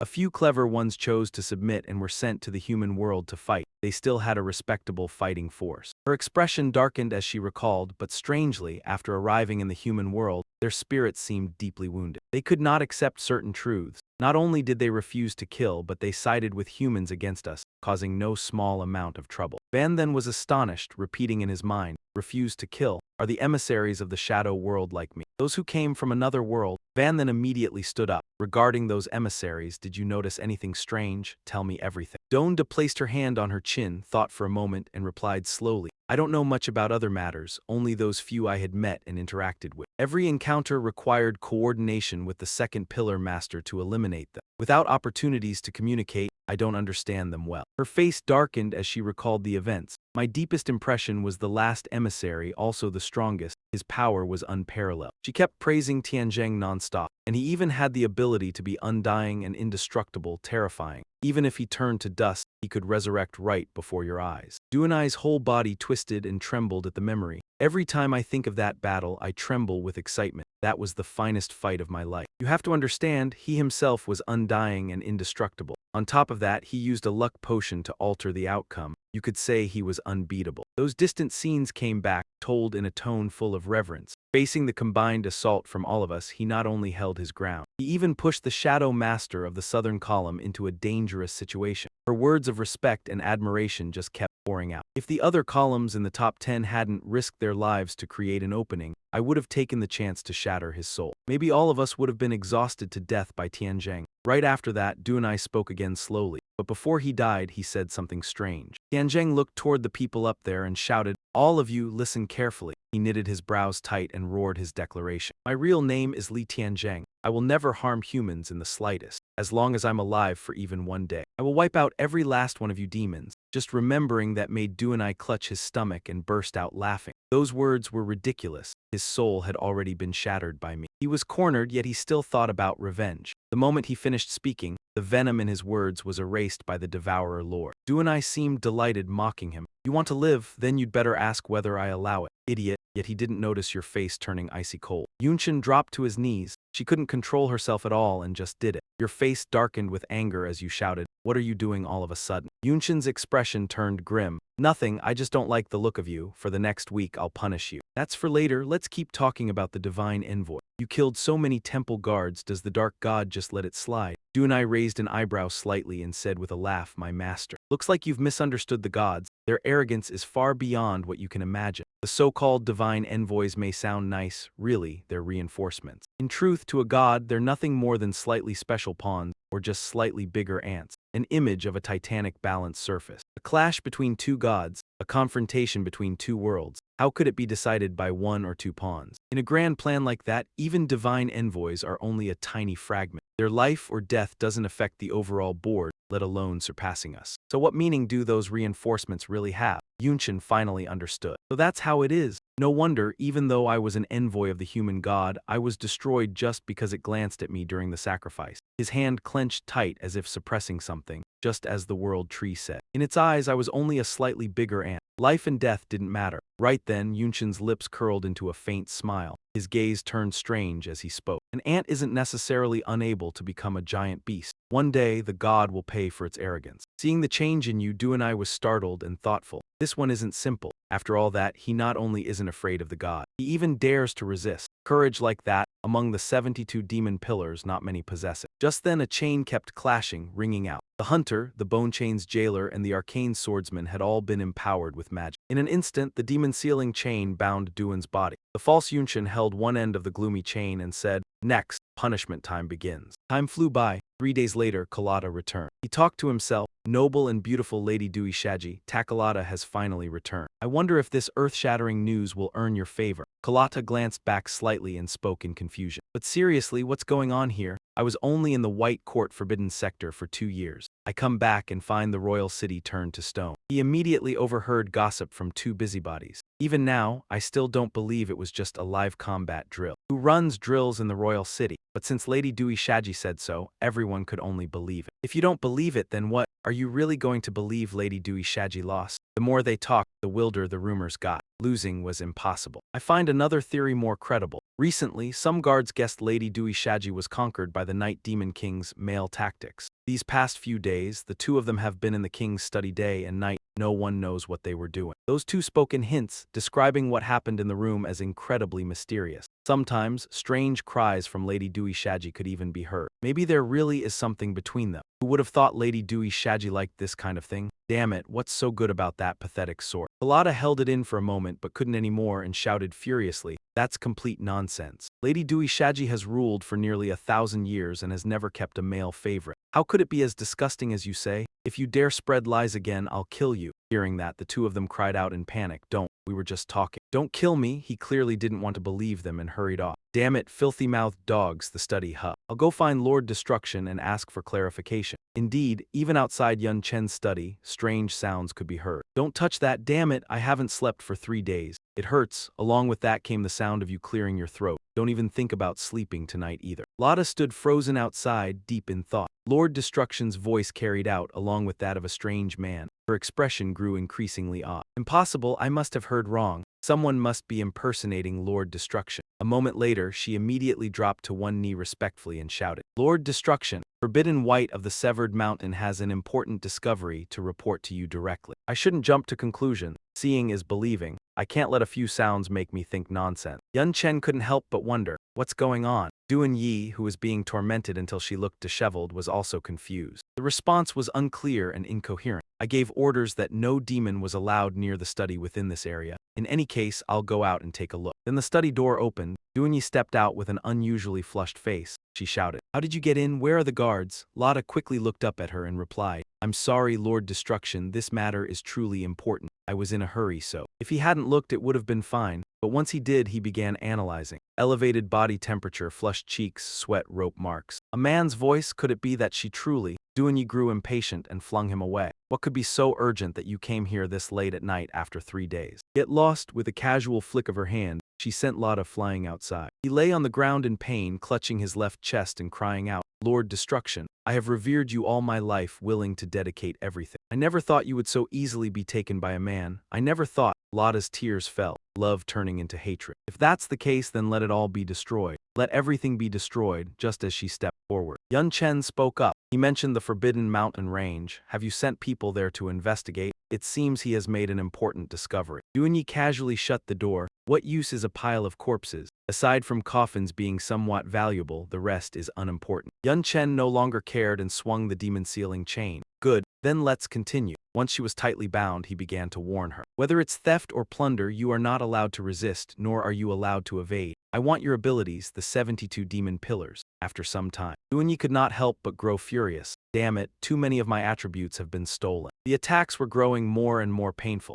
One of the 72 demon pillars, am being beaten like a sack of demons. So humiliating in the end, unable to endure it any longer, Duan Yi let out a cry as her hands were bound. The greatest humiliation. Yun Chen stood there without a word. Duan Yi lay sprawled on the ground, panting. Ignoring her, he raised the hand wrapped in the royal demonic armament and sighed. After plundering 95% of Little Yi's attributes, though only temporarily, it was enough to replenish all consumption. Even after being busy for 7 days and 7 nights, he remained energetic. Yun Chen grew excited. Similarly, even if the plunder rate is low, over a long time it's enough to obtain everything I want. Worthy of the 21st pillar, rich in control attributes. Pity, negative effects, large area skills, it has them all. A wide variety with decent power. Skills obtained, Demon Statue of Annihilation. Shattering Crystal, One Mind Art. He bent down and lightly glanced at her. Unfortunately, bloodline talents are not within the scope of plunder. And as for the Dao theft, if not for the soul mark imprint, and the severing strike scale, I also want it. Duanyi struggled to let out a mocking laugh. Even if you take many skills, what use is it? With that little mana of yours, do you have enough resources to sustain them? Don't underestimate my skill consumption, and don't underestimate my accumulation over the years. He moved closer, amused and sarcastic. Accumulation, I understand. After all, aside from leveling up, permanent attribute increases can also come from consuming precious consumable item. You are a king who has existed for nearly 1,000 years. You must have accumulated plenty of such things. Yun Chen extended his hand wearing the royal armament and stated bluntly, "Hand over all your 1,000 years of accumulation, especially the top-tier consumables that can increase vitality and mana." Duanyi struggled to her feet and replied, "Those items have usage limits. For the same type you can only use 5 or 10 at most. Beyond the limit they become ineffective. Otherwise I would have consumed them all already. Why would it be your turn?" He was slightly displeased and said, "I know, but with your accumulation there should be at least several hundred to 1,000 different types. Enough for me to consume for quite some time. Don't make me repeat myself." She angrily tossed over a crystal. "This is all I have on me. The rest must be retrieved from the treasury." In her heart she cursed, "Eat yourself to death, bastard." Yun Chen took Duanyi's accumulated items and admired them happily. "If you hadn't mentioned it, I almost forgot. The national treasury of the Duan demon clan is truly worth looting." Suddenly, her entire body glowed, her expression somewhat helpless. "The council chamber is calling upon my mana. The regular meeting of the 72 pillars is about to begin. Damn it, what terrible timing." Duanyi carefully asked Yun Chen. "Can I go?" he murmured, then answered himself. "Go, of course I'm going." The corner of his mouth curled into a sly grin as Yun Chen stepped closer and declared loudly, "I'm going too," enough to make her grind her teeth. Each pillar was transported to the council chamber of the 72 pillars. Yun Chen quickly teleported there as well, glanced at his own condition, and sighed in amazement. Only then did he realize a projection of demonic power was being sent into the chamber. So this was how the meeting was held. He thought to himself that it felt pretty novel. Then he looked again at the words 72, and Yun Chen found it hard to comment. Number 72 really was dead last, but it didn't matter. The nearby pillars immediately erupted into a noisy marketplace. Could it be the Black Pretender King? Why is he here? This must be his first time attending the council. Are you kidding? They mocked Yun Chen. "We gave you a chance and you didn't come. What face do you have to stick your hands in now? What right do you have? Someone like you dares, are you asking to die? We still haven't settled the debt with you over the demon allied army. Get out." Faced with this unwelcoming attitude, he didn't bother arguing. "Don't be so petty. It's just a meeting, that's all. Besides, we're all just projections of demonic power. There's no need to shout about killing, pointless." Feeling out the situation around him, he noticed the density of each projection's demonic power varied wildly. So that was it. Looks like the ones with low demonic density are fighting on the human world's battlefield. He calculated silently, of the 72 demon pillars, only about half were still staying behind in the dark world. As he observed, he continued, "Oh, there are 3 empty seats. No wonder I wasn't kicked out immediately. Seems it's because the second pillar steward isn't attending." At the third pillar, the Rift Calamity Overlord let out a long yawn, looking like he couldn't care less. "Whatever, just hurry up and end this boring meeting. I've got plenty of interesting things to do." The 37th pillar, the tyrannical heavenly demon, shouted angrily, "Rift Calamity Overlord, with the devouring lord absent right now. You have to make all the decisions. But with an attitude like that, you're not fulfilling the responsibility of the third pillar at all." Hearing this, the Rift Calamity Overlord just picked at his ear and replied indifferently, "Who says the third pillar has to decide, Void Demon? I've never once heard him say that. Besides, we've all handed over our war resources. Our duty is done." The tyrannical heavenly demon grew even angrier. "That's nowhere near enough. The frontline battlefield has stalled. Right now we have to rely on you to command the advance. You laze around all day. Have you had enough?" Rift Calamity brushed off what he said. "What does that have to do with me? I'm sick of this war game, and besides, my patience is almost gone. Keep shouting and I won't mind erasing you." That attitude successfully shut Tyrannical up. He didn't dare say another word. At that moment, the 7th pillar, the Glamour Queen, also spoke. "Don't be so hot-headed, and don't hold any prejudice either. We should use love to embrace one another. Only then will our world have a future." As she finished, she stuck out a long tongue and licked the corner of her mouth, lustful and hungry. "I can feel the Black Pretender King is a very interesting child. I wonder what kind of future he could nurture. It's making me restless." Beside her, the Shadow Lord sat upright and reminded her, "Drop that lewd pose. Understand this clearly, the Black Pretender King is our enemy." Then the Shadow Lord asked, "Black Pretender King, what is your purpose in coming here? To declare war, to make a deal, or to beg for forgiveness?" Not waiting for an answer, he turned and sneered at Duanyi. the slaughter engine. And you, these past few days I've received news that you and the Dark Knight King, together with the Shadow Elf, former queen, have been running live combat drills. What are you doing? Did you cut your hair and slice off your brain too? You were the one who decided he was human and pushed for the allied army to be formed. Duanyi giggled as she replied, that was just an excuse for me to keep the Dark Knight Demon Kingdom in check. You actually believed it? You really are that stupid. How could a human possibly possess dark demonic power? She fumed inwardly, and this hair of mine was chopped off in battle. You want your head cut off too? Yun Shen cut in, everyone don't be so tense. I'm only here to say hello. Now that I've seen you all hale and hearty, I'm very satisfied. Then his voice dropped, dripping with mockery. Wouldn't be good if in a few days you get so angry you die or scared to death. The Shadow Lord's face darkened as he asked, what do you mean? Light flared around Yun Shen's body. You'll know soon enough, let's go. Before he even understood what was happening, Yun Shen was already gone, leaving him only able to stare after him. Provocation comes at a steep price. Yun Shen was teleported away like that, along with the Shadow Lord's dark energy. Back in the study, Yun Shen sat at the desk in contemplation. The 72 demon pillars really are all extraordinary. What a pity I didn't get to meet the devouring lord. Suddenly, Duanyi froze, looking uneasy. Just as he was wondering what was going on, uncertain about the Shadow Lord's current state, she immediately shouted, watch out! A wraith holding a scythe appeared, and Duanyi recognized it at once. The Shadow Lord's attack manifested like the Reaper of Death. Duanyi turned and yelled a warning, watch out. She panicked inwardly, damn it, who knew the Shadow Lord had a move like this? If he dies, I'll be buried with him. Yun Shen stayed calm in the face of the scythe. Then, with a single move, he blocked the attack in time. Each razor-sharp scythe blade was stopped cold by his arm. Even so, that one move seemed to cost him a lot. When he sensed the black aura spreading,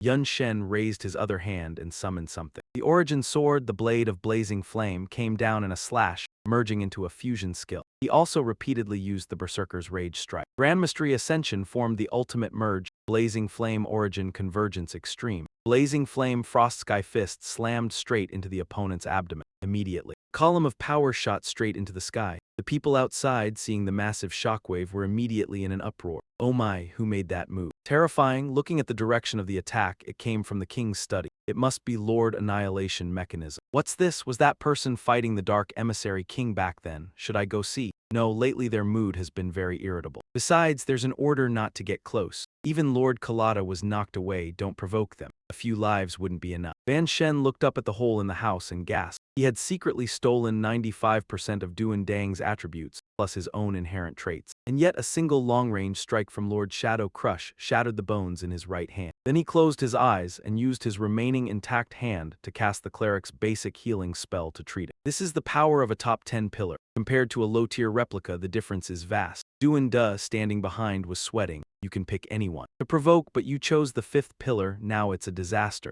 After all, you shouldn't even be participating in this conference. Van Shen glanced over. It's fine, without experiencing some pain, how can you truly understand the enemy? Knowing yourself and your opponent is the highest strategy. Intelligence should never be underestimated. Because the scariest thing is the unknown. The rebellion citizens returned to normal form. That strike just gave me a clearer view of the top 10 pillars' power. This journey also helps me understand the remaining demon gods among the 72 pillars. As I predicted, each has their own calculations, they are not a unified block. Van Shen clenched his fist and ordered, Zio Da, prepare to go. It's time to take the next step. 10 days later, in the central square of the king's city, Duan Da, many people crowded in. Lord Annihilation Mechanism announced an important matter, summoning all lords, nobles, and even civilians. Waiting too long, others lost patience and blurted contemptuously. But why did the Dark Emissary and Shadow Spirit show up too? What qualifications do they have to stand on equal footing with us? Meanwhile, Van Shen leisurely sipped, ignoring the chatter outside. Moreover, why is the Dark Knight King seated in the central position? Who is he to be on par with Lord Annihilation Mechanism? Look at his attitude, he's clearly not concerned with state affairs.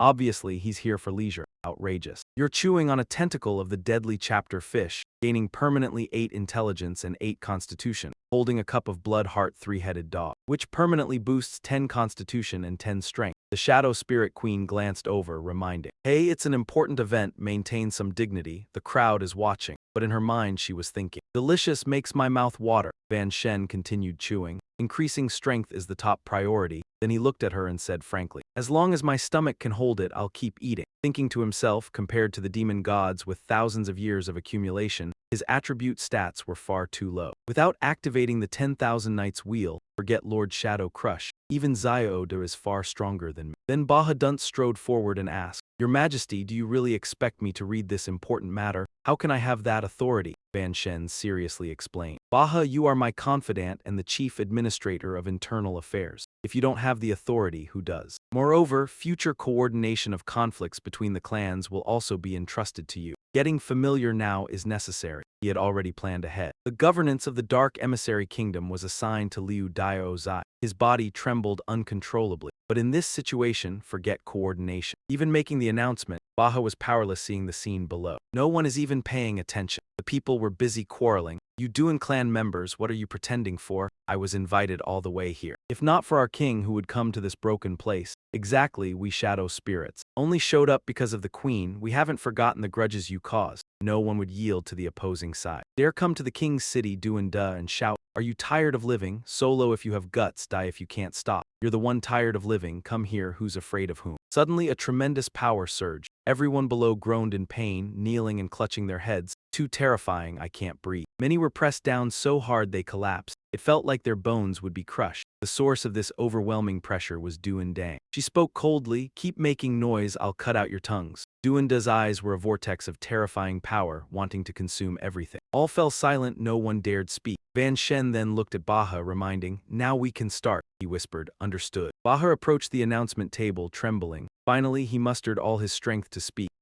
Baha. On behalf of the three kings announced, From today the three clans Duan-da Dark Emissary and Shadow Spirit are officially allied. All the citizens looked up. His voice echoed, the three kings held the ultimate decision-making power. From now on, the three clans would share resources freely, without barriers. No discrimination, no civil war, and new laws would be enacted to ensure equality among the demon clan. Remarriage violations would be severely punished. Academy construction taxes have 9 years of compulsory education enforced, infrastructure promoted. One citizen almost couldn't believe his own eyes. An alliance we didn't miss here, right? Are we really allying with the dark demon and shadow elves? Oh my god. Not holding on to this chance would be a lifetime regret. The three looked at the paper and continued to announce. The above represents the will of the three kings. Anyone with additional opinions may propose them, but acceptance is entirely up to the three kings. Mitsu stepped forward seriously. I cannot accept this. He pointed at the crowd, emphasizing that power decides everything. The Shadow Elf Queen is acceptable, but the Dark Knight King on equal footing with the Extermination Commander. Veins bulged on the Dark Knight King's face with every word Mitsu spoke. What a joke, he only defeated the Demon King through luck to become a king. His greatest feat was merely defeating Parati. Therefore, the Dark Knight King's status should only be equal to ours, and at most slightly higher due to his special identity. Mitsu tilted his head clearly. The core of this alliance is us.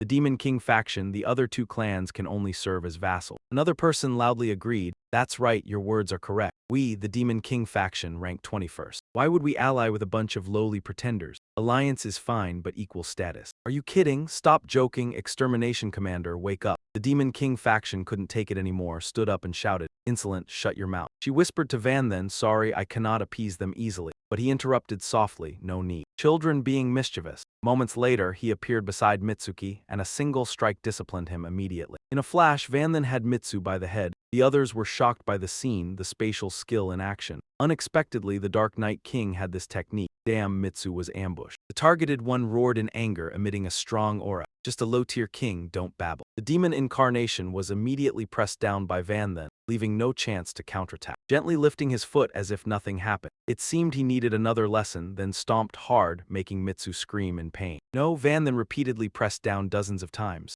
Onlookers could only stare, unable to intervene. This was the power of the Dark Knight King, even against a strong fighter like Maten Mitsu. Before him, he was no different than a stray dog, trampled at will. He really was one of the 72 pillars. Mitsu coughed out a large mouthful of blood, full of hatred and unwillingness. The demon incarnation could triple his power. Yet still crushed by the Dark Knight King, impossible, this cannot be. Meanwhile, someone else began accumulating energy. A massive force shot rapidly toward Van then. Original form, lightning too fast to react. He didn't even need to look. Just lightly extending his hand deflected the attack. The attacker was embarrassed, shouting, What? Van then just clenched his hand. All of his power instantly dissipated into smoke. Van then slowly retaliated. The attacker immediately suffered a painful blow, flying backward, spitting out a large mouthful of blood. He truly possessed original force retention. Van then released Mitsu and asked another, "Do you also wish to be disciplined?" Immediately this person knelt repeatedly, banging his head to apologize. "O mighty Dark Knight King, please forgive my insolence. Regarding the alliance, I fully support it. I have no objections." In mind, the only one who could confront him was the extermination commander, but she remained completely silent. "I had no other choice." Van then ignored him and shouted, "All Demon King factions, hear me. The Dark Knight King accepts all challenges. Those who refuse, step forward, I'll give you the chance." His gaze was sharp, intimidating everyone around. "But the consequences of challenging me won't end at being disciplined lightly." All the minor demon followers bowed. In the world of supreme fighters, Van then used absolute strength to silence all demon clans. From this point, the Demon King faction, the Dark Knight King, and the Shadow Elves officially formed an alliance, although the three clans still held historical grudges under the pressure of strict laws decreed by the kings. They were forced to temporarily set aside their hatred and accept each other, allowing time to gradually heal the deep rifts in their hearts. The news of this three-race alliance has sent shockwaves throughout the entire dark world. Other demon races felt an immense pressure. Some forces have even sent human realm troops back to defend their territories to avoid being swallowed by the three races under a forest full of shadow. Naiyan leisurely enjoyed himself and rested on a large meadow,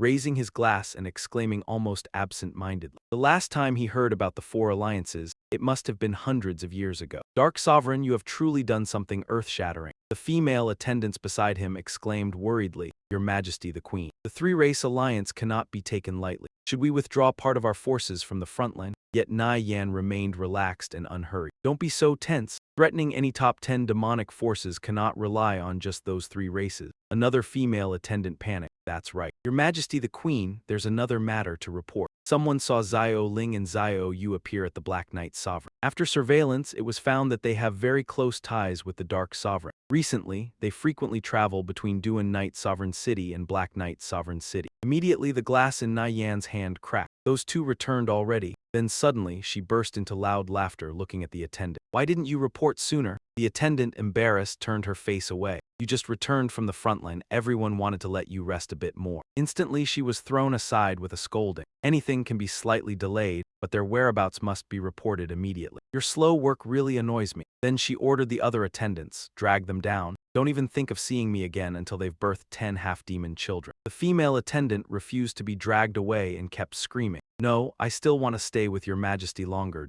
Don't." These events were only a brief interlude for Naiyan. She turned to the other attendant and asked, "Should we contact the Dark Sovereign to reclaim Alanbella and Lualoyo?" The attendant, a bit fearful, responded slowly, "We already tried." They even suggested a territorial exchange, but he flatly refused. Another female attendant from behind boldly voiced her opinion. "Your Majesty the Queen, perhaps we should teach that Black Knight Sovereign a lesson and force him to yield." She calmly dismissed it. "You are truly foolish. If we make a big move and alert the Void Demon, will we survive?" Naiyan slowly instructed. "If they frequently travel between the two sovereign cities, ambush them along the route. If they resist, bring back their corpses." The female attendants standing nearby were stunned and exclaimed in shock, "What? Really take action, Your Majesty, but they are." Naiyan interrupted and continued, "I will never forgive them, even if they are my own daughters." Scene shifts elsewhere. Shadow Lord sat in a dim space and spoke. "The Dark Sovereign does have some skill. He survived my strike." He closed his eyes to cultivate, complaining, but just this made the extermination mechanism side with him, truly foolish. The steward standing nearby bowed respectfully to report, "Shadow Lord, this Dark Sovereign is too arrogant. After the alliance, he even got the Duan Demon to refuse tribute at the war frontline. Considering the human frontline,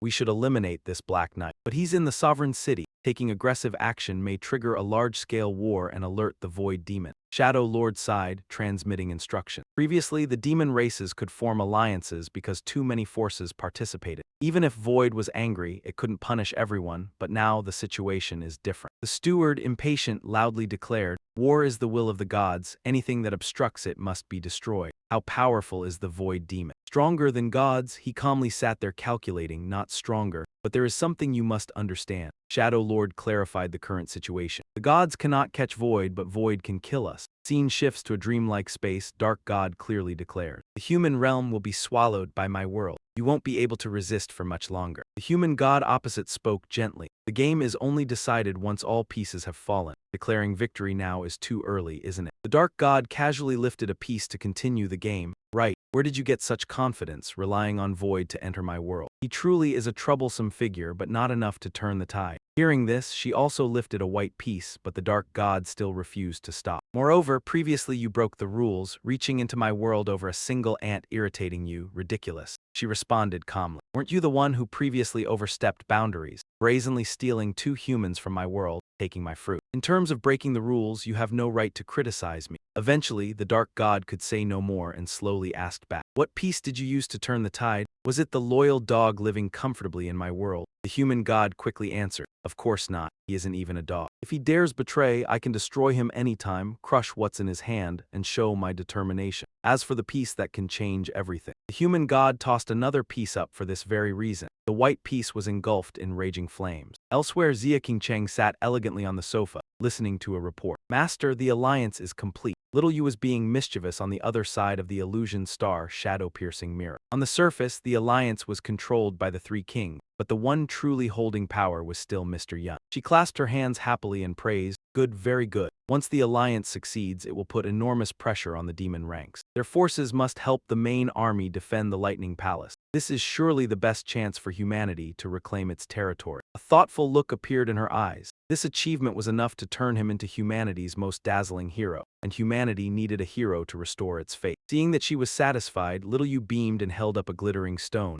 Master, that's the report for now. We'll pause here. We still have to go to Duanyi's royal city to deliver gifts to Mr. Yun. Zia King Cheng nodded in agreement. All right, you go handle it. After the conversation ended, she rose and prepared to leave. King Cheng stepped out onto the balcony, breathed in the fresh air, and stretched contentedly. My disciple has worked this hard, I can't just stand still anymore. Her gaze drifted into the distance. It's time to begin. Suddenly, the quiet space before her eyes turned gloomy and chaotic. A deep crimson vortex began to form in the sky. It left everyone bewildered and uneasy. What's going on? Even someone taking a stroll in the desert looked doubtful. The oppressive pressure felt unbearable. Is it about to rain? The same phenomenon appeared even in snow-blanketed lands. Under the sky, a mountain forest tribe fell to their knees in prayer. At last they had waited for this moment, returning to the King Cheng they had long admired. According to records, the last time such a heaven and earth omen appeared was 70 years ago. When the game and the world became one, a square appeared overhead today, making her sigh with awe. The human world was about to undergo another massive upheaval. From high above, the system displayed a notification. Final Mythic Tier version unlocked. Even the people in the desert could see those words. The citizens in the city could see them too, and Little Yu still shouted with irrepressible joy. I didn't expect we could gather this much. Everyone really cherishes Mr. Yun, huh? Little Ling, following behind, couldn't help smiling too. I was shocked as well. The moment we said it was for an offering to the king, the people not only searched with all their might, they even handed over treasured family heirlooms. She was overjoyed, raising the stone in her hand. If Mr. Yun would praise us even once, that would be wonderful. Then suddenly, what they saw ahead wiped the smile off Little Yu's face. A dispute was breaking out below a high cliff. Miao Ling shouted angrily. Who would have thought we'd run into a demon lord just traveling down the road? My luck is unbelievably awful. Vera also barked irritably at the 2 in front of her. If anyone's unlucky, it's us, on a mission and still forced to face some filthy human. She thought to herself, what's more, this human is strong to an unbelievable degree. With only 3rd transformation strength, they could actually hold off a demon lord like me. They even wounded me, let alone the other high-ranking demons. Behind her, Lucy kept wriggling non-stop, swaying side to side. Sister Ling. Let me go, if I help I can definitely slaughter them all. Miao Ling snapped and turned her head. And anyway, I still don't trust you. Don't call me sister. She looked a little hurt, pouting. You're so mean, always bullying me. Then Miao Ling stepped forward and asked gently. Beautiful one, can we negotiate? Our demon clan of enchantment isn't good at direct combat. If we keep fighting, both sides will suffer. Besides, you have your own mission too. How about we pretend we never met and each handle our own business? Vera stepped forward, kicking off the ground, unwilling to accept losses on both sides. She was extremely arrogant, flicking her hand. Don't overestimate yourself. Even if we fight to the bitter end, I might be badly wounded, but you will definitely die. Suddenly, a voice rang out, freezing Vera in place. Tu Ling called out slowly, if you add us in, you might not win after all. Miao Ling spoke weakly, a little worn down. Little Ling, why are you here? The subordinates following Vera roared fiercely. It's Loyo Bella and Erlin Bella. We've finally found you. Come back with us at once. Her Majesty has been truly furious these past years. Long hair hid Vera's expression. Loyo Bella, Erlin Bella, her voice was cold. Are you saying you want to side with humanity? For the past 200 years you've caused enough trouble. Hurry back and apologize to Her Majesty the Queen. Maybe she'll forgive you. Miao Ling thought to herself in confusion. The queen of the Enchantress clan, if I remember correctly, is the Enchantress Queen Mei Yan, one of the 7-pillar demon kings. Little Yu and Little Ling, weren't they once demon lords of the Dark Knight demon clan? How are they connected to her? And from the looks of it, they're pretty close to these demon witches too. She stared in bafflement as Little Yu and Little Ling stepped forward. What is going on? Could it be that the two of them are siding with the enchanting demon clan? But weren't they supposed to be Crown Prince Ha's maids? Why are they in the Dark Realm? Could something have happened to Crown Prince Ha? They seized the chance to flee back here. There was a trace of heartbreak in both Xiao Ling's and Xiao Yu's mother. Are you still looking for us? The two sides, holding different positions, simply stood there, staring coldly at each other. The moment Miao Ling heard that, she grew uneasy. Mother, what is this? Xiao Yu and Xiao Ling are Empress Mei Yan's daughters. This is bad. Compared to me, an outsider, they would surely lean toward their birth mother. And the sisters clearly tensed up as well, hesitant and uncertain. Vera took the opportunity to coax them. All these years, Her Majesty the Empress has always missed you. Even when humans captured you, she never stopped sending search teams to track your whereabouts on the front line. She gently beckoned with her hand. He has already forgiven you. His love for you is above everything else. Come home with us. To everyone's surprise, Xiao Ling suddenly laughed. Love, don't make me laugh, Xiao Yu said coldly. Looks like you don't understand that old woman at all. She always talked about love, yet her love was both the deepest and the most shallow. She understood her better than anyone. The Queen Mother was one of the first demons of the Dark World, a symbol of fertility and proliferation. To her, love for her descendants outweighed everything, more important even than her own children. The sisters met each other's eyes, unwavering. We truly miss the Queen Mother, but if we really go back with you, even having 100 children wouldn't be enough to atone. Xiao Yu cut in decisively. That's right, if you want to fight, then fight. If not, get lost. Only an idiot would follow you. Those refusals made Vera click her tongue and grind her teeth in fury. So stubborn. In the end, she had no choice but to retreat. This time, they could count themselves lucky. Next time we meet, it won't be so easy. Let's go. Even as they flew off, they still complained. What's so bad about having 100 kids anyway? Everyone knows what we succubi like. How stubborn. What's wrong with enjoying ourselves? Why did Her Majesty have to give birth to 2 daughters? After they were gone, Yu Ling finally relaxed and slumped to the ground.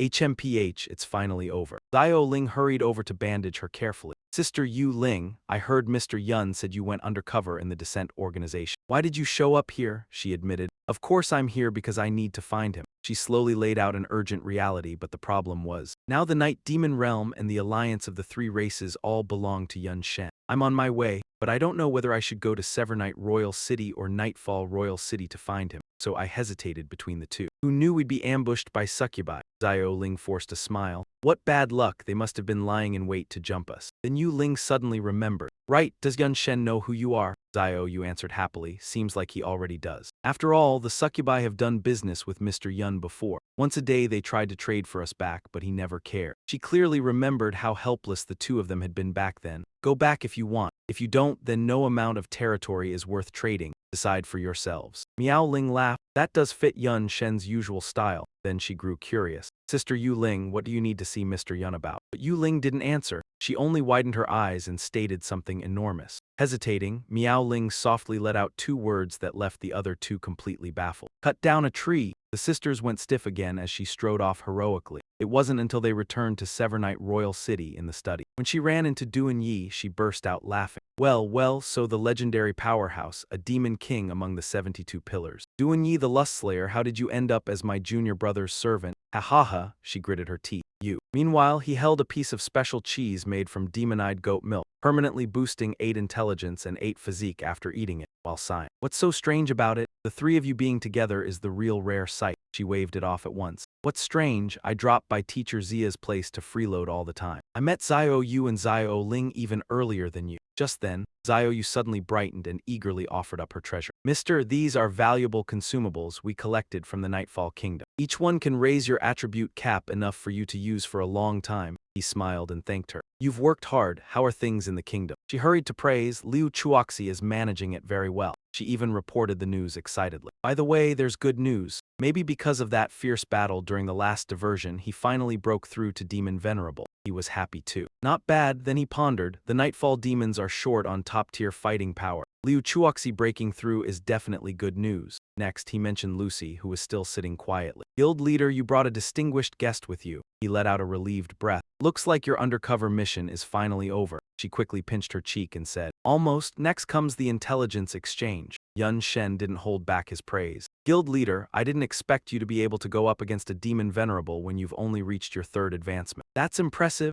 Miao Ling immediately accepted it smugly. I'm the daughter of the guardian god general, of course I can do this much. Besides, compared to a junior brother like you, my achievements are still far behind. That night he suddenly rubbed his chin, but in the end, it really was just as I predicted. The upper echelon of the Holy Empire has secretly defected to the Dark World. More precisely, they're actually pieces planted in the human world by the Dark Shadow God. Everything Yun Shen said made sense, and as for Lucy turning into a fallen angel, it was really just a transitional stage of becoming demonic. This did make her stronger, but it also meant the materials Lucy needed for her 3rd advancement could only be found in the Dark World. On top of that, the Descent organization here is backed by the Holy Empire. For her, it's no different from her own backyard. There's no reason not to come. Not only that, Yu Ling also saw one thing clearly. The reason Lucy put on an act with Elger during her global tournament was also to rationalize her own disappearance. After all, she is the princess of a nation. Making up a random excuse would be impossible to explain to her subjects. She added, now we have this girl as a prisoner. When we return to the human world, we can easily expose the hypocritical face of the Holy Empire. Yu Ling suggested, lock Lucy up in the royal capital. It's inconvenient for me to carry her alone. You already have something else. No need, my war fortress can hold living beings. There's enough water and food inside to keep her locked up for 8 or 10 years. We'll let her out when needed. As soon as he finished speaking, Yun Shen activated it. Ignoring Lucy's screams, I want to stay by Big Sister's side. No, don't. In the end, only the furious young master was left here alone. What a useless thing, such a waste of my efforts. That expression didn't escape his eyes. It seems you're very angry, aren't you? That figures. It seems the dark believers are connected to you. In that case, the Holy Empire must also be deeply involved with you. Otherwise, back then LG wouldn't have been able to use the lock-on skill and end up dragging us into the Dark World trap. Duanyi nodded in agreement. That's right. Although the one behind everything was the devouring master, I also poured quite a bit of effort into it back then. Whether it was the dark believers or the Holy Empire, she added. Moreover, cultivating pure believers is far more troublesome than usual compared to dark believers. After all, the loyalty of dark believers mainly comes from the overwhelming power of the dark world. Under darkness, they are tempted with power, and then their bodies and minds are reshaped by dark magic, enough to make them loyal unto death. Of course, it has its limitations, but pure believers don't have that factor. They can only be turned into fanatics through brainwashing. The downside is that their minds are less flexible and their strength is somewhat weaker, but they are still barely usable. Finally, she smiled. In the end, this mission was probably assigned by the Dark God to the Devouring Master. I was just one of the direct executors. I fulfilled my duty. At that moment, Xiaoyu spoke up. Then that's a bit strange. Why would the Dark God go to the trouble of subduing the Holy Empire and creating pure believers? If it was merely to incite hatred between demons and humans, wouldn't it be much simpler and more effective to send a few demons disguised as human? He happened to be thinking the same. Following that line of thought made sense. There must be races among the demons skilled at altering their appearance. After all, shape-shifting skills in the human world are not anything particularly rare. Yun Shen thought to himself, I just don't know how to use it. Then he admitted, we may have fallen into a blind spot in our thinking. Yun Shen pointed out bluntly, perhaps the gods are not playing a fair and honorable game as we imagine. From the publicly known information, we have always believed that the two gods stand in opposition. They use the two worlds as a chessboard, and the living beings within them as pieces to outwit each other. Not only Yun Shen but everyone shared the same doubt. But in the end, why would they choose to confront each other this way? Wouldn't it be simpler and more decisive to slaughter each other directly? Could it be just for amusement? Wouldn't that be too childish? Based on the reasoning above, he drew a conclusion. I guess it's not that they don't want to fight. It's that they don't dare. And further analysis suggests that no one can guarantee victory, and even if they win, the price would be so enormous that no one could bear it. He then realized that this was precisely why they used this indirect method to gnaw away at the other's world. Yun Shen had long seen through the truth hidden within. The war between the gods is not a noble game of chess. It is a life-and-death struggle without scruples, without any limits. If there is even the slightest chance, they will immediately break the rules and unleash a fatal blow with all their might. Xiaoyu stroked her chin thoughtfully. So that's how it is. The Dark God uses humans to achieve his goals, no matter how many people die. He doesn't care, Xiling agreed, compared to using those with pure demon blood. Cultivating pure believers does seem like a more optimal choice. Miao Ling was more rational and certain than the previous two. This is all just speculation. Talking about gods is too fantastical, but at least for now. The front lines are still filled with countless human corpses. She snapped her fingers and proposed, We must change the situation. In Yu Ling's palm, an axe longer than her body suddenly appeared. As long as we use this axe to cut down the world tree, the dark world will collapse and the war will end immediately. Xiao Yu was startled by the bold idea. What, the so-called cutting the tree you mentioned means cutting down the world tree?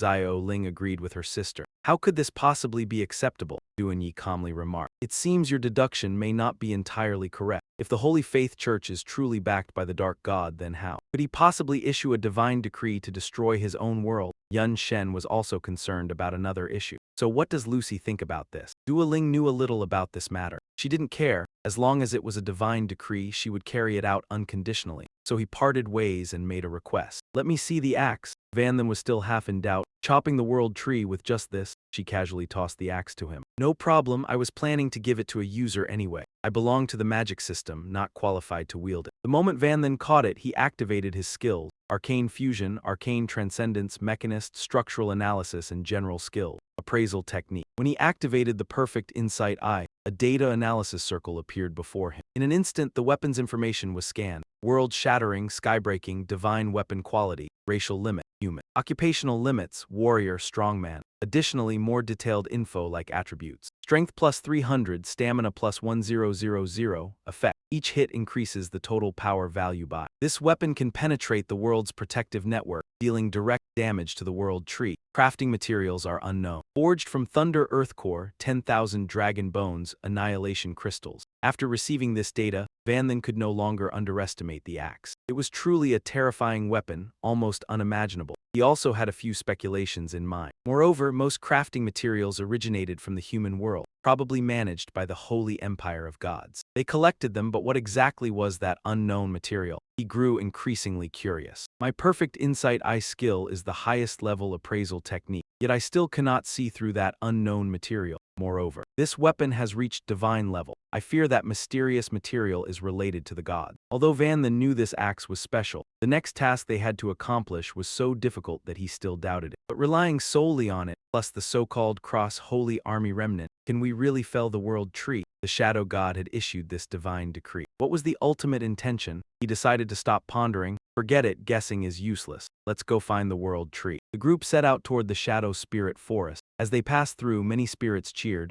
Wow, look. It's the Dark Knight King, he is our great benefactor. Some friendly spirits waved at him. As always, wherever he passed, excited spirits appeared. Interesting, your majesty, when will you marry the queen? Everyone is eagerly waiting. Hurry, unite the two clans. And they will surely become unrivaled in strength. Van Then felt awkward with them. What are you thinking? Xiao Yu anxiously raised a hand to stop them. Yes, countless people secretly admire our king. Let your queen line up. Tua Ling teased him playfully. Mr. Van, it seems you are overly adored. He felt this was normal. After all, he had helped the shadow spirits escape poverty. Their gratitude was understandable. Dio Ling remained silent throughout, which caught Van Then's attention. Leader, if the dark world is destroyed, these innocent spirits will also perish. Moreover, the world tree has helped me a lot. We must find a better solution. By proposing this, she intended, if given the choice, perhaps she would bear all the blame to sever the world tree. But outwardly, Duoling acted as usual. After all, the axe is already given to you. The final decision rests with you, little junior. Alone, I doubt I could even enter this forest. Van Then sighed deeply. In truth, whichever side won, it might not be good for humanity. Xiao Yu had another concern, Mr. Van. This time we seek the world tree but are not bringing the Shadow Spirit Queen, instead bringing the Annihilation Mechanist. Is that okay? He appeared unconcerned. Someone must guard the headquarters. Van then subtly moved behind. The reason for bringing Xiao Do along was simple. Since forming the contract, her performance had been flawless, unnaturally perfect. No matter how he tried to provoke or test, Xiao Do never resisted. He could not trust her as easily as others. Even at the 72 Demon Lords Conference, she clearly had chances to secretly call other demons for help. He had also prepared countermeasures. Yet until the last moment, Xiao Do did not act. Van then always speculated about her true motives. There was certainly hidden intent, but it could not be loyalty. Xiao Do was surely scheming something. As a being over 1,000 years old, having special means to counter the soul contract was not surprising. Hence, he used this trick. The simplest method was to find someone born earlier, more knowledgeable, to ask clearly. The person before him was Van Then's chosen confidant. The world tree was obviously the best choice. The ancient tree spoke in an aged voice. Xiao Do, Annihilation Mechanist, demon, human, ha ha ha. Van then, if you've brought them here, then you must be trustworthy. Donda doesn't like him. HMPH, no wonder I couldn't break AM Tam's final defense back then. Turns out the ancient tree protecting the forest is the world tree itself. You really hit it well. He cut into their conversation and raised his axe straight up. Let's get straight to the point. This was taken from the pure devotees, saying that he brought the axe up to the level of the ancient tree's eyes. You must have figured out its purpose. He wrapped it with vine and examined it, realizing the truth. I am the root of this world. I cannot be destroyed by materials from the shadow world. That's why the dark god used human world materials to make this axe. Just by touching and glancing at it, the ancient tree understood fully. Yet even so, this axe could seriously wound me, though it could not kill me. The dark god deliberately made it as a warning. Looks like he discovered something. Then he infused the axe with dark energy through his vine, though it was made to oppose me. It would be a waste not to use such a fine weapon. As the surrounding power faded, the axe's appearance changed completely. Sooner or later, you'll have to return to the human world. And if you want to resist the gods, the help of the world tree there is indispensable. The ancient tree returned it to Van then. If it fully becomes a divine hound, you can use this axe to intimidate it. Warn it, I've infused the axe with materials from the shadow world enough to threaten it. He reached out to receive it, understanding. The moment Vanthan's hand brushed the tree's vine, he immediately sensed something strange.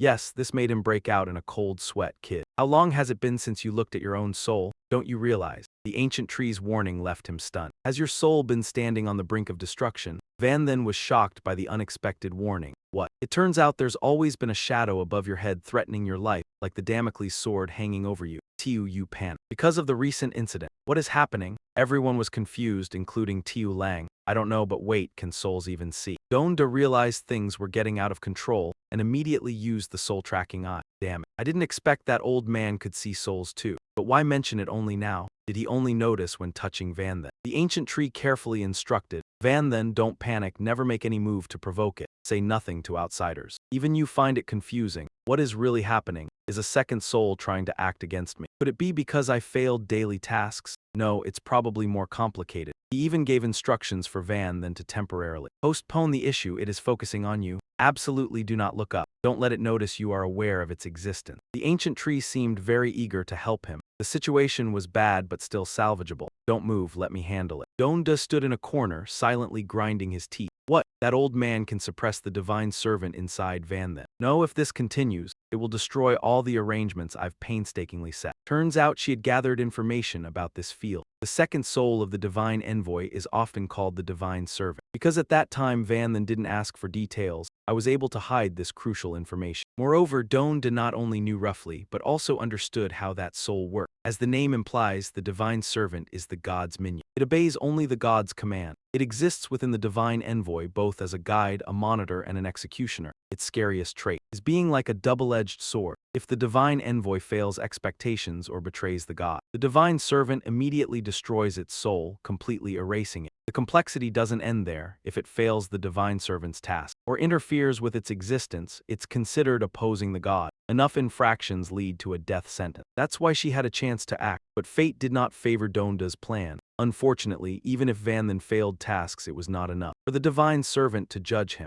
So she came up with a more feasible idea. When the Black Knight trained, I would secretly intervene in the divine servant's mind, making it think Vanthan was resisting, accelerating the death sentence. Besides, Donda had reasons for the detour. Because of the contract, I couldn't directly harm Vanthan. If he died, I wouldn't be free either. But the nature of a soul contract is an unequal bond between two souls. By using the divine servant to destroy Vanthan's soul, the bond would automatically sever, and I would gain freedom. She grit her teeth and furrowed her brow, barely able to conceal her killing intent. I've endured for so long, suffering just to make it this far. I absolutely can't let that old man come out and ruin everything. Dunyi decided he couldn't hesitate for even one more second before things slipped out of control. It was dangerous, but he had no choice. He had to strike now. Her ultimate move shot straight toward Yun Chen's divine servant. The target was the vine segment restraining its movements. The vines binding the divine servant's body instantly shattered into pieces. By now, the ancestral tree had clearly seen the enemy hidden within Yun Chen's group. Dunyi revealed his murderous intent, so he was the one behind the dirty trick. Before it could bring its sword down, the old man only managed to shout, "Watch out!" Xiao Yu and Miao Ling moved in perfect sync, rushing forward and unleashing their own spell. She acted before she could think about anything, even though she didn't understand what was happening. She couldn't see anything either, but in any case. Junior brother, something above your head is about to strike, isn't it? It wasn't just Jiu Ling, she cared about you too. Don't you dare lay a hand on Mr. Yan. Both hands wrapped in magic, one black, one red, pressed against the divine servant's back, trying to stop it. But what happened next left them both stunned beyond expectation. I didn't hit anything. By now there was no longer any thing left to block the divine servant's cold blade as it chopped straight down at Yun Chen's head. Resistors, sentence, death. In that instant, he suddenly radiated a dangerous, unfathomable aura that surged to the heavens. Just a soul-guarding dog. Yun Chen dodged precisely to the side. He grabbed a branch and successfully snatched his life back from death's grasp. Yun Chen raised the slender branch high, yet his confident presence completely overwhelmed the field. Don't get so arrogant. They had thought there would be a gap in strength because of the weapons. Yet an ordinary branch was actually able to clash evenly with a sword. The battle remained locked in a relentless stalemate. Neither side had fallen into a disadvantage, and the surrounding space couldn't withstand the pressure, slowly cracking into large rips. Su Wu sensed something bad and hurried over. This is trouble. That kid, I did shove him once after all. He's acting far too rashly now. He immediately stomped the ground hard and ordered, "World, plant my disc." Right after that, a gigantic, multicolored sharp disc pierced through the earth and rose forcefully. Su Wu wrapped his whole body in power, then transferred it to the tree roots. Through his hand, where Su Wu's figure had been just moments ago, he vanished like vapor in an instant. There wasn't much time left. He had to make it in time. On the other side, the life-and-death battle between Yun Chen and the divine servant raged on. It grew fiercer and more tense by the second, with neither willing to yield. It suddenly roared loudly to draw out more power. The next move was even stronger than before. The pressure radiating from the opposing shockwaves piled an invisible weight onto everything around them. More and more dark purple, ominous tears appeared in the air, carved out by their violent exchanges. Xiao Ling stood frozen, unable to believe what she was seeing.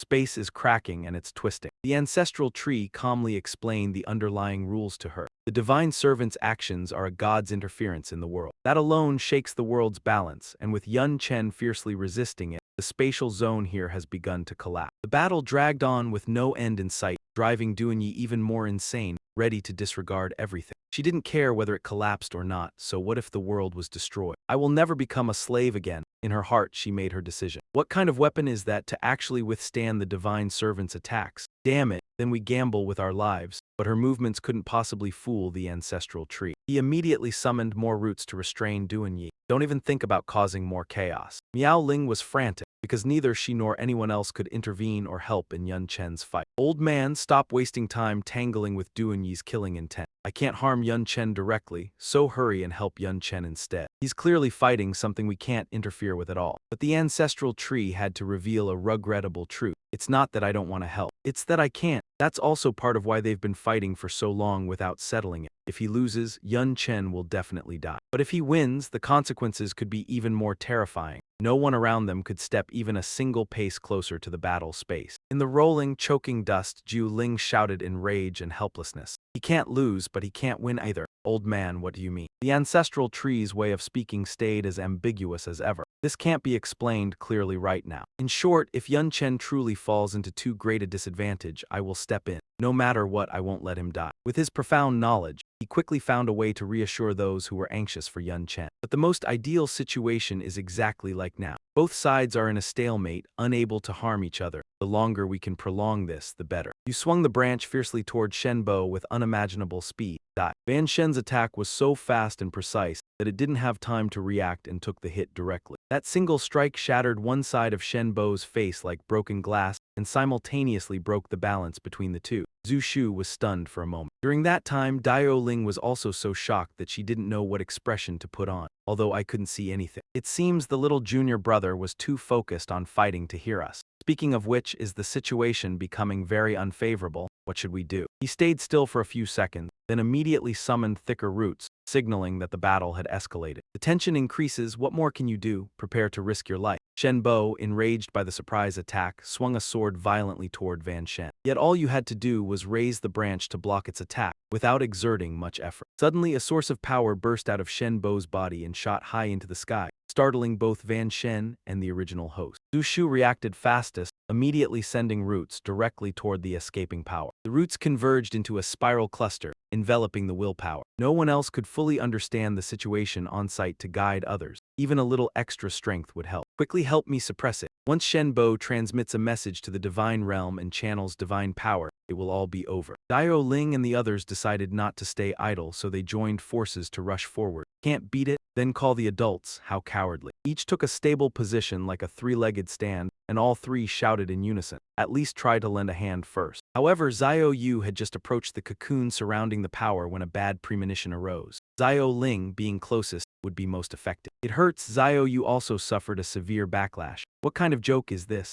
Just a little aura leakage and it's enough to make us crumble. Shen Bo's power kept increasing, and eventually it broke free from the binding cocoon. The compressed power burst out like an exploding bomb, causing Xiao Yu, Dio Ling, and Xiao Ling to be gravely wounded, vomiting blood. With no obstacles, the willpower shot straight into the sky. One person remained upright while three were thrown and slammed onto the ground, all eyes closed, fate uncertain. Only Dio Ling, standing farther away, experienced slightly less impact and could barely speak a few words before losing consciousness. What a joke, even Zhu Shu couldn't stop it. With such terrifying power, how can we block even a bit? He anxiously watched the power shoot upward but was helpless. It's over, all over your lives. All the preparations Hu Wu and I made over the years will turn to ashes today. Along the trajectory of the ascending power, a figure appeared from the void to block its path. Hu Wu Yigao prepared to attack but didn't forget to encourage everyone. No, you did well, even if only for a few fleeting seconds. Once all forces were gathered, he decisively kicked directly toward the power. That was enough. The two contrasting energies collided like a powerful bombing strike. Yet the power was indeed forced back to its original position. Shen Bo itself didn't expect to be hoisted by its own petard. The power struck the main body, making it scream in agony. Enraged, Shen Bo turned sharply toward the sky. Who woo you dare? He landed lightly, appearing calm and composed. Kid, there's much more I dare to do. Your master threw me into this world. Does he think I would let him have his way? Hu Wu pointed directly at you. Van Shen, he's parasitizing your body. I can't destroy him. I'll create a battlefield for you. Finish him quickly. Then the spatial rift widened. This was Hu Wu's ultimate annihilation, the temporal chaos prison. Eventually, the rift tore into a large hole, radiating mysterious dark energy. It formed instantly and quickly swallowed both Van Shen and Shen Bo into its own world. Before everyone's eyes, the black sphere in the center sealed the gate, trapping the two inside. Duanya sensed the aura from that location and became cautious. Though the appearance had changed, the aura was unmistakable. I absolutely cannot be wrong. He is the void demon. Dio Ling limped forward, little junior brother. Despite severe injuries, Xiao Yu still tried to drag his exhausted body. Master Van, I will help you. The void quickly raised his hand to stop the rash actions of the two and explained. This is a gate connecting to the chaotic stream of time. It can sever all vibrations and transmission. Fighting inside it cannot even be detected by gods. Of course, it is extremely dangerous. With your strength entering, there is a path to death. He continued to elaborate in detail. A second soul without sharpness wouldn't fear the chaotic stream of time, but Van then might not be able to cope. I also need to stay here to maintain the gate. The ancestral tree has been planted in this world. It cannot enter. If anyone can help now,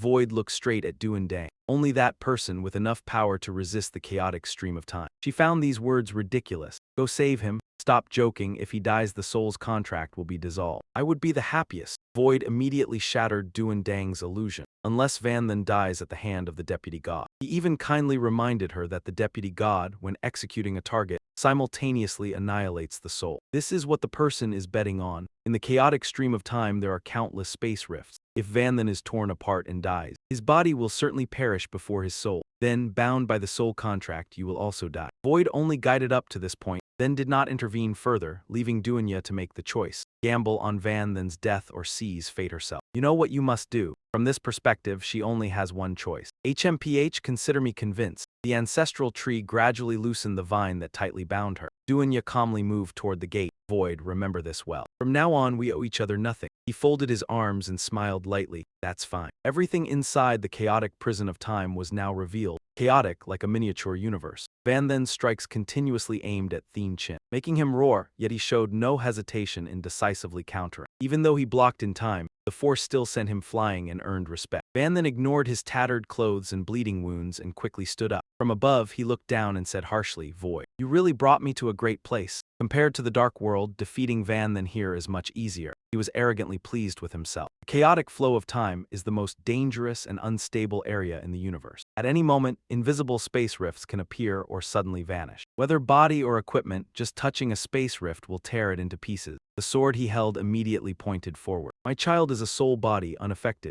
Van then feel free to dodge my attacks and see. Every sword strike was accompanied by sound. Unless a space rift suddenly appeared beside you, it would slice you in two. Yet Van then below could still swing his weapon accurately to cut through, until more rifts suddenly appeared behind him. They were like a bottomless pit, limiting Van Then's movement. Over time, they multiplied and continued slicing through his body. Thien Chin immediately seized the opportunity to attack. Could your move be a bit stronger? Perhaps your arm will be severed on the spot. Clack clack. Faced with this doubt, Van then raised his hand and shouted, "Huh!" The primal violent flame fused according to his command. The fireball technique, extreme violent flame, immediately created a massive explosion aimed at him. Unfortunately, rifts appeared out of nowhere, tearing the fireball apart. With them present, Thien Chin remained safe, unharmed. He laughed and said, "Ha ha ha, foolish. I didn't expect you, Van Then, to be this stupid." With the advantage for souls, Thien Chin grew even more arrogant. "You cannot even imagine how many space rifts exist between us. Your long-range attacks are sliced and erased by rifts before they even land." Thien Chin still shouted confidently, indifferent to what Van Then was doing. "And you cannot see the rift locations, so you dare not attack. Aside from acting as a living target for me to strike you, you have no other choice." In response, Van Then silently gathered force in his legs to launch forward. Because he ignored the rifts while charging, Thien Chin panicked. "What? Are you insane?" Thanks to superhuman speed, Van Then swung and cut him. Terrifying, Thien Chin, obscured on one side, still couldn't understand. How can you attack without harm? Is it just luck? No, clearly your luck potion has run out. Could it be he realized a truth? You used the fireball technique not to attack us. Could it be you merely wanted to locate the rifts? You didn't say a word, decisively grabbing Tian Zheng's neck with your bare hand. Only now did Van Thien speak coldly. "After all this, you're just the gods' hunting dog. Besides hiding in others' bodies to strike secretly, what else can you do? You showed no restraint, boldly making a move. With just that little combat experience, relying on a formulaic fighting style on paper, you couldn't possibly deal with the unpredictable variations in real battle." Just then, a small black hole suddenly appeared behind Van Thien. From it, Xiao Yi suddenly appeared, freed from her bindings, intervening. She crossed her arms, watching you crush him. "Looks like I don't need to intervene in the fight anymore." Tian Zheng, pinned by Van Thien, had apparently shrunk at some point, struggling to escape. Seeing this, you pressed down harder. "So that's how it is. You have no vital weaknesses. Even with your head smashed, you could survive. However, the cost is that each time you take damage, your body shrinks until it becomes too small to sustain existence, eventually vanishing entirely." Then the wooden stick in Van Thien's hand suddenly changed. "Your life still has some value. I'll keep it for now." Fresh green branches suddenly sprouted from the tip, wrapping around him. Reed's primary skill, climbing vine. Xiao Yi, seeing this, asked puzzled, "Not killing him. What if he sneaks to the human signal to call for help?" Unexpectedly, you twisted irritably. "Are you teaching me how to act? Don't forget we still have an unsettled debt between us. We'll settle it later. For now, we have to leave." Before the word leave even left your mouth, Van Thien's eyes froze and Xiao Yi exclaimed, "Ah!" The door that led her here suddenly dissipated and disappeared for some reason. In an instant, Van Thien lunged back, grabbing Xiao Yi's neck. "Did you mess with the entrance?" She hurriedly said, struggling, "How could I? The entrance disappearing does nothing for me." She emphasized each word. "Besides, the entrance is controlled by evil void. Without his permission, it's impossible to enter." "If you don't believe me, fine. Do you not even trust him?" Van Thien quickly hit the point. "So that means Void sent you to help. What can you do?" Xiao Yi quickly pushed your hand away and shouted, "I can do this." It turned out she had just saved Van Thien's hand from a sudden temporal crack. Xiao Yi quickly explained, "I can sense part of the spatial fluctuation. When it appears, I can pinpoint the location where it will form. Just now, if I hadn't pushed your hand away, you would have become crippled." After hearing this, you frowned deeply, looking intently at Tian Zheng. So Van Thien made the decision, "In an environment like this, you are truly very useful. Now I understand why he sent you here." Then you looked uneasily toward the faint black hole. However, the entrance suddenly disappeared. Could something unexpected have happened on Void's side? Van Thien, in the chaotic temporal prison, had no idea that outside, 3 minutes ago, Void leaned against the tree trunk, tilting her head up at the sky, deliberately gripping an axe forged from material of the human world. So that's how it is. It wants to forcibly halt the world tree's ability to act. I agree with him, I think so too. From the start, he directly pulled the entire demon clan onto his side. No wonder it draws attention so easily. Void sighed, "I even feel it's still not enough." Xiao, you couldn't help marveling. Is she really the legendary Void demon? She looks like a little girl. Xiao Ling didn't know any better and blurted out, "Don't ask me. I'm meeting her for the first time too." Miao Ling could only force a smile. At least she seems close to junior brother, so she probably won't make things hard for us. They didn't expect Void to reply, "I won't make it hard if Yun Shen brought you here. That means we're teammates now." Everyone was startled. She heard us. Her hearing is way too sharp. Miao Ling seized the chance to ask Han, "How much longer until he comes out?" Void shrugged. No idea, but with Duanyi backing him up, it won't end in failure. But the sky suddenly went pitch black, making him jolt into alertness.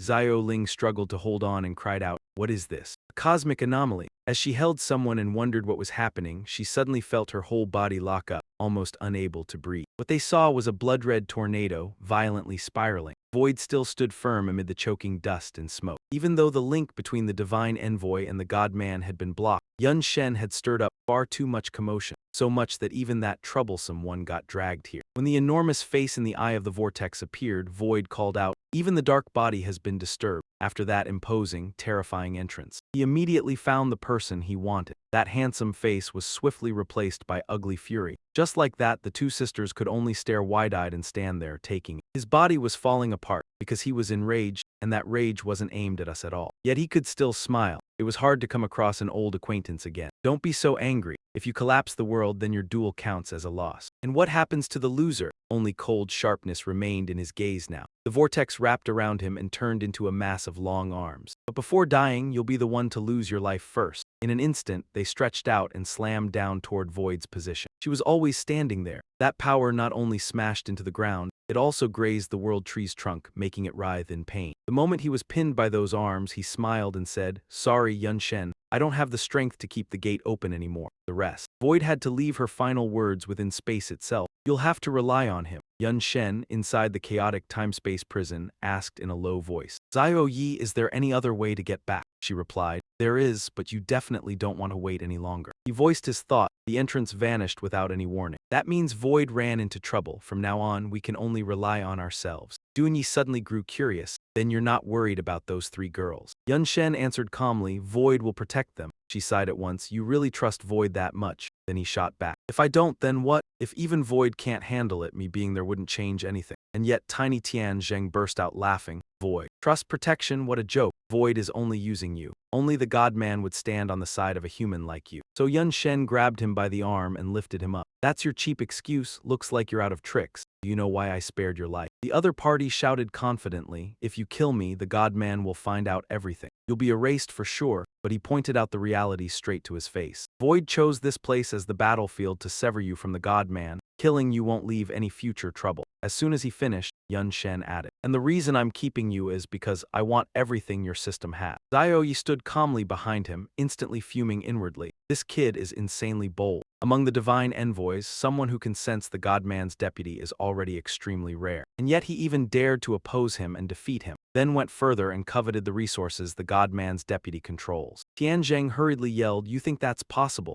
No one expected him to grab his face. "I remember you're called the God-man's deputy, right? Then what if I do this?" Even with half his face crushed, Tian Zheng wasn't afraid. "Not much you can do. I'm just a soul, a tool, no physical body. I don't even know. Torture is pointless. Also, I do have a proper name. Deputy is just what they call me." Using that, Yun Shen immediately challenged him. "A tool can't have consciousness like you do." "Fine, having a real name is a surprise. What is it?" he hurriedly roared. "Don't even think about prying words out of me. I will never betray the God-man, but it's just a name telling you shouldn't matter. My name is." Tian Zheng's bloodlust suddenly felt like it was doused with cold water.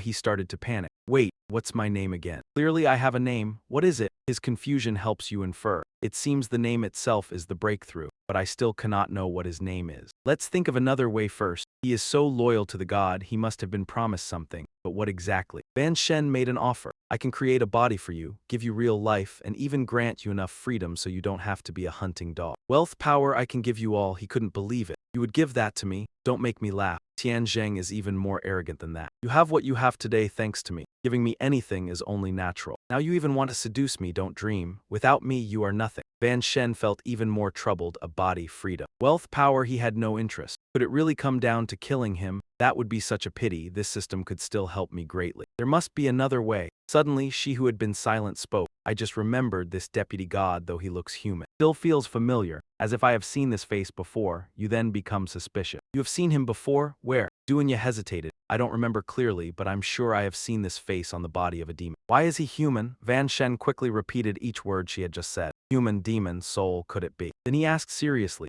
"Zioya, where was the last place you fought the god envoy?" She answered, "In the human world. That one betrayed me because he could not bear to kill humans." As she was puzzled, Van Shen laughed. "So that's how it is. Everything is clear now." "I see. Seeing that you seem to understand everything," Tian Zheng spoke. "What have you already learned?" he was met with a gentle smile. You are human, at least your soul is human, and moreover, you are from the same world as I am. Ban Shen looked straight at the god-servant he held and spoke each word clearly. The name is Li Tianzheng. Immediately, everything fell into absolute silence. Thin layers of dark red smoke swirled, coloring the space into a suffocatingly grotesque scene. Tianzheng muttered incessantly as if reminding himself, Li Tianzheng, my name is Li Tianzheng. Duanya suddenly widened her eye. In horror she exclaimed, he is Li Tianzheng, the strongest immortal god envoy? Impossible, she was utterly certain. I personally crushed the soul of Li Tianzheng. His body was also destroyed by the master of devouring right before my eyes, even taking 10,000 steps back. Even if he were revived, he should have been the god envoy of the dark god. How could he become the servant of the human god? Ban Shen stood there with arms crossed. With a cold expression, he calmly refuted, nothing is impossible. Even you can intervene in a soul. You think the human god cannot do the same? He continued, I fear that while you were fighting, the human god observed everything. To prevent the human world from collapsing, he could not intervene directly, so he patiently waited for the battle to end. After you left, he retrieved the shattered soul of Li Tianzheng, restored it, and turned him into his instrument. Ban Shen's next words caused cold sweat to stream down Duanya's face. When the dark god realized this, he completely understood that creating a god envoy was no longer meaningful. Thus, Li Tianzheng became the final god envoy of the dark world. She glanced at Tianzheng with a curl of contempt on her lips. Just for this trivial matter, the human god had to go that far. Moreover, he seems not very intelligent. Even forgot his own name. You guessed, probably had his memory erased. After all, gods do not value any life. Of course, no life can be trusted. To the god, Li Tianzheng's soul is merely a tool. Duanya spoke coldly. If that's the case, why not erase his consciousness too? Ban Shen said, no, the god needs his consciousness and intellect. He continued, because every action of the system will adjust according to my actual circumstances. For example, the system will not assign me impossible tasks at the current stage. Rewards are usually what I need most. Furthermore, he must serve as the executioner for the god. In special situations, he must be able to call upon the god for help. Ban Shen affirmed all this. Without sufficient consciousness and intellect, it cannot be done. She asked, if that is so, why must you use Li Tianzheng's soul? Couldn't another human soul be chosen? He calmly answered, I do not know. Perhaps because our souls come from the same world, there will be no mutual rejection. Ban Shen's gaze fixed intently on the figure before him, voice full of sincerity. So your name is Li Tianzheng, right? Stand with me, and I will help you recover your past. Tianzheng trembled, his eyes wild and confused, stammering, no, I don't know, I know nothing. He shouted in frustration, voice almost breaking. Moreover, you say you want to recover my past. Where, how could that even be found, you guess? His body may still retain part of the memories from when he was alive. After you finished fighting, his corpse was taken away. Duanyi spoke calmly. Of course it was taken back to the dark world. Did you expect us to leave it for humanity to use as a sacrifice? But after we got back, we just tossed it aside. Yun Chen was shaken, unable to believe what he had just heard. Tossed it away? Think carefully about where you threw it. Once we return to the dark world, we will. It felt as if countless sharp fragments of memory were tearing through his consciousness. His face turned pale, his voice breaking with anger and panic. Don't say any more, I need silence, let me be quiet for a moment. He quickly took out the concealment device. Fine, I'll give you time to think. Tianzheng did not hesitate and immediately went straight inside. Yun Chen's voice continued. The next time we meet, I hope you can give me an answer. He spoke in a low voice, his gaze darkening. I never expected my system to be Li Tianzheng, even though he hasn't become willing to admit it. If we find the corpse, he will probably have to accept his fate. Zioang, I remember you once said there was a way to go back. She gave a cold smile, her tone tinged with mockery. Of course. To put it bluntly, we are not actually that far from the world. Duanyi explained. Because of the chaotic flow of time and space, where we are standing now does not belong to any world, but is a rift between two worlds in the universe. Time here is chaotic, space is undefined. Seeing anything at all would not be strange. She continued, to return to the dark world, we must first find the unstable space connected to it and break it. This is also the simplest way to travel between the two worlds. Yun Chen said coldly, break the unstable space? That shouldn't be difficult for you, right? A thought rose in his mind. After all, even Master Zia managed to do it 4 years ago. Duanyi replied flatly. If we were in the dark world or the human world, that would be true. She voiced the unease in her heart. But in the chaotic flow of time and space, there are too many unstable spaces. If we act recklessly, it could very well cause large-scale spatial collapse. That could result in us being torn apart or thrown into some unknown world. Duanyi frowned, her voice lowering. Therefore, we must identify the correct target. In the direction we are heading, there is a faint aura from the dark world. It is likely flowing out from an unstable space of the dark world. He murmured, an aura. Yun Chen immediately activated his skill. Mana surged as the master of lightness technique, flowing brocade aura.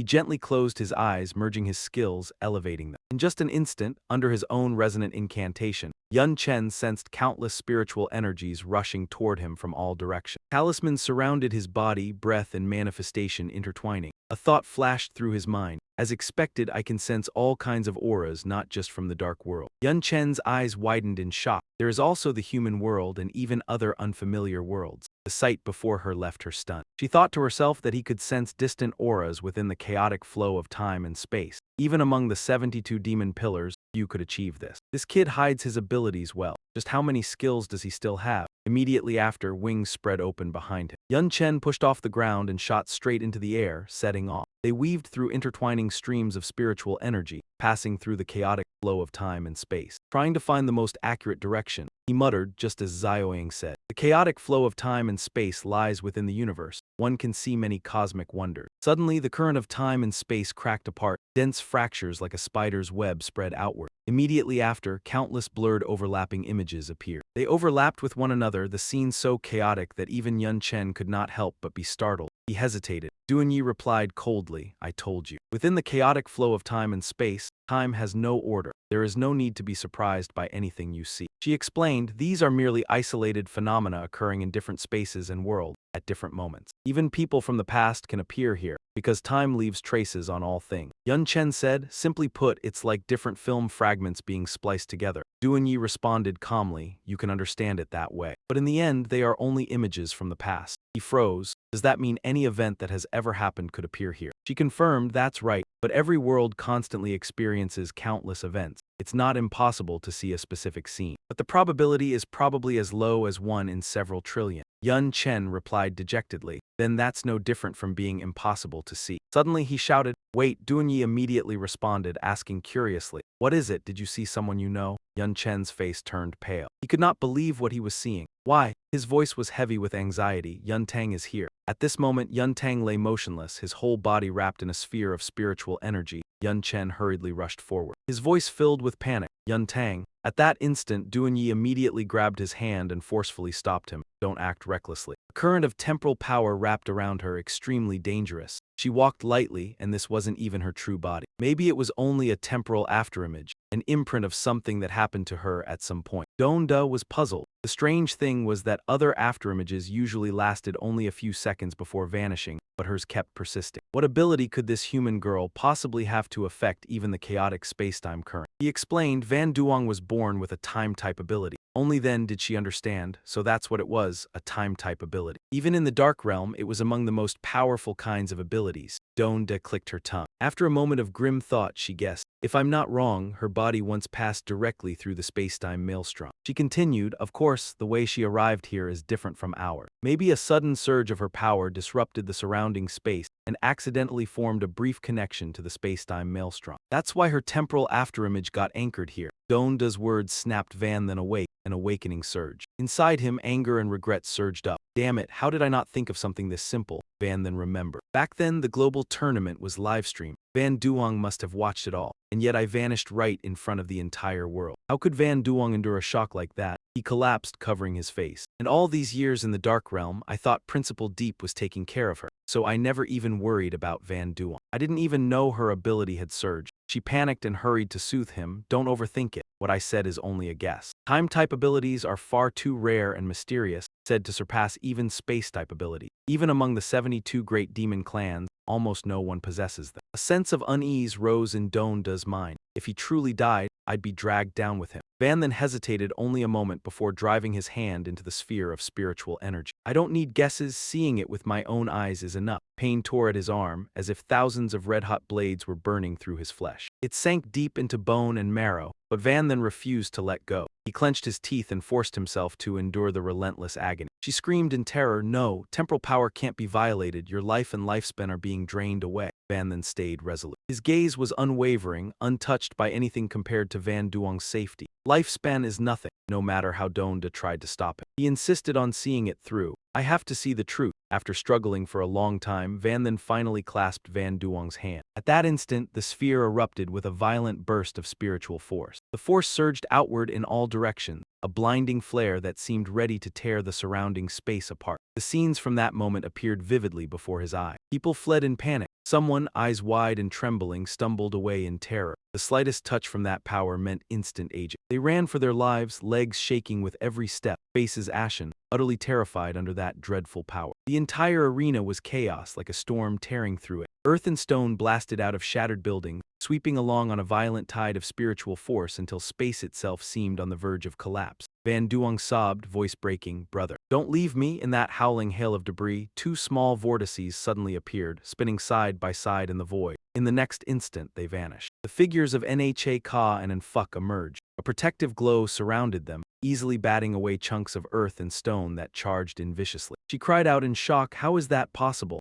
Nha Ka had stepped in to save people, eyes filled with disbelief. Is an awakening surge really this terrifying? You have to understand, Van Duong was only level 10. She'd only just completed her advancement not long ago. The old man answered calmly. That's the horror of those who bear a time-type profession. Right after that, and Fuck didn't hesitate. He quickly took out an item, intending to help Van Duong return to normal. She had to be awakened first. The fastest and safest way was to push through the temporal power radiating from her and place the Null Spirit Crystal on her body. The item in his hand was the Null Spirit Crystal, an A-rank consumable tool. After use, it could clear mental clutter and temporarily erase negative emotions such as anger, fear, depression, and grief, forcing the user into a calm state with a cleansing effect as well. Note, one sip and you're instantly refreshed. She didn't hesitate and reached out to take the Null Spirit Crystal, urgency in her voice. "Let me." And Fuck refused firmly, "No, with your strength. You won't even get close before Van Duong's lifespan runs out and she dies." With that, he strode forward, eyes set and fearless. "I'll go." And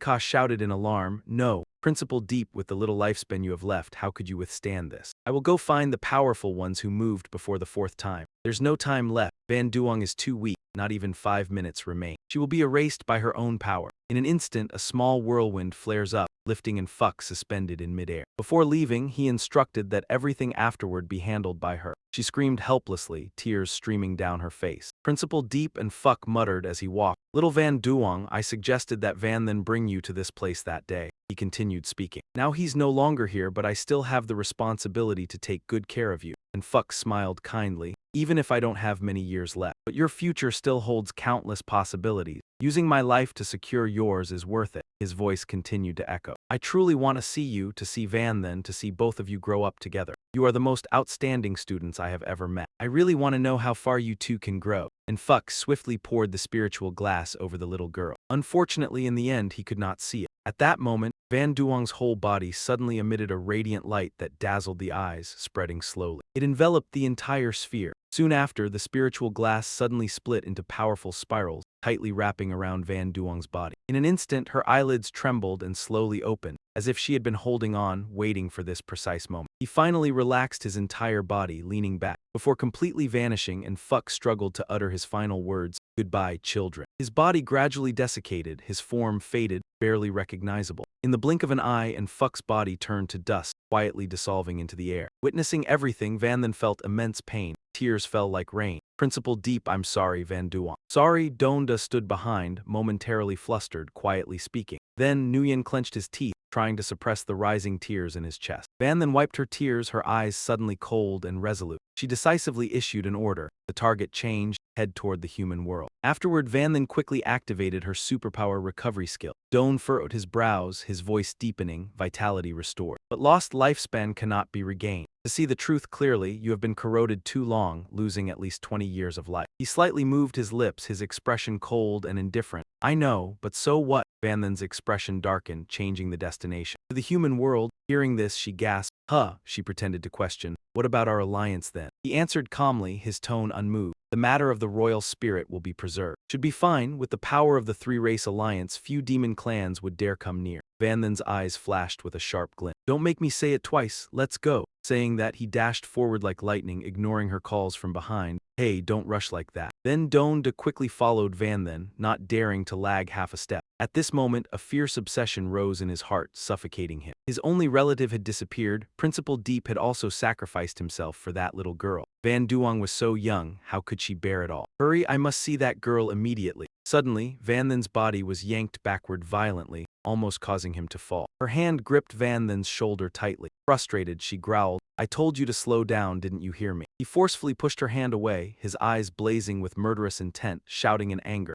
"Donda, what are you doing? Do you think I wouldn't dare kill you?" Donda pointed directly at him, angrily scolding. That's the question I should ask if I hadn't pulled you back. It would now be in 2 pieces. Van then froze. Now he finally sensed the danger right behind him. She said coldly, go wherever you want. Next I'll lead the way, you just follow. If you survive, fine, I'm not ready to die yet. Van then clicked her tongue, turned her face away, her voice reluctant. Tight, got it. Scene shift to the dark world of the Forbidden Mountains. Jagged rocks blocked the light, making every action appear somber and shadowed. A curious demon asked, Master Colada, what exactly happened? The one next to him shook his head, uncertain. Since returning from the royal city, Don de Leon has been like this, holding that coffin all day. No one knows what he intends to do next. Lada laughed maniacally, drooling, wind blowing past. All of it is the wind, he continued. I can feel the desire within you. You crave liberation, don't you? Lada sighed softly, her breath carrying regret but sadly. With my current strength, I can only open a small crack like this. He scanned his wrist and fresh blood immediately gushed out. I will give it to the person you desire.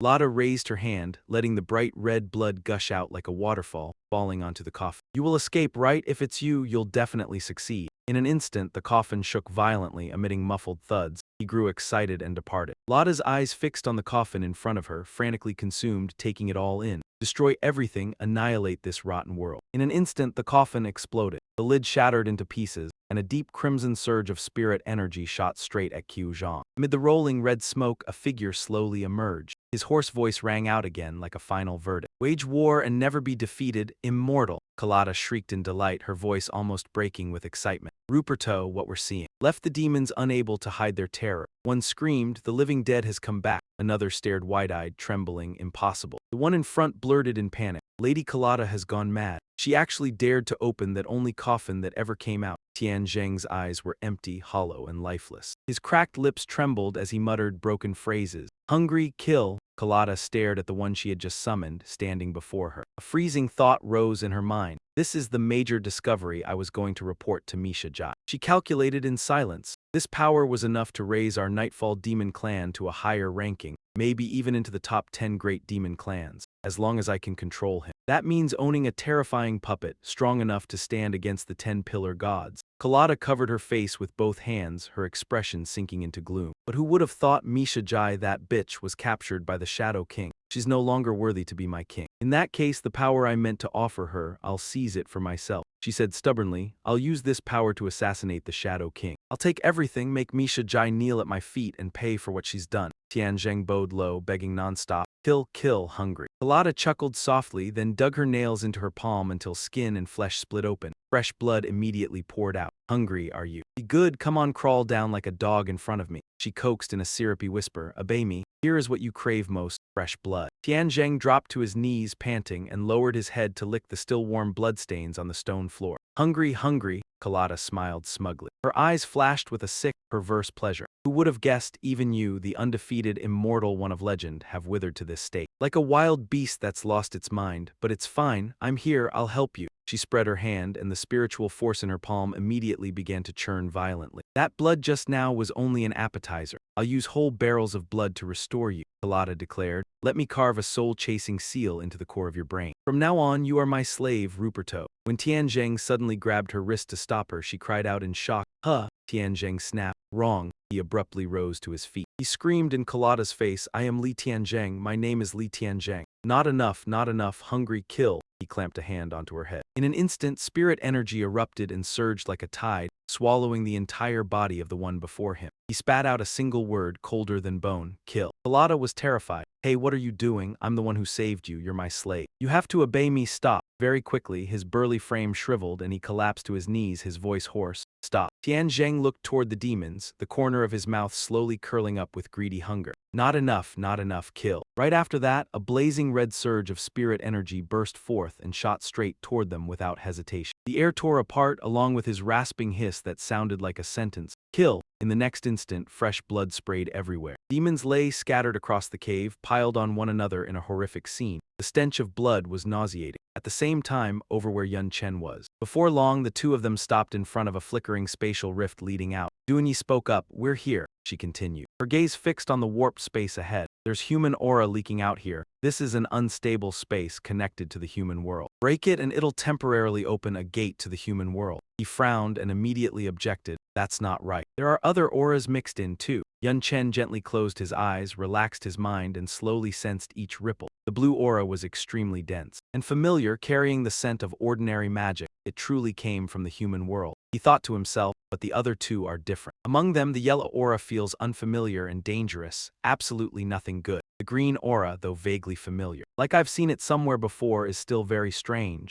Yun Chen turned decisively to leave. This won't do, find another place. Duanyi wiped her face in irritation. I really don't get it, are you in a hurry or not? The entrance is right in front of you and you still won't go. He replied calmly, the human world is vast and the best. Entry point is too remote. We could drop into some hidden realm or a monster den. Who knows how long it would take to get out? A stream of thoughts rose in his mind. We need to find a landing point with the most familiar aura possible, ideally within the territory of the Xuanlong kingdom. Thought after thought kept pouring through Yun Chen's mind. Luckily, the next unstable space wasn't far away, and it gave off many auras that felt familiar, worth checking out. Just then, when those red streams of aura shot toward them, her face turned deathly pale. Duanyi braked hard. What's wrong? She panicked, cold sweat pouring off her like a shower. No, don't, we can't go any deeper. There's something extremely dangerous ahead. Even if it's just a dead thing, we have to change direction. Yun Shen froze in shock. Dangerous? Do you mean those red auras are coming this way again? You're the 21st pillar and you're afraid of a dead thing. Duanyi hugged herself tightly, her body trembling uncontrollably. I don't know, but no, absolutely not. We really can't get close. We'll die. We'll definitely die. We can't go forward anymore. No matter what, we have to change direction. He clamped her hand in a hard grip, showing no mercy. Duanyi Dimot, I don't have time to joke around with you. The other unstable spaces are too far away. I can barely sense them at all. With that, Yun Shen yanked Duanyi straight toward the distorted space ahead. Move. I have to get back to the human world, back to the Xuanlong kingdom. Don't force me to issue a coercive order. She struggled with all her strength, tears nearly spilling out. Will die, really die, no. Duanyi screamed in despair. Don't. In the blink of an eye, the two of them appeared inside the space. Suddenly, his gaze caught on something. Yun Shen went rigid, then let out a near-death scream in horror. He spoke, staring at a figure that looked like a monkey from the outside, yet also like emptiness itself, its features impossible to make out, even its gender indistinguishable. Zio Yi, do you know what that is? Her face went deathly pale as she shook her head in panic. No, I don't know why either. Just looking at it makes me feel like I can't breathe. I can't move, like my blood has frozen solid. Yun Shen's eyes locked on the person beside him. A thought surfaced in his mind. This reaction feels so familiar. Why does Zioya look like, he thought me, the first time I saw a god? Then Yun Shen immediately shoved that thought aside. No, there are still differences.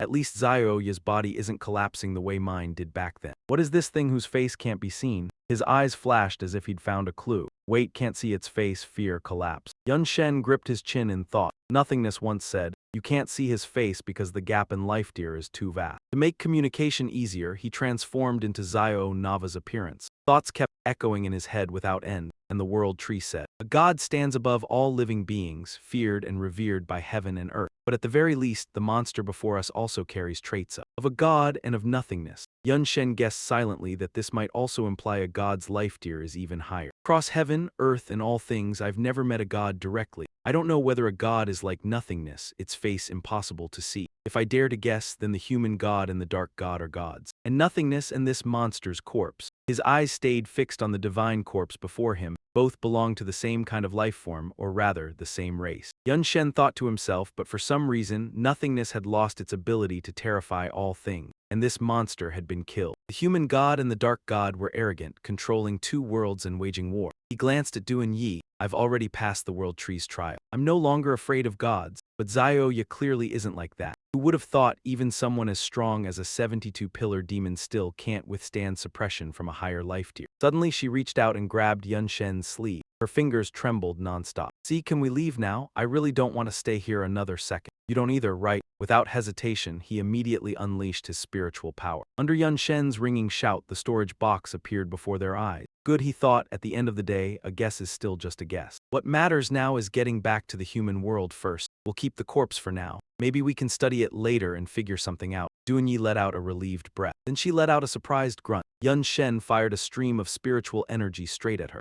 Duanyi panicked and flung her hand, knocking it away, roaring in fury. What are you doing? He replied calmly, nothing, just an experiment. A thought flashed through his mind. Zioya isn't like me at the beginning. No lingering aftereffects that leave her unable to fight. Makes sense. After all, she only saw a near-death vision, not a direct attack from a god. Next, Yun Shen pushed off the ground and shot forward, urging, let's go. Scene change. The human world somewhere in the Xuanlong kingdom. Corpses were strewn everywhere. It looked like a brutal melee had just taken place. Donggu seized Ha Qianthan by the throat and lifted her into the air. Her voice was icy. Donggu, great emperor, I Ha Qianthan will never spare anyone. He sneered, how ridiculous. Donggu mocked, and those ancient spirit folk under your command, this emperor personally slaughtered 31 of them. I wonder if you can revive from this 30-second death. His eyes turned terrifyingly ruthless. Golden streams of spiritual energy erupted around his arm, swirling violently. In an instant, Ha Qianthan's body was crushed into nothing. Only sprays of blood remained, splattering into the air. Scene change, deep underground at a base, the entrance was under heavy guard. Dim light created a suffocating atmosphere. Inside, every gaze was locked on Qianthan's figure, each person's heart seeming to stop. Suddenly she vomited a mouthful of fresh blood, red spreading across her lips. Droplets fell coldly like an ill omen. The man screamed in terror. General Ha, General, the woman beside him gasped, her scream caught in her throat. Master Ha lightly wiped the blood from the corner of his mouth. The decoy was a precious divine-level tool. Losing one for each used, Ao was frustrated and cursing. Damn it, communication with the 30-second decoy had also been severed. Moreover, the decoy possessed the full strength of the original. Cold sweat ran down his face and hands. For the past 3 months, Master Ha had tried every possible method. Whether assassination, ambush, or direct attack on the Eastern Ancient Emperor,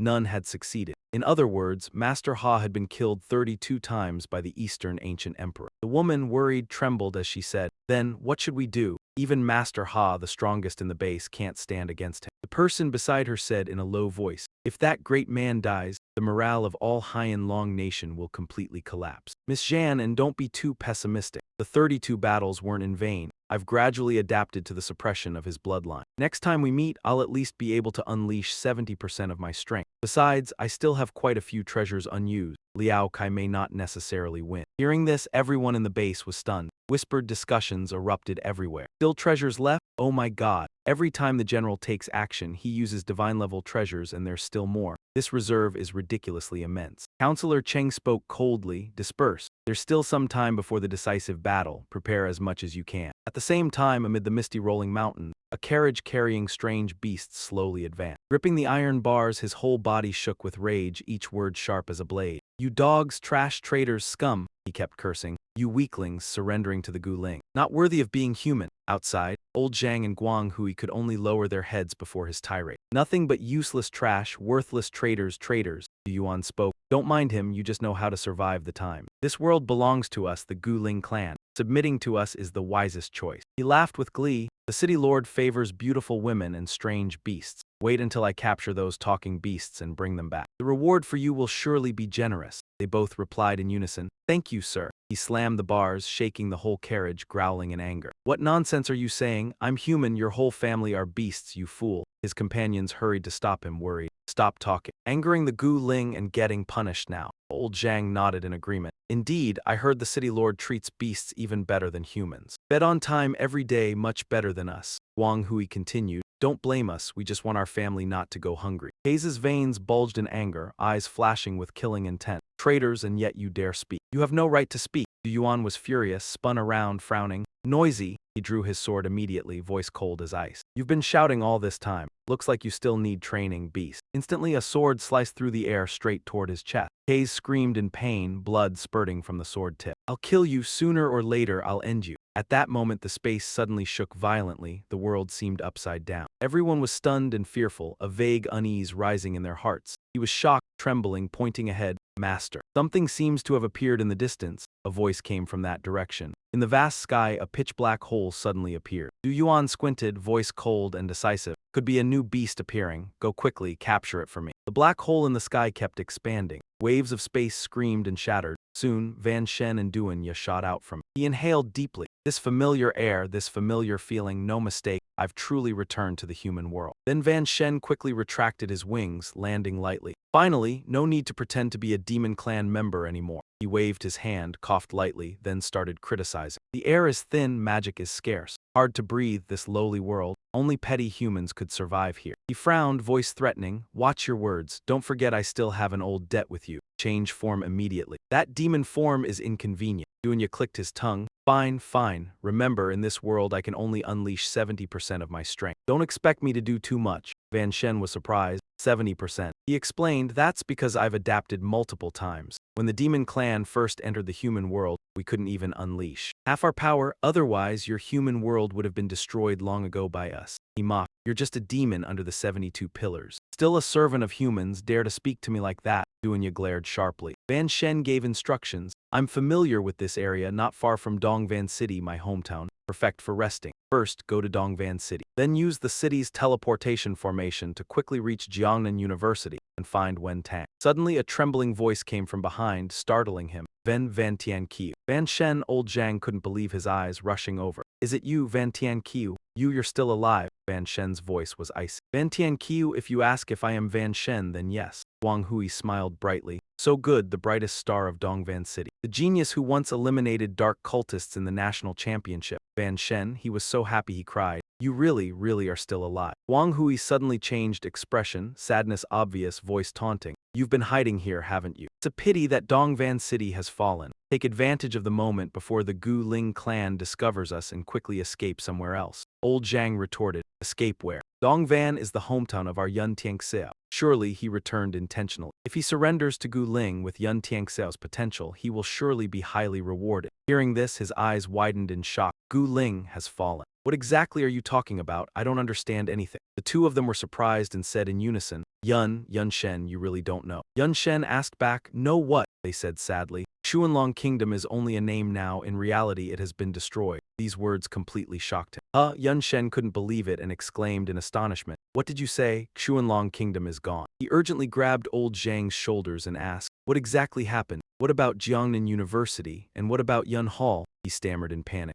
That. I don't know about Jiangnan University. In short, everything started a year ago. Old Zhang began to recount. At that time, a strange phenomenon suddenly appeared in the sky. Its scale was second only to the fusion between the game and the world 70 years ago. Then the news was released. The world had entered the final version, the so-called mythical version. He recalled everyone's shocked expressions at the time and continued. At first, most people remained optimistic. The demonic army approached the border, and humanity lost a vast amount of territory. This update might be a turning point for humanity. Old Zhang, with a serious expression, recounted everything he knew to Yun Shen. In fact, there really was a turning point. The demonic army was fierce, large-scale forces returned to the Dark Realm, and vast territories were easily reclaimed. He heard from captured demonic soldiers at the front line that helping the army was related to the Dark King Alliance or something. Duanya suddenly realized something, looked at him and said, so that's it. You promoted the alliance of 3 clans not only to protect the demon and shadow spirit, but also to force the demonic army to withdraw. Yun Shen calmly replied,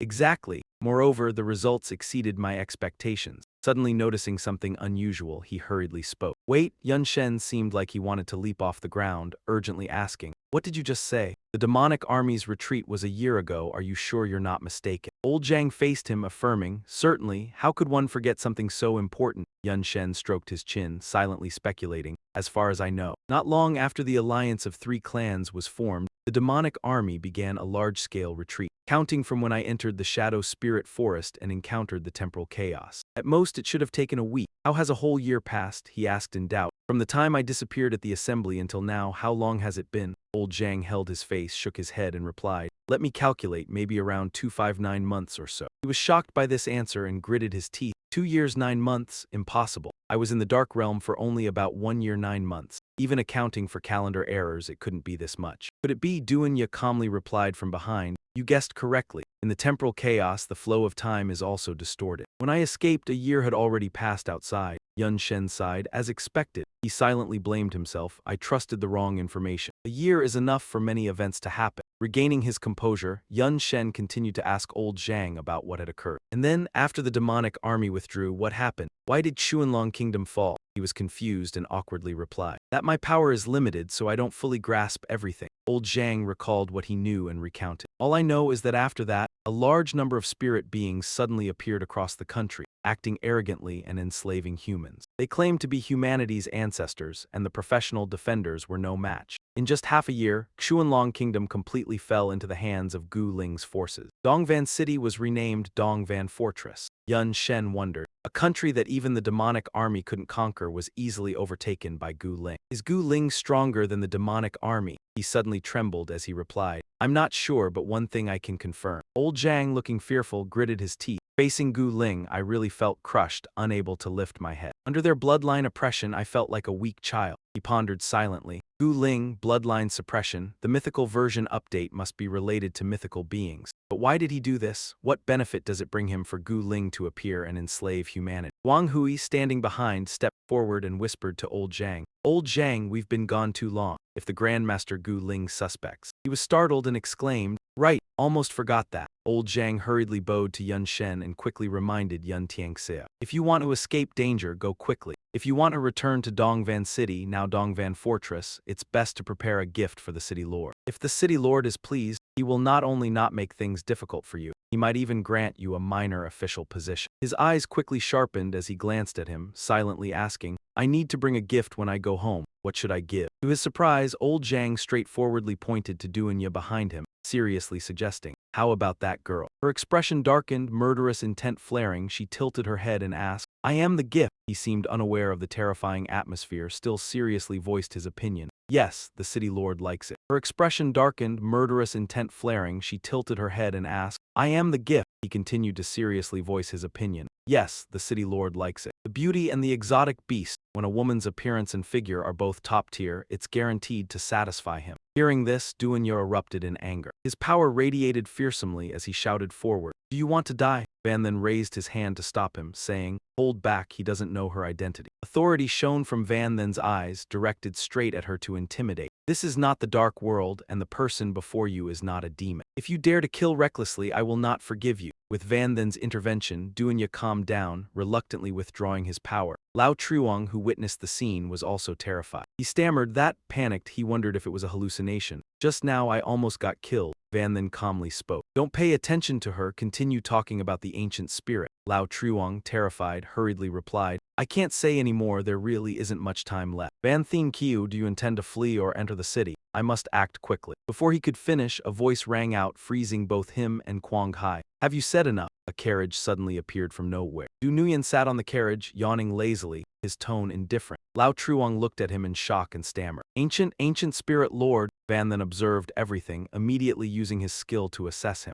Heavenly Eye Deception Breaker, he wondered silently, is that ancient spirit? A system evaluation panel for Du Nuyen appeared instantly. Name, Thien Du Nuyen, race, spirit human, level 37, mysterious, force attribute 317, physique 298, agility 319, intelligence 301, endurance 295, skills, lightning cavalry metal system, vital energy, special skill, bloodline suppression B. He made a mental note. Basic stats are very high, nearly 1.5 times that of rare profession users. The level tag mysterious is unclear. As for that skill, bloodline suppression. He jumped down from the carriage saying, 1 minute, you have only 1 minute to explain. Both Lao Truong and Quang Hai hurriedly knelt and begged at his feet. My lord, we came here but saw no exotic beast, only met people. Quang Hai, unafraid, also bowed respectfully. The beauty accompanying him is enough to satisfy the city lord. This is also a great merit for you, my lord, which is why I am with him. Du Nuyen smiled warmly and asked, is it possible that you spent time flattering him, advising him to escape? Lao Truong immediately denied it. No, my lord. I am genuinely advising him to enter the city, he said earnestly. You must trust me.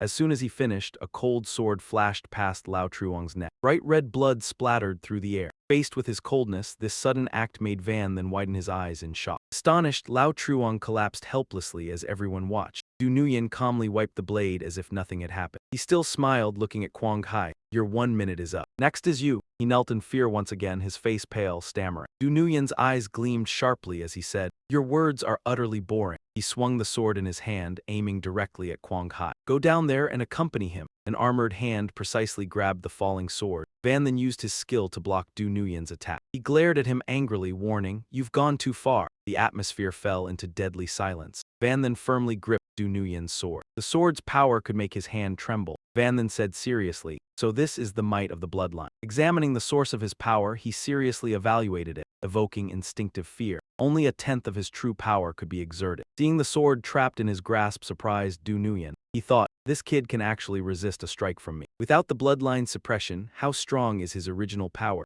Ahoa noticed the commotion ahead and frowned in puzzlement. What's happening? Even nowadays someone dares resist the spirit people. They're not afraid of death. Abel stood behind, questioning. Wait, that person looks familiar, seems like a participant from the domination contest that year. He exclaimed in shock. Van Thien Kiu Van Then, that's right. It's him, he hadn't expected it either. Everyone shouted in unison. Oh my god, Van Then is still alive. Lu Tu, locked in the cage, was also surprised. He patted Hoa Tung, still stunned, saying, Look, it really is Van Then. That year in the freshman exchange contest, we fought him. In the individual competition, you were also defeated by him. He recalled his arrogant words from back then. Forget the past, even when we looked like monsters, he always treated us as human. He didn't care about appearances, only what was inside. A person like that is worthy of being my pursuit. Hoa Tung looked at his battered body, thinking, now imprisoned like an animal, I no longer deserve to admire him. Yet a surge of determination rose in his mind. Hoa Tung gritted his teeth, firmly resolving not to fall into the same fate as him. Immediately after, he pointed at Van Thien and shouted, Run, Van Then, with your strength he certainly can't stop you. The high-ranking army at the front lines had developed methods to counter the ancient spirits. Survive and reach them as long as you stay alive. Sooner or later there will be a chance to wipe them all out. Du Nguyen, provoked by the resistance, radiated a cold, murderous aura. Want to die? He turned his head and yelled, then decisively threw a sphere of energy at Hoa Tung. You are a loquacious freak. Thunder strike. But once again, Du Nguyen's attack was blocked by Van Then. He silently clenched the fingers that had just attacked him and said, Don't worry, I won't run. In this battle, I will fight to the end. His fingers twisted painfully under Van Then's grip, and Du Nguyen screamed in rage. You deserve to die, you lowly slave. His sword, wrapped in a powerful energy, slashed straight at him. Thunder Heaven Blade amidst this fury. Van Then calmly raised his hand, enhanced by his skill, and gently nullified the attack. Afterward came a flurry of wild slashes from Du Nguyen. He swung his sword while chasing Van Then, who was dodging, threatening, no matter what status you hold among humans, no matter how strong before me, you are still a lowly slave. Ones like you. After I awakened, I have killed countless. Du Nguyen leaped, gathering his strength toward Van Then, growling, and you are no different from them. After killing you, I will turn your family into lifelong slaves. A massive force surged forward. Du Nguyen, losing his mind, continued to roar, letting them know the fate of opposing the Lin. Seeing the attack, he merely frowned slightly. In contrast, Hoa Tung urgently shouted a warning. This skill cannot be blocked head-on. Run now, at least dodge it. But the next moment, Van Then turned and swung his hand, shattering the attack along with his sword. The two forces collided, creating a slight shockwave in the air. Du Nguyen stared in horror at the broken sword in his hand. Abiu and Ahoa were equally stunned into silence. Witnessing this, Hoa Tung gasped. What just happened? He pointed at his twisted finger toward Van Then in astonishment. Van Then condensed his power into his palm, aiming straight at Du Nguyen, saying, Compared to fear before a god, bloodline suppression is still far weaker. I just wonder, facing a human at full strength, someone like you, a Gu Lin, how much can you endure? A tremendous force shot out like a cannonball. Van Then continued seriously. Facing this attack directly made him scream in pain. Just a few seconds later, Du Nguyen's body was reduced to dust. Ahoa asked in shock, Victory, the Gu Lin is really dead.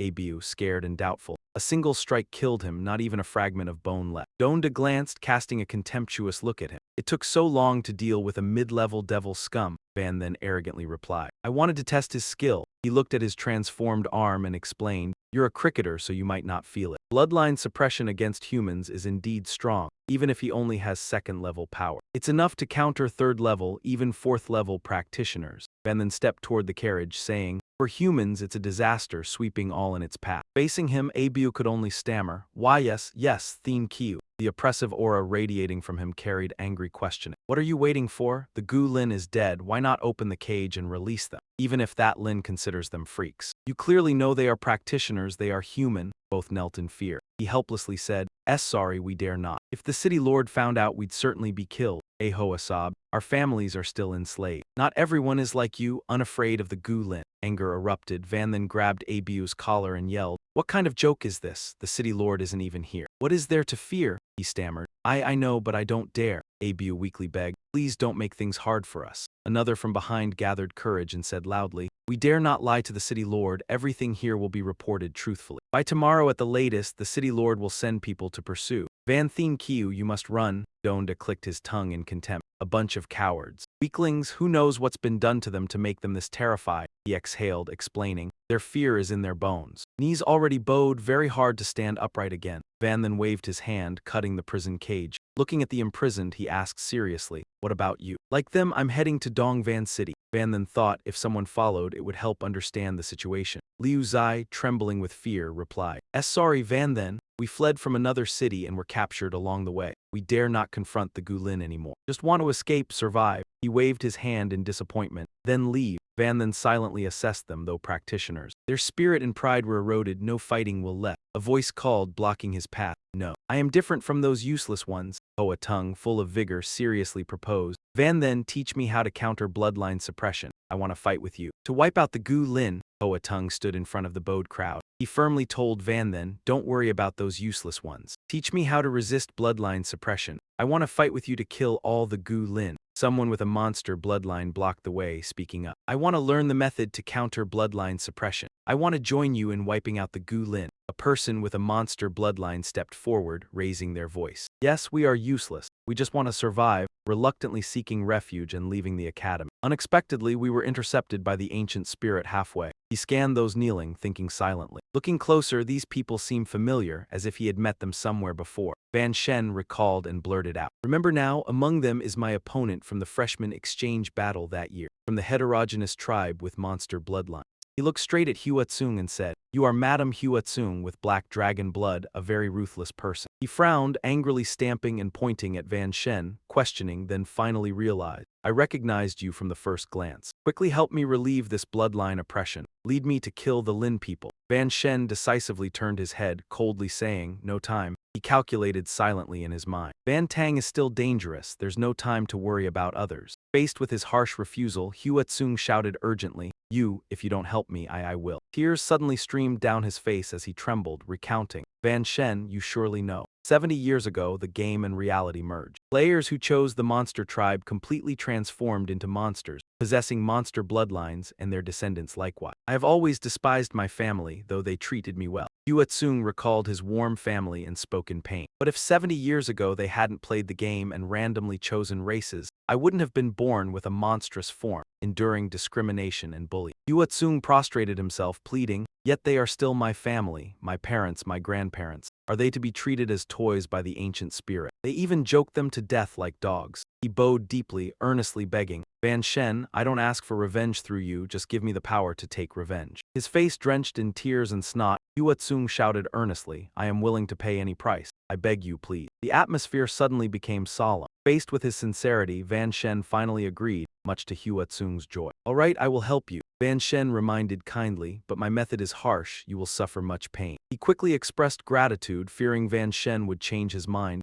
Thank you. I can endure any method. Van Shen waved his hand, speaking to the silent crowd behind. I will lead Madame Hua Tsung. As for the rest of you, I won't trouble you, go wherever you want. Suddenly a shout drew everyone's attention. Wait. Guang Hui at the very back suddenly stood and said, Van Tianqiao I Zhao Guang Hui asked to follow you. The person next to him continued. I Sun Ming also asked to follow you. Guang Hui fiercely asserted, my life was saved by you from the ancient spirit. Better to serve you than be a dog for the ancient spirit. Sun Ming quickly said, I have a family, an older brother. But he was crippled by the ancient spirit, unable to care for himself. He restrained himself, recounting, to care for him, I surrendered to the Lin people, just hoping to get enough food. Sun Ming recalled his brother angrily said, things gained by surrender I'd rather starve than touch. He could only helplessly reply. But he was formerly a guard of Chengdong Van, despising my act of surrender. Even now he cannot forgive me. Hatred surged within, igniting anger. Sun Ming shouted, today I will be resolute, no longer a surrenderer. Please, Van Tianqiao, let me follow you. Teach us methods to resist the ancient spirit. Guang Ming next to him echoed, we know Chengdong Van well. We can definitely help. Seeing their determination, Van Shen finally agreed to lead them. He looked at the others and asked, all right, what about the rest? A timid person stammered, please, we just want to live. Liu Zai also awkwardly replied, please disregard us. Let us go. Knowing their choice, Van Shen did not linger. He decisively waved his hand to command everyone, let's go. Scene transition. Somewhere in the dark world, Su Wu gasped, struggling, chasing us for 7 days and nights, utterly insane. If not fearing catastrophic damage to the world, he might still not stop. In the gloomy atmosphere, Dio Ling thought doubtfully, are we really still alive? Zio Yu also marveled, oh my Su Wu, how did you even survive? Even the dark god couldn't catch him, yet he also dragged the three of us along. She hesitated, and that world tree. Suwu sat on a rock, replying coldly, he certainly won't die. If he dies, the dark world perishes. But punishment from the dark god is unavoidable. Dio Ling stood before him, asking seriously, why did you save us? Because of Van Shen. Let me tell you, I would never betray humanity to serve you, you demon. Suwu shrugged calmly, who said you betrayed? Moreover, with your little strength, even being a human shield for me is weak. She angrily gritted her teeth and shouted. Yu Zio Ling hurriedly grabbed her wrist, urgently defending. Miss Lu, you are not wrong. We truly are too weak. Zio Yu also accepted her reality, saying, don't mention Suwu the demon, even Master Van has far surpassed us. If only. I want to fight alongside him, not just admire his back. Don't you all feel the same? After hearing those words, the atmosphere immediately froze. Huvo seemed to understand and quickly replied, so that's how it is. I told you that you are comrades, helping a little is something I can manage. He raised his hand, speaking as if it were effortless. I will give you strength. So you can become support for Van Then. Returning to Van Then's group, the team was still on the move. He spoke while walking. A discreet disguise to return to East Van City, I can understand. After all, it's safer that way. Van then looked at the robe he wore, full of questions. Ba Hoa Tung and Tiu De really need to cover themselves. After all, one looks strange, the other too beautiful, both easily draw attention. But I don't need to wear it, right? I even have to cover my face. Upon hearing this, Tun Min turned around, eyes bright, explaining.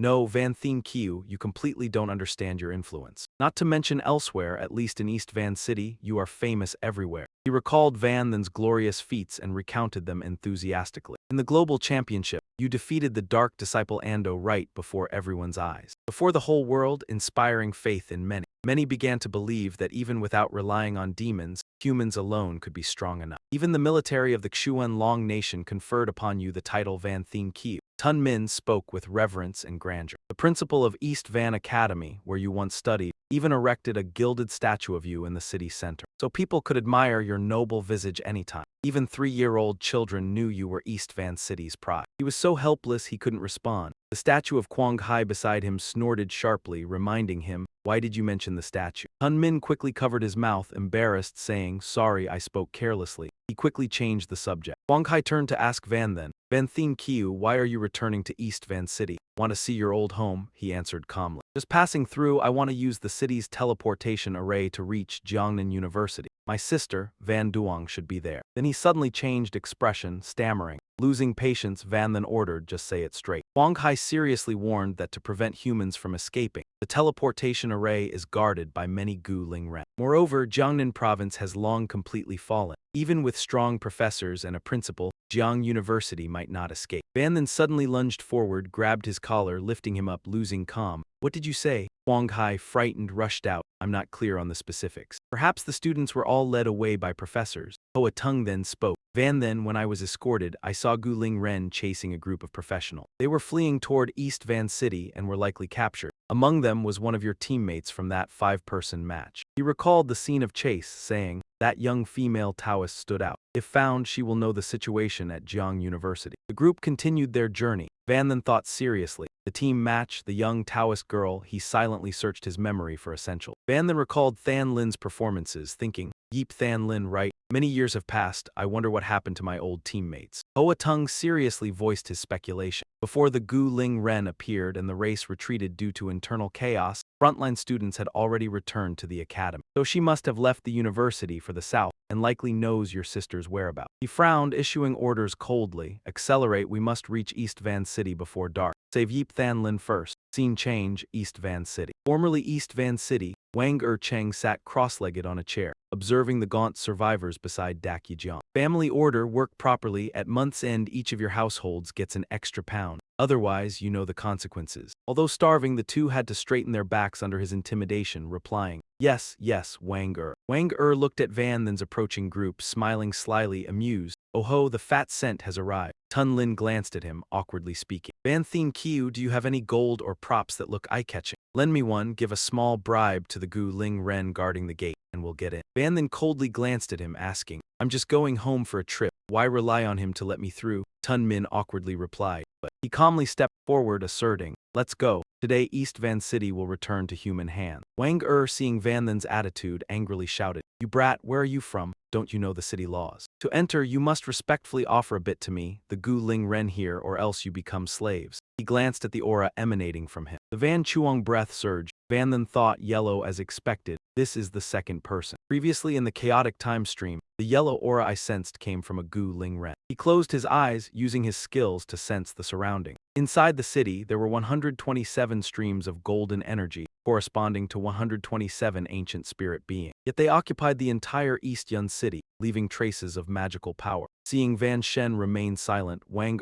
angrily shouted, "Kid, I'm asking you, are you listening?" He glided past him lightly, as if he hadn't heard anything, like an ant speaking. Duanya, walking behind, only gave a slight smirk, and in the next instant he was engulfed in a sudden burst of fire. Two nearby villagers, seeing this, were stunned. One asked bewildered, what just happened?" The other hurried over to check, stammering, I don't know, it seems the ancient spirit lord," after seeing the full scene. He was utterly shocked, already burnt to ashes. Wang Hui, following behind, cast a warning glance. "You didn't see anything, got it?" He quickly changed his tone, flattering, "Why yes, got it." The person beside him, seeing Van Shen's group walking away, spoke uncertainly, "I'm not sure why, but I have a feeling. Tonight, East Yun City will see a change in heaven and earth." Once composed, the two were drawn by the aroma of the cakes on the table. Hungry, they quickly rushed to grab the food. Scene change inside the old city center of East Yun, beneath a destroyed statue. A distressing scene appeared. A woman held a sack of rice and led a kneeling child, crying and begging Tianfeng. "Lord, this rice won't even last a month. My child is still growing. Please give us a little more." His face darkened, and in a low voice he asked, "Dare to demand from me?" Tianfeng immediately flew into a rage, slapping the woman across the face and shouting, "You're ugly!" The sack burst open, scattering rice everywhere. The crowd's attention was captured, and people, like starving tigers, rushed to grab the rice. They fought among themselves, unwilling to yield. They risked everything to secure their survival. The men were thrilled to seize the food. The weak woman could only helplessly beg, "No, don't take my rice. I beg you, don't steal." Tianfeng looked at the chaotic scene below him, laughing with delight. His voice full of contempt, "Human slaves are all cowards."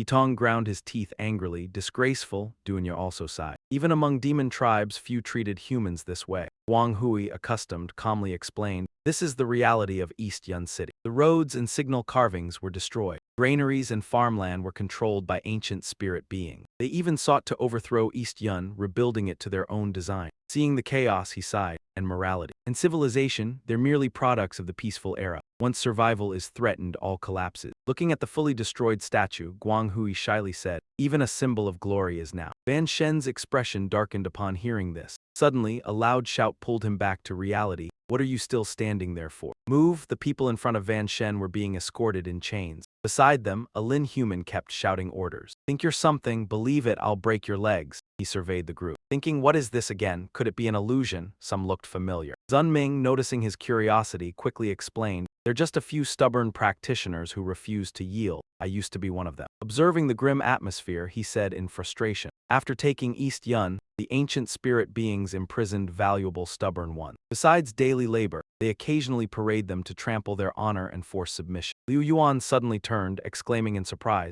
He is." She stared at Van Shen, thinking, "No mistake, I've known him for years. Since he topped the provincial exams, I've been watching him." Liu Yuan recalled her past arrogance, even when he gained fame from the global tournament. She had felt proud, bragging everywhere through connections. In the past, she held her head high, arrogantly saying, "I went to high school with Van Shen. He's strong, partly thanks to my training companionship. I understand him, he's definitely not dead and will return." Easy, wait for him to return, I'll help." Now disbelief showed on Liu Yuan's face. She thought, to you, I may be insignificant, but you remain the glory and pride in my heart. Seeing him whole and healthy, a series of speculations ran through Liu Yuan's mind. Why so calm? Why are there no signs of hunger or suffering? How could you stand here without even being noticed by the ancient spirit folk or the enemy? There's only one reason. Her eyes burned crimson as she screamed in rage. Traitor Yun Shen, traitor who bowed to the spirit folk. A traitor deserves to die. In the shattered ruins, the people straining at their work flinched at Liu Yuan's shriek. It drew everyone's attention. Traitor Yun Shen, you really are a damn traitor who should die. A man with an iron bar on his shoulder turned to Yun Shen in shock and asked, "Could it be Yun Tianjiao from back then?" Someone else blurted out in disbelief, "He's still alive? Where?" Despair echoed with every question. If even he has surrendered to the ancient spirit folk, what hope do we humans have left? Only then did Yun Shen remember who the person in front of him was. He thought, I remember now. He was my classmate back when I was at Dongyun Academy. That year he changed class into a mage and was so proud of it. Looks like he's misunderstood something. Liu Yuan lost control, screaming nonstop. Anyone can surrender, but you, Yun Shen, absolutely cannot. Even if I have to risk my life, I'll kill you. Lin Ru ran up from behind and decisively drove her elbow straight down, pinning her to the ground as she demanded, Liu Yuan, what are you doing? Have you gone crazy? She snapped angrily. You're not the only one who knows Yun Shen. Back then I was his #1 fan. I was the first to recognize him. Lin Ru grabbed Liu Yuan by the hair, lifted her head, forced her to look straight at him and ordered, look carefully. Watch his face, it hasn't changed at all. She calmly explained, even while glancing toward the ancient spirit folk. There isn't a shred of respect or submission in his eyes. It's very likely he came from an area that hasn't fallen yet or from a distant military front. Lin Ru got off her and continued, speaking patiently. If he really is someone planted here by the military district to link up from the inside, or carrying some secret mission, what you just did could get him killed. Hearing that, Liu Yuan stammered in fear.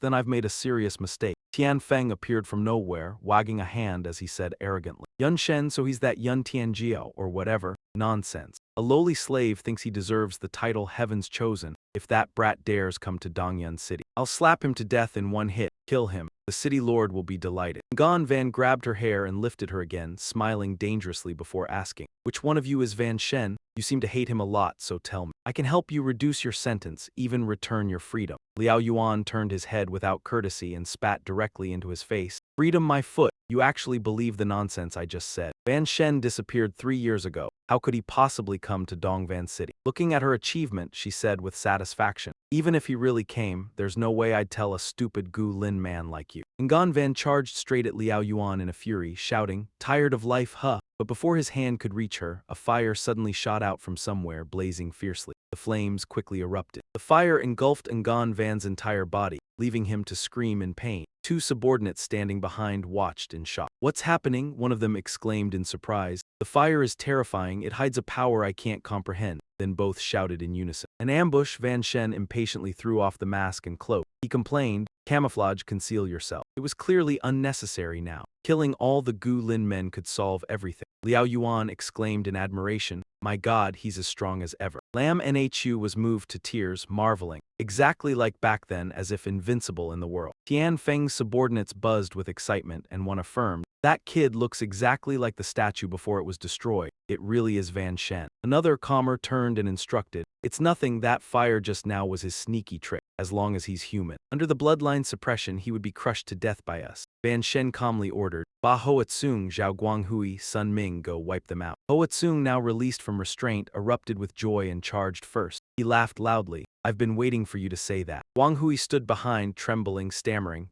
We go now? Sun Ming panicked. No, Van Tian Qiu. If we can't overcome the bloodline suppression, death is the only outcome. Van Shen warned coldly. If you don't even have the courage to wield a weapon, then never dream of resisting the Gu Lin men. The only end is to live in fear. Instantly, the fighting spirit of the two surged significantly. Wang Hui cursed instinctively, damn it. Sun Ming mustered his courage and said, understood. He swung his sword and charged, boldly declaring, I am a rare profession, second job transfer, nation-level swordsman. How could I be afraid? He followed immediately, shouting, go all out. Hoatsung charged with full force, kill. Dark Dragon Fist. A dark energy sphere shot at Tian Feng. He merely watched calmly as it flew toward him. Tian Feng easily dispelled the attack with a simple wave of his hand. He said disdainfully, truly a daring freak. Such petty skill and still dare to rebel. Hoatsung yelled angrily. You're trash at second job transfer level and still acting mighty. If it weren't for this damn bloodline suppression, I could crush you with one finger. Tian Feng calmly questioned, oh really? With astonishing speed, he had already circled behind him. Raising his mace, he said with delight, too bad I have it. Smash your head and offer your corpse to the city lord, it wouldn't be bad. Hoatsung could only stand frozen, eyes wide, unable to react. He thought, this is bad. At that moment, a shadow darted in to block the attack, saving him. Hoatsung looked at the hovering shadow in delight. Van Shen's clone, seeing the backup, his confidence surged. Hoatsung understood. So that's it, Van Shen wants to protect us from dying. So we can fight with full strength. Bolstered with confidence, he charged Tian Feng again, clearly declaring,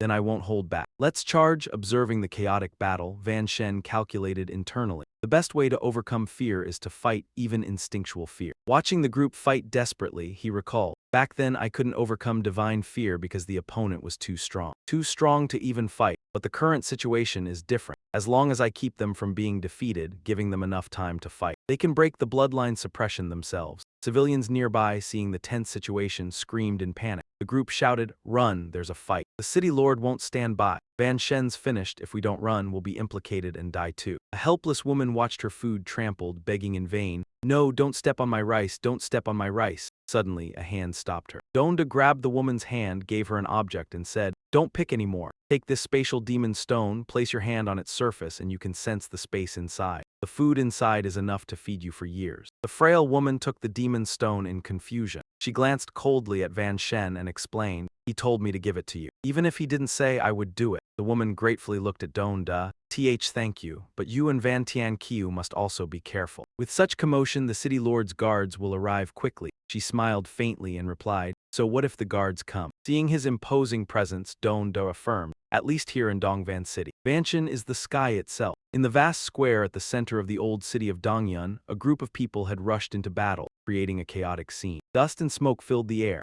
Vanshan calmly stood aside and observed. He thought to himself, so that is how it is. The bloodline suppression effect is even more comprehensive than I imagined. Vanshan turned his gaze toward Hesong and Tianfeng, who were confronting each other. He began to analyze. Even Ba Hesong's long-range attack at full strength was weakened before it struck the ancient spirit being. The opponent showed no obvious action at all. This indicated that bloodline suppression was a passive skill. In that case, even a surprise attack would be difficult to make effective. He wondered silently about another point that caught his attention. Aside from bloodline suppression, the skill called qi condensation was also a common ability of all ancient spirit beings. Yet he had never seen them use it. Then several information panels appeared before his clone. Name: Yan Yun, level 21, profound. Attributes: Strength 213, Physique 247, Agility 211, Willpower 201, Endurance 203. Skills: Blood Python Art, Qi Condensation, Special Skill, Bloodline Suppression. Name: Zhou Tianfeng, level 26, profound. Attributes: Strength 231, Physique 249, Agility 261, Willpower 247, Endurance 209. Skills: Rolling Thunder Technique, Qi Condensation, Special Skill, Bloodline Suppression. Name: Zhao Ziyu, level 24, profound. Attributes: Strength 221, Physique 227, Agility 251, Willpower 257, Endurance 211. Skills: Cloud Wandering Art, Fish Qi, Special Skill, Bloodline Suppression. One of Vanshan's eyes emitted a halo from the Skill King's Eye of Exploration. He muttered to himself, perhaps it is not a combat skill. As for its function over there, Tianfeng had leapt into the air and unleashed a powerful strike, while Hesong shouted, "Die." Hesong blocked the blow with both arms, then swung his arm and forced Tianfeng backward. An information panel appeared. Name: Ba Hesong, Class: Dragonflame Warrior, level 71. Attributes: Strength 201 1050, Physique 189 945, Agility 167 910, Willpower 109 630, Endurance 159 870. Skills: Black Dragon Breath, Dragon Flame Fist, Dragon Roar, Special Skill, Black Dragon Transformation. Hesong raised both arms, slightly tired from blocking the strike, and sneered at the ancient spirit being. The opponent's attack no longer seemed as painful as before. Vanshan assessed silently. Although Ba Hesong's attributes were still suppressed, they had surpassed part of his original base attribute. Just as expected, the best way to dispel fear is to fight. Looking at his raised arm, he thought to himself, combined with his special talent, added to his hidden profession. Hesong grinned excitedly, extending his sharp claws toward Tianfeng. "Trash, get the hell out and die." He slashed fiercely across Tianfeng's body. Seeing this, Vanshan thought, that is enough to kill a secondary birth ancient spirit being. Tianfeng let out a miserable scream. His entire body turned into black smoke. After the smoke dispersed, a brown item bag appeared on the ground. The information panel displayed. Name: Ba Hesong, Class: Dragonflame Warrior, level 71. Attributes: Strength 871 1050, Physique 767 945, Agility 725 910, Willpower 493 630, Endurance 635 870. Skill: Black Dragon Breath, Dragon Flame Fist, Dragon Roar, Special Skill, Black Dragon Transformation. He curled his lip and shouted, "Not enough, still far from enough, I have to kill more." Vanshan frowned as he realized that after killing an ancient spirit being, his attributes immediately recovered for the most part. Hesong stomped hard to gain momentum, then shot forward. "Kill more, ah." Vanshan simply stood still, watching Hesong's dark figure fly toward where two ancient spirit beings were locked in battle. Hesong charged straight in and fought both of them.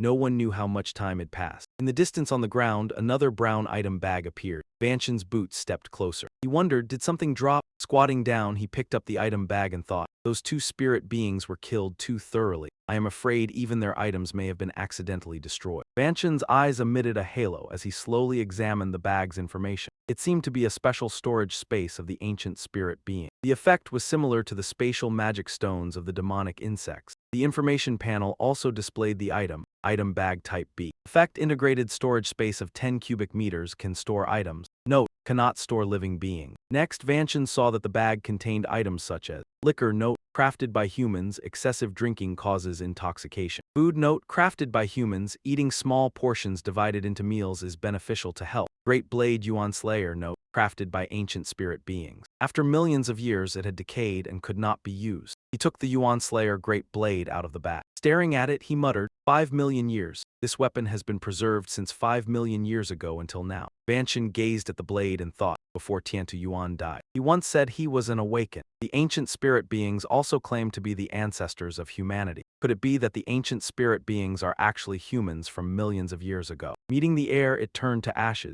Suddenly he sensed something and flinched slightly, slowly looking up at the sky above. A massive spatial gate appeared in the sky. Beams of blinding light shot out from inside. After a moment, a group of ancient spirit warriors, wearing the city lord's guard uniforms, hovered in the air. A bearded man crossed his arms and spoke disdainfully. A tiny human slave dares to rebel. Do you want to die? The people below saw the spirit warriors and fled in fear. Those are the city lord's guards. They're really here. Run, everyone will be doomed if caught. Tun Min gritted his teeth, assessing the situation. With so many coming at once, even Van Thien Kiu might not hold out. A blindfolded man lowered his head and looked down, asking with interest, "That kid looks just like the statue. Could it be Van then?" The bearded man laughed a few times. "Ha ha ha, so it's him. They say he's the so-called hope of humanity. Or some kind of Van Thien Kiu, his life must be very valuable." He charged forward, shouting to the others, "Destroy, all humans here are rebels." "No one spared," the blindfolded man also yelled. "Also, bring Van Then's head back to the city lord for a reward." Van Then calmly raised a hand, forming a blazing red fireball. "You want my head?" He then fired the fireball straight at the spirit warriors flying toward him.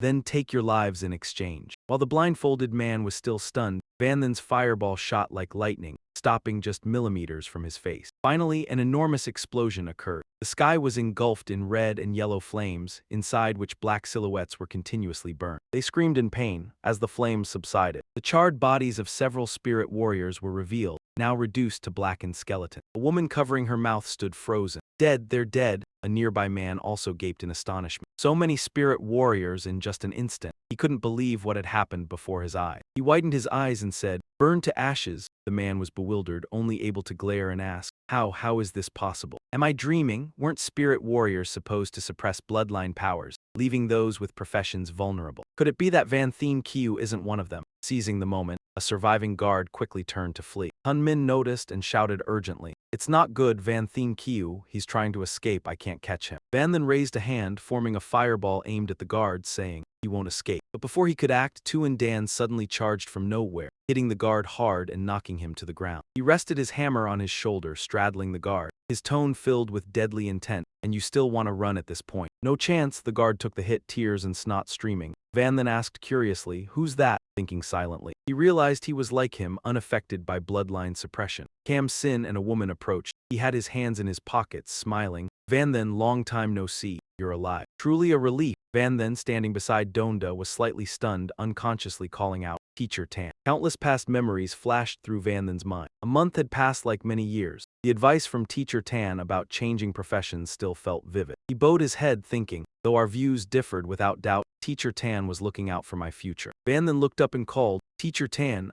Cam Sin raised a hand to cut him off. Now is not the time to dwell on the past. He looked at Tu and Dan, arranging tasks. "Captain Fan, anyone with the collar willing to leave, you handle their rescue." Tu and Dan confidently patted his chest. "No problem." Cam Sin then grabbed Van Then's arm and explained, "Van Then, although you handled the spirit warriors, reinforcements will arrive soon." He pulled Van Then forward while speaking, "Follow us to the stronghold first." Van Then, slightly bewildered, repeated, "Stronghold?" After some time in a ruined and desolate area, Cam Sin pointed to a massive gate ahead. He informed Van Then and the others, "We've arrived." In his hands was a cube amid various beams of light. Cam Sin shouted, "Present." The cube floated in midair, casting dazzling light into the space beyond the gate. Before everyone, a magnificent and grand building slowly appeared. A normal citizen, upon seeing it, exclaimed in astonishment, "Oh my, I didn't expect such a structure hidden among the ruins." The person standing nearby agreed, adding, "Truly an eye-opening sight. Indeed, it can be called a stronghold." Duanya propped his weapon and looked up at the building, evaluating it. Nguyen Trang's props are interesting too. Van Shen added. Moreover, the quality is very high, at least A+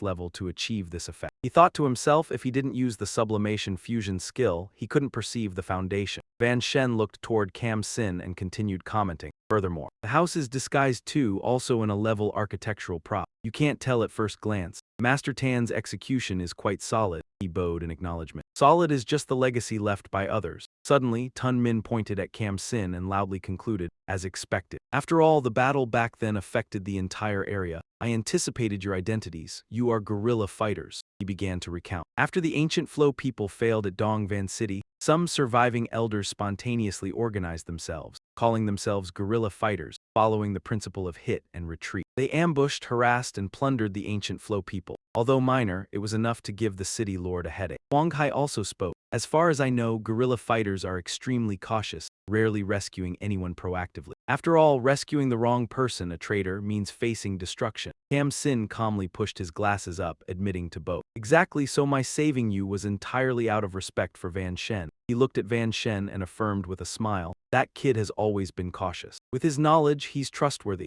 Tun Min and Huang Hai tilted their heads, glanced at each other, and simultaneously whispered, cautious, Tun Min murmured. I only saw him amidst the chaos of the ancient Flow people. Huang Hai also wondered, where do you see the caution? Cam Sin moved his gaze to the ordinary citizens and sighed. The reason for saving them was truly unfortunate. Lu Nuyen smiled, scratching his head. We had realized this early on. Another young man added gratefully, being saved by you was already fortunate. Finally, Cam Sin swung the front door open, letting everyone inside. Inside the stronghold were many injured civilians and doctors attending to them. Cam Sin led Van Shen's group inside. All civilians cheered excitedly upon seeing Van Shen step through. I said it, but calling out to the citizens of Van City, how could they leave so easily? Fortunately, Cam Sin led the rescue. Otherwise, another genius would have been lost. Cam Sin laughed and explained, I didn't have the skill to save him. By the time I arrived, Van Shen had already wiped out the ancient Flow people. A little later and there would be nothing left. Immediately cheers rang out. Amazing. Incredible, this kid always does what no one dares imagine. Well done, the ancient Flow people had to be dealt with completely. A moment later, Van Shen closed his eyes and used magical energy to check. This stronghold had over 40,000 people. Tu and Dan summarized the current situation of the stronghold for Van Shen. Although the first guerrilla force had over 1,000 people, the rest were killed. Even we weren't sure how long we could survive, but thanks to them, we were able to lift the bloodline suppression. He patted his chest. By the way, Van Thien Kiu, I haven't introduced myself. I'm Fan Tu and Dan. Soldier Trong Trang Tam Trian Nguyen was the commander of the Eastern Van City garrison,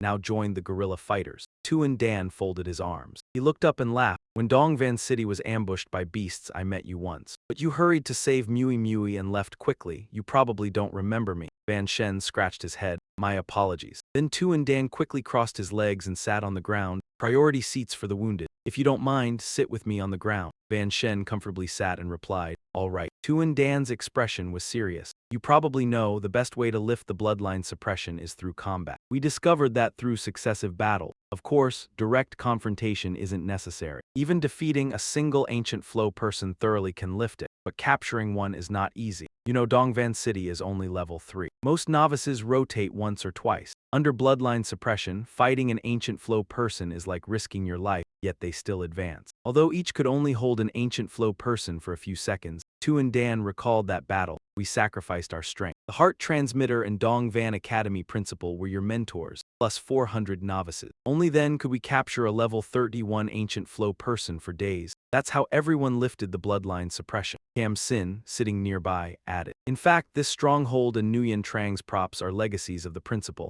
Even that statue. During his life, he cared for people more than anyone. He often spoke of you. If he knew you were still alive, he would have been very pleased. Joyful Van then just bowed his head without saying a word. His eyes were hidden behind strands of hair deep in the shadows, but very quickly he lifted his face. He asked the two in front of him, since they had battled Ko Lai Enhan Lao, they must have gathered more intelligence. Where did these beings come from, and what connection do they have with mythical legends? Tu and Dan raised a finger to answer. I actually know a little about this, but first, suddenly, Liu Yuan stepped in from the other side, cutting him off. Excuse me, we'll talk about that later. I want to have a word with Van then. Tu and Dan laughed twice and agreed immediately, haha, okay. You go ahead first. Cam Sin also stood up to make room, telling him to speak first. Liu Yuan was extremely excited and dashed right next to Van then. He asked eagerly, Van then, where have you been all these years? Why has there been no news at all? Van then closed his eyes and answered, handling some matters in the dark world. You could say I've been dealing with demon species for a few years. Liu Yuan was excited, clenching both hands as he asked again. Anything else? Anything else? I want to get original intelligence from you. With your personality, you must have accomplished quite a lot. Also, sign it for me. I promise the young ladies will get it. Signing is really important. Van then kept his eyes closed, not looking at her. He answered indifferently,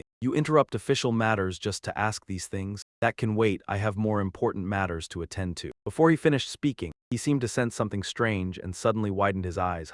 Van then looked up and saw the necklace on Liu Yuan's neck, emitting a blazing red light. Liu Yuan bowed his head, voice full of regret. Really, it happened too fast. I should have intervened earlier. Tears streamed down her face. Sorry, Van, then I still delayed you. Even so, I still really want your signature. A loud explosion rang out in the space. The necklace on Liu Yuan exploded, red blood splattering onto Van Then's face and clothes. Liu Yuan's whole body fell straight to the ground, motionless in a pool of bright red blood. Van then leapt up and shouted loudly, Liu Yuan. Then all the other villagers' necklaces also emitted a red light. Many screams of fear echoed, along with a mysterious voice. If you need a version with more modern language or heavier classical style, go ahead. Van then and the others were shaken, staring at Liu's completely motionless body on the ground. The necklaces on the other villagers' necks also began glowing bright red like Liu Yuan. Van then was sweating heavily, frowning tightly, turning to observe the people around him. You all. The leader smirked as if nothing happened, saying, Looks like it's my turn. Damn the city lord, news travels fast. No chance to act later. The young man standing opposite also said bluntly, Luckily, I still got to meet Van Thien Kiu. Consider myself lucky. As soon as he finished speaking, many screams erupted. The whole space seemed enveloped in the bright red of blood. Van then watched the villagers' bodies collapse one after another. This necklace is dangerous, damn it. I should have thought of it earlier, why didn't you say anything? Lam Nhu looked down at her hands and explained. The enslavement necklace, once worn, can't be removed by anyone except the city lord. Looks like he realized we tried to escape. Van Thien Kiu, don't worry, we knew the consequences and voluntarily left with you. Her necklace also gradually glowed red. Red light. Lam Nhu closed her eyes. I'm last. Sure enough, that lustful city lord still couldn't end my life. But even if I sacrifice myself, I won't submit, not dishonoring humanity. She opened her eyes, tears soaking her face. Farewell. Van Thien Kiu, actually I've been your #1 fan since you cleared that demon dungeon. Suddenly Van Then's hand reached out, gripping the iron necklace on Lam Nhu's neck. He used his divine eye to observe the necklace while saying, It's too early to part ways now. Lam Nhu panicked and immediately blocked him. No, Van Thien Kiu, forcibly removing it will injure her too. Let go immediately. An info panel appeared, enslavement necklace. Effect triggers after soul imprint. The life and death of the wearer is controlled by the soul implanter. Anyone else trying to remove it will cause the device to explode. Note made by the ancient Ling clan blacksmith, technique from 1,000,000 years ago. Van then conjured the world tree staff weapon. He analyzed the soul imprint is linked to the soul. It might be possible to handle it. Van then swung the world tree staff several times in the midsection, then shouted. Break. He decisively struck the front of Lam Nhu's necklace. She staggered slightly, stepping back a few paces. One hand reached out again, grabbing Lam Nhu's necklace. Van then pulled hard, separating it from her neck. A woman standing not far away cried out, Oh my god, Yun Tianjiao actually took off the slave collar. The bald man gaped too, pointing at the collar. All the captured class users have hope again, Yun Tianjiao. As expected of Yun Tianjiao, Lin Ru's face was soaked with tears as she asked in disbelief, Am I really saved? I'm not dreaming, am I? Even a 4th advancement class user tried and still couldn't remove it. Yun Shen glanced at the collar in his hand. Dangerous, almost didn't make it in time. Just because they couldn't do it doesn't mean I can't. In a situation like this, you should have said so earlier. At some point, the iron collar had turned into a sheet of paper. Yun Shen bit his fingertip, drawing blood from within. When Jun Dan saw him using his own blood to write something on the paper, he froze and called his name, Yun Tianjia. Yun Shen dropped to one knee. He placed the paper against Liu Yuan's chest, murmuring, Today is the first day since I returned from the dark world. As for the current Qianlong kingdom, there's still a lot I don't understand. Then he turned and strode quickly toward the door, but at least there's one thing I know what to do. Zhen Sheng stared at his back and asked anxiously, Yun Shen, where are you going? Black killing intent seemed to seep from Yun Shen's whole body. He tilted his head and replied, I'm going to deal with someone. At the same time, over at the city lord's manor of Dongyun City, 2 ranks of soldiers stood rigidly by the city gate. It could only be called a strict security cordon. Inside the vast main hall, a man in noble robes stood at the center. His hands were clasped behind his back as he surveyed the civilians sprawled across the floor. The lord of Dongyun City, Shang Daewu, held the collar in his hand and asked smugly, Every last one who resisted me is finished, including the prisoners who were rescued earlier today. Ye Kingling, do you know why I'm sparing only you? Kingling lay on the ground, drenched in blood, and looked up at him. Of course I know. You shameless bastard are famous for being a lustful creep. You're after my body, aren't you? Let me tell you, I'd rather die than agree. Hearing her answer, Daewoo threw his head back and laughed loudly. Good, looks like the world has misunderstood me too much. Lust is only the surface. I'm doing this for our ancient spirit clan's breeding plan. He put on a righteous air and launched into his speech. Think back to how mighty our ancient spirit clan once was. Not only did we rule this world, we even made other realms submit and launched expeditions into the void of the cosmos. Now our glory is gone, our population isn't even 1,000th of what it was. How tragic is that? In the end, Daewoo concluded, to restore our former splendor, we must value reproduction. You may be a lowly human slave, but your potential is enormous. You can definitely bear outstanding descendants. You're the most suitable mate. Otherwise, why would I keep a lowly slave like you alive? Kingling's face was full of contempt. She curled her lips and sneered, a mate. My boyfriend has to be at least half as good as Brother Yun. If not, then at least 1/3. As for you, you're not even worthy of touching Brother Yun's toes. Daewoo ground his teeth at her words. It's all because of that damned Yun Shen. Kingling sat up, waved her hand, and kept mocking him. If you care so much about this breeding plan, then let me give you a suggestion. High-level dungeon monsters are way more formidable than I am. Go find some old monster and breed with it. The little monsters you produce will definitely be stronger than anything. Daewoo raised the collar in his hand, slowly walked up to her and said, what a sharp-tongued slave girl. Do you really think I can't handle you? I put this slave collar on you half a year ago. Let's see if you still dare to talk tough. Kingling wasn't afraid at all. She even lifted the corner of her mouth and warned him back. I advise you not to do that, or Brother Yun won't let you off. Daewoo's hand slowly reached toward her neck as he sneered. I've gathered 80 ancient spirit imperial guards outside, awaiting orders. After I deal with you, I'll have them search the whole city and finish off that death-seeking Yun Shen. In this life, don't even dream of seeing him again. Kingling's gaze suddenly shifted, staring hard behind him as she asked pointedly, what did you just say? Brother Yun needs you to go look for him. Her eyes met the black-clad figure sitting on a chair in the distance, and she asked Daewoo, hasn't he already arrived? At that, cold sweat burst from his face. At some point, Yun Shen had appeared in the hall. He said nothing, only watching everything that had happened with a terrifying gaze. Only then did Daewoo panic, whipping around at blinding speed. What? Before he could say another word, Yun Shen flicked his hand and unleashed an attack. In a single second, a massive orange-red blaze completely swallowed Daewoo's body. A huge explosion erupted. A towering pillar of fire punched through the palace roof and shot straight up into the sky. After the explosion rang out, the shadow of a figure flung into the air appeared as well. Amid the chaos and earth-shaking blasts, a panicked cry burst forth. What was that? Damn, the City Lord just blew up. City Lord Sir Daewoo was thrown away by the shockwave. His body spun through midair, making the crowd recoil in terror. Blasted away, he crashed down with a shrill scream. In the turmoil, Van Lin's urgent voice rang out. Don't move around, let me treat your injuries. Van Lin, pale as paper, still gritted her teeth and replied, Brother Van, don't worry about me. Whatever happens, don't let that bastard get away. Van Lin drew a breath and quickly assessed the situation in a low, vigilant tone. The ancient spirit folk's strength doesn't come only from bloodline suppression. There are terrifying powerhouses among them, on par with the nation-guarding divine generals, on par with the 72 demon pillars. If he escapes and reports back, the consequences will be unthinkable. After a brief hesitation, Van Lin's gaze hardened. One man supporting Daewoo asked anxiously, City Lord, sir, how are you? Grinding his teeth in fury, he roared, damn you, Van Lin.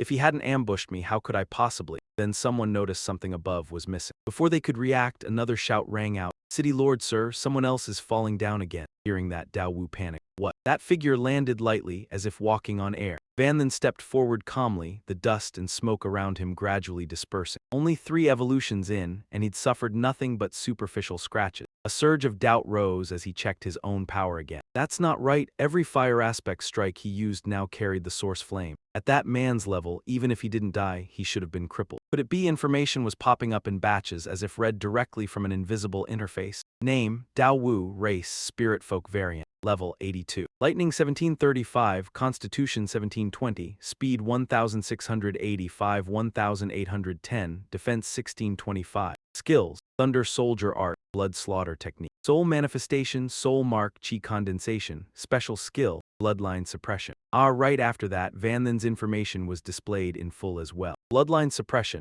Name Van Lin, race human, class none. Level 91. Looking over all the data, Van then quickly drew an experienced conclusion. Bloodline suppression had tiers of strength. He had once removed a B rank bloodline suppression from the thousand-headed ape. Since then, anything B rank or below was useless against him. But this city lord's bloodline suppression was A rank. He'd probably have to deal with it all over again. Thinking deeper, he suddenly realized the brutal logic behind this power system. Come to think of it, it made sense. If bloodline suppression were that easygoing, any random fourth evolution powerhouse could just grab a second evolution ancient spirit folk and use them as a punching bag. Otherwise, top-tier great nations like the mysterious Dragon Kingdom wouldn't have declined so badly. Dao Wu's urgent shout rang out. All of you move, don't hesitate any longer. What are you still sitting there for? That one is Van then. Right now he's already been suppressed by my bloodline. Hurry up and kill him. The subordinates answered in unison, charging toward Van then with fierce momentum. On the high ground, yes, daring to ambush City Lord, sir, are you courting death? Kill him. Facing the incoming wave, Van then only replied with icy contempt, just you lot. A reckless man rushed in with a spear. Van then easily sidestepped the clumsy thrust and returned the favor for that subordinate's stupidity. He gave him a decisive blow. The strike was so fierce the man was sent flying, slamming into a rocky slope and shattering it. The others still didn't know their place. The battle cry rose again as if to drown out their fear. Kill Van then.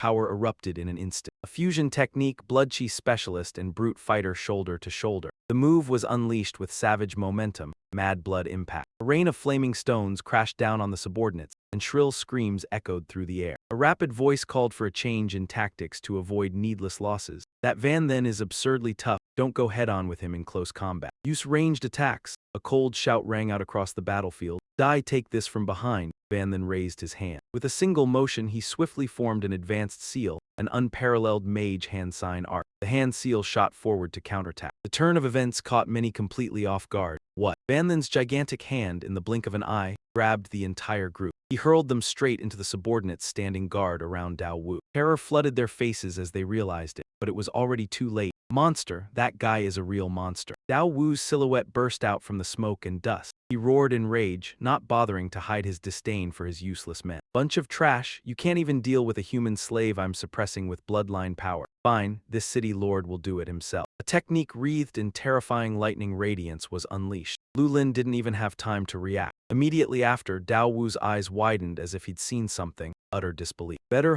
after shaking off the suppression, Evan Shen coldly caught that strike of his with just one hand. An A-rank bloodline suppression really is an annoying skill, and it still took me 5 full seconds to break it. Dao Wu stammered, F5, 5 seconds. Evan Shen casually crushed that pain cleave move of his. The instant Dao Wu let his guard down, Evan Shen reached out and seized him by the throat. I just wonder when you face me at my peak. Evan Shen warned slowly, can you last 5 seconds? Evan Shen and Dao Wu stood amid the ruins. Dao Wu froze in place, a stiff, forced smile surfaced as his face darkened and his voice dropped. F5, 5 seconds. Burning with fury at the crushing humiliation, Dao Wu thought, I'm being looked down on. Before he could react, Evan Shen clamped a hand around his throat and slammed him into the ground. The impact was so violent the surrounding earth and stone shattered. As the dust slowly cleared, Dao Wu's mangled figure came into view. Looks like. He let out a cold laugh, his tone brimming with mockery and contempt. 5 seconds is still too hard for you. Suddenly, from afar, someone replied evenly, is that so? From that direction. Dao Wu appeared in a different form. But I wonder, if I use this move, how will you deal with it? Evan Shen sensed an abnormal change. A rare seriousness flickered in his eye. A soul body, separating the soul from the flesh and materializing it into a real entity. Even Zio Yi, a demon of the 72 pillars, couldn't do that. Yet it was pulled off by a mere third transformation ancient spirit kin. Dao Wu laughed arrogantly, his smug voice echoing through the space. That's right, even if you're just a lowly slave, you do have a bit of knowledge. I don't mind telling you, we ancient spiritkin stand a level above you humans, not only because of bloodline suppression, but also because of how we wield the power of the soul. He rambled on, his voice carrying the arrogance of someone who believed himself the master of the world. Since the world was born, we ancient spiritkin have been blessed by the gods, manifesting in this age as the rulers of this world. If not for some reason that plunged us into slumber, how could this world ever have had room for lowly slaves like you to exist? His gaze turned icy, his words like blades cutting deep into the heart. When I awakened and saw the first human, I understood, you're nothing but defective copies, made to imitate us, because you're not only born suppressed by our bloodline, you can't even absorb soul power, let alone use it. Dao Wu's tone grew more and more disdainful, his hatred utterly undisguised. So in our eyes, you don't even deserve to be called human. You can only be regarded as a pack of lowly slaves. Dao Wu gritted his teeth, eyes full of fury.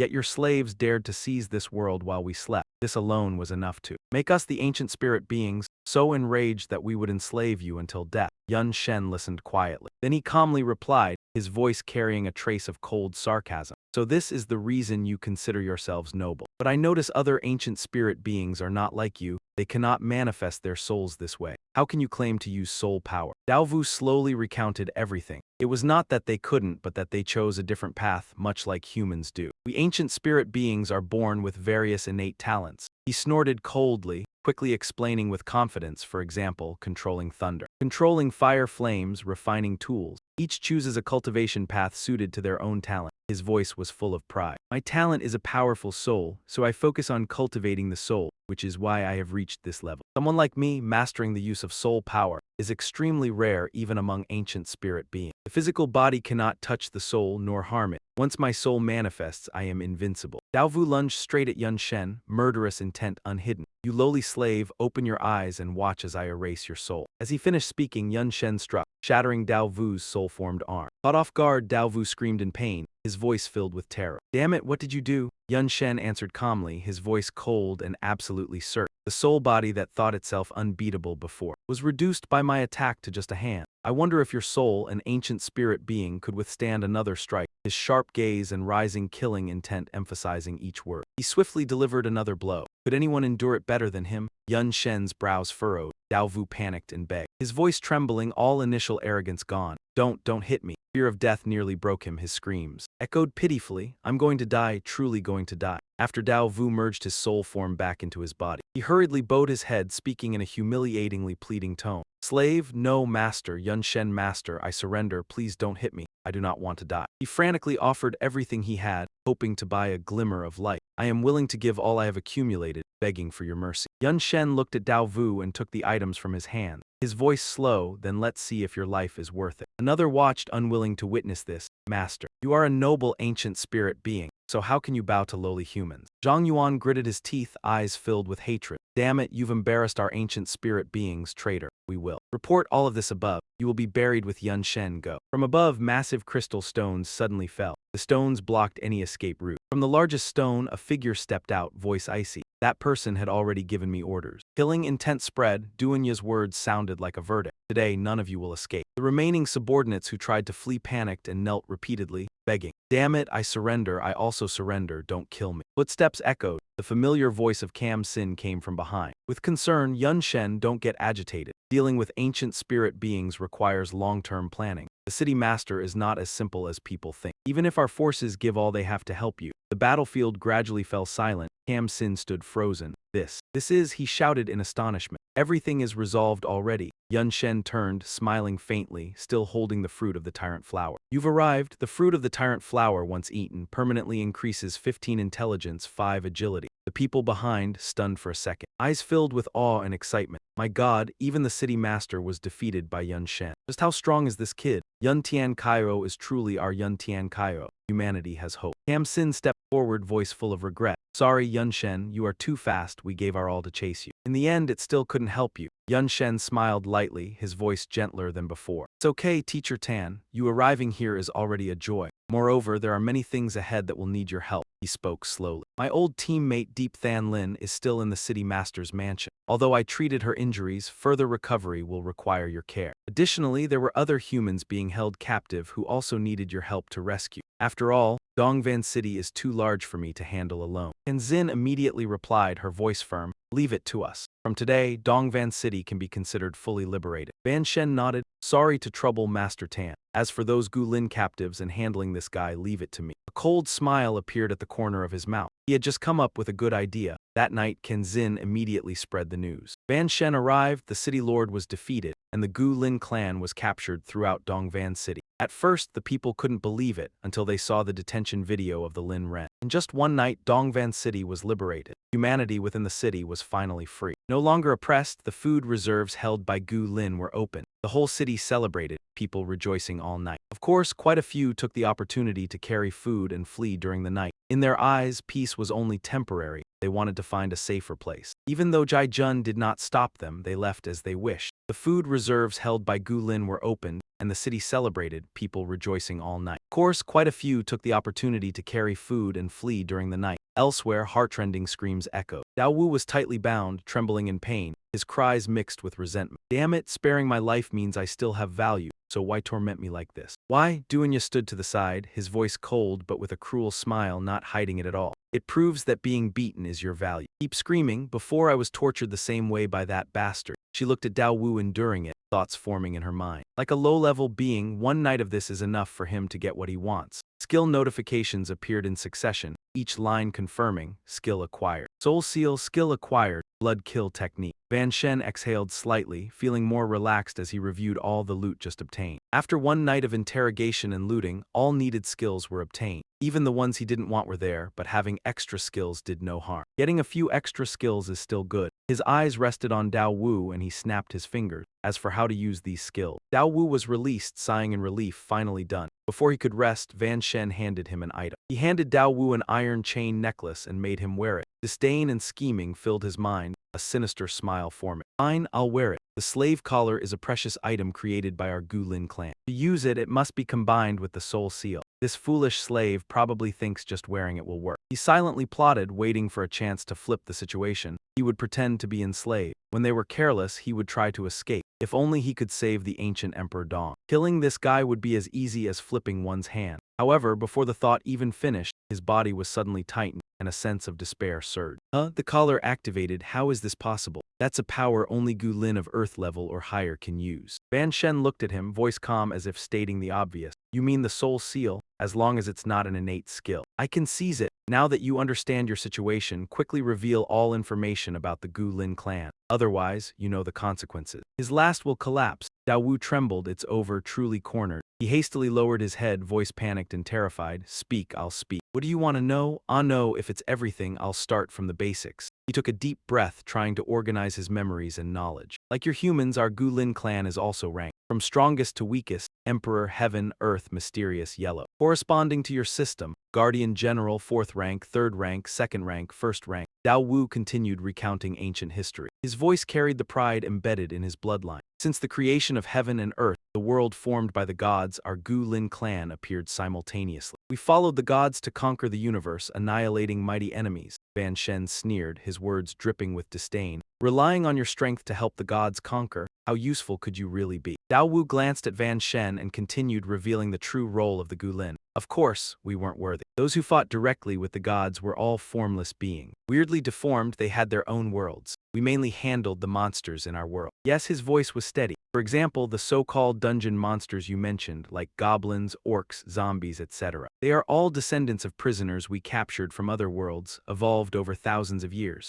Dao Wu paused, then continued to speculate. "I speculate that the violent ones are sent to dungeons or dangerous areas for you to train and level up. The few docile ones could even be tamed, becoming mounts, pets, or summoned beasts." Van Shen squinted. Yun Shen raised the key question. "Are monsters creatures from another world?" Dao Wu shook his head. He denied it at once. "Not exactly. There are still some species like pigs, cows, chickens, and goats that can't fight, mostly kept as food." He fell silent, thinking it over. There were still pigs, cows, chickens, and goats with no combat ability, mainly used as food. And the creatures in his world might have evolved into monsters in some dungeon instant. Yun Shen pressed on. "Then why did your ancient spirit race fall asleep 1,000,000 years ago? And why did you suddenly awaken?" Dao Wu gave a bitter smile. His voice carried helplessness. "I don't know, I just suddenly felt sleepy and drifted off. When I woke up, I was already in the territory of the Azure Dragon Kingdom." He slowed down, suspicion in his tone. "After waking up, I immediately asked the other ancient spirit people. I found they were the same, like the entire race fell asleep at the same time. Whether there were exceptions, I don't know. In any case, my strength hasn't reached the very top. Maybe the great emperors know something." Yun Shen pondered, then offered a chilling judgment. "Then how many ancient spirit people are in the Azure Dragon Kingdom?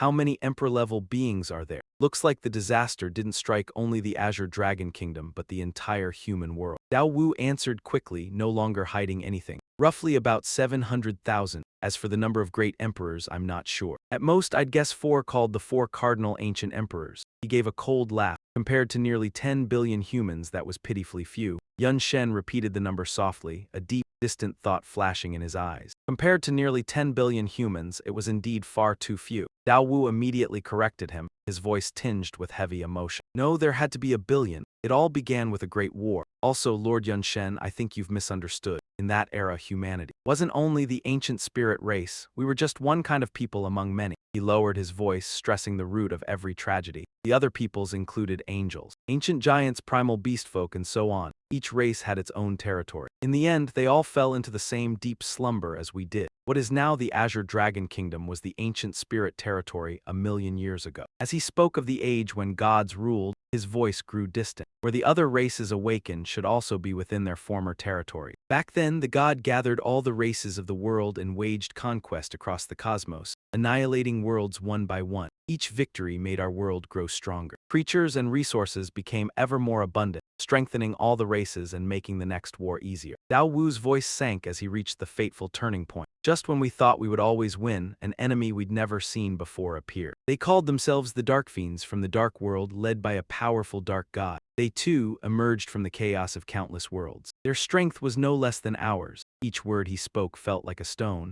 Then war erupted between the two sides, a great war that lasted 1,000 years. It was unimaginably brutal. Both sides suffered grievous losses. In the end, the two gods of the two worlds seemed to reach some kind of agreement, ending it with peace. Yun Shen turned to the person beside him. Zio Yi, do you know anything about what he's saying? Duan Yi replied, her tone hazy. I've heard a few similar rumors, but it's too ancient. Back then, I wasn't even born yet. Her voice dropped as she mentioned the most terrifying existences. But there are some who definitely know the truth. They were born along with the dark world. Some have even lived to this day, the first 7 pillars among the current 72 demon pillars. Duan Yi exhaled lightly, her voice mixed with awe and wariness. Honestly, they're the real ancient monsters, far stronger than the other pillars. If you want to get anything out of them, in this lifetime you probably won't stand a chance. Dao Wu continued, his voice even more subdued than before. In short, after the war with the Dark World, the number of people plummeted. The ancient spirit race fell from a peak of 1 billion to only 500,000. The other races probably weren't any better off than we were. His voice turned hoarse as he touched on the greatest secret. That same war also made many emperor-level powerhouses seem to discover something horrifying. They went together to seek the god, and in the end, all of them vanished without a trace. Maybe they all died. Yun Shen narrowed his eyes, surprise in his voice. Died? Could it have been the human god who acted? What exactly did they discover? Dao Wu shook his head helplessly and sighed. I don't know. Many things aren't something I'm qualified to know. He suddenly remembered something, a hint of interest entering his voice. Oh right, after taking Eastern Cloud City, I read quite a few of your books and found something interesting. In your myths and legends, there are quite a few records about our ancient spirit race. Dao Wu went on, though most were one-sided and far from the truth. But by coincidence, some details could be cross-checked, like the names of certain emperor-level powerhouses. Pangu, Bangu, Yao the Sage, and Xunyuan the Jade Emperor, and so on. Other races also had many stories preserved as myth, such as Zeus, Odin, Grama, Amaterasu, and so on. But in the end, those emperor-level powerhouses all disappeared after going to seek the god. Yun Shen let out a soft breath, his gaze deep as if looking through time itself. So that's it. If my speculation is correct, the ancient tribes that lived millions of years ago have disappeared. But their traces persisted through time and gradually became all kinds of legends and myths. He lightly pressed his lips. Now they have awakened, appearing in the world. Isn't this mythology stepping into reality? That's why it's called a myth version. After exhausting all the memories he could recall, Dao Wu bowed his head, acknowledging his limits. His voice carried clear helplessness. Master Van, then, I have said everything I know. After all, my position in the ancient spirit tribe is still far from the highest tier, and my knowledge is limited. After hearing the full testimony, Van then quietly pondered. His gaze lowered, then it's really strange.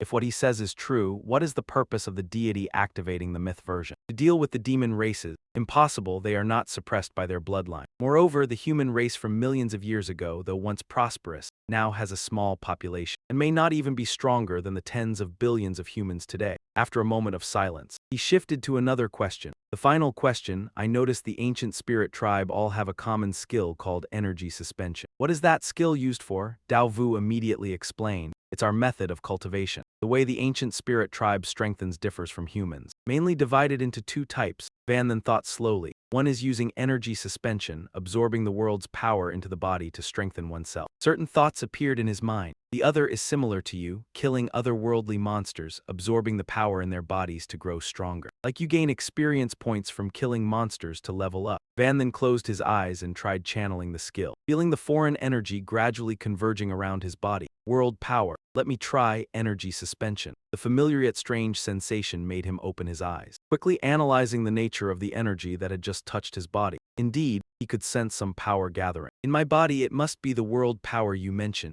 World power is similar to mana but seems more advanced and comprehensive. Compared to it, mana and even dark mana feel like incomplete versions. While Van then was still sensing, the world power suddenly dispersed, making him frown slightly. What's going on? The absorbed world power just scattered. Dao Vu sighed, explaining the limitations of this world's intelligence. The concentration of world power is much lower than in our era. Even if forcibly absorbed, it cannot be retained in the body and will eventually dissipate outside. This leads to, for reasons unclear, our awakened strength being greater than before, but unable to progress further. Connecting to Dao Vu's earlier words, Van then pondered the changes deeply. Sparse, the first thing Zioda said when arriving in the human world was also that the mana in the air was too thin, right? Could it be that the human world millions of years ago and the dark world were the same, with extremely dense mana? Duanda continued comparing cultivation methods, his tone clearly contrasting. Hearing you, the way your ancient spirit tribe grows seems quite similar. But the demon races mainly rely on demon crystals, absorbing dark mana from the air, and then absorbing dark mana within the demon crystals to enhance themselves. While speaking, he presented evidence for Dao Vu to perceive. This so-called demon crystal is this one. Does it look familiar? Dao Vu carefully examined it, then shook his head, denying ever seeing. But indeed, it contained extremely dense world power, concentration nearly equivalent to the human world millions of years ago, perhaps even slightly higher. Suddenly noticing an anomaly, he immediately corrected himself, his tone more serious. Wait, no, the world power in this demon crystal is incomplete. Incomplete means the kind of power similar to humans, soul power. Van then grasped the key point, slowly delving deeper. Incomplete, so the demon races are like humans, also lacking soul power. Is it intentional or accidental?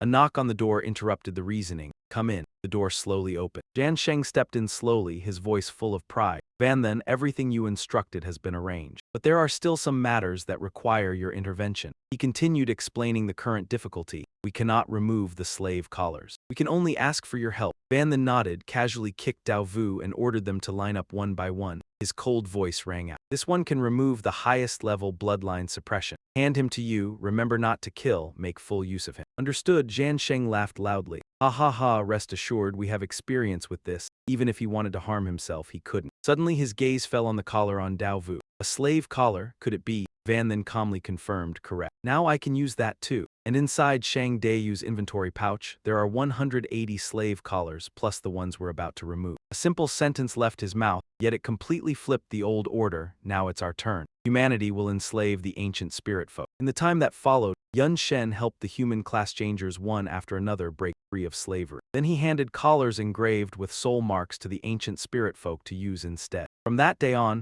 Dongyun City became the first human city to enslave the ancient spirit folk in return. It was something no one would have dared imagine before. The one who accomplished that miracle, Yun Shen, naturally became the object of everyone's reverence. Countless class changers even begged to follow him. His fame spread, people rallied to him, and desperate pleas poured in without end. Even now, in the Xuanlong Kingdom, countless humans are still oppressed and enslaved, begging Yun Tianjiao to lead us and wipe out the ancient spirit folk. Save the Xuanlong Kingdom. We are willing to risk our lives and obey your every order. Please, another person stepped forward. The voice was low but sincere, placing all hope in the one before Yun Shen. You are humanity's hope. Other than relying on you, I can't think of any way to save this country. Please, you must agree. Yun Shen didn't answer right away but replied calmly. There are those among the ancient spirit folk who are stronger than me. I can't do it by myself. Besides, her fate is still unknown. I have to rescue her first before I can think about anything else. Meanwhile, Jin Sheng also made full use of the former city lord, Shang Dai. Simply put, he arranged for class changers to take turns beating him for 24 hours straight without stopping. Only after the bloodline suppression was removed would they switch to someone else and continue. Throughout it, 3 healer class changers stayed on duty,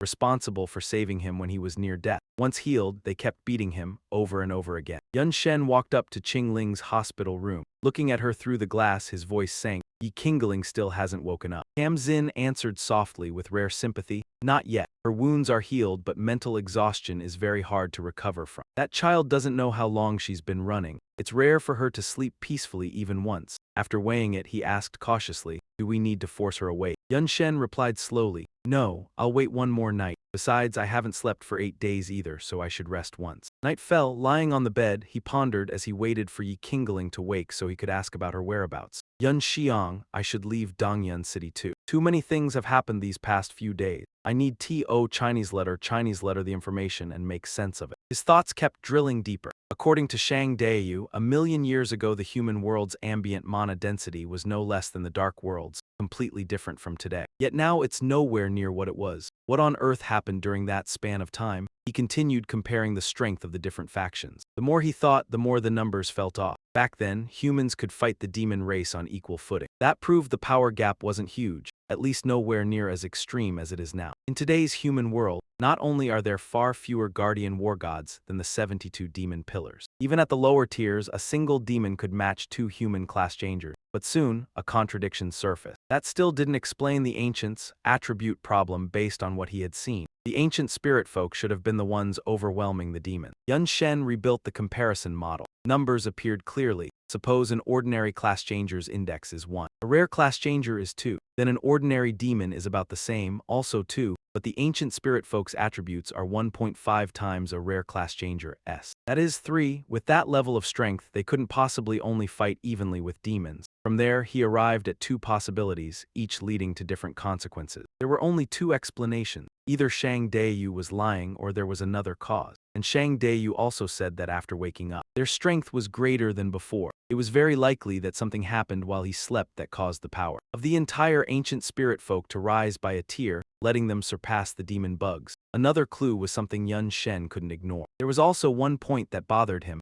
bloodline suppression. Real experience showed it was like a weakened version of life tier suppression. Moreover, both shared one trait: they didn't depend on the target's own strength. The corpse in the chaotic time rift suppressed the weaker one. Yet it didn't affect him at all, even though he was weaker than she was. Likewise, even a frail ancient spirit folk could suppress a far stronger third transcendent class changer. After pondering for a while, he reached a few provisional conclusions. If my judgment is correct, then bloodline suppression is essentially life tier suppression. It's just that the gap in life tiers isn't large, so the suppression effect has limits. Thought after thought surfaced in his mind as he continued reasoning the same way. Assume humanity's life tier is 1, level 2. Then the ancient spirit folk's life tier can suppress human. Humans should be around tier 2, about level 1.5. If they aren't suppressed by humans or the ancient spirits, so their life tier should be roughly 1.5, level 1. As for the supreme existences you put on the scales, and those 2 gods who can crush any insect race, their life tier could be 5, 8, even 10. As for the void, I can't make out their appearance or their corpse within the chaotic currents of spacetime. Their life tier is probably on par with a god or a little weaker, but it's all just speculation. It may not be right. There are still countless mysteries even about the ancient spirit race. Where exactly are they sleeping? What is a wall of slumber? Why did the gods awaken them? It was already late at night, so Yun Shen gave up on thinking further. He couldn't figure it out. There was still far too little information. Guessing was pointless. Better sleep first. Tomorrow he still had to search for clues. Yun Xiang also had no idea how Instructor Zia was doing now. Elsewhere in another room, Dunyi lay curled under the blanket as if trapped in a nightmare, his body trembling. Memories buried deep within Dunyi surfaced. Andre's voice, carrying the killing intent of the past, rang out. Cold and contemptuous. Dunyi the demon, Dunyi the slaughterbringer. With strength like this, you think you deserve to be king? A sneer of laughter followed. It echoed through the silent space, full of mockery and disdain. How ridiculous. He stood above as if remembering something, deliberately dragging out his words to gouge at old wounds. Oh right, sorry, I almost forgot. The previous king was your mother. I killed her, along with your father and every demon close to your clan. He kept laughing loudly, his voice brimming with a victor's smug delight. I slaughtered all the strong ones, so it's no wonder they sent you here. A weakling crowned as king. Duanyi was at a disadvantage, yet her voice still rang out sharp. They were framed because they protected their people and willingly became your slaves, but I'm not like them. Her aura erupted violently, every word thrown out like a life-and-death oath. I, Duanyi the Slaughterbringer, will never bow and become a slave in this lifetime. My life is mine to decide. Even if my clan is wiped out, even if I die, I will still kill Andre. A flat strike cut across. That voice sounded like a verdict. You won't be able to, because the moment you must die has arrived. In that instant, killing intent surged to its peak. Now, his enormous foot stomped down with crushing force. Duanyi jolted awake from the nightmare. Ragged breathing sounded in the darkness, yet the nightmare's grip still hadn't fully loosened. Duanyi sprang up in the dead of night, drenched in cold sweat, her voice filled with rage and unwillingness. Damn it, dreaming about that bastard again. Another day without killing him is another day I can't escape this nightmare. She clenched her fist. My life belongs only to me, how I use it is my right. No one gets to interfere. Elsewhere, Qingling had awakened from a long sleep. Seeing this, Yun Shen sat by the bed and exclaimed excitedly, you're awake. Qingling's eyes widened, emotions surging. She sprang up and hugged Yun Shen. Ah, it's Yun KK, not a dream. Finally, I've met Yun KK again. And it's a living Yun Kaka, too. Yun Shen looked a little helpless at the scene. Hey, calm down first, he chuckled softly. His tone carried a teasing edge, as if saying you've seen me die before or something. His gaze turned serious as he asked slowly, what have you been through all these years? Why were you hunted down by the ancient spirit people? And you fled from Jiang University to Dongyun City. What's the situation at Jiang University now? Qingling sighed, her voice sinking. Probably it's been breached for a long time. Back then the fighting was brutal. The dean, professors, and senior students were all deployed to the front line. She continued, her voice mixing relief with heartache. But later, because the demon clan withdrew after being devoured, the situation flipped. Many students were able to return to the academy. Still, there were very few defenders left inside. Luckily, instructor Zia stayed behind, and even luckier, Yun Tang was there too. Yun Shen froze, worry spilling into his voice. Yun Tang, she went to war too.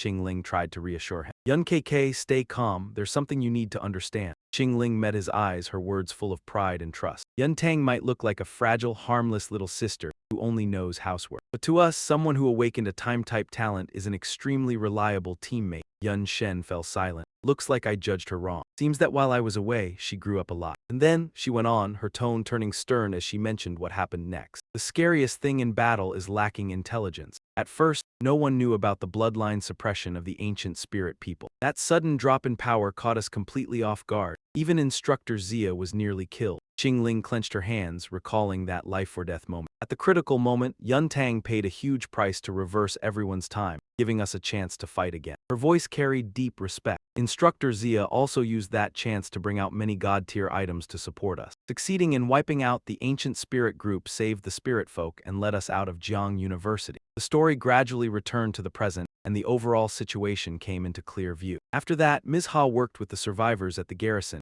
and built a large-scale underground base in a hidden location in Jiangnan Province. With the situation stabilized, they could only hold a defensive posture for now. Counterattacking was difficult. Yun Shen frowned slightly. You're saying Yun Tang paid a huge price to reverse time? Qingling replied hesitantly, yes. Rewinding time for everyone isn't a joke. A terrifying ability like that must come with extremely severe side effects. Qingling's eyes shimmered as she spoke. Fortunately, Ms. Ha was like a living treasure trove. She used god-tier items without hesitation, easily eliminating all the side effects. Yun Shen could only listen, helplessly unsure what else to do. That really fits how I remember Ms. Ha. Yun Shen shifted to another concern, his voice slowing. Then what about you being hunted down? She replied calmly. The base has limited resources and it has to feed a lot of people. Are we supposed to just wait to starve? Qingling explained briefly, looking tired. Everyone discussed it and split into groups, taking turns going out to search for supplies. I was just unlucky, ran into ancient spirits while gathering supplies, panicked and fled, and got chased all the way here. Yun Shen soothed her softly. Don't worry, I'll take you back. Where is Ms. Ha's base? She answered gently, not far from Jiang University. He didn't hesitate and moved at once. Good, then let's go back to Jiangnan Province. The scene shifted to the teleportation array in East Yun City. In the crowd, anxious whispers spread without end. So we still have to leave in the end. Without Yun Tianjiao here, how long can East Yun City last? Maybe we should leave too. Leave to where? In the whole country right now, the safest place is probably still here. If only Yun Tianjiao were willing to lead us on an expedition. Jun Dan let out a long sigh.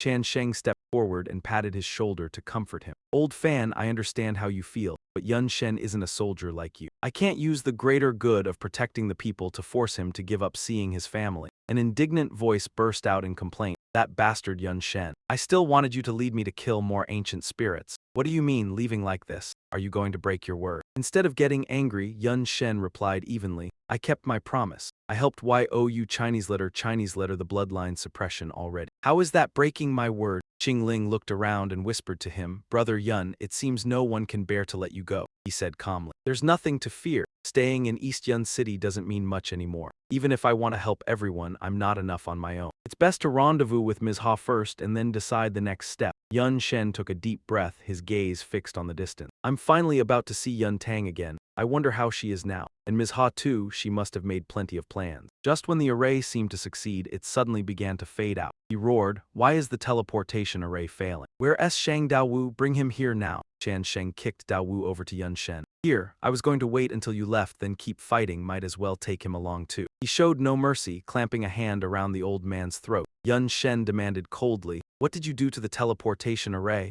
Daowu panicked. Flailing wildly, I only ordered it modified into a one-way array. You can go in but you can't come out. It doesn't just stop enemies from escaping. It can also catch anyone who thinks this place is safe and teleport them in. Yun Shen froze. Dao Wu kept explaining, shouting to Chan Sheng's people through clenched teeth. Keep fighting. A miserable scream rang out. Ah. Stop, Yun Shen sighed softly. Looks like we're left with the dumbest method. Elsewhere, Yun Shen's group gathered together. In the council room, Chan Sheng spoke with worry. Yun Shen, the teleportation array can't be used right now. If we want to reach Jiang University, the only way is to walk there ourselves. He continued analyzing the dangers on the route. But Jiang University is extremely far from East Yun City. You'd have to pass through many cities, instances, and monster territory. Those cities were occupied by the ancient spirits long ago. And without human management, the monster territories have exploded and expanded. How perilous the journey would be was easy to imagine. Jun Dan also agreed with Chan Sheng's view. That's right, better to let us go with you, we can support each other. Yun Shen was a little confused. You want the guerrilla unit to go with me. He didn't hesitate, instead he spoke even more decisively. Not just that, next we'll rally the class users in the city. Form a Vengeance Legion and set out. Our target is also Jiangnan University, just like yours. We can travel while reclaiming lost territory, killing two birds with one stone. Yun Shen blurted out in alarm, are you trying to rope me into joining you? Qingling stepped forward. With a rare seriousness in her eyes, she spoke in support. Brother Yun, I also agree with Captain Fan. The forces at Principal Ha's outpost have been worn down for a long time and there isn't much left. If you can escort them there, it'll be an enormous boost to the outpost's strength. Yun Shen fell silent for a moment, thoughts streaming through his mind. The Xuanlong Kingdom has been occupied by the ancient spirits. Even if I find Yun Tang, the safest place is still Teacher Ha's outpost. There's an opportunity to strengthen the stronghold, which is certainly good. After a brief pause, Van then nodded. His voice no longer wavered. All right, then let's go. Moreover, the safety of Van Duong can now be ensured, so there's no need to rush. Cam Sin laughed heartily, relief clearly showing on his face. Ha ha ha, it's reassuring to have someone with us. Tu and Dan looked directly at Van then, eyes full of expectation. Van Thien Kiu. At this moment, the Defense Legion had yet to select a captain. I see no one more suitable than you. He immediately shook his head in refusal. I'm just a wanderer without rank, unable to bear the lives of so many rank holders. This trip is merely companionship. Let someone else be captain. The scene shifts to the central square of the Holy Emperor Empire's capital. Cheers echoed, carrying fervent worship. Your Excellency Angel, Your Excellency Angel. Voices overlap. Amid the gaze of tens of thousands of followers, the angel stood on high and spoke. Our awakening is the grace of God and also His will. You were born on this ancestral land. Even with flaws, we will uphold virtue, protecting you from the chaos of war. Her voice became solemn, as if conveying a sacred mission. I will continue to fulfill God's mission, granting you blessings. Loyal followers, begin today's prayers. May God hear our hearts. The responses below quietly closed their eyes. Her voice rang like a ritual, a plea from the sea of bowed worshippers. A cold voice echoed as if it didn't belong here. If you had awakened sooner, the chill seeped through every word. Now, it's all too late, the Pope said calmly. How is the advance proceeding? As the called one appeared, Supreme Commander. The Supreme Commander bowed and replied respectfully, Your Holiness, everything is ready. We may begin. The Pope's gaze suddenly became eerily terrifying. Good, then begin. Elsewhere, streams of black energy appeared. There also appeared a series of other spiritual beings. The atmosphere grew heavy. The angel's voice rang out, This is the sword of judgment. Her face showed horror carrying absolute fear. Sin, catastrophe. The scene shifts again to a dungeon inside the war fortress. A weak cry for help echoed, Reinforcements, comrades. The person trembled, voice broken as if life force was draining. Comrades, reinforcements. The plea echoed endlessly. Help is needed, Lucy's expression changed. She showed great panic. What's happening? What's going on outside? Who is calling? Why do I feel the agony spreading through my body? Overcoming her endurance, she shouted in such pain. Lucy's wings began changing from black to pure white. Lucy panicked as she felt changes in her body. The dark magic was being repelled. My profession is returning to its original angelic form. Are you kidding me? How could this happen? It shouldn't happen. Her voice broke in disbelief. Half of the dark magic had already dissipated. Why is this happening? Could it really be a divine descent? Or was I never meant to fall in the first place? That voice. Suddenly, an external voice caught her attention. Of Lucy, who am I, Li Tianzhang? Who is Li Tianzhang? Why is it me? What should I do? What am I really? Lucy's irritable voice rang out, full of frustration. Damn it, that useless piece of trash soul. Don't you see I'm thinking seriously? Shut up, you come here every day repeating the same nonsense. I feel like I'm going crazy. Tianzheng replied coldly, full of killing intent and disdain. You damn woman, if you think it's okay, go cut your hand. If it weren't for those vines growing from the world tree branches, cut. You think you deserve to sense my presence. He snorted coldly, adding a jab, who cares to sense you? A worthless creature shrunk to nothing. At least I was defeated by Yun Shen. Better than being trash defeated by a third-rank woman like you. Lucy instantly flew into a rage, grinding her words. Who are you calling trash? And she's not just any woman, she's Mistress Lu Yaoling. Suddenly a shout erupted, damn it. Xiao Jing intervened, arguing is wrong, master hates it. Be quiet or I'll beat you. Tianzheng sighed in annoyance. Full of irritation, more trouble appears. All day, master. This little flower spirit is even more annoying than that woman. He smiled strangely, his voice filled with malice. No matter how much you scream, Yun Shen will not respond. Cock. Hearing this, Xiao Jing's face twisted as if about to cry. Her voice trembled and then she sobbed, full of grievance. You're lying. Master clearly likes Xiao Jing the most, he's just busy. He just doesn't have time to play with Xiao Jing. Boo-hoo-hoo. Seeing this, Tianzheng said, what's there to cry about? Lucy's face contorted, her voice indifferent. Of course there's a reason to cry. Her body was filled with noble emotions, no less than mine. That is what they call love. She smiled faintly, full of contempt. You're an idiot, you can't even remember your own name. How could you remember others, let alone understand that feeling? Suddenly, those words seemed to hit a weak spot in Tianzheng's heart, forcing him to reflect. His voice carried emptiness, mocking himself. All this time, a servant of the divine. Only a parasite in someone else's body, mechanically issuing orders. Ordinary, just an outsider manipulating other people's lives. That's the value of my existence. Tianzheng's emotions sank, carrying an unprecedented sense of isolation. Now I've lost contact with the divine. Unable to complete my mission, not even sure what I am anymore. A strange emotion surged, uncontrollable. A void like never before swept over me, to the point that I envied even those two fools playing around. Behind, Lucy and Xiao Jing's playful voices echoed. Big sister Yaoling, come pick me up. Master, summon the little spirit. At this moment Tianzheng finally became more lucid, calculating. The divine never promised me anything. Serving back then was obvious. But since losing contact, that feeling has faded. Now I even feel it doesn't matter what that guy is like. At least Yun Shen still gives me feedback. If so, translating with him isn't impossible. At the schoolyard, everyone is in good spirits, lining up to prepare costume sewing. I wonder how the Revenge Legion uniforms will look on us. Best to look majestic. Equipment strength is also important. The ladies, whose profession is tailoring, are getting impatient with the disorder of these people. Shout everyone quiet. If my clothes aren't right because of you, don't cry. At that moment, Dunya stood in a corner and saw everything. She was slightly interested in the current situation, the Revenge Legion. War is not a bad idea. Need to seize this opportunity. At that moment, while she wore a devious smile, she was accidentally seen by Qing Ling. She of course recognized Dunya and was slightly afraid of her.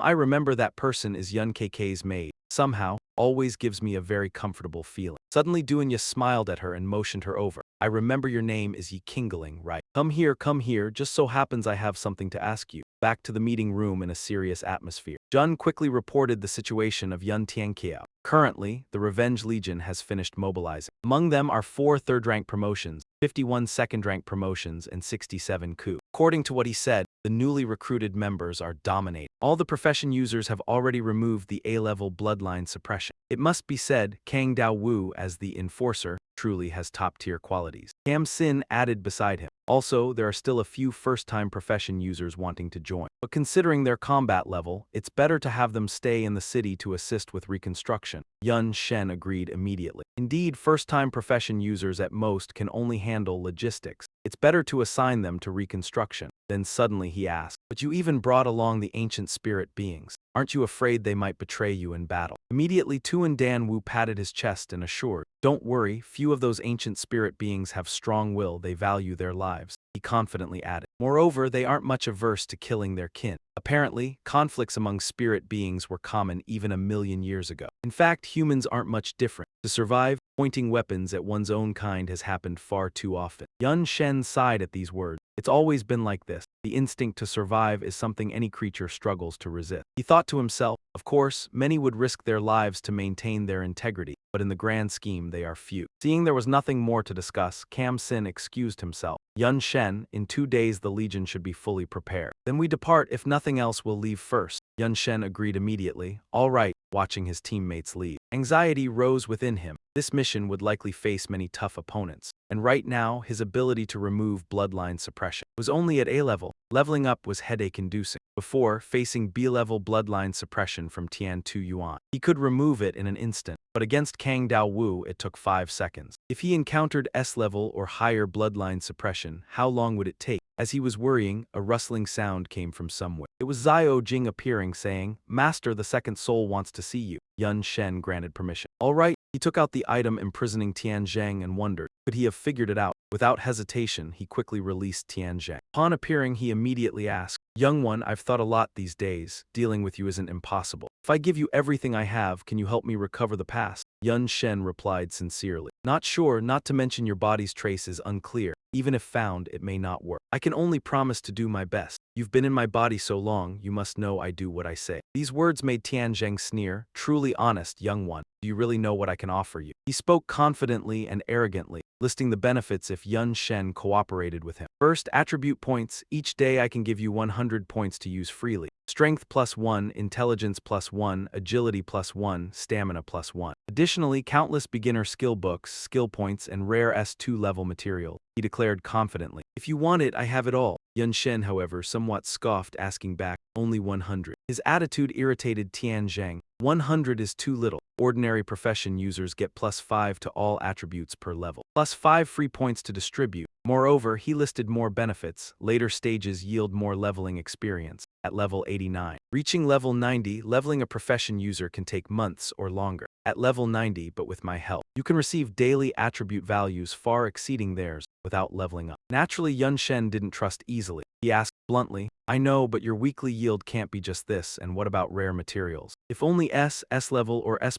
quality is provided, what about you?" Faced with his demand, Tian Zheng sighed helplessly. "What do you take me for?" Then he explained, "First, understand I'm not a god, I have no creative powers. Even gods can't let me take all their creations freely. What I have now is leftover from prior requests." He listed each item clearly and in detail. Yet, attribute points, skill points, and materials are all daily mission rewards. So I requested a large amount from the gods. The highest quality materials are S2 because they are ultimately daily mission rewards. As long as you work daily, you can get them. How could I give you S-level freely? He added. As for other items, I can only give you the copy. Weapons for defense only. These are rewards I claimed during the mission to subdue the Dark Void core. At that moment, the info panel appeared. The anti-weapon design blueprint is effective with no restrictions. Just input the materials and the corresponding weapon can be created. The level and effectiveness of the weapon depend on the materials. After spending time listening to Tian Zheng's explanation and reviewing the notice, Van Shen began to understand. So that's how it is. What you have is only the mission-related reward, and even that must be requested in advance. He thought to himself, it's like using company funds. Approval from the higher-ups is required. It seemed that Shen didn't fully trust the second soul either. Tian Zheng said, therefore, if you want more, you need to let me restore contact with Shen. However, given your caution, I doubt you will do that. Your master knows you well. Van Shen didn't mind admitting it, though he felt pleased inwardly. Didn't you secretly report to Ren Zhai Shen, which could have been disastrous for me? Next, he had a question. Why must the attribute value be limited each day? Why not give it all at once? Tian Zheng answered honestly. Because everything I have was created by Shen, not born in this world. He explained the consequences of giving Van Shen too much. If I gave you too much at once, it would affect the world. A daily limit of 100 points is already extreme. You wouldn't want Shen to notice and lock your position, would you? The items people usually consume to increase attributes are native to this world. You can consume as much as you want. While speaking normally, his tone suddenly rose sharply, yet without exaggeration. What I can give you is enough to drive anyone mad, even elevate a weak, ordinary person to the pinnacle of the world. Such great benefits, and you still can't give me the past I want. Calmly, Van Shen replied, I can only try. His indifferent attitude drove Tian Zheng furious, roaring, Kid, you must understand what I want is not something to try. It must be certain absolute, otherwise the deal is void. You will never receive any help from me. He approached Van Shen, trying to persuade him. Without me, you wouldn't exist today. You know my value better than anyone.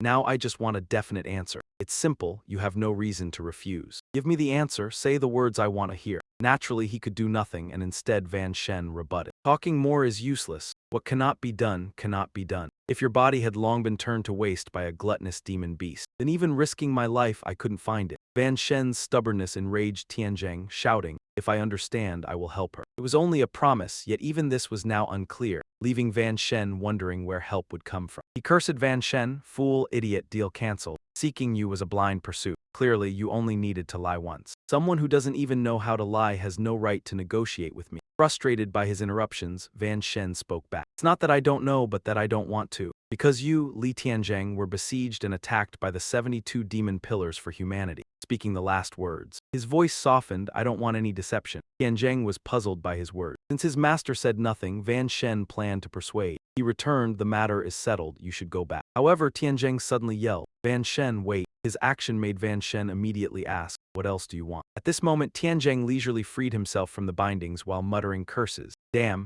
clearly an unequal deal, a loss. But compared to working for Shen without reward, in any view, you benefit more. He extended his hand toward Van Shen, signaling his agreement to the deal. Fine, I agree. Van Shen didn't hesitate to shake hands with him. With the deal successful, the system displayed a notification. The final mission helps the second soul recover the past. Failure penalties, mission rewards, now inside the classroom. Tianzheng and Van Shen had completed the deal. Now Tianzheng spoke, the agreement is reached, we are now one household. Or will you remove these vines for me first? Otherwise I cannot fully exert myself. Naturally, Van Shen would remove the vines from him. But he still had to take precautions against him. Complete removal was impossible. I still don't fully trust you. Although he allowed him to move freely, he reminded him, this restrains your power, preventing you from reporting to Ren Shen. It also helps you act more conveniently. After Van Shen untied him and placed 2 control rings on his hands, Tianzheng showed no discomfort. Instead, he excitedly said, not bad, then I'll start. He quickly added a few attribute points to Van Shen, starting with 100 points. Today, you can allocate them to any attributes as you wish. Van then immediately checked his stat panel. The 100 unassigned attribute points shocked him so much that he blurted it out. Even though he had prepared himself, seeing it in reality still felt extravagantly excessive. After a moment of thought, he decided to assign points to 2 stats. As usual, he put everything into Constitution and Intelligence. More HP and MP would extend the duration of 10,000 Knights Road. It would also enhance his resistance against the strongest opponents. At that moment,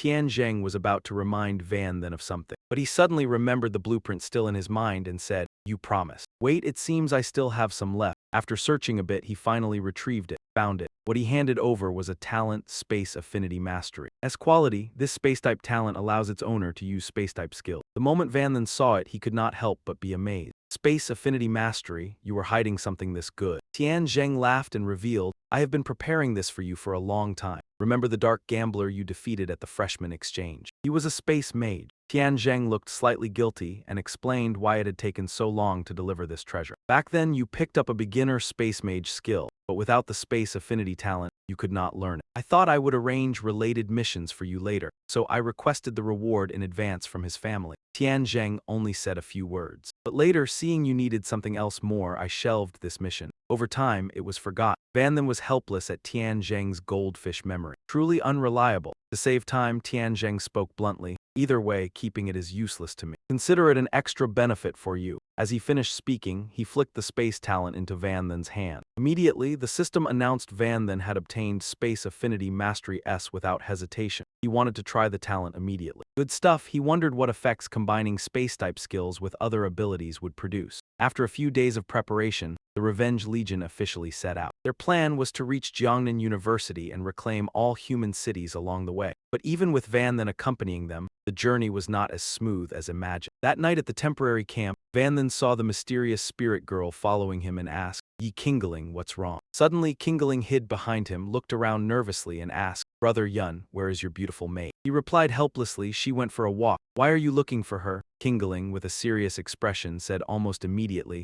it's not that. How should I say this? It's better that she is not here. I suspect there is something unclean about her. Van Then was stunned. Huh, before he could respond, Kingling continued, Brother Yun, that maid is very unsettling. Just being near her makes me uncomfortable. I want to slap her straight in the face. Hearing she wanted to hit her, he felt angry. Her thoughts were dangerous indeed. Since it was just the two of them, Kingling dared to speak her suspicions about the maid. Brother Yun, you know I am a Taoist priest who suppresses evil and subdues demons, especially effective against monsters after advancing to Celestial Master the 3rd time. This trait had been further enhanced, but unexpectedly it reacted to that maid. She definitely had a problem. Seeing she overthought things, Van then explained calmly, do not imagine wildly. Xiao Yi is the demon empress I brought back from the dark world. I hide her identity to avoid unnecessary chaos and hatred. After all, demonkind and humans have fought for years and grudges are deep. His words only confused Kingling more, making her misunderstand. So that's it. You want to protect her. Yingling's small brain exhausted him.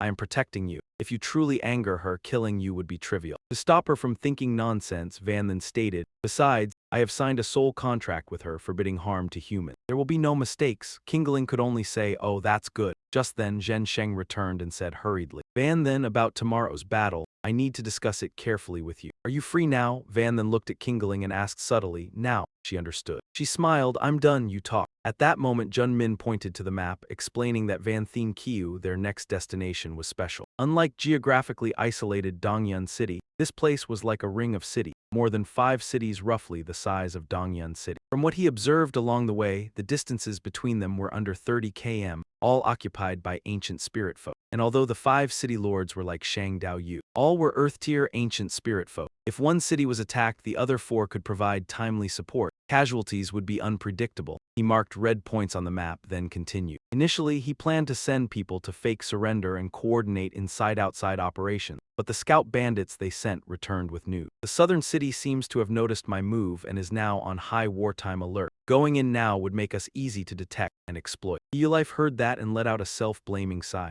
I'm sorry, this is my responsibility, even though I've taken back Dongvan City. Years of oppression have made many civilians lose faith in those who hold profession. He recounted it sadly. They took their families and left Dongvan City to look for somewhere safer. I didn't stop them. Now that the southern city has suddenly become vigilant, it's probably because the ancient spirit folk caught civilians trying to leave, and information about Dongvan City leaked out. In the end, he even said that if I'd chosen to seal the city back then, things might have been better. But Cloud God said there was nothing to be done with how few guerrilla troops they had at the time. They couldn't control an entire city. His voice was dark and worn as he added, besides, guerrilla soldiers are still people. They can't, like the ancient spirit folk, suppress humans so brutally. If someone wants to run, you can't stop them. After listening to the two of them, Jun Dan drew a conclusion. We can't infiltrate in the end, which leaves me only one choice, force an assault. Immediately, he started drafting a detailed, meticulous plan. First, concentrate all forces to seize Jianglin City on the outer ring and free the profession holders who were enslaved. And enslave the ancient spirit folk inside it. Then we'd gain more fighting power. Taking the other cities by force afterward would be easier. Even so, Heolife still felt something was off. Doing that would stir up the snake. The remaining 4 cities could join forces to resist.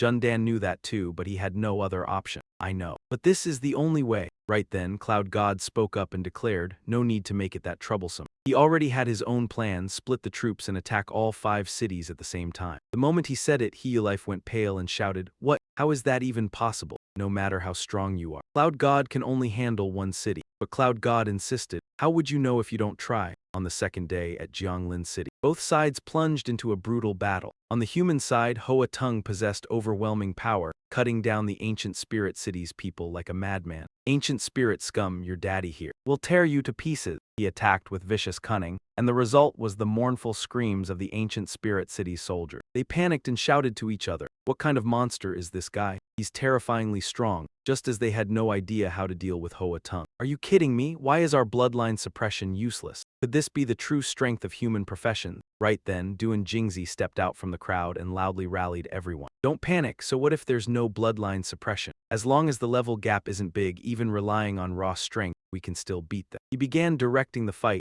Ignore that monster. He's just an exceptionally strong individual. Send a squad to hold him down. The remaining ancient spirit warriors regrouped and prioritized wiping out the other humans. In an instant, they surrounded a human profession holder, a dark witch. She wasn't afraid at all and even declared arrogantly, you damn ancient spirit bastards. All this time you've relied on bloodline suppression to do whatever you want. Today I'll show you, she shouted as she struck. The real way human professions fight. At the same time the system displayed, Dry Bone Swamp area skill reduces agility by 70%. Extinction Gale area skill reduces strength by 50%. In an instant, the effects hit the ancient spirit city's soldiers who were about to attack the Dark Witch. They screamed in alarm, what the hell is this move, damn it. My body's so heavy, my movements are insanely slow, and my arms keep getting weaker. It feels like my strength got cut in half. Seeing them thrown into chaos, Duan Jing hurriedly shouted commands. Don't panic, use ranged attacks. Blast them to death. Following his order, they quickly attacked the human group. Yes, but the result wasn't what they expected. Not only were the humans unharmed, they even blocked the strikes effortlessly, as if swatting away mosquitoes. The ancient spirit group couldn't believe it and yelled, damn it, why is my attack so weak? This makes no sense. What's going on? Before they could stay confused for long, Someone among the humans spoke up loudly to explain. Unlike you selfish ancient spirits, we humans have special existences among us. He explained why their group was unaffected. They might not be able to fight and they might not even be able to protect themselves. But they are great professions that devote themselves to supporting allies. What he meant was the Holy Light Healer profession. Manhwa Ward, the Radiant Shield skill reduces magical damage taken by allies by 60% and provides physical protection. Radiant Shield reduces physical damage taken by allies by 60%. Watching his side gain the upper hand from above, Jundan said smugly, "You arrogant ancient spirits have always relied on bloodline suppression to crush others, and you couldn't be bothered to learn about us humans, so you're completely clueless about the skill tactics of our profession." He seized the momentum and ordered everyone to charge. "This is the price of your arrogance. Move, wipe out every last ancient spirit." On the ancient spirit side, with things as they were, everyone felt helpless and turned to Duan Jing for guidance. "Captain, what should we do? This is the first time we're engaging humans on equal terms. We have no understanding of their fighting style." After a moment of deep thought, Duan Jing gave a sly smile and said that if that's the case, let those who understand them take action. Without hesitation, he loudly issued a despicable command. All selling must release the bloodline suppression so that all human prisoners and humans who surrendered to us go to the battlefield. Anyone who dares rebel or betray will have their entire family killed. The captured humans could not resist the selling, so they reluctantly took up swords and went into battle, killing their own kind. Damn it, damn it, damn it, I can't defy their orders, sorry. People, the current situation is extremely chaotic, as the human team cannot strike their own suppressed comrade. Those forced to fight their own people weep as they strike, saying, "Forgive me, I truly don't want to hurt you. They forced us. The High and Long Kingdom is finished. Resistance is meaningless. Surrender, comrades." This leaves the human team only able to absorb attacks, not counter. They helplessly ask Tu and Dan for advice. "I can't strike my own people. These damn selling dogs have gone too far," the squad leader fumed. "What to do? If they play dirty, Tu and Dan won't hesitate to play the same way. Eye for an eye, tooth for a tooth. Let all selling slaves activate bloodline suppression and enter the battlefield." Thus, the captured selling were released by the human team, and of course they screamed in frustration, "Sorry, we don't want to betray the sellings either." But there was no other choice. Thus both sides were evenly matched again. After a while, the human team once more gained the upper hand. Seizing the opportunity, everyone charged fiercely. Bloodline suppression was effective on them. They lost all fighting strength and were no longer a threat. Kill. The result was each selling falling, leaving the rest in terror. Am I dreaming? We noble sellings have become slaves of lowly humans. What a joke. Heaven and earth are upside down. Everything is overturned. Even Duan Jing didn't anticipate this. Damn, didn't expect this trick. At this point, only one option remains. With no other moves left, he chose to seek help from the strongest of the selling. "Your Excellency, City Lord, please assist. Please assist." As he was about to run into the tower, suddenly something appeared from the sky flying toward it. It struck the tower and made it explode. The scene terrified Duan Jing, who stammered. They still have the strength to attack the City Lord's tower. After a moment of bewilderment, he regained confidence, proud of the City Lord's power, but suddenly someone landed powerfully before him. "So what? The City Lord is unmatched. Lowly humans attacking you are like moths flying into fire, seeking their own death." The one who landed was none other than Van Then. In his hand was the selling City Lord. The terrifying sight made Duan Jing unable to believe his eyes. He knelt and stammered, How is this possible, City Lord?" He looked at the battered City Lord and shouted, defeated again. Only now did Duan Jing notice Van Then and, grinding his teeth in anger, said, "You are Van Thien Kiu Van Then of East Van City, right? Didn't expect your strength is truly as rumored. We've lost to you." Before he could seek revenge, someone trampled him. Hoa Tong stepped on Duan Jing and growled, "You trash are worthy of Van Then. Or rather, my Van Ka intervened. Open your eyes wide and see clearly." He made Duan Jing understand that the Van Then before him wasn't the real one. "This was only a clone of my Van Ka," instantly reported by the system to the info board. Exquisite technique, clone art. Advanced 5-layer clone, possessing all assassin skills of the original. Inherits 70% of attributes, maximum of 5 clones. The air was tense with killing intent as Duan Jing realized this was just a clone. After regaining composure, he shouted in disbelief, "Clone? Impossible, they must be deceiving me." He stared at Van Then's clone and yelled, "Just a small clone, how could it achieve this?" At that moment, a soldier loudly informed Tu and Dan, "Captain Fan, the latest battle reports from the other 4 cities have arrived." He happily delivered the good news from the remaining battlefields.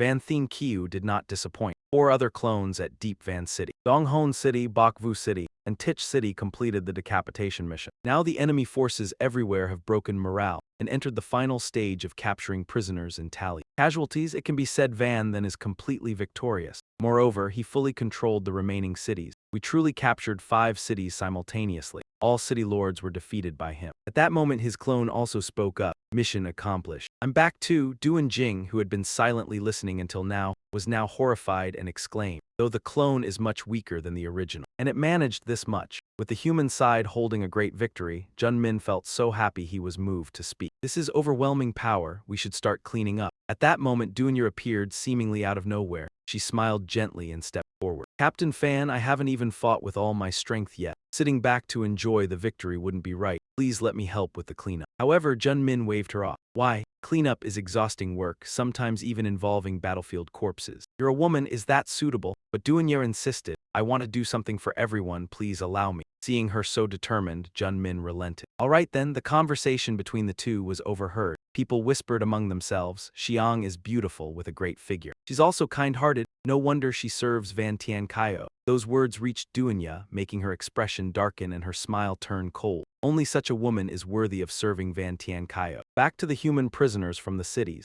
A crowd surrounded Van Shen, who exclaimed in fatigue, too many. Kam Zin, seeing him like this, sighed and said, this is only the first batch. Since we captured 5 cities at once, the number needing rescue will multiply. We also have no way to handle the servitude ring. You'll have to bear it, there's no other choice. So Van Shen sighed and ordered, have them line up one by one. After a while, removing the slave seals from each person, only one remained. Van Shen gently placed his hand on the slave chains and easily removed them. Freed, this person clasped his hands gratefully and repeatedly. Thank you, Van Tian Kaio, thank you. Exhausted but pale-faced, Van Shen smiled and said, it's nothing, go rest. At this moment, Van Shen looked at the slave chains on his hands and thought, the final step. He used his soul seal on the chain. After completing it, he turned to Jun Min. Captain Fan, these servitude rings now bear my soul seal and are ready for use. Without hesitation, Jun Min quickly took the rings and happily said thanks. Van Tian Kaio, many thanks. Over the past 2 days, most of the rescued people chose to join us. With these servitude rings, the number of Ko-Lin slaves will increase dramatically. He said eagerly that the Restoration Corps now is several times stronger than at the start, becoming a force no one dares to underestimate. Regardless of Jun Min's joy seeing the army grow, Van Shen asked Kam Zin,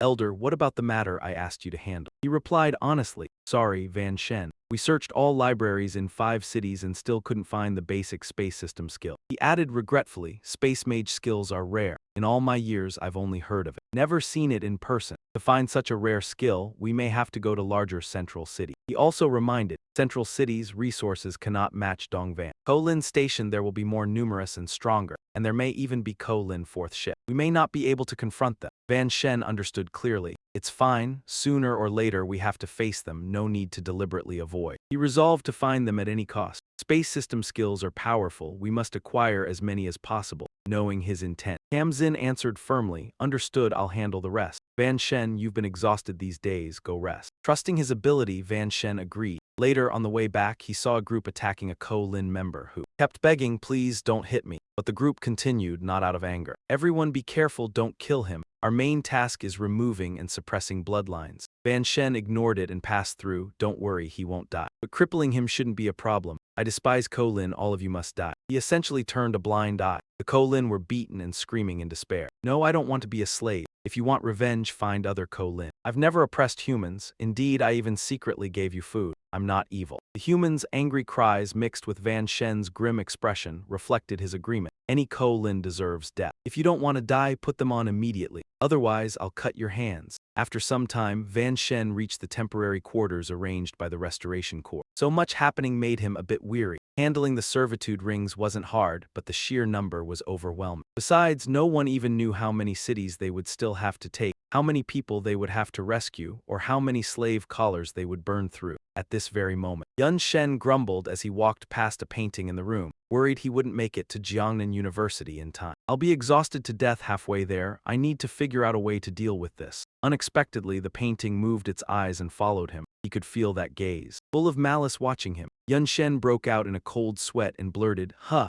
Without hesitation, he whipped his head around and shouted, who's there? Right there in the living room, someone appeared. The man coolly shut the book he'd been reading. Then he laughed teasingly at Yun Shen. I only just stepped within 20 meters of you and you already noticed. You really are a sharp little brat. Realizing who it was, Yun Shen hurriedly activated his martial C and his insight eye, then shouted, "Ancient spirit," he discovered in horror. That this guy was insanely strong. The intruder's power forced him to admit it. He might even be stronger than Zio Yi. The reason he was so sure was the man's status panel. Name, ancient spirit, race, rank, attributes, skill. Now the intruder said bluntly, "Don't be so tense, I've never liked fighting. And one more thing, this book in that room, I really like it. Just treat it as a gift for me, all right." Facing an enemy this strong, Yun Shen switched fully into alert mode, and in a voice that was almost a whisper asked, "Last time I'll ask, who exactly are you?" The intruder ignored the killing aura pouring off him. He still spoke leisurely. "If you don't say anything, I'll take it as you agreeing. Not a bad first meeting present. As for my identity," a smug smile curled at his lips as he introduced himself. "You can call me Xiling Flame Emperor." The moment he realized who the man in front of him was, Yun Shen shouted the name in shock. Flame Emperor Xiling. Next, his voice quietly asked, suddenly claiming to be an emperor, "Are you one of the ancient emperors of the Four Directions?" Xiling didn't hesitate to admit it, and moreover, he kindly warned Yun Shen, "Yes, don't be overly defensive. I didn't come to you to avenge the ancient spirit clan, but to advise peace. Otherwise, suppressing my bloodline will make you uncomfortable." Then he looked at the large bookshelf in Yun Shen's room and slowly said, "People often say there's gold in books. In fact, compared to fighting, I prefer reading. After waking, I read many books and documents, so I understand human history well." He also sympathized with humans taking revenge on his ancient spirit clan. "I understand your anger, and I hope you understand the anger of the ancient spirits. Anyone, after waking up and finding their home gone, occupied by weak creatures, even reshaped beyond recognition, would naturally act impulsively." Annoyed by Xiling's lecturing tone, Yun Shen shouted, "I understand them, but did they ever understand humans who were persecuted? Now I fight so the ancient spirits flee and you advise peace. When the ancient spirits oppress humans, what do? Understanding his anger, Xiling patiently explained, "I also have matters to attend to.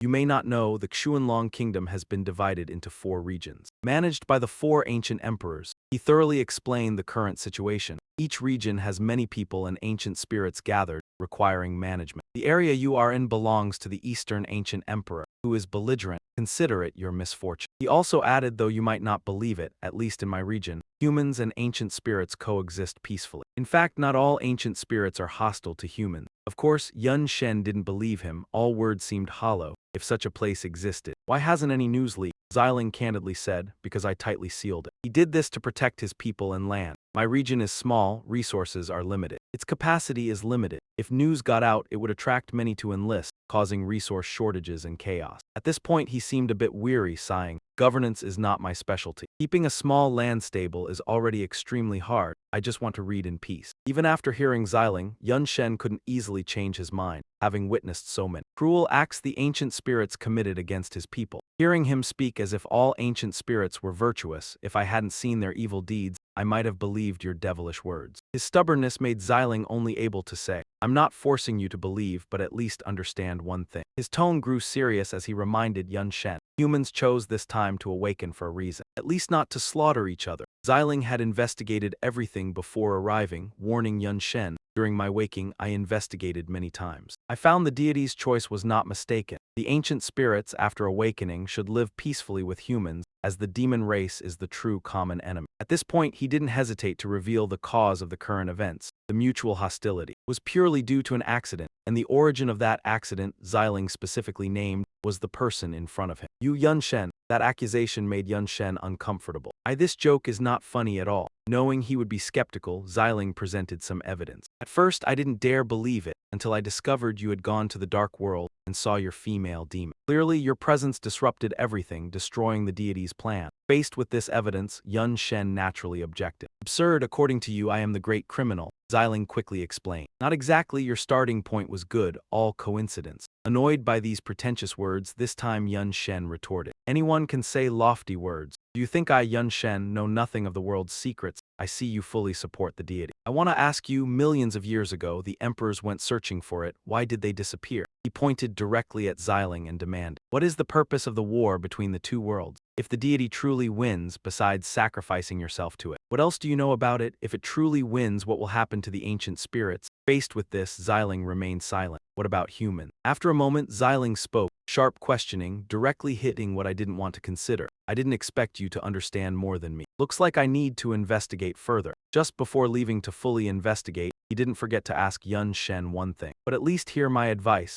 Humans and ancient spirits should not be enemies. Please hold off against them. But in return, Tai Lang faced Van Then's wrath. An eye for an eye, a tooth for a tooth. Mercy might not even be granted. But first, we must settle our debt with humanity. Meanwhile, in the heavily guarded meeting room, Huan Dan stood among everyone and said, "Even though we have captured 5 cities, we must remain cautious. Despite the hassle, we will follow the original plan, taking a 300-mile detour to avoid Tianyun City." Immediately, everyone had their own opinions. Indeed, Tianyun City, in terms of resources, population, and development, far surpasses the other cities and is an extremely wealthy core city. Capturing it would yield great rewards, but the chance of victory is low. Avoiding it is the safest choice. At that moment, Cam Sin spoke up. "I oppose that. After expanding through South City, the Revenge Legion's forces are considerable and might succeed." Just as he finished, Huan Dan said, "In terms of basic and loyal combat power, we are not inferior, but the issue lies with peak combat strength." According to reports from Tu Bing of the Ancient Spirit Clan, the City Lord of Tianyun City is a heavenly-level ancient spirit, equivalent to humanity's 4th-tier profession. Moreover, he has identified the weaknesses of their legion, while our Revenge Legion's highest level is only 3rd tier. Additionally, the ancient spirit surpasses equal-level humans in actual combat, even exceeding the Demon Clan. On top of that, the City Lord of Tianyun City possesses an S-level bloodline suppression. Who could possibly stand against that? During the heated debate, a sudden voice rang out, "I can confront the strongest among the Spirit Clan." The brave speaker was none other than Van Then. "Leave that City Lord to me. You just need to fight." Of course, this was strongly opposed by Huan Dan. "Van Thien Kiu, aren't you like us, only able to handle A-level bloodline suppression? Facing an S-level suppression is dangerous even during the day." Everyone in the meeting agreed, advising Van Then not to risk himself. Indeed, Tianyun City's basic combat power is formidable.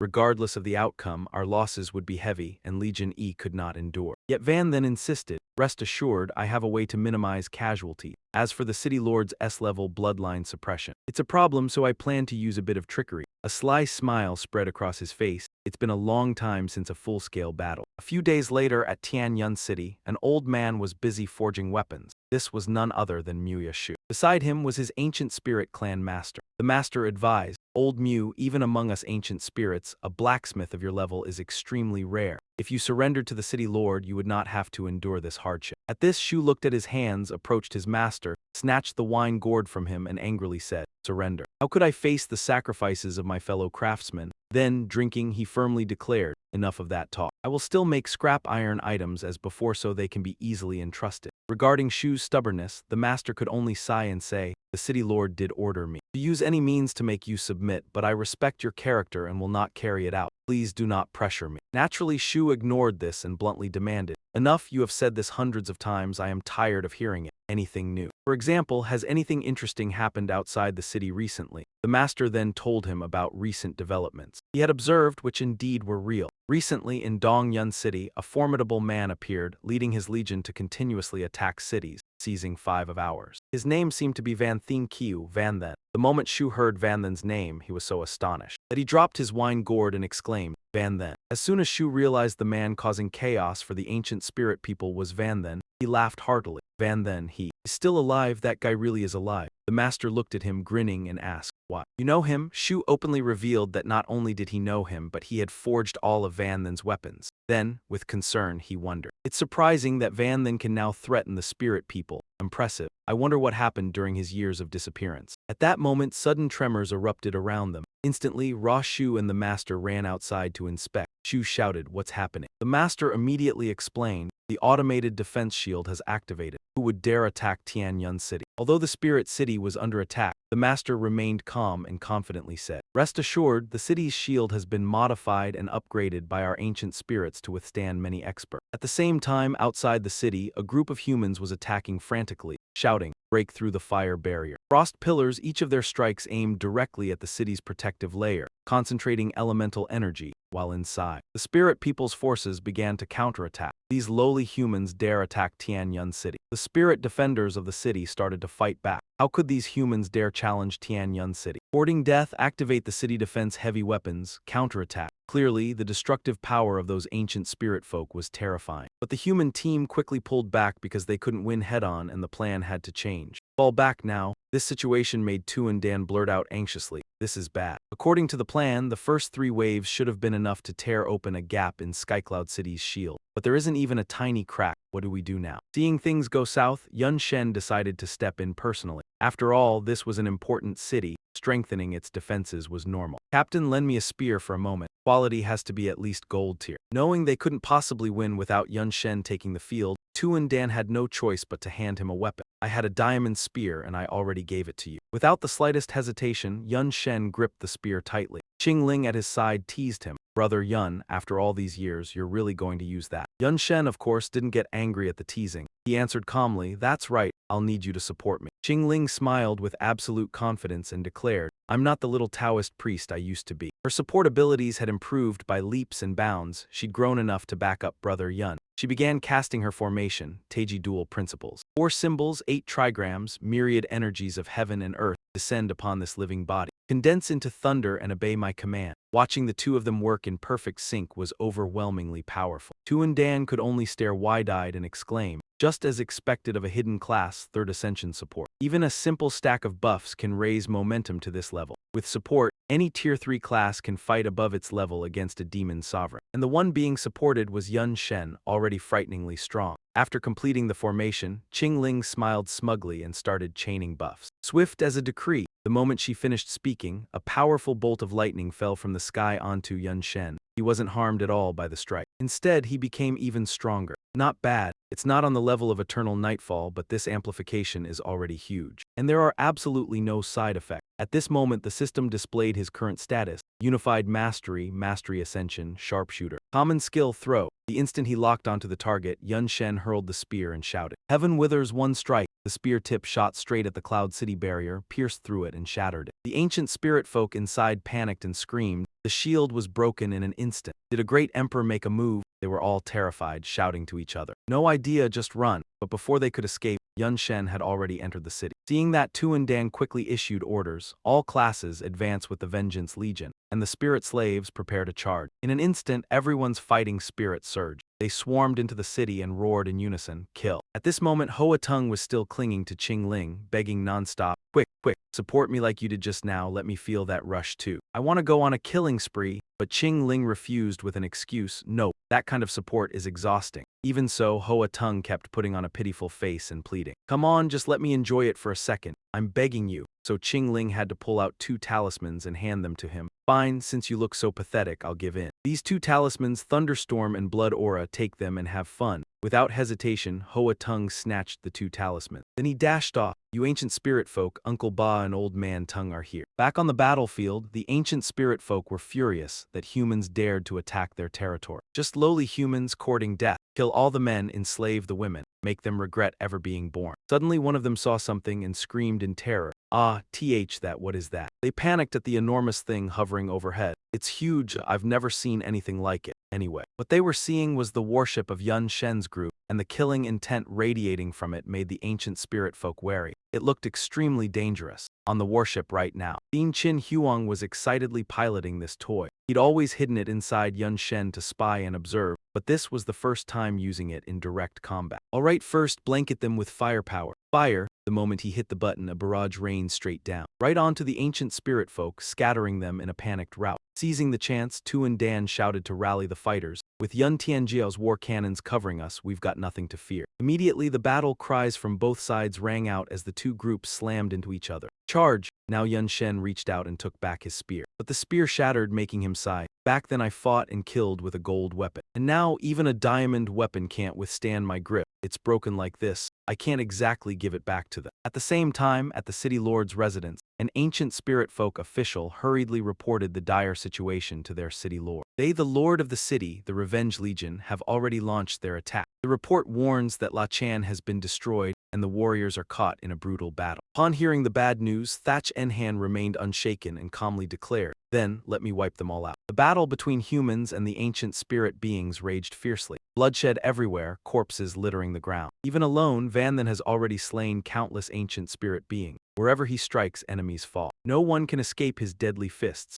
After a while of slashing and killing, Van Then's bloodlust intensifies, bringing him immense thrill. This is still not enough, I want to kill even more. Even more. Half of his face is overtaken by the world tree, and soon Van Then realizes he has lost control. Damn it, the seal of the world tree. It's acting up again. Is this the force of calamity and disaster? He knows staying here any longer would be fatal. War, killing, plague, extreme weather. All are part of calamity and disaster. As long as I'm in such an environment, I unconsciously absorb the forces of calamity and disaster. Van Then fully understands the price of possessing this unmatched power. It comes from the gift of the void, yet the power is overwhelming and ferocious. If he can't find a way to control it, it will sooner or later be his demise. At that moment he senses the master of this place has arrived.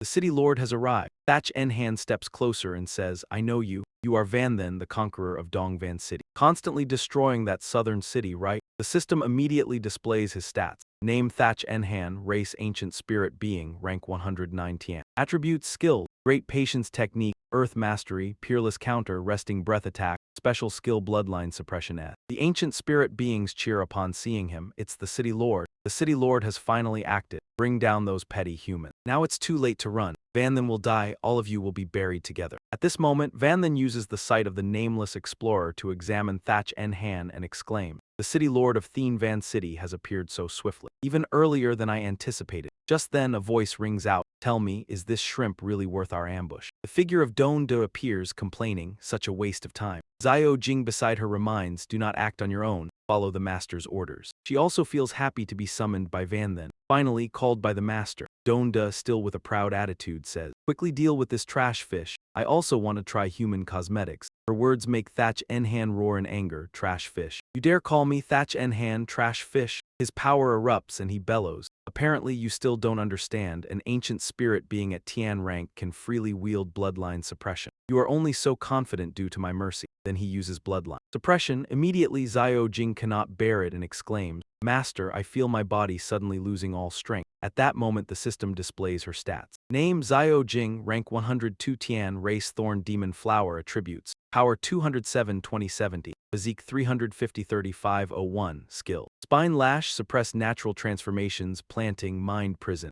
Van Then quickly responds, it's okay, we're not the main force in this battle. In his mind he realizes, if I am suppressed, summoned beasts will also be affected. Seeing no one attacking him, Thach En-han smugly says, why not arrogant anymore? Scared P from my bloodline suppression, who shall die first then? Just then, a hand appears from nowhere on his head. Don Do has flown onto Thach En-han's head and disdainfully asks, you trash fish, what are you so proud of? As soon as she finishes speaking, she presses Thach En-han's head to the ground. The scene shocks the ancient spirit beings into shouting, City Lord, are you joking? Intelligence said that woman was just a minor character. How is she so terrifying? Though Thach En-han just took a painful blow, he still smirks challengingly. Truly a fearsome woman. But unfortunately, this is not a woman's fight. Pulling hair and scratching is useless against me. At that moment the system table appears again. Attributes power 3025, physique 59445 900, agility 2870, intelligence 1950, stamina 5940.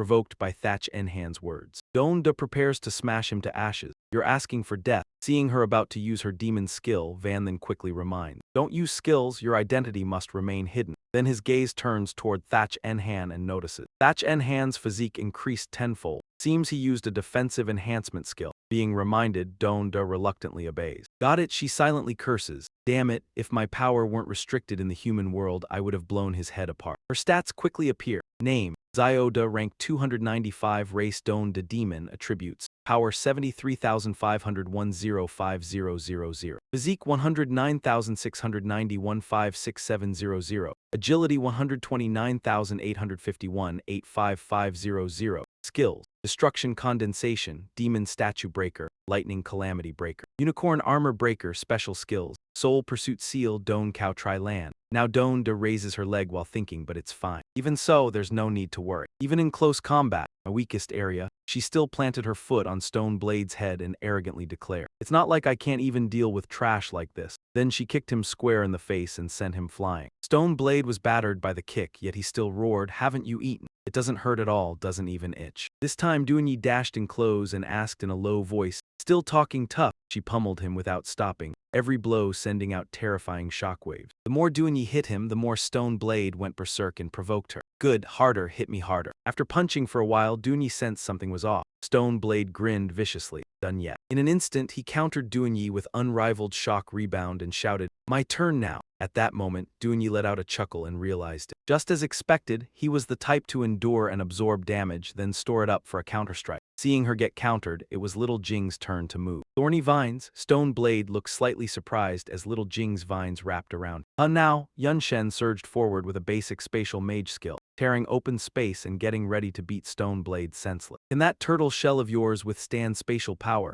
Yun Shen charged at Stone Blade and sneered. What do you mean store up power to counterattack? He used a basic spatial mage skill again, ripping space apart and declared, if I cut you in half, can you still counterattack? Seeing the move he unleashed, Stone Blade cried out in horror, spatial power. Afraid Yun Shen would beat him to death, he immediately struggled free and shouted, "Get lost, all of you, get lost." He dodged Yun Shen's strike, shot him a hate-filled glare, then muttered under his breath, "Damn it, who'd have thought that even with his bloodline suppressed, this brat is still the most dangerous." Just then, Doonyi appeared behind Stone Blade out of nowhere and asked, "You mean I'm not as good as him?" Besides her, Little Jing's vines also sprouted up and tightened around Stone Blade, leaving him no time to react. Doonyi raised her leg to kick him in the face. Just as Stone Blade was about to use greater endurance technique, Doonyi's kick slammed straight into his face. Luckily, he had already activated a protective barrier, so he wasn't badly hurt. Immovable as a mountain, Doonyi immediately sensed something wasn't right. Could it be another defensive skill, damage reduction? No, it's not that simple. She looked down and realized he was linking himself to the ground beneath his feet. It makes my attacks hard to knock him back, but doing this also means he can't disperse the force. He ends up taking even more damage, yet he still won't give in. Doonyi took a deep breath, then attacked Stone Blade like a madwoman, her mind full of doubts. What was he trying to do? He doesn't want me to stop what he's doing, but what's the point of that? Right then, Little Jing's vines shot up and wrapped around Stone Blade again. But he was too heavy and Little Jing couldn't do anything. Too heavy, I can't pull him. Seeing this, Yun Shen immediately understood what Stone Blade wanted. So that's it, your target is me, Stone Blade spoke. Those who accomplish great things must endure pain ordinary people can't bear. He recounted the suffering he had endured to become what he was today. I, Stone Blade, have been different since I was little, enduring scorn and oppression without a single word of resentment. Because I understand, only the mediocre drift with the current and bow to the trend. Anyone who blocks my path becomes a stepping stone that makes me stronger. The more they oppress me, the more it proves I'm special, and the more I refuse to yield. Refusing to yield, each time I refuse to yield, I greet victory and grow even stronger. Then he pointed at Yun Shen and howled, "Brat. Even if you're not strong yourself, you're the center of all of them. You're their king, and I am also the king of Skycloud City." Stone Blade charged toward Yun Shen and declared, "The pain of this battle far surpasses every battle before. This is the decisive duel of king versus king. As long as I defeat you, that will be my victory." Stone Blade didn't even spare her a glance. Doonyi went mad and snarled, "Still daring to look down on me? Then I'll twist your bones apart, crush your legs, and see how you can go find him." But before she could do anything, Yun Shen restrained her. "Stop," he smiled and said, "I didn't expect the ancient spirit clan would have someone like this. Not bad at all." He looked toward Stone Blade and said the main objective had already been achieved. "Looks like the S-rank bloodline suppression only works on me for about 4 minutes. As for how to deal with this guy, I can do it in any number of ways." He seemed to want a real, no-holds-barred fight with Stone Blade, but it's been a long time since I really cut loose. At that moment, Stone Blade braced his legs hard against the ground. Then he lunged at Yun Shen and roared, "Brat, the pain I'm suffering right now, I'll return it to you in full." He slammed the ground and shouted, "Unrivaled shock rebound." A surging wave of energy shot toward Yun Shen but was stopped by him with one hand. That scene left Stone Blade unable to believe it. What? By now, Yun Shen was already in the Myriad Wheel state. Myriad Serpent Wheel Eclipse, and he said in a low voice, "You said you've never yielded, then I really want to test that." He blinked near Stone Blade and wondered to himself, "Can my full power crush him?" He realized that this punch could seriously injure him. Thatch En-Han immediately activated his protective armor and braced with an immovable as a mountain technique. Then a barrage of blows crashed down on Thatch En-Han like a raging storm. After finishing the combo, Van then spoke up, "Still not down at the end? Interesting. But unfortunately, even if you can stay on your feet." It turned out he had already beaten Thatch En-Han unconscious. Losing consciousness was no different from defeat. This round counts as my win. The battle ended with Van then victorious, making the ancient spirit folk scream in disbelief. He lost? How is that possible? He's a Skytier ancient spirit folk city lord, just a human beat him. I don't believe it, this has to be fake. Donda stood there watching the whole match and curled her lip. A draw. You didn't even use your origin power. If you had, he'd already be ash. And wouldn't still be standing. Then she stretched, exhausted, and complained, whatever, that brat can do whatever he wants. The outcomes decided start cleaning up the mess. A moment later, a crowd of enslaved captives stood before Van Then. Looking at them, he felt a complicated sigh rise in his chest. With this many, someone would probably die. Kam Sin, standing beside him, had no choice but to explain. After all, this is the core city. Not only were there already a lot of prisoners, it also regularly received tributes from nearby cities. The numbers piled up far beyond reason. Staring at the crowd, Van Then felt a bit worn out. He wanted to find a way to handle this without doing it all himself. No, if I want to save them, I'd have to go at least 10 days without eating or drinking. And that's not even counting the time to brand the soul marks afterward. I can't take it. Maybe I should think of another way. Just then, a familiar voice called out to him. Van Then. Gia walked over at an unhurried pace and greeted him. So it really is you, kid. Seeing him, Van Then called out happily, Teacher Mu Gia. He was also a little surprised that Gia was here. Teacher Mu Gia.'s appearance left him puzzled. Why are you in Thien Van City? Weren't you at Jiang University? The man chuckled and explained, well, that's because Thien Van City is my hometown. When the ancient spirit folk appeared, I happened to be on leave visiting family. He pointed at the chain around his neck and said, then I got captured. And they slapped this thing on me. The Punisher Legion had someone bring me here, didn't expect to run into you. Hearing that, Van Then said eagerly, removing slave collars is always my job. Let me help you get your freedom back first. Then he aimed the tip of his spear straight at the chain on Gia.'s neck and easily released it. Gia was startled and blurted out, that's incredible, but honestly, as if noticing something, he glanced at the mass of people in front of them and asked, slightly annoyed, you handled this entire number all by yourself. Van Then understood what he meant and sighed in confirmation. Yeah, I do the soul seals alone too. And he added helplessly, it takes way too much time and energy, but it's hard to refuse. So I just grit my teeth and keep going. Hearing that, Gia immediately teased him. Kid, you're still too young. In the adult world, you have to learn how to be lazy. At the same time, in the library's skill inscription chamber for profession refinement, the strict inscriber spoke up. Engraving skills, yes, you found the right approach. Even though the ancient spirit folk skills are special, once you understand the essence, it isn't difficult. Van Then, of course, had no idea who she was, so he asked Gia in a low voice. Who is that? Gia immediately said with an excited, showy grin. Someone in a special trade like mine. Valued by the ancient spirit folk focused on research. Skill books are ridiculously convenient, so the ancient spirit folk want to make them too. At that moment, Chili explained. From my research, I've found that most ancient spirit folk skills aren't fundamentally different from human profession. They all work by altering the quality, quantity, form, and attributes of mana, then applying. Based on what I've learned, the ancient spirit folk's learning method is quite old. Skills must be taught directly by a master. That's different from human. As for us, craftsmen can formalize skills into formulas and split them into equations. Then record the mana circulation paths into skill books, greatly reducing the learning cost. However, Chili also found one distinct difference in a certain group of ancient spirit folk. But there are exceptions, an unusual branch of ancient spirit folk ability, soul-type skills that humans simply cannot use. Maybe it's because of different environments. Soul power is everywhere among the ancient spirit folk, but humans don't even have the concept. Hearing this, Van Then hurriedly asked, so does that mean soul sealing can't be learned? But Chili denied it. Not necessarily. The spirit folk body structure is almost the same as a human. In theory, all skills can be cross-learned. She went on to explain in detail, even if it's invisible, every body has a soul. It's just that humans can't perceive it or use it, while the ancient spirit folk can. Like someone who's never seen or eaten meat in their whole life, how could they imagine what it tastes like? After hearing it, Van Then seemed to confirm something,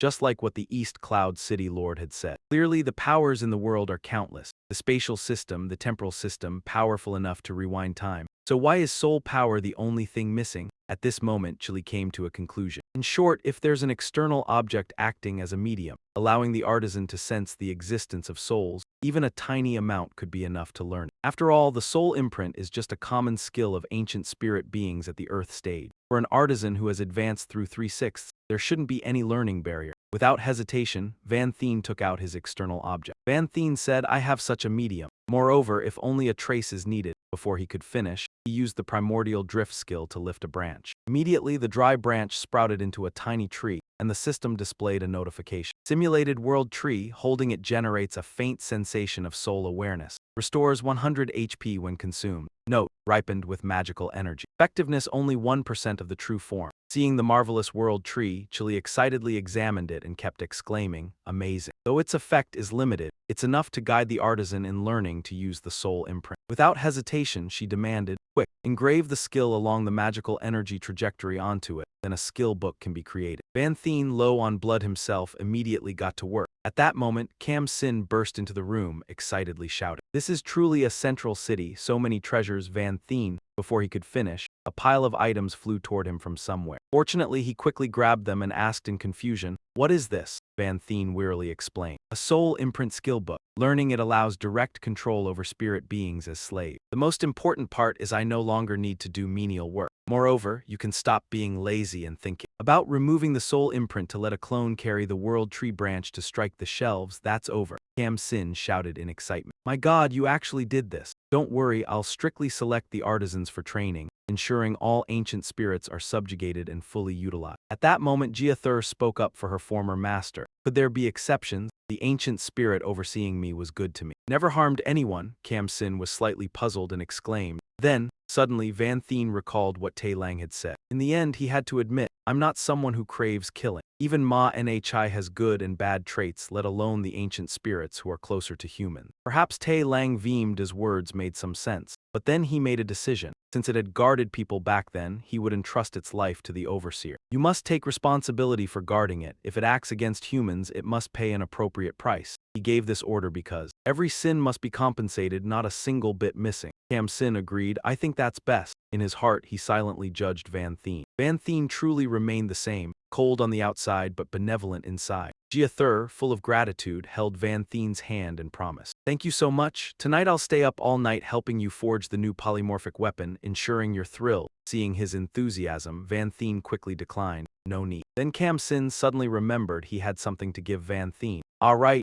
Van Thien, here's a new spatial system skill book. It took a lot of effort to find this, it's really rare." Immediately, the system displayed an item notification, dimensional shift. Quality C effect. Using it can open a short-term spatial portal for teleportation. Holding this long-awaited treasure, Van Thien was somewhat pleased. A functional spatial skill, adding more tactical options. Meanwhile, a meeting was taking place in the dark world. There, Andre was angrily complaining, "What? You said 10 small meeting towers but only 6 showed up. Where are the others sleeping in?" At that moment, Lekka began the meeting. Skipping the first tower, the gatekeeper remains closed, situation unclear. As for towers 3 and 4, Andre angrily scolded those absent. "Those 2 idiots dare to ignore my invitation. A great task of the gods must be carried out. Sooner or later, I'll kill those 2. Ngai Dean, impatient, urged, "It's been years, don't you know their habits? Stick to the main topic. I'm busy searching for the girls. Those 2 girls don't know where they're hiding." So Lekka moved to the main topic. "According to the original plan, I seized the Holy Empire, but an incident occurred. The Ma Nhi sent to the Holy Empire were entirely annihilated. Towers 28 and 33 were destroyed." After hearing this, Andre laughed mockingly. "2 useless fools. Can't even defeat humans, might as well die quickly." But then Lekka revealed, "No, those killed weren't humans, but one of the ancient races." He disclosed a status, angel. Andre's expression turned extremely shocked, shouting 2 words, "Angels," but only a second later. He tilted his head in puzzlement. "What's that?" Lekka could only grit her teeth. "This guy," Ngai Dean closed his eyes and spoke. "He couldn't know, after all, it's from millions of years ago. Ultimately, only we, the first 7 pillars, could have survived this long." She opened her eyes and began recounting. "The ancient tribes were very strong. Their combat power in general was only slightly weaker than ours, the demon clan. Their elite force even includes imperial thieves enough to rival ours. We cannot underestimate them." May slowly enumerates, "Our demon clan has 72 major clans governing. The ancient human clans center around 5 major clans. The ancient weapon clan, the angel clan, the Lhasa clan, the Bangyuan clan, and the White House clan." She raised a finger and placed it before her lips. "The Holy Empire was once the territory of the angel clan. The humans suddenly resurrected. It must be a tactic of the human gods, probably to counter our dark world. But why they chose to wage war on humans first is unknown." Lekka clasped his hands and rested his chin thoughtfully. "The weak being consumed is natural. We just need to let the demon clan at the front lines shorten the advance. Wait for them to weaken each other, and then strike." Andre, sitting beside him, felt puzzled and asked, "Then why send troops against the Holy Empire? Let them continue their civil war and exhaust themselves." Lekka tilted his head and answered him, "Because there are still 2 major clans that haven't clashed yet." After that, an image appeared in Lechka's hand. A figure in a white robe that covered the entire body, with a pair of wings on its back. Next, the image in his hand changed again, turning into a scene of confrontation. Two factions faced off, the dark world and the angels, surrounded by blazing flames as if heralding a brutal war. Lechka frowned even deeper, sitting silently without saying a word. Andre, on the other hand, was the complete opposite. He looked thrilled and sprang to his feet. Then Andre stepped forward and confidently laid out his ideas to everyone present. In the room, Lechka and the other demon gods also grew serious, listening to the proposals Andre put forward. No one knew how much time passed. The corner of Lechka's mouth twitched a few times. The calamity overlord behind him also picked his ear and yawned. At last, Engai Dean braced both hands on the table and stood up, asking a question. Have you never thought about the cause of all this? If the dark god truly wins, will it still need us? Still need this dark world at all? Her gaze turned razor-sharp as she looked at the person across from her. Besides, the first pillar and the demon clans under his command had been gone for years. Have you never wondered why? Leka's expression remained utterly calm as he replied, no need to think too much. Following the dark god, we've destroyed who knows how many worlds. The human world is only one of them. All I want is victory, he added, analyzing further. As for letting the 10th pillar act so recklessly, doing whatever he pleases, I don't feel at ease letting him handle it. He's never fought the ancient human race. He has no idea what methods they have. Better if I go personally. Engai Dean immediately stopped him. No need. She then relayed the information she had. These past few days, my demon forces have searched everywhere. Whether it was the royal city of Hak or the great royal city of Hak, we still couldn't find any trace of my two daughters. I'm afraid they're no longer in the warm world. My dean stretched lazily and made a decision. Then I'll go to the Holy Empire, deal with the angel race, and conveniently look for my daughters. At the same time, in Skycloud City, a voice echoed through the air. Yun Shen, let me show you my newest masterpiece. Jia Shu stood before a shield, smiling as he introduced it. These past few years, my craftsmanship has improved. Now I can create a high-tier weapon that fuses 5 forms into one. I guarantee you won't be able to put it down. An info panel appeared. Exotic, dark, platinum quality, intelligence plus 80, strength plus 80, constitution plus 100, agility plus 70, effective, can switch between 5 forms, race restricted, humans require level 80. Jia Shu lifted the shield and said, you've been using that formation breaker for so long, you must be tired of it, right? I'm giving you this dark blade for free. Think of it as you getting a huge bargain. Seeing how excited he was, Yun Shen could only reply, thank you for your kindness, master, then scratch his head and continue. But even diamond tier weapons break easily for me, let alone platinum tier ones. Jia Shu froze, gaping as he immediately caught the 3 words he'd said. Diamond tier? Yun Shen took out a red bracer, and both the formation breaker and the soul shocker had already been destroyed. Right now, I actually have only one usable weapon left. When Jia Shu saw the bracer in his hand, he sighed, a legendary tier weapon. Give me another 100 years and I still couldn't make one. He closed his eyes and explained slowly, in any case, the materials for that kind of gear are unbelievably rare. At minimum, they have to come from monsters or bosses level 90 and above. Even someone who's advanced 4 times wouldn't dare provoke that kind of boss, even if you gather enough materials. You still need an extremely powerful blacksmith to forge it. Every requirement is harsh, and even if you succeed, it's only a single type weapon. That way, the advantage of your classless drifter style will be hard to bring out, because many skills require you to equip specialized weapons. To use them, Jia Shu let out a long, helpless sigh. And as for multiform weapons that suit you, hardly anyone is willing to research them. Besides me, no one cares. A blacksmith who perfectly fits your needs, I'm afraid he hasn't even been born yet. Yun Shen stroked his chin, thinking. Not necessarily. I might not even need a blacksmith. I have a special blueprint. As long as you put in the materials, it can produce a weapon, but what kind it becomes depends on the main material. He began calculating. If I only use ordinary high-grade materials, it'll mostly produce single-type weapons. I haven't used a sword, saber, staff, or gun in ages. Even magic, I have to cast it without a staff. Hearing Yun Shen's words, Jia Shu got excited again. Really? Then I know a place. He took out a map and slid it in front of him. 1,000 kilometers from Skycloud City is a golden lake, surrounded by countless special wild beasts. Jia Thur explained some information to Van Shen. They constantly change their forms, appearing slender but possessing immense power. Even just the elite monsters would require 3 people changing professions 3 times working together. In such a dangerous area, the boss there is usually stronger than someone who has changed professions 4 times. Only a national-level general could possibly handle it. Sweat dripped from Jia Thur's face in worry. He continued, though the monsters there are powerful, they can drop countless rare materials. Hence many people still venture to that region to hunt. The main materials for crafting multiform weapons, the Heartflow Mobile, are obtained from there. Van Shen was extremely excited, his eyes shining as he looked at him. So, by defeating the boss there, I could obtain the crucial materials to craft legendary multiform weapons. Jia Thur reminded him, It sounds easy, but the danger level is very high. I advise you to proceed with caution. Van Shen took the map, examining it while replying, "It's fine, even the danger is worth it." In his mind he thought, multiform weapons will greatly enhance my combat strength. I must obtain them. Suddenly he seemed to notice something, his eyes widening. Van Shen pointed at a location on the map. Yang Silver Moon. Near the Golden Lake, there's also Yang Silver Moon. Isn't that the territory of the Silver Moon spirit clan? The image of a person's back appeared in his mind, and he wondered. It's been a long time, I wonder how Nico is now. Currently in the Silver Moon forest, massive trees were broken by a force, falling instantly. Large explosions continued in the forest. A roar echoed through the space, "Destroy!" Behind them was the queen's court. "We have no retreat." The male spirit held a spear, shouting to the others, "We must stop this attack." On the opposite side, a group of ancient spirits were frenzied, shouting as they charged. "Ha ha ha, Silver Moon spirits are the most valuable. Highly favored by the celestial lords, each one can be exchanged for enormous rewards. Remember, don't kill them, capture alive all alive." One of Nico's shoulder sleeves was torn, blood flowing out. Her face was also smeared with blood. She gripped her sword tightly, shouting to the ancient spirits, "If you want to advance, step over my body. 2 of you block them." Tuan Dan and some subordinates gathered together. They all looked toward Van Shen. Jan Sheng raised both hands. Full of worry, he asked first, "Van Shen, do you really intend to leave?"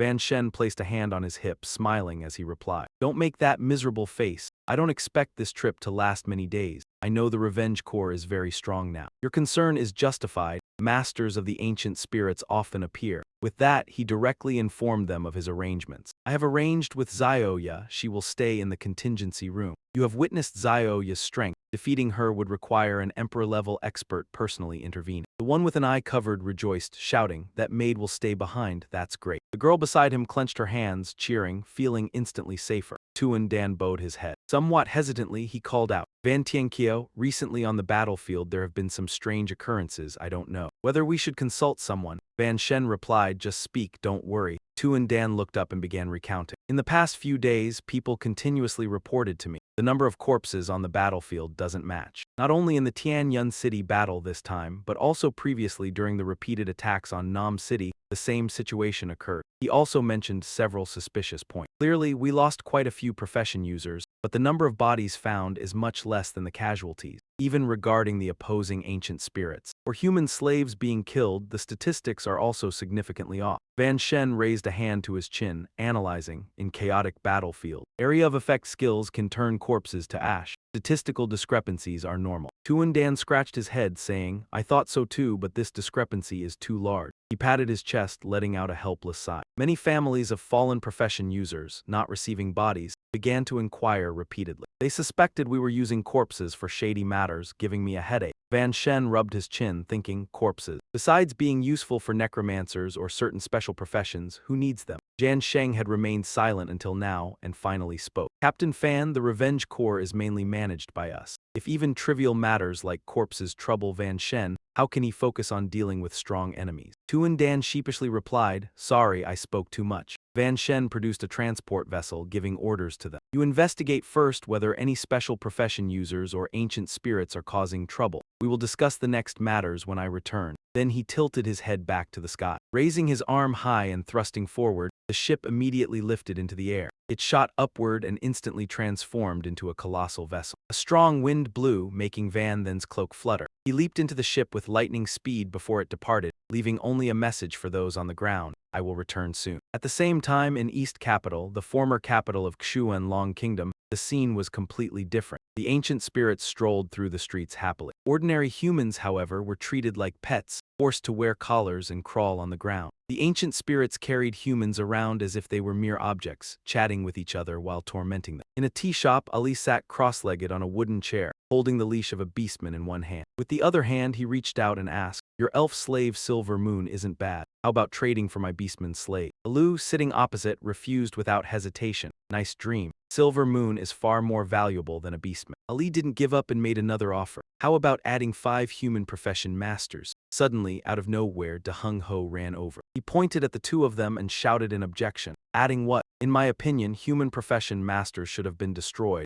Making them slaves isn't even worth it." Ali smiled at him. "Don't say that. We also heard about Tianjin City falling. Alu added his advice. It seems your elder brother is stationed at Tianyang City, right? I know you worry about his safety, but there's nothing we can do about this. He looked toward the distant tower and stated confidently, the Emperor must have received the news. All human rebels will be destroyed by him at this very moment. Inside the side chamber, Dongko sat in the chair, looking down at those kneeling on the ground. He asked coldly, you mean to say, even a heavenly-level ancient spirit lost, and even lost badly? The red-robed ancient spirit trembled and looked up to reply. Yes, Tianyang City has been completely taken over by the Resurrection Legion. The yellow-robed one added, the number of fortresses controlled by the Resurrection Legion has reached 7, and it seems to be spreading. Only the Emperor himself can destroy them now. Dongko frowned. I didn't expect humans to have such powerful beings. I must go in person before he could finish. A voice interrupted. Wait. From somewhere, a cluster of orange-yellow flames flew in front of Dong Ko when the flames parted. Tai Lang appeared inside the side chamber. Waving the fan in his hand, he asked, Dong Ko, long time no see. How have you been? Dong Ko crossed his arms and asked in return. Tai Lang, you come here instead of guarding your land. Do you intend to start a war with me? Tai Lang waved his hand to deny. No, I'm just here to talk, not to fight. His expression turned serious as he said, Dong Ko, have you ever wondered why we awakened at this moment? According to my research, our awakening coincides with the time humanity is in greatest crisis. Dong Ko didn't answer but directly requested, speak plainly, don't beat around the bush. Tai Lang closed his eyes and commented, impatience, really? In fact, it's simple. The purpose of the human divine sword awakening in our spirits. He folded his fan, facing Dong Ko in the chair, and said, it's actually to save humanity. Dong Ko froze in place at this answer. The three subordinates kneeling behind him widened their eyes in shock. What? Did I hear wrong? Dong Ko tilted back and laughed. Save humanity? That's the most ridiculous joke. Humanity is oppressed by our bloodline. Their life rank is a step below ours. They're only fit to be lowly slaves. What's the point in saving them? Tai Lang explained seriously. Suppressing the bloodline is just to prevent civil war, forcing humans to cooperate with us. Our common enemy with humanity is the demon corruption. He recalled the past,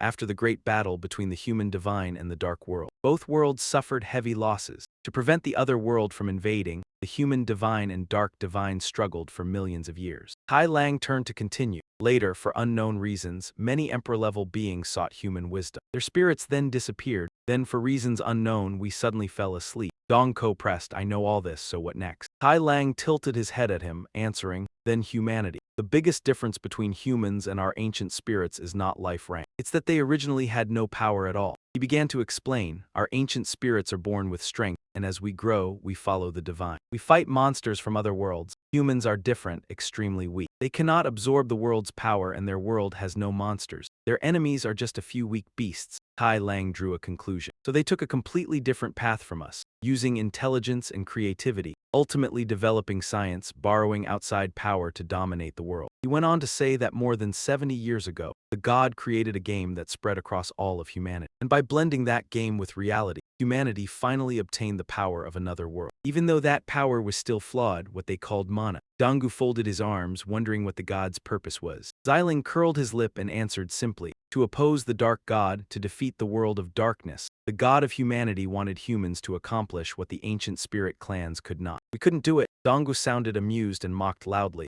Xiling, you really do make me laugh. As far as I know, humanity has been beaten to a pulp by demons. Their record is worse than ours by several times. What makes you think they can defeat the world of darkness? Xiling closed his eyes and retorted, you're mistaken. The ones who can't beat the demons are the humans of the current era. Then he stated with certainty, the first generation of human class-bearers appeared when the game merged with the world. They were extremely strong. Xiling spoke slowly, his body frail. After gaining mana, humanity accumulated an enormous amount of wisdom and creative power. With wisdom and creativity exploding, all kinds of bizarre classes emerged. He analyzed, after all, this game wasn't originally created by a god, but by humans who poured their imagination into it. The god of humanity merely helped humans obtain the power they had imagined. Xiling speculated, perhaps the god of humanity should have kept waiting for humanity to create more before making a move. But the god couldn't wait any longer because the moment the game fused with reality had arrived. When the two worlds ended their truce, he continued. Just a few years after the game merged with reality,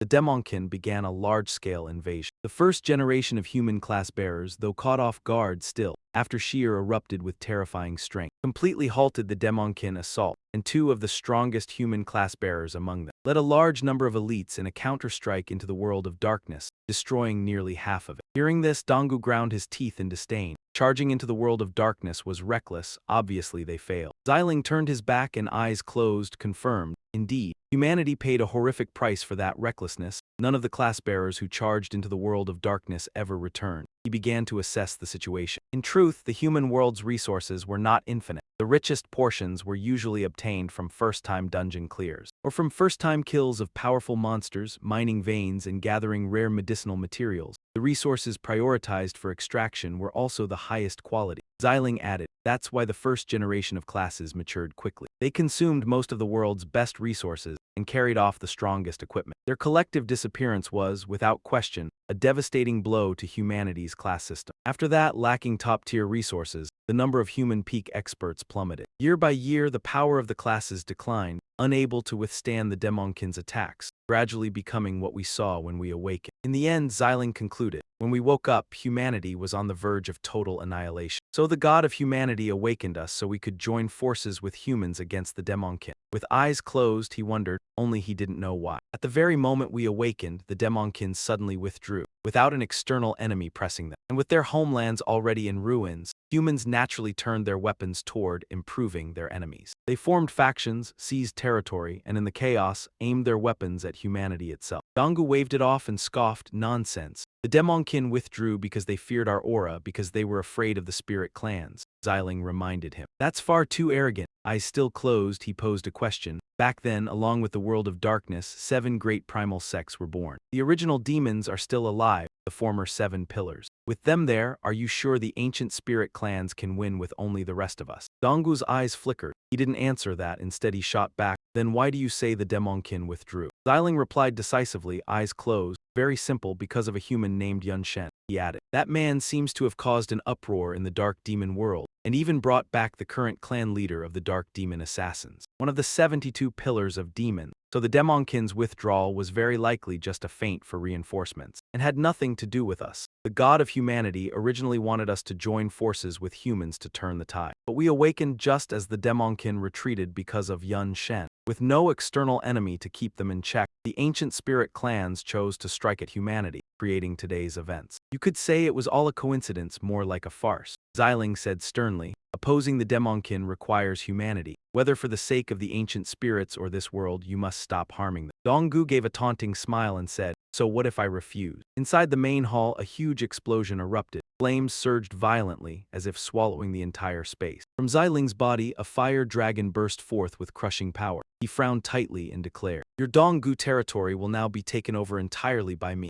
Xiling. The ancient spirit people behind him were suppressed by the fire dragon's aura, collapsing to the ground, unable to stand. They cried out in terror, we're all heaven-rank ancient spirits. Just the lingering heat is melting our bodies. Another ancient spirit was lashed by the fire dragon's flame, half his face charred black as he screamed. This is the primordial flame source power, the strength of a closed-rank powerhouse. Donggu clenched his fist, and power also surged out from within him. Interesting, Xiling, 1,000,000 years ago I already wanted to fight you. Looks like today I finally get my wish. Donggu's ancient spirit subordinate grew anxious as the tension spiked. He tried to stop them. Your Majesty, you can't. If you two clash, it will spread across all of Dongdu, maybe wipe out every living thing in the city. This can still be negotiated. You must not act on impulse. Xiling clasped his hands behind his back and asked, Donggu, tell me your answer. Donggu thought for a moment, then replied, I'll give humanity a chance. Xiling, if you're still not satisfied, then fight. Xiling closed his eyes and withdrew the flames around him. He thought to himself, so this is already his biggest concession. Starting a real war would only worsen civil strife. In the end, his entire body vanished into the flames, leaving only 2 words echoing through the air, thank you. An ancient spirit, still bewildered, asked, he left. The one kneeling beside him finally let out a breath. At last they could relax. If they truly fought, the consequences would be unimaginable. But soon a crowd of ancient spirits started arguing loudly. What's Xiling Flame Emperor? All nonsense.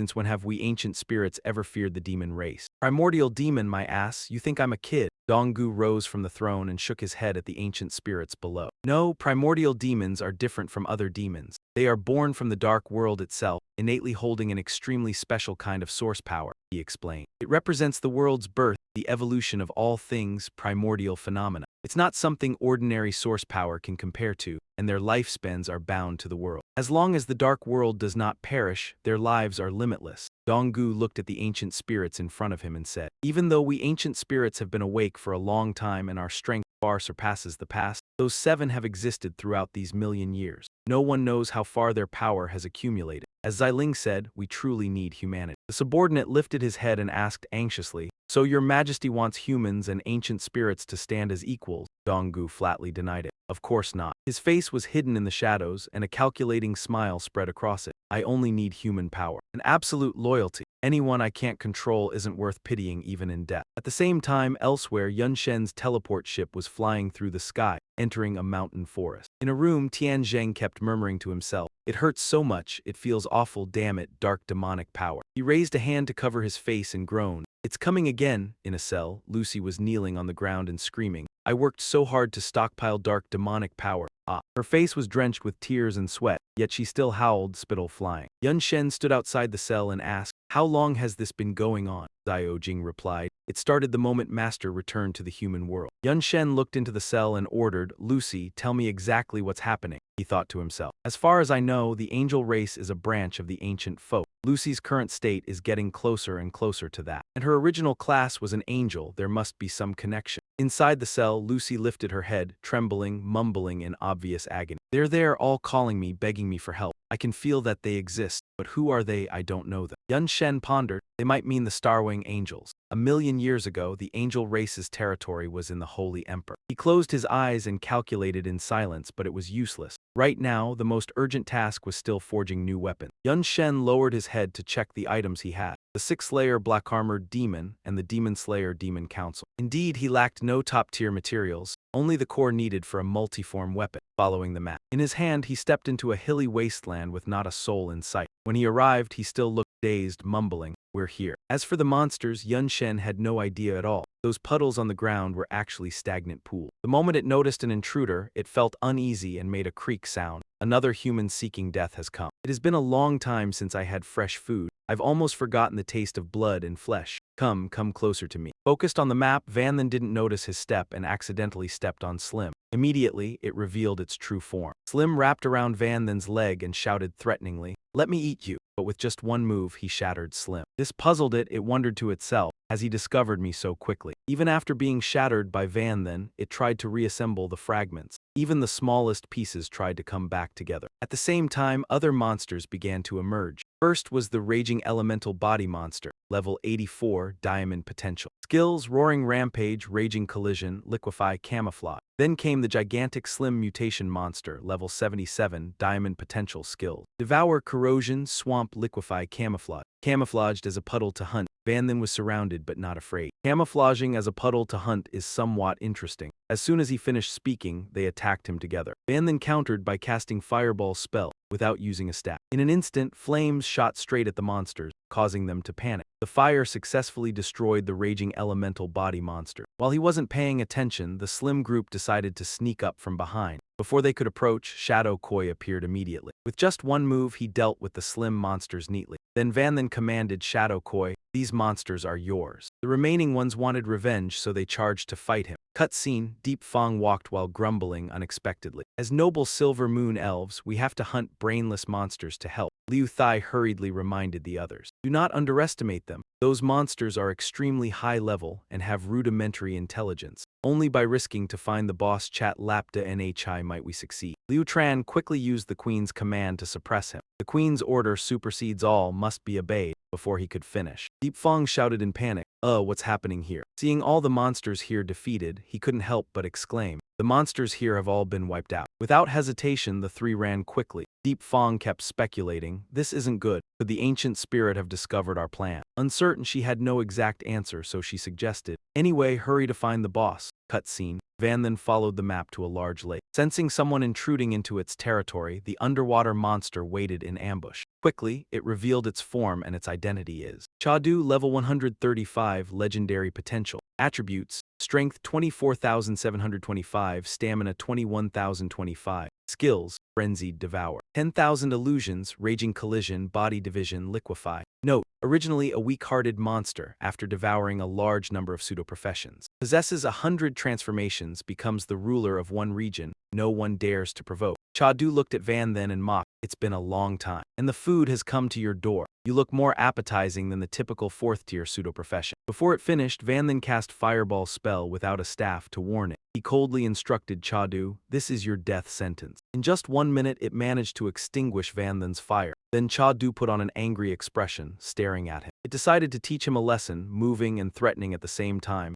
"You're seeking death," Van then quickly countered, Original Flame Phantom stopping its punch. The Original Flame Phantom appeared, blocking the punch before it could hit. Meanwhile, the Flame Phantom moved faster, leaving several holes on Chadu. Injured, it resented. "Damn, his level and attribute values are clearly lower. We're far apart, so why does he have such destructive power? Moreover, this fire. Could it be Original Flame, a fire-type original? He has comprehended a type of original power. To strike fast, he added Divine Inspection, followed by the Blaze Penetration Spirit move. This is the second time Van then used 10,000 Illusions transformation. Finally, he used Divine Inspection to approach Chadu's body and burn it. After a while, seeing Chadu no longer in its original form, Van then hesitated. Is it over? Just as he thought, Chadu suddenly transformed into a Steel Rock Knight. This was beyond his data, leaving Van then completely shocked and muttering. It became a pseudo-profession with the highest defense, a rare profession, Steel Rock Knight. Clearly, it was just a monster. Seeing Van Then's expression, it was delighted. Adults say humans scared now, right? I chat lapdo and have survived until now. Relying on human abilities, Chadu suddenly recalled the past and poured out everything to Van Then. Many years ago, I was still just a feeble monster. My level back then was a pitiful 20, but around me lived only high-level monsters. All of them top-tier classes that were extremely dangerous. To avoid them, I could only liquefy into a puddle and let them step over me, trample me. Until one day, a badly wounded class user suddenly appeared. His injuries were so severe that, to me, he posed no threat at all. At that time, the wounded brute leaned against a tree to rest. He happened to notice a strange puddle and muttered to himself, this water feels off somehow." From there, he continued his story. "I seized that 1 in 1,000 chance, found him and stole his memory. My level skyrocketed and I could even use his class skills and traits. From that day on, I no longer feared humans and started hunting them instead. But once I had human memories, I understood clearly that some classes were terrifying beyond measure. So I didn't strike directly. I split into countless bodies, using weaker bodies as bait to lure low-level class users in to level up. Then I devoured them one by one. By the time humans realized how serious it was, even 4th-tier class users were no match for me anymore. And because I never expanded my territory, the harm to humans was limited. High-level national heroes like the Guardian God King still hadn't made a move. After years of accumulation, I've lost count of how many humans I've swallowed. Each of you can possess only one class, but I can become all of you. All of it the moment you noticed me, your death was already sealed." Hearing this, Van then burst into loud laughter like a mocking reply to Chadu. His laughter left it baffled. "What are you laughing at? Are you not afraid of me?" Van then sprang onto Chadu's hand and ran as he shouted back. "I was worried all my effort would be wasted, but now I'm much more at ease. After I kill you, something I like should drop." That remark accidentally enraged him. So Chadu activated Infinite Shapeshift and roared in fury, "Insolent brat, you clearly don't understand my power at all." To punish him, it became a berserker, raised its hammer high to smash Van Then in two, then slammed it down with a roar, Blood Fury. At the same time, the golden liquid in the lake began spilling onto the shore. Van then used Divine Grip to slip past the strike and dodge away. Both the momentum and attributes were amplified, pushing the destructive power to a terrifying level.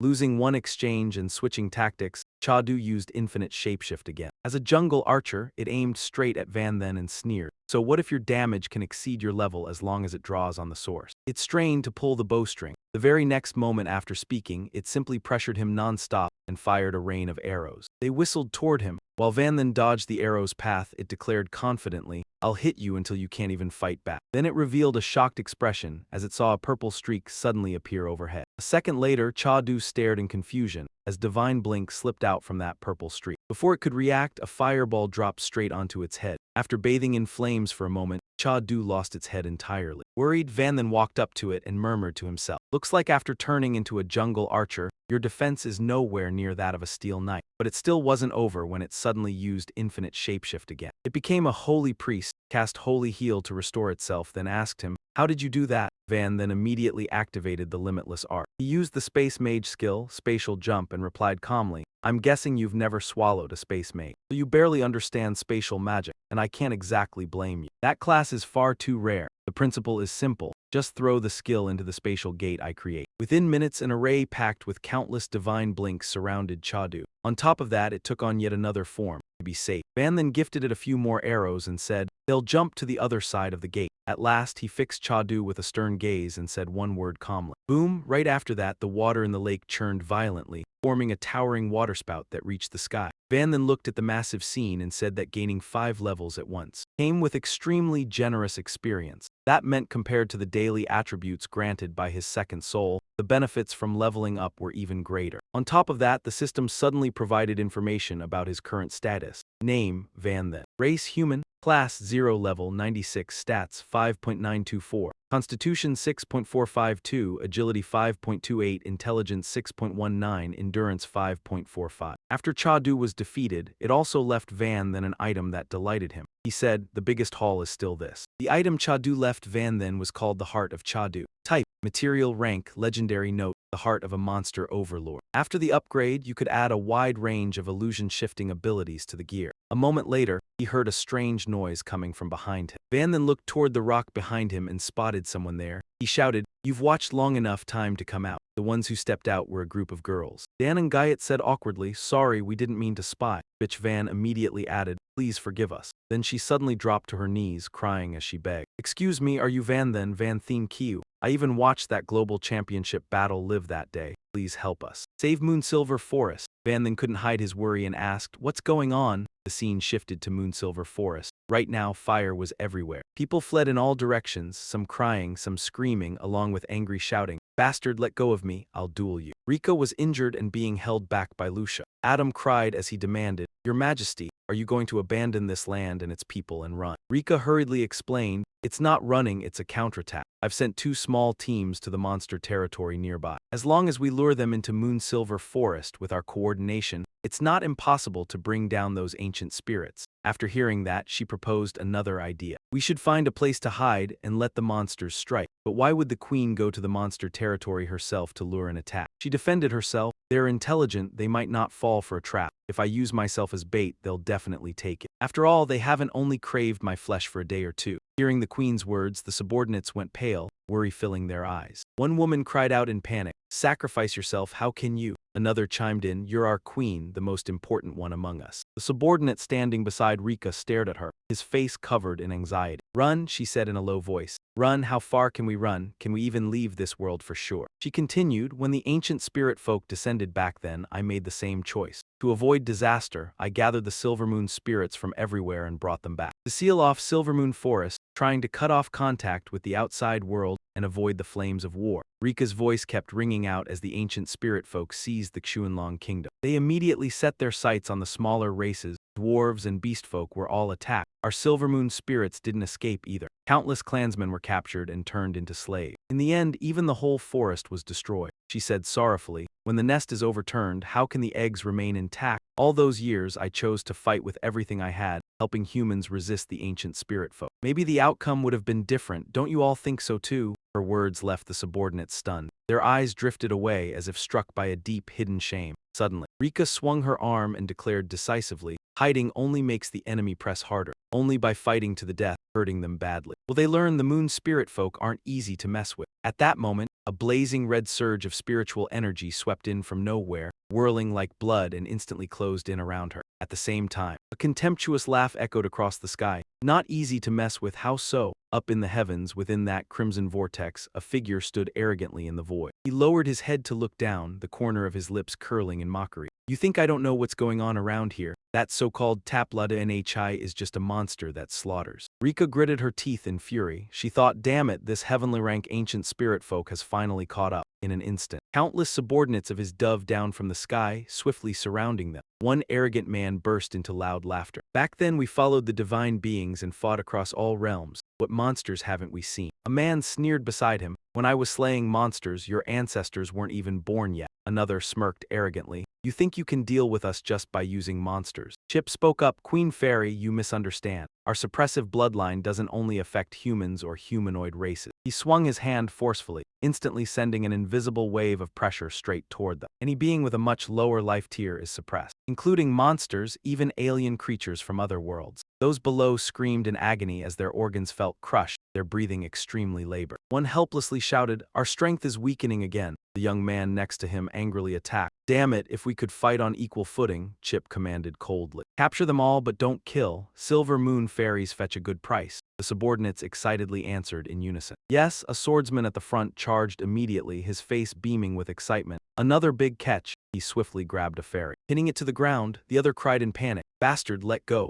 Another wasted no time, hurling chains to bind the two in front. They screamed in fear, No, I don't want to be a slave, help. Another rushed forward, swinging his sword toward the fairy. The fairy fell backward, spitting blood in pain. Seeing this, Rika urgently drew her bow, eyes filled with determination. I'll risk it for you. But at that moment her hand holding the arrow was suddenly grasped. Chip licked his lips, eyes revealing desire. Stop wasting your strength. Submission is the only path. But rest assured I won't sell you. He pulled Rika into his arms, his embrace radiating dominance. Whether it's your face, figure, or aura, you belong to me. From now on, you are my personal toy and that is your honor. She trembled, gritting her teeth, managing to utter only, You. At that moment, a fist like a storm suddenly surged toward Chip. He had no time to react. Van then appeared like a heroic figure. The punch landed, twisting the villain's face grotesquely. Chip's body wavered like a candle in the wind, slammed onto the cold ground, trailing a blazing aura from the fist's immense power. Flames engulfed him. Chip screamed in panic, Hot, too hot. Van Then's cold voice cut through. Receiving my punch is also your honor. Rika's eyes widened in shock, instinctively exclaiming, You are. A familiar, indescribable feeling stirred within her. Who is this person? He looked familiar. At the same time, he swiftly hid behind a tree, silently observing the situation. A sense of intense unease arose in Chip's mind. This isn't right. Where did this kid come from? My bloodline suppression is ineffective. He used the momentum to rush away, striking me in a blow. He's terrifyingly strong. I'm definitely no match. Run. But before he could go far, vines wrapped around Chip, binding him tightly. Van then flicked his hand and Chip immediately fell face first onto the ground. Handle that one yourselves. The scene left Chip's subordinates stunned. My God, a heavenly-level ancient spirit in his hands couldn't resist. Just how strong is this guy? Rika stood frozen, eyes wide. What's going on? How did such a powerful kid suddenly appear? And the heavenly ancient spirit was defeated, thrown before me like discarded armor. Am I dreaming? At that moment a group hurried over from afar, all faces filled with worry. One shouted, Queen. Another anxiously asked, Han, are you okay? She frowned, her tone cold as she demanded, Didn't I tell you to find Tapla Denai? Why are you back? She pointed toward him, flustered, explaining, When we arrived, Tapla Denai had already been killed by Van Then. We could only seek his help. Rika was stunned. Tapla Denai was killed. Wait, he's Van Then.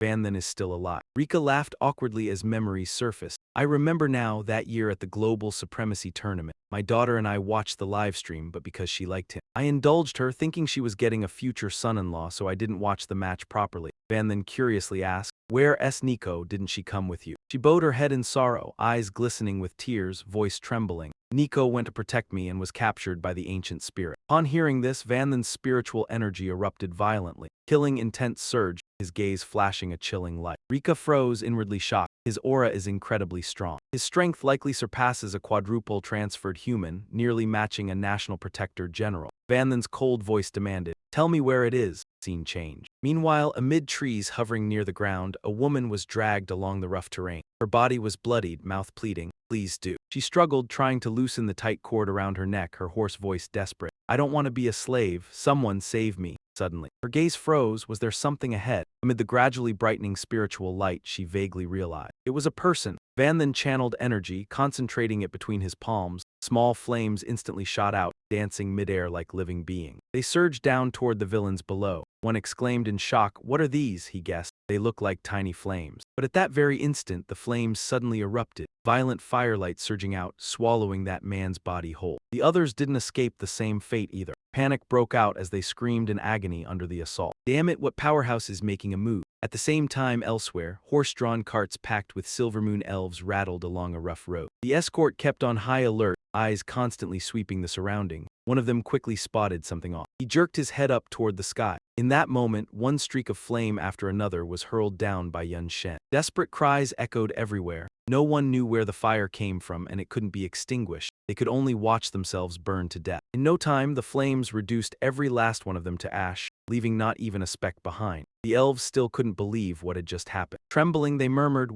We've been saved." He kept streaking through the air, and before long, that figure arrived at a cluster of buildings on the forest's edge. Inside, Huizia was giddily boasting that he'd dug up a treasure. Song Ying immediately praised him, greed dripping from his voice. "A silver moon elf with royal blood. The royal line really is rare. You can definitely sell her for a high price." Nico glared at the men before her with hatred and shouted in fury, "You despicable ancient spirit men. If you've got the guts, lift the bloodline suppression. Fight me fair and square, I'll take your heads." Without hesitation, he swung his arm and attacked. "Like a rainbow in the sky, understand this. Lowly creatures like you are only fit to be trampled. You have to shrink yourself down just to duel when you want to step on an ant." Huizia's lecherous gaze stuck to Nico's body, a calculating smirk curling his lips. With her vigor flaring like this, she'll be hard to sell. Need to tame her a bit. Just then Zaida rushed in, clutching a notice, panting. "Wait, something happened." He hurriedly unfolded the paper, voice trembling with panic. "The Emperor's latest order, no capturing or enslaving any humans, including humanoid tribes from human camps. It takes effect today." Song Ying stared at the words, stunned. "Huh, what is this? Has the Emperor gone mad issuing an order like that?" Huizia was so furious he looked ready to burst, eyes dark and grim. "He's the one who wanted to enslave all humanity in the first place."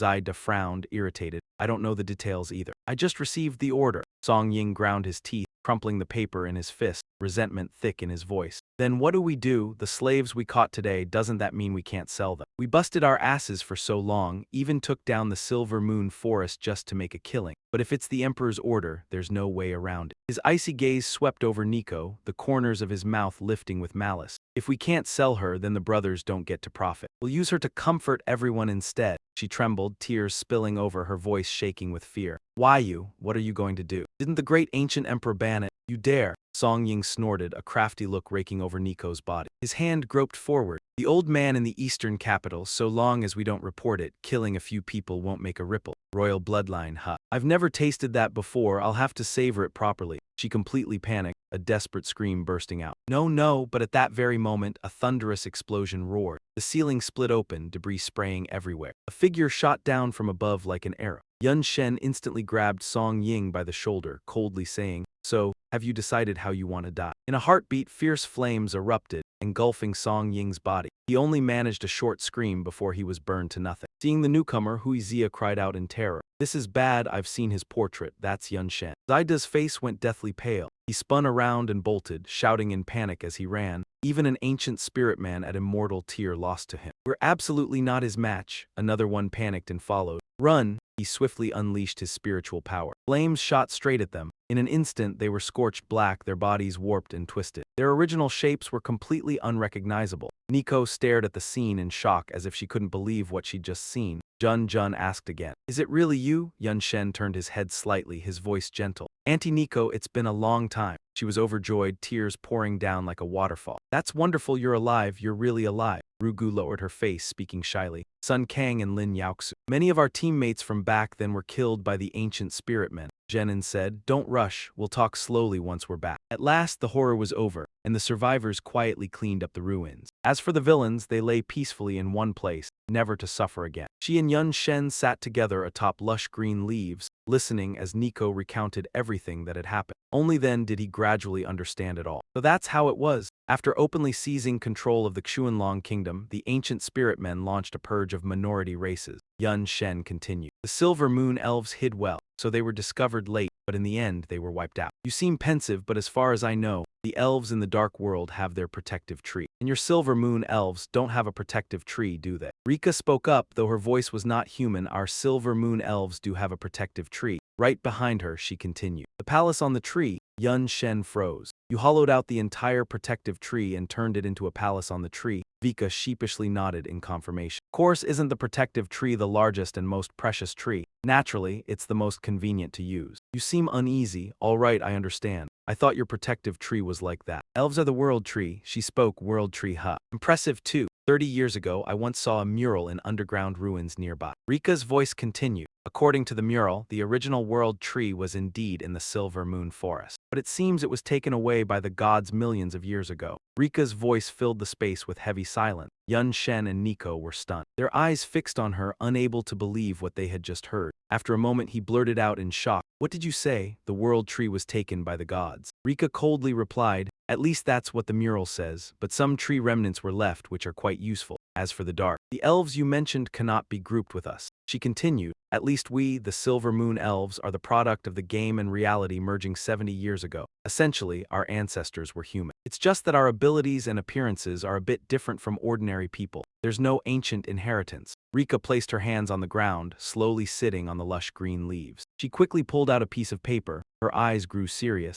"Setting aside the world tree, let's talk about this." Rika emphasized, "This is not a simple order but a recruitment letter for humanity." She analyzed, "First, the forbidden zone of the spirit beings contains many acts harmful to humanity. This is easy to understand. The key point comes next. The Eastern Ancient Emperor invites human powerhouses within his territory to the Eastern capital to attend the power distribution ceremony in a month." Rika continued, "You know, even though the Lord of the mystical dragon state is occupied and humanity is scattered, there are still many strong humans in the country, quietly gathering everywhere, forming various small and large forces." Her voice rose again. "Some forces hide, trying to survive day by day." Rika said, "Some forces are still not eliminated, harassing small bases of the ancient spirit." She concluded, "This action by the Eastern Ancient Emperor undoubtedly intends to give them a way to survive, sending them a recruitment letter at least on the surface." Yun Shen expressed his thoughts, "I don't believe the Eastern Ancient Emperor is that kind. I fear the recruitment is genuine, but the main purpose is to gather all human forces and destroy them at once." He continued, "After all, this power distribution ceremony can gather not only the surrendering faction, but also the resistance faction who want to kill him. Because he will attend the ceremony, for many human powerhouses, it's a perfect opportunity to assassinate him." Yun Shen reasoned, "The Eastern Ancient Emperor obviously understands this, so he wants to use it in reverse, making the surrendering faction subordinate, and eliminating the hostile resistance faction completely." He looked at Rika, voice tinged with difficult-to-hide concern. "So, are you with the surrendering faction or the resistance?" Her gaze slightly dropped, voice lowering, "Me." At that moment a few elders suddenly leapt in front of them. Everyone tensed. In urgent voices, "Your Majesty, this matter must be considered carefully. After all, it concerns the life and death of our tribe. Please hear the opinions of a few elders." One of them spoke first, "Generous but pessimistic, humanity has already failed, even the capital is occupied. Further resistance is meaningless." Another emphasized, "Suppressing the bloodline goes against the way of heaven. Certain death in battle." Someone added, "There are only 3,000 Silver Moon Elves left. To protect them, surrender is the only option." Nico suddenly jumped up, shouting, "You were the ones advocating hiding before. The result is the territory was completely destroyed. Now you still want to avoid fighting? How long will your cowardice last?" He retorted, "If we had fought then, Territory A would have fallen even sooner. Living a few more months, is that really so bad?" She was furious, choking on words. Hearing the commotion, everyone below looked up. A curious person asked, "What's happening?" Someone beside them replied, "Not sure, it seems Nico and the elders are arguing something about surrender." And Hai stood with arms crossed, turning her face away, her gaze cold and unwavering, resolute in her stance. "HMPH, I will not surrender anyway. If we had helped humanity earlier, we might have won." Rika smiled gently, voice warm and empathetic. "What you said is incorrect. But afterwards, even if we acted then, it wouldn't have changed the outcome. Everyone was suppressed by the bloodline, unable to react in time." She was panicked. "What could it be that even Mother wants to surrender?" She replied calmly, "My decision is..." Immediately, Rika stepped forward solemnly in front of her people. Her voice thundered, "I declare that our Silver Moon Elves will participate in this power-sharing ceremony and declare war on the Eastern Ancient Emperor." As soon as the declaration ended, the elders were stunned, so furious that they ground their teeth. "What?" Nhai shouted excitedly, "Mother!" Van then narrowed his eyes, seemingly having anticipated this outcome. The corners of his mouth lifted, as expected. An elder roared angrily, full of rage, "Arrogant! Doing this will get everyone killed." She replied coldly, her gaze unwavering, "Surrendering won't guarantee anyone lives. Who can ensure the Eastern Ancient Emperor keeps his word?" Rika asserted. "Entrusting life and death to others is the most foolish choice. Moreover, now is different from when the ancient spirit first descended." She continued, "At that time, no one knew about bloodline suppression and all players were caught off guard. Now, after more than a year, any strong survivor daring to resist fully understands bloodline suppression." Rika's voice continued, "Next, they come filled with hatred. Preparing to gather at Eastern Capital are the most trustworthy allies." She added, "Only by allying with them can Rika ensure we have a chance of survival." She analyzed, In front of the ancient spirit, we have no means of resistance. Our territory could be destroyed as easily as turning a hand. Can we really win?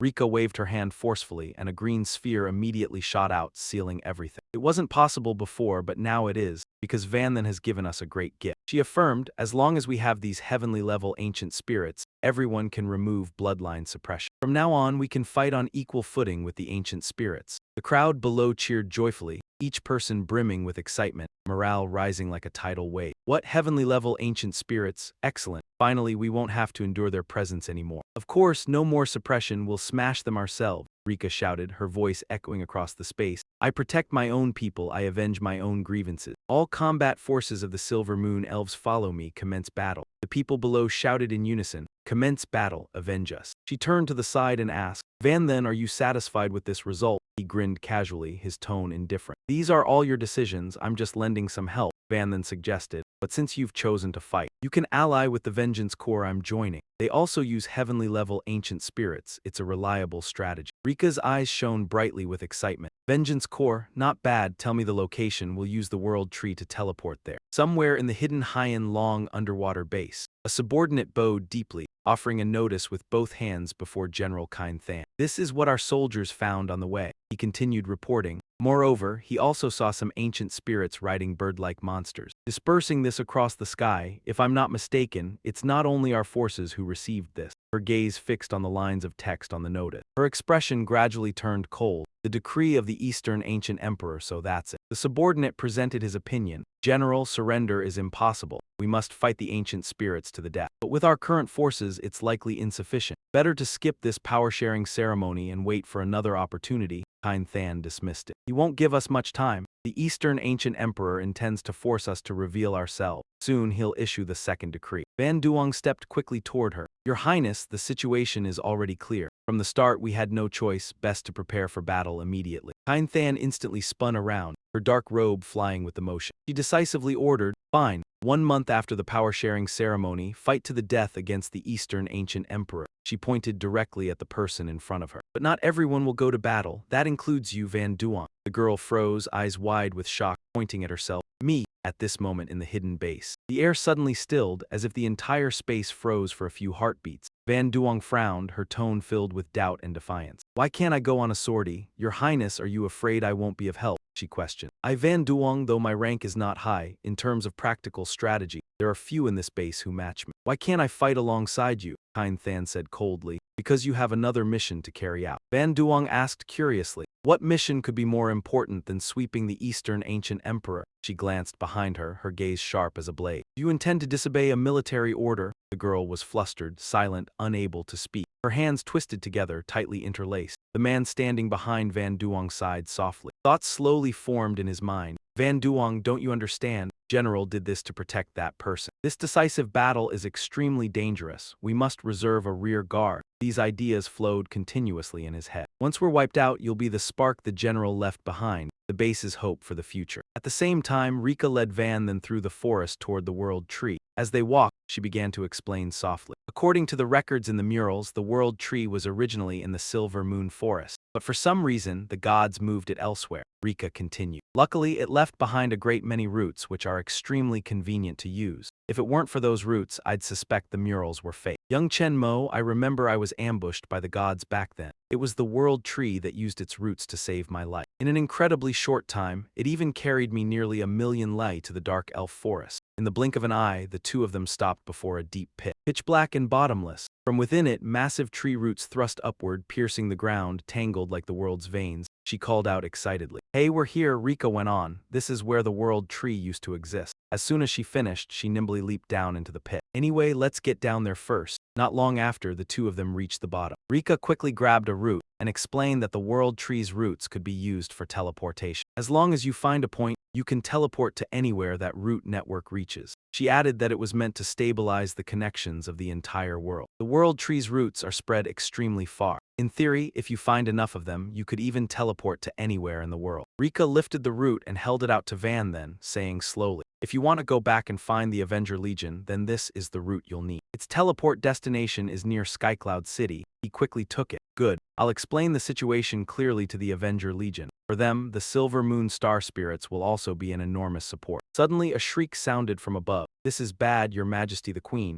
Without hesitating, the woman immediately threw the notice down. Dong Gudai has issued a second imperial decree. We just received it as well. In an instant, the notice was in her hand. Rika quickly unfolded it. Her face darkened. A second decree? What the hell is that bastard doing now? She screamed in panic. This is bad. On top of the Dong Emperor's power allocation ceremony, he also wants to hold a public execution assembly. Rika cried out in alarm. The one he plans to execute publicly is the guardian god general of the Azure Dragon Kingdom. Van Lin's eyes went wide in shock. General Lu, isn't he senior sister Lu Jiu Ling's father? Damn it, I never thought Dong Gudai would pull a move like this. Worry clouded her face, turning even gloomier. The guardian god general doesn't just represent the strongest combat power of the Azure Dragon. He's also the faith of countless citizens. If he's beheaded in front of the city gates, it'll be a devastating blow to the dignity and confidence of all the professionals. There's no doubt about it. Rika nodded in agreement. Her judgment was correct. He's forcing every human who wants to resist to attend. That so-called power allocation ceremony is meant to wipe them out in one stroke. His voice turned heavy. We don't have much time left. Van then gripped the root tightly in his hand. Spiritual light erupted at once, covering his entire body. With blazing eyes, Van then immediately returned to Skycloud City to bring the Avenger Legion. Right after that, outside Skycloud City, the flat ground suddenly shook violently and split apart. Cracks spread like a spiderweb, as if something enormous underground were about to burst to the surface. In an instant, a gigantic tree root stabbed straight up through the ground. It slowly parted as radiant spiritual light poured out, revealing his figure. Van then touched down lightly, calm and composed. Then, without hesitation, wings of spiritual power unfurled from his back. Van then shot up into the sky. By now, the notice had already spread through the base and everyone was anxious. Murmurs rose everywhere. What do we do now? No one expected Dong Gudai to issue 2 decrees in a row. Van then lifted his head, gazed distant, and let out a soft sigh. Things are really bad. Just then, the door was pushed open and he strode in quickly. A low voice sounded. You've received the news too. Hearing that familiar voice, Cam Sin jerked around. His voice was full of joy. Van then, you're back. Van Lin couldn't help blurting out as well. Van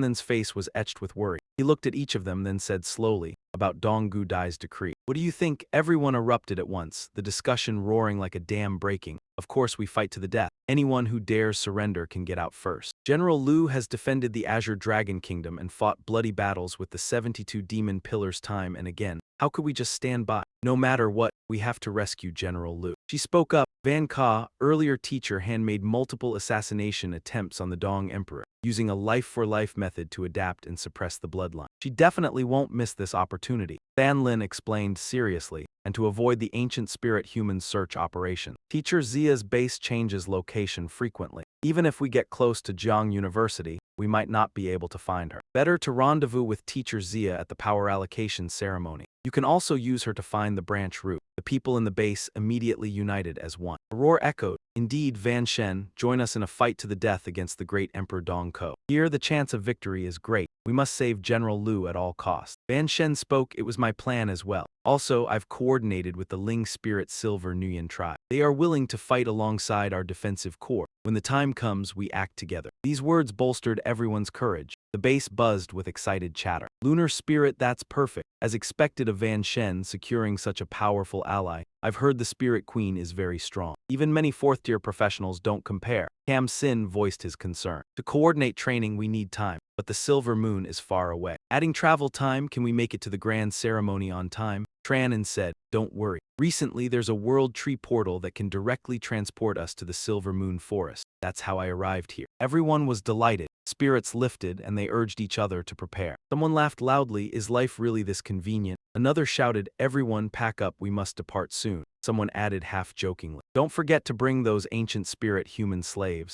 They're not useless cannon fodder. At this point, only Duanya looked discouraged, thinking, doesn't this mean no battles will erupt for the next month? Damn it, the plan will have to be delayed. They reached the Silver Moon Forest. Curious onlookers glanced around, eyes wide with amazement. Liu Yuan paused and looked up at the blue sky. He marveled at the lush canopy, such massive trees. The person beside him couldn't help exclaiming, this must be the Silver Moon Forest. It's my first time here. In the distance, someone remarked, so many spirits indeed. Van Shen instructed, From now on, coordinate joint training between the spirits and the defensive core. That's up to you. Zheng Ning patted his chest, smiling confidently. Don't worry, I have plenty of experience in this area. Rika assured brightly. Van Shen, rest easy. Then he quickly set off, thoughts racing. Everything is arranged. It's time to create my ultimate weapon. In a deserted area, Van Shen swiftly opened his scroll. The defensive plan, after all, is a divine artifact. To prevent prying eyes, with a single wave, countless items appeared around him, floating in midair. It's best to use it in uninhabited wastelands. Van Shen quickly seized the Chetador heart and pressed it onto the scroll according to the Void Sect ritual. First, the main material, the Chetador heart, was measured instantly. It fused with the scroll, becoming one. A terrifying power radiated, hovering in the air. Van Shen continued crafting,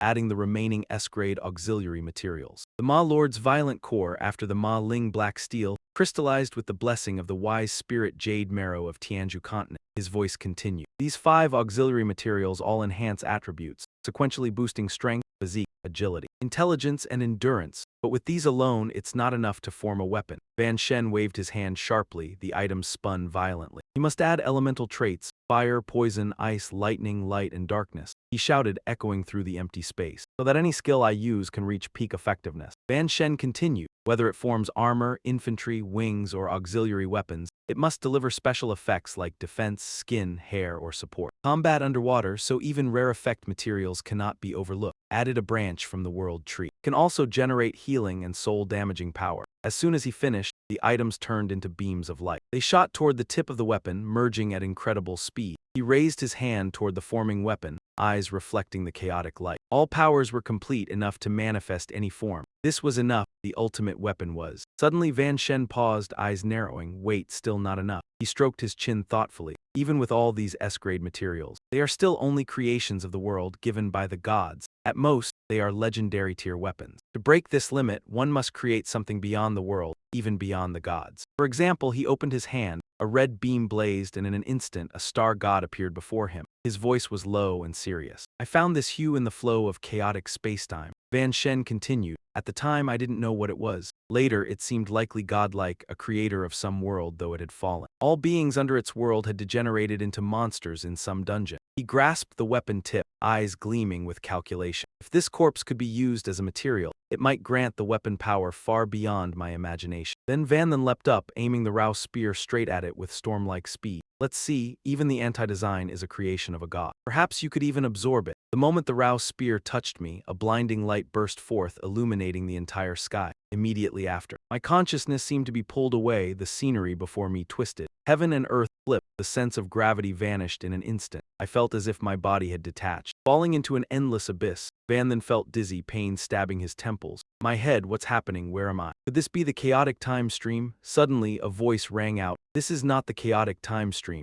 I jerked around, my body tensed with full alertness. The scene before me left Van then stunned. You are that corpse. The voice resonated in my mind. Indeed, it looked exactly like a monkey. Cao then exhaled deeply, looking at the corpse. That's true. After all, I am already dead. Only the last trace of consciousness remains in this body. That trace of consciousness pulled me into its mental space. Suddenly, its eyes glimmered. Unexpectedly, the last being to encounter me was the human I hated most. After all, the one who killed me back then was none other than your human god. I asked curiously, do you want revenge? Its expression darkened, tone gloomy. Don't worry, the remaining trace of my consciousness has no combat power. Even if I wanted revenge, I couldn't harm you, only feel some resentment. I had expected the one who found me to be a creature from my world. Cao then continued. If they hadn't come, would they have been exterminated? Van then ground his teeth silently, unsure how to respond. After a moment I said, perhaps. They may have even transformed into some kind of monster in their world. The human world, that's all I know. After all, I was never a god's warrior. It sighed sadly, and indeed, that was the case. You should leave, this place is not for you. The anti-design is small, not yet worthy of merging with my body. You should leave on your own. I panicked. Wait, you said it's not worthy to merge, not that it's impossible. In other words, if someone is willing, it could still merge. Cao then glared angrily, murderous intent flaring in its eyes. So what? You humans destroyed my world, why should I help you? If this trace of my consciousness had combat power, I would have torn you apart and annihilated you by now. Van then spoke coldly, like ice. Then things are simple. Let me tell you, the human body is also my enemy.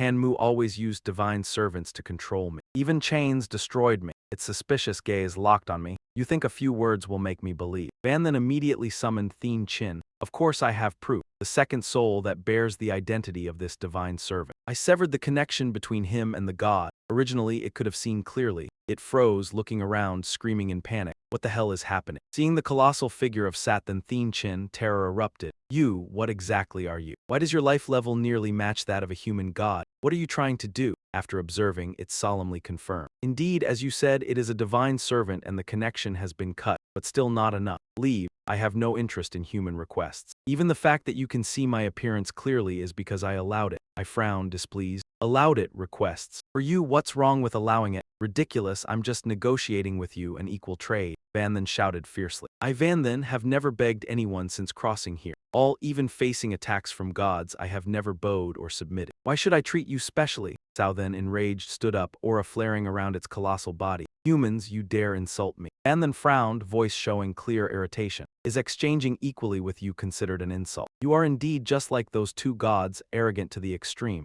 I'm tired of beings who hide their true faces. I said coldly. Unexpectedly, the only one who can communicate normally is void. Now that the contagion is over, die wherever you wish. Even without you as a weapon material, I'm not ordinary. Cao Tu, Thienchin panicked urgently. Wait, let me go with you. As Van then turned to leave, its voice rang out, filled with undisguised shock. Wait, did you say void? The corpse god shuddered slightly, eyes suddenly contracted, voice lowered. Acquainted with void, could it be that void is still alive? I then commanded. Lai Thienchin. Go ahead. He paused for a beat, then quickly retracted his emotions, waiting until Thienchin had departed. Only then did I respond slowly. The current being wandering in the dark world is alive. The gear I wear was given by him, made from the eternal rebirth frog stone. Any problem with that? It laughed loudly, the sound echoing through the silent space. Tears quickly streamed, soaking its dry face. The corpse god's face displayed a rare expression. Alive, alive is good. By my understanding, you're still fighting, aren't you? Van then asked curiously, who Vo is your friend? It gave a faint nod in confirmation, its voice dropping lower. Yes, but he can't do what I can and create a world of his own. And because of that, he took a huge loss. Van then asked in surprise, a loss, what do you mean? Sat then raised a hand and pointed straight at Van then, eyes unfathomably deep. Looks like you still don't know. Our existence is different from yours. We weren't made by anyone. We were born in the midst of the universe. It continued. When we first awakened, we were much like many other beings, aside from possessing an extremely high life rank. Everything we did was as naive as children. We didn't know why we were born or what we even possessed. Sathan's voice kept echoing. But there was only one thing we could be certain of, slaughtering each other. Only by killing others could we grow stronger. Wipe out every other existence and you'll rule everything. It went on. From then on, a campaign of war. Who knows whether it lasted 100 years, 1,000 years, 10,000 years, or even hundreds of millions of years began to unfold. Everyone wanted to be the final victor. Sat then continued, in that drawn-out war, our understanding of the universe gradually became clearer. Some began to discover that by temporarily sacrificing their own power, they could create a world within their bodies and become a creator god. It kept explaining, at first that world was utterly barren, containing only the lowest forms of life. But as time passed, the world would slowly transform and evolve, growing richer and more diverse, and the creator god would grow stronger along with it, far beyond what they were before creation. Sat then spoke calmly. And as the world continues to evolve, life evolves with it, eventually even giving birth to highly intelligent life, with souls, and with that, the god's own life rank would be elevated as well. Only then did he understand, so this was how a life rank could be raised. It sneered, it certainly can. What, don't tell me you want to learn from us and create a world too? Van then replied coldly, the corner of his mouth lifting slightly. Not for now. But who knows, what if one day I slip up and create one by accident? You are correct to wonder. According to the words of the creation gods, as long as a god peacefully develops their own world, they can grow stronger. So there is no need to massacre each other.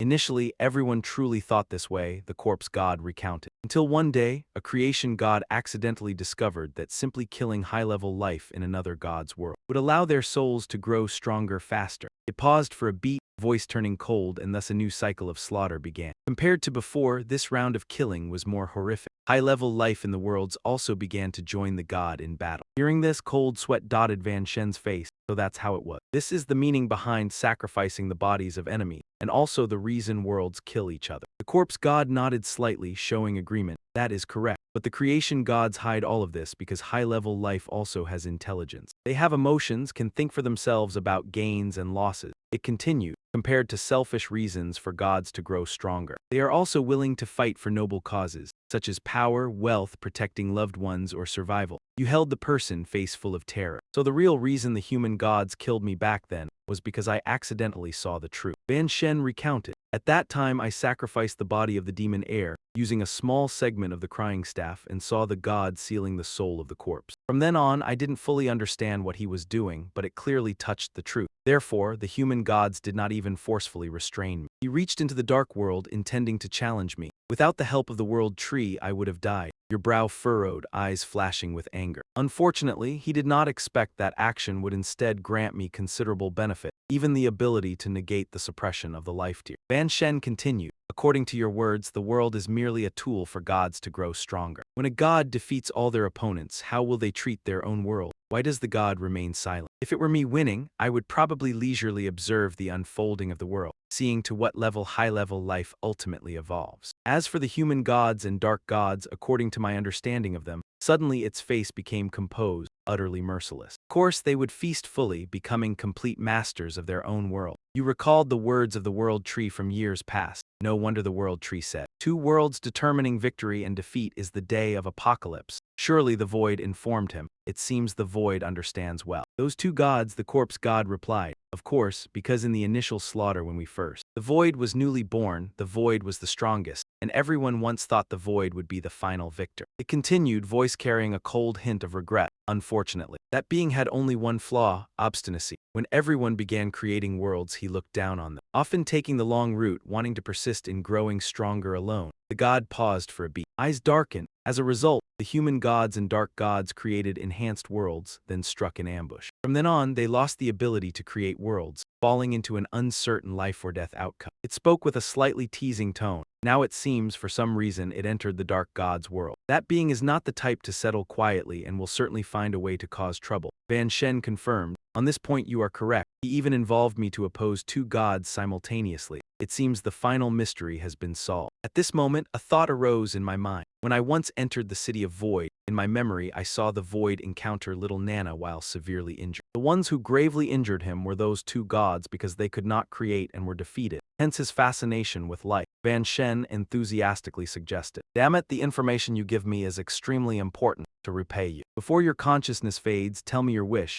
and I will try to help you fulfill it. The corpse god shivered, momentarily flustered. A wish. What I worry about most remains the life forms in my world. They resemble me. If you can find them or their descendants, please give them a place of peace. You half joke. I will try, provided I can find them. So do you wish to become the final material for my weapon? No, keeping the corpse is useless anyway. Hearing this, it immediately erupted with anger, swinging a hand toward Van Shen at lightning speed. Roaring in fury, begone. Remember my name is the killing god. I will absolutely grant no benefit of the world's life to any enemy. You quickly leapt back, body moving like a flash of lightning to dodge. Its voice rang out full of mockery.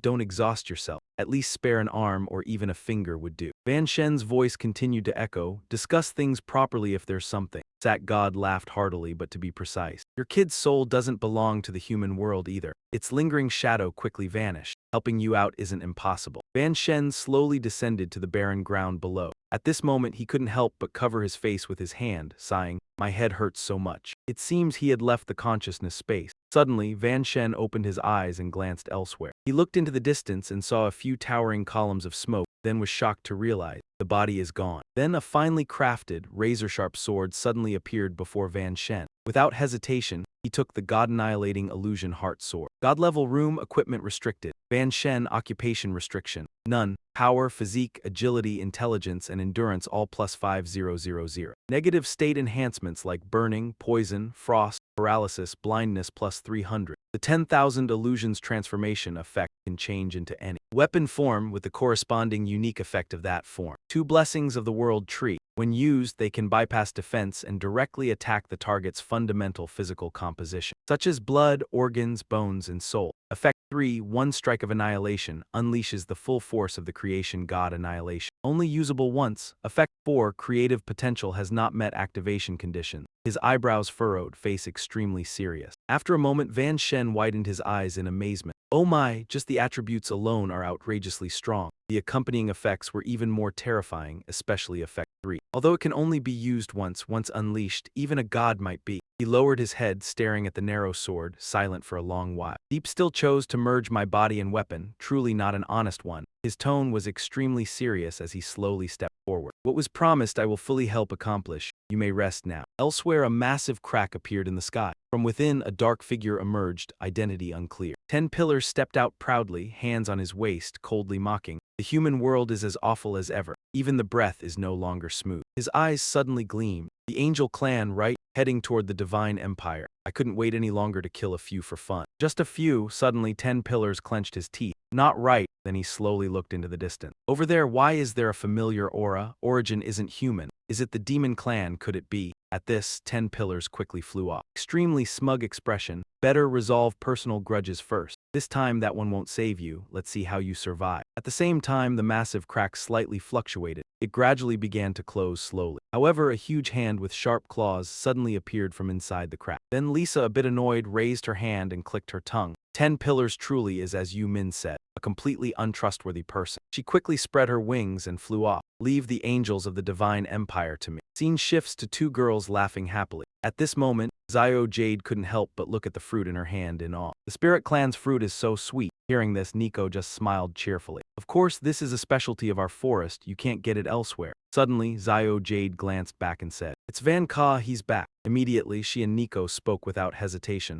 "Van Ka, do you want to come over and eat some fruit? The fruit from our Silver Moon forest is top-notch." But Van Shen gently declined. "No, I'm planning to go grind in the dungeon." As soon as he said this, a stream of thoughts arose in his mind. His eyebrows furrowed. The strength of the Eastern Ancient Emperor is probably not weaker than the Western Blaze Emperor. Even with a new weapon, I'm not confident of victory. Before the Grand Division begins, I must strengthen as much as possible. Meanwhile, opposite him, Xiao Jade and Nico wore satisfied expressions. "Let's grind." "Let me go too. Practicing together makes me sick. Let's form a team." At this time, Little Knight beside Van Shen suddenly interjected. "Let me come along. This place reeks of Spirit Clan. I feel like vomiting." This made Nico extremely angry, shouting, "Who are you? What nonsense are you talking?" Seeing this, Xiao Jade quickly stood in between to calm him. "Nico, don't get excited. She's Little Knight Van Ka's maid. Extremely powerful. We can't provoke her." Nico's expression immediately turned awkward. "Maid? What kind of maid? A bedroom-type maid?" Hearing this, Van Shen could only smile wryly. "Stop thinking nonsense." At this moment, Nico's anger flared again. Her eyes looked ready to strike. "Even if she's a maid, you can't slander others. Our Silver Moon clan is close to nature. The body scent is pure like the great wilderness. Everyone praises it as fragrant. Why do only you think it stinks, however?" Xiaoya was no less, pinching her nose teasingly. "Don't come near me. I told you it's really stinky." Nico clenched both fists, furious to the point of madness. Hearing this, Van Shen helplessly sighed. All right, stop arguing. Weren't we planning to grind monsters?" Xiaoya cut it out too. He looked at Xiaoya, who refused to yield, with a thoughtful expression. The demon Duan Ya and the Shadow Spirit clan had clashed for many years. Xiaoya had even been countered by me and the Shadow Spirit Queen together. You could say she hated the Spirit clan to the bone and was deliberately causing trouble. Then Van Shen fell silent and decisively jumped down toward the abyss. At the same time, Xiaoya pinched her nose and criticized, "Completely ruined. It's the smell of the world tree again, even worse." Hearing this, Nico flew into a rage. That woman, seeing this, Xiaoyu nearby immediately broke into a sweat, trying to mediate. "Can everyone calm down a bit?" Then Nico jumped down after Van Shen without haste. "Really? Sooner or later I'll have to beat her down here." She held the enormous object with both hands. Van Shen saw that the 3 routes led one by one to her vicinity. These were 3 dungeons with most monsters around level 80. Let's see if they're suitable. Hearing this, he didn't hesitate to ask directly, "Is there a more powerful place?" Van Shen stared at those routes. They seemed completely different from other routes and they emitted a familiar aura. At this moment, his eyes involuntarily sharpened, his eyebrows tightly knit. Previously in the space stream, I sensed 3 auras. One of humanity, one of the ancient spirit people. The last green aura is very close to this route. At the same time, Nico also examined it slowly. "This one, when I was young, I heard my mother mention it. This is a root connecting to the essence of the world tree. In our impression, the world tree is mysterious and dangerous, so no one has dared to use it before." As soon as she finished, Xiaoyu beside her put her hands on her cheeks, looking up. "Oh my, is this the legendary world tree? I heard very few in the world have seen it. If I could meet it even once, how wonderful it would be." Van Shen remained solemn and contemplative. "The world tree, if I can gain its assistance, it would be a significant aid for humanity." After a moment, Xiaoya also jumped down without hesitation. "I don't encourage this. The world tree's power is immense. If a conflict occurs, even I cannot be certain of victory. No one knows if it's friend or foe." Meanwhile, Van Shen suddenly appeared resolute, swinging his sword. "If it's a friend, things are simple. If it's an enemy, he didn't hesitate to step on the giant roots below. Then chop until it can't endure anymore. His tone was extremely cold as he commanded. Target changed, proceed to the essence of the world tree. Elsewhere, Shizhu Jingju flew forward. Then he suddenly stopped midair to observe. What's going on? Her position has changed. Moving to an extremely remote location. Shizhu turned his head elsewhere and continued. Could it be she discovered me? No way, she doesn't have that level of power, it must be a coincidence. At this moment, he quickly shot straight into the sky at lightning speed. But this won't change any outcome. Getting a chance to remove a hidden threat is difficult. I absolutely will not let you go. Cut to a large stone in the middle of the path. Suddenly, a powerful aura shot down from the sky, shattering the ground. Instantly, from there sprouted a colossal ancient tree. At this moment, Xiao Yu displayed an awestruck expression, with Van Shen's group behind her. After a while, Xiao Yu looked at the scene and praised. Is this where the world tree resides? Beautiful and serene, like a secluded paradise separate from the mortal world. Nhi stood nearby, stretching out her hands to enjoy it. Just inhaling a breath of air made her whole body feel invigorated. However, Xiaoya was extremely vigilant. Warning: the mana concentration in the air is very high, even surpassing the dark world. What's going on? Am I still in the human realm? Immediately, Van Shen's eyebrows knitted. The world tree has rooted in this world, so it surely cannot teleport us to another world. He lowered his gaze, speaking gravely, but this place is truly bizarre. Van Shen looked at the scenery in the distance, like a parasitic oasis in the desert, gathering all the nutrients. Elsewhere in the human realm resembled a desert. Suddenly, Xiao Yu pointed at the tree.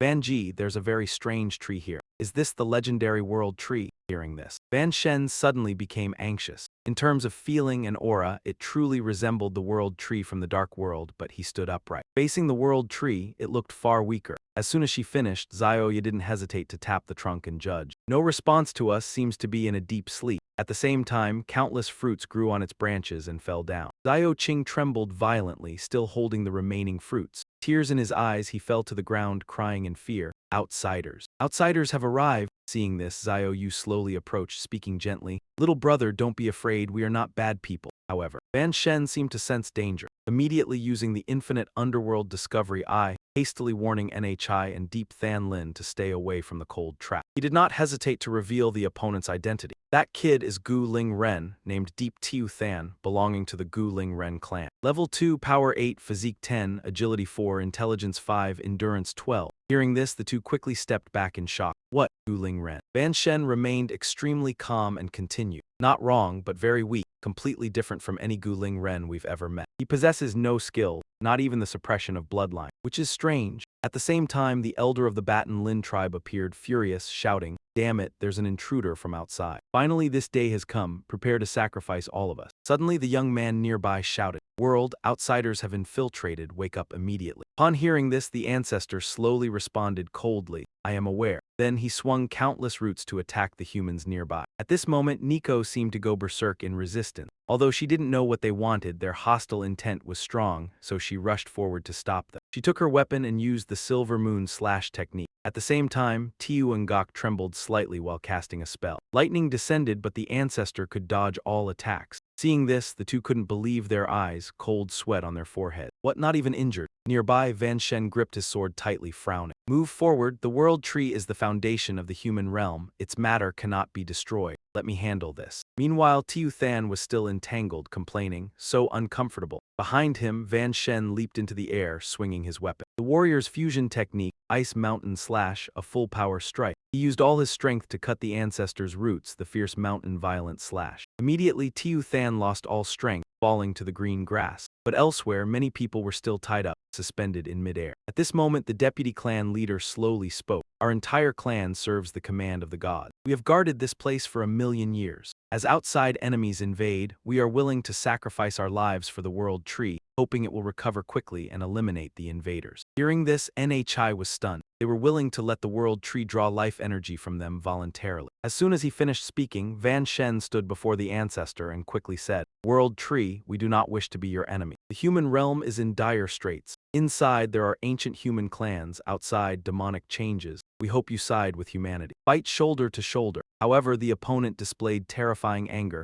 Anyone who trespasses here is an enemy. This is the divine command left 1,000,000 years ago. You only have the path of death. Hearing this, Van Shen did not hesitate to respond with quiet sarcasm. Truly a loyal dog. Seems like to interact normally, one must first show some toughness. his face twisted, eyebrows furrowed, eyes cold. Suddenly, something appeared that shocked Van Shen. At the same time, from the ground, a beam of golden light shot straight up. Figure of a man with shining white wings appeared. Garapa hovered in the air, lowering his gaze with resentment. Just waking up and already fighting, what a bother. Seeing the newcomer, Van Shen was a bit surprised. An angel? Seeing the man standing silently among the world tree, everyone froze. At this moment, Than Lin exclaimed in fear. Angel? Nhai stood nearby, puzzled, asking, "Isn't being an angel a unique occupation of the Holy Kingdom? Only Lucy possesses it." She cautiously stepped back a few steps. "Why is he here?" This man, yawning lazily. He's named Garibas, level 167 of the angel race. Power 87,000, physique 86,900, agility 83,100, intelligence 105,000, endurance 94,200. Skills unknown. After observing, Van Shen quickly determined he is not a profession. But like Gu Ling Ren, one of the 5 ancient clans, the Angel Clan. This information came after capturing the city lord of Thien Van City. He told me this. Van Shen felt bitterness mixed with helplessness. Only the basic info could be seen, likely due to the huge power gap. Even with daily increases in ideal attributes and rigorous cultivation, I still can't match a long-lived ancient like this. Name: Van Shen, human race, no profession, level 93. Power 11,320, physique 13,000, agility 11,320, intelligence 11,320, endurance 10,070, skill. Van Shen placed 2 fingers on his forehead and focused, but this guy seemed unaffected by bloodline suppression. Moreover, why did he emerge from underground? Could something strange be beneath? For now, let's investigate first. Fusion technique, mana resonance. At that moment, he jolted and shouted. A violent tremor was surging up from the ground. Yun Shen was stunned. The human race was sleeping soundly. In the depths of his mind, he analyzed grimly. Every ancient human had roots from the world tree pierced into them, as if some kind of power were being pumped in. As if a realization struck, Yun Shen grew unsettled. Could it be? Now Garapa cheerfully flexed his fingers, feeling vastly stronger than before. Even his life rank had risen, yet he had only taken a single nap. How strange. He turned curious and pressed for answers. World tree, why was I sleeping by your side? How long was I out? The old one answered honestly, a full 1,000,000 years. You slept by the god's will. By the original plan, you would have awakened even later, but circumstances have changed. Then the world tree issued a cold command. I am still recovering. You will fight in my stead, for the god kill them. Garapa shrugged and complied. If it's the god's command, there's no refusing it. The only problem is ignoring those weaklings, however. He pointed into the distance uneasily. That she-demon is very strong. I'm afraid I can't beat her. Hearing that, Nico blurted out in shock. Damn it, Kingling panicked, then hurried to reassure them. It's a long story. In short, Xiao Yi is definitely on our side. The world tree suddenly shook, its voice turning heavy. It's fine. You won't be the only one fighting. The 2 girls felt the ground quake violently and turned pale. What's happening? It feels like something terrifying is about to appear. Dunyi confirmed proudly. Just as you sensed, yes. In the blink of an eye, surging hands abruptly burst up from the earth. Seeing the ancient humans charging in a wave, Yun Shen warned urgently. A lot of trouble just showed up. Kingling froze and instinctively stepped back. There are too many, Nico screamed in fear. And they're strong. Most are above the 2nd transformation, and quite a few are even on par with the 4th transformation. The very next second, the ground bulged upward, forming a massive towering mountain. At its peak, a jet of dark red blood suddenly erupted. Now, a muscular brute emerged, grinning with relish. Is the slaughter about to begin again? T. Muk Zoa, level 158, Rakshasa race. Stats: strength 113,000, constitution 95,200, agility 83,100, intelligence 45,200, endurance 73,100, skills unknown. Grasping the situation, Dunyi hurriedly warned, this is bad. This Rakshasa is like that angel race one. Its combat power is roughly equivalent to 50 of them. One of the 72 demon pillars. As mountains sprang up one after another, he scanned around in alarm. At this moment, Yun Shen barked an urgent order.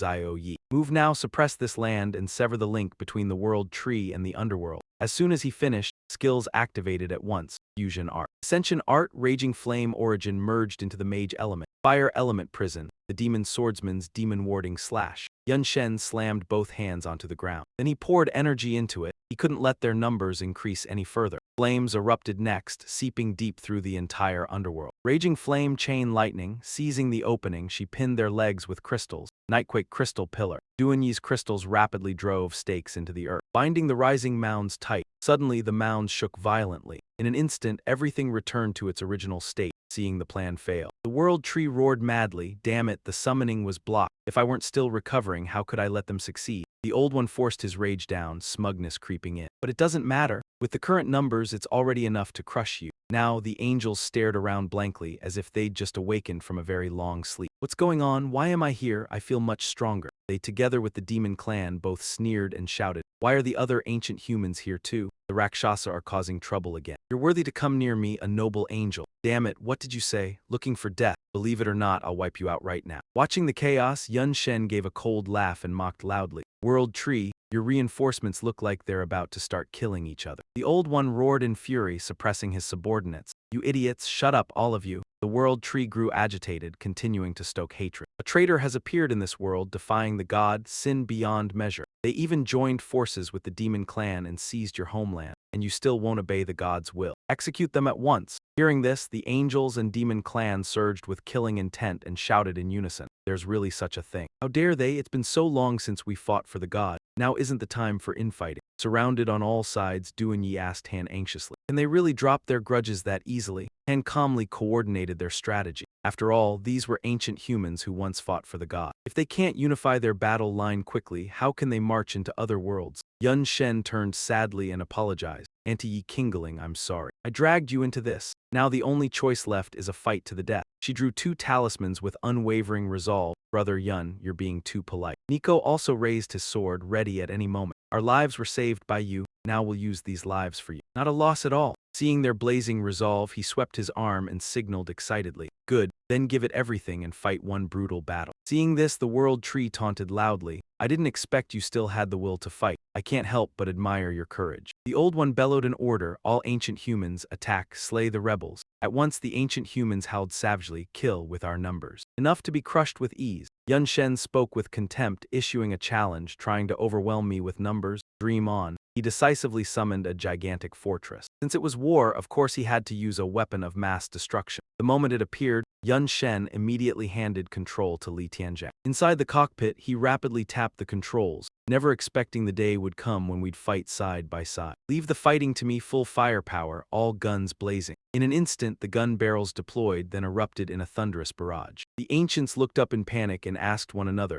what the hell is that? I've never seen it. Looks like a lump of iron. It seems like it's charging up some kind of power. When they saw the energy surging, they screamed in terror and fled. This is bad. It's a wide area weapon. The clan chief shouted confidently, don't panic. Leave it to us, the Bai clan. Then he raised a solid defensive wall. Formation art, guardian wall rampart, blocking the warship's non-stop barrage. The protector sneered as he poured strength into his axe, such a huge lump of iron. Without hesitation, he hurled the axe straight ahead. It was simply the best target there was. In that moment, it struck the fortress dead on. Inside the cockpit, the alarm siren shrieked. The war fortress is under attack. Damage has exceeded 1%. Tianzhang muttered irritably, what a pain to deal with. Mu Cha seized the opening and leapt onto the fortress. He viciously gathered power into his sword. This scrap heap, one slash is all I need to chop it to pieces. Yun Shen swung his blade in a sweeping cut. Dream on. Mu Cha curled his lip and calmly parried. Where did trash like you crawl out from, daring to stop me? Yun Shen quickly activated his skill chain. Fusion technique, spatial mage, tier open space. Combined with warrior, stone cleaver. Yun Shen struck directly at him, the slash fierce enough to split stone. Mu Cha stared in shock at the bleeding wound on his body. What? He can actually break my defense. Before he could regain his composure, Yun Shen used a crafty, ruthless move, fusion technique. Spatial mage. Tier open space, then as a powerhouse, full force strike. Mu Cha was horrified and hurriedly summoned the 10,000 spirit bone shield. Yun Shen attacked in a steady barrage, pressing straight into his defenses. Void-shattering shock strike. Mu Cha lost his balance the moment he was hit and slammed to the ground. Seeing him sprawled beneath the rubble, the ancients asked in disbelief. What, Lord Mu Cha got knocked flying again? That kid is strong, sure, but how could he possibly be a match for Lord Mu Cha? He sprang up furious and cursed. Shut your mouths, say one more word. Believe it or not, I'll cut you down. Terrified, they scrambled away in every direction. Sorry, please don't kill us. We'll go deal with other enemies right away. Stay away from him. Mu Cha slowly rose and growled in reluctant praise. I didn't expect you to wield such rare spatial power. You're truly troublesome. He stubbornly kicked off the ground and charged at Yun Shen. But you're only troublesome, that's all. You're still no match for me. Meanwhile, the angels were surrounding Duan Yi. Garapa smiled slyly and praised her. Demon heir, you're very strong. To deal with you, I've called in a few more subordinates. You won't blame me for using numbers against you, will you? She replied coldly, her face expressionless. I don't care, he teased with delight, really. Then what about over there? Your companion seems to be struggling in a hard fight. Aren't you worried about their safety? Dunyi stated flatly, then thought to herself, whether they live or die, I don't care. As long as Yun Shen dies, that's enough. Even if we lose, I'm confident I can carry him away and escape. Seeing she didn't waver at all, Garapa frowned deeply. This one isn't swayed by my words at all. She feels extremely dangerous. If we fight head-on, I'm afraid I won't be her match. Dunyi stretched impatiently. Are you going to fight or not? If not, then get lost. I don't have time to trade words with you. The angels demanded angrily. Insolent, how dare you look down on Lord Garapa like that? You want to die? She spoke calmly. You. Before she could finish, Dunyi shot a warning glare. You really don't know what's good for you. At that moment, she cast magic, and a mass of enormous crystals appeared. Garapa readied his weapon and scolded plainly. You're only a demon heir, don't get too arrogant. Dunyi sneered provocatively, so what if I'm arrogant? Without another word, she hurled a sphere of energy forward. Origin, crystal severance, annihilation. He also tensed, channeling all his power into the tip of his spear. Then he thrust straight into the attack. Origin, holy spear. However, her crystal power prevailed and slammed into the ground with a Chinese letter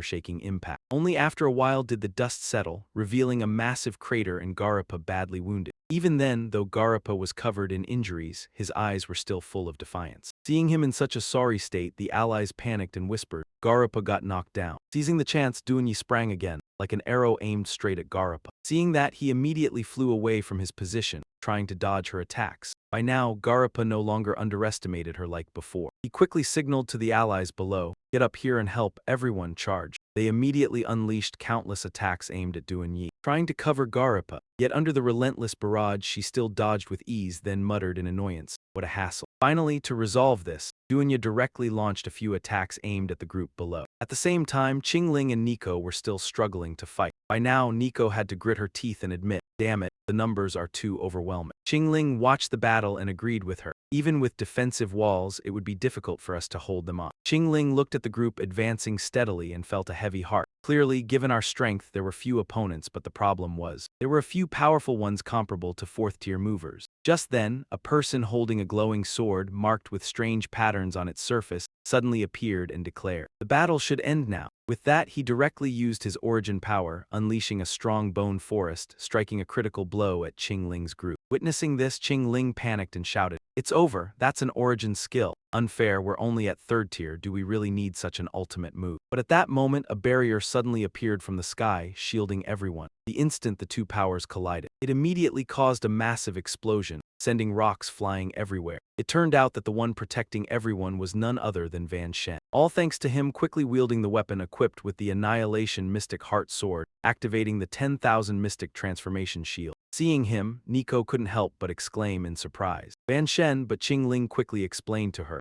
no, that's Van Ka's clone. At this point, Van Shen had used the 5-layer clone technique to create a clone for protection. Seeing this, the sword wielder glared angrily. Just a clone, and you dare block an origin skill. Mine, are you kidding me? Just then, strange objects suddenly fell from the sky, startling one of the allies. The ally shouted in suspicion, wait, something seems to be falling from above. The objects sprouted as soon as they hit the ground, forming countless beautiful flowers. The ally suddenly realized and said, looks like seed. Then in just a short while, the small flowers suddenly grew tall, becoming bone plant water second tier with petals. The flowers resembled mouths lined with countless sharp teeth. They didn't hesitate, instantly devouring those on the opposing side. At this moment, a flower at the center suddenly bloomed. At the same time, Xiao Jing also appeared. Seeing everyone, she cheerfully spoke. Long time no summoning from my master He. Seeing her, Nico was shocked and couldn't believe it, stammering, she's Van Shen's little flower spirit. We bought her together back then. Hearing this, Qingling sighed in despair, and now she's stronger than us. Thanks to Xiao Jing's appearance, both regained confidence. Nico quickly reassessed the battlefield. This time, the strategic pressure had significantly eased. Qingling proudly declared, I can focus on supporting you all too. The scene temporarily shifted to Van Shen's battle with Mu Zhou. At this moment, both were still fighting intensely, not neglecting even a second. Yet when Van Shen went to provide reinforcements, Mu Zhou furiously gathered all his power, roaring, you brat. You dare fight me and still send a clone to assist others. You're truly reckless. Van Shen immediately exerted all his strength to block this attack. However, the power was too tremendous, and he was quickly thrown straight to the ground, creating a terrifying explosion. Fortunately, as the dust cleared, Van Shen emerged alive, panting heavily. While breathing, he silently calculated, summon Zio Jing and at the same time deploy 5 clones. For me, the consumption is indeed quite large. The 10,000 night wheel couldn't be used. At this point, Van Shen's worried gaze swept across the other side of the battle. Seeing the situation still balanced, he felt reassured. But also thanks to them, a lot of pressure was dispersed. If I used the 10,000 night wheel, I could probably kill the enemy quickly. Even so, he still worried for the girls, thinking the remaining ones might not cope, as the overall level of these ancient humans is very high. Throughout this process, Van Shen had completely neglected Mu Zoa, making him even darker, growling, to be looked down on like this. How can I endure this? The only way to quench my anger, at this moment, he gathered all his strength, activating his origin skill. Bone Forest Prison Lung then declared, I will crush you completely. Just then countless mounds of earth rose, merging into a massive solid structure enclosing Van Shen. Then a sudden flame shot up, reaching the top, fully protecting him inside. Seeing Van Shen's power, Mu Zoa angrily clicked his tongue, thinking, the brute flame origin skill of this brat far surpasses my Decay Nation origin skill in rank. It's frustrating, nevertheless he didn't hesitate, gripping his blade tightly, muttering. But in terms of attributes, I surpass him by far. That advantage is enough. Just then, Van Shen suddenly emerged from the earth mound, swinging his blade directly. Mu Zoa quickly used his hand to block the attack. However, he suddenly realized something and silently gasped in astonishment. Too heavy, his force has increased. Knowing what he was curious about, Van then spoke up to explain on the attribute log which could still make up for it. One effect of the heaven-breaking punishment talisman is that each attack boosts strength. Each strike increases the total strength value by 10%, up to 100 times. After receiving the system notification, Van then did not hesitate, continuously attacking multiple targets. Currently, it has only increased 80 times but is enough to break your defense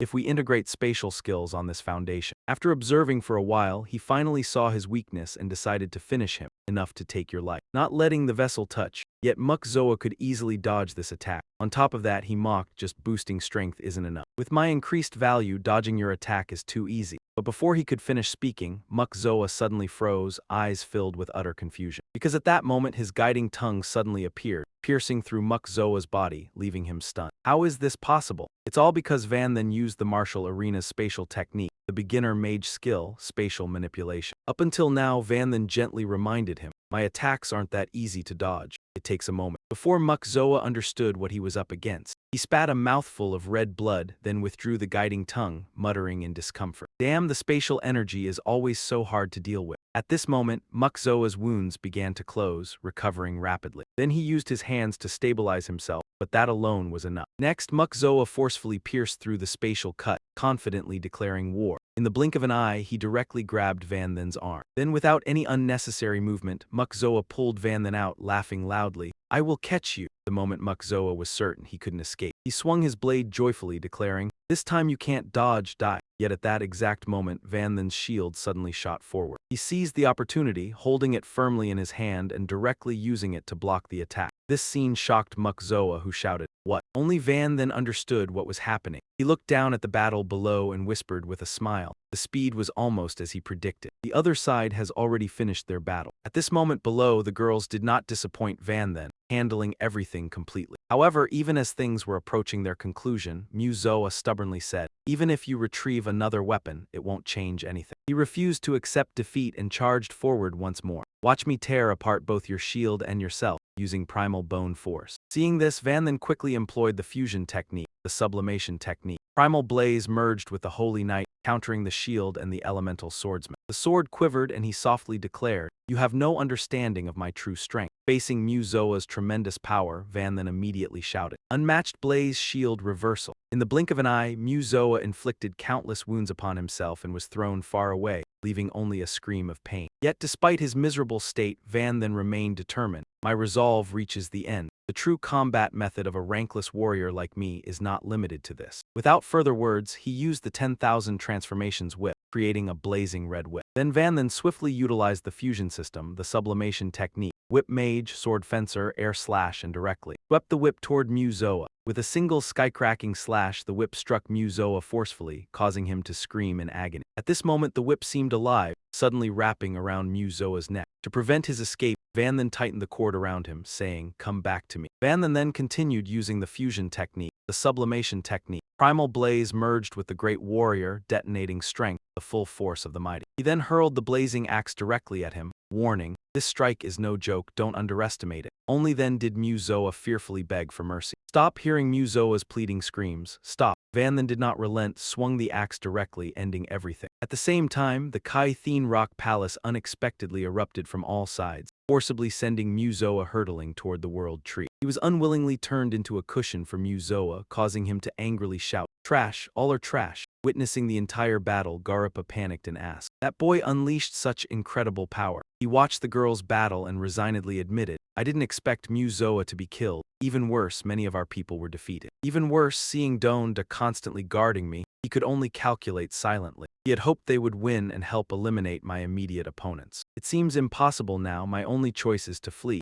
Without hesitation, Garupa quickly flew away. Seeing this, Donda said with extreme disdain, "Running away is decisive indeed." The world tree grew furious. "Exterminate the turtle, exterminate the turtle. Garupa, you bastard. Running off the battlefield on your own, have you ever considered how angry the gods would be?" Hearing this, Garupa laughed boldly and retorted, "Old man, it's hard for you to survive yourself and you dare report me to the gods. Spend that time figuring out how to survive." At this moment, Nico also stared blankly at the scene, exclaiming, "Such a top-tier powerhouse actually fled." Meanwhile, Thanlin and Xiao Jing joyfully embraced, cheering. "Although the situation is unclear, it seems we've won, we've won." Garupa's remaining allies fell into extreme panic. The entire group shouted in terror, "He actually ran away. It's over, this time it's truly over. With us, victory was impossible." Yet no one noticed as the world tree suddenly muttered with a smile, "No, you still hold final value." Then it extended its gnarled roots to seize them. It coldly declared, "Granting you trash so much power, yet you still cannot win." Hearing this, they panicked, screaming for mercy. "No, please, I'm not ready to die." But the world tree paid no heed, opening its wide mouth and said, "If that's the case, you might as well all become nourishment for me." At that moment, a hand unexpectedly covered its mouth, forcing it to stop. Van then had transformed and stared at it, warning, "Do you think I'll let you fulfill your wish?" Without hesitation, he immediately formed a gigantic fireball and hurled it at the world tree. Scene changed, the world tree angrily roared, "Damn it, you dare attack me." Van then spoke calmly, "I'll tell you honestly, I came today to cut down this tree." He panicked. My god, the aura of that kid suddenly became extremely powerful. Even stronger than Lord Garupa, stronger than the Demon Queen. Could it be that he had not used his full strength until now, yet had already killed Lord Muzoa? Inside him, he had already exhausted much of his mana and life force beforehand. The 10,000 night cycle state could only last about 5 seconds. Still, to face a living world tree, those who surrendered would surely suffice. The tree, enraged, bellowed,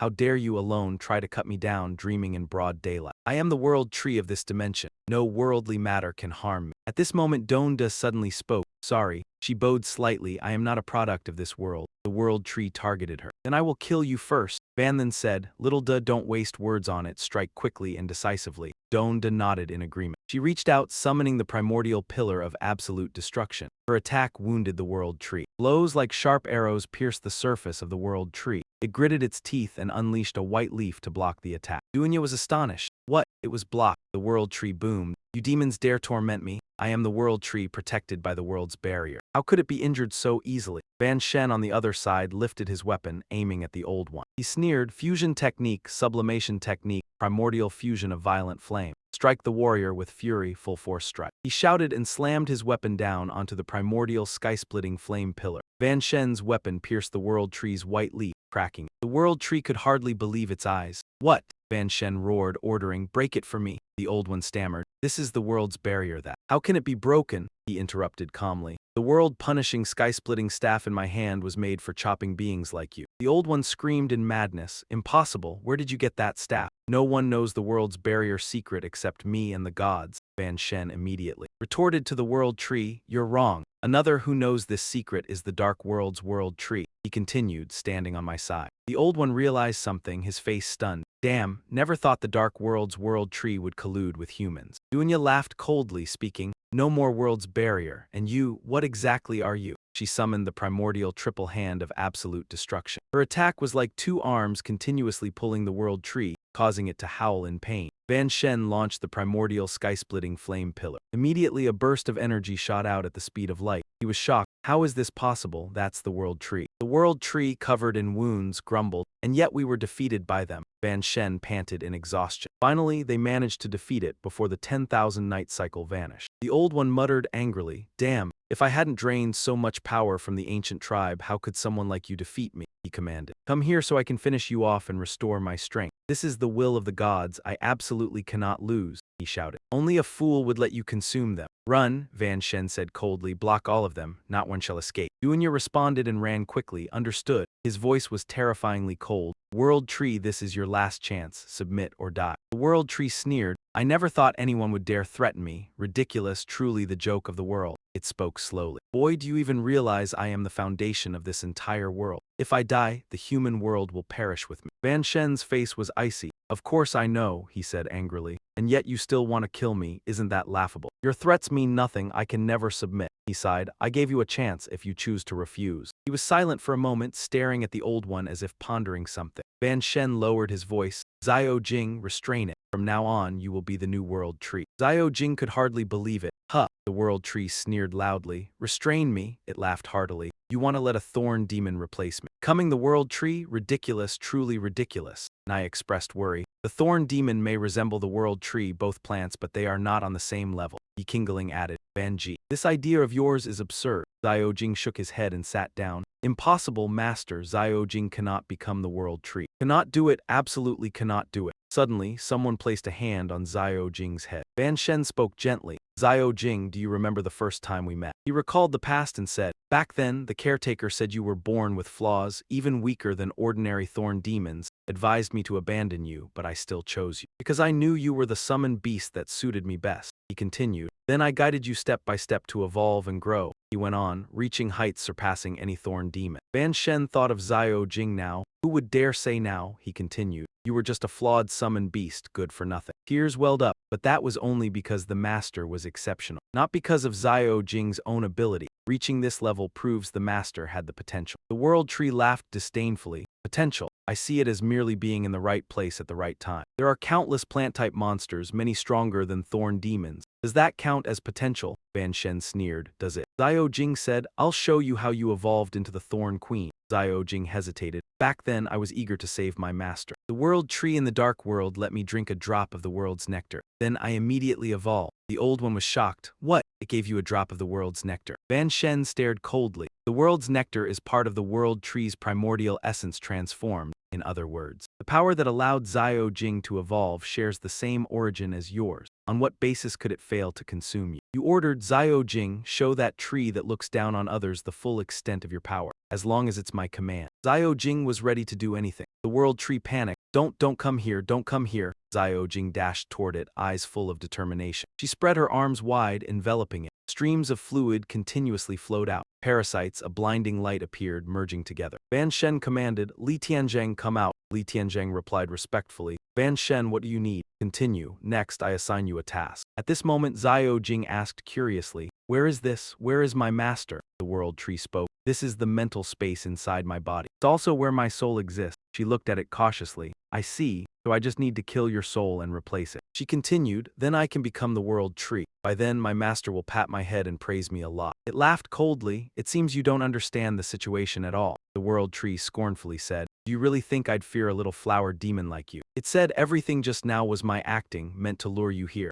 Xiao Jing panicked but still retorted stubbornly, nonsense, I don't believe it. She summoned power, the pseudo-bone worm. The two sources of power clashed. This time, Xiao Jing truly panicked inside, too strong. The World Tree's power was overwhelming, surging toward her. It said, I am the World Tree born with this world, even if the battle is only in soul form. A little flower demon like you cannot resist, it continued. I pretended to be weak to lure you here, because I want to reveal the world's essence inside you. Once I devour you, my strength can be fully restored. The World Tree laughed madly, a crazed smile on its face. Then, even if that demon cricket and your master join forces, in front of me there is only death. Xiao Jing was terrified as if threatened by something. She screamed, no, Xiao Jing, do. A wall-like source of light appeared. The wall of light surged forward, severing its power. She rejoiced, save! The World Tree was furious. Who dares to obstruct my plan? Li Tianzhang laughed heartily. Old man goes by no other name, sits with no other surname. My name is Li Tianzhang. The World Tree looked at him coldly. You are my servant. Now the World Tree roared in anger. You are my servant on the same side as me, so why help the enemy?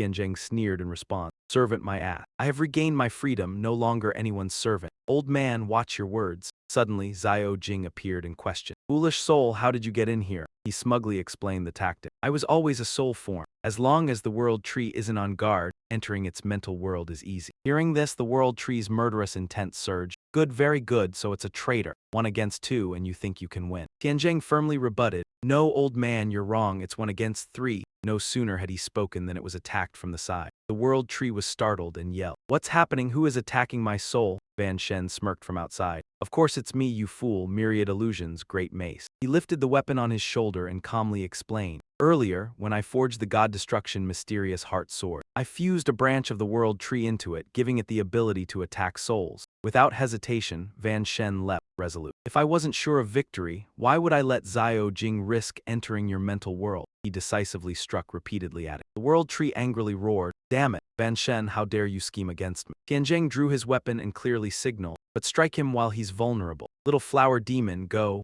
Xiao Jing enthusiastically unleashed her move. Got it. Even while suppressed, it struggled. No way, he clenched his sword and boldly charged forward. Tianjing swiftly swung his sword, slicing through the void, cleaving the soul. Taking the opportunity, the small demons released a barrage of toxin. Frenzied, destructive, corrosive, the monsters decomposed. Pseudobone worms, the world tree arrogantly exclaimed with defiance. Trying to kill me with such tricks? As it boasted, its arm suddenly exploded. It was shocked, not good. The world tree's face turned pale. Cursing nonstop, it's you, damn it, Van Shen. Instantly, a violent explosion erupted, shattering the surrounding. It struggled, muttering constantly. Unwilling, in its death throes, the world tree wailed, I'm unwilling. As its body disintegrated, a bright pill appeared. Tianjing urged, that's the world tree's soul. Little flower demon, swallow it quickly. Your task is complete. She obediently stepped forward, understood. Xiao Jing carefully held it in her palm, astonished. It was warm, as if gathering the life energy of the entire world. Without hesitation, she directly swallowed it in an instant. Xiao Jing's entire body surged with power. Outside, Qing Ling froze and pointed. Look quickly, the world tree is transforming. A fresh green sprout slowly grew on the tree trunk. In an instant, lush green branches shot up everywhere. Xiao Jing merged with the tree, taking on a new form to perfect effect. Yun Shen rejoiced, it worked. Tianjing shamelessly took credit immediately. Of course, with me, Li Tianjing here, what's so special about a world tree? She slowly opened her eyes to look around, and Xiao Jing exclaimed in astonishment. Wow, the power is incredible. I really have become the world tree. Just then, a magic circle suddenly appeared on Xiao Jing's forehead. And I asked anxiously, that thing looks familiar, I feel like I've seen it somewhere. Qing Ling stood beside her, stroking her chin in thought. It seems to be a master-servant magical contract between a summoned beast and its owner. So why is it appearing now? No sooner had she spoken than light radiated from the magic circle. She panicked and lightly touched her forehead. The connection with the master is cut off.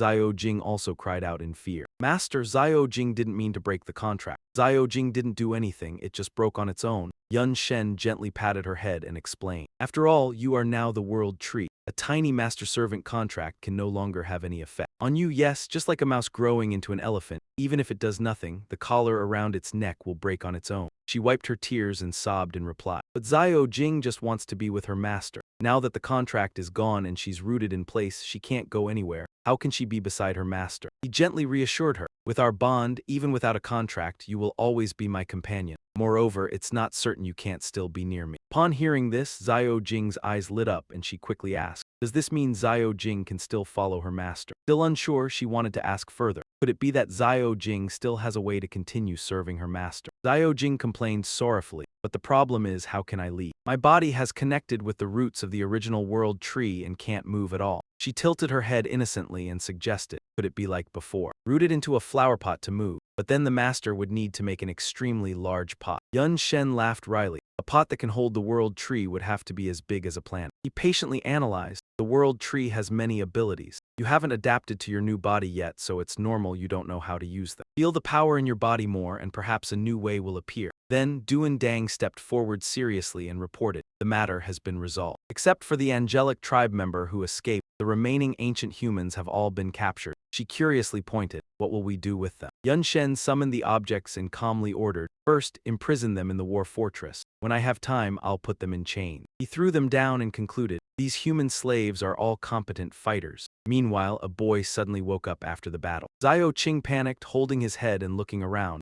My head hurts so much, feels like I just had a dream. In the dream, that world tree wanted to eat me. Looking up at the new tree body, the boy screamed in horror. That world tree has become a woman. No, it's become Big Sister. Xiao Qing hurriedly turned to call Lion Huan. Uncle A Zai, they why Yun Shen saw this and explained. They all willingly gave their life force just to awaken the world tree. It seems you are different from other ancient humans. They don't awaken from sleep, they are always conscious. The boy stammered, pulling at his hair. I don't know. At the same time, Qing Ling sat down gently comforting him. Little brother, don't be afraid, we are all good people. Nai lifted her hair, smiled kindly and asked, you seem familiar with the world tree, can you tell big sister? The boy loudly refused. No, outsiders are all bad people. It can't be discovered by outsiders. After hearing this, she hesitated a few seconds. Qing Ling sadly concluded, it clearly bears great hostility toward us. At that moment, Yun Shen spoke in a deep voice, analyzing in detail. From the past until now, including the ancient spirit humans and any ancient humans I have seen, there is one common trait. Regardless of strength, they awaken from sleep, not knowing why they were asleep. But these ancient humans are different. Their clothes are rudimentary. They even recently harvested fruit. Clearly, they have lived long where the world tree exists, like native inhabitants. Moreover, when discovering us as intruders, their hostility is so exaggerated, they don't hesitate to sacrifice their lives, just to awaken the world tree and drive us away. Considering this place is secluded and almost isolated, perhaps they carry some mission, and they only obey the world tree. After careful examination, he turned and ordered, Zio Jing, help me. She immediately obeyed. Yes, master. Zio Jing bowed affectionately. Little brother, I am the new world tree big sister. They are all your friends, you must help them, understood. Hearing this, Zio Jing hesitated and offered, if it is the request of the world tree big sister, then there is no choice. But I really don't understand many things. But I know of a cave with many drawings on it. They are said to have been left by ancestors long ago, but I don't understand them either. The moment he finished speaking, Van then couldn't help feeling restless. Maybe the mural would confirm my guess. Let's go and take a look. She urged anxiously, Master, wait a moment. Tiu Qin can sense there are still many humans underground. What awakened earlier was only a tiny part. My sovereign is granting them a lot of special power. What should we do?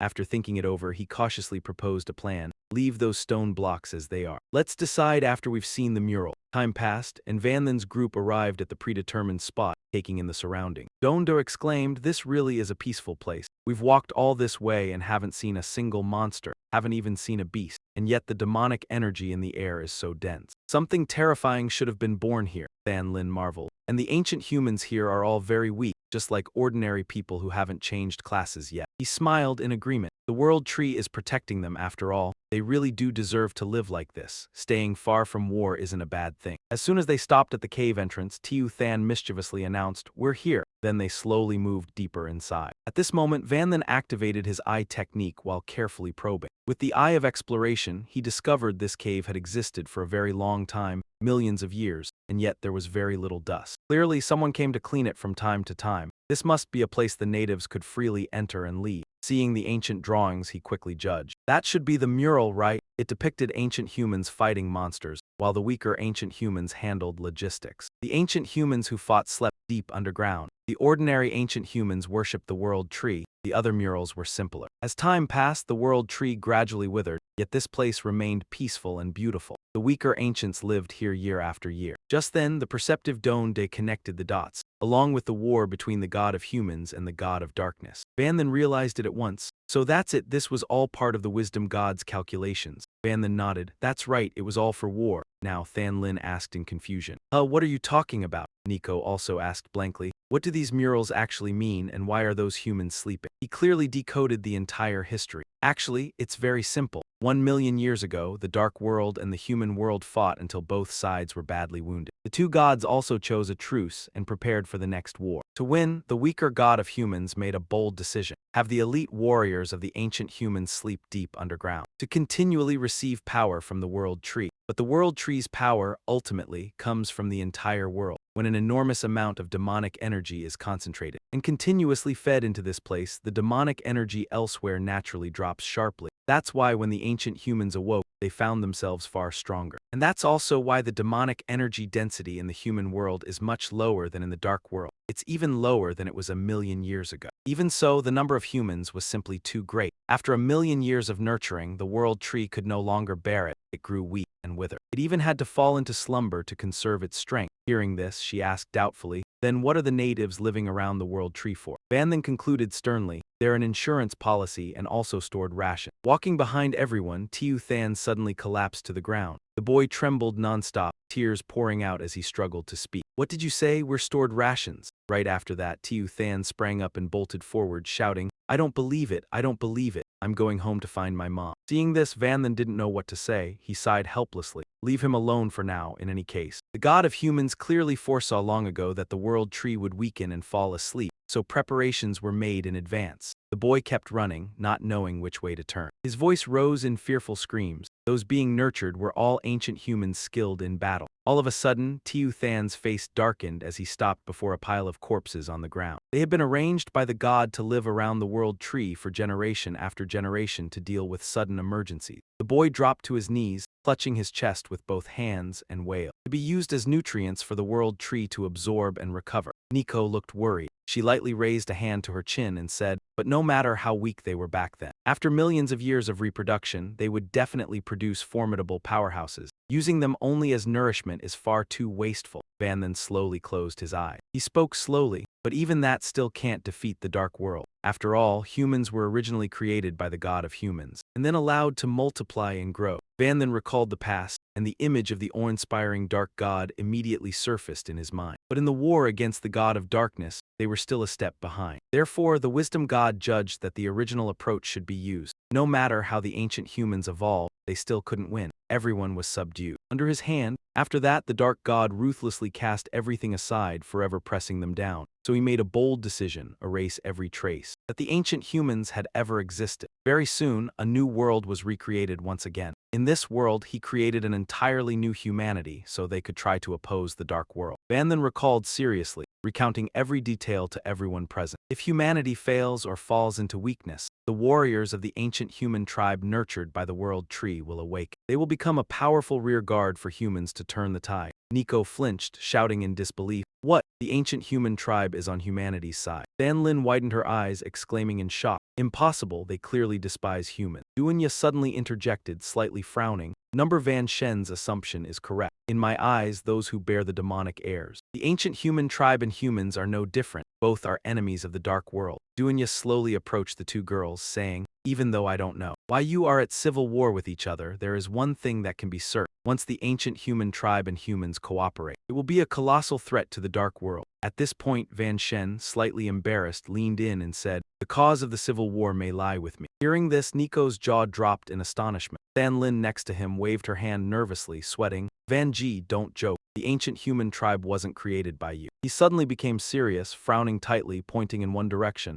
"Exactly. Before explaining, I must tell you something. Even though you know Zioya is a demonic heir and that she is very strong, there's one thing you don't know." Duanya confidently approached. Van Shen looked at her and said, "Zioya's true identity is on par with the Guardian General. She is the 21st pillar among the 72 demon pillars." Hearing this, Than Lin couldn't help stepping back, stammering in shock. 72 demon pillars. I only saw them from afar once while fighting on the front line. Their terrifying power almost scared me out of my wits. Nico's face also darkened, eyes wide as he looked at her cunning expression. Someone so terrifying existed right beside me, and I even argued with her. Duanya moved closer, causing her to shrink back in fear. She held her chin, whispering, "Human girl, now do you understand my power? Kneel and beg quickly, or I'll make you taste my methods." Nico trembled, struggling to speak. "You." Suddenly, Van Shen appeared behind her, tapping her head unexpectedly as a warning. "Stop joking, scare them and see how I handle you." Than Lin, excited and curious, eyes sparkling. She asked, "My god, even the 72 demon pillars can be made into female servants. Van Ji, what rank have you reached in the dark world?" Duanya quickly interjected, "He is also one of the 72 demon pillars." Nico and Than Lin listened in awe. "My god, you've been undercover all along." He stood aside, trying to explain, "I didn't want this either, it's all coincidence." Van Shen's eyes slightly lowered, his voice deepening. "Even though I became one of the 72 demon pillars, my heart still belongs to humanity. So I teamed up with Zioya and the Dark Star Queen Spirit to pressure the entire dark world." Many other presences flashed in Van Shen's mind. He continued slowly. "They originally planned to attack the human world, but their rear burned. Even when about to win, they chose a large-scale retreat. But the moment they withdrew coincided with when the human god thought humans had failed. He activated the human reinforcements, a figure sitting silently atop the ruins, eyes red and wide in terror. Because of this coincidence, the ancient human tribe's threat lost stability. They then redirected their hostility toward humans who occupied their homeland." Van Shen slightly frowned, placing his hand over his chest. "I discovered this information by chance while investigating the ancient human tribe. Now connecting the dots, I realize I was the true instigator. Trying to do good ended up causing trouble. Van Lin, hearing this, anxiously comforted Van Ji. Don't blame yourself. If you hadn't caused the demonic heirs to withdraw, I would have died on the front lines. Nico quickly chimed in. Indeed, who could have predicted the gods' arrangement? Van Shen still hesitated slightly, stroking his chin thoughtfully. But one thing puzzles me greatly. The premise of all these assumptions is,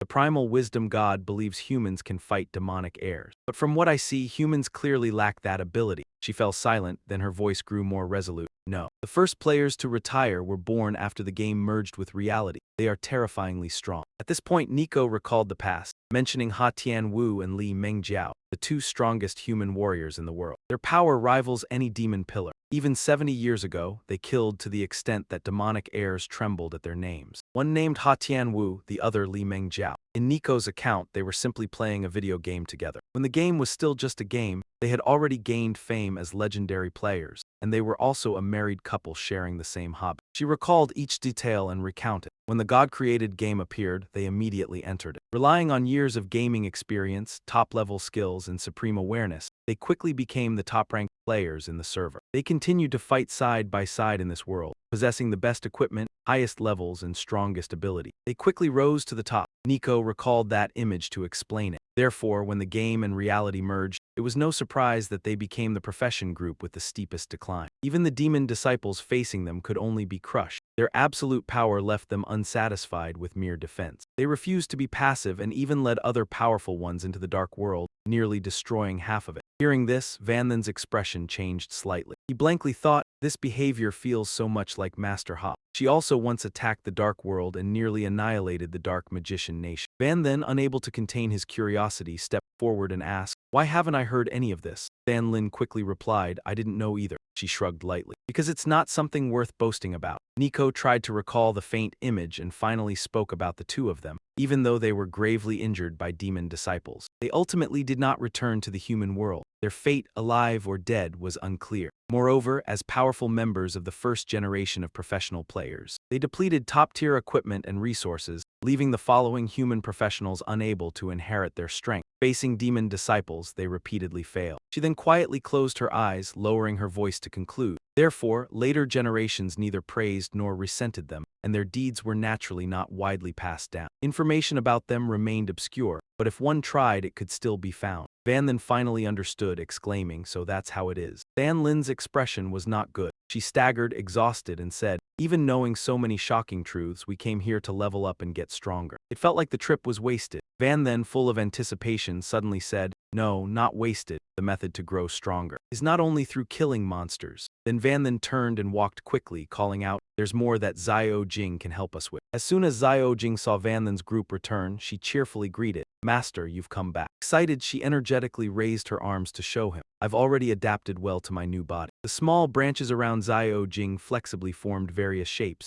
She smiled brightly and said, look, I can transform into all kinds of forms. Van Lin stood below, hands in his pockets, smiling in satisfaction. Not bad. Before he could finish speaking, Xiao Jing excitedly shouted, there's more, there's more. I discovered I can gather all the world's magic in one place. I can also disperse it, sending it everywhere. Van Lin, standing nearby, also spoke eagerly. So if we disperse the magic gathered here, the concentration of human world magic would become as high as that of the dark world. Hearing this, she hesitated slightly. It might work, but it would take a very long time. Xiao Jing then considered her roots, which contained a large number of people, and much magic had fused with her roots to nourish the ancient people underground. Those parts could no longer be dispersed. Suddenly, Van then turned sharply to look at them and said seriously, then let's continue utilizing it. Only this time, the ones being nourished are not the ancient people, but us. Hearing him, she was slightly stunned and unconsciously exclaimed, nourish the master. Van then turned to Xiao Jing and continued. Exactly, next you cut off the supply to the ancient people so they remain asleep. His face showed satisfaction. Van then turned to Nico and Than Lin, saying, concentrate the remaining energy to nourish me, Nico. And deep Than Lin, this growth rate surpasses leveling up by killing monsters. She now felt slightly concerned for him and clasped her hand. But can the master endure it? That's energy meant for millions of ancient magic beings.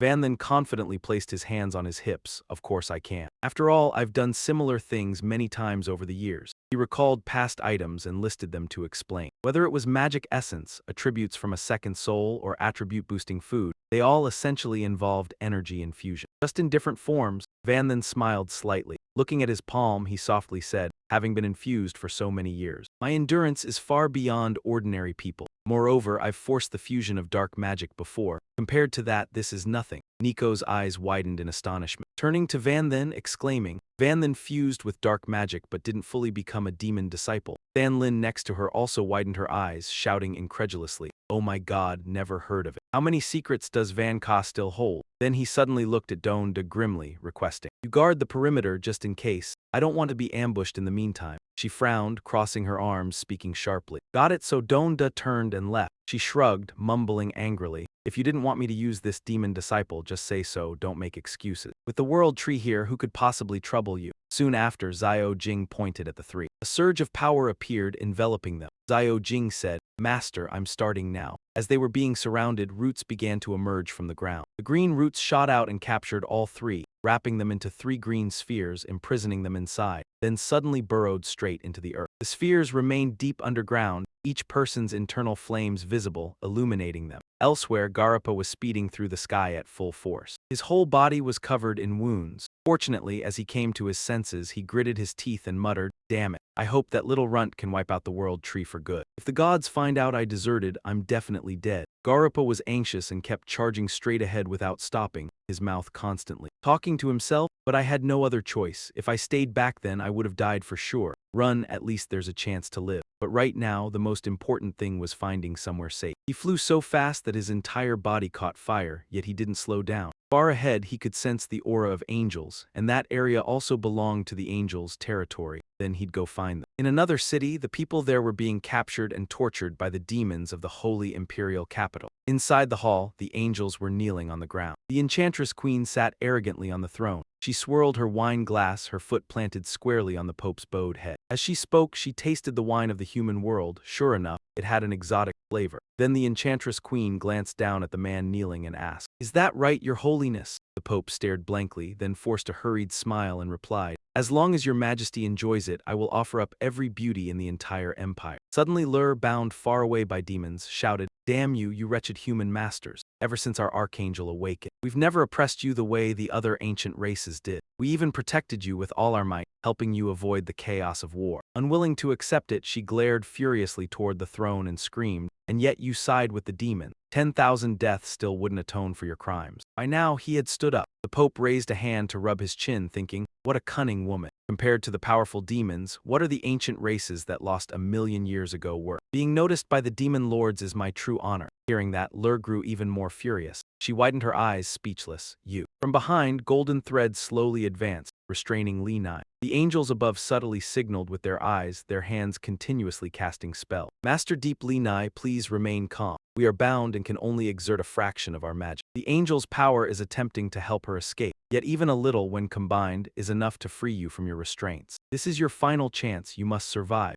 Sensing their intent, Li Nai closed her eyes and wept, though they spoke no words. Even just a glance suffices to convey your meaning, but doing so may provoke the sorceress queen's wrath. Suddenly the sorceress queen, seated above, spoke, "Holy Father, you seem to have misunderstood. Who said I valued you?" Hearing this, the stubborn Holy Father turned sharply. "Huh!" She smiled, raised her wine glass and asked slowly, "Do you know why I haven't slain these angels?" He froze, replying cautiously, "I do not know, but I heard that in the dark world your excellency stands for fertility and growth. Could it be related to that?" The sorceress queen was pleased with the answer, exclaiming, "Correct, though they cannot match me, their power is considerable. Moreover, they are angelic beings unseen for 1,000 years. Their rarity speaks for itself. With proper nurturing, they could give rise to mighty descendants." The angels kneeling below shouted in unison, "Please, even in death we cannot agree. Your demons have gone too far. I release the battle, yet they seek to divert her attention. She must not sense anything amiss. Resist slightly. Just a little more and Master Deep Li Nai can break free." The sorceress queen ignored their words. She crossed her legs triumphantly, saying, "In the eyes of the 72 demon pillars, the ruler of the Holy Empire holds great strategic value, but in my eyes that is not so." Hearing this, the Holy Father hastily sat down, face pale. With a trembling voice he tried to speak. "Your Majesty, you must be joking. You hold the highest status among mortals." She smiled faintly, raising her glass slowly to her lips, saying, "For greater power and status, you willingly betray and harm your own. People like you have blood tainted with filth, to let you live without hesitation." The sorceress queen kicked sharply at the Holy Father, causing him pain. The scream only allowed the birth of a descendant, after wounding the Holy Father. She set her foot down, standing firm.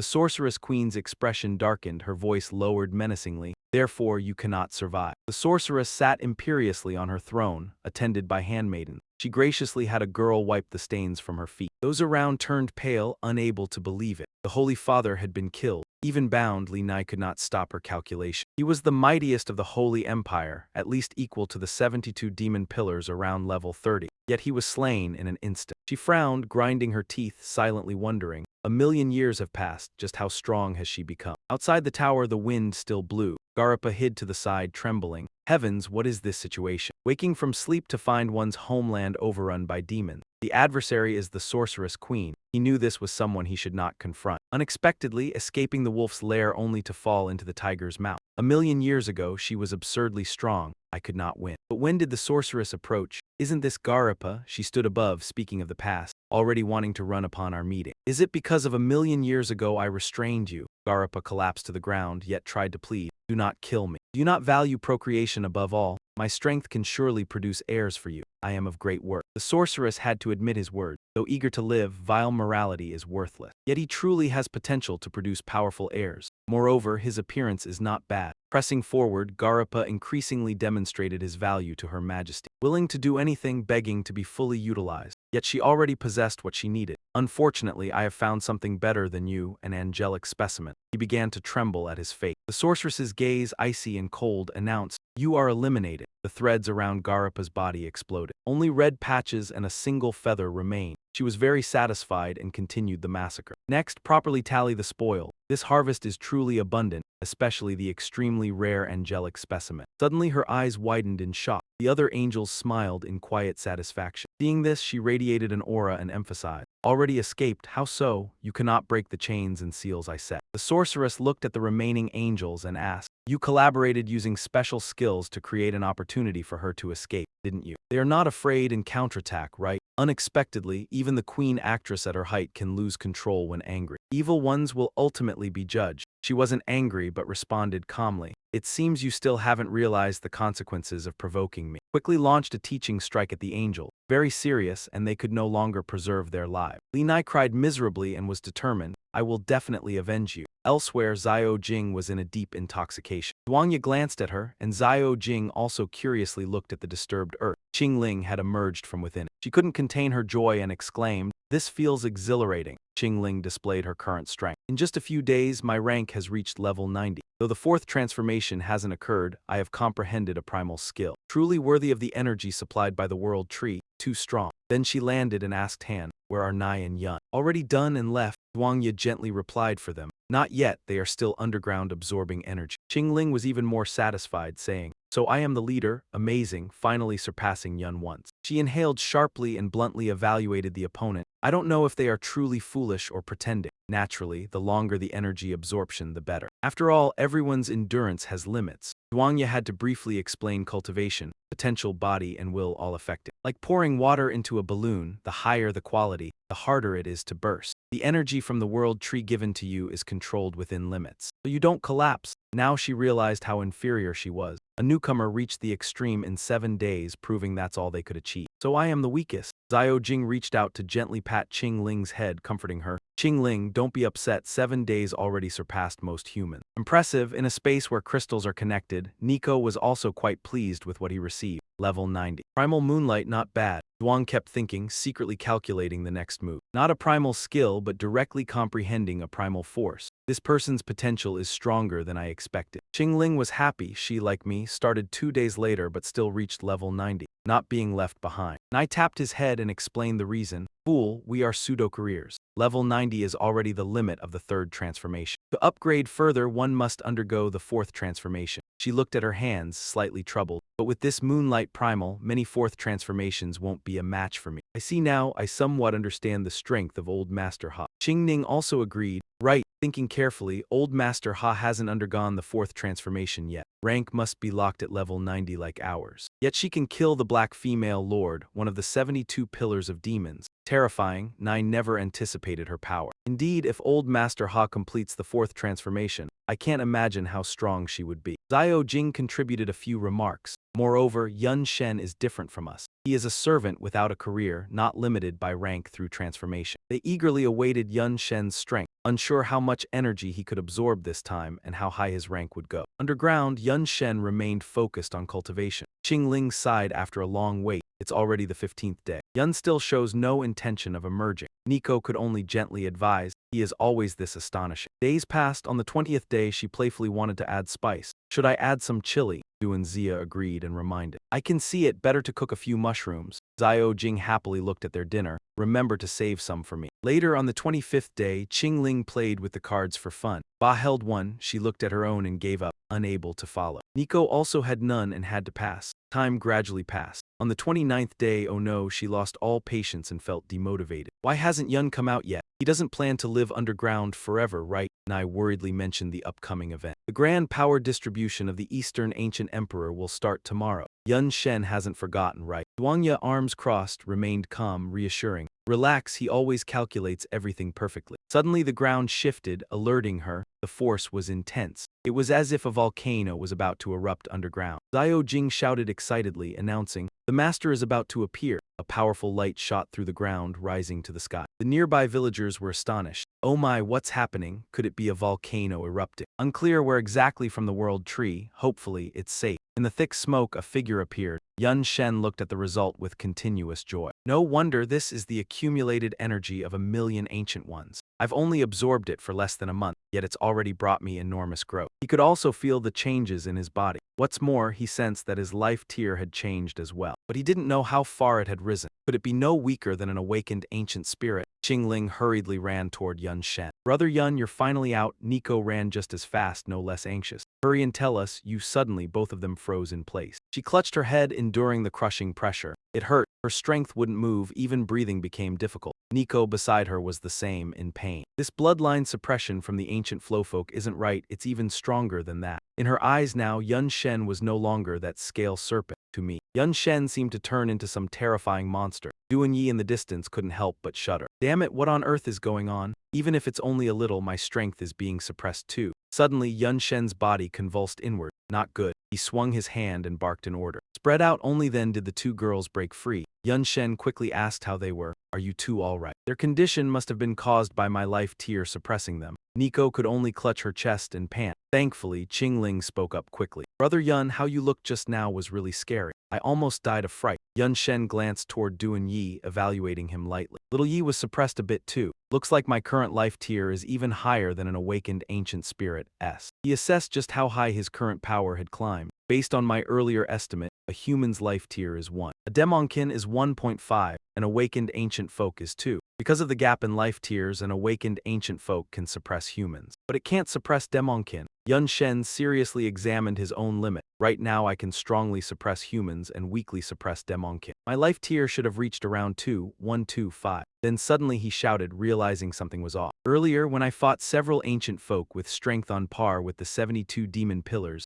I didn't feel suppressed at all. Then Yun Shen turned and asked Xiao Jing, and back then Yi Qingling and Nico weren't suppressed either. Xiao Jing, do you know why? She gently explained the phenomenon. Let me think. It should be that they hadn't had time to raise their life tier yet. They were forcibly awakened by the world tree and sent to help. After hearing that, he finally understood. So that's how it was. Qingling looked blank, not understanding. What life tier? I don't get it. Even Nico probed to confirm the truth. Why is it only Yun Shen who went up and not us? Seeing that, Xiao Jing had to start from the beginning. Raising one's life tier is far harder than increasing attributes or leveling up. The ancient folk could do it because they were nurtured slowly for 1,000,000 years. You've only had a few days, of course you can't. Her eyes sparkled with deep admiration. For master to raise it proves you're truly amazing, truly special. Yun Shen smiled brightly in reply. I didn't even know it was possible either. I didn't expect it. Consider it an unexpected joy. Qingling turned, wanting to know his strength. Oh right, brother Yun, how many levels did you gain this time? I could only recount it, I couldn't see anything. Was it because the level gap was too big? Yun Shen calmly stated the difference between the two sides, 100 levels. She immediately collapsed to the ground, crying,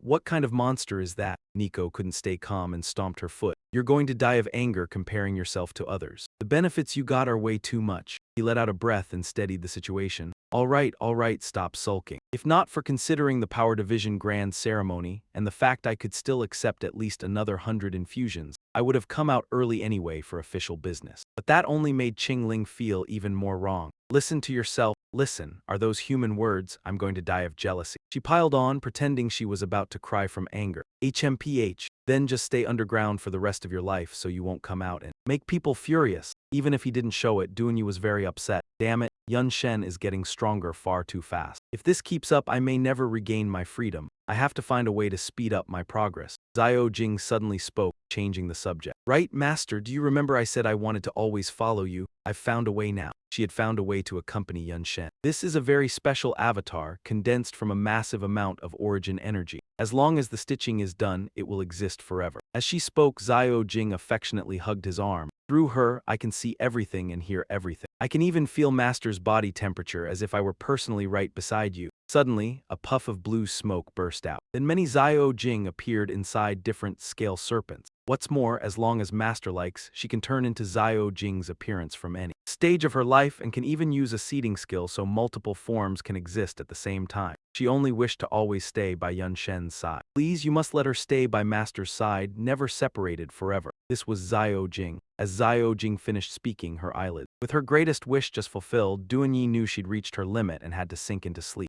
So she's asleep already. Looks like creating that clone cost her a tremendous price. Even so, the clone's strength was no weaker than the Dark Elf Queen's. He floated up gently and patted Zhao Jing's head. That's right. Get some good rest. I'll keep you with me always. Zhao Jing looked at her true body as if remembering something. Back then, the world tree of the dark world handed its heart to me. Hearing this, Yun Shen quietly clenched his hand, calculating. He hoped that after I obtained the world tree's heart, we could use the blueprint down here to make it into a set of jewelry. But looking at Zhao Jing's condition, that probably won't happen. If there's a chance later, we'll talk about it then. After saying that, he turned around, a little uneasy. Right, Zhao Jing. Is it really okay for your true body to keep sleeping like this? She affirmed confidently that there was no problem. After all, very few people know where my true body is. Even if they found it there'd be no need to harm me. I'll use the tree roots to teleport you away, okay? Yun Shen nodded in agreement. Good. Next, we should hurry and prepare to welcome the investiture ceremony. At the same time, on the outskirts of the forest, an aura shot forward like an arrow. Suddenly, Shizhu stopped midair. His face darkened. That bastard's aura vanished again. Could he have teleported away? Just thinking of it was enough to drive Shizhu mad. Are you kidding me? I've been flying for nearly a month and you just slip away. He clenched his fists in fury, veins bulging. At this point, killing you won't be enough to vent my rage. I'll drain you dry and crush every bone in your body. No sooner had he finished speaking than Shizhu shot off. Duanyi's killing intent flared. Just wait for me. The familiar daily scene of Dongdu gradually came into view. The guards outside the city announced loudly,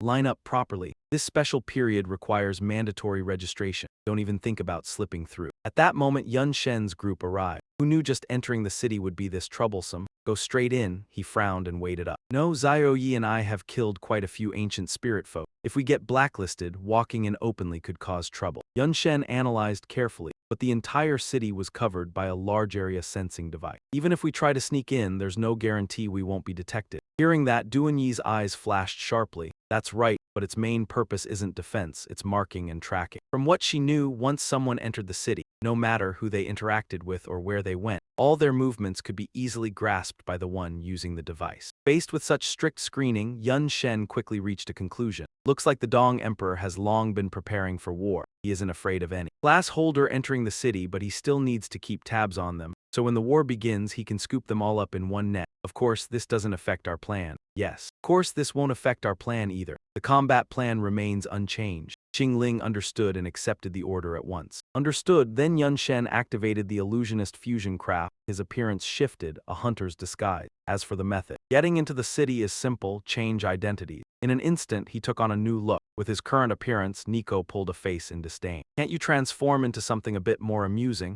Even Qing Ling can't stand it. You look like some crooked thug begging for a beating. With a toothpick in his mouth, Yun Shen pointed at them and scolded, "Idiots." The bigger the contrast, the less likely people are to suspect. Careful, this big boss hits people. The two could only sigh in unison, "You're really in character." He even arrogantly lifted Duanyi's chin. "Stupid woman. Need your boss to help you?" She couldn't be bothered. "No need, I obviously know a childish trick like this." Suddenly, Duanyi's eyes turned pitch black. Then my new image will match yours. Shift. She used a dark mirage transformation, turning into a little rabbit. Big brother, you have to protect me, okay? In that skin-tight outfit, that chest was emphasized way too much. What a huge contrast. She must have wanted to play like this for a long time. Even so, Yun Shen didn't think much of it. Also, disguise skills have a flaw if the gap in strength is too big. It's very easy to see through. And in battle, if you use too much power or get injured beyond a certain point, the skill will also fail. So normally, this kind of skill is only used in situations like this, and if anything changes, it can adapt along the same lines as similar patterns. Thank you all for guessing and supporting. Please subscribe to the program title you've subscribed to. We may provide materials. Be smart and subscribe. We can use half our strength. How many words are you going to say? Dunyi looked openly annoyed. Just like you, really irritating. Yunji finally spoke up. Yunji, make one more for us too, Nico chimed in. It's more convenient to act together so we can look out for each other. Count me in, I want to try a rugged style. However, Yun Shen bluntly shut them down. You two just want to fool around, don't you? Too many people makes it easier to get exposed. I chose Zioyi as a precaution just in case. You two go back to the war fortress first. Staying with the elf queen will drag you down, so the two obediently went back. Fine, so annoying. Next time you have to let me play along. Once everything was ready, Yun Shen and Duanyi began their infiltration. After waiting a month, it was finally their turn to be inspected. Name, occupation, what are you here for? The guards silently judged. One look and you could tell they weren't decent folk. Van then slipped an arm around Donda's waist and yanked her close hard. He put on a thug's swagger as he answered, Lai Ba Thin, unemployed. I'm here to join the power allocation grand ceremony and land myself an official post, obviously. She played along with Van then. That's right. Who knows, maybe our boss will be your superior someday. Watch your attitude. Their act stirred an uproar among the people behind them. Where did these punks come from? What an embarrassment to us professionals. Just here for fun, huh, kid? Dongdu is a lot more complicated than you think. You'd better go home. The guard curled his lip in contempt. You think the likes of you can join the power allocation ceremony? Two pieces of trash daring to dream. If you want in, fine, rules say you have to prove your strength first. Make it light up and that proves you're strong enough. He thrust a sphere toward them. This crystal orb can sense the intensity of your demonic power. And just so you know, the brighter it shines, the stronger you are. The guard deliberately provoked him. Want to try? If you can't do it, you'll have to enter the city as a commoner. Otherwise, get lost. Van then snatched the orb impatiently. Like I'd be scared of you. Still, he was a little uneasy. He hadn't expected there to be a test. At this point, he had no choice but to try.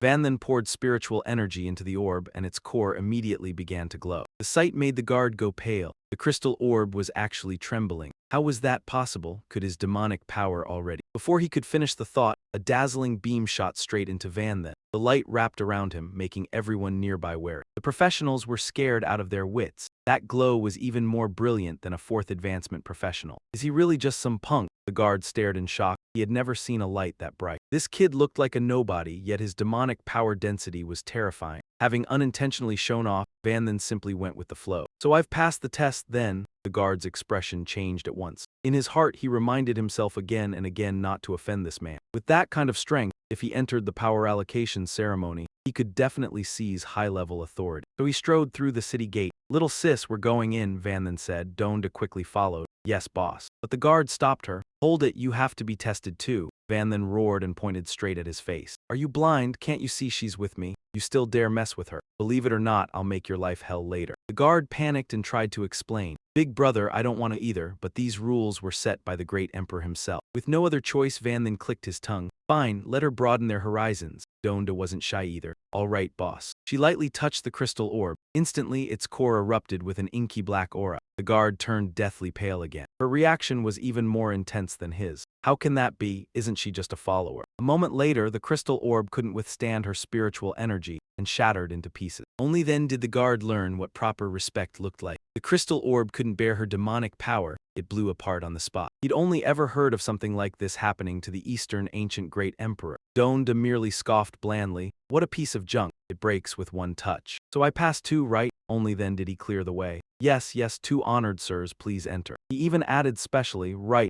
this is the highest tier special identity token. Please be sure to carry it with you. After you enter the city, someone dedicated will guide the two of you. Van then took it with satisfaction. Now that's more like what a big shot like me deserves. The craftsmanship is pretty exquisite, too. The two headed toward the center and the scene ahead looked extremely bizarre. He swept his gaze around and fell silent. This place used to be the capital of the High and Long Kingdom, yet it had declined to this state. Suddenly, a beam of light dropped in front of them and blocked their path. Ma Tuan bowed respectfully. "Two honored sirs, special rank identities. I'm Ma Tuan, the one responsible for guiding you. Please leave everything to me." Van then replied loudly, "Fine, it's on you," though he was already quietly assessing the man's cultivation. He was Earth rank equivalent to a human third advancement professional, yet he was only fit to run errands for them. The treatment for a special rank identity really was top tier. Ma Tuan then gestured solemnly in a direction. 2. This is the outermost and poorest area. Please move to somewhere more fitting for your status. Hearing that, Van then felt a little confused. There are ranks even between districts, Ma Tuan confirmed matter-of-factly. Of course, Dongdu is divided into 3 districts from the outside in. They're divided into the low-tier, mid-tier, and high-tier zones. The low-tier zone is where we're standing right now. The mid-tier zone is where the ancient spirit folk of Earth rank and below reside. As for the high-tier zone, it's the most prosperous and prestigious area, mainly serving the ancient spirit folk of heaven rank, while also allowing Earth rank ancient spirit folk to come and go. Of course, after the Emperor issued the new legal decree, human class users who have reached their 4th advancement are also allowed it. Not only that, Ma Jun added, with the 2 lords' special top-tier status, you can enjoy every service in the high-tier zone for free, with the highest 5-tier treatment. A moment later, Yun Shen and Duan Yi were brought to a place. You two will stay here. Inside was, sure enough, a luxurious villa. This room isn't bad, fits my status quite well. Ma Jun clasped his hands, bowed low, and smiled. After all, it's the finest VIP suite. As long as my lord is satisfied, that's what matters. At that, he paused. He clapped his hands as a signal. Naturally, we've also prepared the highest class attendants for my lord. Very soon, a line of beauties stepped out slowly, guaranteed to keep you thoroughly entertained. Then Ma Jun added an introduction. Their ranks, every one of them is at least a 2nd advancement class user. Quite a few have reached the 3rd advancement. Please, my lord, choose as you like. Of course, if my lord is interested, we can also summon ancient spirit folk beauties to serve you. Duanyi leaned back in her chair, not forgetting to size them up. Beauties? Yun Shen won't fall for this trap. After all, he's never even looked at me with that kind of lustful gaze. Would he care about these women? Who would have thought every one of her assumptions would be smashed to pieces by Yun Shen? Choose? What's there to choose? I'm taking them all. For a moment, Ma Jun didn't know what to do. This, if you take them all, then the guests in the other rooms. Yun Shen stepped up onto the table and pointed as he declared, anything I've set my eyes on, no one is allowed to touch. Or are you saying my status isn't enough to take them all? Ma Jun was instantly scared stiff, trembling. Enough, of course it's enough. You may do whatever you wish. Yun Shen sat back down in his chair, relaxed. That's more like it. While you're at it, bring me all the finest wine and the best dishes. Tonight, I'm going to enjoy myself to the fullest. Ma Jun stammered, yes. A short while later, a banquet table was laid out before them. The flavors were genuinely not bad. Everything was made with the highest grade ingredients. He was eating, but those eyes kept staring at him, so he barked an order bluntly. What are you still standing there for? Come over here and eat. The 4 of them were utterly shocked. Sorry, we're not worthy to dine with our master. After the master finishes, we'll pick up what's left from the floor and crawl as we eat. Yun Shen frowned, looking displeased. Completely broken in already. The scene shifts. Yun Shen stared at the girls with furious eyes. He gritted his teeth and bit out each word. Eat while crawling on the floor. He slammed the table and shot to his feet. He shouted an order, you're human, you're class users, not dogs. Get up to the table right now. Yuaner kept her head down and finally gathered the courage to speak. But those are the rules. Please continue your meal, my lord, don't mind us. Yun Shen's face darkened and inside. Leaving aside top-tier cities like the imperial capital, a 2nd advancement class user among ordinary people is already someone of extremely high status. Back then, when he returned to East Cloud City to save Yun Tang, even the commander of the local garrison legion was only at the 2nd advancement. He thought of the pained expressions on those class users' faces and thought to himself, yet now, elites like these standing before me don't even dare lift their heads. To erase their dignity to this extent must have taken quite a lot of effort. At this moment, Duanyi picked up a bite of food and spoke slowly. This can also be considered one of that Eastern ancient emperor's tactics. He knows very clearly that among the powerful drawn here by this delegation ceremony, quite a few harbor rebellious intentions, so he's been generous, letting them enjoy top-of-the-line treatment to win them over. Yun Shen lowered his voice and told them, just get up to the table. If anyone questions it, say it was my order. If any ancient spirit folk refuses to accept it, tell him to come see me. He continued, being in this room really makes people uncomfortable. Little Yi, keep eating. I'm going to your room to rest. Little Yi nodded. All right, In her heart, she couldn't help feeling it was a real hassle. I was even planning to sleep alone. A while later, the bedroom door slowly opened. Doonyi stuck her head in and said to Yun Shen, in the end, they still chose to crawl on the floor. Seems, compared to you, they're more afraid of the ancient spirit folk. She sat down beside him. I know you didn't take them in because of lust. You just wanted to protect them tonight from being abused by someone else, but the effect is obviously very limited. Yun Shen frowned and spoke coldly. To take back their dignity. Relying on 1 or 2 times like this is far from enough. You have to make them erase their fear of the ancient spirit folk from the root, and the method is very simple. He clenched his fists until veins bulged. Defeat the strongest Eastern ancient emperor in front of all humanity. So they'll know the ancient spirit folk aren't beings who stand high above everyone. Doonyi couldn't help feeling bored. She produced a booklet. Oh, right on the way to this room, an ancient spirit folk came looking for me. He delivered this. She turned sharply toward him. Seems like the detailed procedure for tomorrow's delegation ceremony. I also grabbed your copy while I was at it. Yun Shen took it. Good, I'll study it carefully. After saying that, he stepped forward. Get some rest, tomorrow will be a brutal fight, and you're sleeping on the sofa. Doonyi looked miserable, seething with frustration. I wanted to sleep out in the woods too. The next morning, the atmosphere was extremely lively, with crowds streaming everywhere. He curled his lip and complained. The Power Division Grand Ceremony is finally about to begin. Who knows what the Emperor is thinking, actually giving humans a chance to gain power. Lei snorted back confidently. What's there to be afraid of? It's just for show. With trash like humans, how could they possibly defeat us? Li Mu sneered. Why are you still putting on an act? Don't you know a Yun Tianjiao has appeared among us humans? Yang Yan clenched his teeth in anger. Even a heaven-tier ancient spirit human was defeated by him. If he can take the supreme authority, human life will be much better. The old man folded his arms and laughed coldly. That Yun Shen guy, I don't even see his name on the participant list. He probably pissed himself and ran off. Li Mu lost his composure. You, Yang Yan frowned and stopped him. Don't start trouble, we're not relying on only Yun Tianjiao. His expression was extremely tense. This Power Division Grand Ceremony was enormous, drawing experts from everywhere to participate. There were plenty of 4th Ascension class users among them. There were even rumors that the most mysterious figure of Jiangnan University, Yao Qingxi, had arrived as well. Even now no one had seen her, but she would definitely make a move. Yun Shen appeared at that moment and ordered Doonyi to act according to the plan. Even if this attempt fails, we still have to contribute something, she replied. Understood. Yun Shen couldn't help feeling uneasy. Sure enough, there were quite a few top-tier human experts here as well, but then again, just as I predicted. He looked toward the opponents and thought to himself. Among them were a few who already possessed combat power surpassing even 4th Ascension class users, and faintly emanated an aura of origin power. Doonyi looked at a young woman and said, if we really have to name one. The one I'm most wary of is still that woman, she continued. She gives me an extremely dangerous feeling. Yun Shen frowned in agreement. Me too, I don't know what her background is. At that moment, everyone turned their eyes toward 2 figures seated on the grandstand. The eunuch frowned and roared, everyone silence. The eunuch roared again, silence.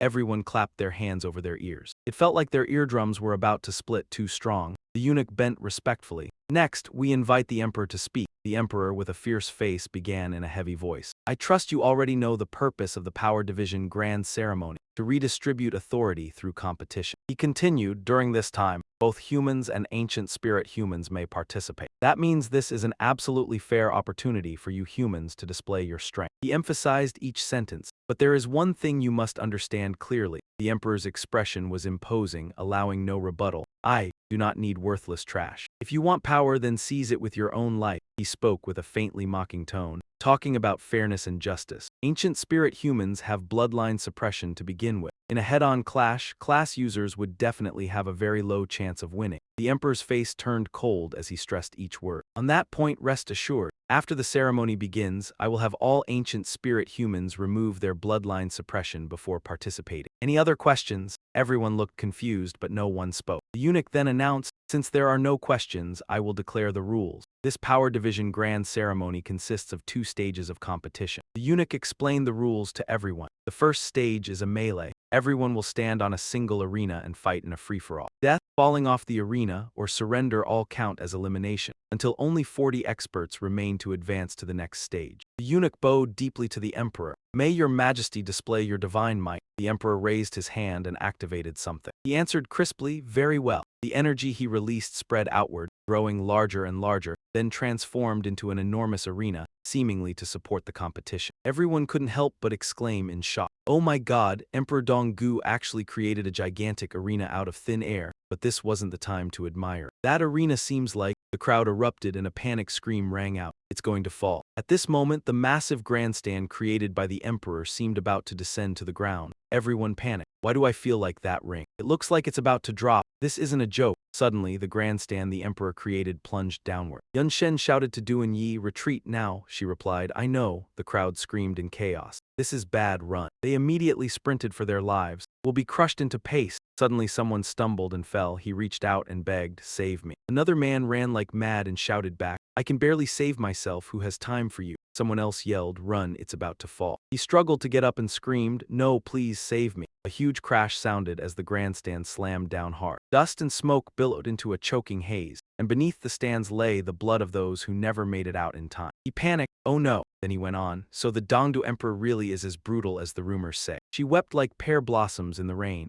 "My little brother still hasn't gotten out. Your Majesty, we're of the same race as you. Why would you treat us like this?" The emperor said coldly, "You can't even dodge an attack like that, pure trash, unworthy of holding power." After he finished speaking, the air suddenly fell into a terrifying silence. He rose to his feet, took a few steps forward and looked down below. The emperor smiled, but the smile never reached his eye. "Still, I'm not some bloodthirsty warmonger. Before the melee begins, if any human third advancement or higher class holders wish to relinquish authority," he rasped, "you may voluntarily put on these slave shackles. I will grant you a portion of power and territory so you can shelter your family and friends. Moreover, I guarantee that as long as you don't overstep, you and the humans under your protection will enjoy privileges forever, with status equal to the ancient spirit folk." Haven heard those words and couldn't help feeling a bitter irony. Classic carrot and stick. No wonder he's the Dongdu Emperor. He's held the highest seat since 1,000,000 years ago. This power-sharing ceremony is nothing but calculation. Haven looked toward the opponents, quietly running the numbers. First, testing strength at the city gates, ensuring every human who entered the power-sharing ceremony was a powerhouse. Then issuing identity tokens, so the strong received treatment matching their power,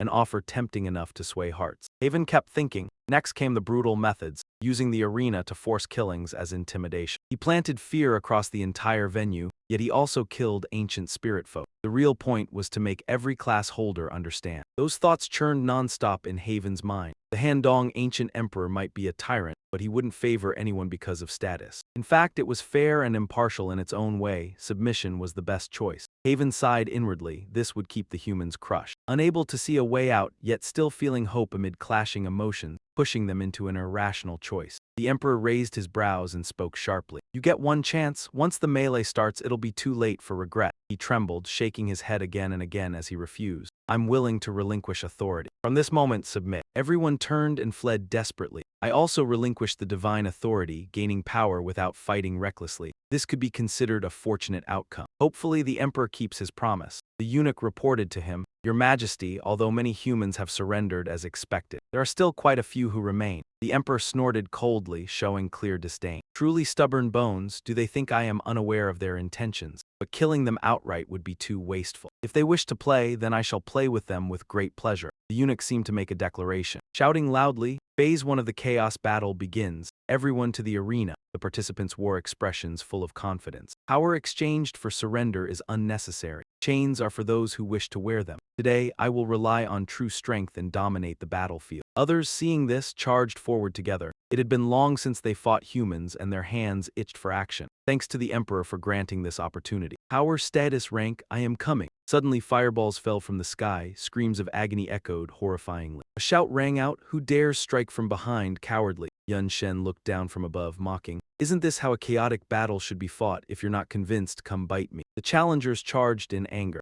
"This brat deserves a beating. I heard mages are weakest in close combat. Now on the arena stage, still arrogant, kill him first." From behind Yun Shen, a man rushed forward with a weapon. "Die!" He twisted lightly, using his weapon to block the attack. The man, incredulous, shouted, "You can withstand my assault. I have studied humans with profession." "Aren't you a mage?" Yun Shen sneered coldly, his smile full of contempt. "Who says a mage cannot fight up close?" With that, he tossed the man aside. The man remained shocked. Yun Shen gave him no chance to retaliate, striking him directly in the face. Then Yun Shen delivered another blow, causing him to cough blood. The strike hit the ground, forcing everyone to jump back. A loud voice rang from above. "The first eliminated has appeared." Everyone present was horrified. The first casualty was Gu Li Ren. The arena became chaotic. The contestants clashed endlessly. One laughed loudly, shouting, No more bloodline suppression, you Guling Ren, what do you amount to? Let me show you the tactics of one with a hidden profession, his opponent retorted. Arrogant, just a human, yet so presumptuous. Nearby, Yun Shen carried his staff on his shoulder, facing his adversary. He gestured with a finger in challenge. Don't you want to fight me up close? Come then, the man hesitated, fearful. This, Yun Shen laughed loudly. Not coming, then I shall begin my spell.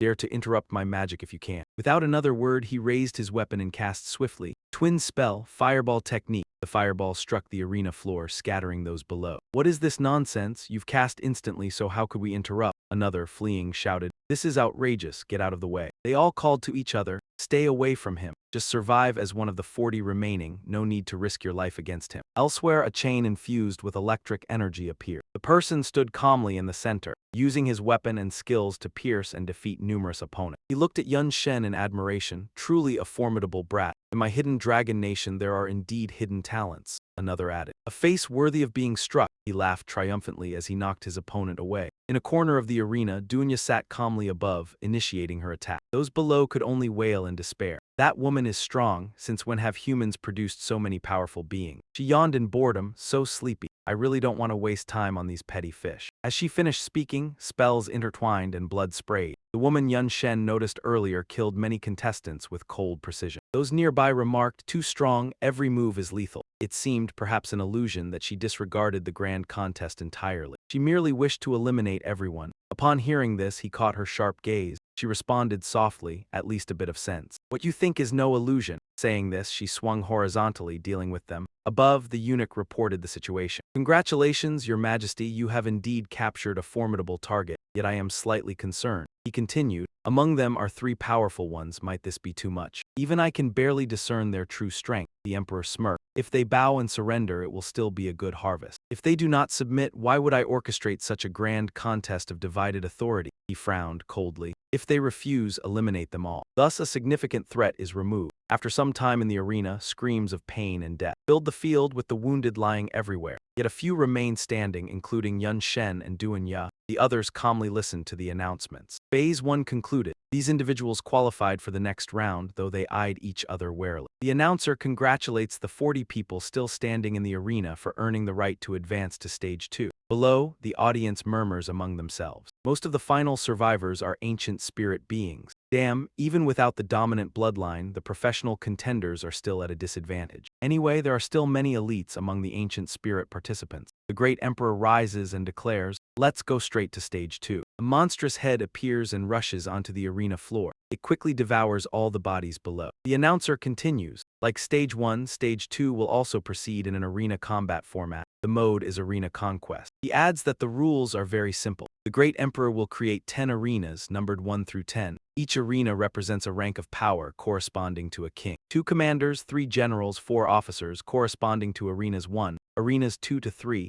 arenas 4 to 6, and arenas 7 to 10. Simply put, the earlier the arena number, the higher the power and status it represents. The announcer continues with the rules, conquer and seize. Whoever holds an arena until the end will be granted the corresponding rank, power, and status. The one who finally holds arena number 1 will have the honor of becoming the sole heterogeneous king under the great emperor, with a status just below the great emperor. Below 1, above millions, the crowd buzzes. The heterogeneous king's power, second only to the Eastern great emperor, is enormous. They feel excited. If humans achieve professional ranks, it means humanity finally has a safe place. A stable life. Even if they don't gain the heterogeneous king position, becoming a commander or general is already a huge gain. Indeed, it is said that a commander can lead 1,000,000 troops. Generals lead 100,000 troops. This means they can save millions or hundreds of thousands of professional contenders. The announcer waves his hand and declares, if you want power, seize it. I now declare stage 2 officially begin. No sooner said than someone jumps onto the arena. He confidently declares, heterogeneous king of the great emperor, I will achieve it. Anyone who doesn't want to die, come fight me. The audience immediately recognizes him as the city lord of Spirit City, Yu Tian. Even among heaven-level ancient spirit beings, his strength is top tier. They are extremely confident. With him guarding arena number 1, everything is secure. Tian still smiles smugly when something flies toward his face. A direct hit strikes him, knocking Tian off the arena. Dust scatters and Cloud God appears, radiating confidence. What is that? Daring to step onto the arena that I'm targeting. Are you worthy?